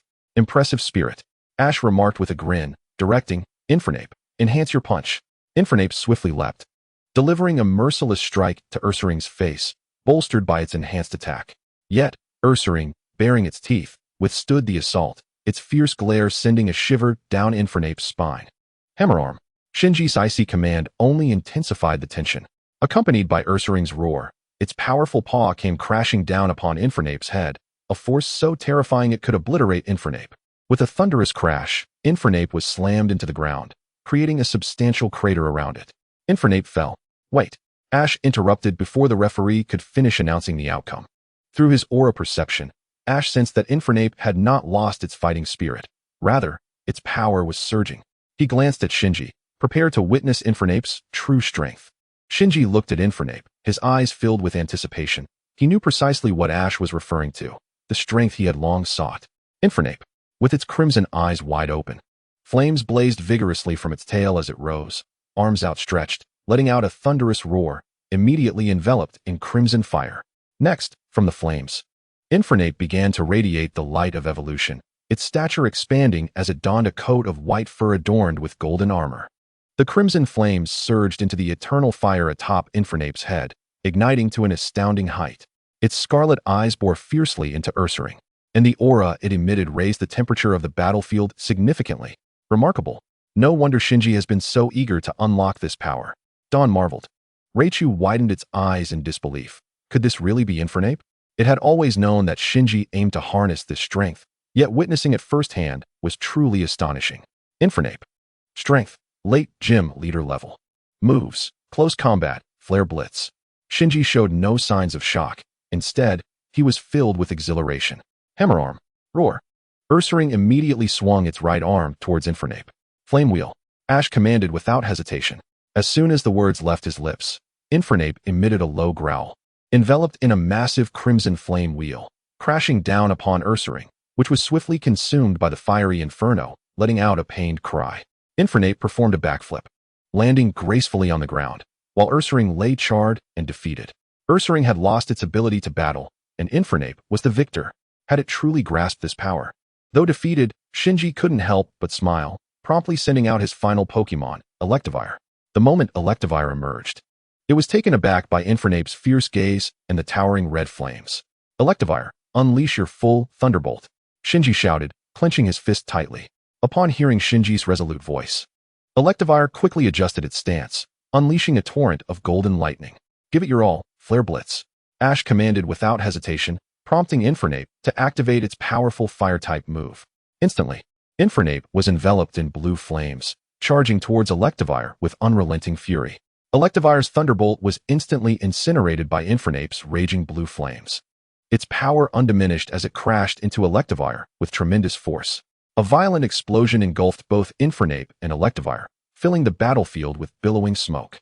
As the smoke cleared, Infernape's towering silhouette stood proudly, while at its feet lay the defeated Electivire, who had lost its ability to battle. Electivire was unable to continue, resulting in Ash from Newbark Town being declared the victor. Upon the announcement of Ash's victory, Infernape exhaled with relief, retreating from its fiery state, and immediately began to falter. Ash hurriedly rushed to support it, exclaiming, "Thank you, Infernape." In response, Infernape smiled with gratitude. At that moment, Shinji also relaxed completely. Witnessing this scene, he couldn't help but smile, though he quickly masked it. However, his demeanor did not escape the notice of Raichi, who had been observing him intently. "Ash, Shinji, you both put on a spectacular battle. Thank you." Raichi approached the two, expressing his gratitude to Ash. "It has been quite a while since I have seen Shinji display such an expression. I truly appreciate it, Ash." "Thank you." Shinji bowed in thanks to Ash and, accompanied by his Pokémon, made his way toward the Pokémon Center. Raichi, chuckling helplessly, shook his head and hurried after them. "Congratulations, Ash. And to Infernape, you were absolutely magnificent." Koharu exclaimed as she jumped in front of Ash to offer her congratulations. After Ash infused Infernape with the power of the Tokiwa, it had regained some strength and, upon hearing Koharu's praise, bashfully scratched its head. Pikachu and Eevee joyfully circled around Infernape, who cherished this newfound lifestyle immensely. Just as Ash, Koharu, and Brock were returning to the Pokémon Center, Brock suddenly halted, turning to gaze at Lake Wisdom. "What's wrong?" Koharu, holding Pachima, inquired curiously. Upon seeing the surface of the lake, her eyes widened in astonishment. "Is that the deity of wisdom, Uxie? It seems to acknowledge you, Brock." Ash explained. They beheld ripples on the surface of Lake Wisdom, as an ethereal figure danced above the water. Now, all three Lake Guardians had made their appearance before Ash and his companions, and Ash had a foreboding sense that a crisis was imminent once more. Subsequently, the group returned to the Pokémon Center, handing over the 6 battling Pokémon to Nurse Joy for recovery before Ash finally replaced the Pokémon he had on hand. Chapter 346, Mitna, Lucky Cat. After concluding the full battle against Shinji, the trio learned from Nurse Joy that a Pokémon contest was about to take place in Swearin Town. In pursuit of Koharu's 5th ribbon badge, they meticulously charted a course from Chikafu City heading south towards Swearin Town. However, a quaint town along the way captured Ash's attention. Although most of the narrative from Ash's memory had been erased by the system, he distinctly remembered this, as it heralded the first appearance of the creator deity, Arceus. While he could not recall the specifics, Ash was aware that Arceus' arrival bore malevolent intentions for humanity. After a few days traversing a forest, the trio arrived at the picturesque ecological haven of Midna. They crossed through bountiful farmlands, reaching a large bridge beside a flowing river. The scenic beauty was truly refreshing. "Wow, this place is stunning," Koharu exclaimed, gazing at the mesmerizing sight. Descending the stone bridge and arriving at the crystalline riverbank, they released their Pokémon, and the three quickly donned their swimsuits to frolic in the water. Suddenly, Pachima cried out from upstream, and upon investigation, they discovered 3 large watermelons drifting downstream. It is worth noting that in the entire Pokémon world, fruits are predominant, and common crops like watermelons are exceedingly rare. Ash had already recognized the richness of Midna from the vast wheat fields he had seen earlier. Each of them cradled a watermelon, and Ash remarked, "These must belong to someone, right? Their owner will likely come looking for them." Brock and Koharu nodded in agreement. Sure enough, moments later, a pair of blue-haired siblings appeared. "Wait, those watermelons are ours. They floated down while we were cooling them in the water," they exclaimed, pointing upstream. The trio looked up and indeed spotted a net of watermelons upstream, one of which had a gaping hole. Koharu's expression fell slightly, but she returned the watermelons to them. However, the siblings did not take the watermelons back. Instead, they smiled and said, "If you battle us and win, we can share the watermelons with you." The blue-haired sister produced a pokeball, adding, "Let us settle this with a double battle." Without hesitation, Ash and his friends agreed to the battle. Hastily returning to the shore to dress, Brock took on the role of referee, while Ash and Koharu faced off against the siblings. "It's your turn, Meowth. Pachima, make your dazzling debut." Ash and Koharu shouted in unison, pointing forward. Meowth and Pachima dashed onto the battlefield, with their remaining Pokémon observing from the sidelines. The siblings sent out Heracross and Butterfree, 2 bug-type Pokémon. "Meowth, give a fierce shout." Meowth roared, startling Heracross and Butterfree, causing their attack power to plummet. "I'll take the lead. Pachima, use Peck on Heracross." Koharu giggled, aiming at Heracross. Flying-type moves inflicted quadruple damage against it, and given Pachima's level advantage, a successful hit would spell disaster for Heracross. "Pachima!" it cried, charging forward with its beak gleaming like a lance, unleashing a powerful assault that compelled the blue-haired brother to activate a defensive move to protect his Pokémon. Simultaneously, Butterfree launched an attack on Meowth, its dazzling wings flapping swiftly, sending forth 2 silver tornadoes. Meowth merely focused its gaze, agilely darting around the battlefield, eluding Butterfree's attempts to capture it. Ash and Koharu exchanged knowing glances and shouted in unison, "Electric Surge! Tidal Vortex!" Pachima retreated a few steps, raising its hands high, and unleashed a massive tidal vortex. Meowth, without hesitation, released a blue arc of electricity, creating a swirling tempest that enveloped both Butterfree and Heracross, eliciting cries of pain. The siblings, being mere enthusiasts rather than seasoned trainers, found themselves at a loss in the face of such a situation. Seizing the opportunity, Ash raised his hand and shouted, "Meowth! Use Bite!" Meow? Meowth surged forward, dark energy coalescing in its mouth as it lunged toward the vortex, causing the siblings to gasp in surprise. With a resounding snap, the tidal vortex was shattered, and Heracross and Butterfree landed safely on the ground. The siblings breathed a sigh of relief, while Meowth landed, radiating the light of evolution. "It's evolving," Koharu gasped. Ash nodded, his expression filled with joy. Meowth. Soon, a Lecky cat, standing about 1 meter tall, emerged onto the battlefield, immediately leaping into Ash's embrace to express its delight. Ash smiled, stroking its fur. Lecky cat. Strength, elite late stage. Moves, Fire Fong, Thunder Fong. Congratulations. The siblings recalled their Pokémon and congratulated Ash, acknowledging that had Ash not held back at the end, their Pokémon would have suffered severe injuries. True to their word, the siblings shared the watermelons with everyone, and they all sat beneath the shade of a tree, enjoying chilled watermelon with expressions of sheer delight. It must be said that while ordinary crops are rare in the Pokémon world, their quality is undoubtedly assured.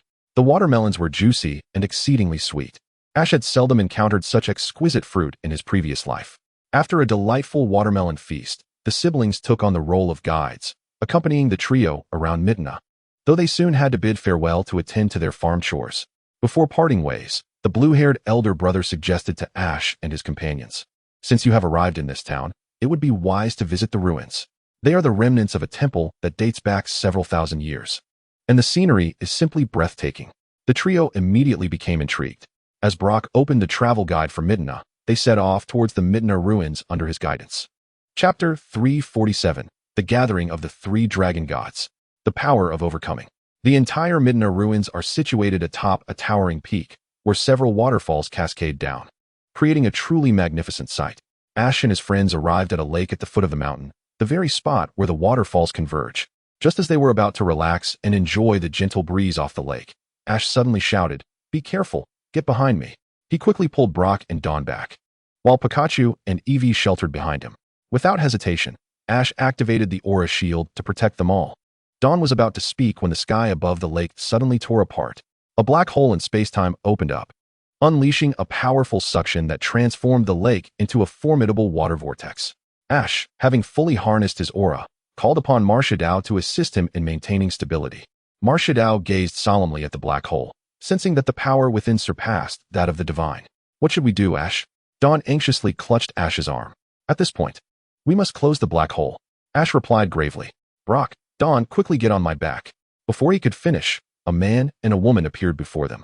The young lady gazed up at the black hole, clasped her hands together, and to Ash's astonishment, summoned the god of time, Dialga. "Dialga, please, resolve the water vortex," she implored. With a powerful roar, Dialga did not refuse. Brilliant diamonds shimmered before it, and its divine presence enveloped the area as it unleashed a full-force roar of time. A blinding light engulfed the lake, causing the black hole to gradually shrink until it was finally closed. Ash let out a sigh of relief and, together with Marshadao, dissipated the protective shield. However, the now calm lake began to ripple once more, and a passage to the distortion world opened again, from which Giratina surged forth.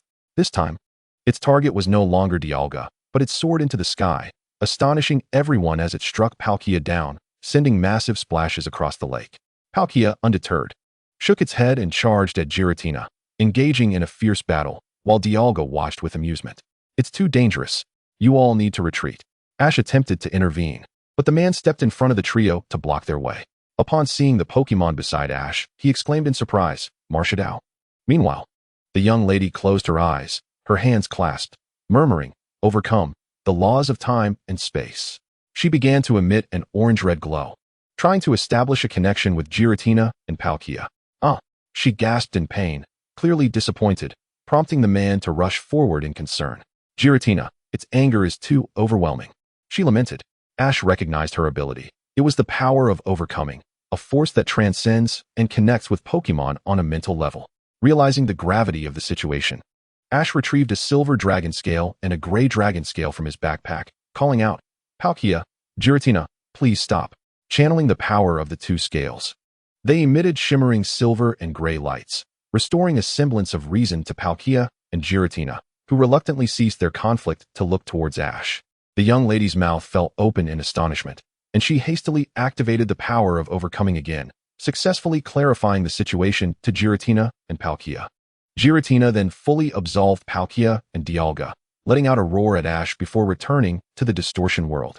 Palkia and Dialga exchanged glances and similarly retreated to their respective realms. "Wonderful. Palkia and Giratina are willing to lend us their strength," the young lady exclaimed joyfully as she opened her eyes. Turning to Ash, she said, "Thank you. My name is Sinnoh, and I am the guardian of these ruins." "I am too. My name is Kevin." Kevin introduced himself as well. The trio introduced themselves in turn. Sinnoh looked at Marshadao with delight and asked, "Is this the divine Marshadao?" Upon Ash's confirmation, she beamed, "How wonderful. I never expected to meet the rainbow hero." Sinnoh then glanced at Ash and his Pikachu, unconsciously stating, "Long ago, the Thunder Beast and the Pokémon Messenger altered the fate of this town. This is an ancient legend of the town. The Thunder Beast and the Pokémon Messenger?" Dawn exclaimed in surprise. "Perhaps meeting you all is a twist of fate. Would you accompany us to a certain place?" Sinnoh mused. Before Ash could respond, Brock stepped forward, grasping Sinnoh's hand. "Miss Sinnoh, I am a person of destiny, Brock. Actually, earlier when I was running away, fate caused me to fall, and I slightly scraped my elbow. If only you were there." He was then whisked away by a flock of Qingling and Krogunk. Under Sinnoh's guidance, they arrived at the base of the temple ruins. Brock marveled at the surroundings, exclaiming, "I can't believe such a place exists beneath the ruins." They entered a room containing an apparatus featuring an indigo sphere, a pink sphere, and a deep green sphere, along with a half-green large sphere encased in a massive droplet-shaped object that enveloped an orange sphere. Each object was surrounded by continuously rotating frames. "This is called the time-space device," Sinnoh explained. "It can reveal the ever-changing states of time and space in this world." Ash and his companions felt a sense of grandeur. Sinnoh continued, "We use this device to investigate places of temporal chaos. We personally witnessed the anomalies that occurred in White Poplar Town. We also arrived at the site when spatial rifts appeared near the glacial caverns." Clearly, Sinnoh and Kevin had been present when the three dragon gods emerged, albeit arriving a bit late. Sinnoh approached the time-space device and pointed out, "Here is our world, supported by Giratina's distortion world, followed by Dialga's space and Palkia's space. Additionally, there is another, Arceus's space." Ash was well acquainted with the creator god Arceus, the true deity above all others. Now, after a long slumber, signs of Arceus's awakening have begun to surface. A massive energy vortex surrounded the slumbering Arceus, causing spatial distortions that led to the once separated realms of Dialga and Palkia to collide. Sinnoh began to explain the origins of these events. Chapter 348, The Life Gem? The Descent of Arceus. The conflict between Palkia and Dialga, which was previously impossible, erupted in White Poplar Town, each believing the other had invaded its realm. Their battle even impacted the distortion world, drawing Giratina into the fray. Ash and his friends had experienced all of this firsthand, fully aware of the sequence of events. But the main event was yet to come. Kevin spoke up, "We once used this time-space device to detect the period of Arceus's emergence." Although Ash vaguely remembered that Arceus was furious this time and had even contemplated eradicating humanity, he couldn't quite recall the specific reasons. Thus, he inquired, "Why did you seek to detect the period of Arceus's emergence?" Despite being mentally prepared, the answer that Ash received still pierced his heart. Hoenn, in a tone of resignation, declared, "Arceus harbors an intense hatred for humanity. Consequently, it intends to impose judgment upon us. It is entirely possible that we may face annihilation at the hands of Arceus." The mention of the word annihilation left both Dawn and Brock utterly aghast. This was no trivial matter. One misstep could lead humanity to its irrevocable doom, especially when Arceus, the deity of creation, stands above all other gods. and even a coalition of deities may prove insufficient to confront its might. At that moment, Hoenn activated a mechanism, lowering 3 cascading water curtains, upon which a grand mural was displayed. She began recounting the legend of Machina to Ash and his companions. This tale spoke of an era when fragments of stars threatened to obliterate countless Pokémon. In that dire moment, Arceus sacrificed itself to prevent the impending catastrophe. From the mural alone, they could sense the devastation wrought by the meteor shower, which sought to lay waste to much of the Pokémon world. It was Arceus who bravely intervened to halt that calamity. Arceus possessed 17 life plates capable of nullifying all attacks. However, the impact from the meteors caused the life plates to scatter, placing its very existence in jeopardy. At that critical juncture, a man named Damos returned the lost life plates to Arceus. Back then, Machina was merely a barren wasteland. Moved by compassion, Arceus extracted water, grass, soil, along with the powers of thunder and dragons from the life plates, weaving them together to create the life jewel. Even at the risk of its own life, Arceus did not hesitate, trusting Damos and lending him the life jewel. The essence of Arceus that overflowed from the jewel revitalized the desolate land, transforming it into a bountiful paradise. As Hoenn recounted this tale, Ash surmised what must have happened next. Damos likely failed to return the life jewel as promised, even resorting to treachery against Arceus, causing it to fall into an eternal slumber. Indeed, Hoenn continued, when the day arrived for the return of the life jewel. It was a day when the sun was obscured by the moon, a total eclipse. Brock immediately grasped the gravity of the situation. However, Damos betrayed his vow to Arceus. Not only did he fail to return the life jewel, but he also attacked Arceus. Damos believed that returning the jewel would render the land barren once more. The breach of trust and the ensuing betrayal sent Arceus into a furious rage, resulting in the complete destruction of the temple. Consequently, to heal its wounds, it entered into a prolonged slumber. Ash's conjecture was not far from the truth, yet he sensed that the situation was more complex than it appeared. Dawn, unable to contain her indignation, exclaimed, "Of course Arceus would be enraged. It risked its very life to assist others, even lending a part of its essence. Thus, the true culprit must be this Damos." Brock, too, was filled with righteous fury. At that moment, Hoenn removed a metallic lotus platform from its pedestal, declaring, "Damos is my ancestor, and this is the life jewel." Upon hearing this, Dawn and Brock instinctively covered their mouths, while Ash remained unfazed. The power of the overcoming itself originated from Arceus, and only Damos could have been granted such favor. This led Ash to wonder how Damos could easily betray Arceus if he had indeed received its blessing. There had to be more to the story. Clearly, the current Arceus was consumed by rage. As the lotus platform opened, a crystal-clear emerald jewel lay within, far more exquisite than any other gem. Hoenn remarked, "We must return the life jewel to Arceus to quell its wrath. Otherwise, this nation shall face destruction. This is the warning left by our ancestors. They have come to realize the grave error they committed. We must return this to Arceus to appease its fury." Ash, scanning the jewel with his aura, detected no energy. He stepped forward and coldly stated, "I believe it need not be returned." Ash. The others gazed at him in horror as he applied a gentle pressure, causing the life jewel to shatter instantly. The life jewel was a fragment of Arceus, undoubtedly imbued with potent life energy, yet this one possessed none. Moreover, a genuine life jewel would not be so easily crushed. This was merely an ordinary stone. Hoenn's eyes widened in disbelief, her face paling as she staggered backward. "I always believed it to be genuine. If this is a fake, then where is the real one?" "Perhaps only Damos from that time would know," Ash replied solemnly. Suddenly, a glimmer of inspiration sparked in his eyes. "Perhaps this is the only way forward." He looked up at Hoenn. "Miss Hoenn, you must possess a machine for Pokémon exchanges here, correct?" Hoenn nodded, though unsure of Ash's intentions. Nonetheless, she led him to the machine. Upon hearing the 2 Pokémon Ash wished to exchange, she was taken aback. After a brief moment, Nurse Joy from Icefire Island transmitted the Pokémon to Ash. But there was an additional little creature, a Master Ball, a GS Ball, and a high-grade ball. They contained Shaymin, Regigigas, and Celebi. Ash's plan was to harness the powers of Celebi and Dialga to traverse time and alter history to prevent Damos's betrayal. However, Arceus might descend during this process. So Ash also swapped back Regigigas, and with Celebi maintaining the time portal, Dialga could join the battle. The reason for not involving the Hoenn trio was that they had yet to attain divine status and might not withstand Arceus's overwhelming pressure. As for Shaymin, it was merely along for the ride with Celebi.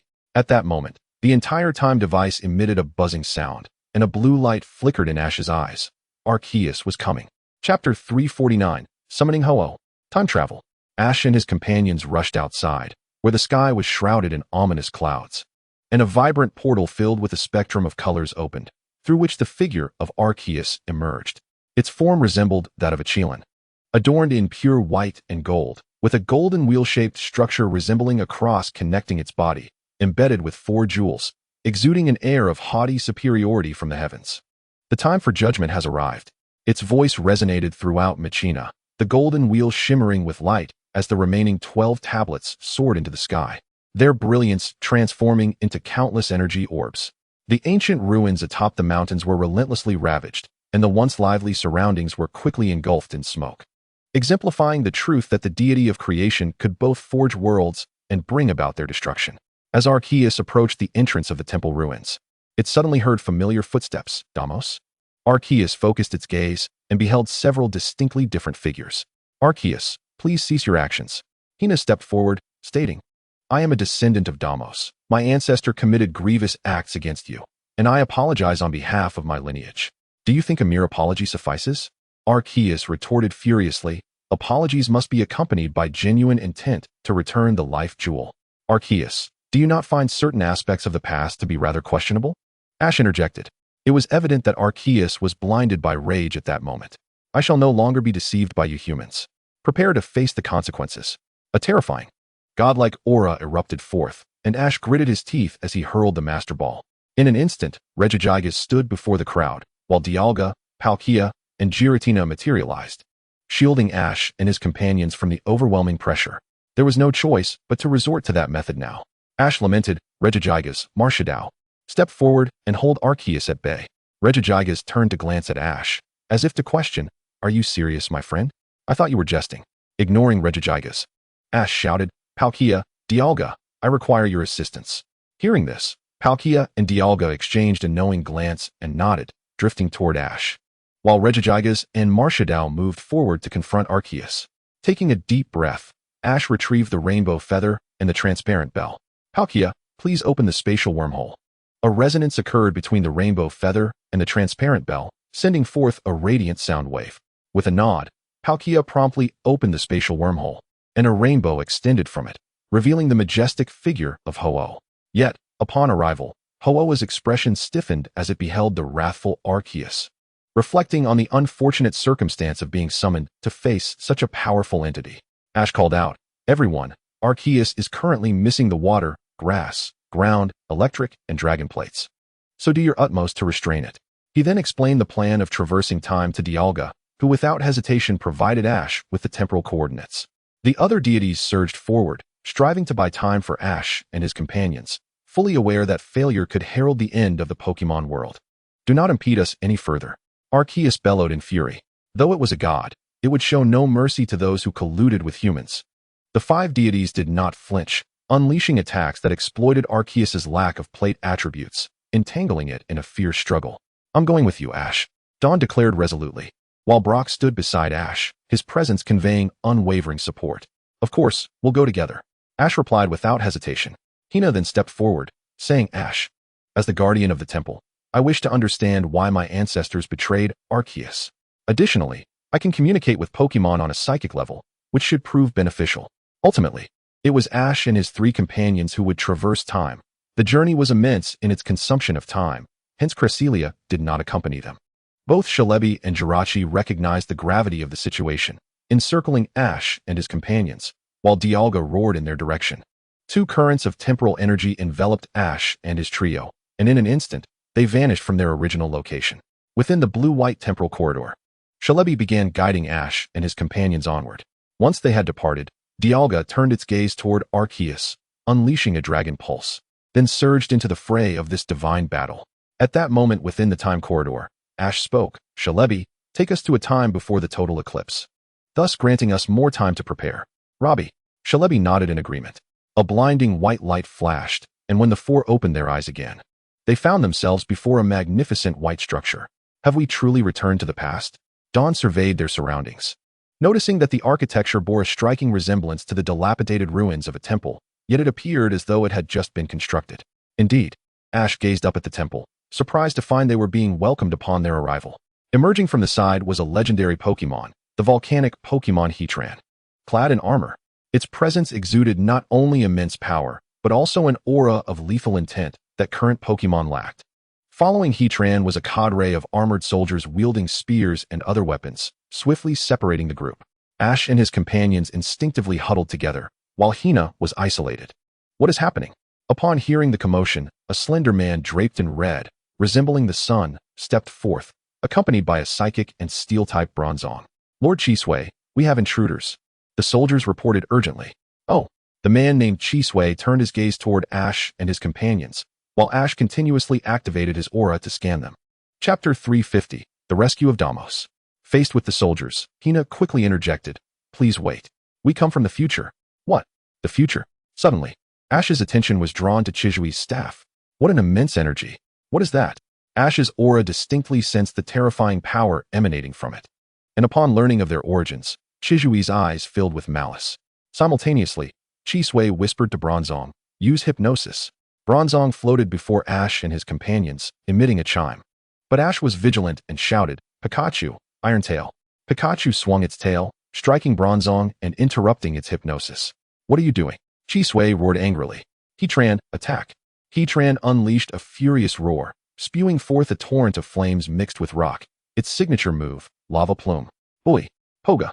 Eevee and Porygon stood resolutely before their companions, with Eevee unleashing a barrage of bubbles, while Porygon initiated Hydro Pump. As water clashed with fire, steam enveloped the area, prompting Chisui to shout, Bronzong, use Hyper Beam. Heatran, Lava Plume. Wait, we are actually here to find Damos. Hoenn chimed in, eager to prevent a confrontation as Chisui prepared to engage Ash, for their time was limited. No need for such trouble. The true life orb is within this fellow. Ash gazed at Chisui with scorn, dismissing his attacks. Do you truly believe 2 elite-level Pokémon can contend with me? To expedite matters, Ash brandished the Staff of Heroes, proclaiming, Lucario, take care of them. Yes, Master Ash. Lucario appeared before them, transforming into a streak of light that swiftly reached Bronzong and Heatran, effortlessly delivering 2 punches that dispatched them, simultaneously shattering their enslavement devices. A godly beast appearing out of nowhere. Chisui and the soldiers widened their eyes in disbelief, and sensing the situation turning against him, Chisui spun to flee. But Ash would not allow it. With a surge of psychic energy, he seized Chisui, while Shalebi advanced, dispersing seed bombs to bind him. The remaining soldiers, witnessing Ash's prowess, chose to surrender. Ash, what is going on? At that moment, Dawn, Brock, and Hoenn were bewildered, having arrived only to find themselves embroiled in conflict. Ash snatched the staff from Chishui's grasp, who struggled furiously, exclaiming, Cursed be you, return that to me. This does not belong to you. Ash retorted with a cold chuckle, activating the staff to reveal a life orb identical to one previously seen. Yet this was the genuine article, containing unfathomable power. The life orb, exclaimed all 3 in unison. Ash then inquired of a soldier, Where's Damos? Pikachu, Eevee, and Lucario approached the soldier, who trembled as he replied, In the dungeon. Lord Damos was imprisoned by Lord Chisui for intending to return the life orb to Arceus. What? My ancestor has been imprisoned? Hoenn gasped, covering her mouth in disbelief, realizing that her ancestor had been wrongfully accused, and that the true culprit stood before them. At the same time, Hoenn was also astonished, for no one wishes to bear the label of traitor attached to their ancestors. You cannot return the life gem to Arceus. At this moment, Chishin began to comprehend why Ash and his companions traversed from the future. It was likely that his plan had failed, resulting in Arceus's arrival in the future. My actions are all for Midna. Have you ever considered that, without the life gem, the entire town would once again descend into desolation? Everything in the future would be rendered void. Moreover, I have already discovered the silver water capable of slaying deities. Once Arceus is vanquished, the future shall change. Chishin hastily interjected. Hoenn, upon hearing this, found a semblance of logic in his words. Yet the vision of Arceus's apocalyptic wrath lingered in her mind. It took 5 deities merely to hold Arceus at bay. Can humanity truly contend with such a force? Bang! Ash could no longer contain himself and delivered a punch to Chishin's face, attributing the calamities of future generations to this short-sighted fool. Miss Hoenn, do you genuinely believe that? Ash scoffed. The power of the Creator God is far beyond that. Furthermore, the life gem has already revived Midna. As long as we maintain it, Midna shall flourish. Indeed. Hoenn, enlightened by Ash's words, suddenly realized the truth, while Qixin, after receiving Ash's blow, dared not utter a word. Now, we must rescue Damos and return the life gem to Arceus during the solar eclipse to complete our task, Xiao Wang exclaimed, cradling Pokémon in her arms. Ash stepped forward, lifting Qixin and demanding, "Where is Damos imprisoned?" Just as Qixin was about to respond, a charming Piku appeared before them. "Wow, what an adorable Piku!" Xiao Wang exclaimed, her eyes sparkling with delight. "Lord Ash, Piku claims to know Damos's whereabouts," Lucario stated. Meanwhile, Pikachu leaped in front of Piku, their tails touching, sparks flying as they frolicked together. Under Piku's guidance, Ash and the others hastened towards Damos's location, passing by imprisoned electric types such as Thundurus and Nidoking. Clearly, Qixin intended to use them against Arceus. Naturally, they were liberated by Ash from their shackles, and soon, the group arrived at the cell where Damos was held. "Lord Qixin," exclaimed the elderly soldier in charge of the watch, taken aback by Qixin being hoisted by Ash, before he sighed and resumed his seat. Upon witnessing this, Ash chuckled and turned to the cage, declaring, "Pikachu, break it open." "Pika." Pikachu nodded, swinging its steel tail and shattering the chains. Hearing the commotion, Damos approached, puzzled, and asked, "Who are you?" Piku eagerly dashed forward, climbing onto Damos's shoulder and affectionately nuzzling his face, clearly showcasing their deep bond. Explaining the circumstances would be quite a hassle, so Hoenn and Damos utilized their psychic powers for mental communication, swiftly grasping the events that had transpired. "I see now. How could I ever betray Arceus? It is our benefactor," Damos exclaimed with a sigh. He then expressed his gratitude to Ash, saying, "Thank you, Ash. If not for you, Qixin would have succeeded." Chapter 351, The Birth of the Phantom Egg. Return. "Young man, your name is Ash, correct? I am deeply grateful. You have shown me the future of humanity." On the day of the solar eclipse, Arceus descended as anticipated, and Damos successfully returned the life gem to Arceus, conveying the entirety of the events through their psychic connection. At that moment, the divine Arceus gazed at Ash with gratitude. Had it not been for Ash, Arceus might have misunderstood Damos for millennia, potentially leading to the apocalypse. Moreover, it is crucial to note that Ash and his companions risked their lives to alter history.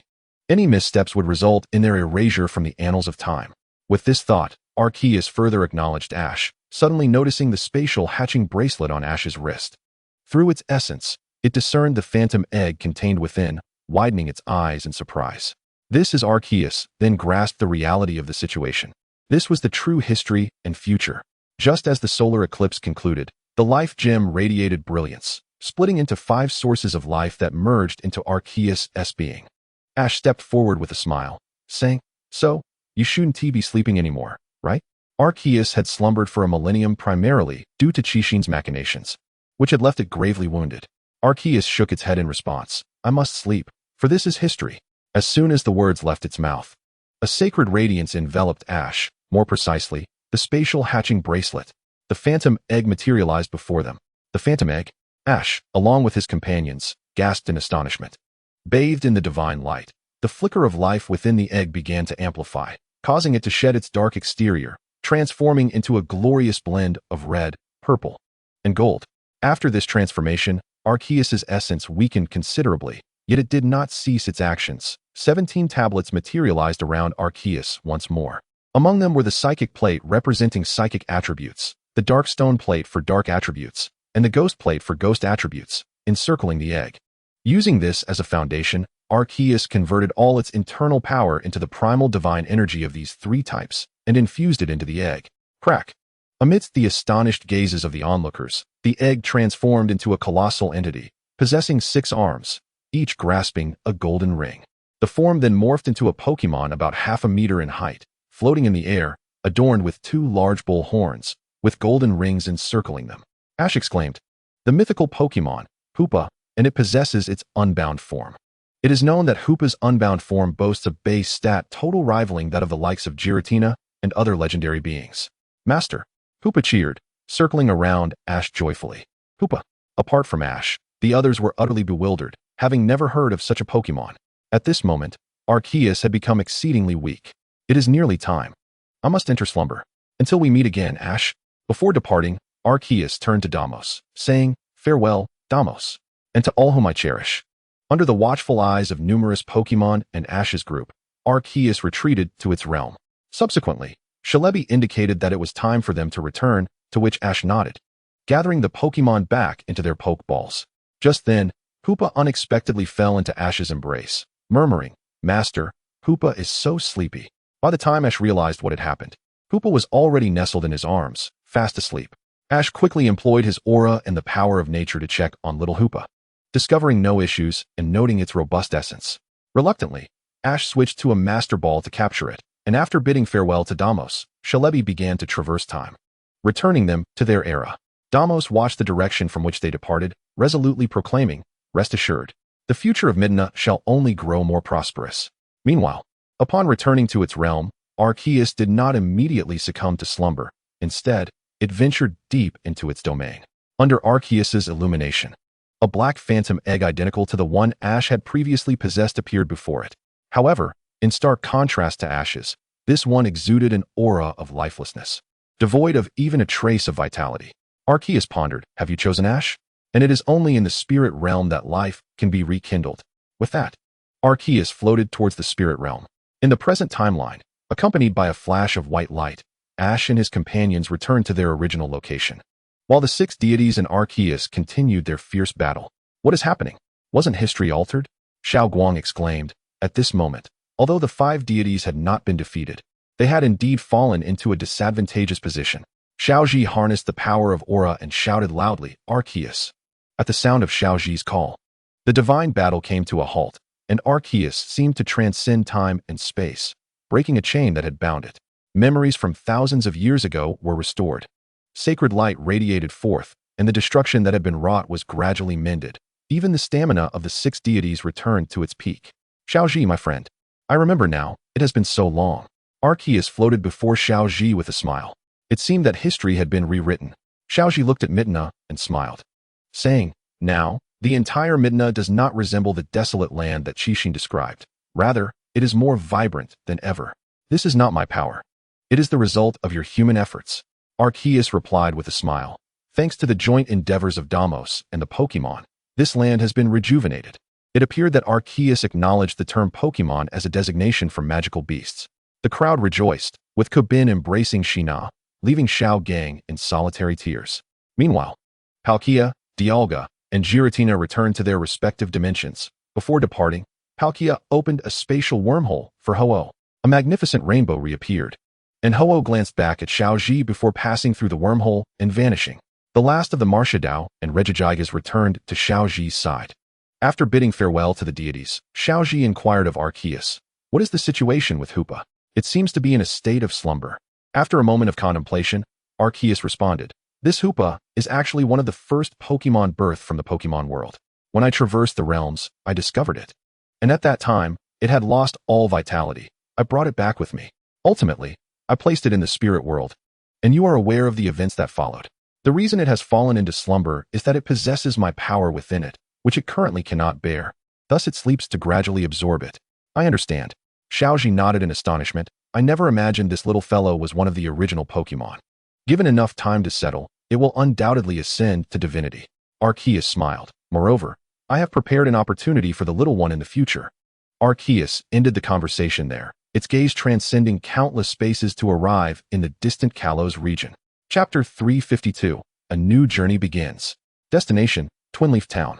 At this moment, the entire Midna ruins had not changed significantly, except for the addition of a massive stone tablet, which depicted Xiaoji and his companions alongside Arceus. "Come look at this. It seems Mr. Damos left it for us." Xiao Gang, who had been weeping alone, was the first to discover the stone tablet.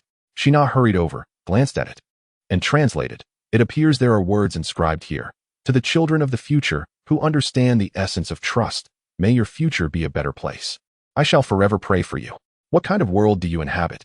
Sinnoh was immediately moved to tears, clasping her hands together and whispering.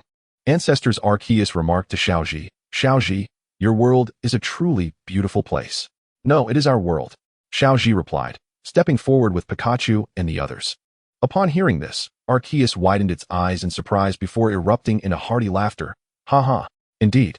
I now finally understand that I am also a part of this world." After observing Xiaoji for a moment, Arceus comprehended that they would meet again. Without further ado, it turned and returned to its own dimension. The group waved farewell together.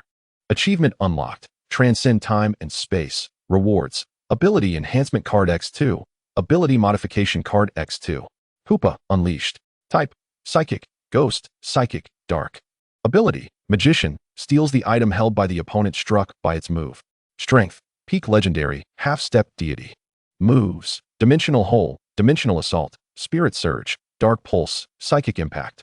Status. Asleep. Upon seeing the information about Hoopa, Xiaoji's lips twitched.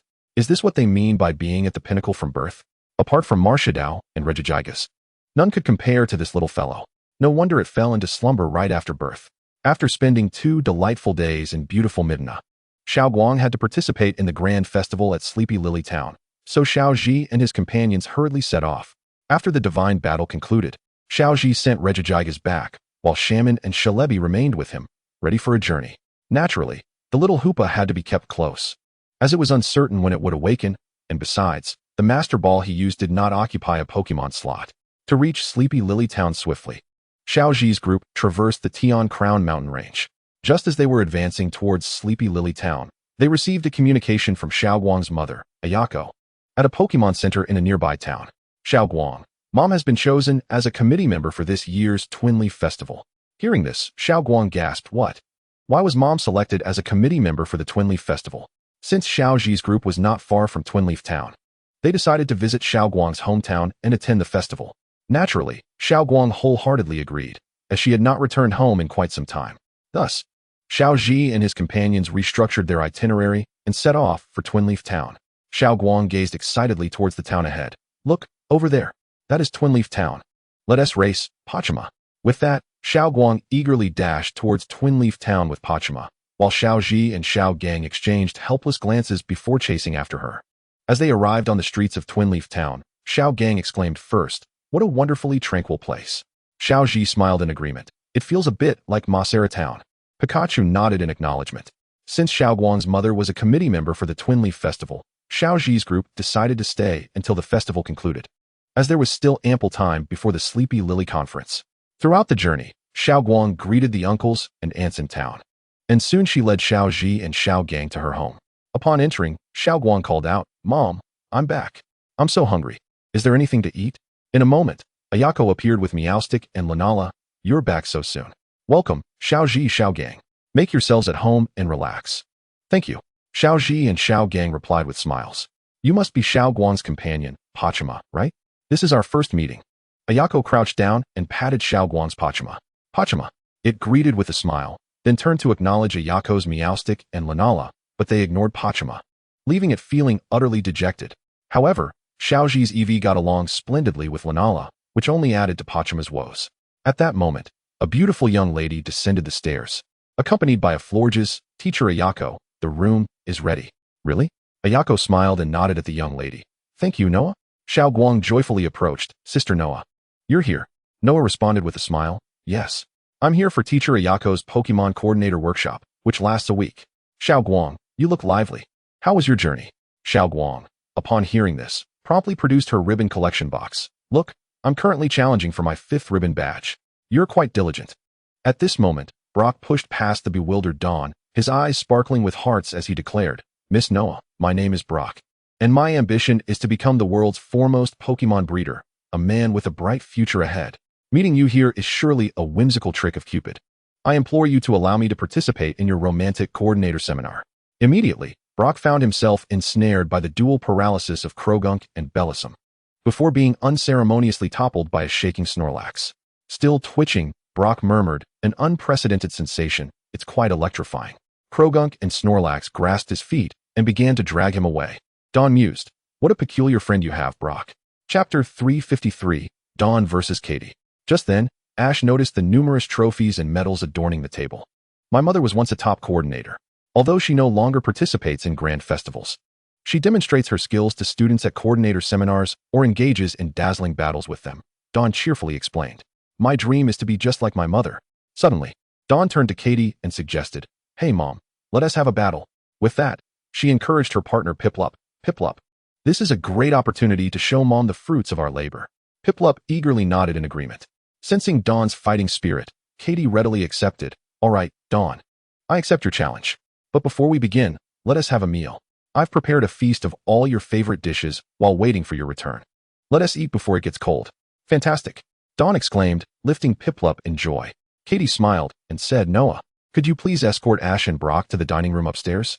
Soon, everyone gathered to indulge in the delicious meal prepared by Katie. Even Brock couldn't help but praise the distinct flavors, reminiscent of home. Dawn mentioned to me, Brock, that you are quite the chef as well, Katie remarked, turning to admire the Charmander and Umbreon, who seemed to relish the Pokémon food Brock had prepared. These two are notoriously picky, so food made by a skilled cook must be delightful.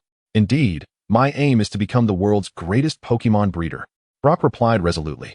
At that moment, Noah requested, Brock, I would love it if you could share your recipe for Pokémon food. Instantly, Brock lost his composure, his eyes sparkling with hearts as he exclaimed, Leave it to me.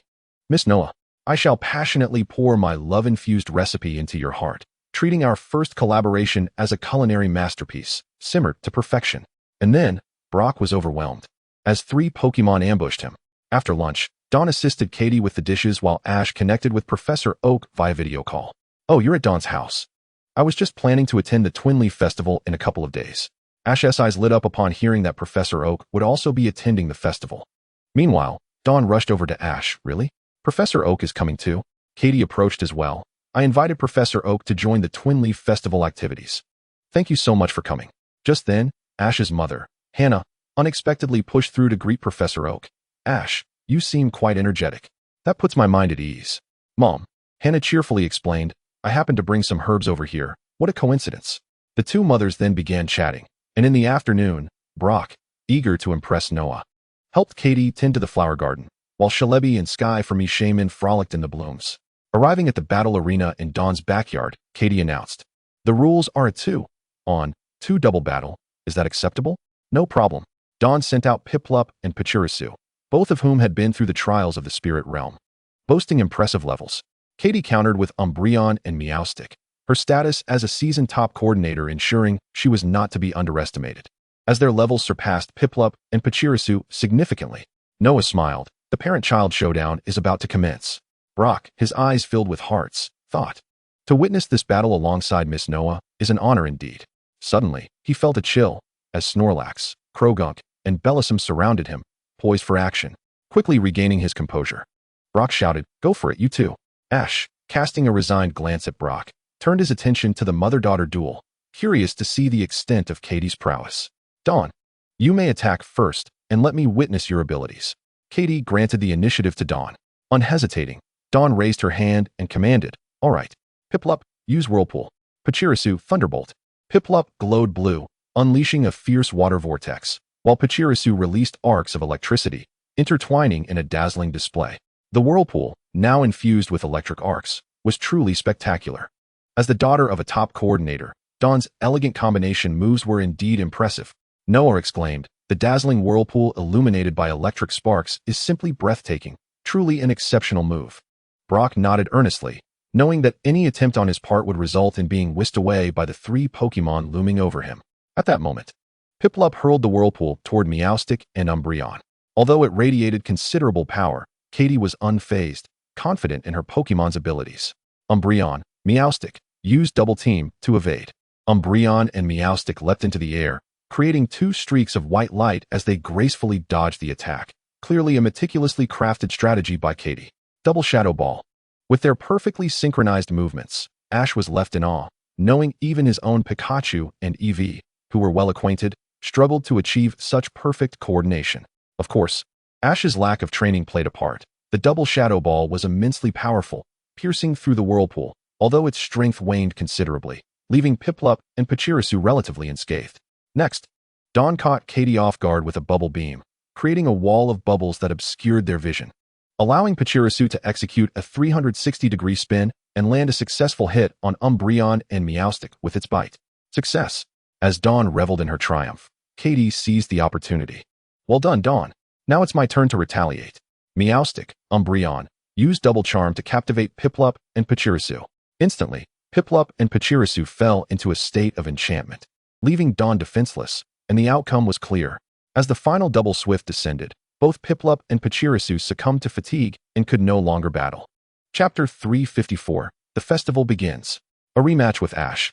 Dawn rushed forward to embrace Piplup and Pachirisu. Thank you both. That battle was exhilarating. Piplup, Pip. Dawn sighed, Mom. You are incredible. Truly deserving of your title as a top coordinator. Katie winked with a smile. I'm glad you enjoyed it, Dawn. I can feel the deep bond you share with Piplup and Pachirisu. Thank you, Mom. After the battle concluded, Dawn strolled around Twin Leaf Town with Ash and Brock. Time swiftly passed, and before they knew it, the day of the festival had arrived. Naturally, the first order of business was to welcome Professor Oak's arrival. And Dawn was ecstatic to finally meet the esteemed professor in person. However, much to her dismay, the busy Professor Oak left in a hurry after delivering his lecture, mentioning that he had yet to complete his research on Cresselia. Consequently, he departed for the Kanto region the very next day.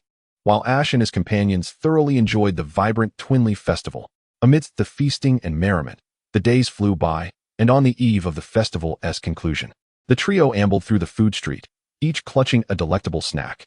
How sweet. The honey pies from Combi are simply the best, Dawn exclaimed, savoring her honey pie.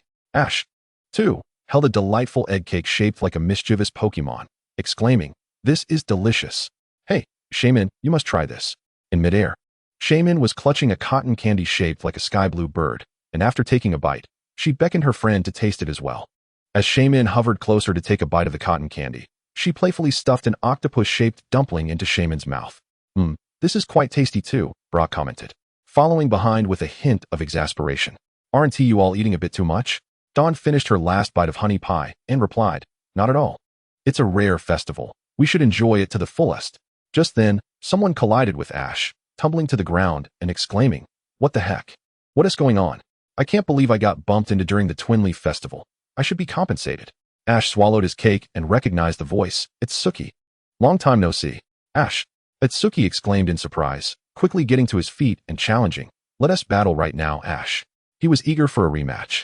After a brief pause for contemplation, Ash responded, all right, I've been quite idle lately.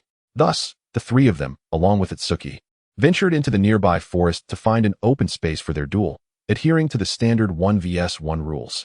Atsuki was the first to send out her across, and without hesitation, Ash declared, you're up, Primplup. Primplup fixed its sharp gaze on her across, ready for action, having nearly reached its peak in the elite tier. This battle was the perfect opportunity to solidify its strength before consuming a rare candy to evolve into its next stage. So you have a Primplup too, Ash? Atsuki exclaimed. But I want to hold back. Hercross, use Pin Missile. Hercross shouted, launching a barrage of green needles at Primplup. Metal Claw, Ash commanded. As the needles approached, Primplup smirked, spinning rapidly and deflecting the incoming projectiles in all directions, some even heading towards Hercross, who had no choice but to cross its arms to shield itself. Ash relentlessly pressed the attack, pushing Hercross into a defensive position. Now Blizzard, Ash called out. Primplup, unleash a storm of snow. What? This is too strong. I should be compensated. Atsuki growled. Hercross, defend. With a defensive technique, Hercross successfully withstood the onslaught of the blizzard, but Ash's voice rang out again. Primplup, use Water Pulse, and swallow it. What? The three onlookers gasped in unison, utterly bewildered by Ash's command. Primplup, unfazed, followed Ash's orders, forming a water sphere and swallowing it. Instantly, Primplup entered an overcharged state, its wings shimmering with a cerulean glow. How beautiful. That could definitely impress at a contest. Dawn marveled. Let us finish this in one go. Hydro Pump, Ash commanded. Primplup spread its wings, wielding two curved water blades, while Atsuki quickly retorted, engage in close combat. Hercross summoned all its strength to clash with Prinplup's blades, but ultimately succumbed, losing its ability to battle. What immense power! Atsuki gasped, retracting Hercross. This is practically extortion. On their way back to Twin Leaf Town, they encountered Atsuki's father, Kirigane, renowned as the strongest battle frontier brain in Sinnoh, the master of the battle hall, commonly referred to as the Battle King. Ash was keen to challenge him, but Kirigane informed him that the champion of the Pokemon Battle Tournament the following day would be granted the opportunity to challenge him. Manly Kirigane, finally back in Twin Leaf Town. Upon returning, Kirigane jubilantly ran through the streets, drawing the attention of numerous Twin Leaf residents. Go, Dragonite! Kirigane commanded, showing off his Dragonite in the streets. However, Ash noted the Pokemon's strength, clearly a top-tier Pokemon, befitting the strongest battle frontier brain in Sinnoh. The townsfolk expressed their warm greetings, creating a heartwarming atmosphere as Kurigane and Itsuki departed together. As for the final Pokemon battle tournament of the Twin Leaf Festival the next day, Ash and his companions resolved to participate. On the last day of the tournament, hosted by Dawn's mother, Keiko, she announced, residents of Twin Leaf, the long-awaited final day of the festival has arrived. Let us celebrate to the fullest. Dressed in a splendid blue gown, Keiko tossed 2 Pokeballs into the air, causing a flurry of fuchsia confetti to cascade down, heralding the entrance of Meowstic and Sylveon, who dazzled amidst the falling paper and executed a dazzling move. The spectacle drew cheers from the crowd. Chapter 355, The Showdown with Kurigane. Thanks to everyone. This festival has been nothing short of spectacular. On behalf of the organizing committee, I extend my heartfelt gratitude for your support, Keiko exclaimed, elevating the festive atmosphere to its zenith. Amidst the cheers, she added, now, the moment you've all been eagerly awaiting is about to commence. Let us welcome our special guest, Battle King Kurigane. Kurigane stood at the center, waving to the crowd. While Keiko expressed her gratitude, Mr. Kurigane, we are immensely thankful for your participation in today's event. It is truly an honor to contribute to the traditional Twin Leaf Festival. Kurigane responded with grandeur, dear townsfolk, today, Twin Leaf Town shall be the battle tower. The crowd erupted in applause, and Keiko seized the moment to announce the rules. The format is straightforward. Any trainer who believes they are worthy of competing may enter, and we will determine the victor through elimination rounds. The champion will have the right to challenge Mr. Kurigane. Pointing to a golden trophy, Keiko declared, the winner of this tournament will receive a specially crafted golden trophy from Twin Leaf Town in honor of their battle with Mr. Kurigane. Let us see who will claim this trophy. I anticipate an exhilarating showdown. Kurigane echoed his enthusiasm, glancing at Ash, fully aware that Ash would likely be the one to reach the final round. With Keiko's announcement, the tournament commenced in earnest. Ash, accompanied by Litten, Prinplup, and Vespiquen, dominated the battles, ultimately securing a spot in the finals where he effortlessly defeated Itsuki's Empoleon with his newly upgraded Sizer, claiming victory in the tournament. The stage was set for the main event, Ash versus Kurigane. At that moment, Dawn and Itsuki, indulging in octopus-shaped dumplings, were filled with frustration. How annoying. We didn't even make it to the finals. What is going on? I said I was going to defeat my dad. Ash is going to be penalized. Brock, observing the two as they transformed their discontent into a feast, shook his head in resignation. Under the auspices of Kaizi, the battle between Ash and Quanglang commenced at last. Aware of Ash's formidable strength, Quanglang refrained from utilizing his initially intended Pokeball and instead summoned his ace Pokemon, Go, Dragonite. Roaring with fervor, Quanglang unleashed the same Dragonite from yesterday, devoid of its previous antics, now imbued with an indomitable spirit. Goodness, Dad is actually using Dragonite. Ash's companion, Hoenn, gasped in astonishment. After all, this was his father's ultimate trump card, a sure sign that Ash was in for a monetary penalty. A Pokemon of elite status? Xiaoguang and Xiaojing exclaimed in unison. Having traveled alongside Ash and encountered numerous champions, they could discern the unmistakable aura of a true master Pokemon. Initially, the lack of Dragonite's aura had led them to uncertainty, but now it was evident. The air was thick with the presence of a champion. In response, Ash produced his own Pokeball and hurled it aloft, declaring, "You shall be my choice, Metagross." With a resounding thud, the shiny Metagross made its entrance, heralding a battle between titans. Oh, a shiny Metagross, indeed a rare specimen, and already at the elite level. Quanglang marveled. What on earth is happening? A shiny Metagross, and at the elite level. Is this for real? This is undoubtedly going to cost us. Hoenn, wide-eyed in disbelief, struggled to accept the reality that Ash possessed a Pokemon of such caliber, pondering how they, as mere gym trainers, could possibly compete. Metagross, greet our opponent with Meteor Beam, commanded Ash.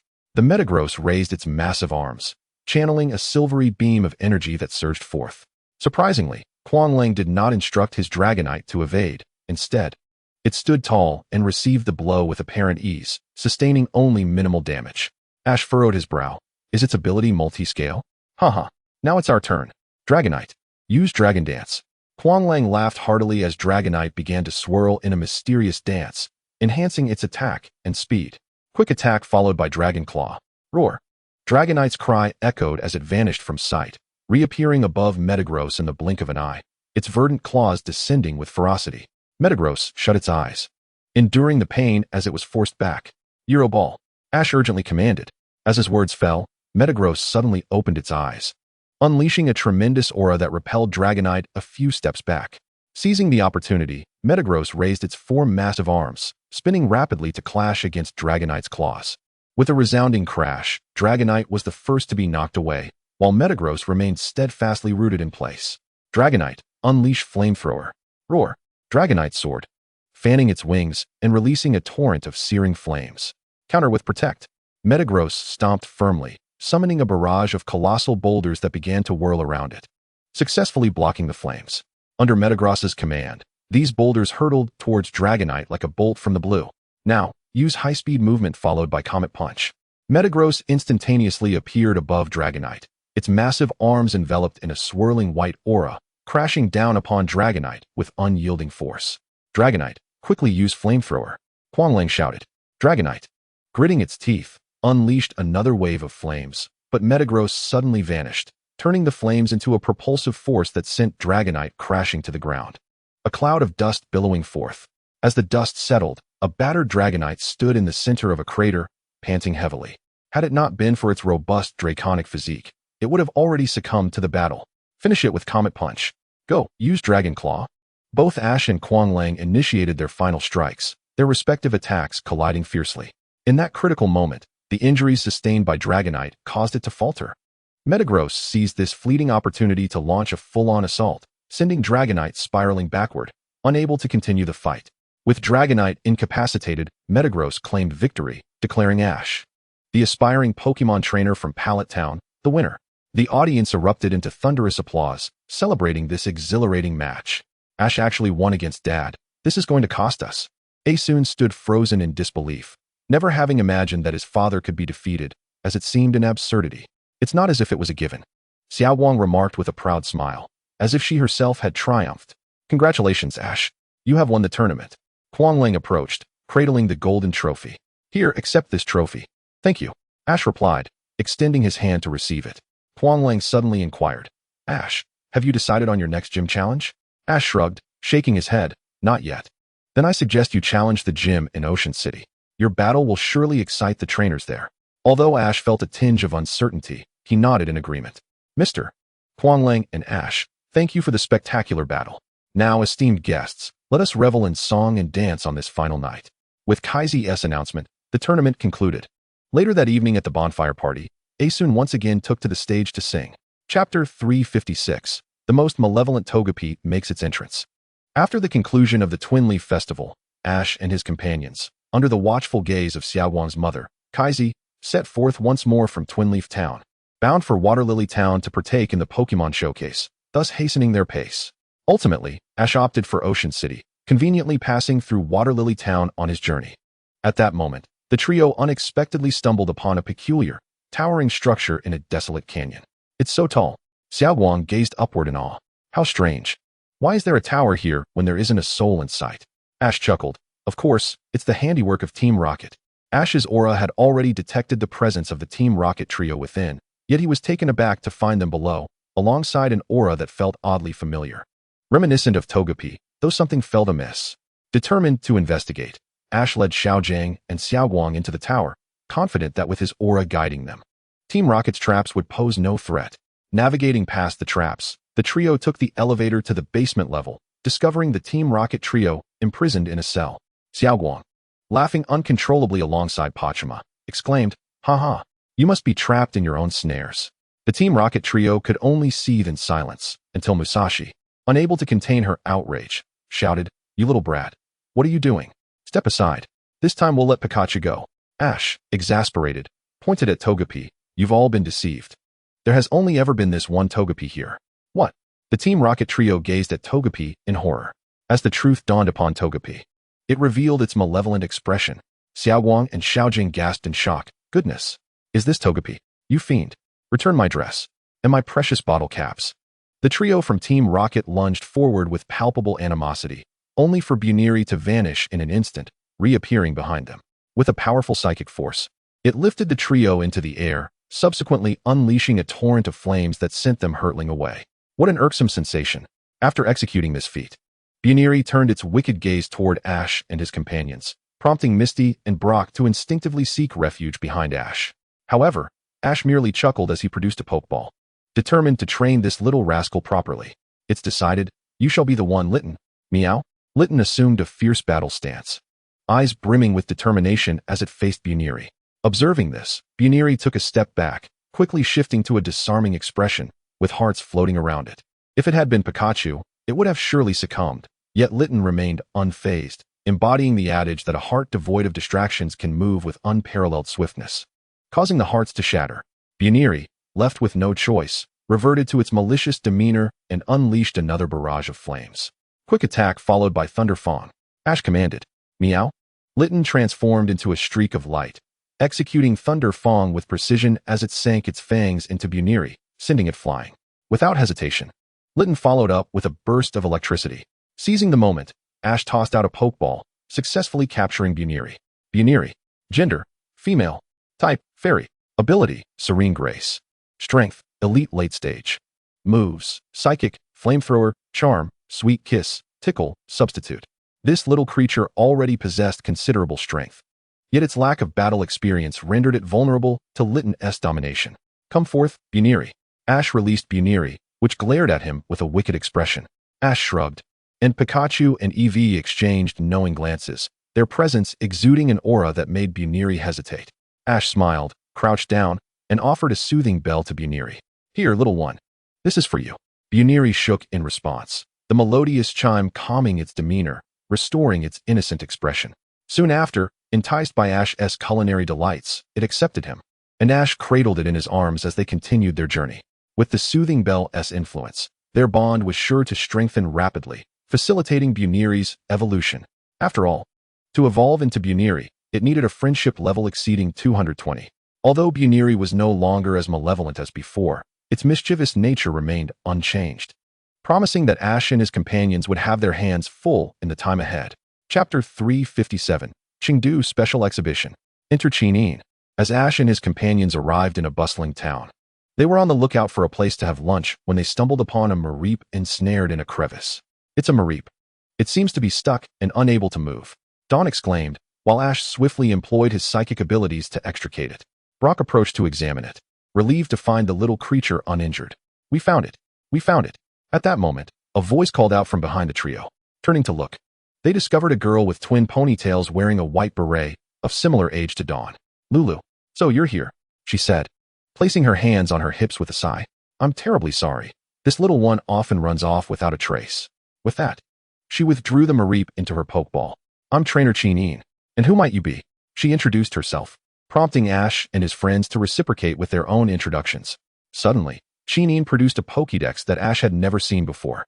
Pachima. Pachima, the penguin Pokémon. It isn't particularly adept at walking and often stumbles, yet possesses a strong sense of pride, always holding its head high. Dawn remarked, pointing at the Pokédex in confusion. Is that a Pokédex? Chinyin nodded with a smile. Indeed, this is the latest model in the Johto region. The Johto region. How nostalgic. Ash beamed. Recalling the region from before his journey began, he had yet to truly set foot there. You know, I can take you all to a wonderfully entertaining place. Chinyin chimed. Right now, there's a special exhibition happening at the plaza in the Johto region. A special exhibition? Ash and his friends exchanged puzzled glances, as they had set out primarily to seek food. Just follow me, and you'll see. Let us hurry, Dawn, Chinyin exclaimed, grabbing Dawn's hand and dashing off in a particular direction.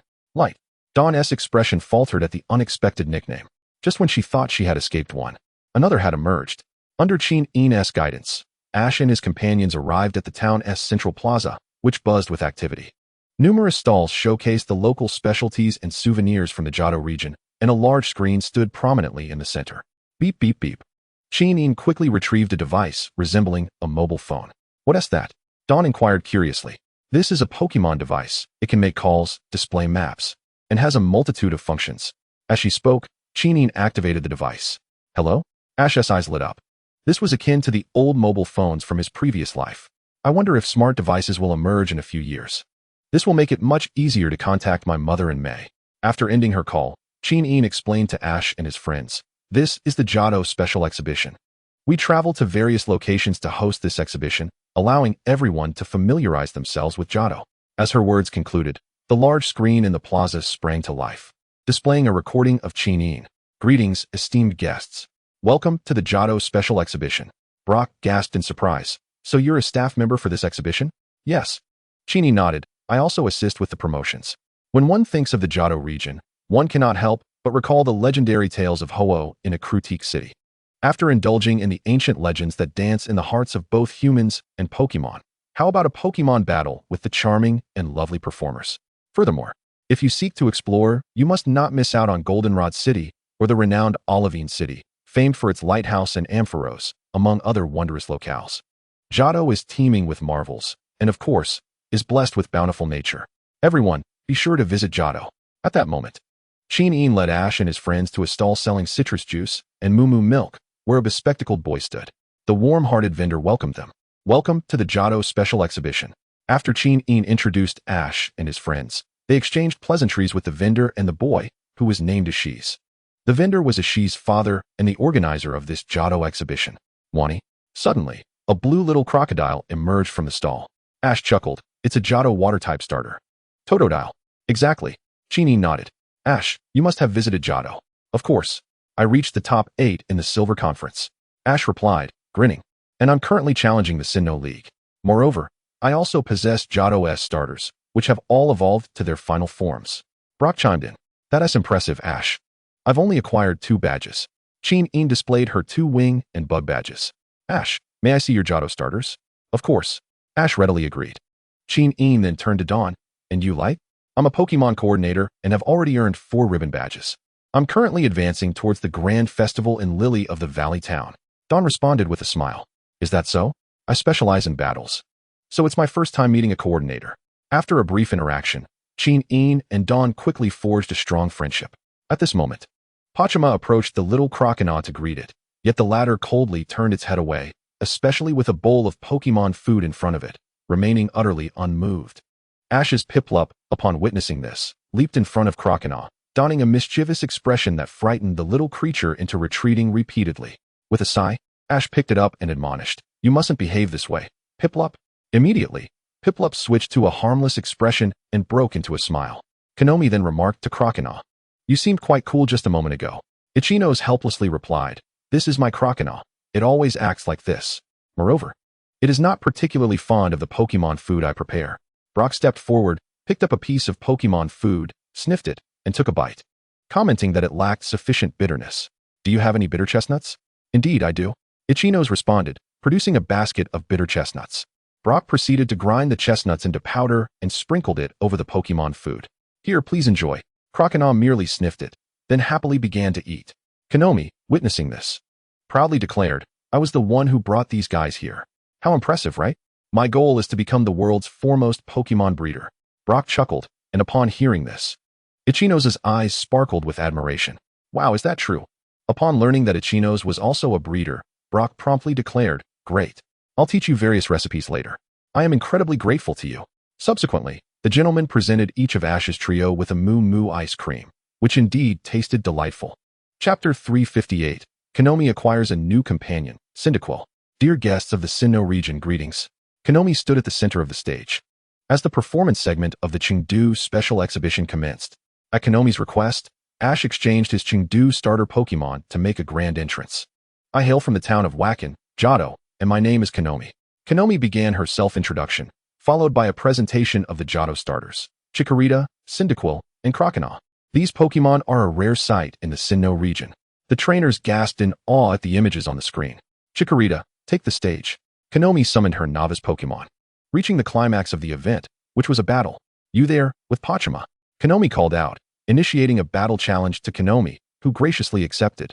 Amidst the applause, Konomi ascended the stage with Pachima, only to hear Konomi say, If you defeat Chikorita, I will present you with a wonderful gift as a memento. Upon hearing about the gift, Konomi's fighting spirit ignited. No problem. I'm ready to go. Pachima, that's the spirit. Let us go. A monumental clash unfolded as a rookie from Sinnoh faced off against a rookie from Johto with their Pokemon. Konomi excitedly exclaimed, while Brock analyzed. Chikorita has the advantage in terms of type. However, Pachima possesses a significant power advantage and can utilize flying and ice-type moves. Ash remained confident in Konomi's abilities. Chikorita, use Razor Leaf. Konomi initiated the attack as Chikorita stepped forward, swinging its head leaf, unleashing a barrage of sharp leaves. Yet, Pachima effortlessly dispersed them with its bubble beam, prompting Konomi to quickly instruct Chikorita to use light screen for defense. Under the effect of the light screen, the damage from the bubble beam was significantly mitigated.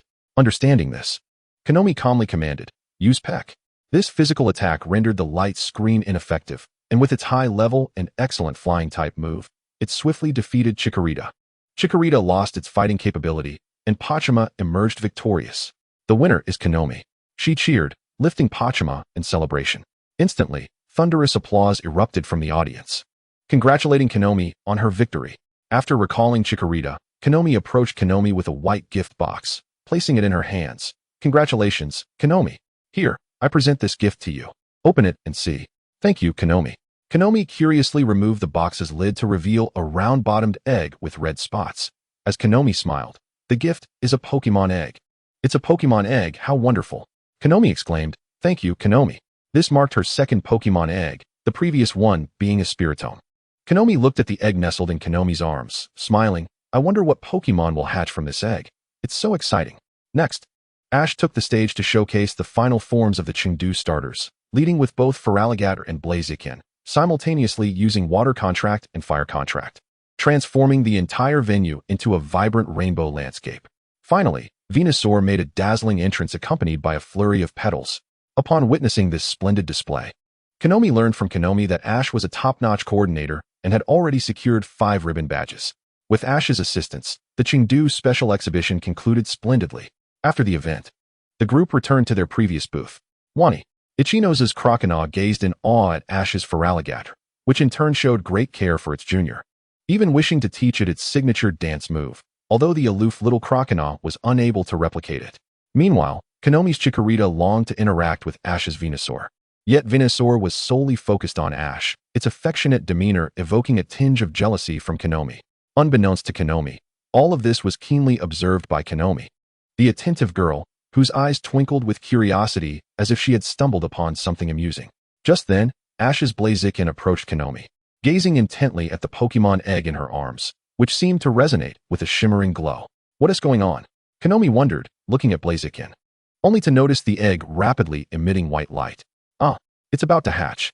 Instantly, Ash and the others, along with their Pokémon, gathered around as Konomi carefully placed the egg on the ground, from which emerged the long-awaited Chengdu starter, Cyndaquil. Blaziken joyfully greeted the newly hatched little one. At that moment, Konomi requested Ichino's father, "Uncle, the Pokémon Gorgeous contest will soon be held in Swearin Town. I wish to attend." "Dad, I have a request too."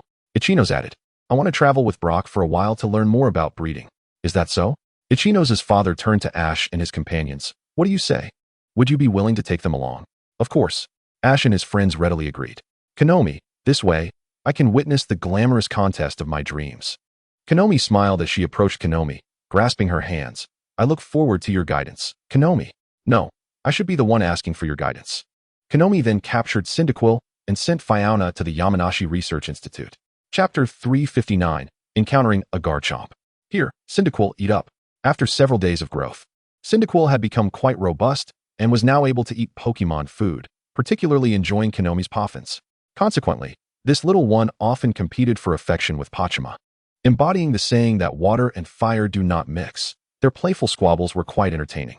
Moreover, Konomi's Cyndaquil was brimming with fighting spirit, prompting Ash to leave Blaziken behind to mentor the little one. Now, Konomi began training her new companion, commencing with a Pokémon battle. Thus, the battle between Ash and Dawn commenced, with Ash deploying his recently caught Togepi.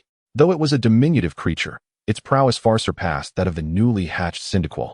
After consulting the moves that Cyndaquil could execute, Dawn swiftly initiated the assault, commanding, "Cyndaquil, use Flame Wheel." Chino, with a fierce determination ignited in its eyes, Cyndaquil unleashed its fiery wheel and charged forth. Psychic, Togepi, gazing at the oncoming flame wheel, revealed its signature mischievous grin and summoned a powerful psychic energy, enveloping the fiery attack and holding it suspended in midair. This was the first time Togepi showcased such an ability, leaving both Chino and Iching momentarily speechless. Wasn't Togepi supposed to be a Pokémon of joy? As the flames dissipated, Cyndaquil found itself hanging in the air, flailing its little legs, while Togepi flashed a wicked smile and hurled Cyndaquil high into the sky. Cyndaquil, use Smoke Screen, followed by Swift.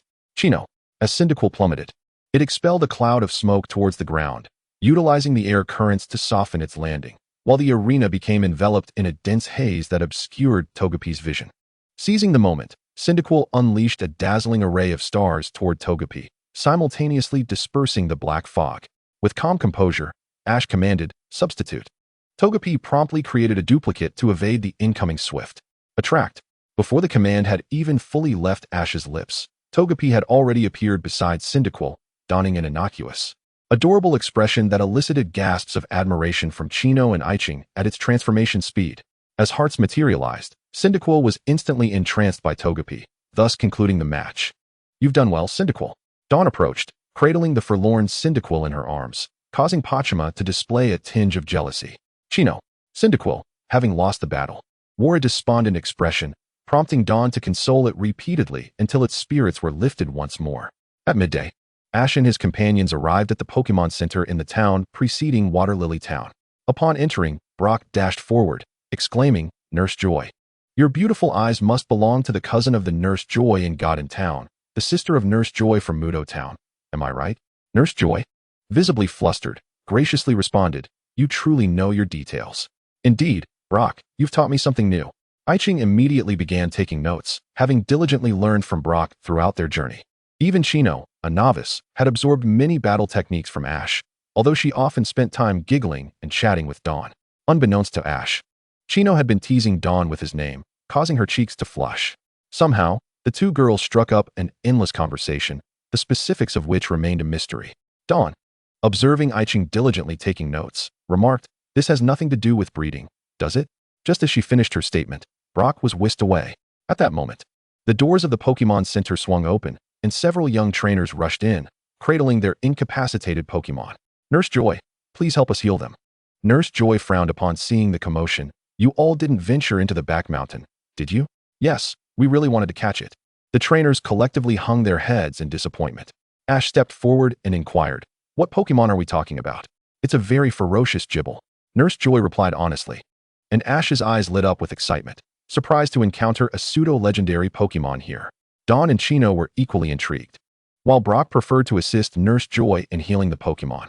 Initially hesitant, Iching was pulled along by Chino, chasing after Ash and Dawn. Upon reaching the forest of the back mountain, Chino suggested, "How about we split into two teams? Ash with Dawn, and I'll team up with Iching." She cast a knowing glance at Dawn, who immediately understood her intent and expressed gratitude, having grown less shy after Chino's teasing. Just then, a blue light flashed from Ash. "No need, it's already here." A massive boulder hurtled toward them, and Eevee sprang into action, using Iron Tail to shatter the rock into fragments. Crack, crack, crack. A Gibble stood atop a small hill, laughing heartily, and upon seeing it, Ash lost his desire to capture it. To his surprise, the creature's information revealed it lacked even a single Dragon-type move, while his own Dragonite had been capable of using Dragon Rage and Dragon-type moves from birth. Eevee then unleashed its commanding aura, suppressing Gibble and preventing its escape. "Is anyone interested in it?" Ash inquired of his companions. "Huh, you're not capturing it, Ash?" He shook his head. "I have many Pokémon to train, and I feel it doesn't suit me." Hearing Ash's words, Iching timidly spoke up. "I'd like to give it a try. I want to train it into a Garchomp." Ash nodded in agreement. Considering that Chino and Iching had previously gifted Cyndaquil to Dawn, this little fellow could serve as a token of gratitude. However, the ensuing capture battle was a spectacle that left Ash astounded, grateful he had not captured Gibble, as it displayed quite a foolish side. Gibble and Totodile began a stone-throwing contest, with Gibble inexplicably throwing stones at its own head.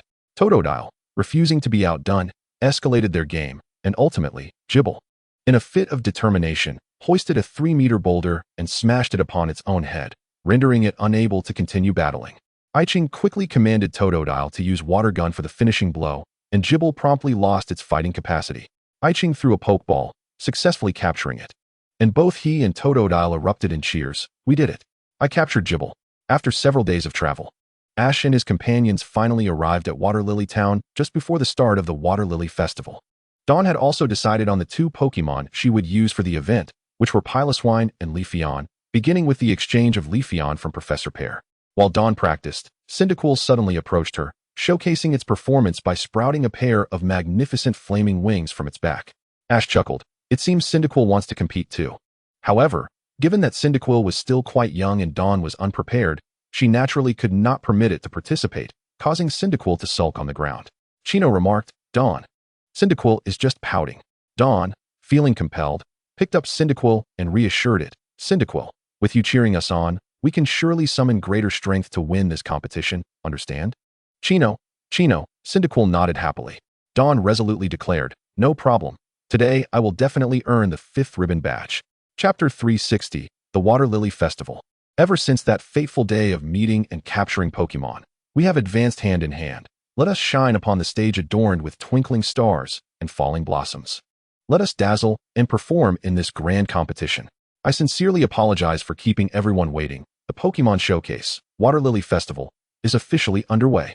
Today, in this fragrant and charming town of Water Lily, the dazzling coordinator trainers who emerge victorious will be awarded the Water Lily Ribbon Badge. Miss Bien, holding the Water Lily Ribbon Badge, commenced her opening speech as usual. Collect 5 ribbon badges to qualify for the dreamlike grand celebration. In the lounge at this moment, Ash and his companions found the already dressed Dawn. Kinomoto eagerly approached, grasping Dawn's hand, exclaiming, "Wow, Dawn, you look absolutely stunning." "Really?" Dawn responded. To which Kinomoto nodded without hesitation, "Yes. You are undoubtedly the most beautiful among us, right, Ash?" Both Dawn and Kinomoto turned their gazes toward Ash, who promptly affirmed, "Indeed. Dawn is the most exquisite. This time, you will surely secure the final ribbon badge." Upon hearing Ash's words, Kinomoto began to tease Dawn with playful expressions. But Dawn averted her gaze, fully aware of Kinomoto's intentions after spending so much time together. Noticing this, Kinomoto refrained from further teasing. At that moment, she spotted Musashi squatting in a corner and excitedly rushed over, saying, "Wow, your dress is so adorable. Sweet Musashi, is that you?" Dawn remembered this rival she often competed against, and Ash had not disclosed to her that this was indeed Musashi, as she participated in the competition with integrity rather than underhanded tactics. However, through Ash's aura perception, it became clear that the person before them was not Musashi, but rather Kojiro in women's clothing. Upon being addressed, Kojiro nervously squeaked a greeting. Kinomoto inquired, "Where did you buy that lovely dress?" Kojiro instantly became flustered, as the dress was not his own, and he stammered, "I forgot where I got it. I must be going now." With that, he hurriedly left the scene with Nyarth. Now, the first round of evaluations shall commence, featuring a performance stage for a single Pokémon's signature move. Contestant number 1, please take the stage.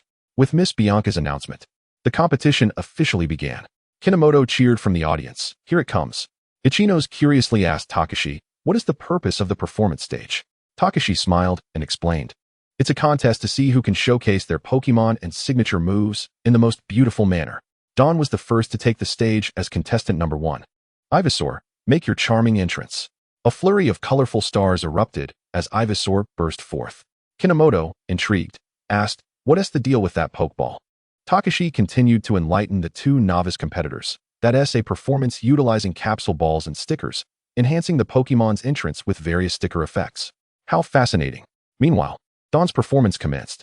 "Ivysaur, use Ice Shard." Ivysaur stomped the ground, gathering ice energy to form a block of ice. Now, Ivysaur promptly devoured the Ice Shard, astonishing everyone present except Ash and Takashi. He ate it. What is happening? Kinomoto and Ichinos were perplexed. Ash chuckled. "This is a method I discovered for energy replenishment. By having a Pokémon consume a move of the same type, they can release that energy from their body. In this overloaded state, even the power of the move is significantly enhanced." "I see. Ash is truly remarkable," Kinomoto exclaimed, her eyes sparkling with admiration.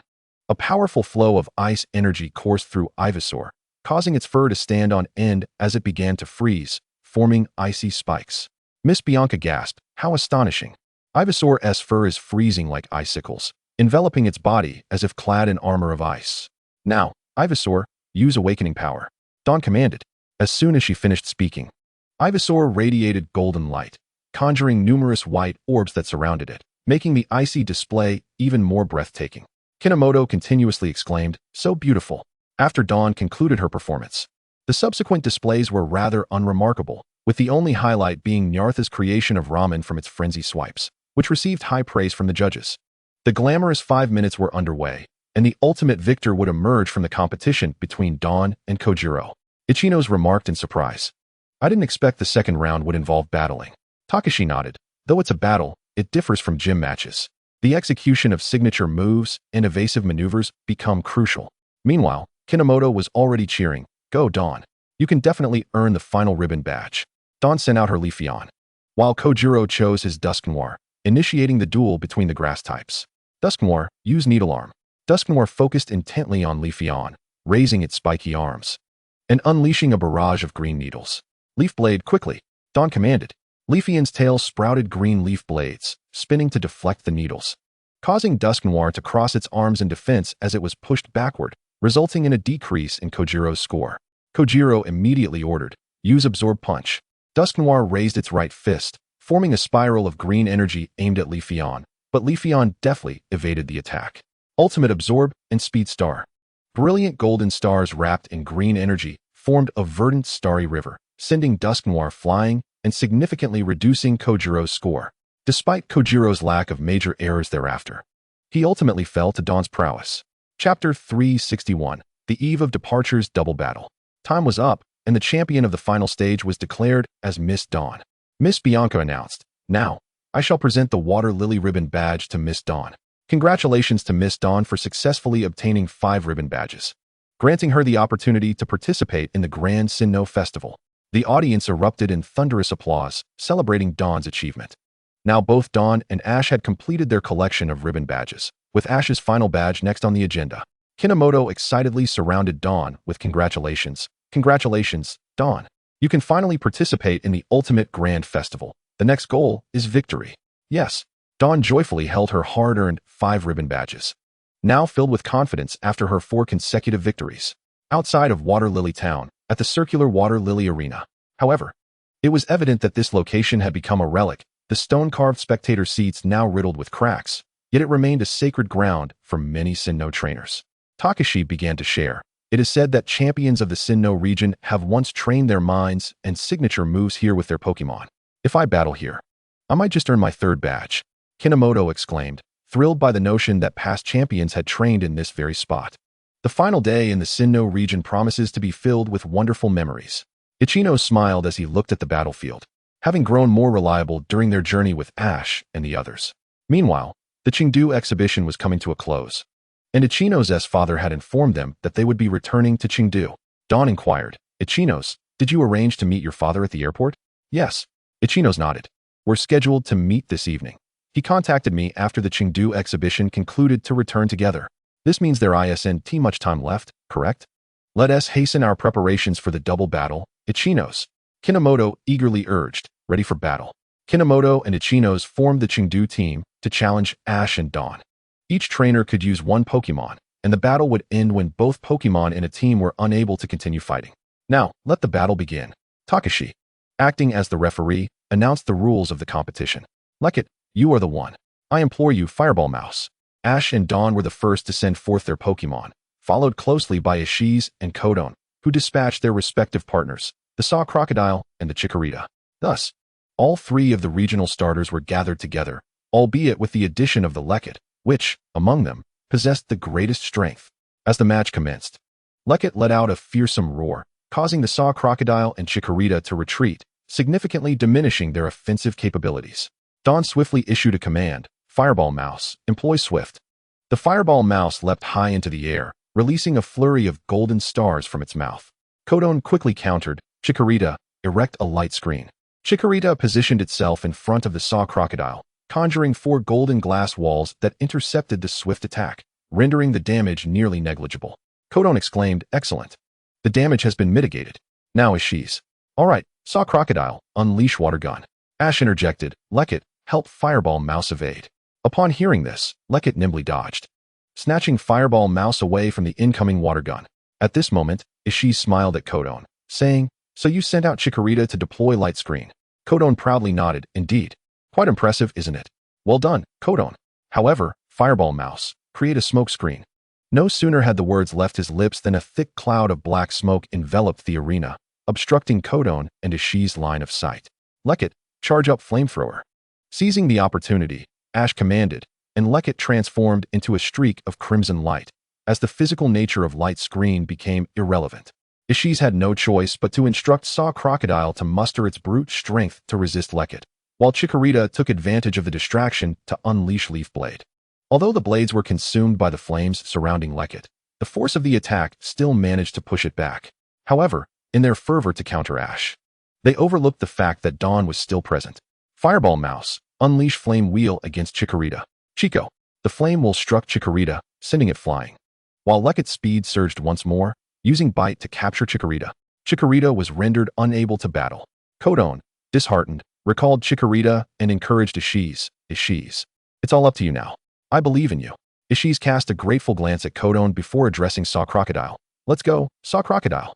We must not let Codone's efforts be in vain. Vani. The determined Saw Crocodile gazed at Lekket and Fireball Mouse, and suddenly, a blue-white glow of evolution enveloped it. A blue crocodile materialized in the arena, and upon completing its evolution, it unleashed Hydro Pump as a greeting, only to be effortlessly blocked by Lekket. Fireball Mouse. Go for it. Use Flame Wheel. Lekket, discharge Thunderbolt. The blue sparks of electricity clung to the Flame Wheel, surging towards the blue crocodile, while Ishiz ordered it to counter with Water Tail. While a solitary Flame Wheel could never hope to match the Water Tail's strength, the electrical energy from Lekket transformed the situation, engulfing the blue crocodile in a torrent of thunderous flames, rendering it incapable of battle. The match concluded with Ash and Dawn emerging victorious. Seizing the remaining time, the group settled in the stands for a casual chat. After a while, Ishiz's father called, prompting everyone to hastily make their way to the airport. At the airport, the group bid each other a bittersweet farewell. During their time together, Codone and Ishiz had indeed learned a great deal, particularly Ishiz, who had captured the semi-legendary round land shark and evolved Saw Crocodile into a blue crocodile. In gratitude, Ishiz's father gifted Ash and his companions a blue Pokémon device. Before boarding, Codone playfully winked at Dawn, smiling meaningfully. Dawn, you must do your best. I eagerly await your good news. Dawn replied without hesitation, you too. Not long ago, Codone had extended an invitation to Ishiz to become her travel companion. And after spending so much time together, Dawn instantly grasped her subtle intentions. Thus, the two girls parted ways. After bidding the two farewell, Ash and his companions set their sights on a singular goal, to journey to Seaside City and secure Ash's 8th badge. Chapter 362. The Galactic team begins its moves. The following morning, Ash and his companions, with Seaside City as their destination, encountered numerous peculiar occurrences along their journey. For instance, in a small town, due to the reckless inventions of a certain unscrupulous professor, Pikachu and Pachima found themselves entwined in an embrace, their eyes sparkling with hearts, unable to be separated no matter how hard they tried. If this scene were to reach the ears of Jigglypuff, it would undoubtedly lead to a feud with Pachima. Although Ash and his friends ultimately resolved the situation flawlessly, Eevee couldn't help but remember this embarrassing episode of Pikachu's history, feeling that it could be a source of mockery for Pikachu throughout its life. Yuan's town. With Seaside City as their goal, Ash and his companions once again arrived in this town filled with blooming flowers. In the flower fields of Yuan, Dawn's Leafeon was absolutely delighted, as it was once its home, and even Shalebi and Shaymin, the two legendary grass-type Pokémon, adored this place. At this moment, the screen in the Pokémon Center displayed Miss Bayan announcing the location of the next grand festival, which would be held in Aokusa Town. Although Ash and Dawn had already acquired 5 ribbon badges, their route happened to pass through, so they decided to take a look. The primary reason for their visit was that the Aokusa Festival featured a grand duel performance, and currently, duel performances were indeed Dawn's weakest area, making it an opportune opportunity for her to learn. Ash smiled and remarked, Dawn, you've now collected 5 ribbon badges, making you eligible to participate in the grand festival. However, keep in mind that the rules necessitate a duel performance, so you'll need to practice diligently. No problem. Dawn nodded, recalling that her last duel performance was during the Yuan conference, where she was eliminated in the first round. She recognized her need for further practice in this aspect. Consequently, Ash and his companions packed their belongings and set off towards Aokusa Town. However, just as they exited Yuan's town, they stumbled upon Meowth, battered and lying in the grass. Ash quickly set down his Piplup and lifted Meowth, channeling his energy into it, gradually aiding its injuries to heal. Once Meowth regained consciousness, it groggily muttered, oh no. Jessie and James. What on earth happened, Meowth? Ash inquired, frowning, as it was clear from Meowth's tone that they seemed to have encountered danger. Little brat. It's the trendy-looking folks. Meowth exclaimed in surprise upon seeing Ash, and proceeded to recount the entire series of events to him. It turned out that the Team Rocket trio had been tailing Ash and his friends when they unexpectedly encountered the Galactic team's helicopter, following it to their base. Upon entering, they discovered that the handsome international police officer was in peril. As the saying goes, the enemy of my enemy is my friend. The Team Rocket trio did not hesitate to lend their assistance, but how could their strength possibly compare to that of the Galactic team? Ultimately, only Meowth managed to escape, while Jesse, James, and the handsome officer were captured by the Galactic team. Subsequently, Meowth earnestly expressed gratitude to Ash and his friends, preparing to venture alone to rescue Jesse and James. Meanwhile, based on Meowth's description, Brock had already located the site, which was none other than the Dododoro Ironworks. Ash smiled slightly and said, "Meowth, lead us there. Our mission to rescue the handsome officer aligns perfectly with yours, little brat." Dododoro Ironworks. Once the pride of Sinnoh, this ironworks facility boasted astonishing production capacity sufficient to meet the entire region's demands. However, as time passed, the equipment inevitably aged, leading to the cessation of operations. Now, it had been seized by the Galactic team, transforming it into a secret factory. In the depths of the factory, the illustrious Suashing gazed up at the chain fashioned from vibrant red rubies and remarked with a smile, "Behold, how enchanting the hue of that crimson chain is. The meteorite laden with impurities from the Curtain City has been astonishingly reformed into such beauty." To which the enigmatic Ming Wang interjected, "Not reformed, but resurrected. I am the genius master of this red chain, Ming Wang. Ha ha ha. Do cease that peculiar smile of yours." Suashing chuckled. "We have expended considerable effort to successfully swap the gun key and the diamond ore back, and just now, Jinxing has conveyed the news that we have finally located the gun pillar S entrance atop Tian Crown Mountain. Now, we only await the final piece, the Lake of Gods. Our Galactic team's plan is finally coming to fruition.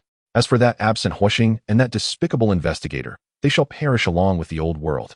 At that moment, a subordinate of the Galactic team delivered urgent news. "Lord Suashing, we have detected an unidentified flying object approaching, and it seems that investigator is aboard."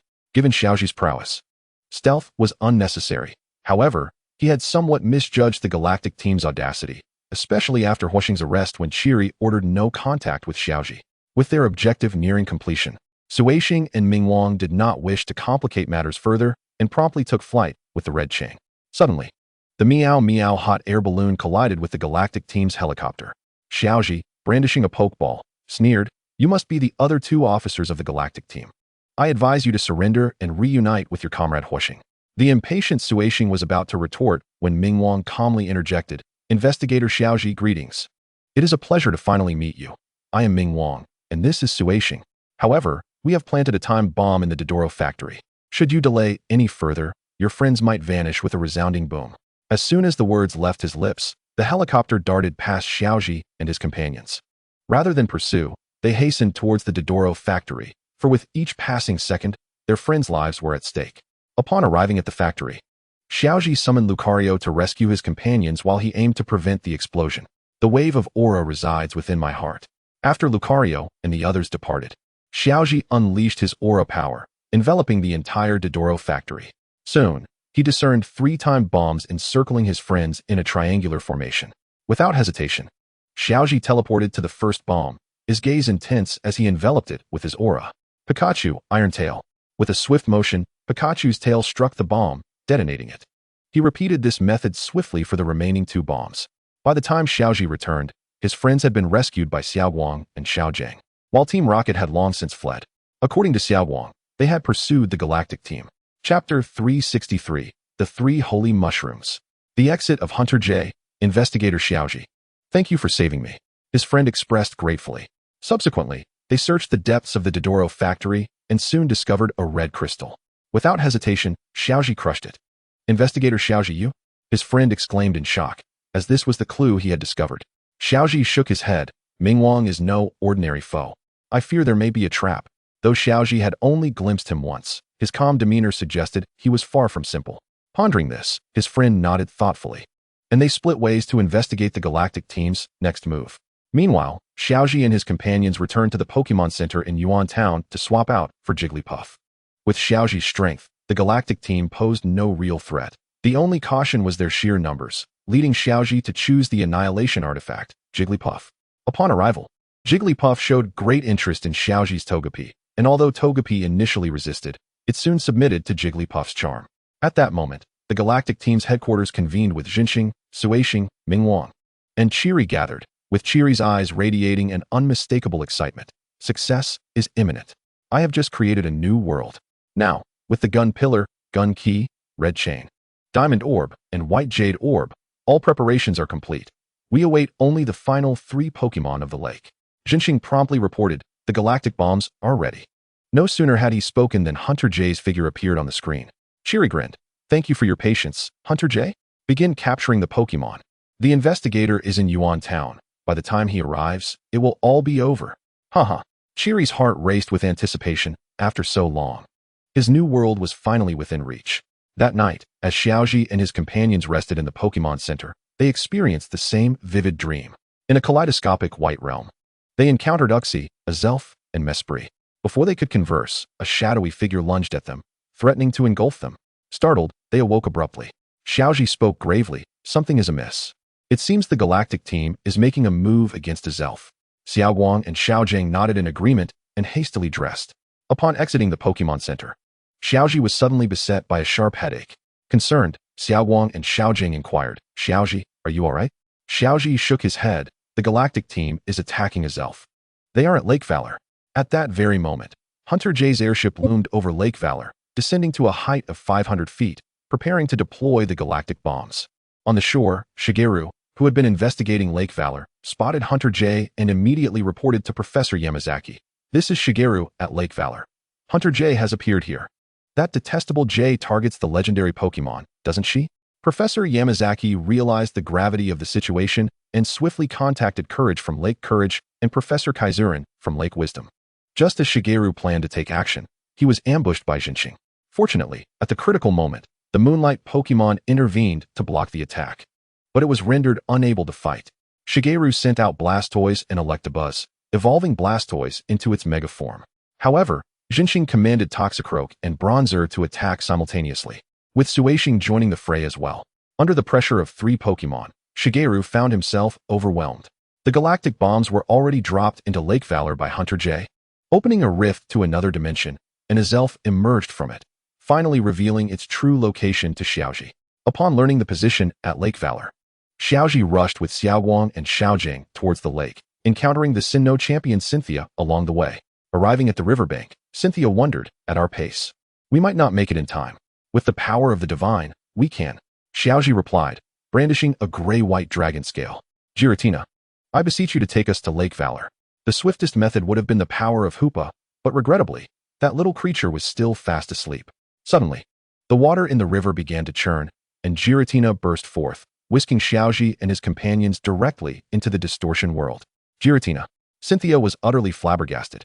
Xiaoji could summon Giratina, a being of renown alongside the deities of time and space. As the deity of the distortion world, Giratina's speed was remarkable, and in mere moments, they arrived at their destination, opening a wormhole to ascend. At Lake Valor, Hunter J had just petrified his elf, successfully luring in the other 2 holy mushrooms, Mesprit and Uxie. Raising her petrification gun, she prepared to strike when suddenly Giratina erupted from the depths of Lake Valor, sending Hunter J and her Gyarados crashing onto the shore. The planet of time and the planet of fate inexplicably halted their movements, their eyes widening to the size of copper bells. The Galactic team and Hunter J were indeed present. Ash stood atop Giratina, smirking coldly, while Cynthia and her companions had been placed on the shore by Giratina. Without hesitation, Cynthia summoned her Garchomp, unleashing a formidable aura that bore down upon Hunter J, then advanced to confiscate his petrification gun and all of his Pokeballs.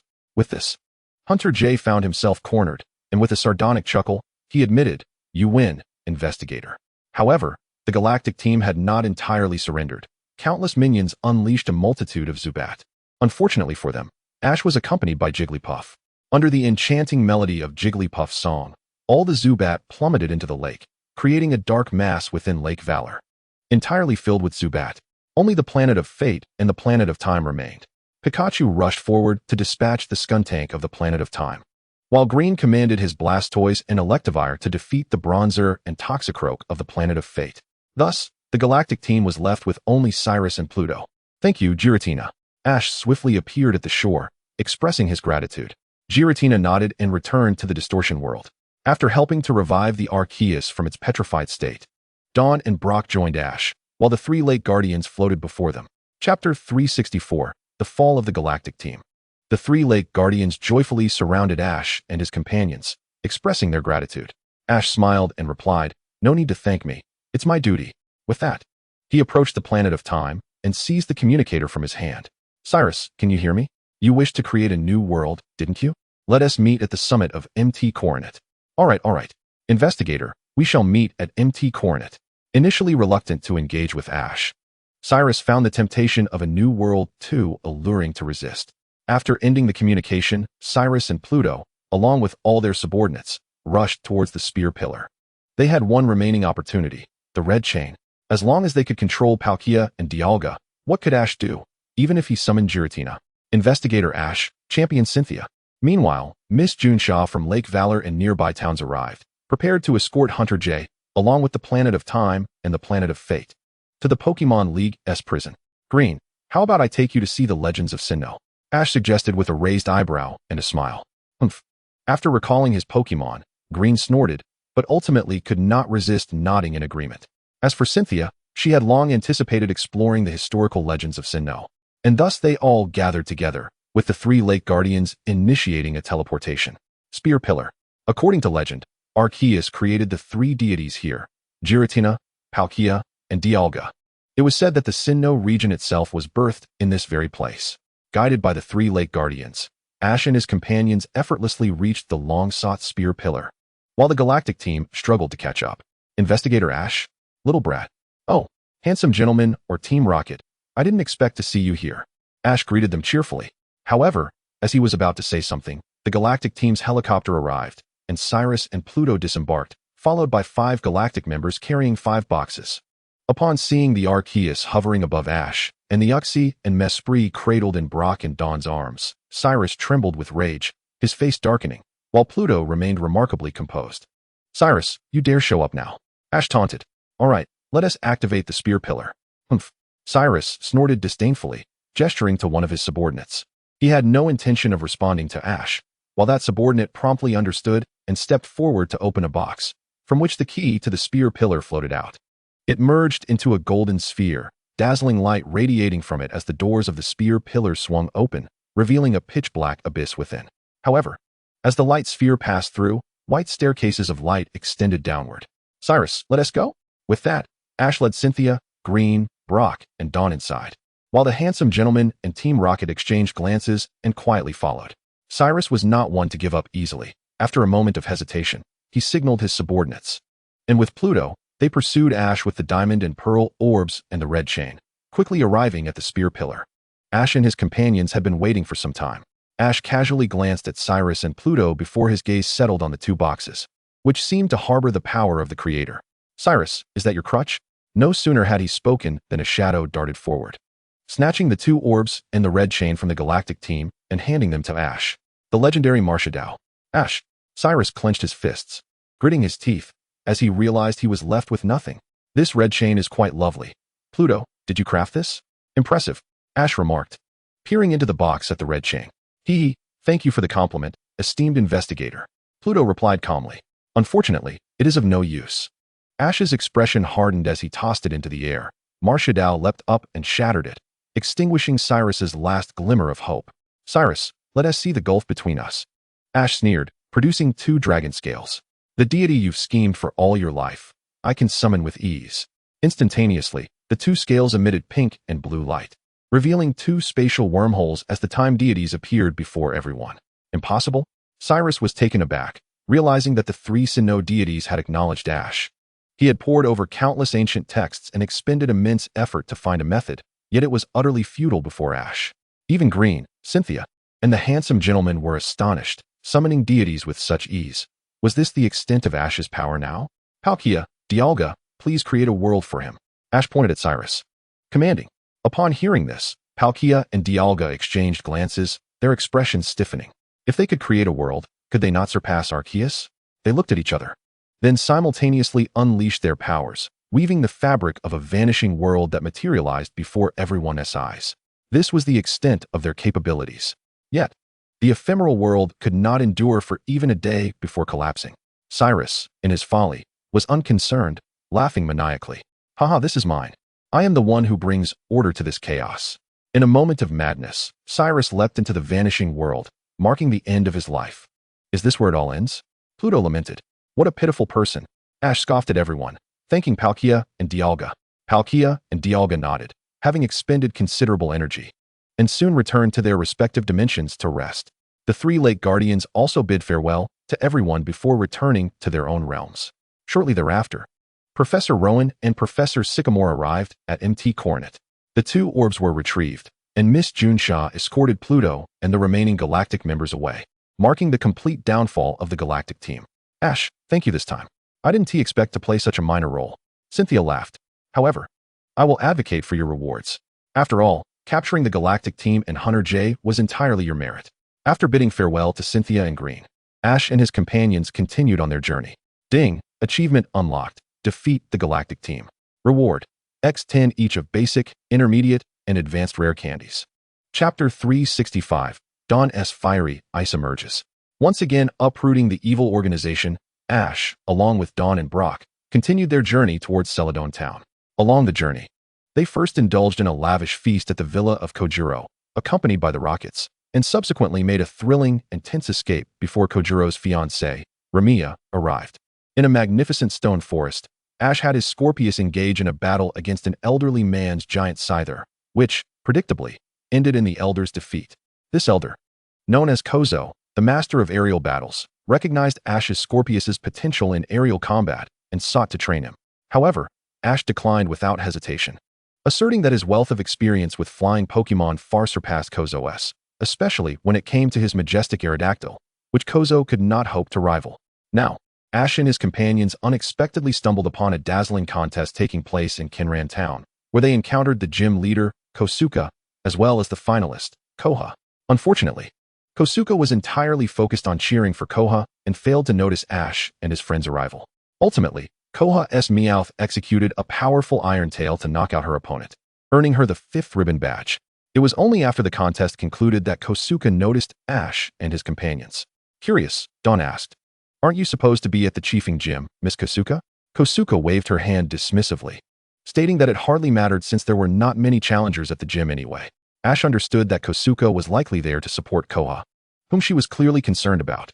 With Koha receiving her 5th ribbon badge, it meant that both Dawn and Koha qualified for the Grand Festival. Koha was pleasantly surprised to see Ash and his friends, and they all congratulated her. To celebrate Dawn and Koha's entry into the Grand Festival, Kosuke organized a celebratory party, providing an abundance of desserts for everyone to enjoy until dawn. During the festivities, Koha asked Dawn what her next steps were, wondering if she would simply wait for the festival to begin. No, Dawn exclaimed, her mouth full of sweets. I am currently preparing for a duet performance, so I want to check out the Asagi Festival. You know, the Grand Festival is conducted in the form of duet performances. Koha nodded in agreement, realizing that preparation for the duet was indeed necessary. Meanwhile, Ash, who was relishing the desserts, expressed his excitement. How interesting. Is this a blend of hot and cold? This ice cream is both sweet and spicy, cold yet warm, quite intriguing. This is a specialty of Chiefing City, known as spicy tomato ice. Kosuke added with a smile, explaining how it combines premium ice cream with spicy tomato jelly. The unexpected pairing of such contrasting elements was indeed astonishing. Dawn, contemplating the juxtaposition of hot and cold, suddenly had a flash of inspiration. I've got it, she exclaimed, jumping up to announce her new idea to everyone.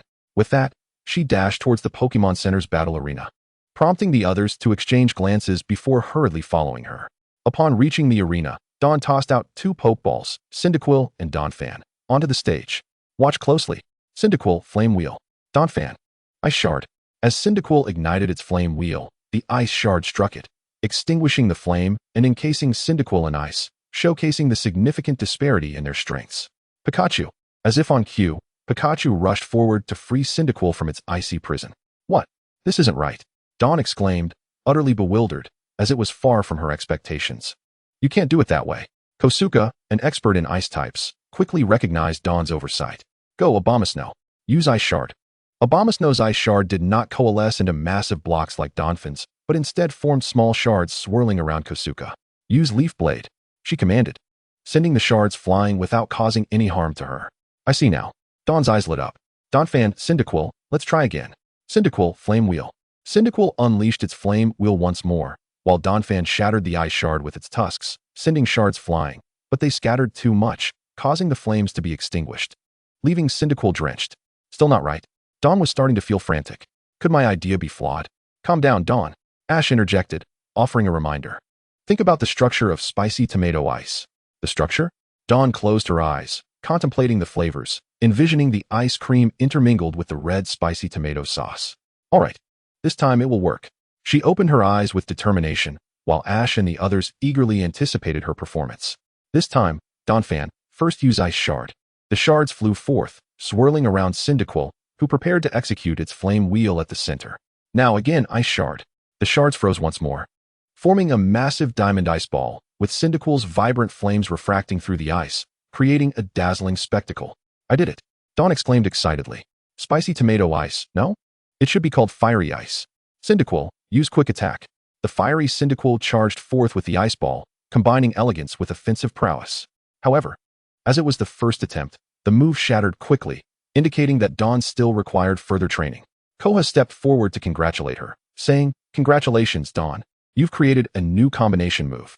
It's incredibly magnificent. Thank you. Dawn replied bashfully, scratching her head. This is all thanks to Cyndaquil and Donphan, and Ash's guidance. She added with a smile. Koha shook her head in exasperation, recalling how she had already known about Dawn's fondness for Ash since their time at Lake Swerin. With the creation of Fiery Ice, Dawn's duet performance had taken a significant leap forward, certain to shine brightly at the grand festival. The next morning, bidding farewell to Kosuke and Koha, Ash and his companions continued their journey towards Asagi Town. Along the way through the forest, they encountered an unexpected surprise. Chapter 366, The Roundland Shark's Wave Missile. In a certain forest, Dawn gazed despondently into the depth of the woods, lamenting, What should we do? We've completely lost our way. Pachima nodded in agreement. Brock, holding the Pokédex, surveyed the surroundings, exclaiming, This is terrible. Even the Pokédex can't help us find the nearby route. In any case, when faced with such a situation, let us just keep moving forward. Who knows what delightful surprises await us? Ash said nonchalantly. After all, the ship would right itself when it reached the bridge, and perhaps there were unexpected delights ahead. Peekaboo. Pikachu and Eevee suddenly cried out, prompting Ash and the others to look up and indeed witness a delightful spectacle, an orange energy ball exploding in the sky, showering them with countless shooting stars. What is that? Dawn asked, puzzled. It's Draco Meteor. Ash exclaimed with excitement. Such a powerful Dragon-type move is challenging even for Dragon-type Pokémon to master on their own. Most learn it through training, which means there seems to be a Dragon-type master ahead, ready to teach Draco Meteor. Following the direction of the Draco Meteor, Ash and his companions successfully exited the forest and arrived at a clearing, where they saw an elderly woman teaching a Swablu how to use Draco Meteor. Clearly, the earlier display of Draco Meteor had been unleashed by this Swablu. Although Ash sensed that the Swablu had only recently acquired this move and needed more practice to master it. That's it, Swablu. Very good, let's try again. As a traitor of the dragon kin, the Chishi bluebird unfurled its pristine cloud-like wings, and the energy of the dragon type began to coalesce around it. Its entire form radiated a brilliant orange glow, and an orange orb manifested before its chest. Raising its elongated neck, it unleashed the orange energy sphere into the sky. The orb detonated in midair, transforming into dozens of meteors that plummeted from above. This was the dragon type's powerful group attack, the Dragon Star Cluster. How magnificent! Xiao Wang exclaimed in awe as she gazed at the celestial display, but this was no time for admiration. As Ash and his companions found themselves within the attack range of the Dragon Star Cluster, Ash activated his aura shield to deflect the incoming assault. I never expected to encounter the legendary Aura Guardian. The old lady remarked with a smile as she approached. What a serendipitous meeting. I am the Dragon Granny. Subsequently, Ash and his friends introduced themselves, and the Dragon Granny invited them into her courtyard for tea. Just as Ash had anticipated, the Dragon Granny was indeed a master of training. With pride, she explained, the trainers have entrusted their Pokémon to me to teach them the Dragon Star Cluster. Since they are still inexperienced, I must prohibit entry in this area to prevent any accidents. So that's how it is. Xiao Wang recalled how the aura sphere had nearly struck them earlier. We apologize for intruding. Oh, it's quite all right. The Dragon Granny waved her hand dismissively. As long as you're unharmed, that's what matters, right, Chishi Bluebird? Chirp, chirp, the Bluebird replied, and the Dragon Granny smiled slightly. This one is exceptionally talented. It should be graduating soon.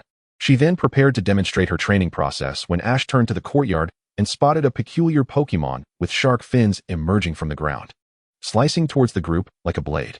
What? Is that a land shark? Ash's eyes lit up with recognition. As if on cue, the land shark leaped from the earth. This was the second wild land shark Ash had encountered, and given Ash's expertise, he could tell it was indeed a wild Pokémon. You're back again. The dragon granny seemed familiar with it, introducing it to the group. This child resides in the nearby forest. It may be intrigued by you all. I see. Ash's gaze was fixed on the land shark, which was staring intently at him. Suddenly, the land shark lunged at Ash's head, prompting him to swiftly use his aura to shield himself. Ash, Xiao Wang, and Brock gasped, rushing forward to assist, but Ash raised his hand to halt them, passing his Piplup to Brock. Gently placing his aura-covered hand on the land shark's head, Ash spoke. Easy now. Does that feel good? Waka. The land shark, feeling comforted, opened its mouth wide and nestled into Ash's embrace. The dragon granny marveled. Ash, you're incredible. You managed to tame the land shark so effortlessly. She continued. All right, Chishi Bluebird. Let us proceed with the Dragon Star Cluster. Chirp, the bluebird nodded. Ash cradled the land shark and returned to the clearing with Xiao Wang and Brock. The dragon granny cheerfully instructed the bluebird. Now, let us begin with a review. First, focus your mind and enhance your inner dragon energy. The bluebird immediately radiated a vibrant orange light. Now concentrate that energy to your core. Under the dragon granny's meticulous guidance, the bluebird swiftly prepared to unleash the Dragon Star Cluster. The dragon granny's expression sharpened. All right, release it into the sky all at once. The bluebird successfully unleashed the Dragon Star Cluster once more, and the dragon granny was exceedingly pleased, awarding it a perfect score of 100. The Dragon Star Cluster is a formidable move that fully unleashes the power possessed by dragon-type Pokémon. The emphasis on concentration to elevate energy seems to be a key aspect of the training. Xiao Guang and Brock enthusiastically discussed this, and at that moment, the land shark leaped from Ash's arms. It began to mimic the bluebird, gathering dragon energy within itself and radiating an orange glow. Ash was even more impressed with the land shark. Even if it failed to release the Dragon Star Cluster, it showcased the purity of its dragon lineage. Oh my! The land shark wants to try the Dragon Star Cluster too, Xiao Wang exclaimed. An orange energy sphere appeared before the land shark's chest, which then launched it towards the sky. But it failed to explode. Instead, it fell to the ground. Ash and the others quickly dodged, yet Piplup, despite its attempts to evade, seemed to be locked onto by the orange energy sphere, resulting in a perfect hit. With a loud thud, Piplup collapsed, and Xiao Wang rushed over, cradling it in concern. Piplup, get up. Piplup, it sat down dejectedly on the ground. I still can't do it right. The dragon granny explained while stroking the land shark.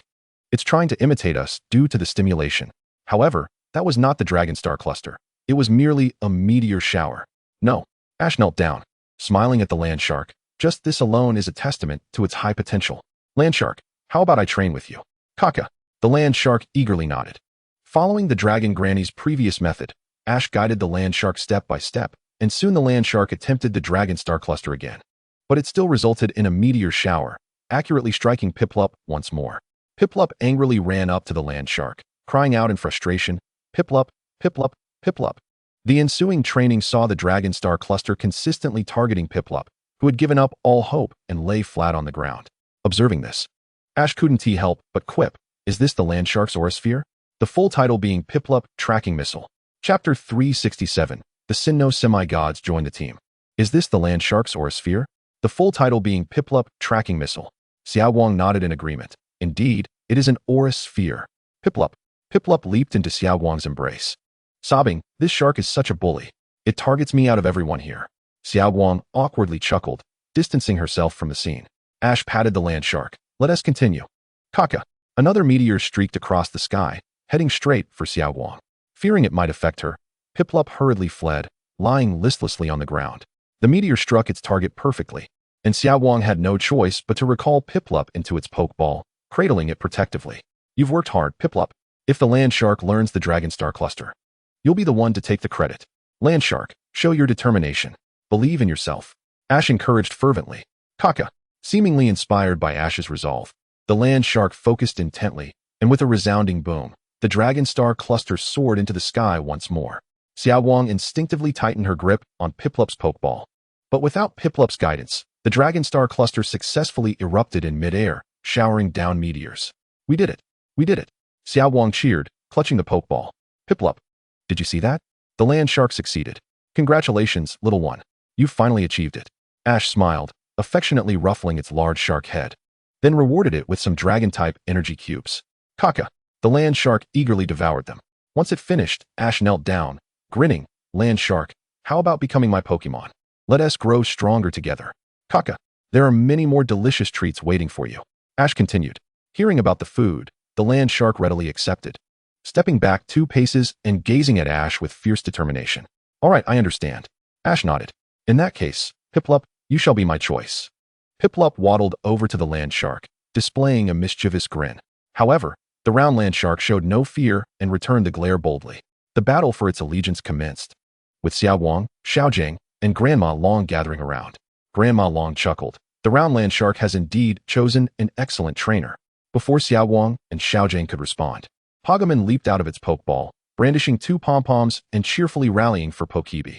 Pokebee cast a mischievous glance at Pokémon, causing it to flinch and retreat behind Xiao Wang.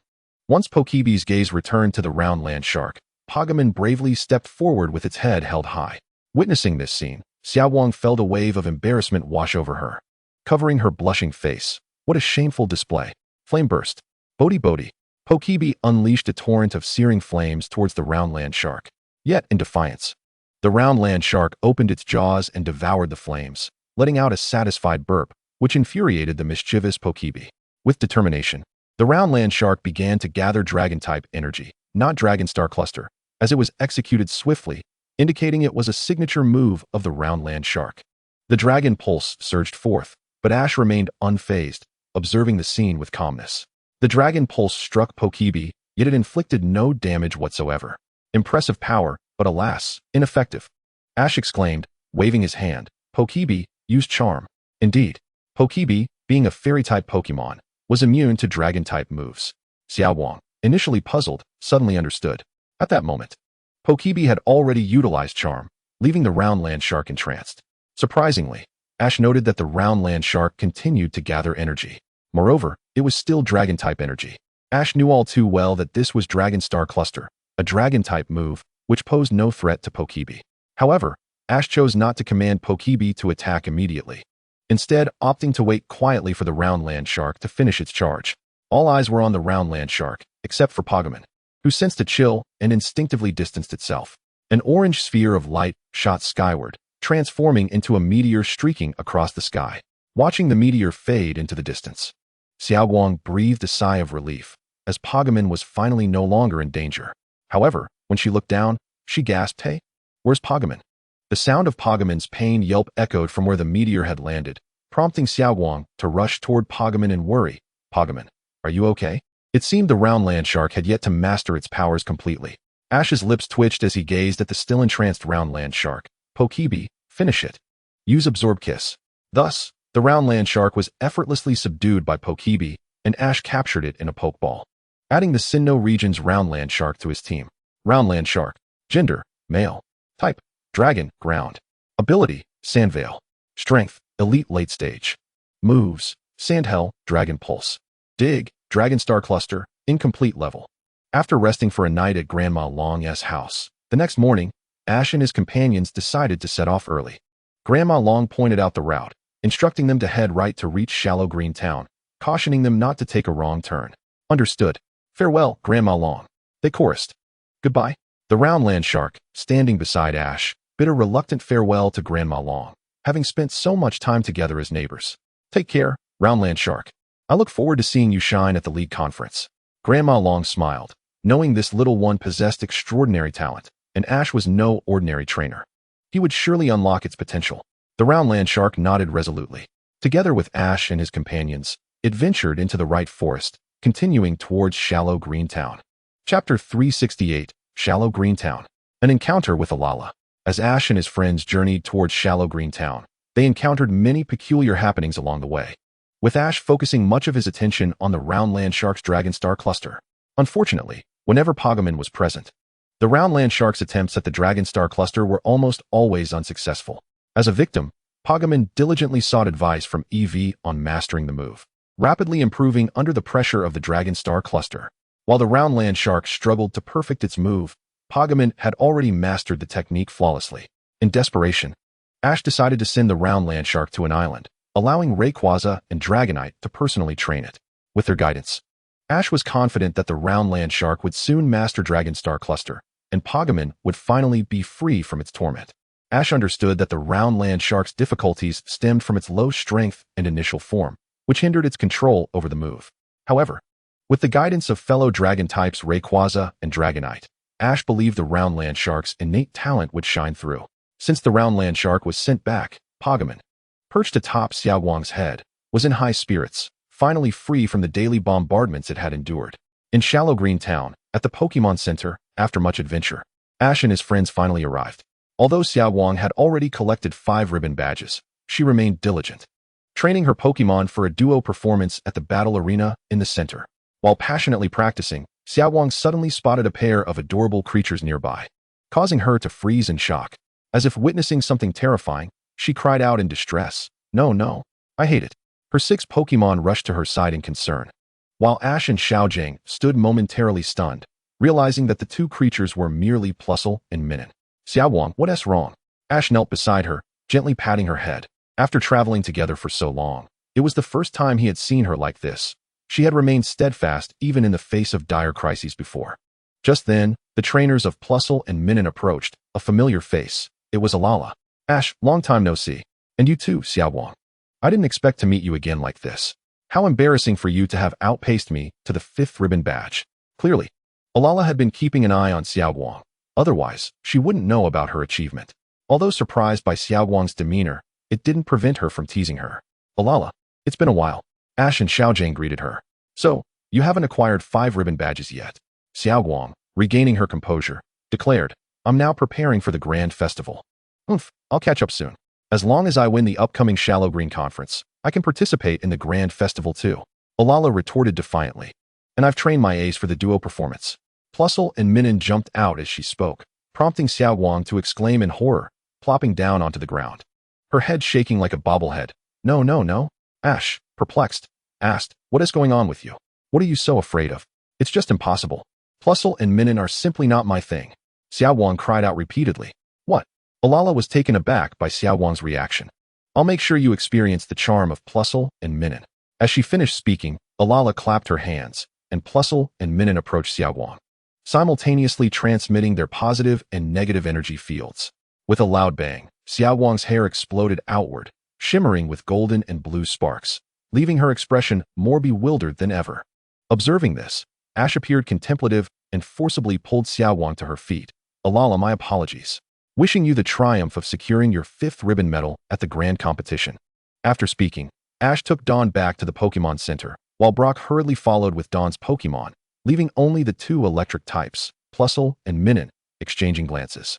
Upon returning to the Pokémon Center, Ash first tidied Dawn's hair and then handed her a warm glass of milk, gently inquiring, "All right, could you please share with me what truly transpired?" With a moment's hesitation, Dawn, cradling the warm milk, finally recounted her childhood trauma. It turned out that during her kindergarten days, she, along with Toru and Kenji, had taken on the role of Pokémon caretakers, responsible for looking after the Plusle and Minun in the kindergarten, which included feeding them and maintaining their living quarters. However, one day, Dawn chased after Plusle and Minun, wanting to embrace them. Little did she know that electric-type Pokémon are uncomfortable when hugged and can easily retaliate with an electric shock. The outcome was predictable. The Plusle and Minun she clutched in her arms zapped her, causing her hair to stand on end, shimmering with sparks. What left the deepest psychological scar, however, was Kenji's comment. "Your hair looks so exaggerated. From now on, let's call you Dawn Light." To make matters worse, he insisted on calling her that in front of their peers. And amidst the laughter of her classmates, Dawn felt utterly humiliated, clutching her sparkling hair. Thus, she endured ridicule throughout her entire kindergarten experience, leaving her with lasting emotional scars, which is why she harbored a strong aversion towards Kenji. "Alas, I truly adored the Plusle and Minun. I cannot fathom why they would attack me back then." Dawn sighed in dismay. Brock, upon hearing this, responded, "Dawn, Pokémon do not attack their caretakers without reason. Ultimately, it was your relentless pursuit of them." While there was some truth to this, Dawn hung her head, lost in thought. Now, Ash said with a smile, patting Dawn on the head. "It's nothing to fret about. Remember how your hair used to stand on end when Pachyrus zapped you? Your relationship with it is splendid now." Indeed, Dawn nodded thoughtfully. What truly hurt her was not the Plusle and Minun, but Kenji's words. At that moment, Urara approached, having evidently been eavesdropping, and chuckled. "So that's the story, Miss Dawnlight." "Urara?" Dawn exclaimed in indignation, rising to her feet. "Shall we have a double performance showdown? I intend to use Plusle and Minun. In normal circumstances." Dawn would have eagerly accepted the challenge, but upon hearing Urara's mention of the electric Pokémon, she hesitated. Without a moment's pause, Ash answered for Dawn. Understanding that Urara intended to help her overcome her psychological barriers, they scheduled the battle for the afternoon, and Urara turned to leave. "But Ash," Dawn expressed her concern. Ash gently patted her head. "Urara wants to assist you in overcoming your past through this battle." "You're right. This is indeed an excellent opportunity to sever ties with the past." Brock concurred, adding, "Only by conquering your fears can you look forward to a bright future." "All right. I will give it my all." Dawn finally mustered her courage, determined to triumph over Urara. Chapter 369, The Fiery Ice Duel. Dawn confronts her shadows. The afternoon soon arrived, and the appointed hour approached swiftly. When Ash and his companions arrived at the Pokémon Center's battle arena, Urara had been waiting for quite some time. After both Dawn and Urara took their positions, Ash, acting as referee, briefly announced the rules, and the battle was set to commence. "Ivysaur, Cyndaquil, let us make our entrance," Dawn declared. Without hesitation, Urara sent forth her two electric Pokémon, Plusle and Minun. "Do you think you can defeat my Plusle and Minun, Miss Dawnlight?" "My name is Dawn." After Ash's encouragement, Dawn felt less fearful. "Ivysaur, Cyndaquil, let us go." "Ivysaur, use Ice Shard." "Cyndaquil, use Swift." Instantly, shards of ice mixed with stars shot forth. Urara, undeterred, commanded, "Plusle, Minun, jump and evade. Then, use Encore." Both Plusle and Minun leapt gracefully into the air, effortlessly dodging the attacks, while simultaneously unleashing Encore, striking Ivysaur and Cyndaquil. This meant that for the foreseeable future, Ivysaur and Cyndaquil could only use Ice Shard and Swift. With their options limited to identical moves, Dawn found herself at a disadvantage. As Urara's Pokémon executed Helping Hand, amplifying their prowess while delivering electric attacks that pushed Ivysaur and Cyndaquil back. Although the electric moves were ineffective against the ground-type Ivysaur, the force of their assault was tangible, and both Plusle and Minun managed to ram into Ivysaur, bringing it crashing down beside Dawn. The electric fields surrounding Ivysaur erupted, causing no harm to it, but both Ivysaur's fur and Dawn's hair stood upright, shimmering with golden and blue glimmers. "Oh dear, what a dazzling display," Urara remarked with a smirk. "This is why we call you Dawnlight, right?" Dawn, now incapacitated from the battle, clutched her head and cried out in panic. "No." Ash, furrowing his brow, shouted, "Dawn, stay calm." "Roar Chino." Ivysaur and Cyndaquil called out in unison to comfort her. The encouraging voices of her Pokémon and Ash resonated in Dawn's ears, and Ash's words echoed in her mind. "Conquer the past." In the pitch-black void of her thoughts, a glimmer of light began to shine. Dawn took a deep breath, standing tall despite her disheveled hair. "Ivysaur, Cyndaquil, let us continue the battle." "Roar Chino." At that moment, the time for Encore concluded. Dawn called out, "Urara, prepare to witness the ultimate technique we've prepared for this celebration. Use Fiery Ice."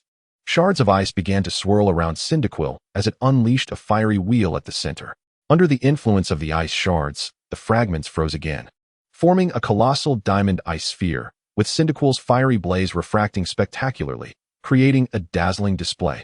Charge forth with a flash of lightning. As soon as she finished speaking, Cyndaquil, alongside the ice sphere, charged forward. Urara swiftly commanded Plusle and Minun to counter with Charge Beam. Alas, even with their efforts, they were overwhelmed by Cyndaquil's assault.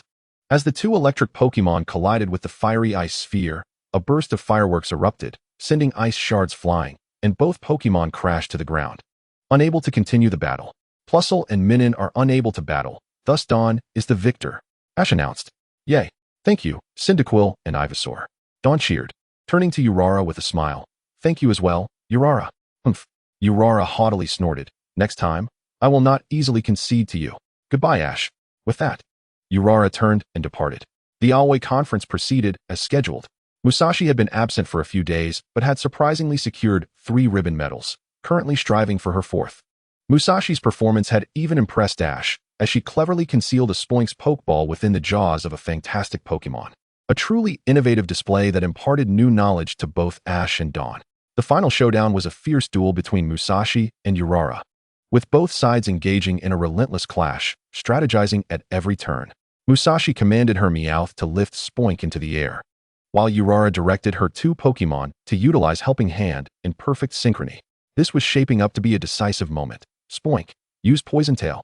Meowth, unleash Silver Wind. The silvery whirlwind swept across the tail of the poison type, culminating in the formidable combination move, Toxic Whirlwind. Unyielding, Alala unleashed a dazzling display of dual electric flashes, radiating grandeur. Not only did she successfully counter Musashi's combination move head-on, but she also ignited a spectacular fireworks display, significantly diminishing Musashi's score. As time expired, Alala emerged victorious by a narrow margin, securing her qualification for the upcoming celebration. Alala made a pact with Dawn to determine their superiority at the celebration, after which Ash and his companions departed from Acacia Town. Upon leaving, Dawn found newfound confidence in her duet performance, having triumphantly overcome her psychological barriers. No longer concerned about the moniker Too Light. Meanwhile, Ash resolved to impart some wisdom to Kenji, that blunt fellow, during their next encounter. The trio's next objective was to journey to Ocean City and claim Ash's 8th badge, steadily progressing along their planned route, with Ocean City drawing ever closer. Chapter 370, Rivals Gather. King Nappa. Targeting Ocean City, Ash and his companions were currently seated under the shade of trees, engaged in conversation with Ashen. The genesis of this encounter stemmed from their passage through the town's South Battle Park, where they fortuitously crossed paths with Ashen, who eagerly showcased his achievements. Listen closely. I have successfully challenged the Ocean Gym, he exclaimed, revealing his badge collection box, proudly displaying 8 gym badges, thus qualifying him for the Sinnoh League. Indeed, Ashen from Twinleaf Town was on the brink of entering the Sinnoh League. With the Ocean City Lighthouse badge in hand, he envisioned himself as the champion. However, Ash found himself lagging behind, having seen on television that Shinji had already secured his 8 badges. Thankfully, Ocean City was now within reach. Ash, you should hurry to the Ocean Gym. The Lighthouse badge awaits you. Ashen seemed certain that Ash would undoubtedly obtain the badge, exclaiming, the Ocean Gym is quite remarkable. A remarkable gym, you say? The group then proceeded to the Pokemon Center, where Nurse Joy greeted them with a warm smile. Welcome. Brock dashed forward, declaring, welcome to the heart of my existence. Your smile brings light to my soul while I dream at night. Nurse Joy, bewildered, watched as Brock was whisked away. At that moment, Dawn nudged Ash. Look, isn't that Shinji? Shinji? Ash turned to see that indeed it was him. Before he could utter a word, Ashen exclaimed, what? Shinji. Shinji noticed Ash and his friends, approached with his backpack, and bowed. Ash, it's been a while. Ashen stepped forward, greeting Shinji. Hi. You're the Shinji from Curtain City, right? It's great to finally meet you. I'm Ashen from Twinleaf Town, preparing to challenge the Sinnoh League. And I've already collected 8 badges. Let us have a battle. I'm afraid I must decline. Shinji replied without a moment's hesitation, his refusal crisp and decisive. What is going on? This is absurd. You're disregarding me. Do I owe you a fine for this? After finally encountering Shinji, to be turned down left Ashen flustered. Everyone says your Pokemon are exceptionally trained. I want to battle you. Were it not for Ash's presence, Shinji would have ignored him entirely. He coldly stated, currently, my Pokemon are undergoing adjustments for the Sinnoh League. I do not wish to disrupt their training with unnecessary battles. Shinji then turned to Ash. You're planning to challenge the Ocean Gym, right? Indeed. Ash nodded. Don't get your hopes up too high. Shinji expressed his disappointment regarding the Ocean Gym. I don't even consider that gym legitimate. It's the worst gym I've ever encountered. With that, Shinji left the Pokemon Center, his demeanor as icy as ever. The best and the worst? Ash pondered, surprised by the stark contrast in evaluations of the gym from Shinji and Ashen, yet his curiosity was piqued. At that moment, the screen in the Pokemon Center began broadcasting, capturing everyone's attention. Pokemon Grand Contest, Grand Celebration Special Report. For all fans of the Pokemon Grand Contest, the day of the Grand Celebration is finally upon us. The stage for the Grand Celebration will be held at the Lakeside Resort by Lake Valor. It was unexpected that the Grand Celebration would take place where the Macaulay Cup was held, and Macaulay himself was set to attend the Sinnoh Grand Celebration, promising unprecedented influence. Furthermore, Lake Valor held a deep connection to Ash, where his resolve was recognized by Arceus, and it was also where he earned his 5th ribbon badge. With the announcement of the celebration's location, Dawn became exhilarated, as if the pinnacle of coordinators was beckoning her. For those who thought it impossible to collect 5 ribbon badges before the Grand Celebration and considered giving up, there was good news. 7 more Grand Contests would be held before the Grand Celebration commenced. Coordinators who believe the opportunity belongs to them should not despair and must come forth to challenge. This was the public notice from the Pokémon Grand Contest Grand Celebration Executive Committee. As for the remaining 7 contests, they were of little consequence to Ash and Dawn, as they had already secured their qualification for the celebration. However, Musashi needed to step up her game, for she had only collected 3 ribbon badges thus far. After Miss Lily concluded her broadcast, Ashen eagerly dragged Ash back to the previously mentioned battle park, ready to engage in a battle. The rules were set for a one-on-one match, with Ashen deploying his ace, King Nappa, while Ash sent forth Prince Bo. Prince Bo was now on the verge of evolution, and with Ashen's enthusiasm, it was the perfect opportunity for him to serve as a final experience package. Not this Prince Bo again. Ashen exclaimed excitedly, King Nappa, let us avenge her across. King Nappa, unleash Hydro Cannon. Ashen continued his habit of starting with a big move, but as a result, King Nappa had been training Hydro Cannon so frequently that the stalemates were becoming increasingly brief. The water sphere, infused with a powerful electric current, was hurled by King Nappa, prompting Ash to command Prince Bo to counter with Whirlpool. The massive Whirlpool collided with the water sphere, yet it was clear that Whirlpool alone could not withstand the ultimate water-type move. As expected, Hydro Cannon broke through Whirlpool but lost much of its power in the process. Without hesitation, Ash shouted, Prince Bo, absorb it and convert it into your own strength. Bo. Prince Bo opened its mouth wide to consume the incoming water sphere. The potent water-type energy began to circulate within its body, causing torrents of water to erupt skyward. Simultaneously, Prince Bo's form was enveloped in a brilliant light of evolution, its size increasing as a golden crown mask formed around its beak. Nappa. Ash's King Nappa roared, as streams of water split into 2, coursing into its massive wings, emanating a blue glow. No way. Ash, you're going to owe me a fine. Ashen shouted, realizing that this was the second Pokémon to evolve under King Nappa's watch. The first being Ash's Sizer. Ash, unfazed, seized the moment to launch an attack. King Nappa, unleash your heavy sword. Water stream break. Nappa. Ash's King Nappa's gaze sharpened, as 2 enormous water blades extended from its wings, glimmering with a blue radiance. Meanwhile, Ashen's King Nappa had finally broken free from the stalemate. King Nappa, don't hold back. Use Beak Drill. The Emperor Lapras of Ash transformed into a spinning top, its lance and heavy blade clashing incessantly, producing a cacophony of sounds, bangs and booms. Both Emperor Lapras retreated a few paces. Cannon Water Gun. Blizzard. In unison, Ash and Shota unleashed their formidable water and ice moves, conjuring a frigid gale that sent snowflakes swirling. In the midst of the blizzard and the cannon water blast, a colossal ice wall rose between them. Shota, without a hint of hesitation, commanded, go ahead, use Water Flow Break. As his words echoed, Shota's Emperor Lapras re-emerged with its water blade, leaping gracefully over the ice wall to strike at Ash's Emperor Lapras. Although Ash's Emperor Lapras unfurled its massive wings in a timely manner to counter with Steel Wing, it was ultimately cleaved down by Shota's Emperor Lapras and rendered incapable of battle. Chapter 371, Coastal City. The Fire King Daeyun makes his entrance. Emperor Lapras. Type, Water, Steel. Moves, Water Jet, Blade Dance. Following his victory over Ash, Shota bid farewell to him and his companions. After 3 days of travel, they finally arrived at the location of the 8th gym, Coastal City. True to its name, Coastal City is a port metropolis. Yet its level of advancement rivals that of the high-tech city of Lavaridge that Ash had visited during his journey in Hoenn. The city boasted escalators and solar panels installed in every home. This is Coastal City, Ash exclaimed with a grin, realizing that once he obtained the final badge, he would finally be able to participate in the Sinnoh League conference and compete in the 8th gym battle. Pika, Bui.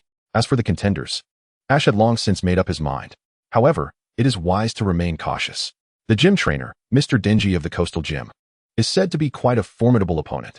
Although Dawn held great confidence in Ash, she couldn't help but offer a word of caution. Brock, holding a travel guide, nodded in agreement. Indeed, since becoming a gym leader, he has maintained an impressive undefeated record. Some even claim he is the strongest gym leader in the Sinnoh region. Ash responded with excitement. The stronger the opponent, the more exhilarated I feel. Soon, Ash, along with Brock and Dawn, arrived at the front of the Coastal Gym, when a mechanical voice suddenly resonated. Welcome. How may I assist you? Hello, I am Ash from Pallet Town, and I am here to partake in the gym battle. Ash replied earnestly. Then please proceed this way. As soon as the words were uttered, a storage box nearby opened, revealing a trove of badges. This gym had bypassed the battle process for challengers, opting instead to directly award badges. Upon witnessing this, Ash's expression darkened. He finally understood that Shinji's evaluation of the coastal gym was entirely different. It was no wonder Shinji had advised Ash not to harbor excessive hopes. For Ash, the prospect of saving time and effort to obtain a badge was, of course, ideal. Even Brock frowned, stating, "This completely undermines the significance of the gym." Without even taking a badge, Ash turned away. Is this how the strongest gym leader in the Sinnoh region, the Fire King Hoenn, conducts himself? While the previous leader may have been absent, at least they upheld the tradition of gym battles, unlike this one. King, Dawn and Brock turned in surprise, just in time to see a young man with a wild red hairstyle. Ahem, Ash, hello? Hoenn greeted awkwardly. Follow me. I'll take you to Denji so you can teach that guy a lesson. He's my close friend, and he's currently in that tower, under Hoenn's guidance. Ash and his companions arrived at the coastal tower. Hoenn explained, the electricity for Coastal City is generated by the solar energy systems within the city, all managed by this coastal tower. The person who established the entire system from scratch is Denji. Taking the elevator to the top floor of the coastal tower, they gazed out the window to admire the panoramic view of Coastal City. It was here that Ash finally encountered the irresponsible gym leader, Denji. Denji, I am Ash from Pallet Town, and I request to engage in a gym battle with you. Ash stepped forward to speak. The badges are right at the entrance of the gym. Just take them if you want, Denji said, staring out the window with a noticeably despondent tone. I've lost interest in battling. Hoenn, Ash has defeated trainers like Wudong and Alio, and even the Sinnoh champion Cynthia nearly fell to him, Hoenn asserted. His strength is certainly not comparable to any challengers you have faced before. Denji looked up, taking a long, deep glance at Ash, but chose not to respond further. It appeared that Denji had lost his passion due to the weakness of his opponents. Ash suddenly turned to Hoenn. In that case, why don't we have a battle? Perhaps it could reignite Denji's spirit. Hoenn's eyes lit up. He had intended to battle Ash from the start, and if it could awaken Denji, it would be a double victory. Alright, how about a full 6-on-6 battle? Hoenn proposed directly, determined to give it his all against Ash for the sake of his friend. No problem, Ash agreed, his eyes gleaming with enthusiasm. I need to switch my Pokémon. Hoenn and Ash agreed to meet later that afternoon at the battle arena of the coastal gym. Arriving at the Pokémon Center, Ash and Hoenn finished preparing their Pokémon. Hoenn then took Denji and Ash to a cafe for a meal. The cafe owner seemed quite familiar with Hoenn and Denji, and upon learning about the upcoming battle between Ash and Hoenn, he immediately offered their meal on the house.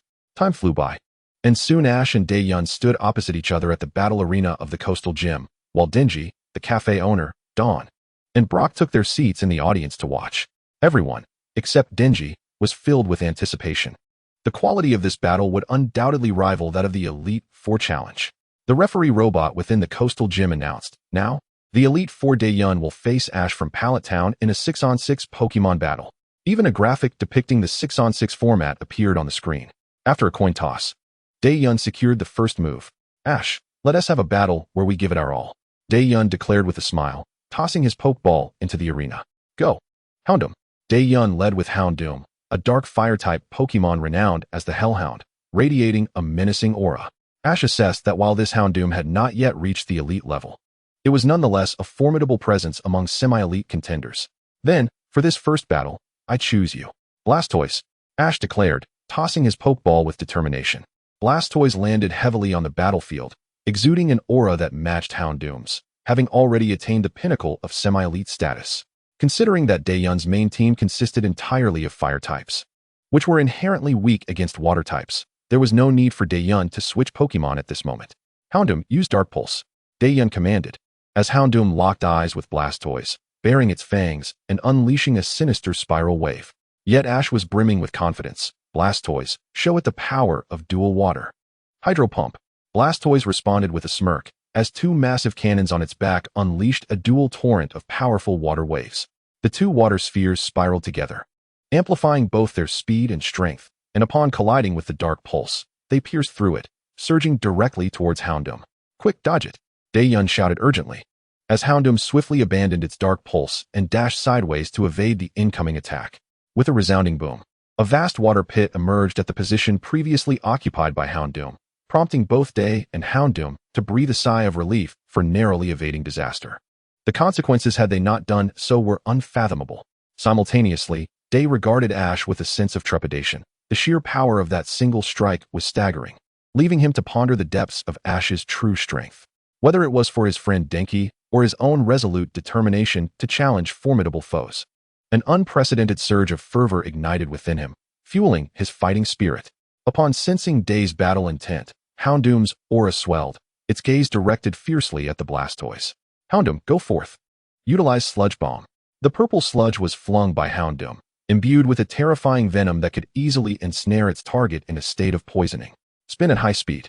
As the command was issued, Blastoise withdrew into its shell, initiating a rapid spin that sent all the sludge flying away. Ash continued to command with fervor. Maintain the spin and use Hydro Pump. The spinning Hydro Pump made its reappearance, akin to a protective barrier, with the distinction that it could move. The enormous shell advanced toward Houndoom, the torrent of the Hydro Pump spinning like a razor, capable of cleaving through anything. Houndoom attempted to evade, but soon found itself cornered by the relentless Hydro Pump. Day, with a clenched jaw, called out, Houndoom, sunny day. Woof! Houndoom roared, unleashing a powerful surge of fiery energy into the sky, instantly transforming the atmosphere into a sweltering heat. Simultaneously, Houndoom was struck by the formidable Hydro Pump, sending it careening through the air.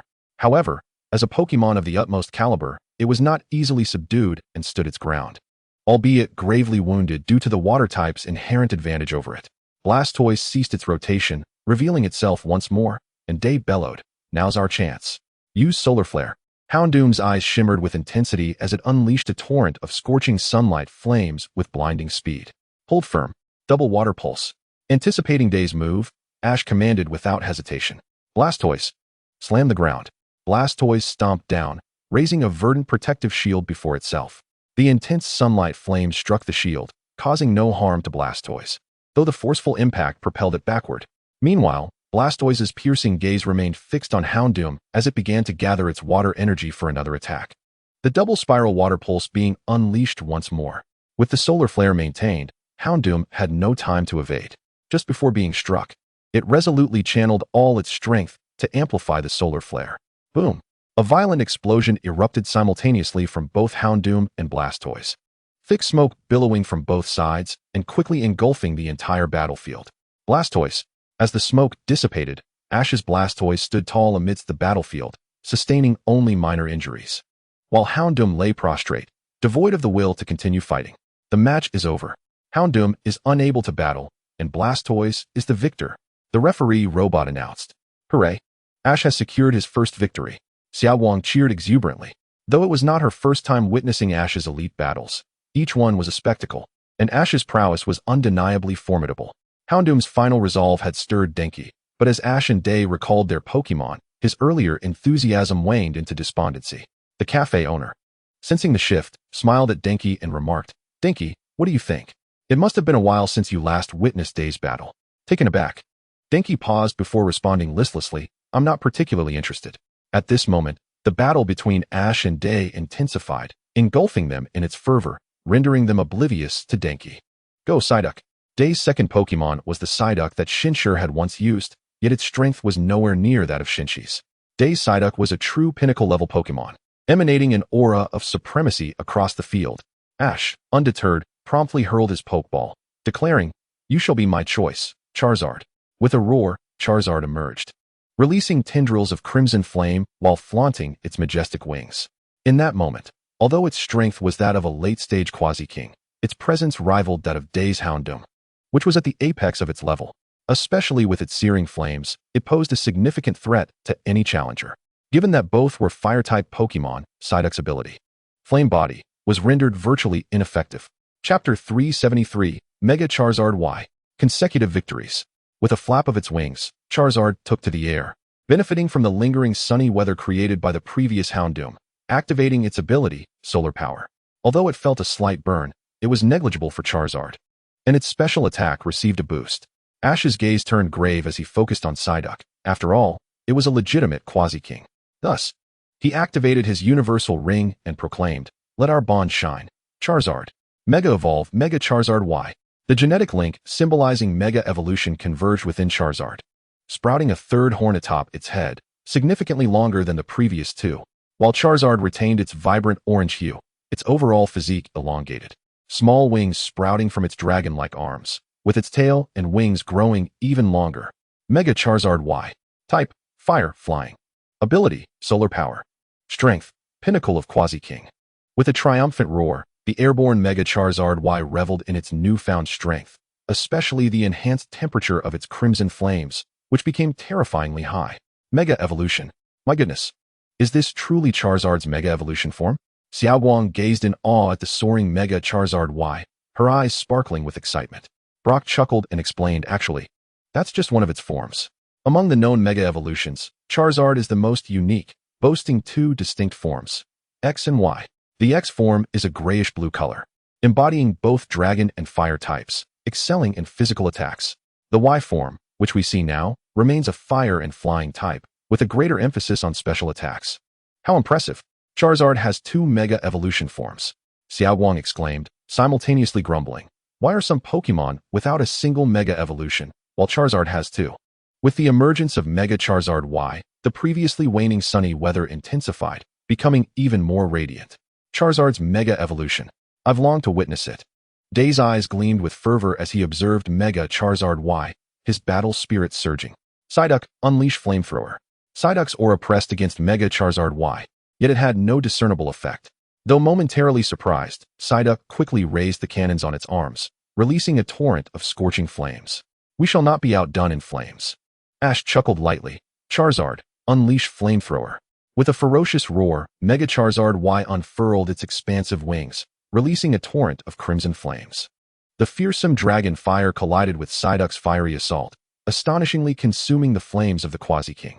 As the flames were devoured, the power of the crimson dragon fire surged, morphing into a blazing red dragon that engulfed Psyduck. Psyduck. The fire erupted around Psyduck, eliciting a pained cry. Despite being a fire-type Pokémon of Quasi-King status, it felt an unprecedented intensity of heat, even though it was accustomed to bathing in molten lava. This flame possesses an extraordinarily high temperature, Psyduck thought. Though it was not very far from day, the oppressive heat emanating from the Charizard instilled a profound sense of trepidation within him. Return, Mega Blaziken, Yi remarked, casting a self-deprecating smile at the Pokeball containing his Mega Blaziken. Initially, he had hoped to turn the tide with the formidable Mega Blaziken, but after a mere clash of flames, it was swiftly subdued. Furthermore, the Mega Charizard Y possessed the ability to soar, rendering Blaziken's chances of victory less than 50%. Pausing momentarily, Yi retrieved another Pokeball, declaring, "Go, Rapidash." This was a standard Rapidash, its vibrant orange flames flickering upon its back. Yet, its strength was akin to that of the peak of the Quasi-King level, just a step away from true mastery. Deserving of the title Half-Step King, Ye's decision to deploy Rapidash stemmed from its ability to ignite. The terrifying inferno of Mega Charizard Y would instead fuel Rapidash's power. Naturally, this strategy did not escape Ash's keen perception. By recalling his king-level Pokémon in favor of a Quasi-King, Ye's intentions regarding Rapidash's ability were unmistakable. Charizard, unleash the primal force, Ash commanded. With a resounding roar, the Mega Charizard Y unfurled its wings, summoning colossal boulders that plummeted towards Rapidash. Utilizing its exceptional speed, Rapidash evaded with agility, prompting Yi to shout decisively, "Jump!" Use the rocks to execute Volt Tackle. With a powerful leap, Rapidash bounded off the rocks, soaring above Mega Charizard Y, its body crackling with golden electricity as it charged forward. The breathtaking speed caught even Ash off guard. With a thunderous crash, Mega Charizard Y was slammed into the ground, landing directly in the pool created by Blastoise's previous attack. The electric currents coursing through the water elicited a pained cry from it, compounded by the impact of Volt Tackle, which dealt significant damage. Ye's excitement surged. This astonishing speed was precisely why he had chosen Rapidash. After all, he had prepared more fire-type Pokémon with the ignition ability. With a roar, Mega Charizard Y shook its head, gritting its teeth as it ascended once more. Yi, brimming with enthusiasm, commanded, "Rapidash, continue the assault. Use Flame Burst." Ash's eyes glimmered with determination as he absorbed the flames, channeling them into a powerful solar flare. Without hesitation, Mega Charizard Y plunged into the inferno, absorbing the terrifyingly high temperatures and converting them into formidable energy. In an instant, it unleashed the solar flare, infusing it with the gathered power, rendering the attack even more searing. Despite being a grass-type move at its core, the enhanced solar flare still inflicted severe damage upon Rapidash, leaving it struggling to maintain its footing. Mega Charizard Y, now panting heavily, exhibited flickers of flame with each breath, clearly nearing exhaustion. Had it not been for the debilitating effects of its own fierce flames, Ash would not have had to exert himself so much. After all, Mega Charizard Y primarily wielded fire and flying type moves, with few alternatives. It was now a race to see who would land the final blow first. As both Ash and Yi shouted in unison, Dragon Pulse. Flamethrower, flames and dragon energy collided in a dazzling display, while Mega Charizard Y deftly countered with its wings. However, the Dragon Pulse struck Rapidash directly, rendering it unable to continue the battle. Mega Charizard Y, having endured, stood resilient, bolstered by its sacred flames and rainbow feathers, granting it exceptional resistance to fire. Although not completely immune, the damage it sustained was minimal. Had Yi opted for a different type move, Mega Charizard Y might not have withstood the onslaught, but being a fire-type master, his instinct led him to rely on fire-based attacks. With a triumphant roar, Mega Charizard Y declared its victory, and its Mega Evolution form reverted. "Thank you for your hard work, Charizard." Ash smiled as he recalled his Pokémon, while the Yi promptly returned Rapidash. The battlefield remained intensely contested. The Yi had already lost 2 Pokémon capable of combat, while Ash's Charizard was severely weakened but still standing, with Blastoise sustaining only light injuries. The Yi found himself at a disadvantage. However, the King-level Pokémon had yet to make an appearance, and the final outcome remained uncertain. All eyes were fixed on the battlefield, oblivious to the glimmer of excitement now shining in the eyes of the spectators. The Yi, undeterred, produced another Pokeball, declaring, "Ash, let us engage in a fierce battle. Go, Ninetales." The fire-type Ninetales, adorned with resplendent golden fur and Ninetales poised elegantly, had the potential to unleash the Steel-type move Steel Symphony with proper training, delivering devastating damage. Though it had yet to reach the King level, it was a peak Quasi-King Pokemon. Delighted to accept, Ash laughed as he threw his own Pokeball, exclaiming, "It's your turn, Dragonite." With a powerful roar, Dragonite unleashed its imposing presence. Although it had not reached the pinnacle of strength, it stood at the peak of the Quasi-King level. "Dragonite, use Dragon Pulse," Ash commanded, with the sun still shining brightly. He deduced that Ninetales, too, possessed the ignition ability. "Flamethrower," he ordered. With the sunny weather enhancing its flames, Ninetales' fire neared the level of a true King Pokémon, although it still paled in comparison to Ash's Charizard's Crimson Inferno. A tremendous explosion resonated as the two attacks collided, generating a tempestuous wind. Yet, Dragonite remained unfazed, casting a provocative glance at the retreating Ninetales. With fury igniting its gaze, Ninetales steadied itself. Observing this, the Yi commanded, "Ninetales, use Iron Tail." As a Pokémon of the Master level, Ninetales had been trained in Steel Symphony. Its 9 tails shimmered with a metallic sheen as they surged toward Dragonite. "Use Dragon Claw," Ash countered. Dragonite extended its forelimbs, brandishing its emerald claws, excelling in close combat. Its formidable physique rendered many opponents powerless in its presence. Soaring through the air, Dragonite held a distinct advantage, as Ninetales struggled to land a hit, its glimmering golden fur now marred by claw marks. Realizing the futility of close-range tactics, the Yi shifted to a strategy of distance, commanding, "Ninetales, use Will-O-Wisp." Ninetales let out a haunting cry, its 9 tails unfurling as ethereal ghostly flames materialized, drifting toward Dragonite under its control. "Rock Slide," Ash swiftly ordered. Instantly, numerous sharp rocks encircled Dragonite, intercepting the ghostly flames. With a commanding roar, Dragonite summoned the rocks to strike Ninetales directly. The impact sent Ninetales crashing into a deep pit. "Now, unleash Draco Meteor." Ash remained vigilant, directing Dragonite to deploy its Dragon-type finisher against Ninetales. With a resonant roar, Dragonite launched orange orbs into the sky, exploding into a cascade of meteor-like projectiles imbued with dragon energy, raining down upon Ninetales. Watching from the stands, Porygon instinctively recoiled at the familiar sight of Draco Meteor, only to exhale in relief as the barrage struck Ninetales, which lay helplessly in the pit, its once lustrous golden fur now disheveled. Observing the dire state of Ninetales, Porygon swallowed hard, relieved that Garchomp's Draco Meteor was not as potent. With Ninetales unable to continue fighting, Dragonite emerged victorious. With a resounding roar, despite having expended considerable stamina, the fearsome Dragonite celebrated its victory as its innate confidence surged, amplifying its strength. Now, only 3 Pokémon remained for Dia, and after a brief pause, he summoned his trusty Dusknoir. Although the majestic Charizard Y had endured a fierce attack, its prowess still ranked among the elite. "Dragon Dance," Ash observed as Dia opted not to switch Pokémon, but instead empowered Dragonite, determined to turn the tide against the formidable Dusknoir. In an instant, Dragonite performed a mysterious and powerful dragon dance, enhancing its attack and speed.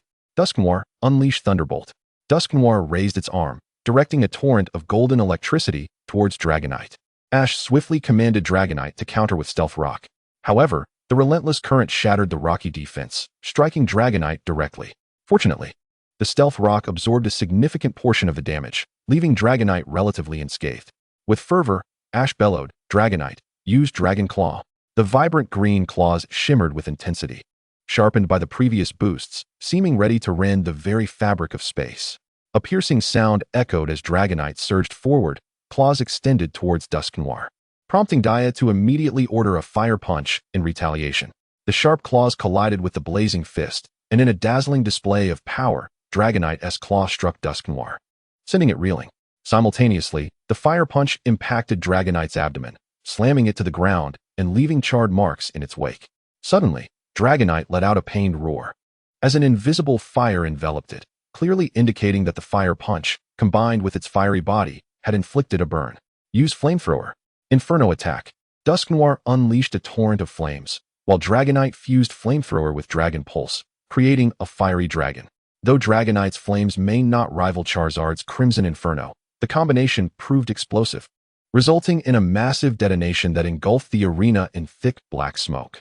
Neither side could gain the upper hand, but one must not forget Dragonite's burn status. If this stalemate persisted, defeat was inevitable. In the ensuing clashes, Dragonite struggled to gain an advantage.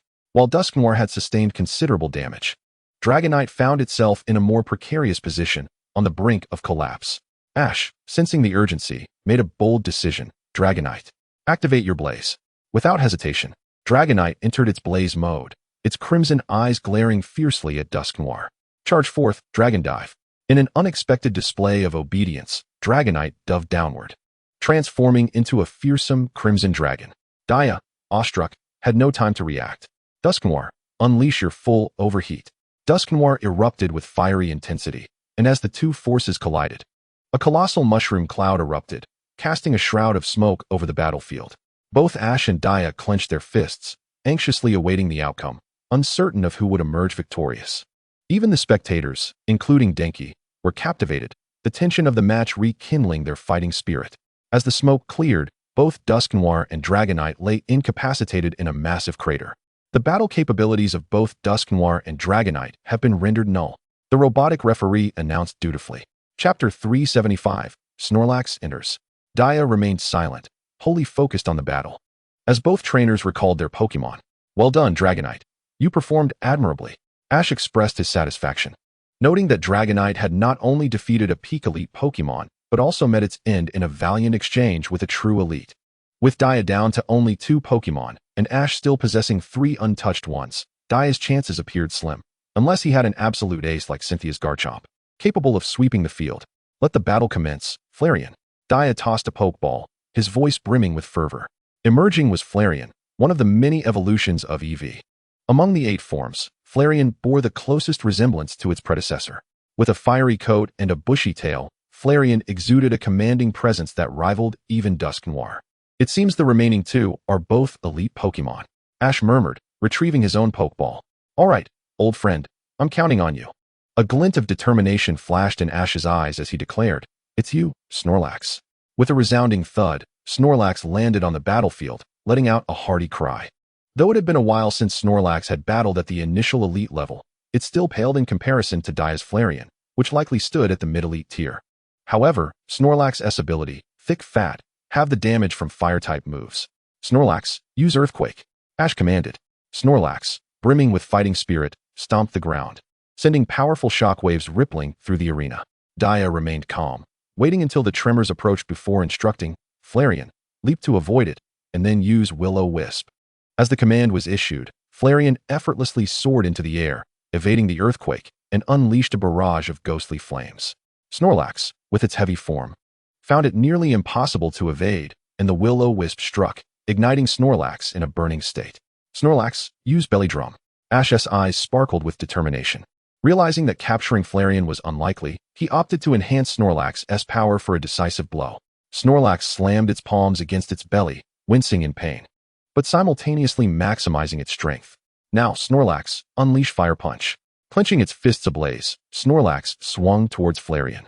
Dia, sensing a shift, felt a surge of excitement. Ash, this time you've miscalculated. My Flareon retains the Flash Fire ability. Dia commanded, unleash the ultimate impact.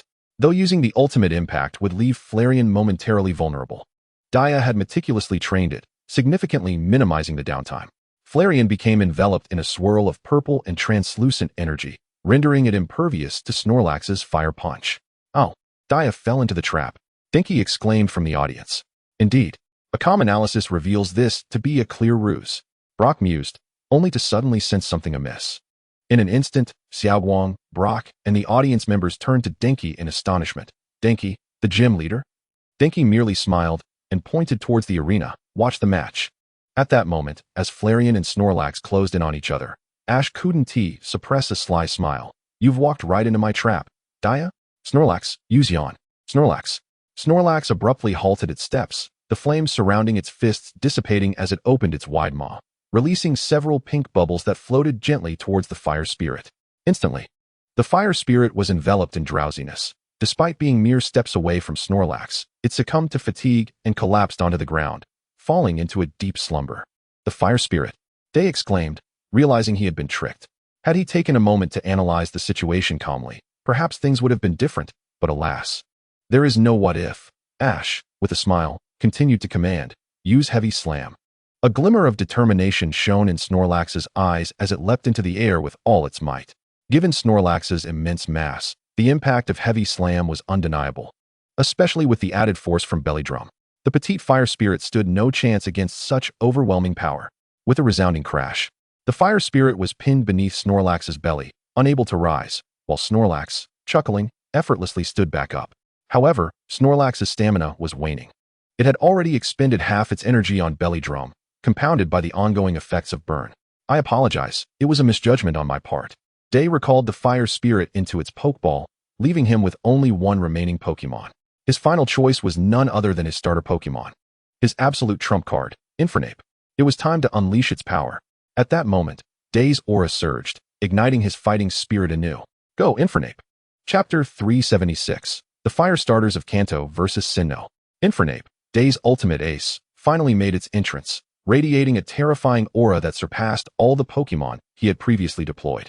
Truly, it was a testament to its reputation as the strongest Infernape in the world, boasting terrifying strength that had reached the pinnacle of the Elite Four. Merely a step away from becoming a champion. It was rumored that Day was preparing to challenge Cynthia for the championship title, and undoubtedly, his reliance lay on Infernape. Yet, even if Infernape were to ascend to championship level, Day would still find himself outmatched by Cynthia. While Day's Infernape was renowned as the strongest in the world, Ash's Infernape possessed even more daunting potential, likely to surpass Day's Infernape in just a few years. Come back and rest, Snorlax. Having encountered a formidable opponent at the pinnacle of the Elite Four, Ash was eager for a good battle. Charizard, it's your turn. Roar. At that moment, Ash's Charizard also reached the peak of the Elite Four, brimming with excitement upon encountering an opponent of equal caliber. Another Charizard? Day remarked in surprise. This Charizard was clearly not the same as the previous one. Its presence suggested it had undergone Mega Evolution, yet it still paled in comparison to Ash's Infernape. Nevertheless, the golden flames it spewed forth seemed no less impressive than the crimson flames. The confrontation between the fire starters of Kanto and Sinnoh ignited Day's fighting spirit. He had not expected Ash to bring two Charizards into the battle. It was certainly a surprise. Brock, taken aback, acknowledged that it was somewhat anticipated, considering Ash had only a handful of Pokemon above the elite level, excluding legendary Pokemon. At that moment, Infernape and Charizard locked eyes, both filled with fierce determination. Flamethrower, they shouted in unison, the collision of flames serving as the perfect greeting. Go, use Thunder Punch. Tear it apart, Fire Fawn. As the flames clashed, Infernape leaped into the air, its fists enveloped in golden lightning as it surged through the flames toward Charizard. Charizard, unfazed, unfurled its golden flame claws, clashing with Infernape's assault. In midair, Infernape unleashed a flurry of thunder punches, sending sparks flying with an overwhelming sense of pressure that was awe-inspiring. Day's Infernape likely possessed the Iron Fist ability, enhancing the power of its punching moves.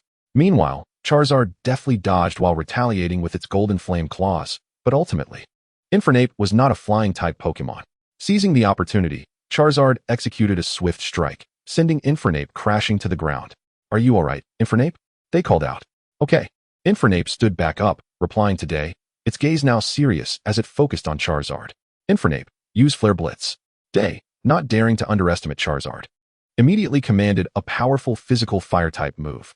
Ash clenched his fist and declared, "We'll use Flare Blitz too." A burst of blue flames erupted from both Pokemon, with Infernape's Flare Blitz resembling the release of the fire wheel in its blue flame state, while Charizard was enveloped in a golden blue flame, transforming into a fiery meteor descending rapidly. As the Flare Blitzes collided, blue sparks cascaded through the air. Just then, Day suddenly called out, "Infernape, circle around behind Charizard. Then use Flamethrower." "Okay." Infernape, mid-Flare Blitz, deftly maneuvered and flipped to position itself behind Charizard. "Watch out," Ash urgently warned, but it was too late. Infernape unleashed a searing column of fire, striking Charizard from above and kicking up a cloud of dust. As soon as Infernape landed, Day's voice rang out again. "Continue with Thunder Punch." Clearly, Day had no intention of giving Ash a moment to recover, eager to finish off Charizard in one go. With a crackle of thunder, Infernape surged forward, crackling with golden arcs of electricity. Ash chuckled lightly. "My Charizard won't be so easily defeated." As he spoke, a glint of cold determination flashed in Ash's eyes. "Dragon Tail, roar." Just as he finished speaking, from within the swirling dust, a vibrant green tail lashed out, sending Infernape flying.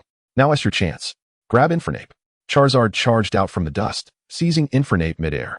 Day felt a sense of foreboding. Indeed, the next moment, Ash spoke with a devilish whisper, Flare Blitz combined with Seismic Toss. "Infernape, break free."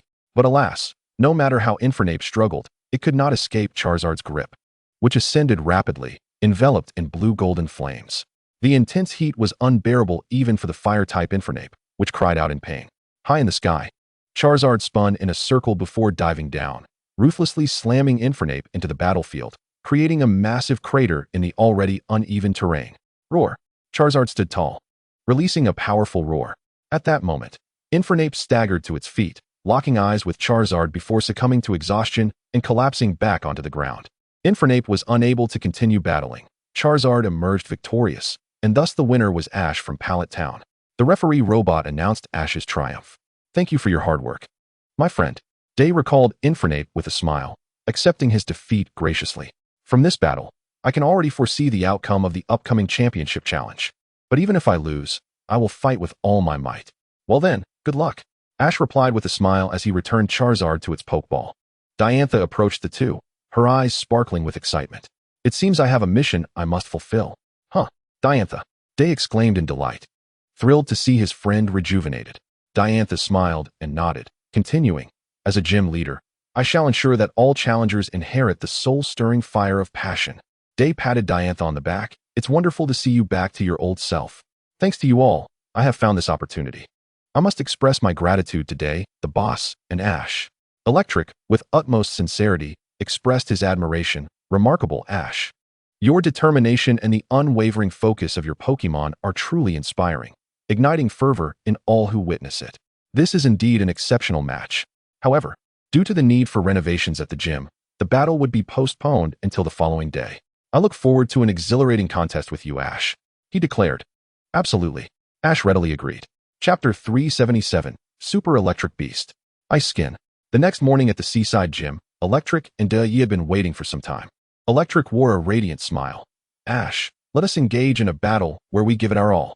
He had previously informed Ash that he would be utilizing his ace team rather than the usual gym roster. Although Ash felt a twinge of regret that his Garchomp and Lickitung could not take part, he was nonetheless thrilled at the prospect of this high-stakes duel. Positioned at opposite ends of the arena, the only spectators were Koharu, Brock, and Yi. With the robotic referee providing commentary, a 3-on-3 gym challenge officially commenced. As a friend and rival of the Elite Four, Yi, despite having been in a slump, still possessed formidable strength, prompting Ash to swiftly switch his Pokemon. Of course, during the transfer, Ash had utilized rare candies to help his Blastoise, Dragonite, Charizard, and the Venusaur, which had been specially summoned, to break through their respective bottlenecks. Charizard had successfully advanced to the champion tier, while the others had all surpassed the elite level. Should Yi engage Ash in battle now, he would undoubtedly face a crushing defeat. "Go, Lickitung." Electric sent forth Lickitung's final evolution, Lickilicky, whose strength had reached semi-elite status, and it was far from an ordinary semi-elite. It had been honed over time. Ash retrieved a Pokeball and cheerfully proclaimed, "It shall be you, Electivire." Electivire. The electric beast burst onto the scene with a joyful flourish. Originally intended as the grand finale of the gym battle, it unexpectedly became the first contender. Wait, it seems Ash's Electivire has only recently breached the semi-elite level? Yi remarked in surprise, noting the considerable gap between its strength and that of Lickilicky. Indeed, Electivire has just recently evolved, which is precisely why Ash chose to send it out, to hone its power, Yi acknowledged. Electivire, let us showcase our might. Ash activated the universal ring, exclaiming, "Let our bond shine through, Mega Evolution." Electivire. With a mighty roar, Electivire's Mega Evolution stone appeared before it. Their genes intertwining as a brilliant light erupted. The creature transformed, its body adorned in a blue-black hue with striking yellow stripes, its tail splitting into four, and crystalline ice forming at its wrists and brow. Super Electivire. Type, Electric Ice. Ability, Ice Skin. Strength, Mid-level Semi-Elite. Electivire had undergone Mega Evolution. All present marveled at the newly evolved Electivire, whose form had never before been seen in Ash's Venus. From its appearance, it was evident that Electivire had acquired an ice type. At that moment, Electric was filled with excitement. As an electric-type specialist, the ability for Electivire to mega-evolve was an irresistible temptation. Electivire, Earthquake. Electivire. The Super Electivire lightly laughed as it stomped the ground, unleashing a seismic wave that sent Lickilicky flying with a pained cry. Realizing his Pokémon was in peril, Electric quickly regained his focus. "Lickilicky? My apologies. I was momentarily distracted. The battle has only just begun. Lickilicky, use Crunch." Uncertain if the newly evolved Electivire retained its electric engine ability, Electric proceeded with caution, refraining from employing electric-type moves. Quick Attack followed by Iron Tail. The speed and attack power of the mega-evolved Electivire had dramatically increased, creating a blue afterimage in its wake, while Lickilicky lunged at the illusion. Meanwhile, the Super Electivire had swiftly positioned itself behind Lickilicky, its foretails gleaming with metallic luster, crackling with arcs of blue electricity. Iron Tail Quartet. Lickilicky was struck hard, and Electric felt a cold sweat bead on his forehead. Realizing the sheer force of this new form was alarming, Lickilicky gritted its teeth and stood up once more. After all, Electric-type moves and Steel-type moves were both ineffective against it, raising doubts about whether Lickilicky could endure the onslaught.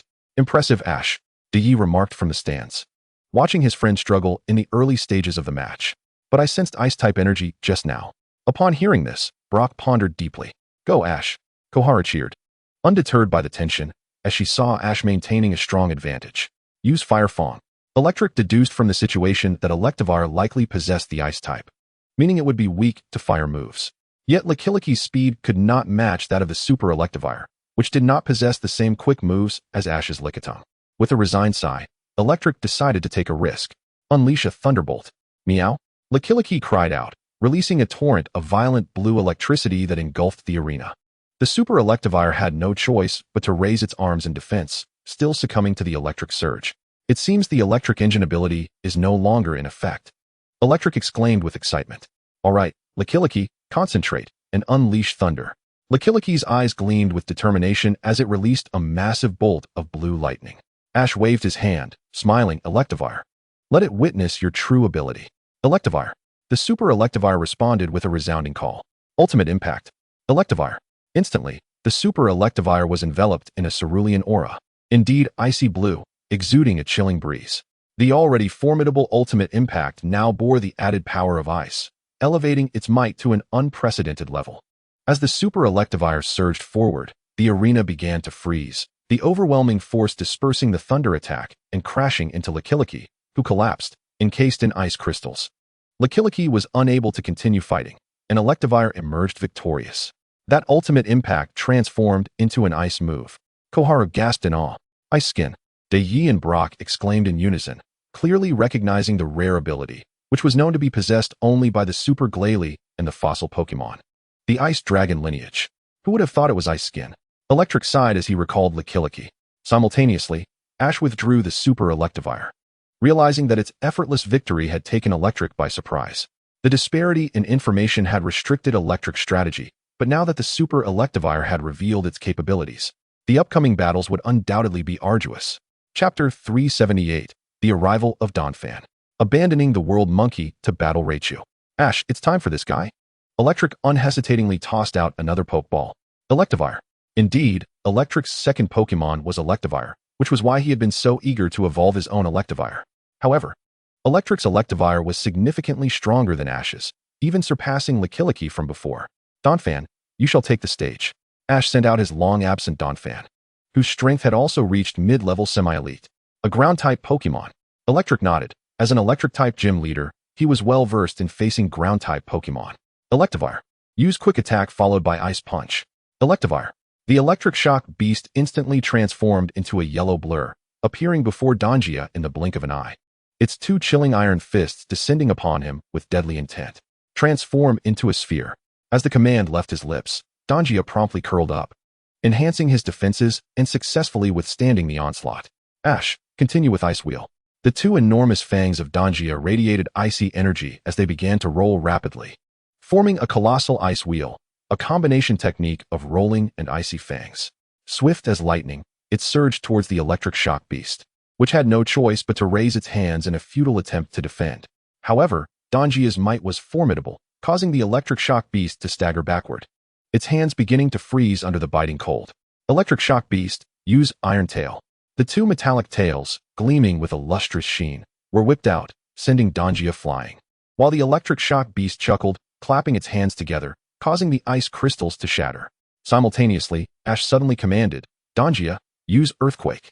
Dongia plummeted from the sky, unleashing a terrifying seismic wave that hurled the Electric Shock Beast into the air before it even had a chance to react. Immediately, Ash ordered Dongia to ensnare the Electric Shock Beast in a sand trap. Struggling in the quicksand, the Electric Shock Beast found itself in a state of distress, unable to move, continuously eroded by the sand. Now, Dongia, unleash another earthquake.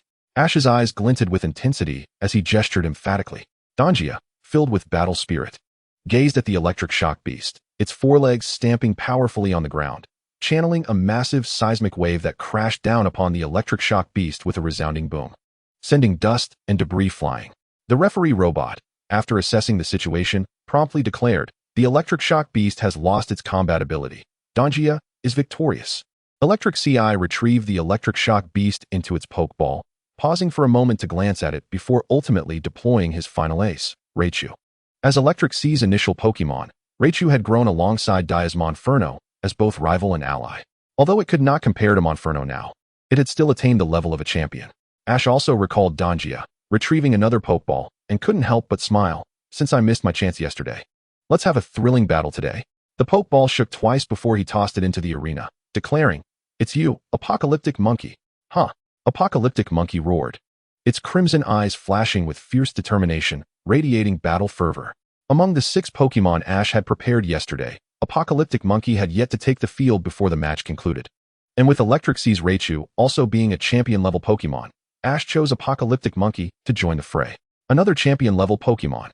Electric CI exclaimed in astonishment, realizing that despite his own possession of only one champion-level Pokemon, Raichu, Ash was remarkably young, yet boasted such an impressive roster. Raichu, use Thunderbolt.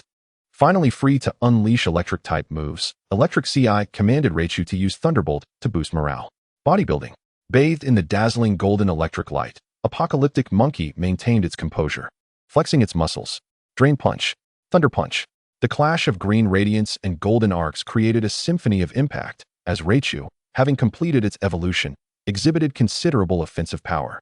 Yet, it still paled in comparison to Apocalyptic Monkey, a fighting-type Pokemon, further enhanced by its bodybuilding prowess. Moreover, Drain Punch allowed it to recover stamina, making Apocalyptic Monkey increasingly ferocious as the battle raged on.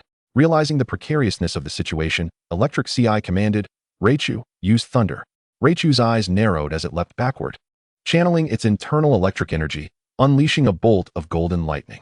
Apocalyptic Monkey, unleash a flurry of fury punches. Huh. Apocalyptic Monkey bellowed, its fists aglow with a violet aura as it struck rapidly, the shadows of its punches materializing, shattering Raichu's thunder attack. But the onslaught did not cease. Apocalyptic Monkey darted forward, appearing before Raichu in an instant, its rage-infused fury punch propelling Raichu through the air. Raichu, Electric CI shouted in concern, relieved to see Raichu shakily rise once more. Yet, Ash's voice rang out again. Apocalyptic Monkey, continue with Fury Punch. Flash, then use Thunder. Electric Ci commanded without hesitation. A blinding light erupted from Raichu, causing Apocalyptic Monkey to momentarily hesitate. In the heat of battle, mere seconds could determine fate, and before Ash could react, Raichu had already positioned itself behind Apocalyptic Monkey. With a sudden flash of golden lightning, Apocalyptic Monkey was sent flying, taking advantage of the moment. Electric Ci directed Raichu to use Iron Tail, the metallic appendage slicing towards Apocalyptic Monkey. Yet, before Ash could utter a word, Apocalyptic Monkey's scarlet eyes emerged from the smoke, raising a hand to firmly catch the Iron Tail. Observing this, Ash smiled slightly. Very well, Apocalyptic Monkey. Now finish it off with Seismic Toss. From the audience, Dia winced. Not another Seismic Toss. However, Apocalyptic Monkey's rendition was far more brutal. Grabbing Raichu, it leapt high into the air, spinning it in a wild circle before forcefully throwing it down, with Raichu crashing violently against the wall beyond the arena, losing its ability to fight. The referee robot announced, Raichu has lost its combat ability. Apocalyptic Monkey is the victor. The winner is Ash from Pallet Town. Ash, this is the proof of your victory, the Lighthouse Badge. Electric Ci, gracious in defeat, personally handed the badge to Ash. Thank you, Ash exclaimed with excitement as he accepted it, finally completing his collection of gym badges and earning the right to participate in the Sinnoh League. Dia approached with a smile. Congratulations, Ash. The league will be held in 2 months on Lily of the Valley Island. The date and location of the league had been confirmed, though not yet publicly announced. It would likely be revealed a month before the competition commenced. But as a member of the Elite Four, Dia was privy to insider information and thus informed Ash. After such a grand celebration, Dawn exclaimed joyfully, this way, we can attend the celebration before the league without missing either. Indeed, Ash nodded, expressing his gratitude. Thank you, Mr. Dia. Chapter 379, The Glimmering Ice Crystal Lamp. An encounter with Shaman. Aiming for Lake Valor, Ash and his companions unexpectedly encountered Dawn's mother, Kazuko, in a certain town. Through conversation, they learned that Kazuko was there to teach at the coordinator training school. Suddenly, due to an overwhelming number of injured Pokémon, Nurse Joy sought Kazuko's assistance to take her place as a judge at the neighboring town's contest. However, since Kazuko had classes, she entrusted the task to Ash, who, as a 2-time top coordinator, was more than qualified to judge a contest. Thus, the following day, the trio split up. Ash would serve as a judge for Nurse Joy, while Brock selflessly decided to assist her, and Dawn accompanied her mother Kazuko to the coordinator training school to teach. The neighboring contest proceeded as scheduled, but unfortunately, it lacked significant excitement, with the sole star being the delightful Musashi. As Ash had anticipated, Musashi emerged victorious, claiming her 4th ribbon. This meant that if she secured 1 more ribbon, she would qualify for the Grand Sinnoh Festival, with several competitions still ahead, presenting Musashi with ample opportunity. Upon Ash's return, he found Brock, Dawn, and Kazuko engaged in conversation. Upon seeing Ash, Dawn joyfully rushed forward. Ash, you're finally back. Grabbing Ash's hand, she led him to an open area, proudly declaring, let me show you the new combination move I just completed. I'm calling it the Glimmering Ice Crystal Lamp. Truly, a woman cannot be held back. Seeing this, Keiko shook her head helplessly, then smiled and joined along with Xiaojing. In a clearing, Xiaowang stood before the crowd, flanked by Pachirisu and Frostless. Pachirisu stepped forward first and, using Frostless's ice beam, created a massive ice sphere. By utilizing ice beam, the internal space was expanded, allowing Pachirisu to generate electricity while running inside, resembling a dazzling blue crystal lamp. Naturally, Keiko was thrilled with her daughter's progress and increasingly satisfied with Satoshi, as Xiaowang's achievements were largely thanks to his support. Otherwise, she might have lost her way amidst consecutive defeats and given up on the Grand Festival. Upon returning to the Pokémon Center, Keiko presented a gift box to Xiaowang, saying, Here, this is a magnificent dress for the Grand Festival that I made for you. Thank you, Mama. Xiaowang exclaimed excitedly, and the arrival of the new dress filled her with determination for the festival. Keiko nodded in satisfaction and smiled at Satoshi, saying, The dress customized by Yuri is also ready. She asked me to inform you that it has been mailed to the Pokémon Center at Lake Valor. That's wonderful. Satoshi replied with a grin, confident that Yuri's craftsmanship would be exceptional, especially since it was commissioned by the renowned Master Mikoli. After bidding farewell to Xiaowang's mother, Keiko, the group continued their journey towards Lake Valor. They were currently training by the riverside, with Satoshi training his Litten, while Xiaowang was perfecting her ice crystal lamp. At the Grand Festival, both the Fire Ice and the Ice Crystal Lamp would undoubtedly be Xiaowang's trump cards. Just then, Satoshi suddenly looked up at the river and noticed a small boat drifting downstream, which Xiaoguang and Xiaojing also observed. "There's someone on it," Xiaoguang exclaimed. Indeed, a young girl was lying in the boat, appearing to be around Xiaoguang's age, dressed in a black dress that made her look like a doll, adorably charming. Most importantly, Satoshi sensed the aura of Shaman emanating from a small basket beside her, which seemed to be quite weak. Without hesitation, Satoshi employed his psychic abilities to pull the boat to the shore as a waterfall lay downstream, and continuing on this path would put the girl in danger. "Hey, little girl, wake up," Satoshi called out, simultaneously releasing Shalebi and Shaman. "Oh, there's a companion of mine here," the grassland form of Shaman exclaimed in surprise. While Shalebi opened the small basket to reveal the feeble Shaman, the two Shaman exchanged glances and unleashed restorative moves, swiftly improving the condition of the weakened Shaman. At that moment, the young girl stirred awake, appearing a bit dazed upon seeing Satoshi. She looked quite adorable. As she reached for the basket, she found the small Shaman had already emerged, and another Shaman was beside her. The girl joyfully exclaimed, "That's wonderful. You've finally found your companion." "Shaman isn't just any companion. It's a Shaman with a trainer," Satoshi's Shaman clarified. The trio approached to learn more about the situation. The girl's name was Mi, and she had been pursued by villains while carrying the small Shaman. Her destination was the nearby Gracidia flower field. Upon hearing that Shaman had been weakened by the black mist from a Yamask, Satoshi immediately suspected that Team Rocket was behind it. He used his aura to locate them and sent Litten to send them flying, allowing Litten to finally reach its peak experience level, with the villains no longer in pursuit. Satoshi's group easily escorted Mi and the small Shaman to the Gracidia flower field, only to discover that the Gracidia flowers had yet to bloom, indicating they had arrived too late. However, this was no obstacle for Satoshi. With Shalebi's time acceleration, a Gracidia flower began to bloom. To their surprise, several Shaman awaited the small Shaman, and in an instant, both Satoshi's Shaman and the others transformed into their aerial forms to perform the flower gift. Subsequently, aside from Satoshi's Shaman, the other Shaman departed from view. After bidding farewell to me, the group continued on their journey when Satoshi suddenly received a call from Cynthia, informing him that the League reward had arrived but needed to be collected personally. Chapter 380, The League Reward. The Fire-Spitting Chandelure. "Satoshi, the investigator, you've arrived," exclaimed the Pokémon Ranger, Shea, excitedly shaking Satoshi's hand. "By the way, according to my investigation, Chandelure is just ahead at the volcano." For the sake of participating in the Grand Festival, Satoshi and his companions unexpectedly received a call from Cynthia.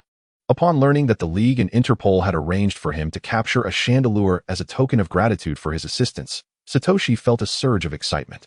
This Chandelure was originally discovered by the Ranger Alliance, intended for relocation to a protective area, but the League and Interpol promised numerous benefits and acknowledged Satoshi's contributions, leading to their agreement. After all, this was a legendary Pokémon, one that ordinary people might never even see, thought to be mere myth. And it was said to be a rare fire-type Chandelure capable of spitting fire. Of course, if Satoshi failed to capture it, the League would prepare a high-potential pseudo-legendary Pokémon for him instead. The original reward was merely this, but the unexpected news of Chandelure caused a change in plans. Considering Satoshi already possessed numerous legendary Pokémon, making one more or less irrelevant. As Satoshi and his companions were nearby, Cynthia promptly informed them to proceed with the capture, advising Satoshi to reach out to Ranger Shea for the exact location. Additionally, Cynthia shared some good news. In the next town along their route was the final Elite Four member, Miss Kiku, who had already been informed by Cynthia and was ready for a battle whenever Satoshi wished. Naturally, Satoshi eagerly accepted the opportunity to face the final ground-type champion. At that moment, under Shea's guidance, the group arrived at the volcano where Chandelure resided. Upon reaching the volcano, Satoshi had already sensed its aura. It really is Chandelure. Congratulations. Satoshi, you're about to acquire another legendary Pokémon, Xiaoguang remarked, believing it would be surprising for Satoshi to fail in the capture given his capabilities. With a smile, Satoshi retrieved an Ultra Ball, channeling his aura and shouting, "Chandelure, it's capture time." Roaring in response, Chandelure unleashed a torrent of flames akin to a volcanic eruption, engulfing the area in a cataclysmic blaze. "It truly can spit fire," Satoshi exclaimed with delight, knowing he could not let this extraordinarily gifted Chandelure slip away. He promptly commanded, "Darkrai, use Trick." The Trick move would turn the opponent's attack back against them, meaning the more powerful the opponent's move, the more potent this attack would become. In response to the formidable fire attack, this was the perfect strategy. As soon as the words left his lips, a gleam appeared in Darkrai's eyes. raising its hands. A massive black hole materialized before it, absorbing the flames, and then with a wave of its hand, Darkrai released a sinister black flame. Chandelure, unable to evade, was engulfed by the dark fire. Writhing in pain, Chandelure began to emanate flames infused with magma energy, creating a fiery tempest. And only under the relentless heat of the lava did the dark flames gradually dissipate. Suddenly, a volcanic storm, under the control of Citolin, surged towards Darkrai. Ash shouted, "Dodge!" and then commanded, "Use Dark Void." In an instant, Darkrai vanished into the shadows, while the volcanic storm erupted at its previous location. Citolin scanned the surroundings, attempting to locate Darkrai. Suddenly, a shadow enveloped Citolin, revealing that Darkrai had materialized behind it, and the Dark Void had already been unleashed.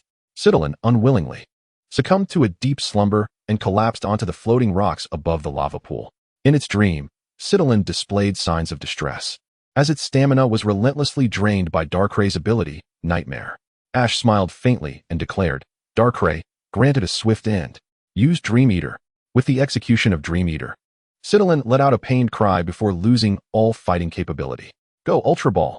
Ash chuckled as he threw the Ultra Ball, instantly capturing Citolin.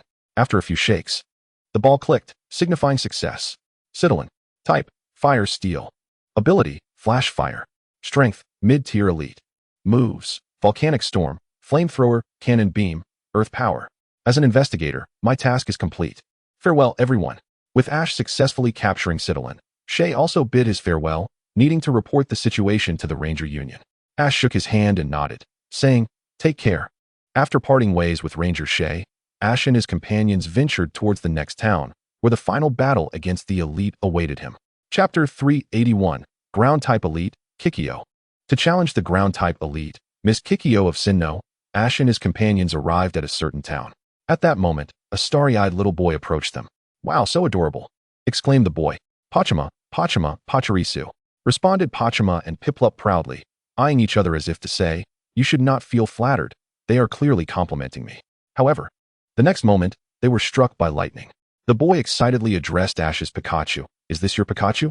Eevee, having anticipated this, cast a resigned glance at the two, lounging indifferently on Ash's shoulder. "Indeed," Ash replied with a smile. "Do you like Pikachu?" The boy nodded eagerly, "Yes. I'm Yushichi, and one day, I will capture a Pikachu. May I play with this one?" After exchanging introductions, Ash readily agreed to Yushichi's request, and thus, the champion-level Pikachu and the boy joyfully played together. However, it wasn't long before Yushichi returned Pikachu, yet his fondness for it was evident. "Yushichi, what Pokemon do you have?" asked Dawn curiously. "I currently have a Piplup. It's being cared for by a foster family, and in just 2 hours, it will evolve." Upon hearing Yushichi's words, Ash frowned. It was impossible for evolution to occur in just 2 hours, and even if it were on the brink of evolving, no foster family could guarantee such a swift transformation. Something was amiss. Ash directly stated, "Please take us to that foster family." When they arrived, it was too late. The establishment was closed, and Yushichi realized he had been deceived. "I must inform Kikyo," he exclaimed instinctively. Ash raised an eyebrow at the mention of Kikyo, suspecting it to be a pseudonym for the elite Kikyo, and was surprised to receive news of her so soon. As for Yushichi's Piplup, Ash remained unperturbed. He had already pinpointed the culprit, Team Rocket. They were the only ones capable of such deception towards inexperienced trainers. Yushichi looked up at Kikyo with admiration. "She knows everything about Pokemon." Just then, a frail voice interrupted, "Yushichi, what are you doing?" The elderly Ms. Kikyo, with her white hair, approached briskly. Noticing Ash and his companions, her gaze fell upon Ash. "Oh, Ash, you have finally arrived. Sharona has already informed me. I hear you have defeated all the elite and champion in Sinnoh, including me." Even Sharona acknowledged that she was no longer your match. "Yes, I apologize for the wait. Sharona is indeed formidable. She is simply too modest." Ash responded with a smile. The strength of champion Sharona was indisputable, and Ash was not confident he could best her without using his legendary Pokemon. "You are the elite Kikyo." Through their conversation, Brock and Dawn finally recognized that the person before them was the elite they sought. "Ah, so you know each other," Yushichi exclaimed, clearly aware of Ms. Kikyo's real name, which was likely a pseudonym she had instructed. Ms. Kikyo then turned to Yushichi. "Yushichi, it is time for Pokemon training. I have told you many times to be punctual. What exactly are you doing?" "My Piplup was tricked away," Yushichi admitted, bowing his head in shame. Hearing this, Ms. Kikyo displayed a hint of disappointment. "Tricked away? You truly are a handful, my child," Brock curiously inquired. Is he your grandson? He is a relative's child who wishes to grow stronger to participate in Pokemon battles, so I took him under my wing. Ms. Kikyo sighed, then turned serious. Yushichi, have I not told you that once you capture a Pokemon, you are responsible for its care? Seeing Yushichi's remorseful expression, Ms. Kikyo felt a mix of frustration and concern. Ultimately letting out a sigh, she turned to Ash and said, Ash, you can handle this, right? As an elite, she naturally understood that Ash possessed the power of aura, making him an expert in tracking down Pokemon. Absolutely. Ash nodded with a smile, then his eyes glimmered with blue light as he focused on a direction. Where is Team Rocket? Instantly, the trio of Team Rocket floated in the air under Ash's psychic control. Hey, what a coincidence. We're not here to steal Pikachu. We just want to conduct our business peacefully. How about letting us go? James grinned obsequiously. Exactly. Meowth and Jessie chimed in agreement. Ash chuckled lightly. Leave the Piplup behind, and you may go. Piplup, use Flamethrower. In their terrified expressions, Piplup unleashed a stream of flames, and with a boom, Team Rocket transformed into stardust. What a dreadful feeling. X3. As for the Pokeball containing Piplup, it was naturally retrieved by Ash's psychic abilities and returned to Yushichi, who exclaimed gratefully, Thank you, Ash. Yushichi, be more careful in the future. Don't let this happen again. Ms. Kikyo shook her head. If she were to compete with Ash, she would insist that Yushichi personally retrieve the Pokemon. Then, satisfied with Ash's efficiency, she smiled. As expected of you, Ash. Thank you. With the commotion settled, the next step was the battle between Ash and Kikyo, with the agreed-upon rules being 3 versus 3, allowing for the substitution of Pokemon at will. After all, Day engaged Ash in a full 6 versus 6 battle mainly to uplift his friend Denji. While Ash's previous challenges against the Elite and Champion had all adhered to the 3 versus 3 format. In the vast expanse just outside the town, the battle between Ash and the final champion of Sinnoh commenced, with Brock officiating as the referee and the audience consisting solely of Dawn and Yushichi. As this confrontation had long been agreed upon, Kiki was well prepared with her 3 mightiest Pokemon. Ash, this is my first Pokemon. Go, Scorpius. Kiki sent forth her formidable Scorpius, possessing dual attributes of flying and ground. As an established champion, she certainly had 3 Pokemon of elite caliber at her disposal. And this Scorpius was indeed a Pokemon of champion level. Scorpius. Ash marveled, wishing he could battle with his own Scorpius, which was still at the gym leader level. He promptly threw a Pokeball, declaring, It will be you, Lizard King. The Lizard King, clutching a branch, gazed coldly at Scorpius. Although the Lizard King was significantly weaker than Scorpius, when it comes to royalty, who dares to cower? The Lizard King had reached the pinnacle of the quasi-champion stage. Just a moment away from ascending to the apex of that tier, and with the aid of a rare candy, yet another champion-level Pokemon would emerge. Let our bond shine. Lizard King. Without hesitation, Ash activated the Universal Ring, resonating with the Mega Evolution Stone on the Lizard King's wrist. Mega Evolution. A radiant light enveloped the battlefield, heralding the dazzling appearance of the Grass Dragon Mega Lizard King, whose presence surged to the extreme pinnacle of the quasi-champion level. Leaf Blade. Ash initiated the assault, as the Mega Lizard King manifested green crescent blades on its arms, launching them towards Scorpius. In stark contrast to Ash's fervent determination, Kiki remained as composed as the earth itself, perfectly in tune with her ground type, calmly commanding, Cross Scissors. With a flick of its tail, Scorpius deftly crossed its pincers before itself, gathering bug-type energy to collide head-on with the Mega Lizard King. Yet, Ash's command rang out once more. Dragon Pulse. Gara. The turquoise Dragon Pulse began to coalesce within the Mega Lizard King's mouth, striking Scorpius squarely in the face and sending it hurtling into the air. Oh my Ash, you truly show no mercy, Kiki remarked, observing Scorpius soaring into the sky. However, this alone will not defeat Scorpius. Ice Fang. Both the Mega Lizard King and Scorpius shared a mutual vulnerability to Ice-type moves, suffering quadruple damage. Unfortunately, the Mega Lizard King lacked Ice-type moves, but Scorpius was capable of learning numerous biting techniques, with Ice Fang being one of them. Adjusting its position in midair, Scorpius dove down, Ice Fangs gleaming, ready to tear into the Mega Lizard King with an even more formidable presence. Energy Ball and Leaf Blade. Just as the words fell, the Mega Lizard King gathered a green energy sphere, swallowing it without hesitation. The terrifying grass-type energy coursed through the Mega Lizard King's body, radiating a verdant glow. This brilliance coalesced into its arms, forming 2 massive green blades, with energy fluctuations reaching champion levels. With a cool demeanor, the Mega Lizard King, still clutching the branch, executed a decisive strike. At that moment, Scorpius had already reached the Mega Lizard King's side, and as the colossal leaf blade struck, Ice Fang simultaneously sank into the Mega Lizard King's head, resulting in a violent explosion that forced both Pokémon to retreat. The billowing smoke obscured their visibility, and Kiki seized the opportunity to launch another attack. Earthquake. With a grin, Scorpius slammed its tail onto the ground, unleashing a powerful tremor that reverberated throughout the battlefield. The anguished cries of the Mega Lizard King echoed as the smoke dissipated, revealing the Mega Lizard King standing firm, its yellow orb gathering solar energy behind it. Witnessing this, Kiki felt an ominous chill. Sure enough, Ash waved his hand, solar flare, launch. As Scorpius initiated the earthquake, the Mega Lizard King had begun to gather energy in anticipation. Though it had to endure the sudden tremor, it had now completed its energy accumulation. A searing beam of light was unleashed at lightning speed, striking Scorpius before it could evade, while the Mega Lizard King now darted toward Scorpius. With a clenched fist, Ash shouted, "Leaf Blade!" "Gara!" The Mega Lizard King responded, its aura and speed surging to new heights, unleashing a fresh champion-level presence. The Lizard King had successfully broken through its limitations, entering the champion tier in its Mega Evolution state, and the massive green blade re-emerged on its right arm, decisively cleaving through the falling Scorpius. Scorpius has lost its fighting capability. The Lizard King is victorious, Brock promptly announced. Kiki, without a word, swiftly recalled Scorpius and sent forth her next Pokémon, Hippowdon. Upon its entrance, Hippowdon opened its maw wide, unleashing a torrent of sand, summoning a sandstorm, a manifestation of its ability, Sand Stream. "Come back and rest, Lizard King." Ash immediately recalled the Mega Lizard King, then retrieved another Pokeball, declaring, "It will be you, Metagross." With a roar, the shimmering Metagross made its grand entrance. Impervious to the sandstorm due to its steel typing, a shiny Metagross. "How rare!" Kiki exclaimed in admiration, before directing, "But it is vulnerable to ground-type moves." "Hippowdon, use Earthquake." Ash chuckled, "I am well aware of that."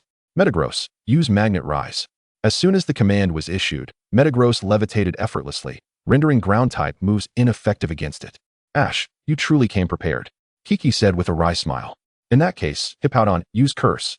The effects of Curse can be divided into two types. One when used by a Pokémon with Ghost typing, which reduces the user's maximum HP by half, placing the target under a Curse state, even if the user's HP is not at half its maximum. However, the user enters a near-death state.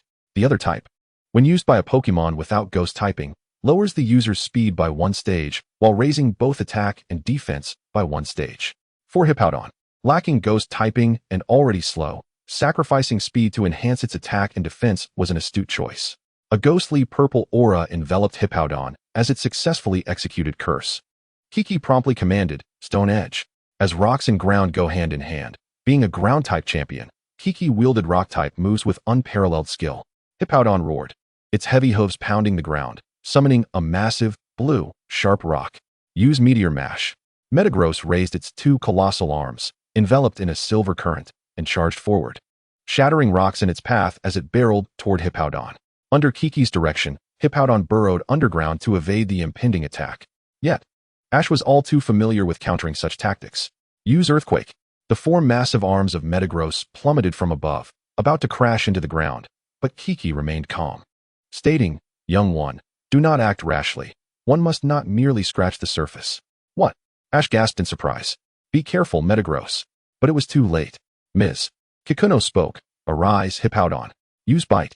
Suddenly, Hippowdon erupted from the ground below, its fangs, imbued with malevolent energy, clamping down on the massive arm of Metagross. With a resounding explosion, the impact resonated throughout the battlefield. Chapter 383, vs Ground Champion Kikuno, Part 2. Following its assault, Hippowdon retreated to Ms. Kikuno's side, while she remained vigilant, eyes fixed on the dissipating smoke, poised to strike at any moment. Roar! From the haze emerged a fierce whirlwind, dispersing the smoke. Conjured by Metagross's signature move, Euro Ball. Despite the damage inflicted by the Dark-type bite, which had indeed bolstered its attack, Metagross remained within its threshold of endurance, capable of continuing the fight. Metagross, unleash Hyper Beam.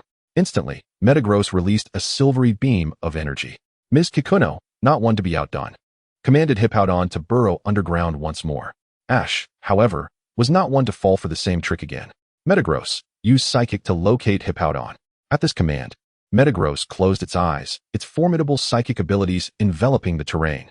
Concurrently, Ms. Kikuno initiated her assault, directing Hippowdon to execute Iron Head followed by Fire Fang. Just as Hippowdon emerged from the earth, Metagross had already pinpointed its location, effortlessly evading the impending attack. Seizing the moment, Ash raised his hand now. Use Comet Punch. A flash of silver light erupted as Hippowdon was struck down before it could react, and Ash seized the opportunity to command Metagross for a final decisive blow, one of the ultimate moves of the normal type, Giga Impact. The Steel Titan, enveloped in a violet aura, crashed down upon Hippowdon. Despite its bolstered defenses, the tremendous force of Giga Impact proved overwhelming, and Hippowdon succumbed to defeat. With Hippowdon unable to continue, Metagross emerged victorious. Wow, Ash, you're incredible. You've already defeated 2 of Ms. Kikuno's Pokémon. Yoshi exclaimed in amazement. In response, Xiaowang proudly declared, of course, Ash's prowess is undoubtedly among the best in the world. At this moment, Ms. Kikuno and Ash recalled their Pokémon, and Ms. Kikuno smiled at Ash, remarking, time has certainly flown. The future belongs to the youth. This is my last Pokémon. Go, Rhyperior. Ms. Kikuno's final choice was indeed a heavyweight contender, a dual ground and rock-type Pokémon, Rhyperior. It shall be you, Eevee. Ash called forth the adorable Eevee, who possessed formidable strength akin to a champion. Eevee. With a joyful leap, Eevee entered the arena, while Pikachu cheered enthusiastically from behind. Quick attack. Eevee.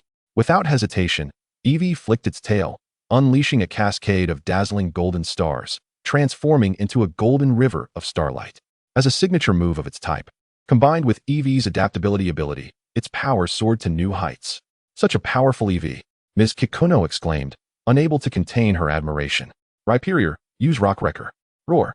Rhyperior hurled a barrage of rocks to collide with the multitude of stars. Just as Rhyperior attempted to counter the quick attack, Ash's command rang out once more. Use Seed Bomb. As the words left his lips, Eevee summoned thick vines from the ground, launching Rhyperior into the air, while the vines scattered seeds that entwined Rhyperior, beginning to sap its strength. A grass-type move, and one I have never seen before. Ms. Kikuno observed in surprise before directing. Use Horn Drill. Roar. Rhyperior bellowed, spinning to break free from the vine's grasp, charging towards Eevee. Yet, how could the bulky Rhyperior easily capture the nimble Eevee? With a flash of lightning, Eevee dodged the attack effortlessly. Use Earthquake. Since Rhyperior could not keep up, such a broad-spectrum move was perfectly suited for the situation. As anticipated, with the ground trembling beneath them, Eevee had nowhere to evade, and Ms. Kikuno seized the opportunity to deliver a stone edge attack, the sharp rocks sending Eevee soaring. Eevee. Eevee regained its footing, aware that the vines on Rhyperior were continuously supplying it with energy. Eevee, are you alright? Ash inquired with concern, to which Eevee responded with a reassuring nod and a smile. Eevee. Then, its gaze shifted towards Rhyperior, and suddenly, a pink glow sparkled in Eevee's eyes. What is that? Charm? Ash exclaimed in delight, realizing the implication. Eevee.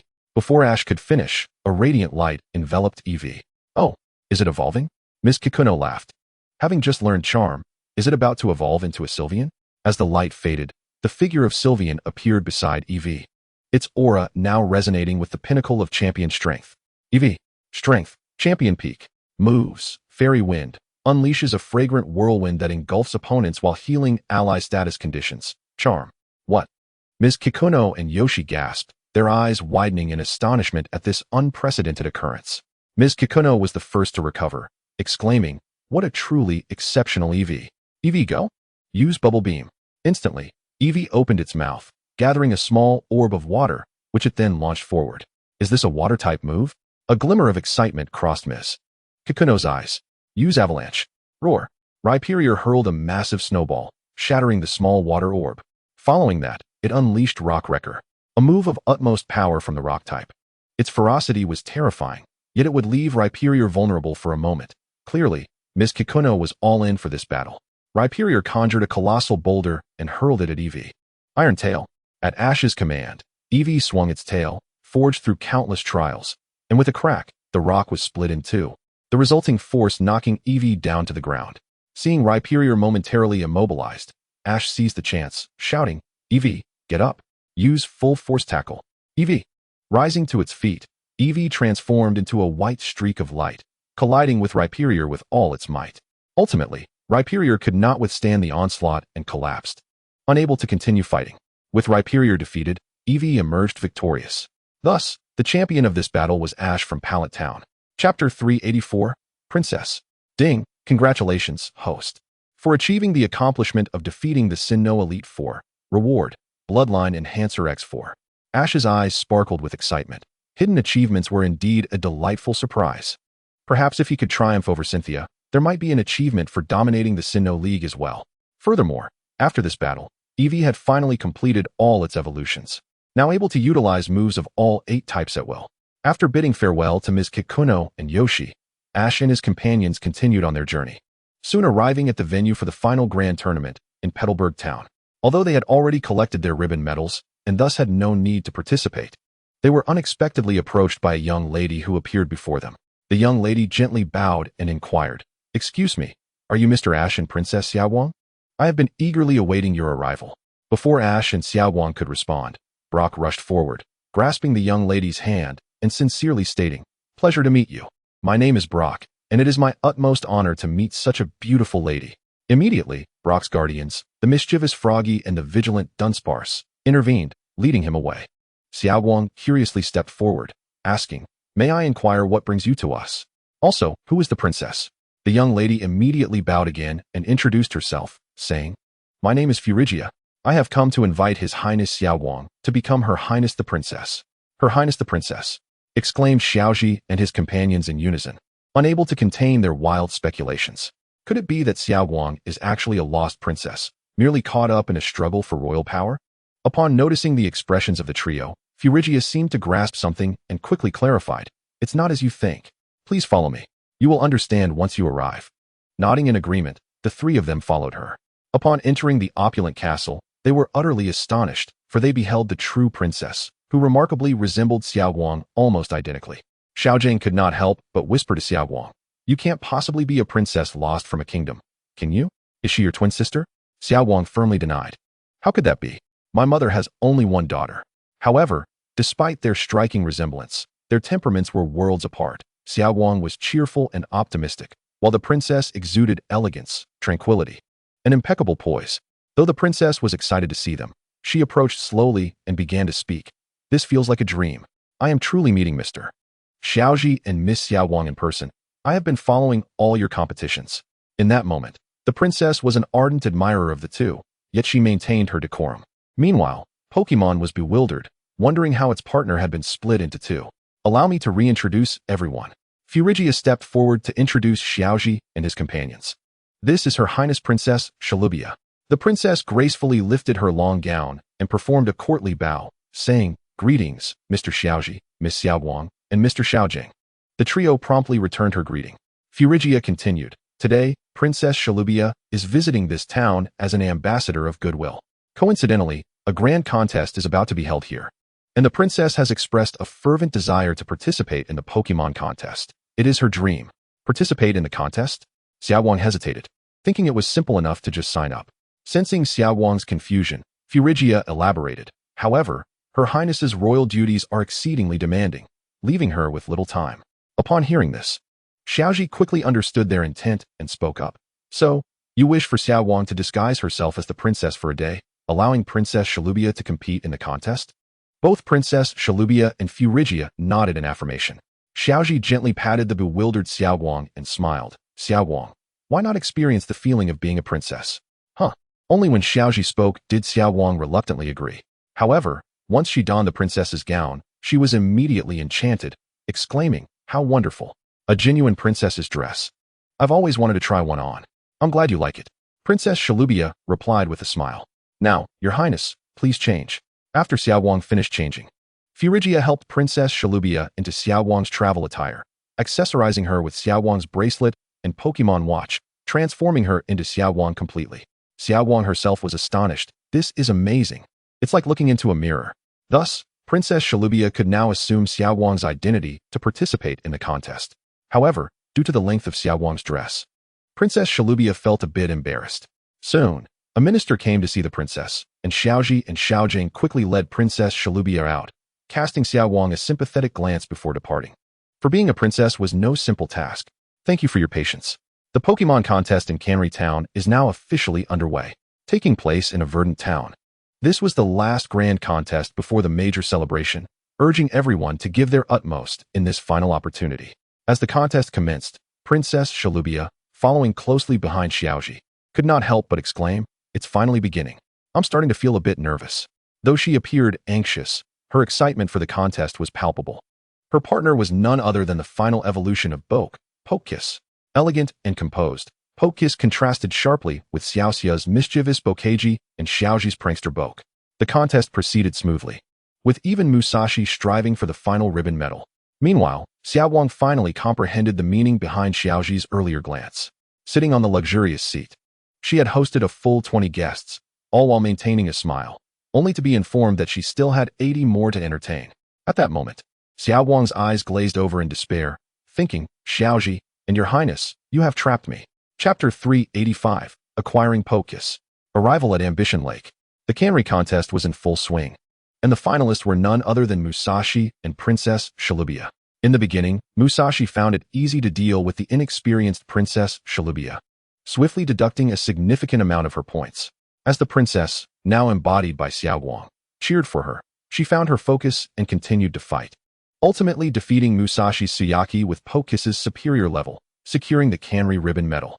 After receiving the cannery medal, Princess Shalubia sought out the dejected Musashi in the waiting area. Musashi, bewildered by her presence, thought, "Is this girl here to mock me? Is there something you need?" Princess Shalubia smiled and opened her hands, revealing the cannery ribbon medal. "I wish to express my gratitude for our battle on the final stage. Please accept this." Musashi thought, "Is this girl out of her mind? And seriously unwell?" Meanwhile, Princess Shalubia placed the medal in Musashi's hands. Surprised, Musashi asked, "Please accept? Is it?" Princess Shalubia nodded with a smile. "I will never forget today. I am truly delighted to meet you, Miss Musashi Lina. Thank you so much." With that, she gracefully bowed and elegantly turned to leave. Thus, Musashi inexplicably completed her collection of 5 ribbon medals, enabling her to participate in the grand celebration. Back at the castle, Xiaowang and Princess Shalubia switched back to their original identities. Xiaowang finally sighed in relief. "It's much better to return to my original self. Thank you so much, Miss Xiaowang.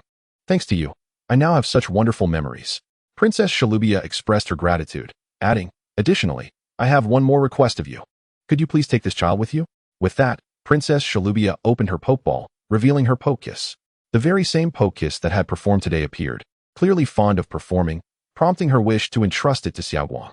Being with Miss Xiaowang, who can participate in the contest, would be beneficial for Pokekiss. To this, Xiaowang gladly agreed, gaining another powerful ally. However, despite acquiring the talented and strong Pokekiss from Princess Shalubia, Xiaowang found herself in a dilemma. Influenced by Xiaoji, she had become accustomed to issuing quick commands during battles, yet Pokekiss preferred to execute elaborate moves, resulting in a frustrating delay between commands and skill execution, making adaptation quite challenging for Xiaowang. Ash found himself in a position where Dawn had to reluctantly seek his assistance. Observing the situation, Ash sighed and remarked, "Every Pokemon possesses its own rhythm. Although Palkia's movements may seem superfluous, they are indeed perfectly aligned with the grandeur of the contests. At times, it's not solely about the Pokemon synchronizing with their trainers. The trainers must also adapt to their Pokemon." He lifted his gaze, noticing Palkia harmoniously interacting with the other Pokemon, even managing to tame the rambunctious Piku. After a brief pause, Ash continued, "Dawn, let us engage in a battle for experience. Do pay close attention to Palkia's movements." "All right. It's settled then, chat." The grand celebration in Sinnoh was on the verge of commencing, prompting Ash to summon his dazzling champions for practice, and currently, Chatted had reached the mid-stage of its gym challenges. Meanwhile, Dawn was utilizing Palkia, indicating that this would be an aerial battle. However, Chatted's dragon typing was at a disadvantage against Palkia's fairy typing. "Palkia, use Sky Attack." Dawn initiated the assault, and Palkia began to soar gracefully in the air to gather energy. Despite Dawn's understanding that Sky Attack required charging, the duration of the charge was excessively prolonged, causing her to furrow her brows. "Use Double Team." As Palkia launched its attack, Chatted had already created countless duplicates, rendering Palkia's strike ineffective. Ash continued, "Follow up with Steel Wing." Instantly, numerous Chatted's assaults landed upon Palkia, prompting Dawn to command, "Use Dazzling Gleam." To her surprise, Palkia did not execute the command immediately. Instead, it circled in the air twice before unleashing Dazzling Gleam. However, Chatted had already released Flamethrower. resulting in a fierce explosion as the flames collided with the magical light before Palkia. Palkia. At that moment, Dawn noticed Palkia emerging gracefully from the smoke. What is this? Could it be? Ash smiled and nodded, then commanded, Chattet, use Lunar Dance. A bright full moon seemed to rise behind Chattet, conjuring a pink orb of light to be released. Dodge while flying. Dawn commanded with determination. Palkia began to maneuver through the air and, in this state, it successfully evaded Chattet's Lunar Dance. That's it. Use Air Slash. Palkia spun elegantly in the air and executed its signature move, unleashing several stunning blue air slashes from various angles, leaving Chattet with nowhere to hide. Cotton Guard. Chattet enveloped itself in a voluminous white cotton barrier, successfully deflecting the attack. Return, Chattet. Ash called back his Pokémon, realizing that since Dawn had grasped the concept, there was no need to continue the battle. Dawn, you finally understand. Dawn gently patted the descending Palkia, her eyes sparkling with excitement. Those seemingly unnecessary movements of Palkia were actually demonstrations for me. As long as I utilize them flexibly, they will shine. With Dawn's newfound understanding, the bond between her and Palkia grew stronger over time. Ash's group finally arrived at the shores of Lake Valor, where the grand celebration Dawn had longed for was about to commence. Chapter 386, Rivals Assemble. Acquiring new gear. Upon their arrival at Lake Valor, they fortuitously stumbled upon a welcome banquet, with the grand celebration set to begin the following day. Consequently, Ash and his companions opted not to rush to the Pokémon Center, but instead participated in the festivities. Wow, it's truly paradise. Upon entering, Brock could hardly contain his excitement and began mingling, unabashedly expressing his admiration to several young ladies, quickly losing himself in the moment, only to be dragged away by his mischievous companions. Sighing in unison, Ash and Dawn watched the scene unfold from a distance. Mr. Shigeru, would you kindly share a few words? Such a grand celebration could not proceed without the presence of Sinnoh now, as Miss Rika was currently interviewing the bard, Mr. Shigeru, who cheerfully remarked, both Pokemon and I have eagerly awaited this day. Please, let all the audience anticipate the new performances we shall unveil. Brock suddenly appeared beside them, exclaiming, looks like Mr. Shigeru has collected 5 ribbon badges. Startled, Dawn retorted, wow, that was quick recovery. After the interview concluded, Miss Rika's attention turned to Ash and Dawn, particularly Ash, as she revealed that Master Macaulay was coming specifically for Ash's participation in the celebration. Once Miss Rika finished interviewing Ash and Dawn, Mr. Shigeru approached, holding a harp. Greetings, everyone. Reflecting on my indecision between the gym battles and the grand contests, it was you who revealed the joys of both paths to me. I am immensely grateful for this extraordinary encounter. Ash nodded with a smile. Mr. Shigeru, what about the gym battles? Opening a green badge collection box, Mr. Shigeru revealed 7 badges inside. As you can see, I currently possess 7. Only one more is needed to compete in the Sinnoh League. Grinning, Ash responded, in that case, Mr. Shigeru, we must meet at the Sinnoh League and strive for success together at the celebration. Mr. Shigeru readily agreed. At that moment, someone tapped Dawn on the shoulder. Turning around, she was greeted by her annoying childhood friend, Ken. Hey everyone. This time, I will win with an incredible combination move, so look forward to it, Dawn. I'll be eagerly anticipating your performance. Dawn replied calmly. Ken was momentarily taken aback, exclaiming, strange, you used to call me Ken. Hee. Dawn proudly declared. The Dawn who was afraid of electric types is a distant memory. I no longer fear them. Ash smiled at Ken, saying, Dawn can now hold her own. Just don't get eliminated in the first round, as I am looking forward to battling you. Impossible. Just then, the electric and fairy Pokemon leaped onto Dawn's shoulders, causing her hair to stand on end with sparks flying, glimmers of gold and blue flashing throughout. Dawn quickly tidied her hair and glanced elsewhere, saying, see, no problem. However, she mused that these 2 electric types should be. Ulrala swaggered over, declaring, today, I will make sure you serve as my perfect backdrop. I will be the one to face Ash in the final showdown. Ash greeted her with a smile. Well, at least you are my little fan. With that, Ulrala turned and walked away. Shortly after Ulrala's departure, Dawn's dear friend, Kira, arrived. Kira, it's so wonderful to see you. You arrived quite late. I was busy helping the Glam Meows with their adjustments. Kira explained with a smile, before greeting Mr. Shigeru and Ken. Mr. Shigeru had previously defeated her at the Harmony Conference, while Ken was the one from whom she obtained her first ribbon badge, along with Musashi in the distance. All of Dawn's formidable rivals had gathered, heightening everyone's anticipation for the grand celebration. After attending the banquet, Ash and his companions finally settled down at the Pokémon Center. Ash eagerly accepted the elegant outfit sent by Miss Lily from Nurse Joy. Once Ash changed, Dawn was utterly astonished. The ensemble, predominantly blue, featured a broad tailcoat that exuded an air of sophistication, adorned with numerous exquisite gemstones that enhanced its splendor. To top it off, Ash's hat had been replaced with a blue feathered accessory. To complement this exquisite attire, Ash even harnessed the power of the ocean to transform his hair into a celestial blue. Having undergone various enhancements, Ash had already attained considerable height, and his complexion had notably brightened. Adorned in this formal ensemble, he appeared utterly transformed. With a smile, Ash inquired, "How do I look?" Dawn's eyes sparkled with excitement as she stepped forward, scrutinizing him closely before embracing him tightly, exclaiming, "You look absolutely stunning." Brock, meanwhile, shed silent tears, lamenting that if he possessed such charm, he would have no trouble finding a girlfriend. Dawn then showcased her own new gown, a splendid long dress predominantly in gold, adorned with a red bow at the chest, an exquisite outfit meticulously prepared by her mother, Shinji, which elevated her elegance to new heights. The following day, the grand celebration, eagerly anticipated by all, was finally set to commence. In the Sinnoh region, the festival for coordinators, the Pokémon contest, and the magnificent gala awaited. This was the ultimate stage for 108 competitors, each possessing 5 ribbon badges, to showcase their beloved Pokémon in a contest of pride. All performances would adopt a duet format, necessitating the use of different Pokémon with each act, allowing their individual talents to shine forth. While the victors would be awarded the title of top coordinator along with a coveted trophy. Now, allow me to introduce the esteemed judges of this enchanting festival, whose strict yet gentle demeanor will guide the proceedings. Miss Bianca promptly began the introductions. Among the familiar faces were Mr. Kongston and Mr. Susumu, alongside 3 Miss Joys, one of whom hailed from the Hoenn region, the birthplace of the contests, while the other 2 were from the marshy cities of Sinnoh and Jubilife. Brock, seated in the audience, erupted in cheers. "Wait, is that the Miss Joy from Waterflower City?" Next, it was time to meet the special judge, the illustrious Master Macaulay. As Miss Bianca's voice faded, the stage was illuminated, and the mechanisms gradually revealed Macaulay, who made a dazzling entrance, inciting thunderous applause from the crowd. "Good morning, Sinnoh," he exclaimed. "I, Master Macaulay, have returned to the magnificent Lake Valor, and I look forward to your guidance."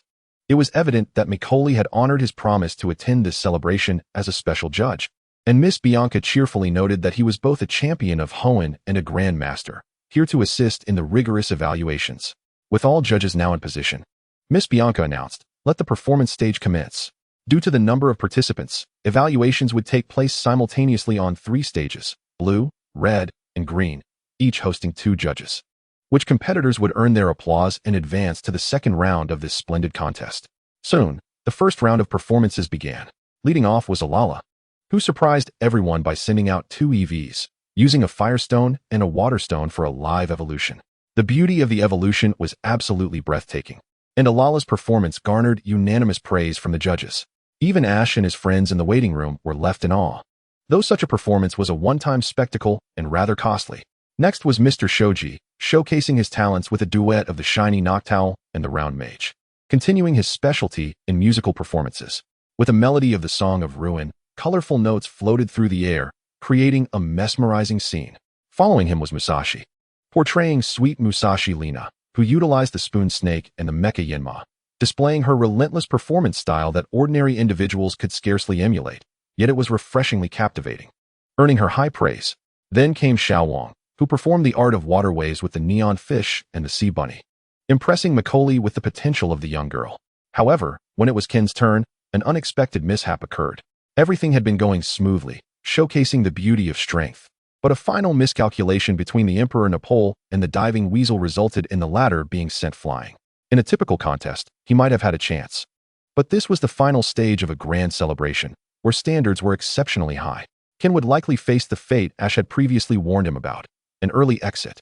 Finally, it was Dawn's turn to shine, and she chose to combine the fluffy ears and the fire mouse. The art of fire and ice was brilliantly displayed as Dawn commanded Fluffy Ears to create an icy stage with Ice Beam, while Fire Mouse rolled atop it, forming an ice slide. Fluffy Ears joyfully played upon it, and the infectious laughter resonated throughout the venue, culminating in a smoke screen that enveloped both Fluffy Ears and Fire Mouse. As the smoke cleared, Fluffy Ears emerged encased in a crystalline ice ball, while Fire Mouse perched atop, its fiery wings unfurling. Lastly, Ash took to the stage in a show-stopping appearance. His dashing figure clad in formal attire eliciting roars of approval from the audience, to which Macaulay nodded in satisfaction. With a grin, Ash tossed out 2 Pokeballs, proclaiming, "It's decided, Shaman and Milotic." Amidst a shower of colorful ribbons, Shaman and Milotic gracefully took the stage, both having reached the intermediate level of the quasi-champion tier. Under the spotlight, Milotic's scales began to shimmer, while Shaman replicated Milotic's ability, the multicolor scales, radiating brilliance. Double enchantment. The moment the words left his lips, Shaman and Milotic harmoniously sang, their melodious voices resonating, creating waves of pink sound that danced in the air. Now, Mage Evolution. Ash activated the universal ring on his wrist, and 2 Mega Evolution links simultaneously emerged, each revealing a Mega Stone before Shaman and Milotic. In a dazzling display of pink light, both Pokemon Mega evolved, with Shaman donning a resplendent white gown. Mega Shaman. Type: Psychic, Fairy. Ability: Pixelate. Strength: Late Stage Quasi-Champion. 2 simultaneous Mega Evolutions. The audience was left utterly astonished, for no one had ever attempted such a feat before. Megastones were exceedingly rare, not easily acquired. Macaulay smiled and murmured, "True to form, Ash always brings the unexpected." At that moment, Ash's eyes sparkled with determination as he exclaimed, "Shaman, Milotic, let us host a fairy feast." It was known that both Mega Shaman and Mega Milotic possessed the Pixelate ability and shared the fairy type. Double high-speed stars. As Mega Shaman and Mega Milotic stood at either side, pink starry waves erupted, intertwining to form a colossal heart made of pink starlight, with Ash himself at the center. Stepping across the starry heart, Ash declared, "Now, let us unleash Double Drain Kiss." The hearts converged, forming a magnificent heart that embedded itself within the stellar heart frame. As Mega Milotic and Mega Shaman appeared on either side of Ash, their backdrop a grand heart. "Let us dance gracefully, guardian of mystery." With that, Mega Shaman and Mega Milotic simultaneously unfurled their pink shields, casting a rosy glow across the stage. Mega Milotic hummed a beautiful melody, while Mega Shaman danced gracefully to the rhythm. The entire venue enveloped in the enchanting essence of fairies, transforming into pink ribbons that swirled around Mega Shaman as it danced. The seamless combination of audiovisual elements, along with the previously established tacit understanding, truly captivated the audience, who could not help but express their exhilaration at Ash's performance, which received widespread acclaim. Thus, all performances have concluded. Soon, the contestants for the second round were revealed, and unsurprisingly, except for Kenji, all of Ash's acquaintances advanced. Out of 108 participants, only 32 progressed, and the grandeur of the large-scale celebration continued to demonstrate its harshness. However, unlike the previous grand celebration in which Ash participated, this tournament featured only this round of performances. Henceforth, starting from the next round, Ash and his companions would enter the dazzling 5-minute doubles battle mode. After the competition, everyone returned to the Pokemon Center to rest, with Dawn accompanying Kenji on his way, as he was eager to leave after being eliminated in the first round and wished to focus on his training instead. This left Ash feeling quite regretful, as his goal of teaching Kenji a lesson would have to be postponed. Chapter 388, Ulaula's Defeat. The Final Four emerge. The following day, the grand celebration was in full swing. To everyone's surprise, in the first match of the second round, Dawn faced off against Ulaula, while the others encountered random opponents. Ulaula deployed her ace, the Sharpedo, alongside her newly evolved Fire-type Pokemon, while Dawn countered with Pachirisu and Emolga. From a level and type perspective, Dawn held a significant advantage, particularly as her white demon, Pachirisu, had reached the quasi-champion level after its trials in the spirit world. Moreover, Ulaula's ace was quadruple weak against Emolga. And while victories in the Grand Festival didn't solely hinge on such factors, Dawn's edge certainly made her battle considerably easier.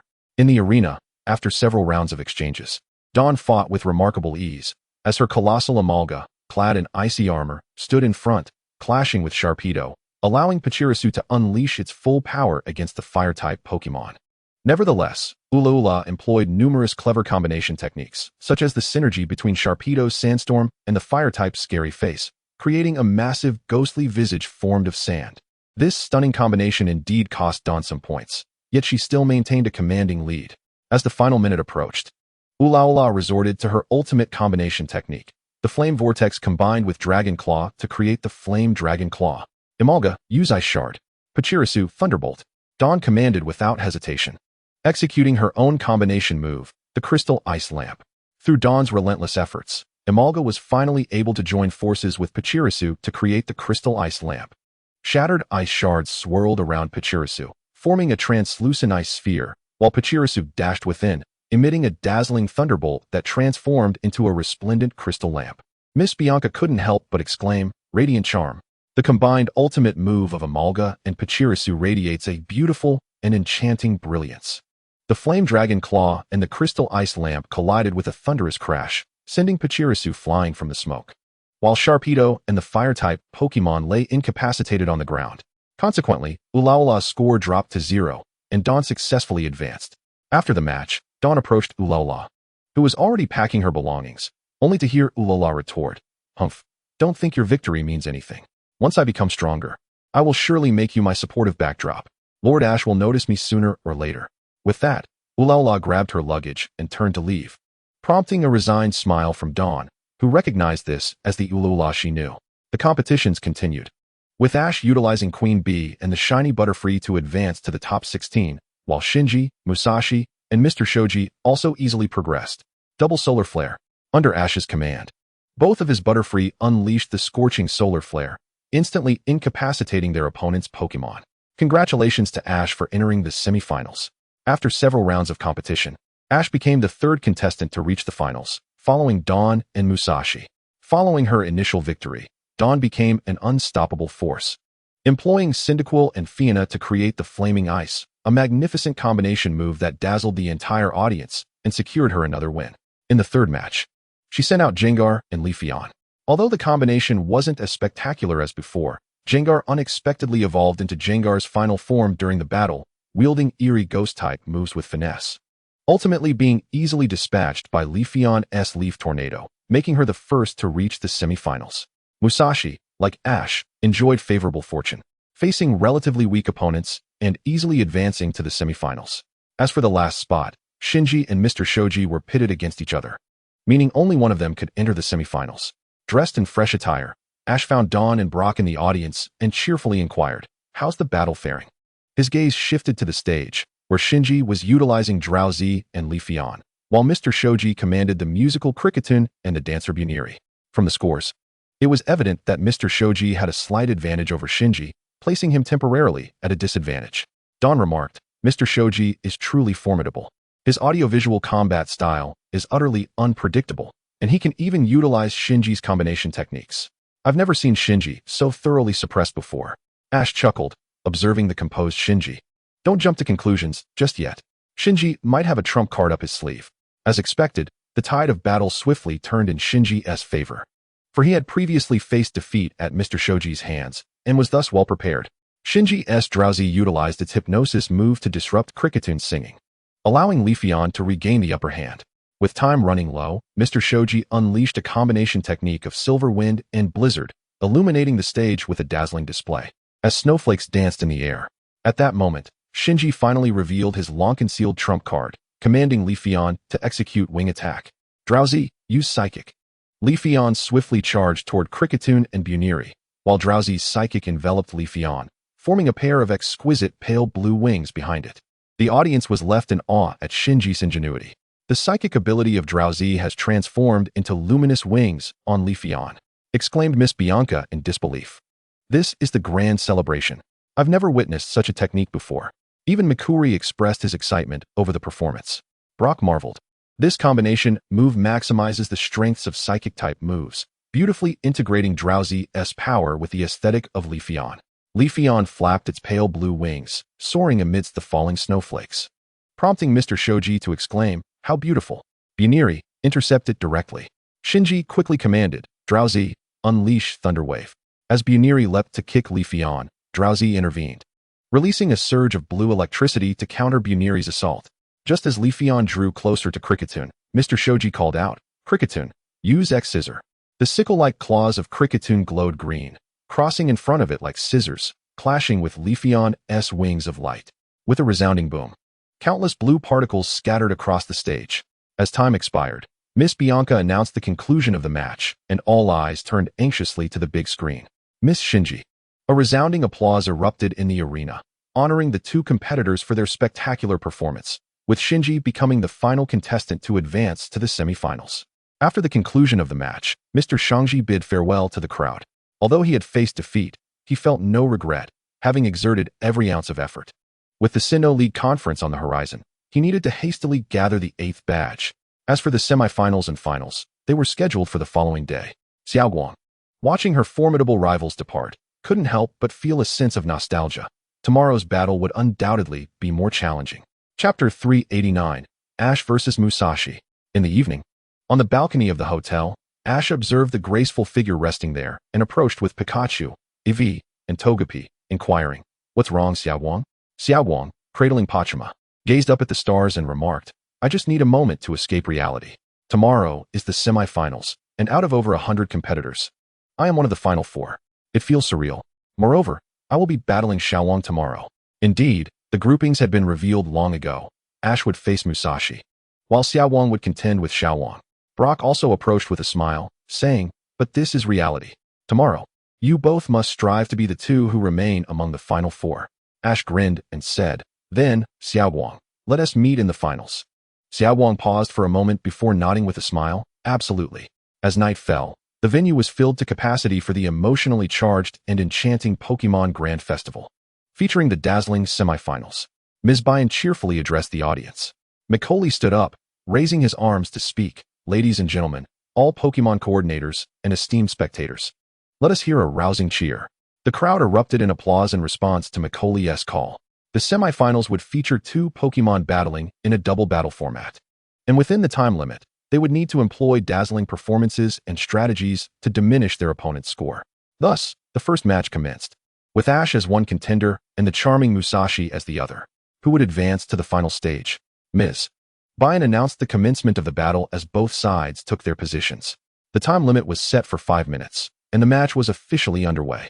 In this moment, Musashi, no longer her usual whimsical self, prepared earnestly and sent forth her Pokeball, releasing Yamask and Jengar, declaring, "Rocket launch." "Ha, Sornas," Musashi quietly instructed Yamask. "It's all up to you for defense." Sornas nodded resolutely. Facing Ash, Musashi was quite troubled and ultimately decided to deploy her ace, Yamask, which was her strongest Pokemon, having reached the Quasi-King level. Meanwhile, Yamask had been trained since Hoenn and had also attained gym level. "Yamask and Jengar, huh?" Ash chuckled, tossing out his own Pokeball. Then it's settled, Xerneas and Ambipom. The Xerneas and Ambipom had both reached the late gym level, with Xerneas having recently achieved a breakthrough while Ambipom had been honing its skills for some time. "Ambipom, use Swift Strike on Yamask," Ash commanded. "Yamask, block it," Musashi ordered without hesitation. Sornas promptly shielded Yamask, unleashing its counter move. Observing this, Ash smiled slightly. "Xerneas, use Dragon Pulse." Xerneas soared gracefully, unleashing a vibrant wave of energy toward Yamask, who, caught off guard, was sent flying upon attempting to reflect the attack. Ambipom then leaped over Yamask, delivering a powerful blow to Yamask's face, causing Musashi's score to plummet. "How infuriating!" Musashi exclaimed, her frustration palpable. "What on earth is happening with Yamask?" Ash shook his head with a smile, knowing that the best strategy against Yamask was to alternate between physical and special attacks, keeping Yamask on its toes. Sornas regained its stance, glaring fiercely at Xerneas and Ambipom. "Do you think I'm just a frail cat?" Xerneas, use Moonblast. Ambipom, Energy Punch. Ash pressed forward with his assault. However, to his surprise, Yamask once again stepped forward, simultaneously employing a counter and a mirror reflection, dazzling with a brilliant light, successfully negating all incoming attacks. Musashi beamed with delight. "Well done, Yamask. Now use Poison Tail." Yamask executed a swift strike, sending Ambipom tumbling. In the ensuing rounds, Musashi continued to employ the same strategy, leaving Ash at a disadvantage, even trailing behind in points. Realizing he needed to shatter Yamask's defenses, Ash's eyes sparkled with determination. "Ambipom, unleash Ice and Fire Stars." Xerneas, use Brave Bird. After several rounds of fierce exchanges, Ash discerned that to counter Yamask, he had only 2 methods. 1. Using support moves to wear down points, or 2. A direct assault to overpower Yamask. Naturally, Ash opted for the latter, as Musashi still had Yamask, and relying solely on supportive moves could expose him to a sneak attack from Yamask, while constant evasion would incur point deductions.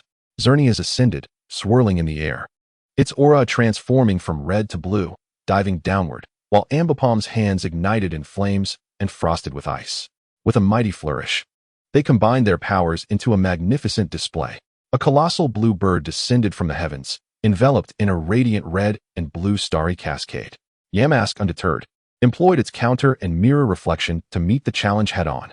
The clash resulted in a tremendous explosion, capturing the attention of every spectator. As the smoke cleared, it revealed Yamask, Xerneas, and a weakened Ambipom, all battling valiantly. With Ash still commanding Ambipom, Musashi's score hit 0, and Ash advanced to the finals. Pikachu, Bully, Pachima. Ash's 3 Pokémon in the audience erupted in joyous celebration, joined by the applause of the crowd.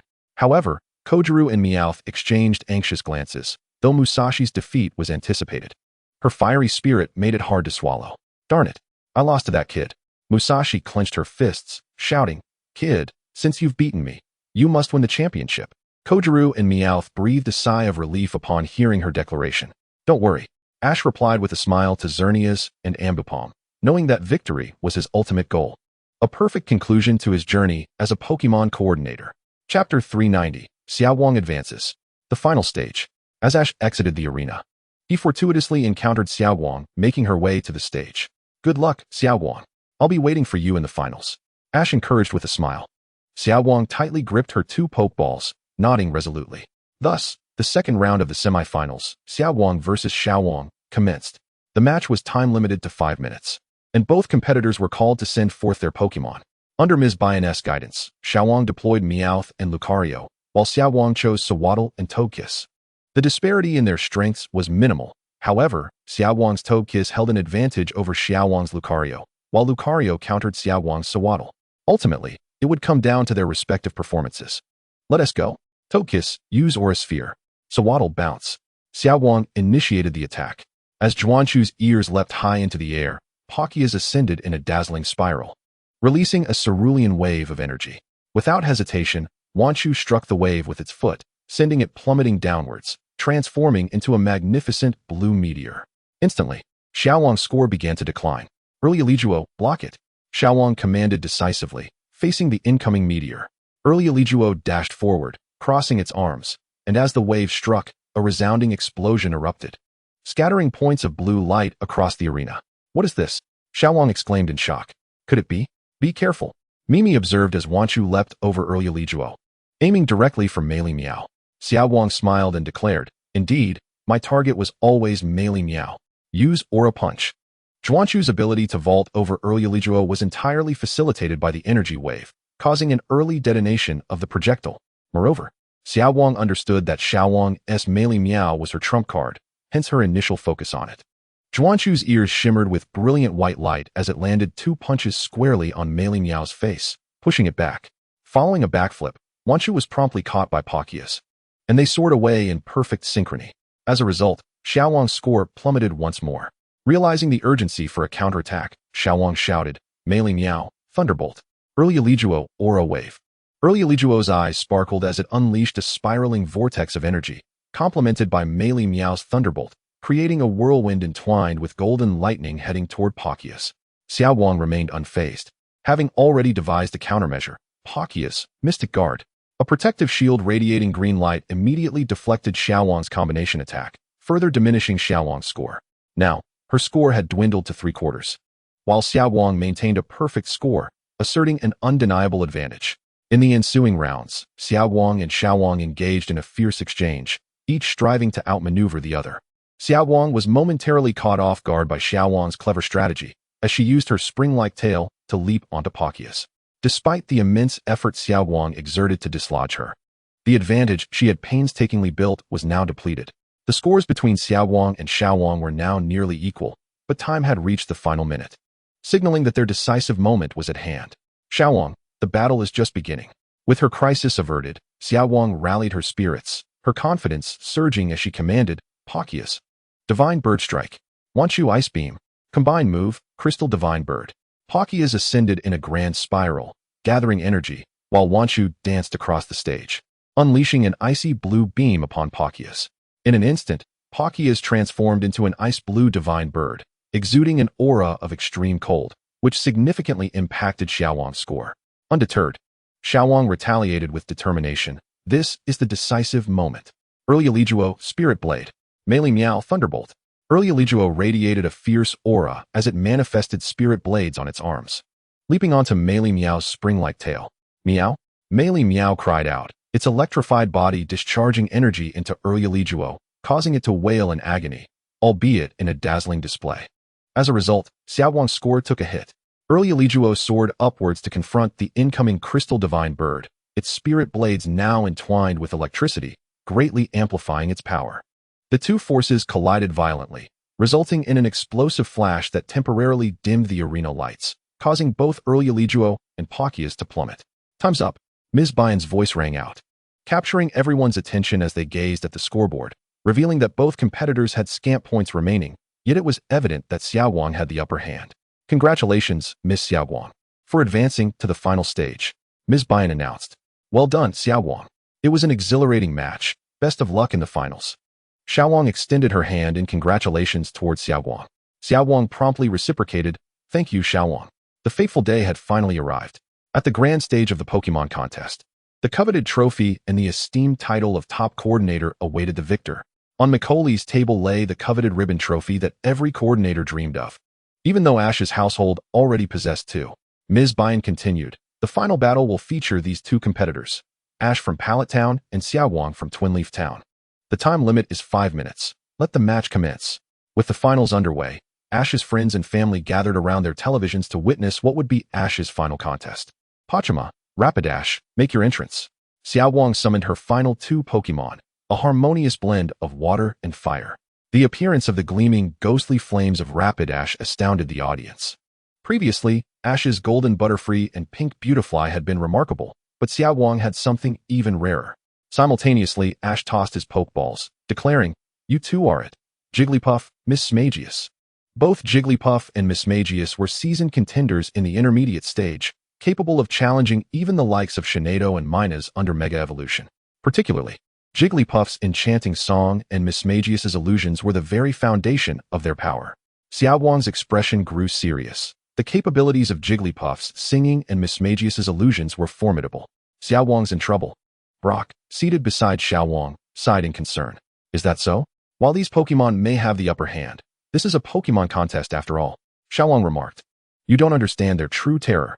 Brock shook his head resignedly, while Pikachu nodded in agreement. It seemed Xiaowang was in for a challenging match. Just then, they heard a voice behind them. Turning to look, they saw Xiaowang's mother, Psycho. I remember you, Xiaowang exclaimed. Psycho smiled and replied, you must be Xiaowang. I'm Psycho, Xiaowang's mother. She's mentioned you often. I never expected her to actually defeat you. Hello, Auntie. Xiaowang has always been strong, Xiaowang responded quickly. Psycho nodded and sat between them, saying, let's watch the match. The final stage is about to begin. Chapter 391, Victory. The rematch with Macaulay. Miss Smagius, Mystic Flame. Jigglypuff, Magical Shine. Ash initiated the assault, and Miss Smagius unleashed a mesmerizing column of purple fire, while Jigglypuff released a myriad of pink starlights. Magic fusion. The purple flames sparkled with the pink starlights, creating a breathtaking spectacle. Xiaowang's score dipped slightly. Rapidash, block it. Pachima, Bubble Beam. Xiaowang commanded immediately. Rapidash surged forward, its flame body absorbing the mystical fire. But the Magical Shine's attack struck true. However, the Rapidash, now infused with the absorbed mystical flames, blazed with an ethereal purple fire, making it even more radiant. Causing Ash's score to begin its descent, Xiaowang was indeed reaping the rewards. Pachima leapt into action, releasing a bubble beam, while Jigglypuff waved her tiny hand, summoning a chilling gust that transformed the bubbles into sparkling shards of ice. Shadow Ball, Energy Ball. Ash continued to command. Miss Smagius and Jigglypuff exchanged glances, standing in unison as ghostly and grass energies intertwined, forming a rotating sphere of green and purple energy. The Life and Death Ball. Ash casually named it. Fire the Life and Death Ball. The imposing Life and Death Ball soared forth, its terrifying aura making Xiaowang acutely aware that this move was beyond her capability to withstand. Quick dodge, she exclaimed. Xiaoji, it's truly frightening. Xiaowang marveled, recognizing the precise timing of the ultimate move, which allowed Xiaoji's combination attacks to flourish in abundance. Indeed, Kaizi nodded in agreement. As a coordinator, their understanding of combination techniques surpassed that of ordinary trainers, and they comprehended that crafting a combination that was both splendid and potent was a formidable challenge. Consequently, few ordinary trainers delved into combination techniques, opting instead to focus on perfecting each individual move to unleash its full potential. As the fiery horse clutched the electric Pokémon, it dashed away with a brilliant flash, narrowly escaping calamity, while the mushroom cloud that appeared in their wake seemed to celebrate their evasion. However, this setback left Xiaowang trailing significantly in score. Gritting her teeth, she commanded, "Fiery horse, Pokémon, utilize the fusion technique of water and flame." Xiaowang had watched all of Xiaoji's battles and had noted Xiaoyao's dazzling performance with the water and flame fusion technique at the Grand Kanto Festival. She had practiced relentlessly for this moment. The whirlpool of Pokémon combined with the fiery vortex of the fiery horse, intertwining water and flame, not only failed to cancel each other out, but instead radiated a formidable power. The fusion technique of water and flame. Xiaoji reminisced as he beheld the scene: magical flames, magical brilliance, magical fusion. Although Xiaowang's initial strike was easily countered by the fiery horse, its strength remained substantial, causing dense white mist to envelop the entire stage upon collision. Without hesitation, Xiaowang issued her command, "Go forth, upgraded fiery ice." "Poke!" cried Pokémon, unleashing a piercing blizzard, while the fiery horse was enveloped in blue flames. As the icy wind blew, a crystal-clear ice ball surged forth from the fiery horse, hurtling towards Mew and Jigglypuff. This was Xiaowang's trump card, the upgraded fiery ice composed of blizzard and blazing charge. In that case, evade.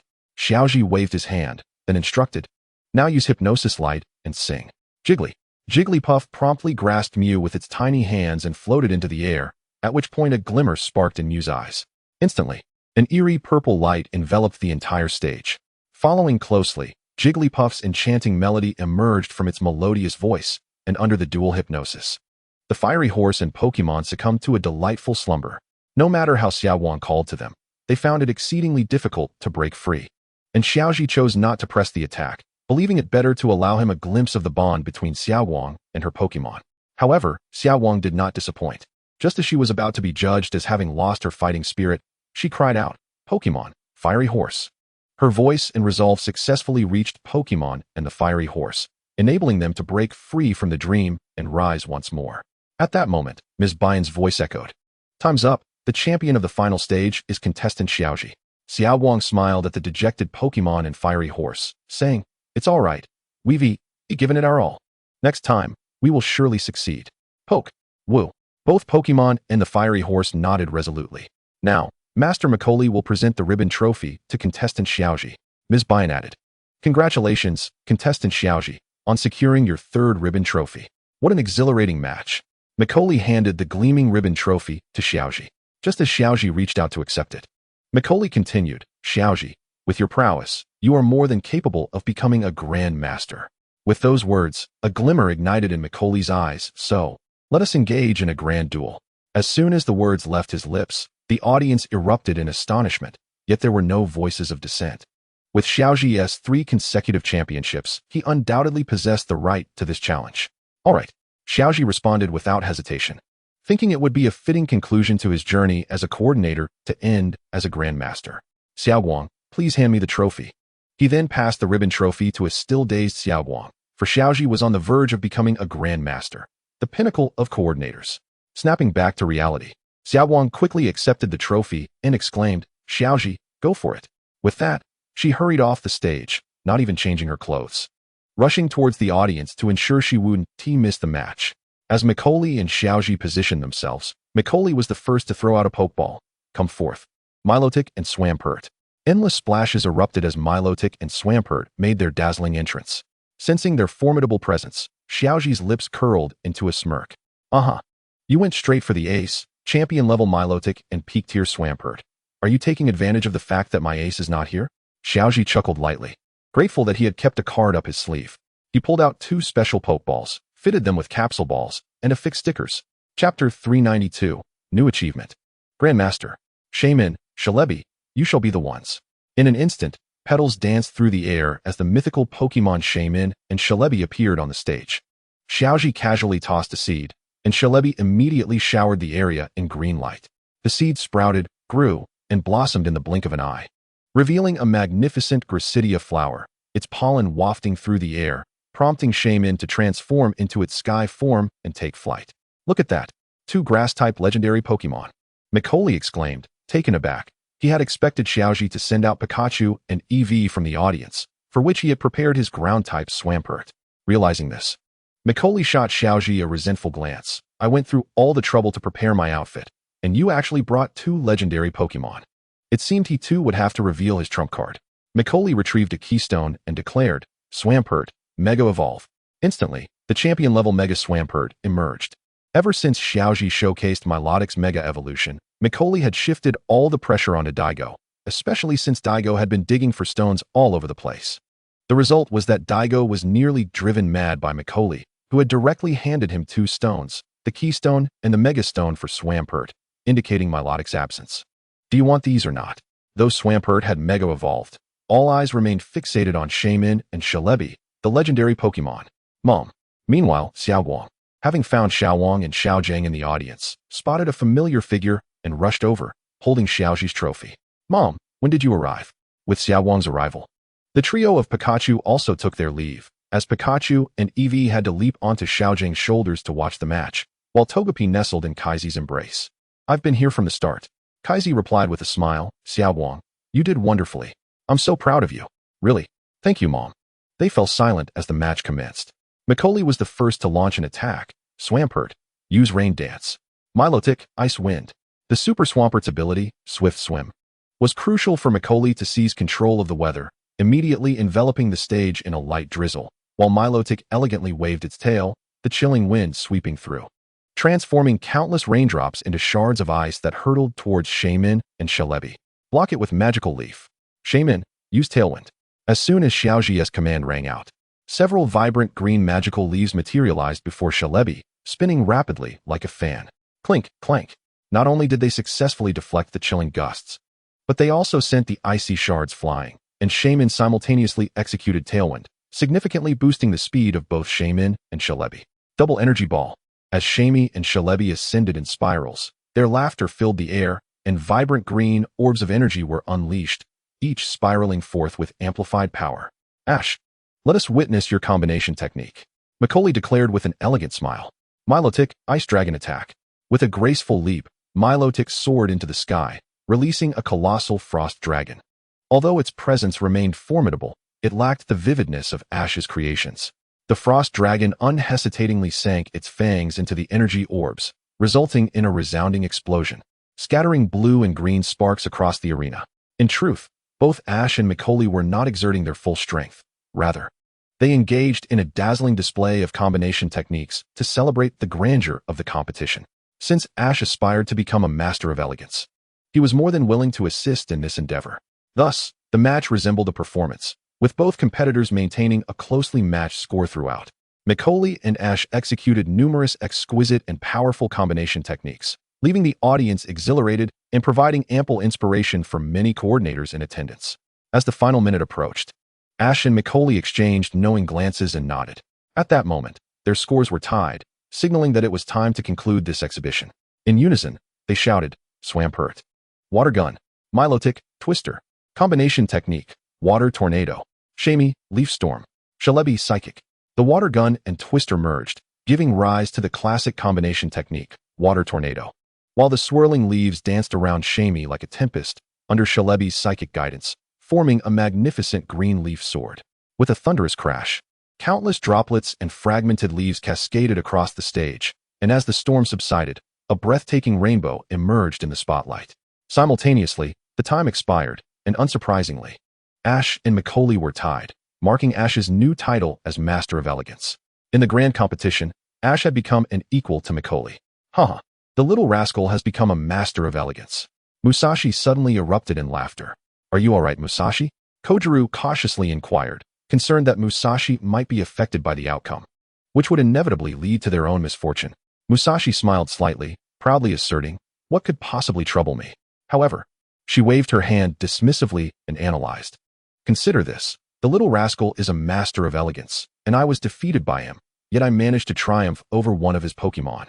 The little girl who made it to the finals couldn't even defeat one of his Pokémon, so by rounding up, doesn't that mean I've effectively claimed the championship and become a top coordinator?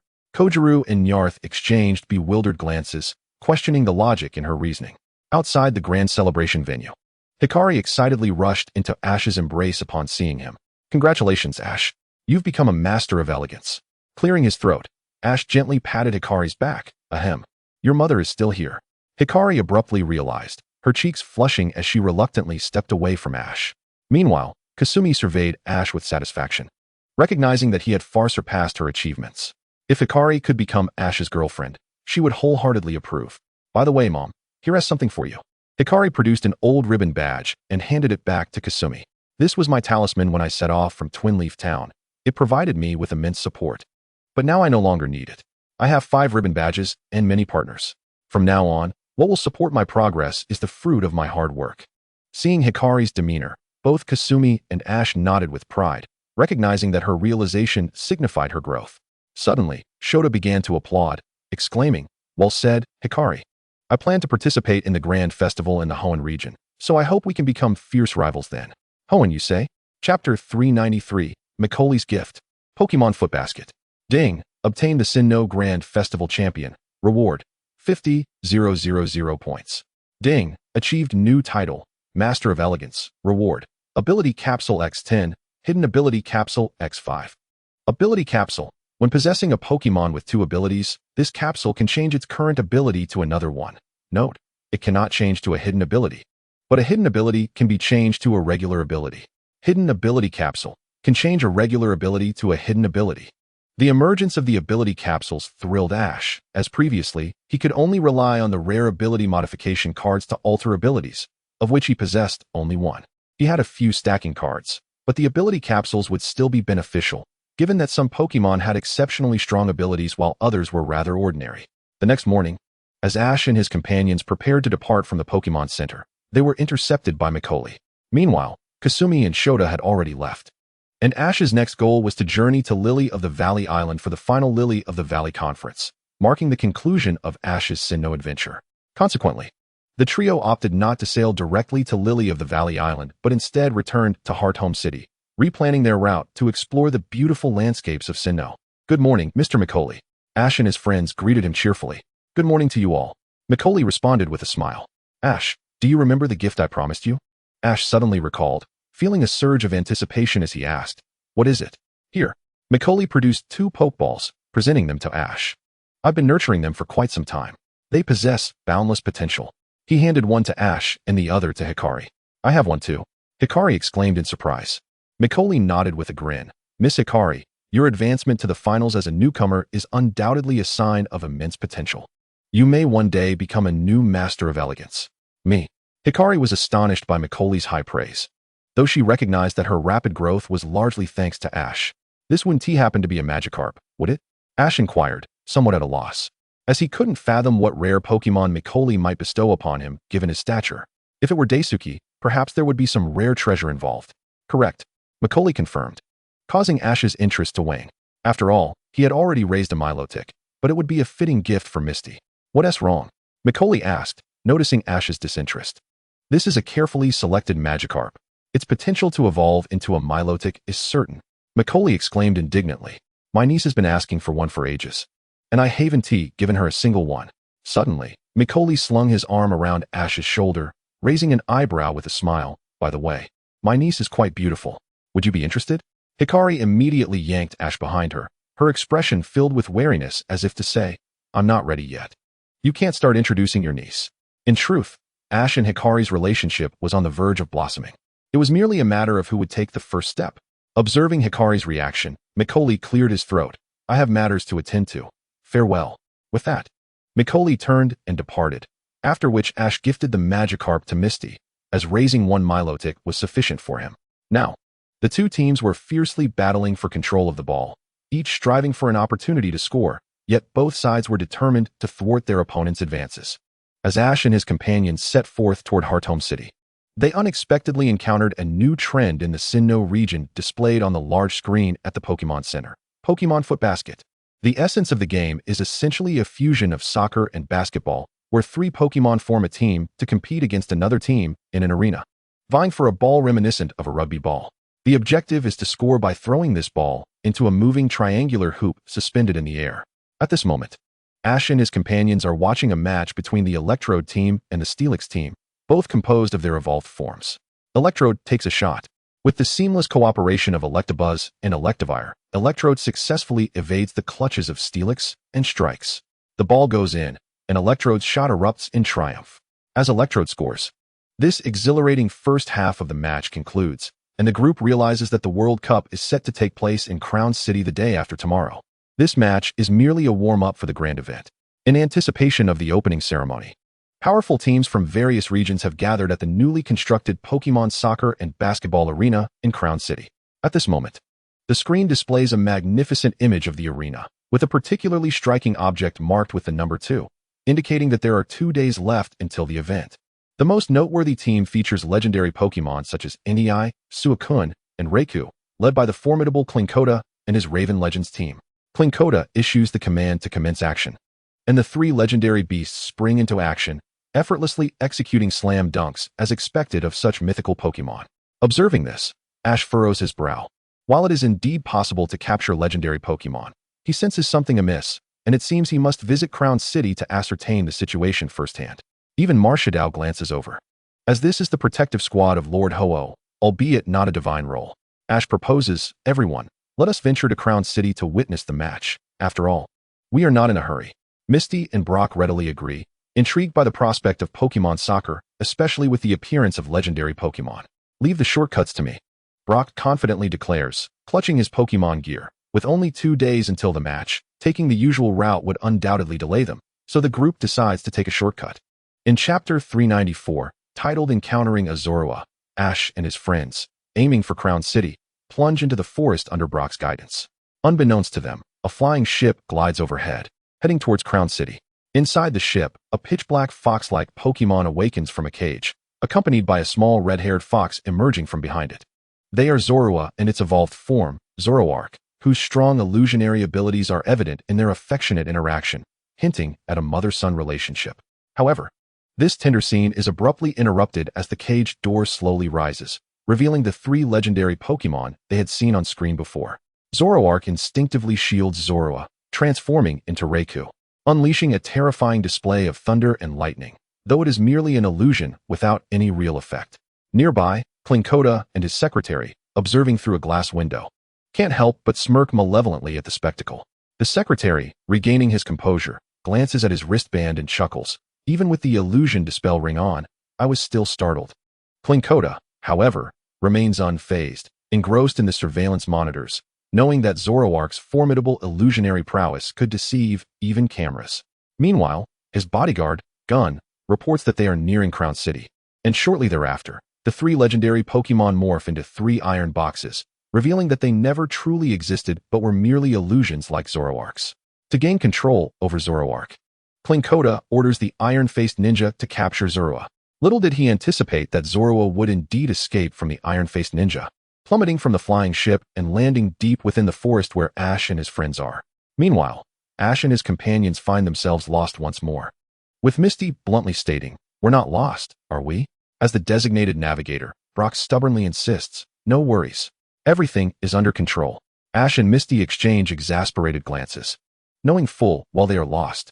At that moment, a swarm of huntail butterflies bursts forth from the bushes, fluttering their wings and scattering glimmering scales like stars. "How beautiful!" Misty exclaims, unable to contain her awe. "Thanks to our detour, we're witnessing this splendid sight." Brock admits, unable to hide the truth. "Humph." Misty retorts, glaring at Brock. "You really are lost. No need to lie." "I'm sorry." Brock sheepishly scratches his head. Suddenly, Pikachu and Eevee alertly gaze in a particular direction, prompting Ash to activate his aura to investigate. "What is this? How intriguing."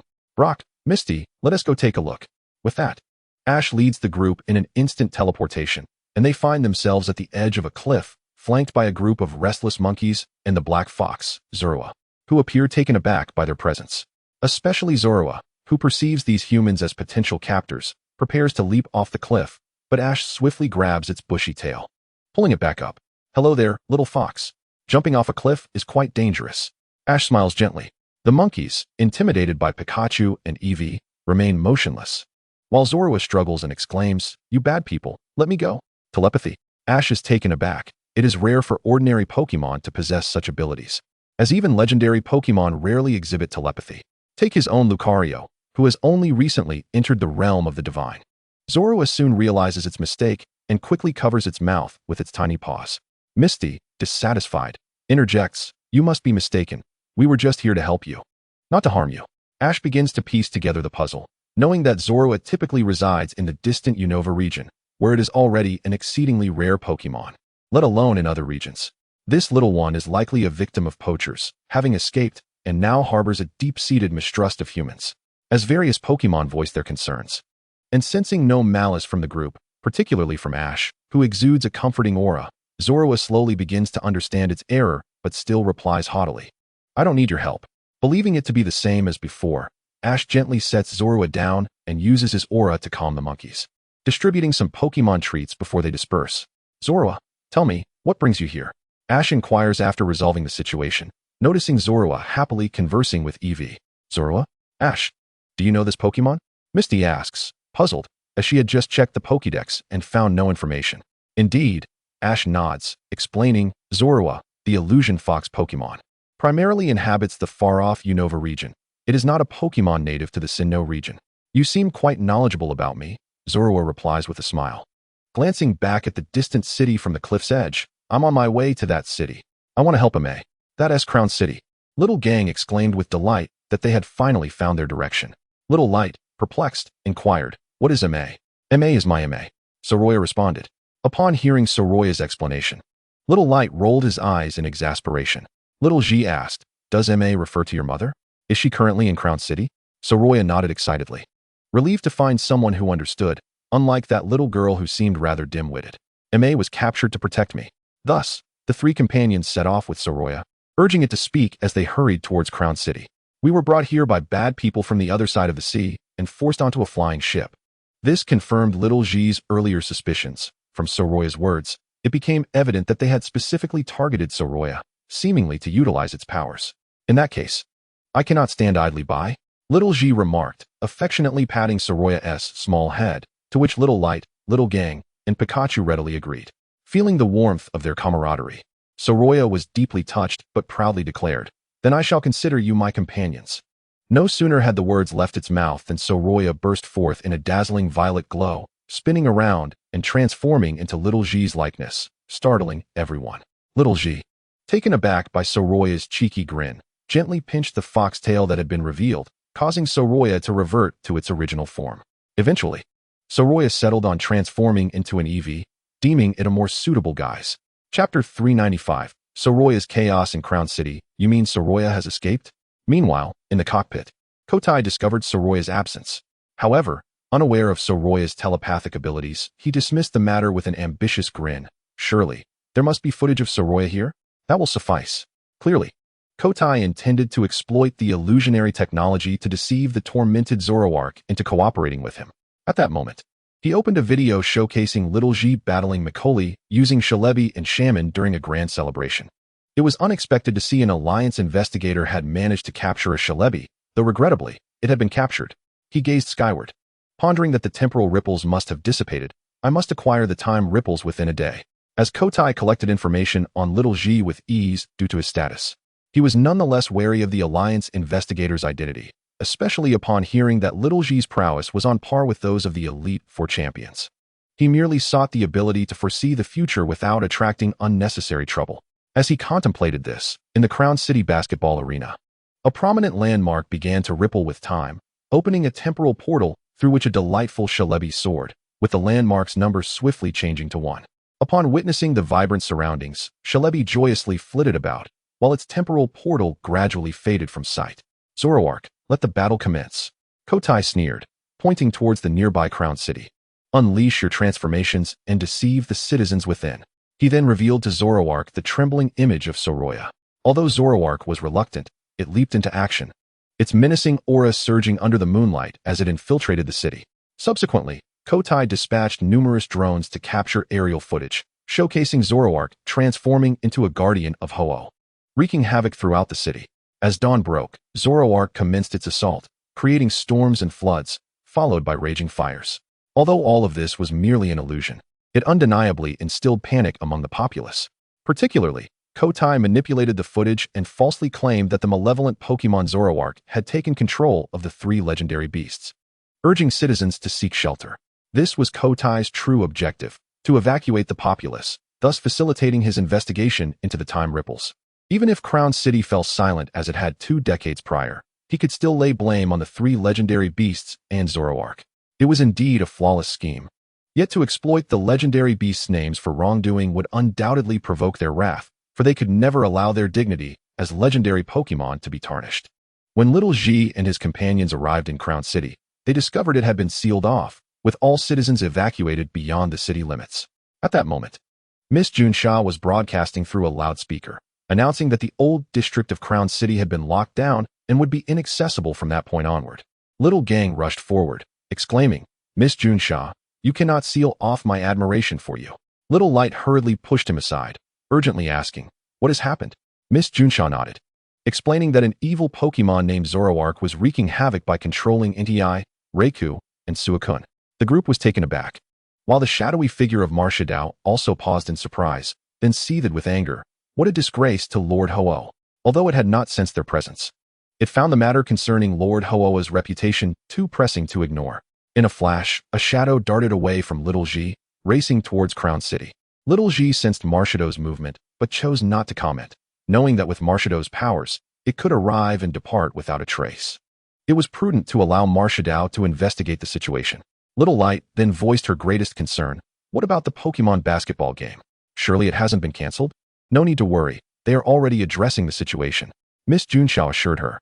At that moment, she noticed Little G deep in thought and quickly bowed respectfully. Little G, the investigator. Little G nodded, requesting that Miss Junsha provide him with a detailed report.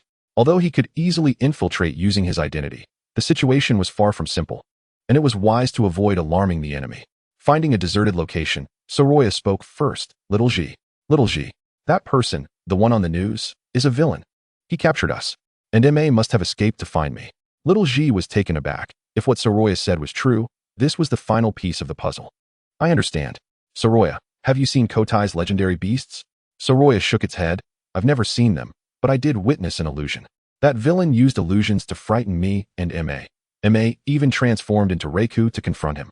Little G's suspicions were further solidified. What is it? Little Gang and Little Light inquired curiously.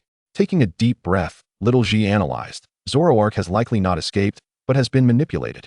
And Kotai does not possess any legendary beasts. All of this is an illusion crafted by Zoroark. He then turned his gaze to Soroya. You were merely a pawn in this game. While you successfully escaped, Zoroark remains unaware. Therefore, if you return to Zoroark's side, everything will be resolved. But why has Kotai exerted such effort to clear the city? The immediate concern was entering Crown City. I may be able to assist with that. Suddenly, an unfamiliar voice interjected. Chapter 396. The Rescue of Zoroark. Hello, Investigator Little G. A young man wearing a messenger bag and a duckbill cap approached. His recognition of Little G's identity indicated he had been observing the group during their interaction with Miss Junsha. I am Kurt, a news reporter. Kurt continued. I believe Kotai is concealing some secret, which is why I have been tracking him. While you, as Investigator Little G, could easily enter Crown City, you would likely prefer not to alert the enemy in your attempt to rescue Zoroark, correct? Ash nodded in acknowledgement, though he had originally intended to teleport using his psychic abilities. However, he realized that Zoroark, being a Dark-type Pokémon, was beyond his control. Ultimately, Ash chose to place his trust in Kurot, and under Kurot's guidance, the group arrived at an antiquated workshop where they uncovered a passage leading to the old city district. Copper Mirror Monster, illuminate. Under the glow of the Copper Mirror Monster, the group traversed the dimly lit underground tunnel. Through Kurot's narration along the way, Ash came to the startling realization that Kotai possessed the extraordinary ability to foresee the future. Yet, this was not the most crucial aspect. What truly mattered was that Kotai had the capability to manipulate the media, implying he wielded the power to distort truth and falsehood, unless they could obtain irrefutable evidence. Silently and effortlessly, they reached the old district of Crown City through the underground passage. Simultaneously, Kotai confirmed the presence of Shalebi via a drone, validating his prior vision of the future. The next step was to locate the time ripple. Suddenly, golden light flickered in his eyes, and his entire being began to contort and tremble as if engulfed in immense agony. Time ripple, along with a countdown clock. The prophetic imagery began to blur, indeed nearing its limit. At that moment, he finally glimpsed the future. The location of the time ripple was adjacent to one of the many countdown clock-like markers in Crown City. Then he saw Ash, along with Xiaoguang, Xiaojing, Hurat, and a long-haired woman. As soon as he discerned Ash's face, the flow of time began to rapidly slip away. And before he could fully comprehend Ash's visage, he was jolted back to reality. Awakening, Kotai pressed his hands against the table, his eyes wide with breathlessness. Was that the investigator? He had come to Crown City? Meanwhile, Kotai discreetly glanced at his secretary, Lyoka, and it appeared that the long-haired woman was indeed her, regrettably. He could not witness the ensuing events. Lyoka stepped forward to assist Kotai. Was that a vision of the future? What did you see? Kotai regained his composure. I saw a group of individuals attempting to thwart me. He then issued a retrieval order for Zoroark to Gwen and proceeded to the city to personally search for the time ripple. After Ash and his companions arrived in the old district, Ash immediately harnessed his aura power and swiftly located the positions of Marshadao and Zoroark, discovering several auras converging towards that location. I will go ahead, Ash called out, and in an instant, he vanished with Pikachu, Eevee, and Bikibi, leaving the others in bewilderment. Zoroark sniffed the air. It's the scent of M.A. Over there. Led by Zoroark, the rest of the group advanced towards Zoroark's direction. Meanwhile, Ash observed a mechanical flying saucer materializing above Zoroark, extending a metal rod with lightning speed to ensnare Zoroark within its grasp, while sparks danced along the rod. Marshadao, engage in close combat, Ash shouted. Marshadao. In a sudden emergence from Zoroark's shadow, Marshadao unleashed a powerful kick against the iron cage, shattering it into fragments. How is this possible? Both Gwen and Zoroark were taken aback. They were well aware of the formidable strength of that high-tech prison. While Marshadao fixed its gaze intently on Zoroark, Pikachu and Eevee sprang into action as well, and in a blur, Gwen's giant mantis and iron-faced ninja were vanquished. Just as Gwen came to his senses and attempted to flee, he stumbled into the mischievous Bikibi, who wore a broad grin. Zoroark, come help me, or else Zoroark will. Hearing this, Zoroark hesitated, but Marshadao intercepted. Ash stepped forward and addressed Zoroark, the Phantom Sovereign. Zoroark, greetings. But do not be deceived. Zoroark has already escaped and is now approaching us. Zoroark paused, gazing deeply at Ash before closing its eyes and sitting down. Noticing Marshadao was still fixated on Zoroark, Ash revealed the truth of the situation to Marshadao, who looked at Zoroark with surprise and nodded before retreating into Ash's shadow. Ma, it truly is M.A. After a while, the little fox Zoroark finally arrived, embracing Zoroark in a heartwarming scene. Excellent, we found Zoroark's M.A. Xiaoguang exclaimed, touched by the affectionate interaction between Zoroark and its offspring. Now, the next step is to ascertain Kotai's intentions, Ash mused while controlling Gwen, strolling through the streets. At that moment, Hurat interjected confidently, rest assured, Investigator Ash. We will soon uncover Kotai's motives. Sensing Hurat's assurance, although curious, Ash refrained from questioning further. Suddenly, a large wolf dog appeared, glaring menacingly at Zoroark and its child. Abruptly, the wolf dog lunged at Hurat, laughing heartily. What is this? Haha, long time no see, wolf dog. Haha, got it. From a nearby emerged an elderly couple, followed by a massive vine Pokémon. The grandfather chuckled. Hurat, is that you? Little Hurat, you've grown. The kindly grandmother added. Grandpa. Mrs. Doru. It's been a while. Hurat eagerly greeted them. Chapter 397. Shalebi makes its appearance. A trap awaits. The elderly couple warmly welcomed everyone into their home.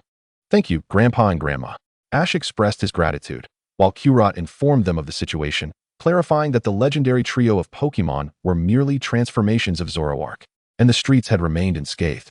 So, we were deceived by him, right? Mrs. Doru smiled at the affectionate Zoroark and its child. We have known for quite some time that they are not the guardians of this city. Hurat's grandfather chuckled. Ash was somewhat surprised. It seemed the city held a deep reverence for the three legendary beasts. Then, why didn't TU2 evacuate the city? Xiaojing inquired with concern. Because neither of us wanted to leave this city. After all, Shalebi has just returned to our city. The elderly couple responded. Shalebi? Ash raised an eyebrow, suddenly recalling Kotai's foresight. Could his target be Shalebi? Is this true? Hurat exclaimed excitedly. Mrs. Doru nodded with a smile. Yes. My Venusaur and I witnessed it ourselves. Since the day the plants in the city withered, Shalebi has not visited this city for 20 years. Hurat's grandfather reminisced. If Kotai's target is Shalebi, I have a plan. Ash stood up with a smile, producing the GS ball and tossing it. Come forth, Shalebi. Shalebi. The Pokémon affectionately rubbed against Ash. Shalebi. Hurat's grandfather and Mrs. Doru gasped in astonishment. As a news reporter, Hurat was not surprised, given the significant impact of the upcoming grand celebration. However, he knew Ash's Shalebi had been captured for quite some time. While the Shalebi of Crown City appeared rarely, it likely was not this one. Ash caressed Shalebi. Summon your companion. Shalebi joyfully flew into the courtyard, releasing a wave of green light that attracted numerous Pokémon to watch. As everyone gathered in the courtyard, Ash's blue aura shimmered. Here it comes. The Shalebi of Crown City, upon seeing Ash's Shalebi, was overjoyed, never expecting to encounter a companion. The two Shalebis began to cheer and dance together, scattering green luminescence that soon transformed the previously blooming fruit trees in the courtyard into bountiful harvests. Meanwhile, the mischievous Zoroark, witnessing this, smirked and transformed into a likeness of Shalebi with a flash of purple light. Two Shalebi blinked their large, dark-ringed eyes in surprise, and immediately sought to grasp the hand of Zoroark, eager to soar through the skies together. However, Zoroark was merely an illusion, not a transformation technique. How could it take flight? I cannot fly. Zoroark chuckled wickedly, reverting to its true form and declaring, let me have you as my companion. Yet, the two Shalebi were not about to let it go, each seizing one of its small paws and lifting it into the air, causing the little fox to cheer with delight. At that moment, a mysterious woman appeared. Hello, Investigator Ash. She greeted. Did Kotai send you? Ash casually inquired. Indeed. She was Melota, Kotai's secretary, but she merely smiled and shook her head. Not quite. Suddenly, Kurut chimed in. Melota, cease your theatrics. Melota removed her glasses and let down her hair, instantly transforming into a more beautiful older sister. Like Kurut, I am a journalist, undercover to expose Kotai's misdeeds. And the undercover investigation is now complete. She produced a notebook and began to elucidate Kotai's true intentions. His target was the Time Ripple. The Time Ripple appeared when Shalebi traversed from the future. It was a point where the energy of time temporarily converged, created to replenish the weary Shalebi when it required power for time travel. The Time Ripple would linger on the ground for about a day. Thus Kotai intended to absorb that energy before it vanished, claiming it as his own. A glimmer of realization flashed in Ash's eyes as he connected the dots. So that was why the plants in this city had suddenly withered 20 years ago. It was indeed Kotai's interference with the Time Ripple. Melota nodded gently. Exactly. You truly have a keen insight, Investigator Ash.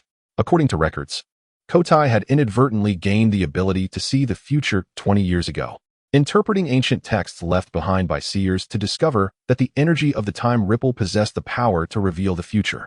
He then ventured to Crown City, where Shalebi would appear, absorbing the power of the Time Ripple. However, this consumption caused an energy backlash, resulting in the desiccation of the city's flora. As for Kotai, he became capable of foresight. After that, everything he desired came to him effortlessly. Madame Dali, Kurut, and his grandfather were infuriated upon hearing this revelation. The withering of the city's plants was indeed caused entirely by Kotai. Melota continued. However, Kotai is gradually losing his ability to foresee the future, which is why he is desperate to absorb the Time Ripple's energy once more. Indeed, Ash understood the sequence of events and scoffed. Even if he draws power from the Time Ripple, without a continuous source of time energy, it will eventually run dry. To sustain it, he must absorb the Time Ripple again. Kotai's foresight stemmed from stealing divine power, while Ash's abilities were inexhaustible. Kotai's strength diminished with each use. Now, 20 years later, his power was nearly depleted. With this evidence, he would surely spend the rest of his life in prison. Suddenly, Ash turned to Zoroark and smiled. However, I have a more perfect plan. Even if he can manipulate the media, I will ensure he never has a chance to rise again. Ash then laid out the entire scheme, with Zoroark being the pivotal element. Having long harbored a deep-seated hatred for Kotai, Zoroark readily agreed. Shalebi, Ash called, and instantly, the two Shalebi appeared before him, while Zoroark was unceremoniously dropped to the ground. Ash smiled gently. Shalebi, could you take us to the location of the Time Ripple? Seal? The Shalebi from Crown City hesitated, recalling the lessons of 20 years past. After glancing at Ash's Shalebi, it ultimately nodded in agreement. Thank you, Ash said with a smile as he patted its onion-like head, and Shalebi affectionately nuzzled against him. Ash's plan was, of course, to lure Kotai into a trap. He would not relinquish the Time Ripple willingly. A grand performance would mark the end of his reign. Suddenly, a blue light flashed around Ash, who declared, Marshadao, accompany me. Chapter 398. The curtain falls on Kotai. The agreement. Marshadao, come with me. As soon as the words left his lips, Ash's figure vanished alongside Marshadao. and in the blink of an eye, they appeared outside the city. Marshadao stood beside Ash, a faint aura enveloping them. Moments later, the true Nei, Reiku, and Suakun materialized before them, bowing before the Rainbow Hero and the Shadow Guide. Though they were the guardians of Crown City, they had yet to touch the realm of the divine. However, Ash was taken aback to find that these three legendary beasts were in their shiny forms. Even having encountered numerous legendary Pokémon, this was his first sighting of shiny forms. It was exceedingly rare. Notably, the shiny forms of these legendary beasts were indeed more aesthetically pleasing. Ash spoke calmly. Crown City will be entrusted to Marshadao and me. We will ensure that those who tarnish the legacy of legendary Pokémon pay the price. Marshadao. Marshadao echoed in affirmation. The three legendary beasts exchanged glances and, after a moment, nodded in agreement before turning to depart. Ash smiled at Marshadao. Now, let us proceed according to plan. Upon their return, with Shalebi leading the way, the group effortlessly located the time ripple's position, and Ash seamlessly executed the deployment of their plan. Before they knew it, night had fallen, and Ash felt a twinge of disappointment at Kotai's lack of efficiency. Just as he contemplated whether to give a hint, a spark of inspiration lit up Ash's eyes. Zoroark, prepare for action. He's coming. Kotai's intelligence seemed to lag behind several versions, despite being hailed as a monster capable of controlling the media. He was unaware that the newly constructed arena had a countdown clock and had spent an entire day searching Crown City before arriving here. Ash's first step was to sabotage Kotai's illusion dispel ring without him noticing. For Ash, this was a trivial task. Marshadao guided Ash into the shadows, concealing their presence. Ash harnessed the power of aura to form an imperceptible needle, its essence barely discernible, but cloaked by the ghostly Marshadao. The two ghost-type Pokémon near Kotai remained oblivious. The needle was launched, striking the illusion dispel ring and easily damaging its intricate components. This precision instrument would cease to function even with the slightest disruption. As expected, Kotai remained utterly unaware, soaring past a small plaza on his flying device until he finally reached the long-sought countdown clock. At this moment, the time ripple began to manifest, as Shalebi was nearing its time to return. Although Kotai sensed things were going smoothly, to avoid any unforeseen complications, he unhesitatingly extended his mechanical claw to pierce the time ripple. Haha, I've finally found it, Kotai exclaimed, feeling the legendary power surging into him, prompting an uncontrollable fit of laughter. His next 20 years of glory were about to commence. Just then, Melota rushed in, exclaiming, "Oh no, I'm too late." She stretched out her hand and shouted, "Mr. Kotai, stop. Otherwise, the trees here will wither once more." "Oh, it's Melota," Kotai replied, a manic grin spreading across his face. "As my secretary, don't you know me by now? I couldn't care less. As long as I can possess the future, nothing else matters. Do you not care what becomes of this city?" As Leo's words fell, the ripples of time were completely absorbed, and a dark, purplish aura of death began to spread throughout the city. Seeing his objective achieved, Kotai, engulfed in violet flames, coldly declared, 20 years ago, I touched the ripples of time, leading to the wilting of this city's flora, yet no one was aware of that incident. And this time, no one will know what I have done either. I am merely striving to capture that malevolent Pokémon, Zoroark." In an instant, a powerful gust erupted, causing the surrounding plants to wither instantly. Kotai erupted into maniacal laughter. "Ha! I have triumphed. Even that investigator cannot stop me. Ha!" Suddenly, he paused, his pupils constricting. According to his visions of the future, he should have encountered Ash by now. Yet they had not crossed paths at all. "Oh, realized it, have you?" Ash and his companions emerged from the forest, approaching Leo. "Mr. Kotai is indeed clever. But I must thank you for your cooperation." As those words were spoken, Zoroark, hidden in the shadows, opened its eyes. The encroaching aura of death began to recede, revitalizing the surroundings, while the true ripples of time lay merely a foot away. Though they were close at hand, they felt worlds apart. The positioning of Ash and his companions mirrored the scene Kotai had glimpsed in his last vision of the future. Instinctively, Kotai took a few steps back, realizing, so this is the future. Is this an illusion? But how can it be? I am wearing the illusion breaker ring. Looking down, he noticed the illusion breaker ring on his left wrist sparking with electricity, which soon exploded, sending countless sharp shards flying, cutting into Kotai's skin. When did this happen? Kuroto, holding a camera, sneered, "Kotai, give up. I have recorded all your crimes." No, it cannot be." Kotai's eyes were bloodshot as he glared at Ash. "It's all your fault. Had it not been for you, I would not have failed. Cursed doll, Dream Eater, Shadow Ball. Unrepentant." Ash scoffed, "Pikachu, Eevee, Iron Tail.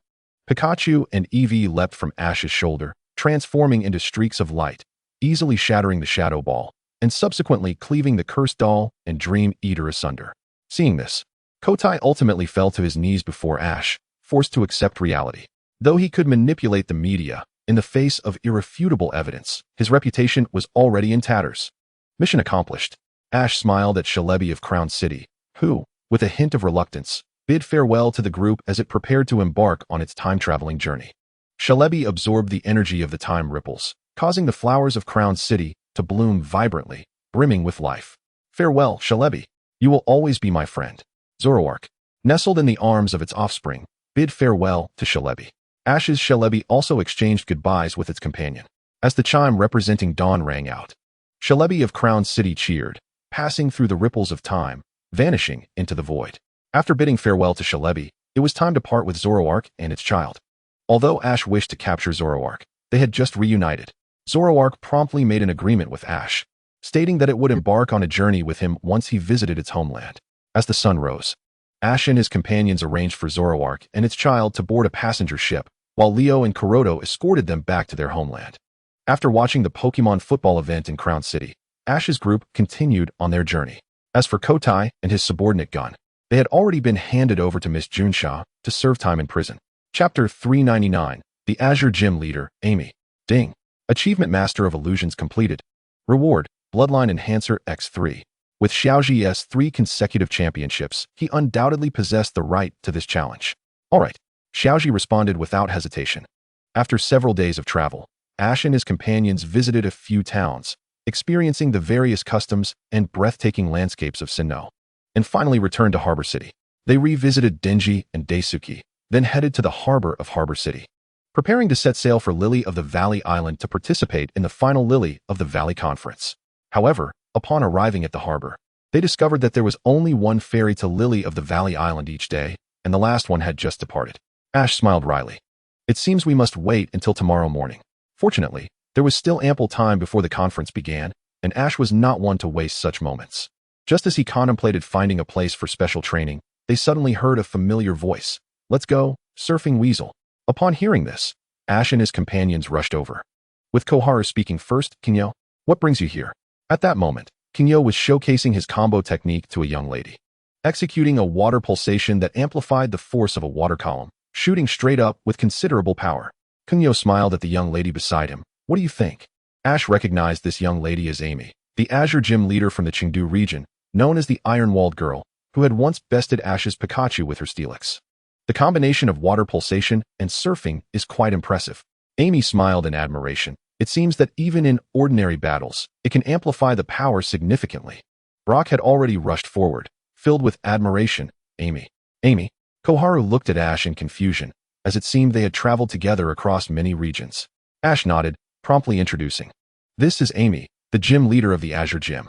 Her partner, Steelix, once defeated my Pikachu. Pikachu lost, Koharu exclaimed in astonishment, aware that Pikachu now possessed champion-level strength. Pikachu looked exasperatedly at this trainer who was revealing his past failures. Ash couldn't help but chuckle, reflecting on how much weaker Pikachu had been back then, likely only at gym level. Koharu immediately understood. Brock, seizing Amy's delicate hand, exclaimed, It's been so long, Amy. Amy chuckled awkwardly. I remember you must be Brock, right? Brock nodded excitedly, yes. It must be destiny that allows us to meet again like this. Before he could finish, a mischievous Frogadier playfully interrupted, dragging him away with a playful tug alongside a Wobbuffet. At that moment, Ash stepped forward with Koharu to introduce them to one another. Ash, it's been a while. Amy greeted with a smile. I never expected you to grow this much in just a few short years, becoming a Pokemon coordinator. Indeed. Ash responded eagerly. Are you following the Pokemon showcase as well? The Chengdu League conference is about to commence, and how is the gym there? Yes, but to become stronger. I want to learn all the techniques I can, so I am also studying the showcase battles. Amy explained with a smile. Currently, my companions are managing the gym for me, allowing me the opportunity to travel and hone my skills. It was evident that with the promotion of the Pokemon showcase in the Chengdu region, Amy had developed a keen interest in it, leading her to journey across various regions to learn elegant techniques. Brock, now back to his senses, remarked, as expected of Amy, as a gym leader. She is not content with a stable life, but continuously strives to improve and refine herself. I believe that is also a responsibility of a gym leader, Amy stated earnestly, gazing at Ash. In that case, Master Coordinator Ash, would you like to engage in a battle with me? To which Ash readily agreed without hesitation. Meanwhile, Kingyo suddenly turned to Koharu, asking, Koharu, what do you want to do next? Xiaowang responded with a smile, of course, I will cheer for Xiaoji at the Sinnoh League. But what comes after that? Jianwu continued to probe. Upon hearing this, Xiaowang fell into contemplation. Deep down, she undoubtedly wished to continue her journey with Xiaoji. Yet Xiaowang had invited her to participate in the Hoenn region's Pokémon contest. Additionally, Xiaoji had already challenged the Hoenn League. Xiaowang shook her head and said, I haven't decided on that yet. Then, with a cheerful smile at Jinwu, she added, but for now, let's go watch the match between Xiaoji and Miss Ami. Seeing Xiaowang's radiant smile, Jinwu's words were abruptly stifled, and he let out a resigned sigh. However, this scene did not escape the notice of the love guru, Xiaojing. Xiaojing shook his head in exasperation. The relationship between Xiaoji and Xiaowang was already a foregone conclusion. Ultimately, it seemed that the childhood bond could not compete with sudden affection, and Jinwu was destined to fail. The group then made their way to a nearby open area, while Xiaoji headed to the Pokémon Center to exchange Pokémon. With his psychic abilities, Xiaoji was remarkably swift. Xiaojing, acting as the referee, announced, the match will be a one-on-one knockout. Go Steelix. Ami sent out her Pokémon, which was the very Steelix that had previously triumphed over Pikachu. Eevee immediately nudged Pikachu, who turned away, entirely ignoring the little traitor. Steelix, it's been quite a while. Xiaoji exclaimed, tossing his Pokeball. You shall be my choice, Altaria. Knowing that Ami was honing her elegant techniques, Xiaoji decided to swap in the dazzling Pokémon he had captured in Sinnoh. Nonetheless, Altaria's strength was formidable enough to contend with Ami's Steelix effortlessly. Steelix, use Iron Tail. Ami commanded first. The Iron Tail, Steelix's signature move, had once caused Xiaoji considerable trouble. Block it with Dragon Claw. Xiaoji's eyes sparkled with determination. A pair of verdant dragon claws unfurled from Altaria's cloud-like wings. Although Altaria appeared delicate, it was indeed a bona fide dragon-type Pokémon. The dragon claws successfully intercepted the fearsome Iron Tail, but Ami's momentum surged once more. Once more Steelix. Iron Tail. The terrifying might of Steelix's Iron Tail was vividly displayed as the massive metallic tail struck down upon the dragon claws, which began to shatter. Fortunately, Xiaoji had Altaria utilize Substitute just in time to avert disaster. Steelix, whip up a sandstorm. Ami's voice rang out again. Steelix began to spin, conjuring a colossal sandstorm that engulfed the battlefield. However, Xiaoji remained unperturbed, continuing to direct. Altaria, unleash Flamethrower on Steelix. With a light chirp, Altaria soared gracefully through the sandstorm. Unfazed, as it released a torrent of scorching flames that effortlessly landed on the unsuspecting Steelix. Roar! Steelix cried out in pain, its massive steel body turning crimson from the heat. Upon witnessing this, Ami gasped. Altaria's ability was unaffected by the weather.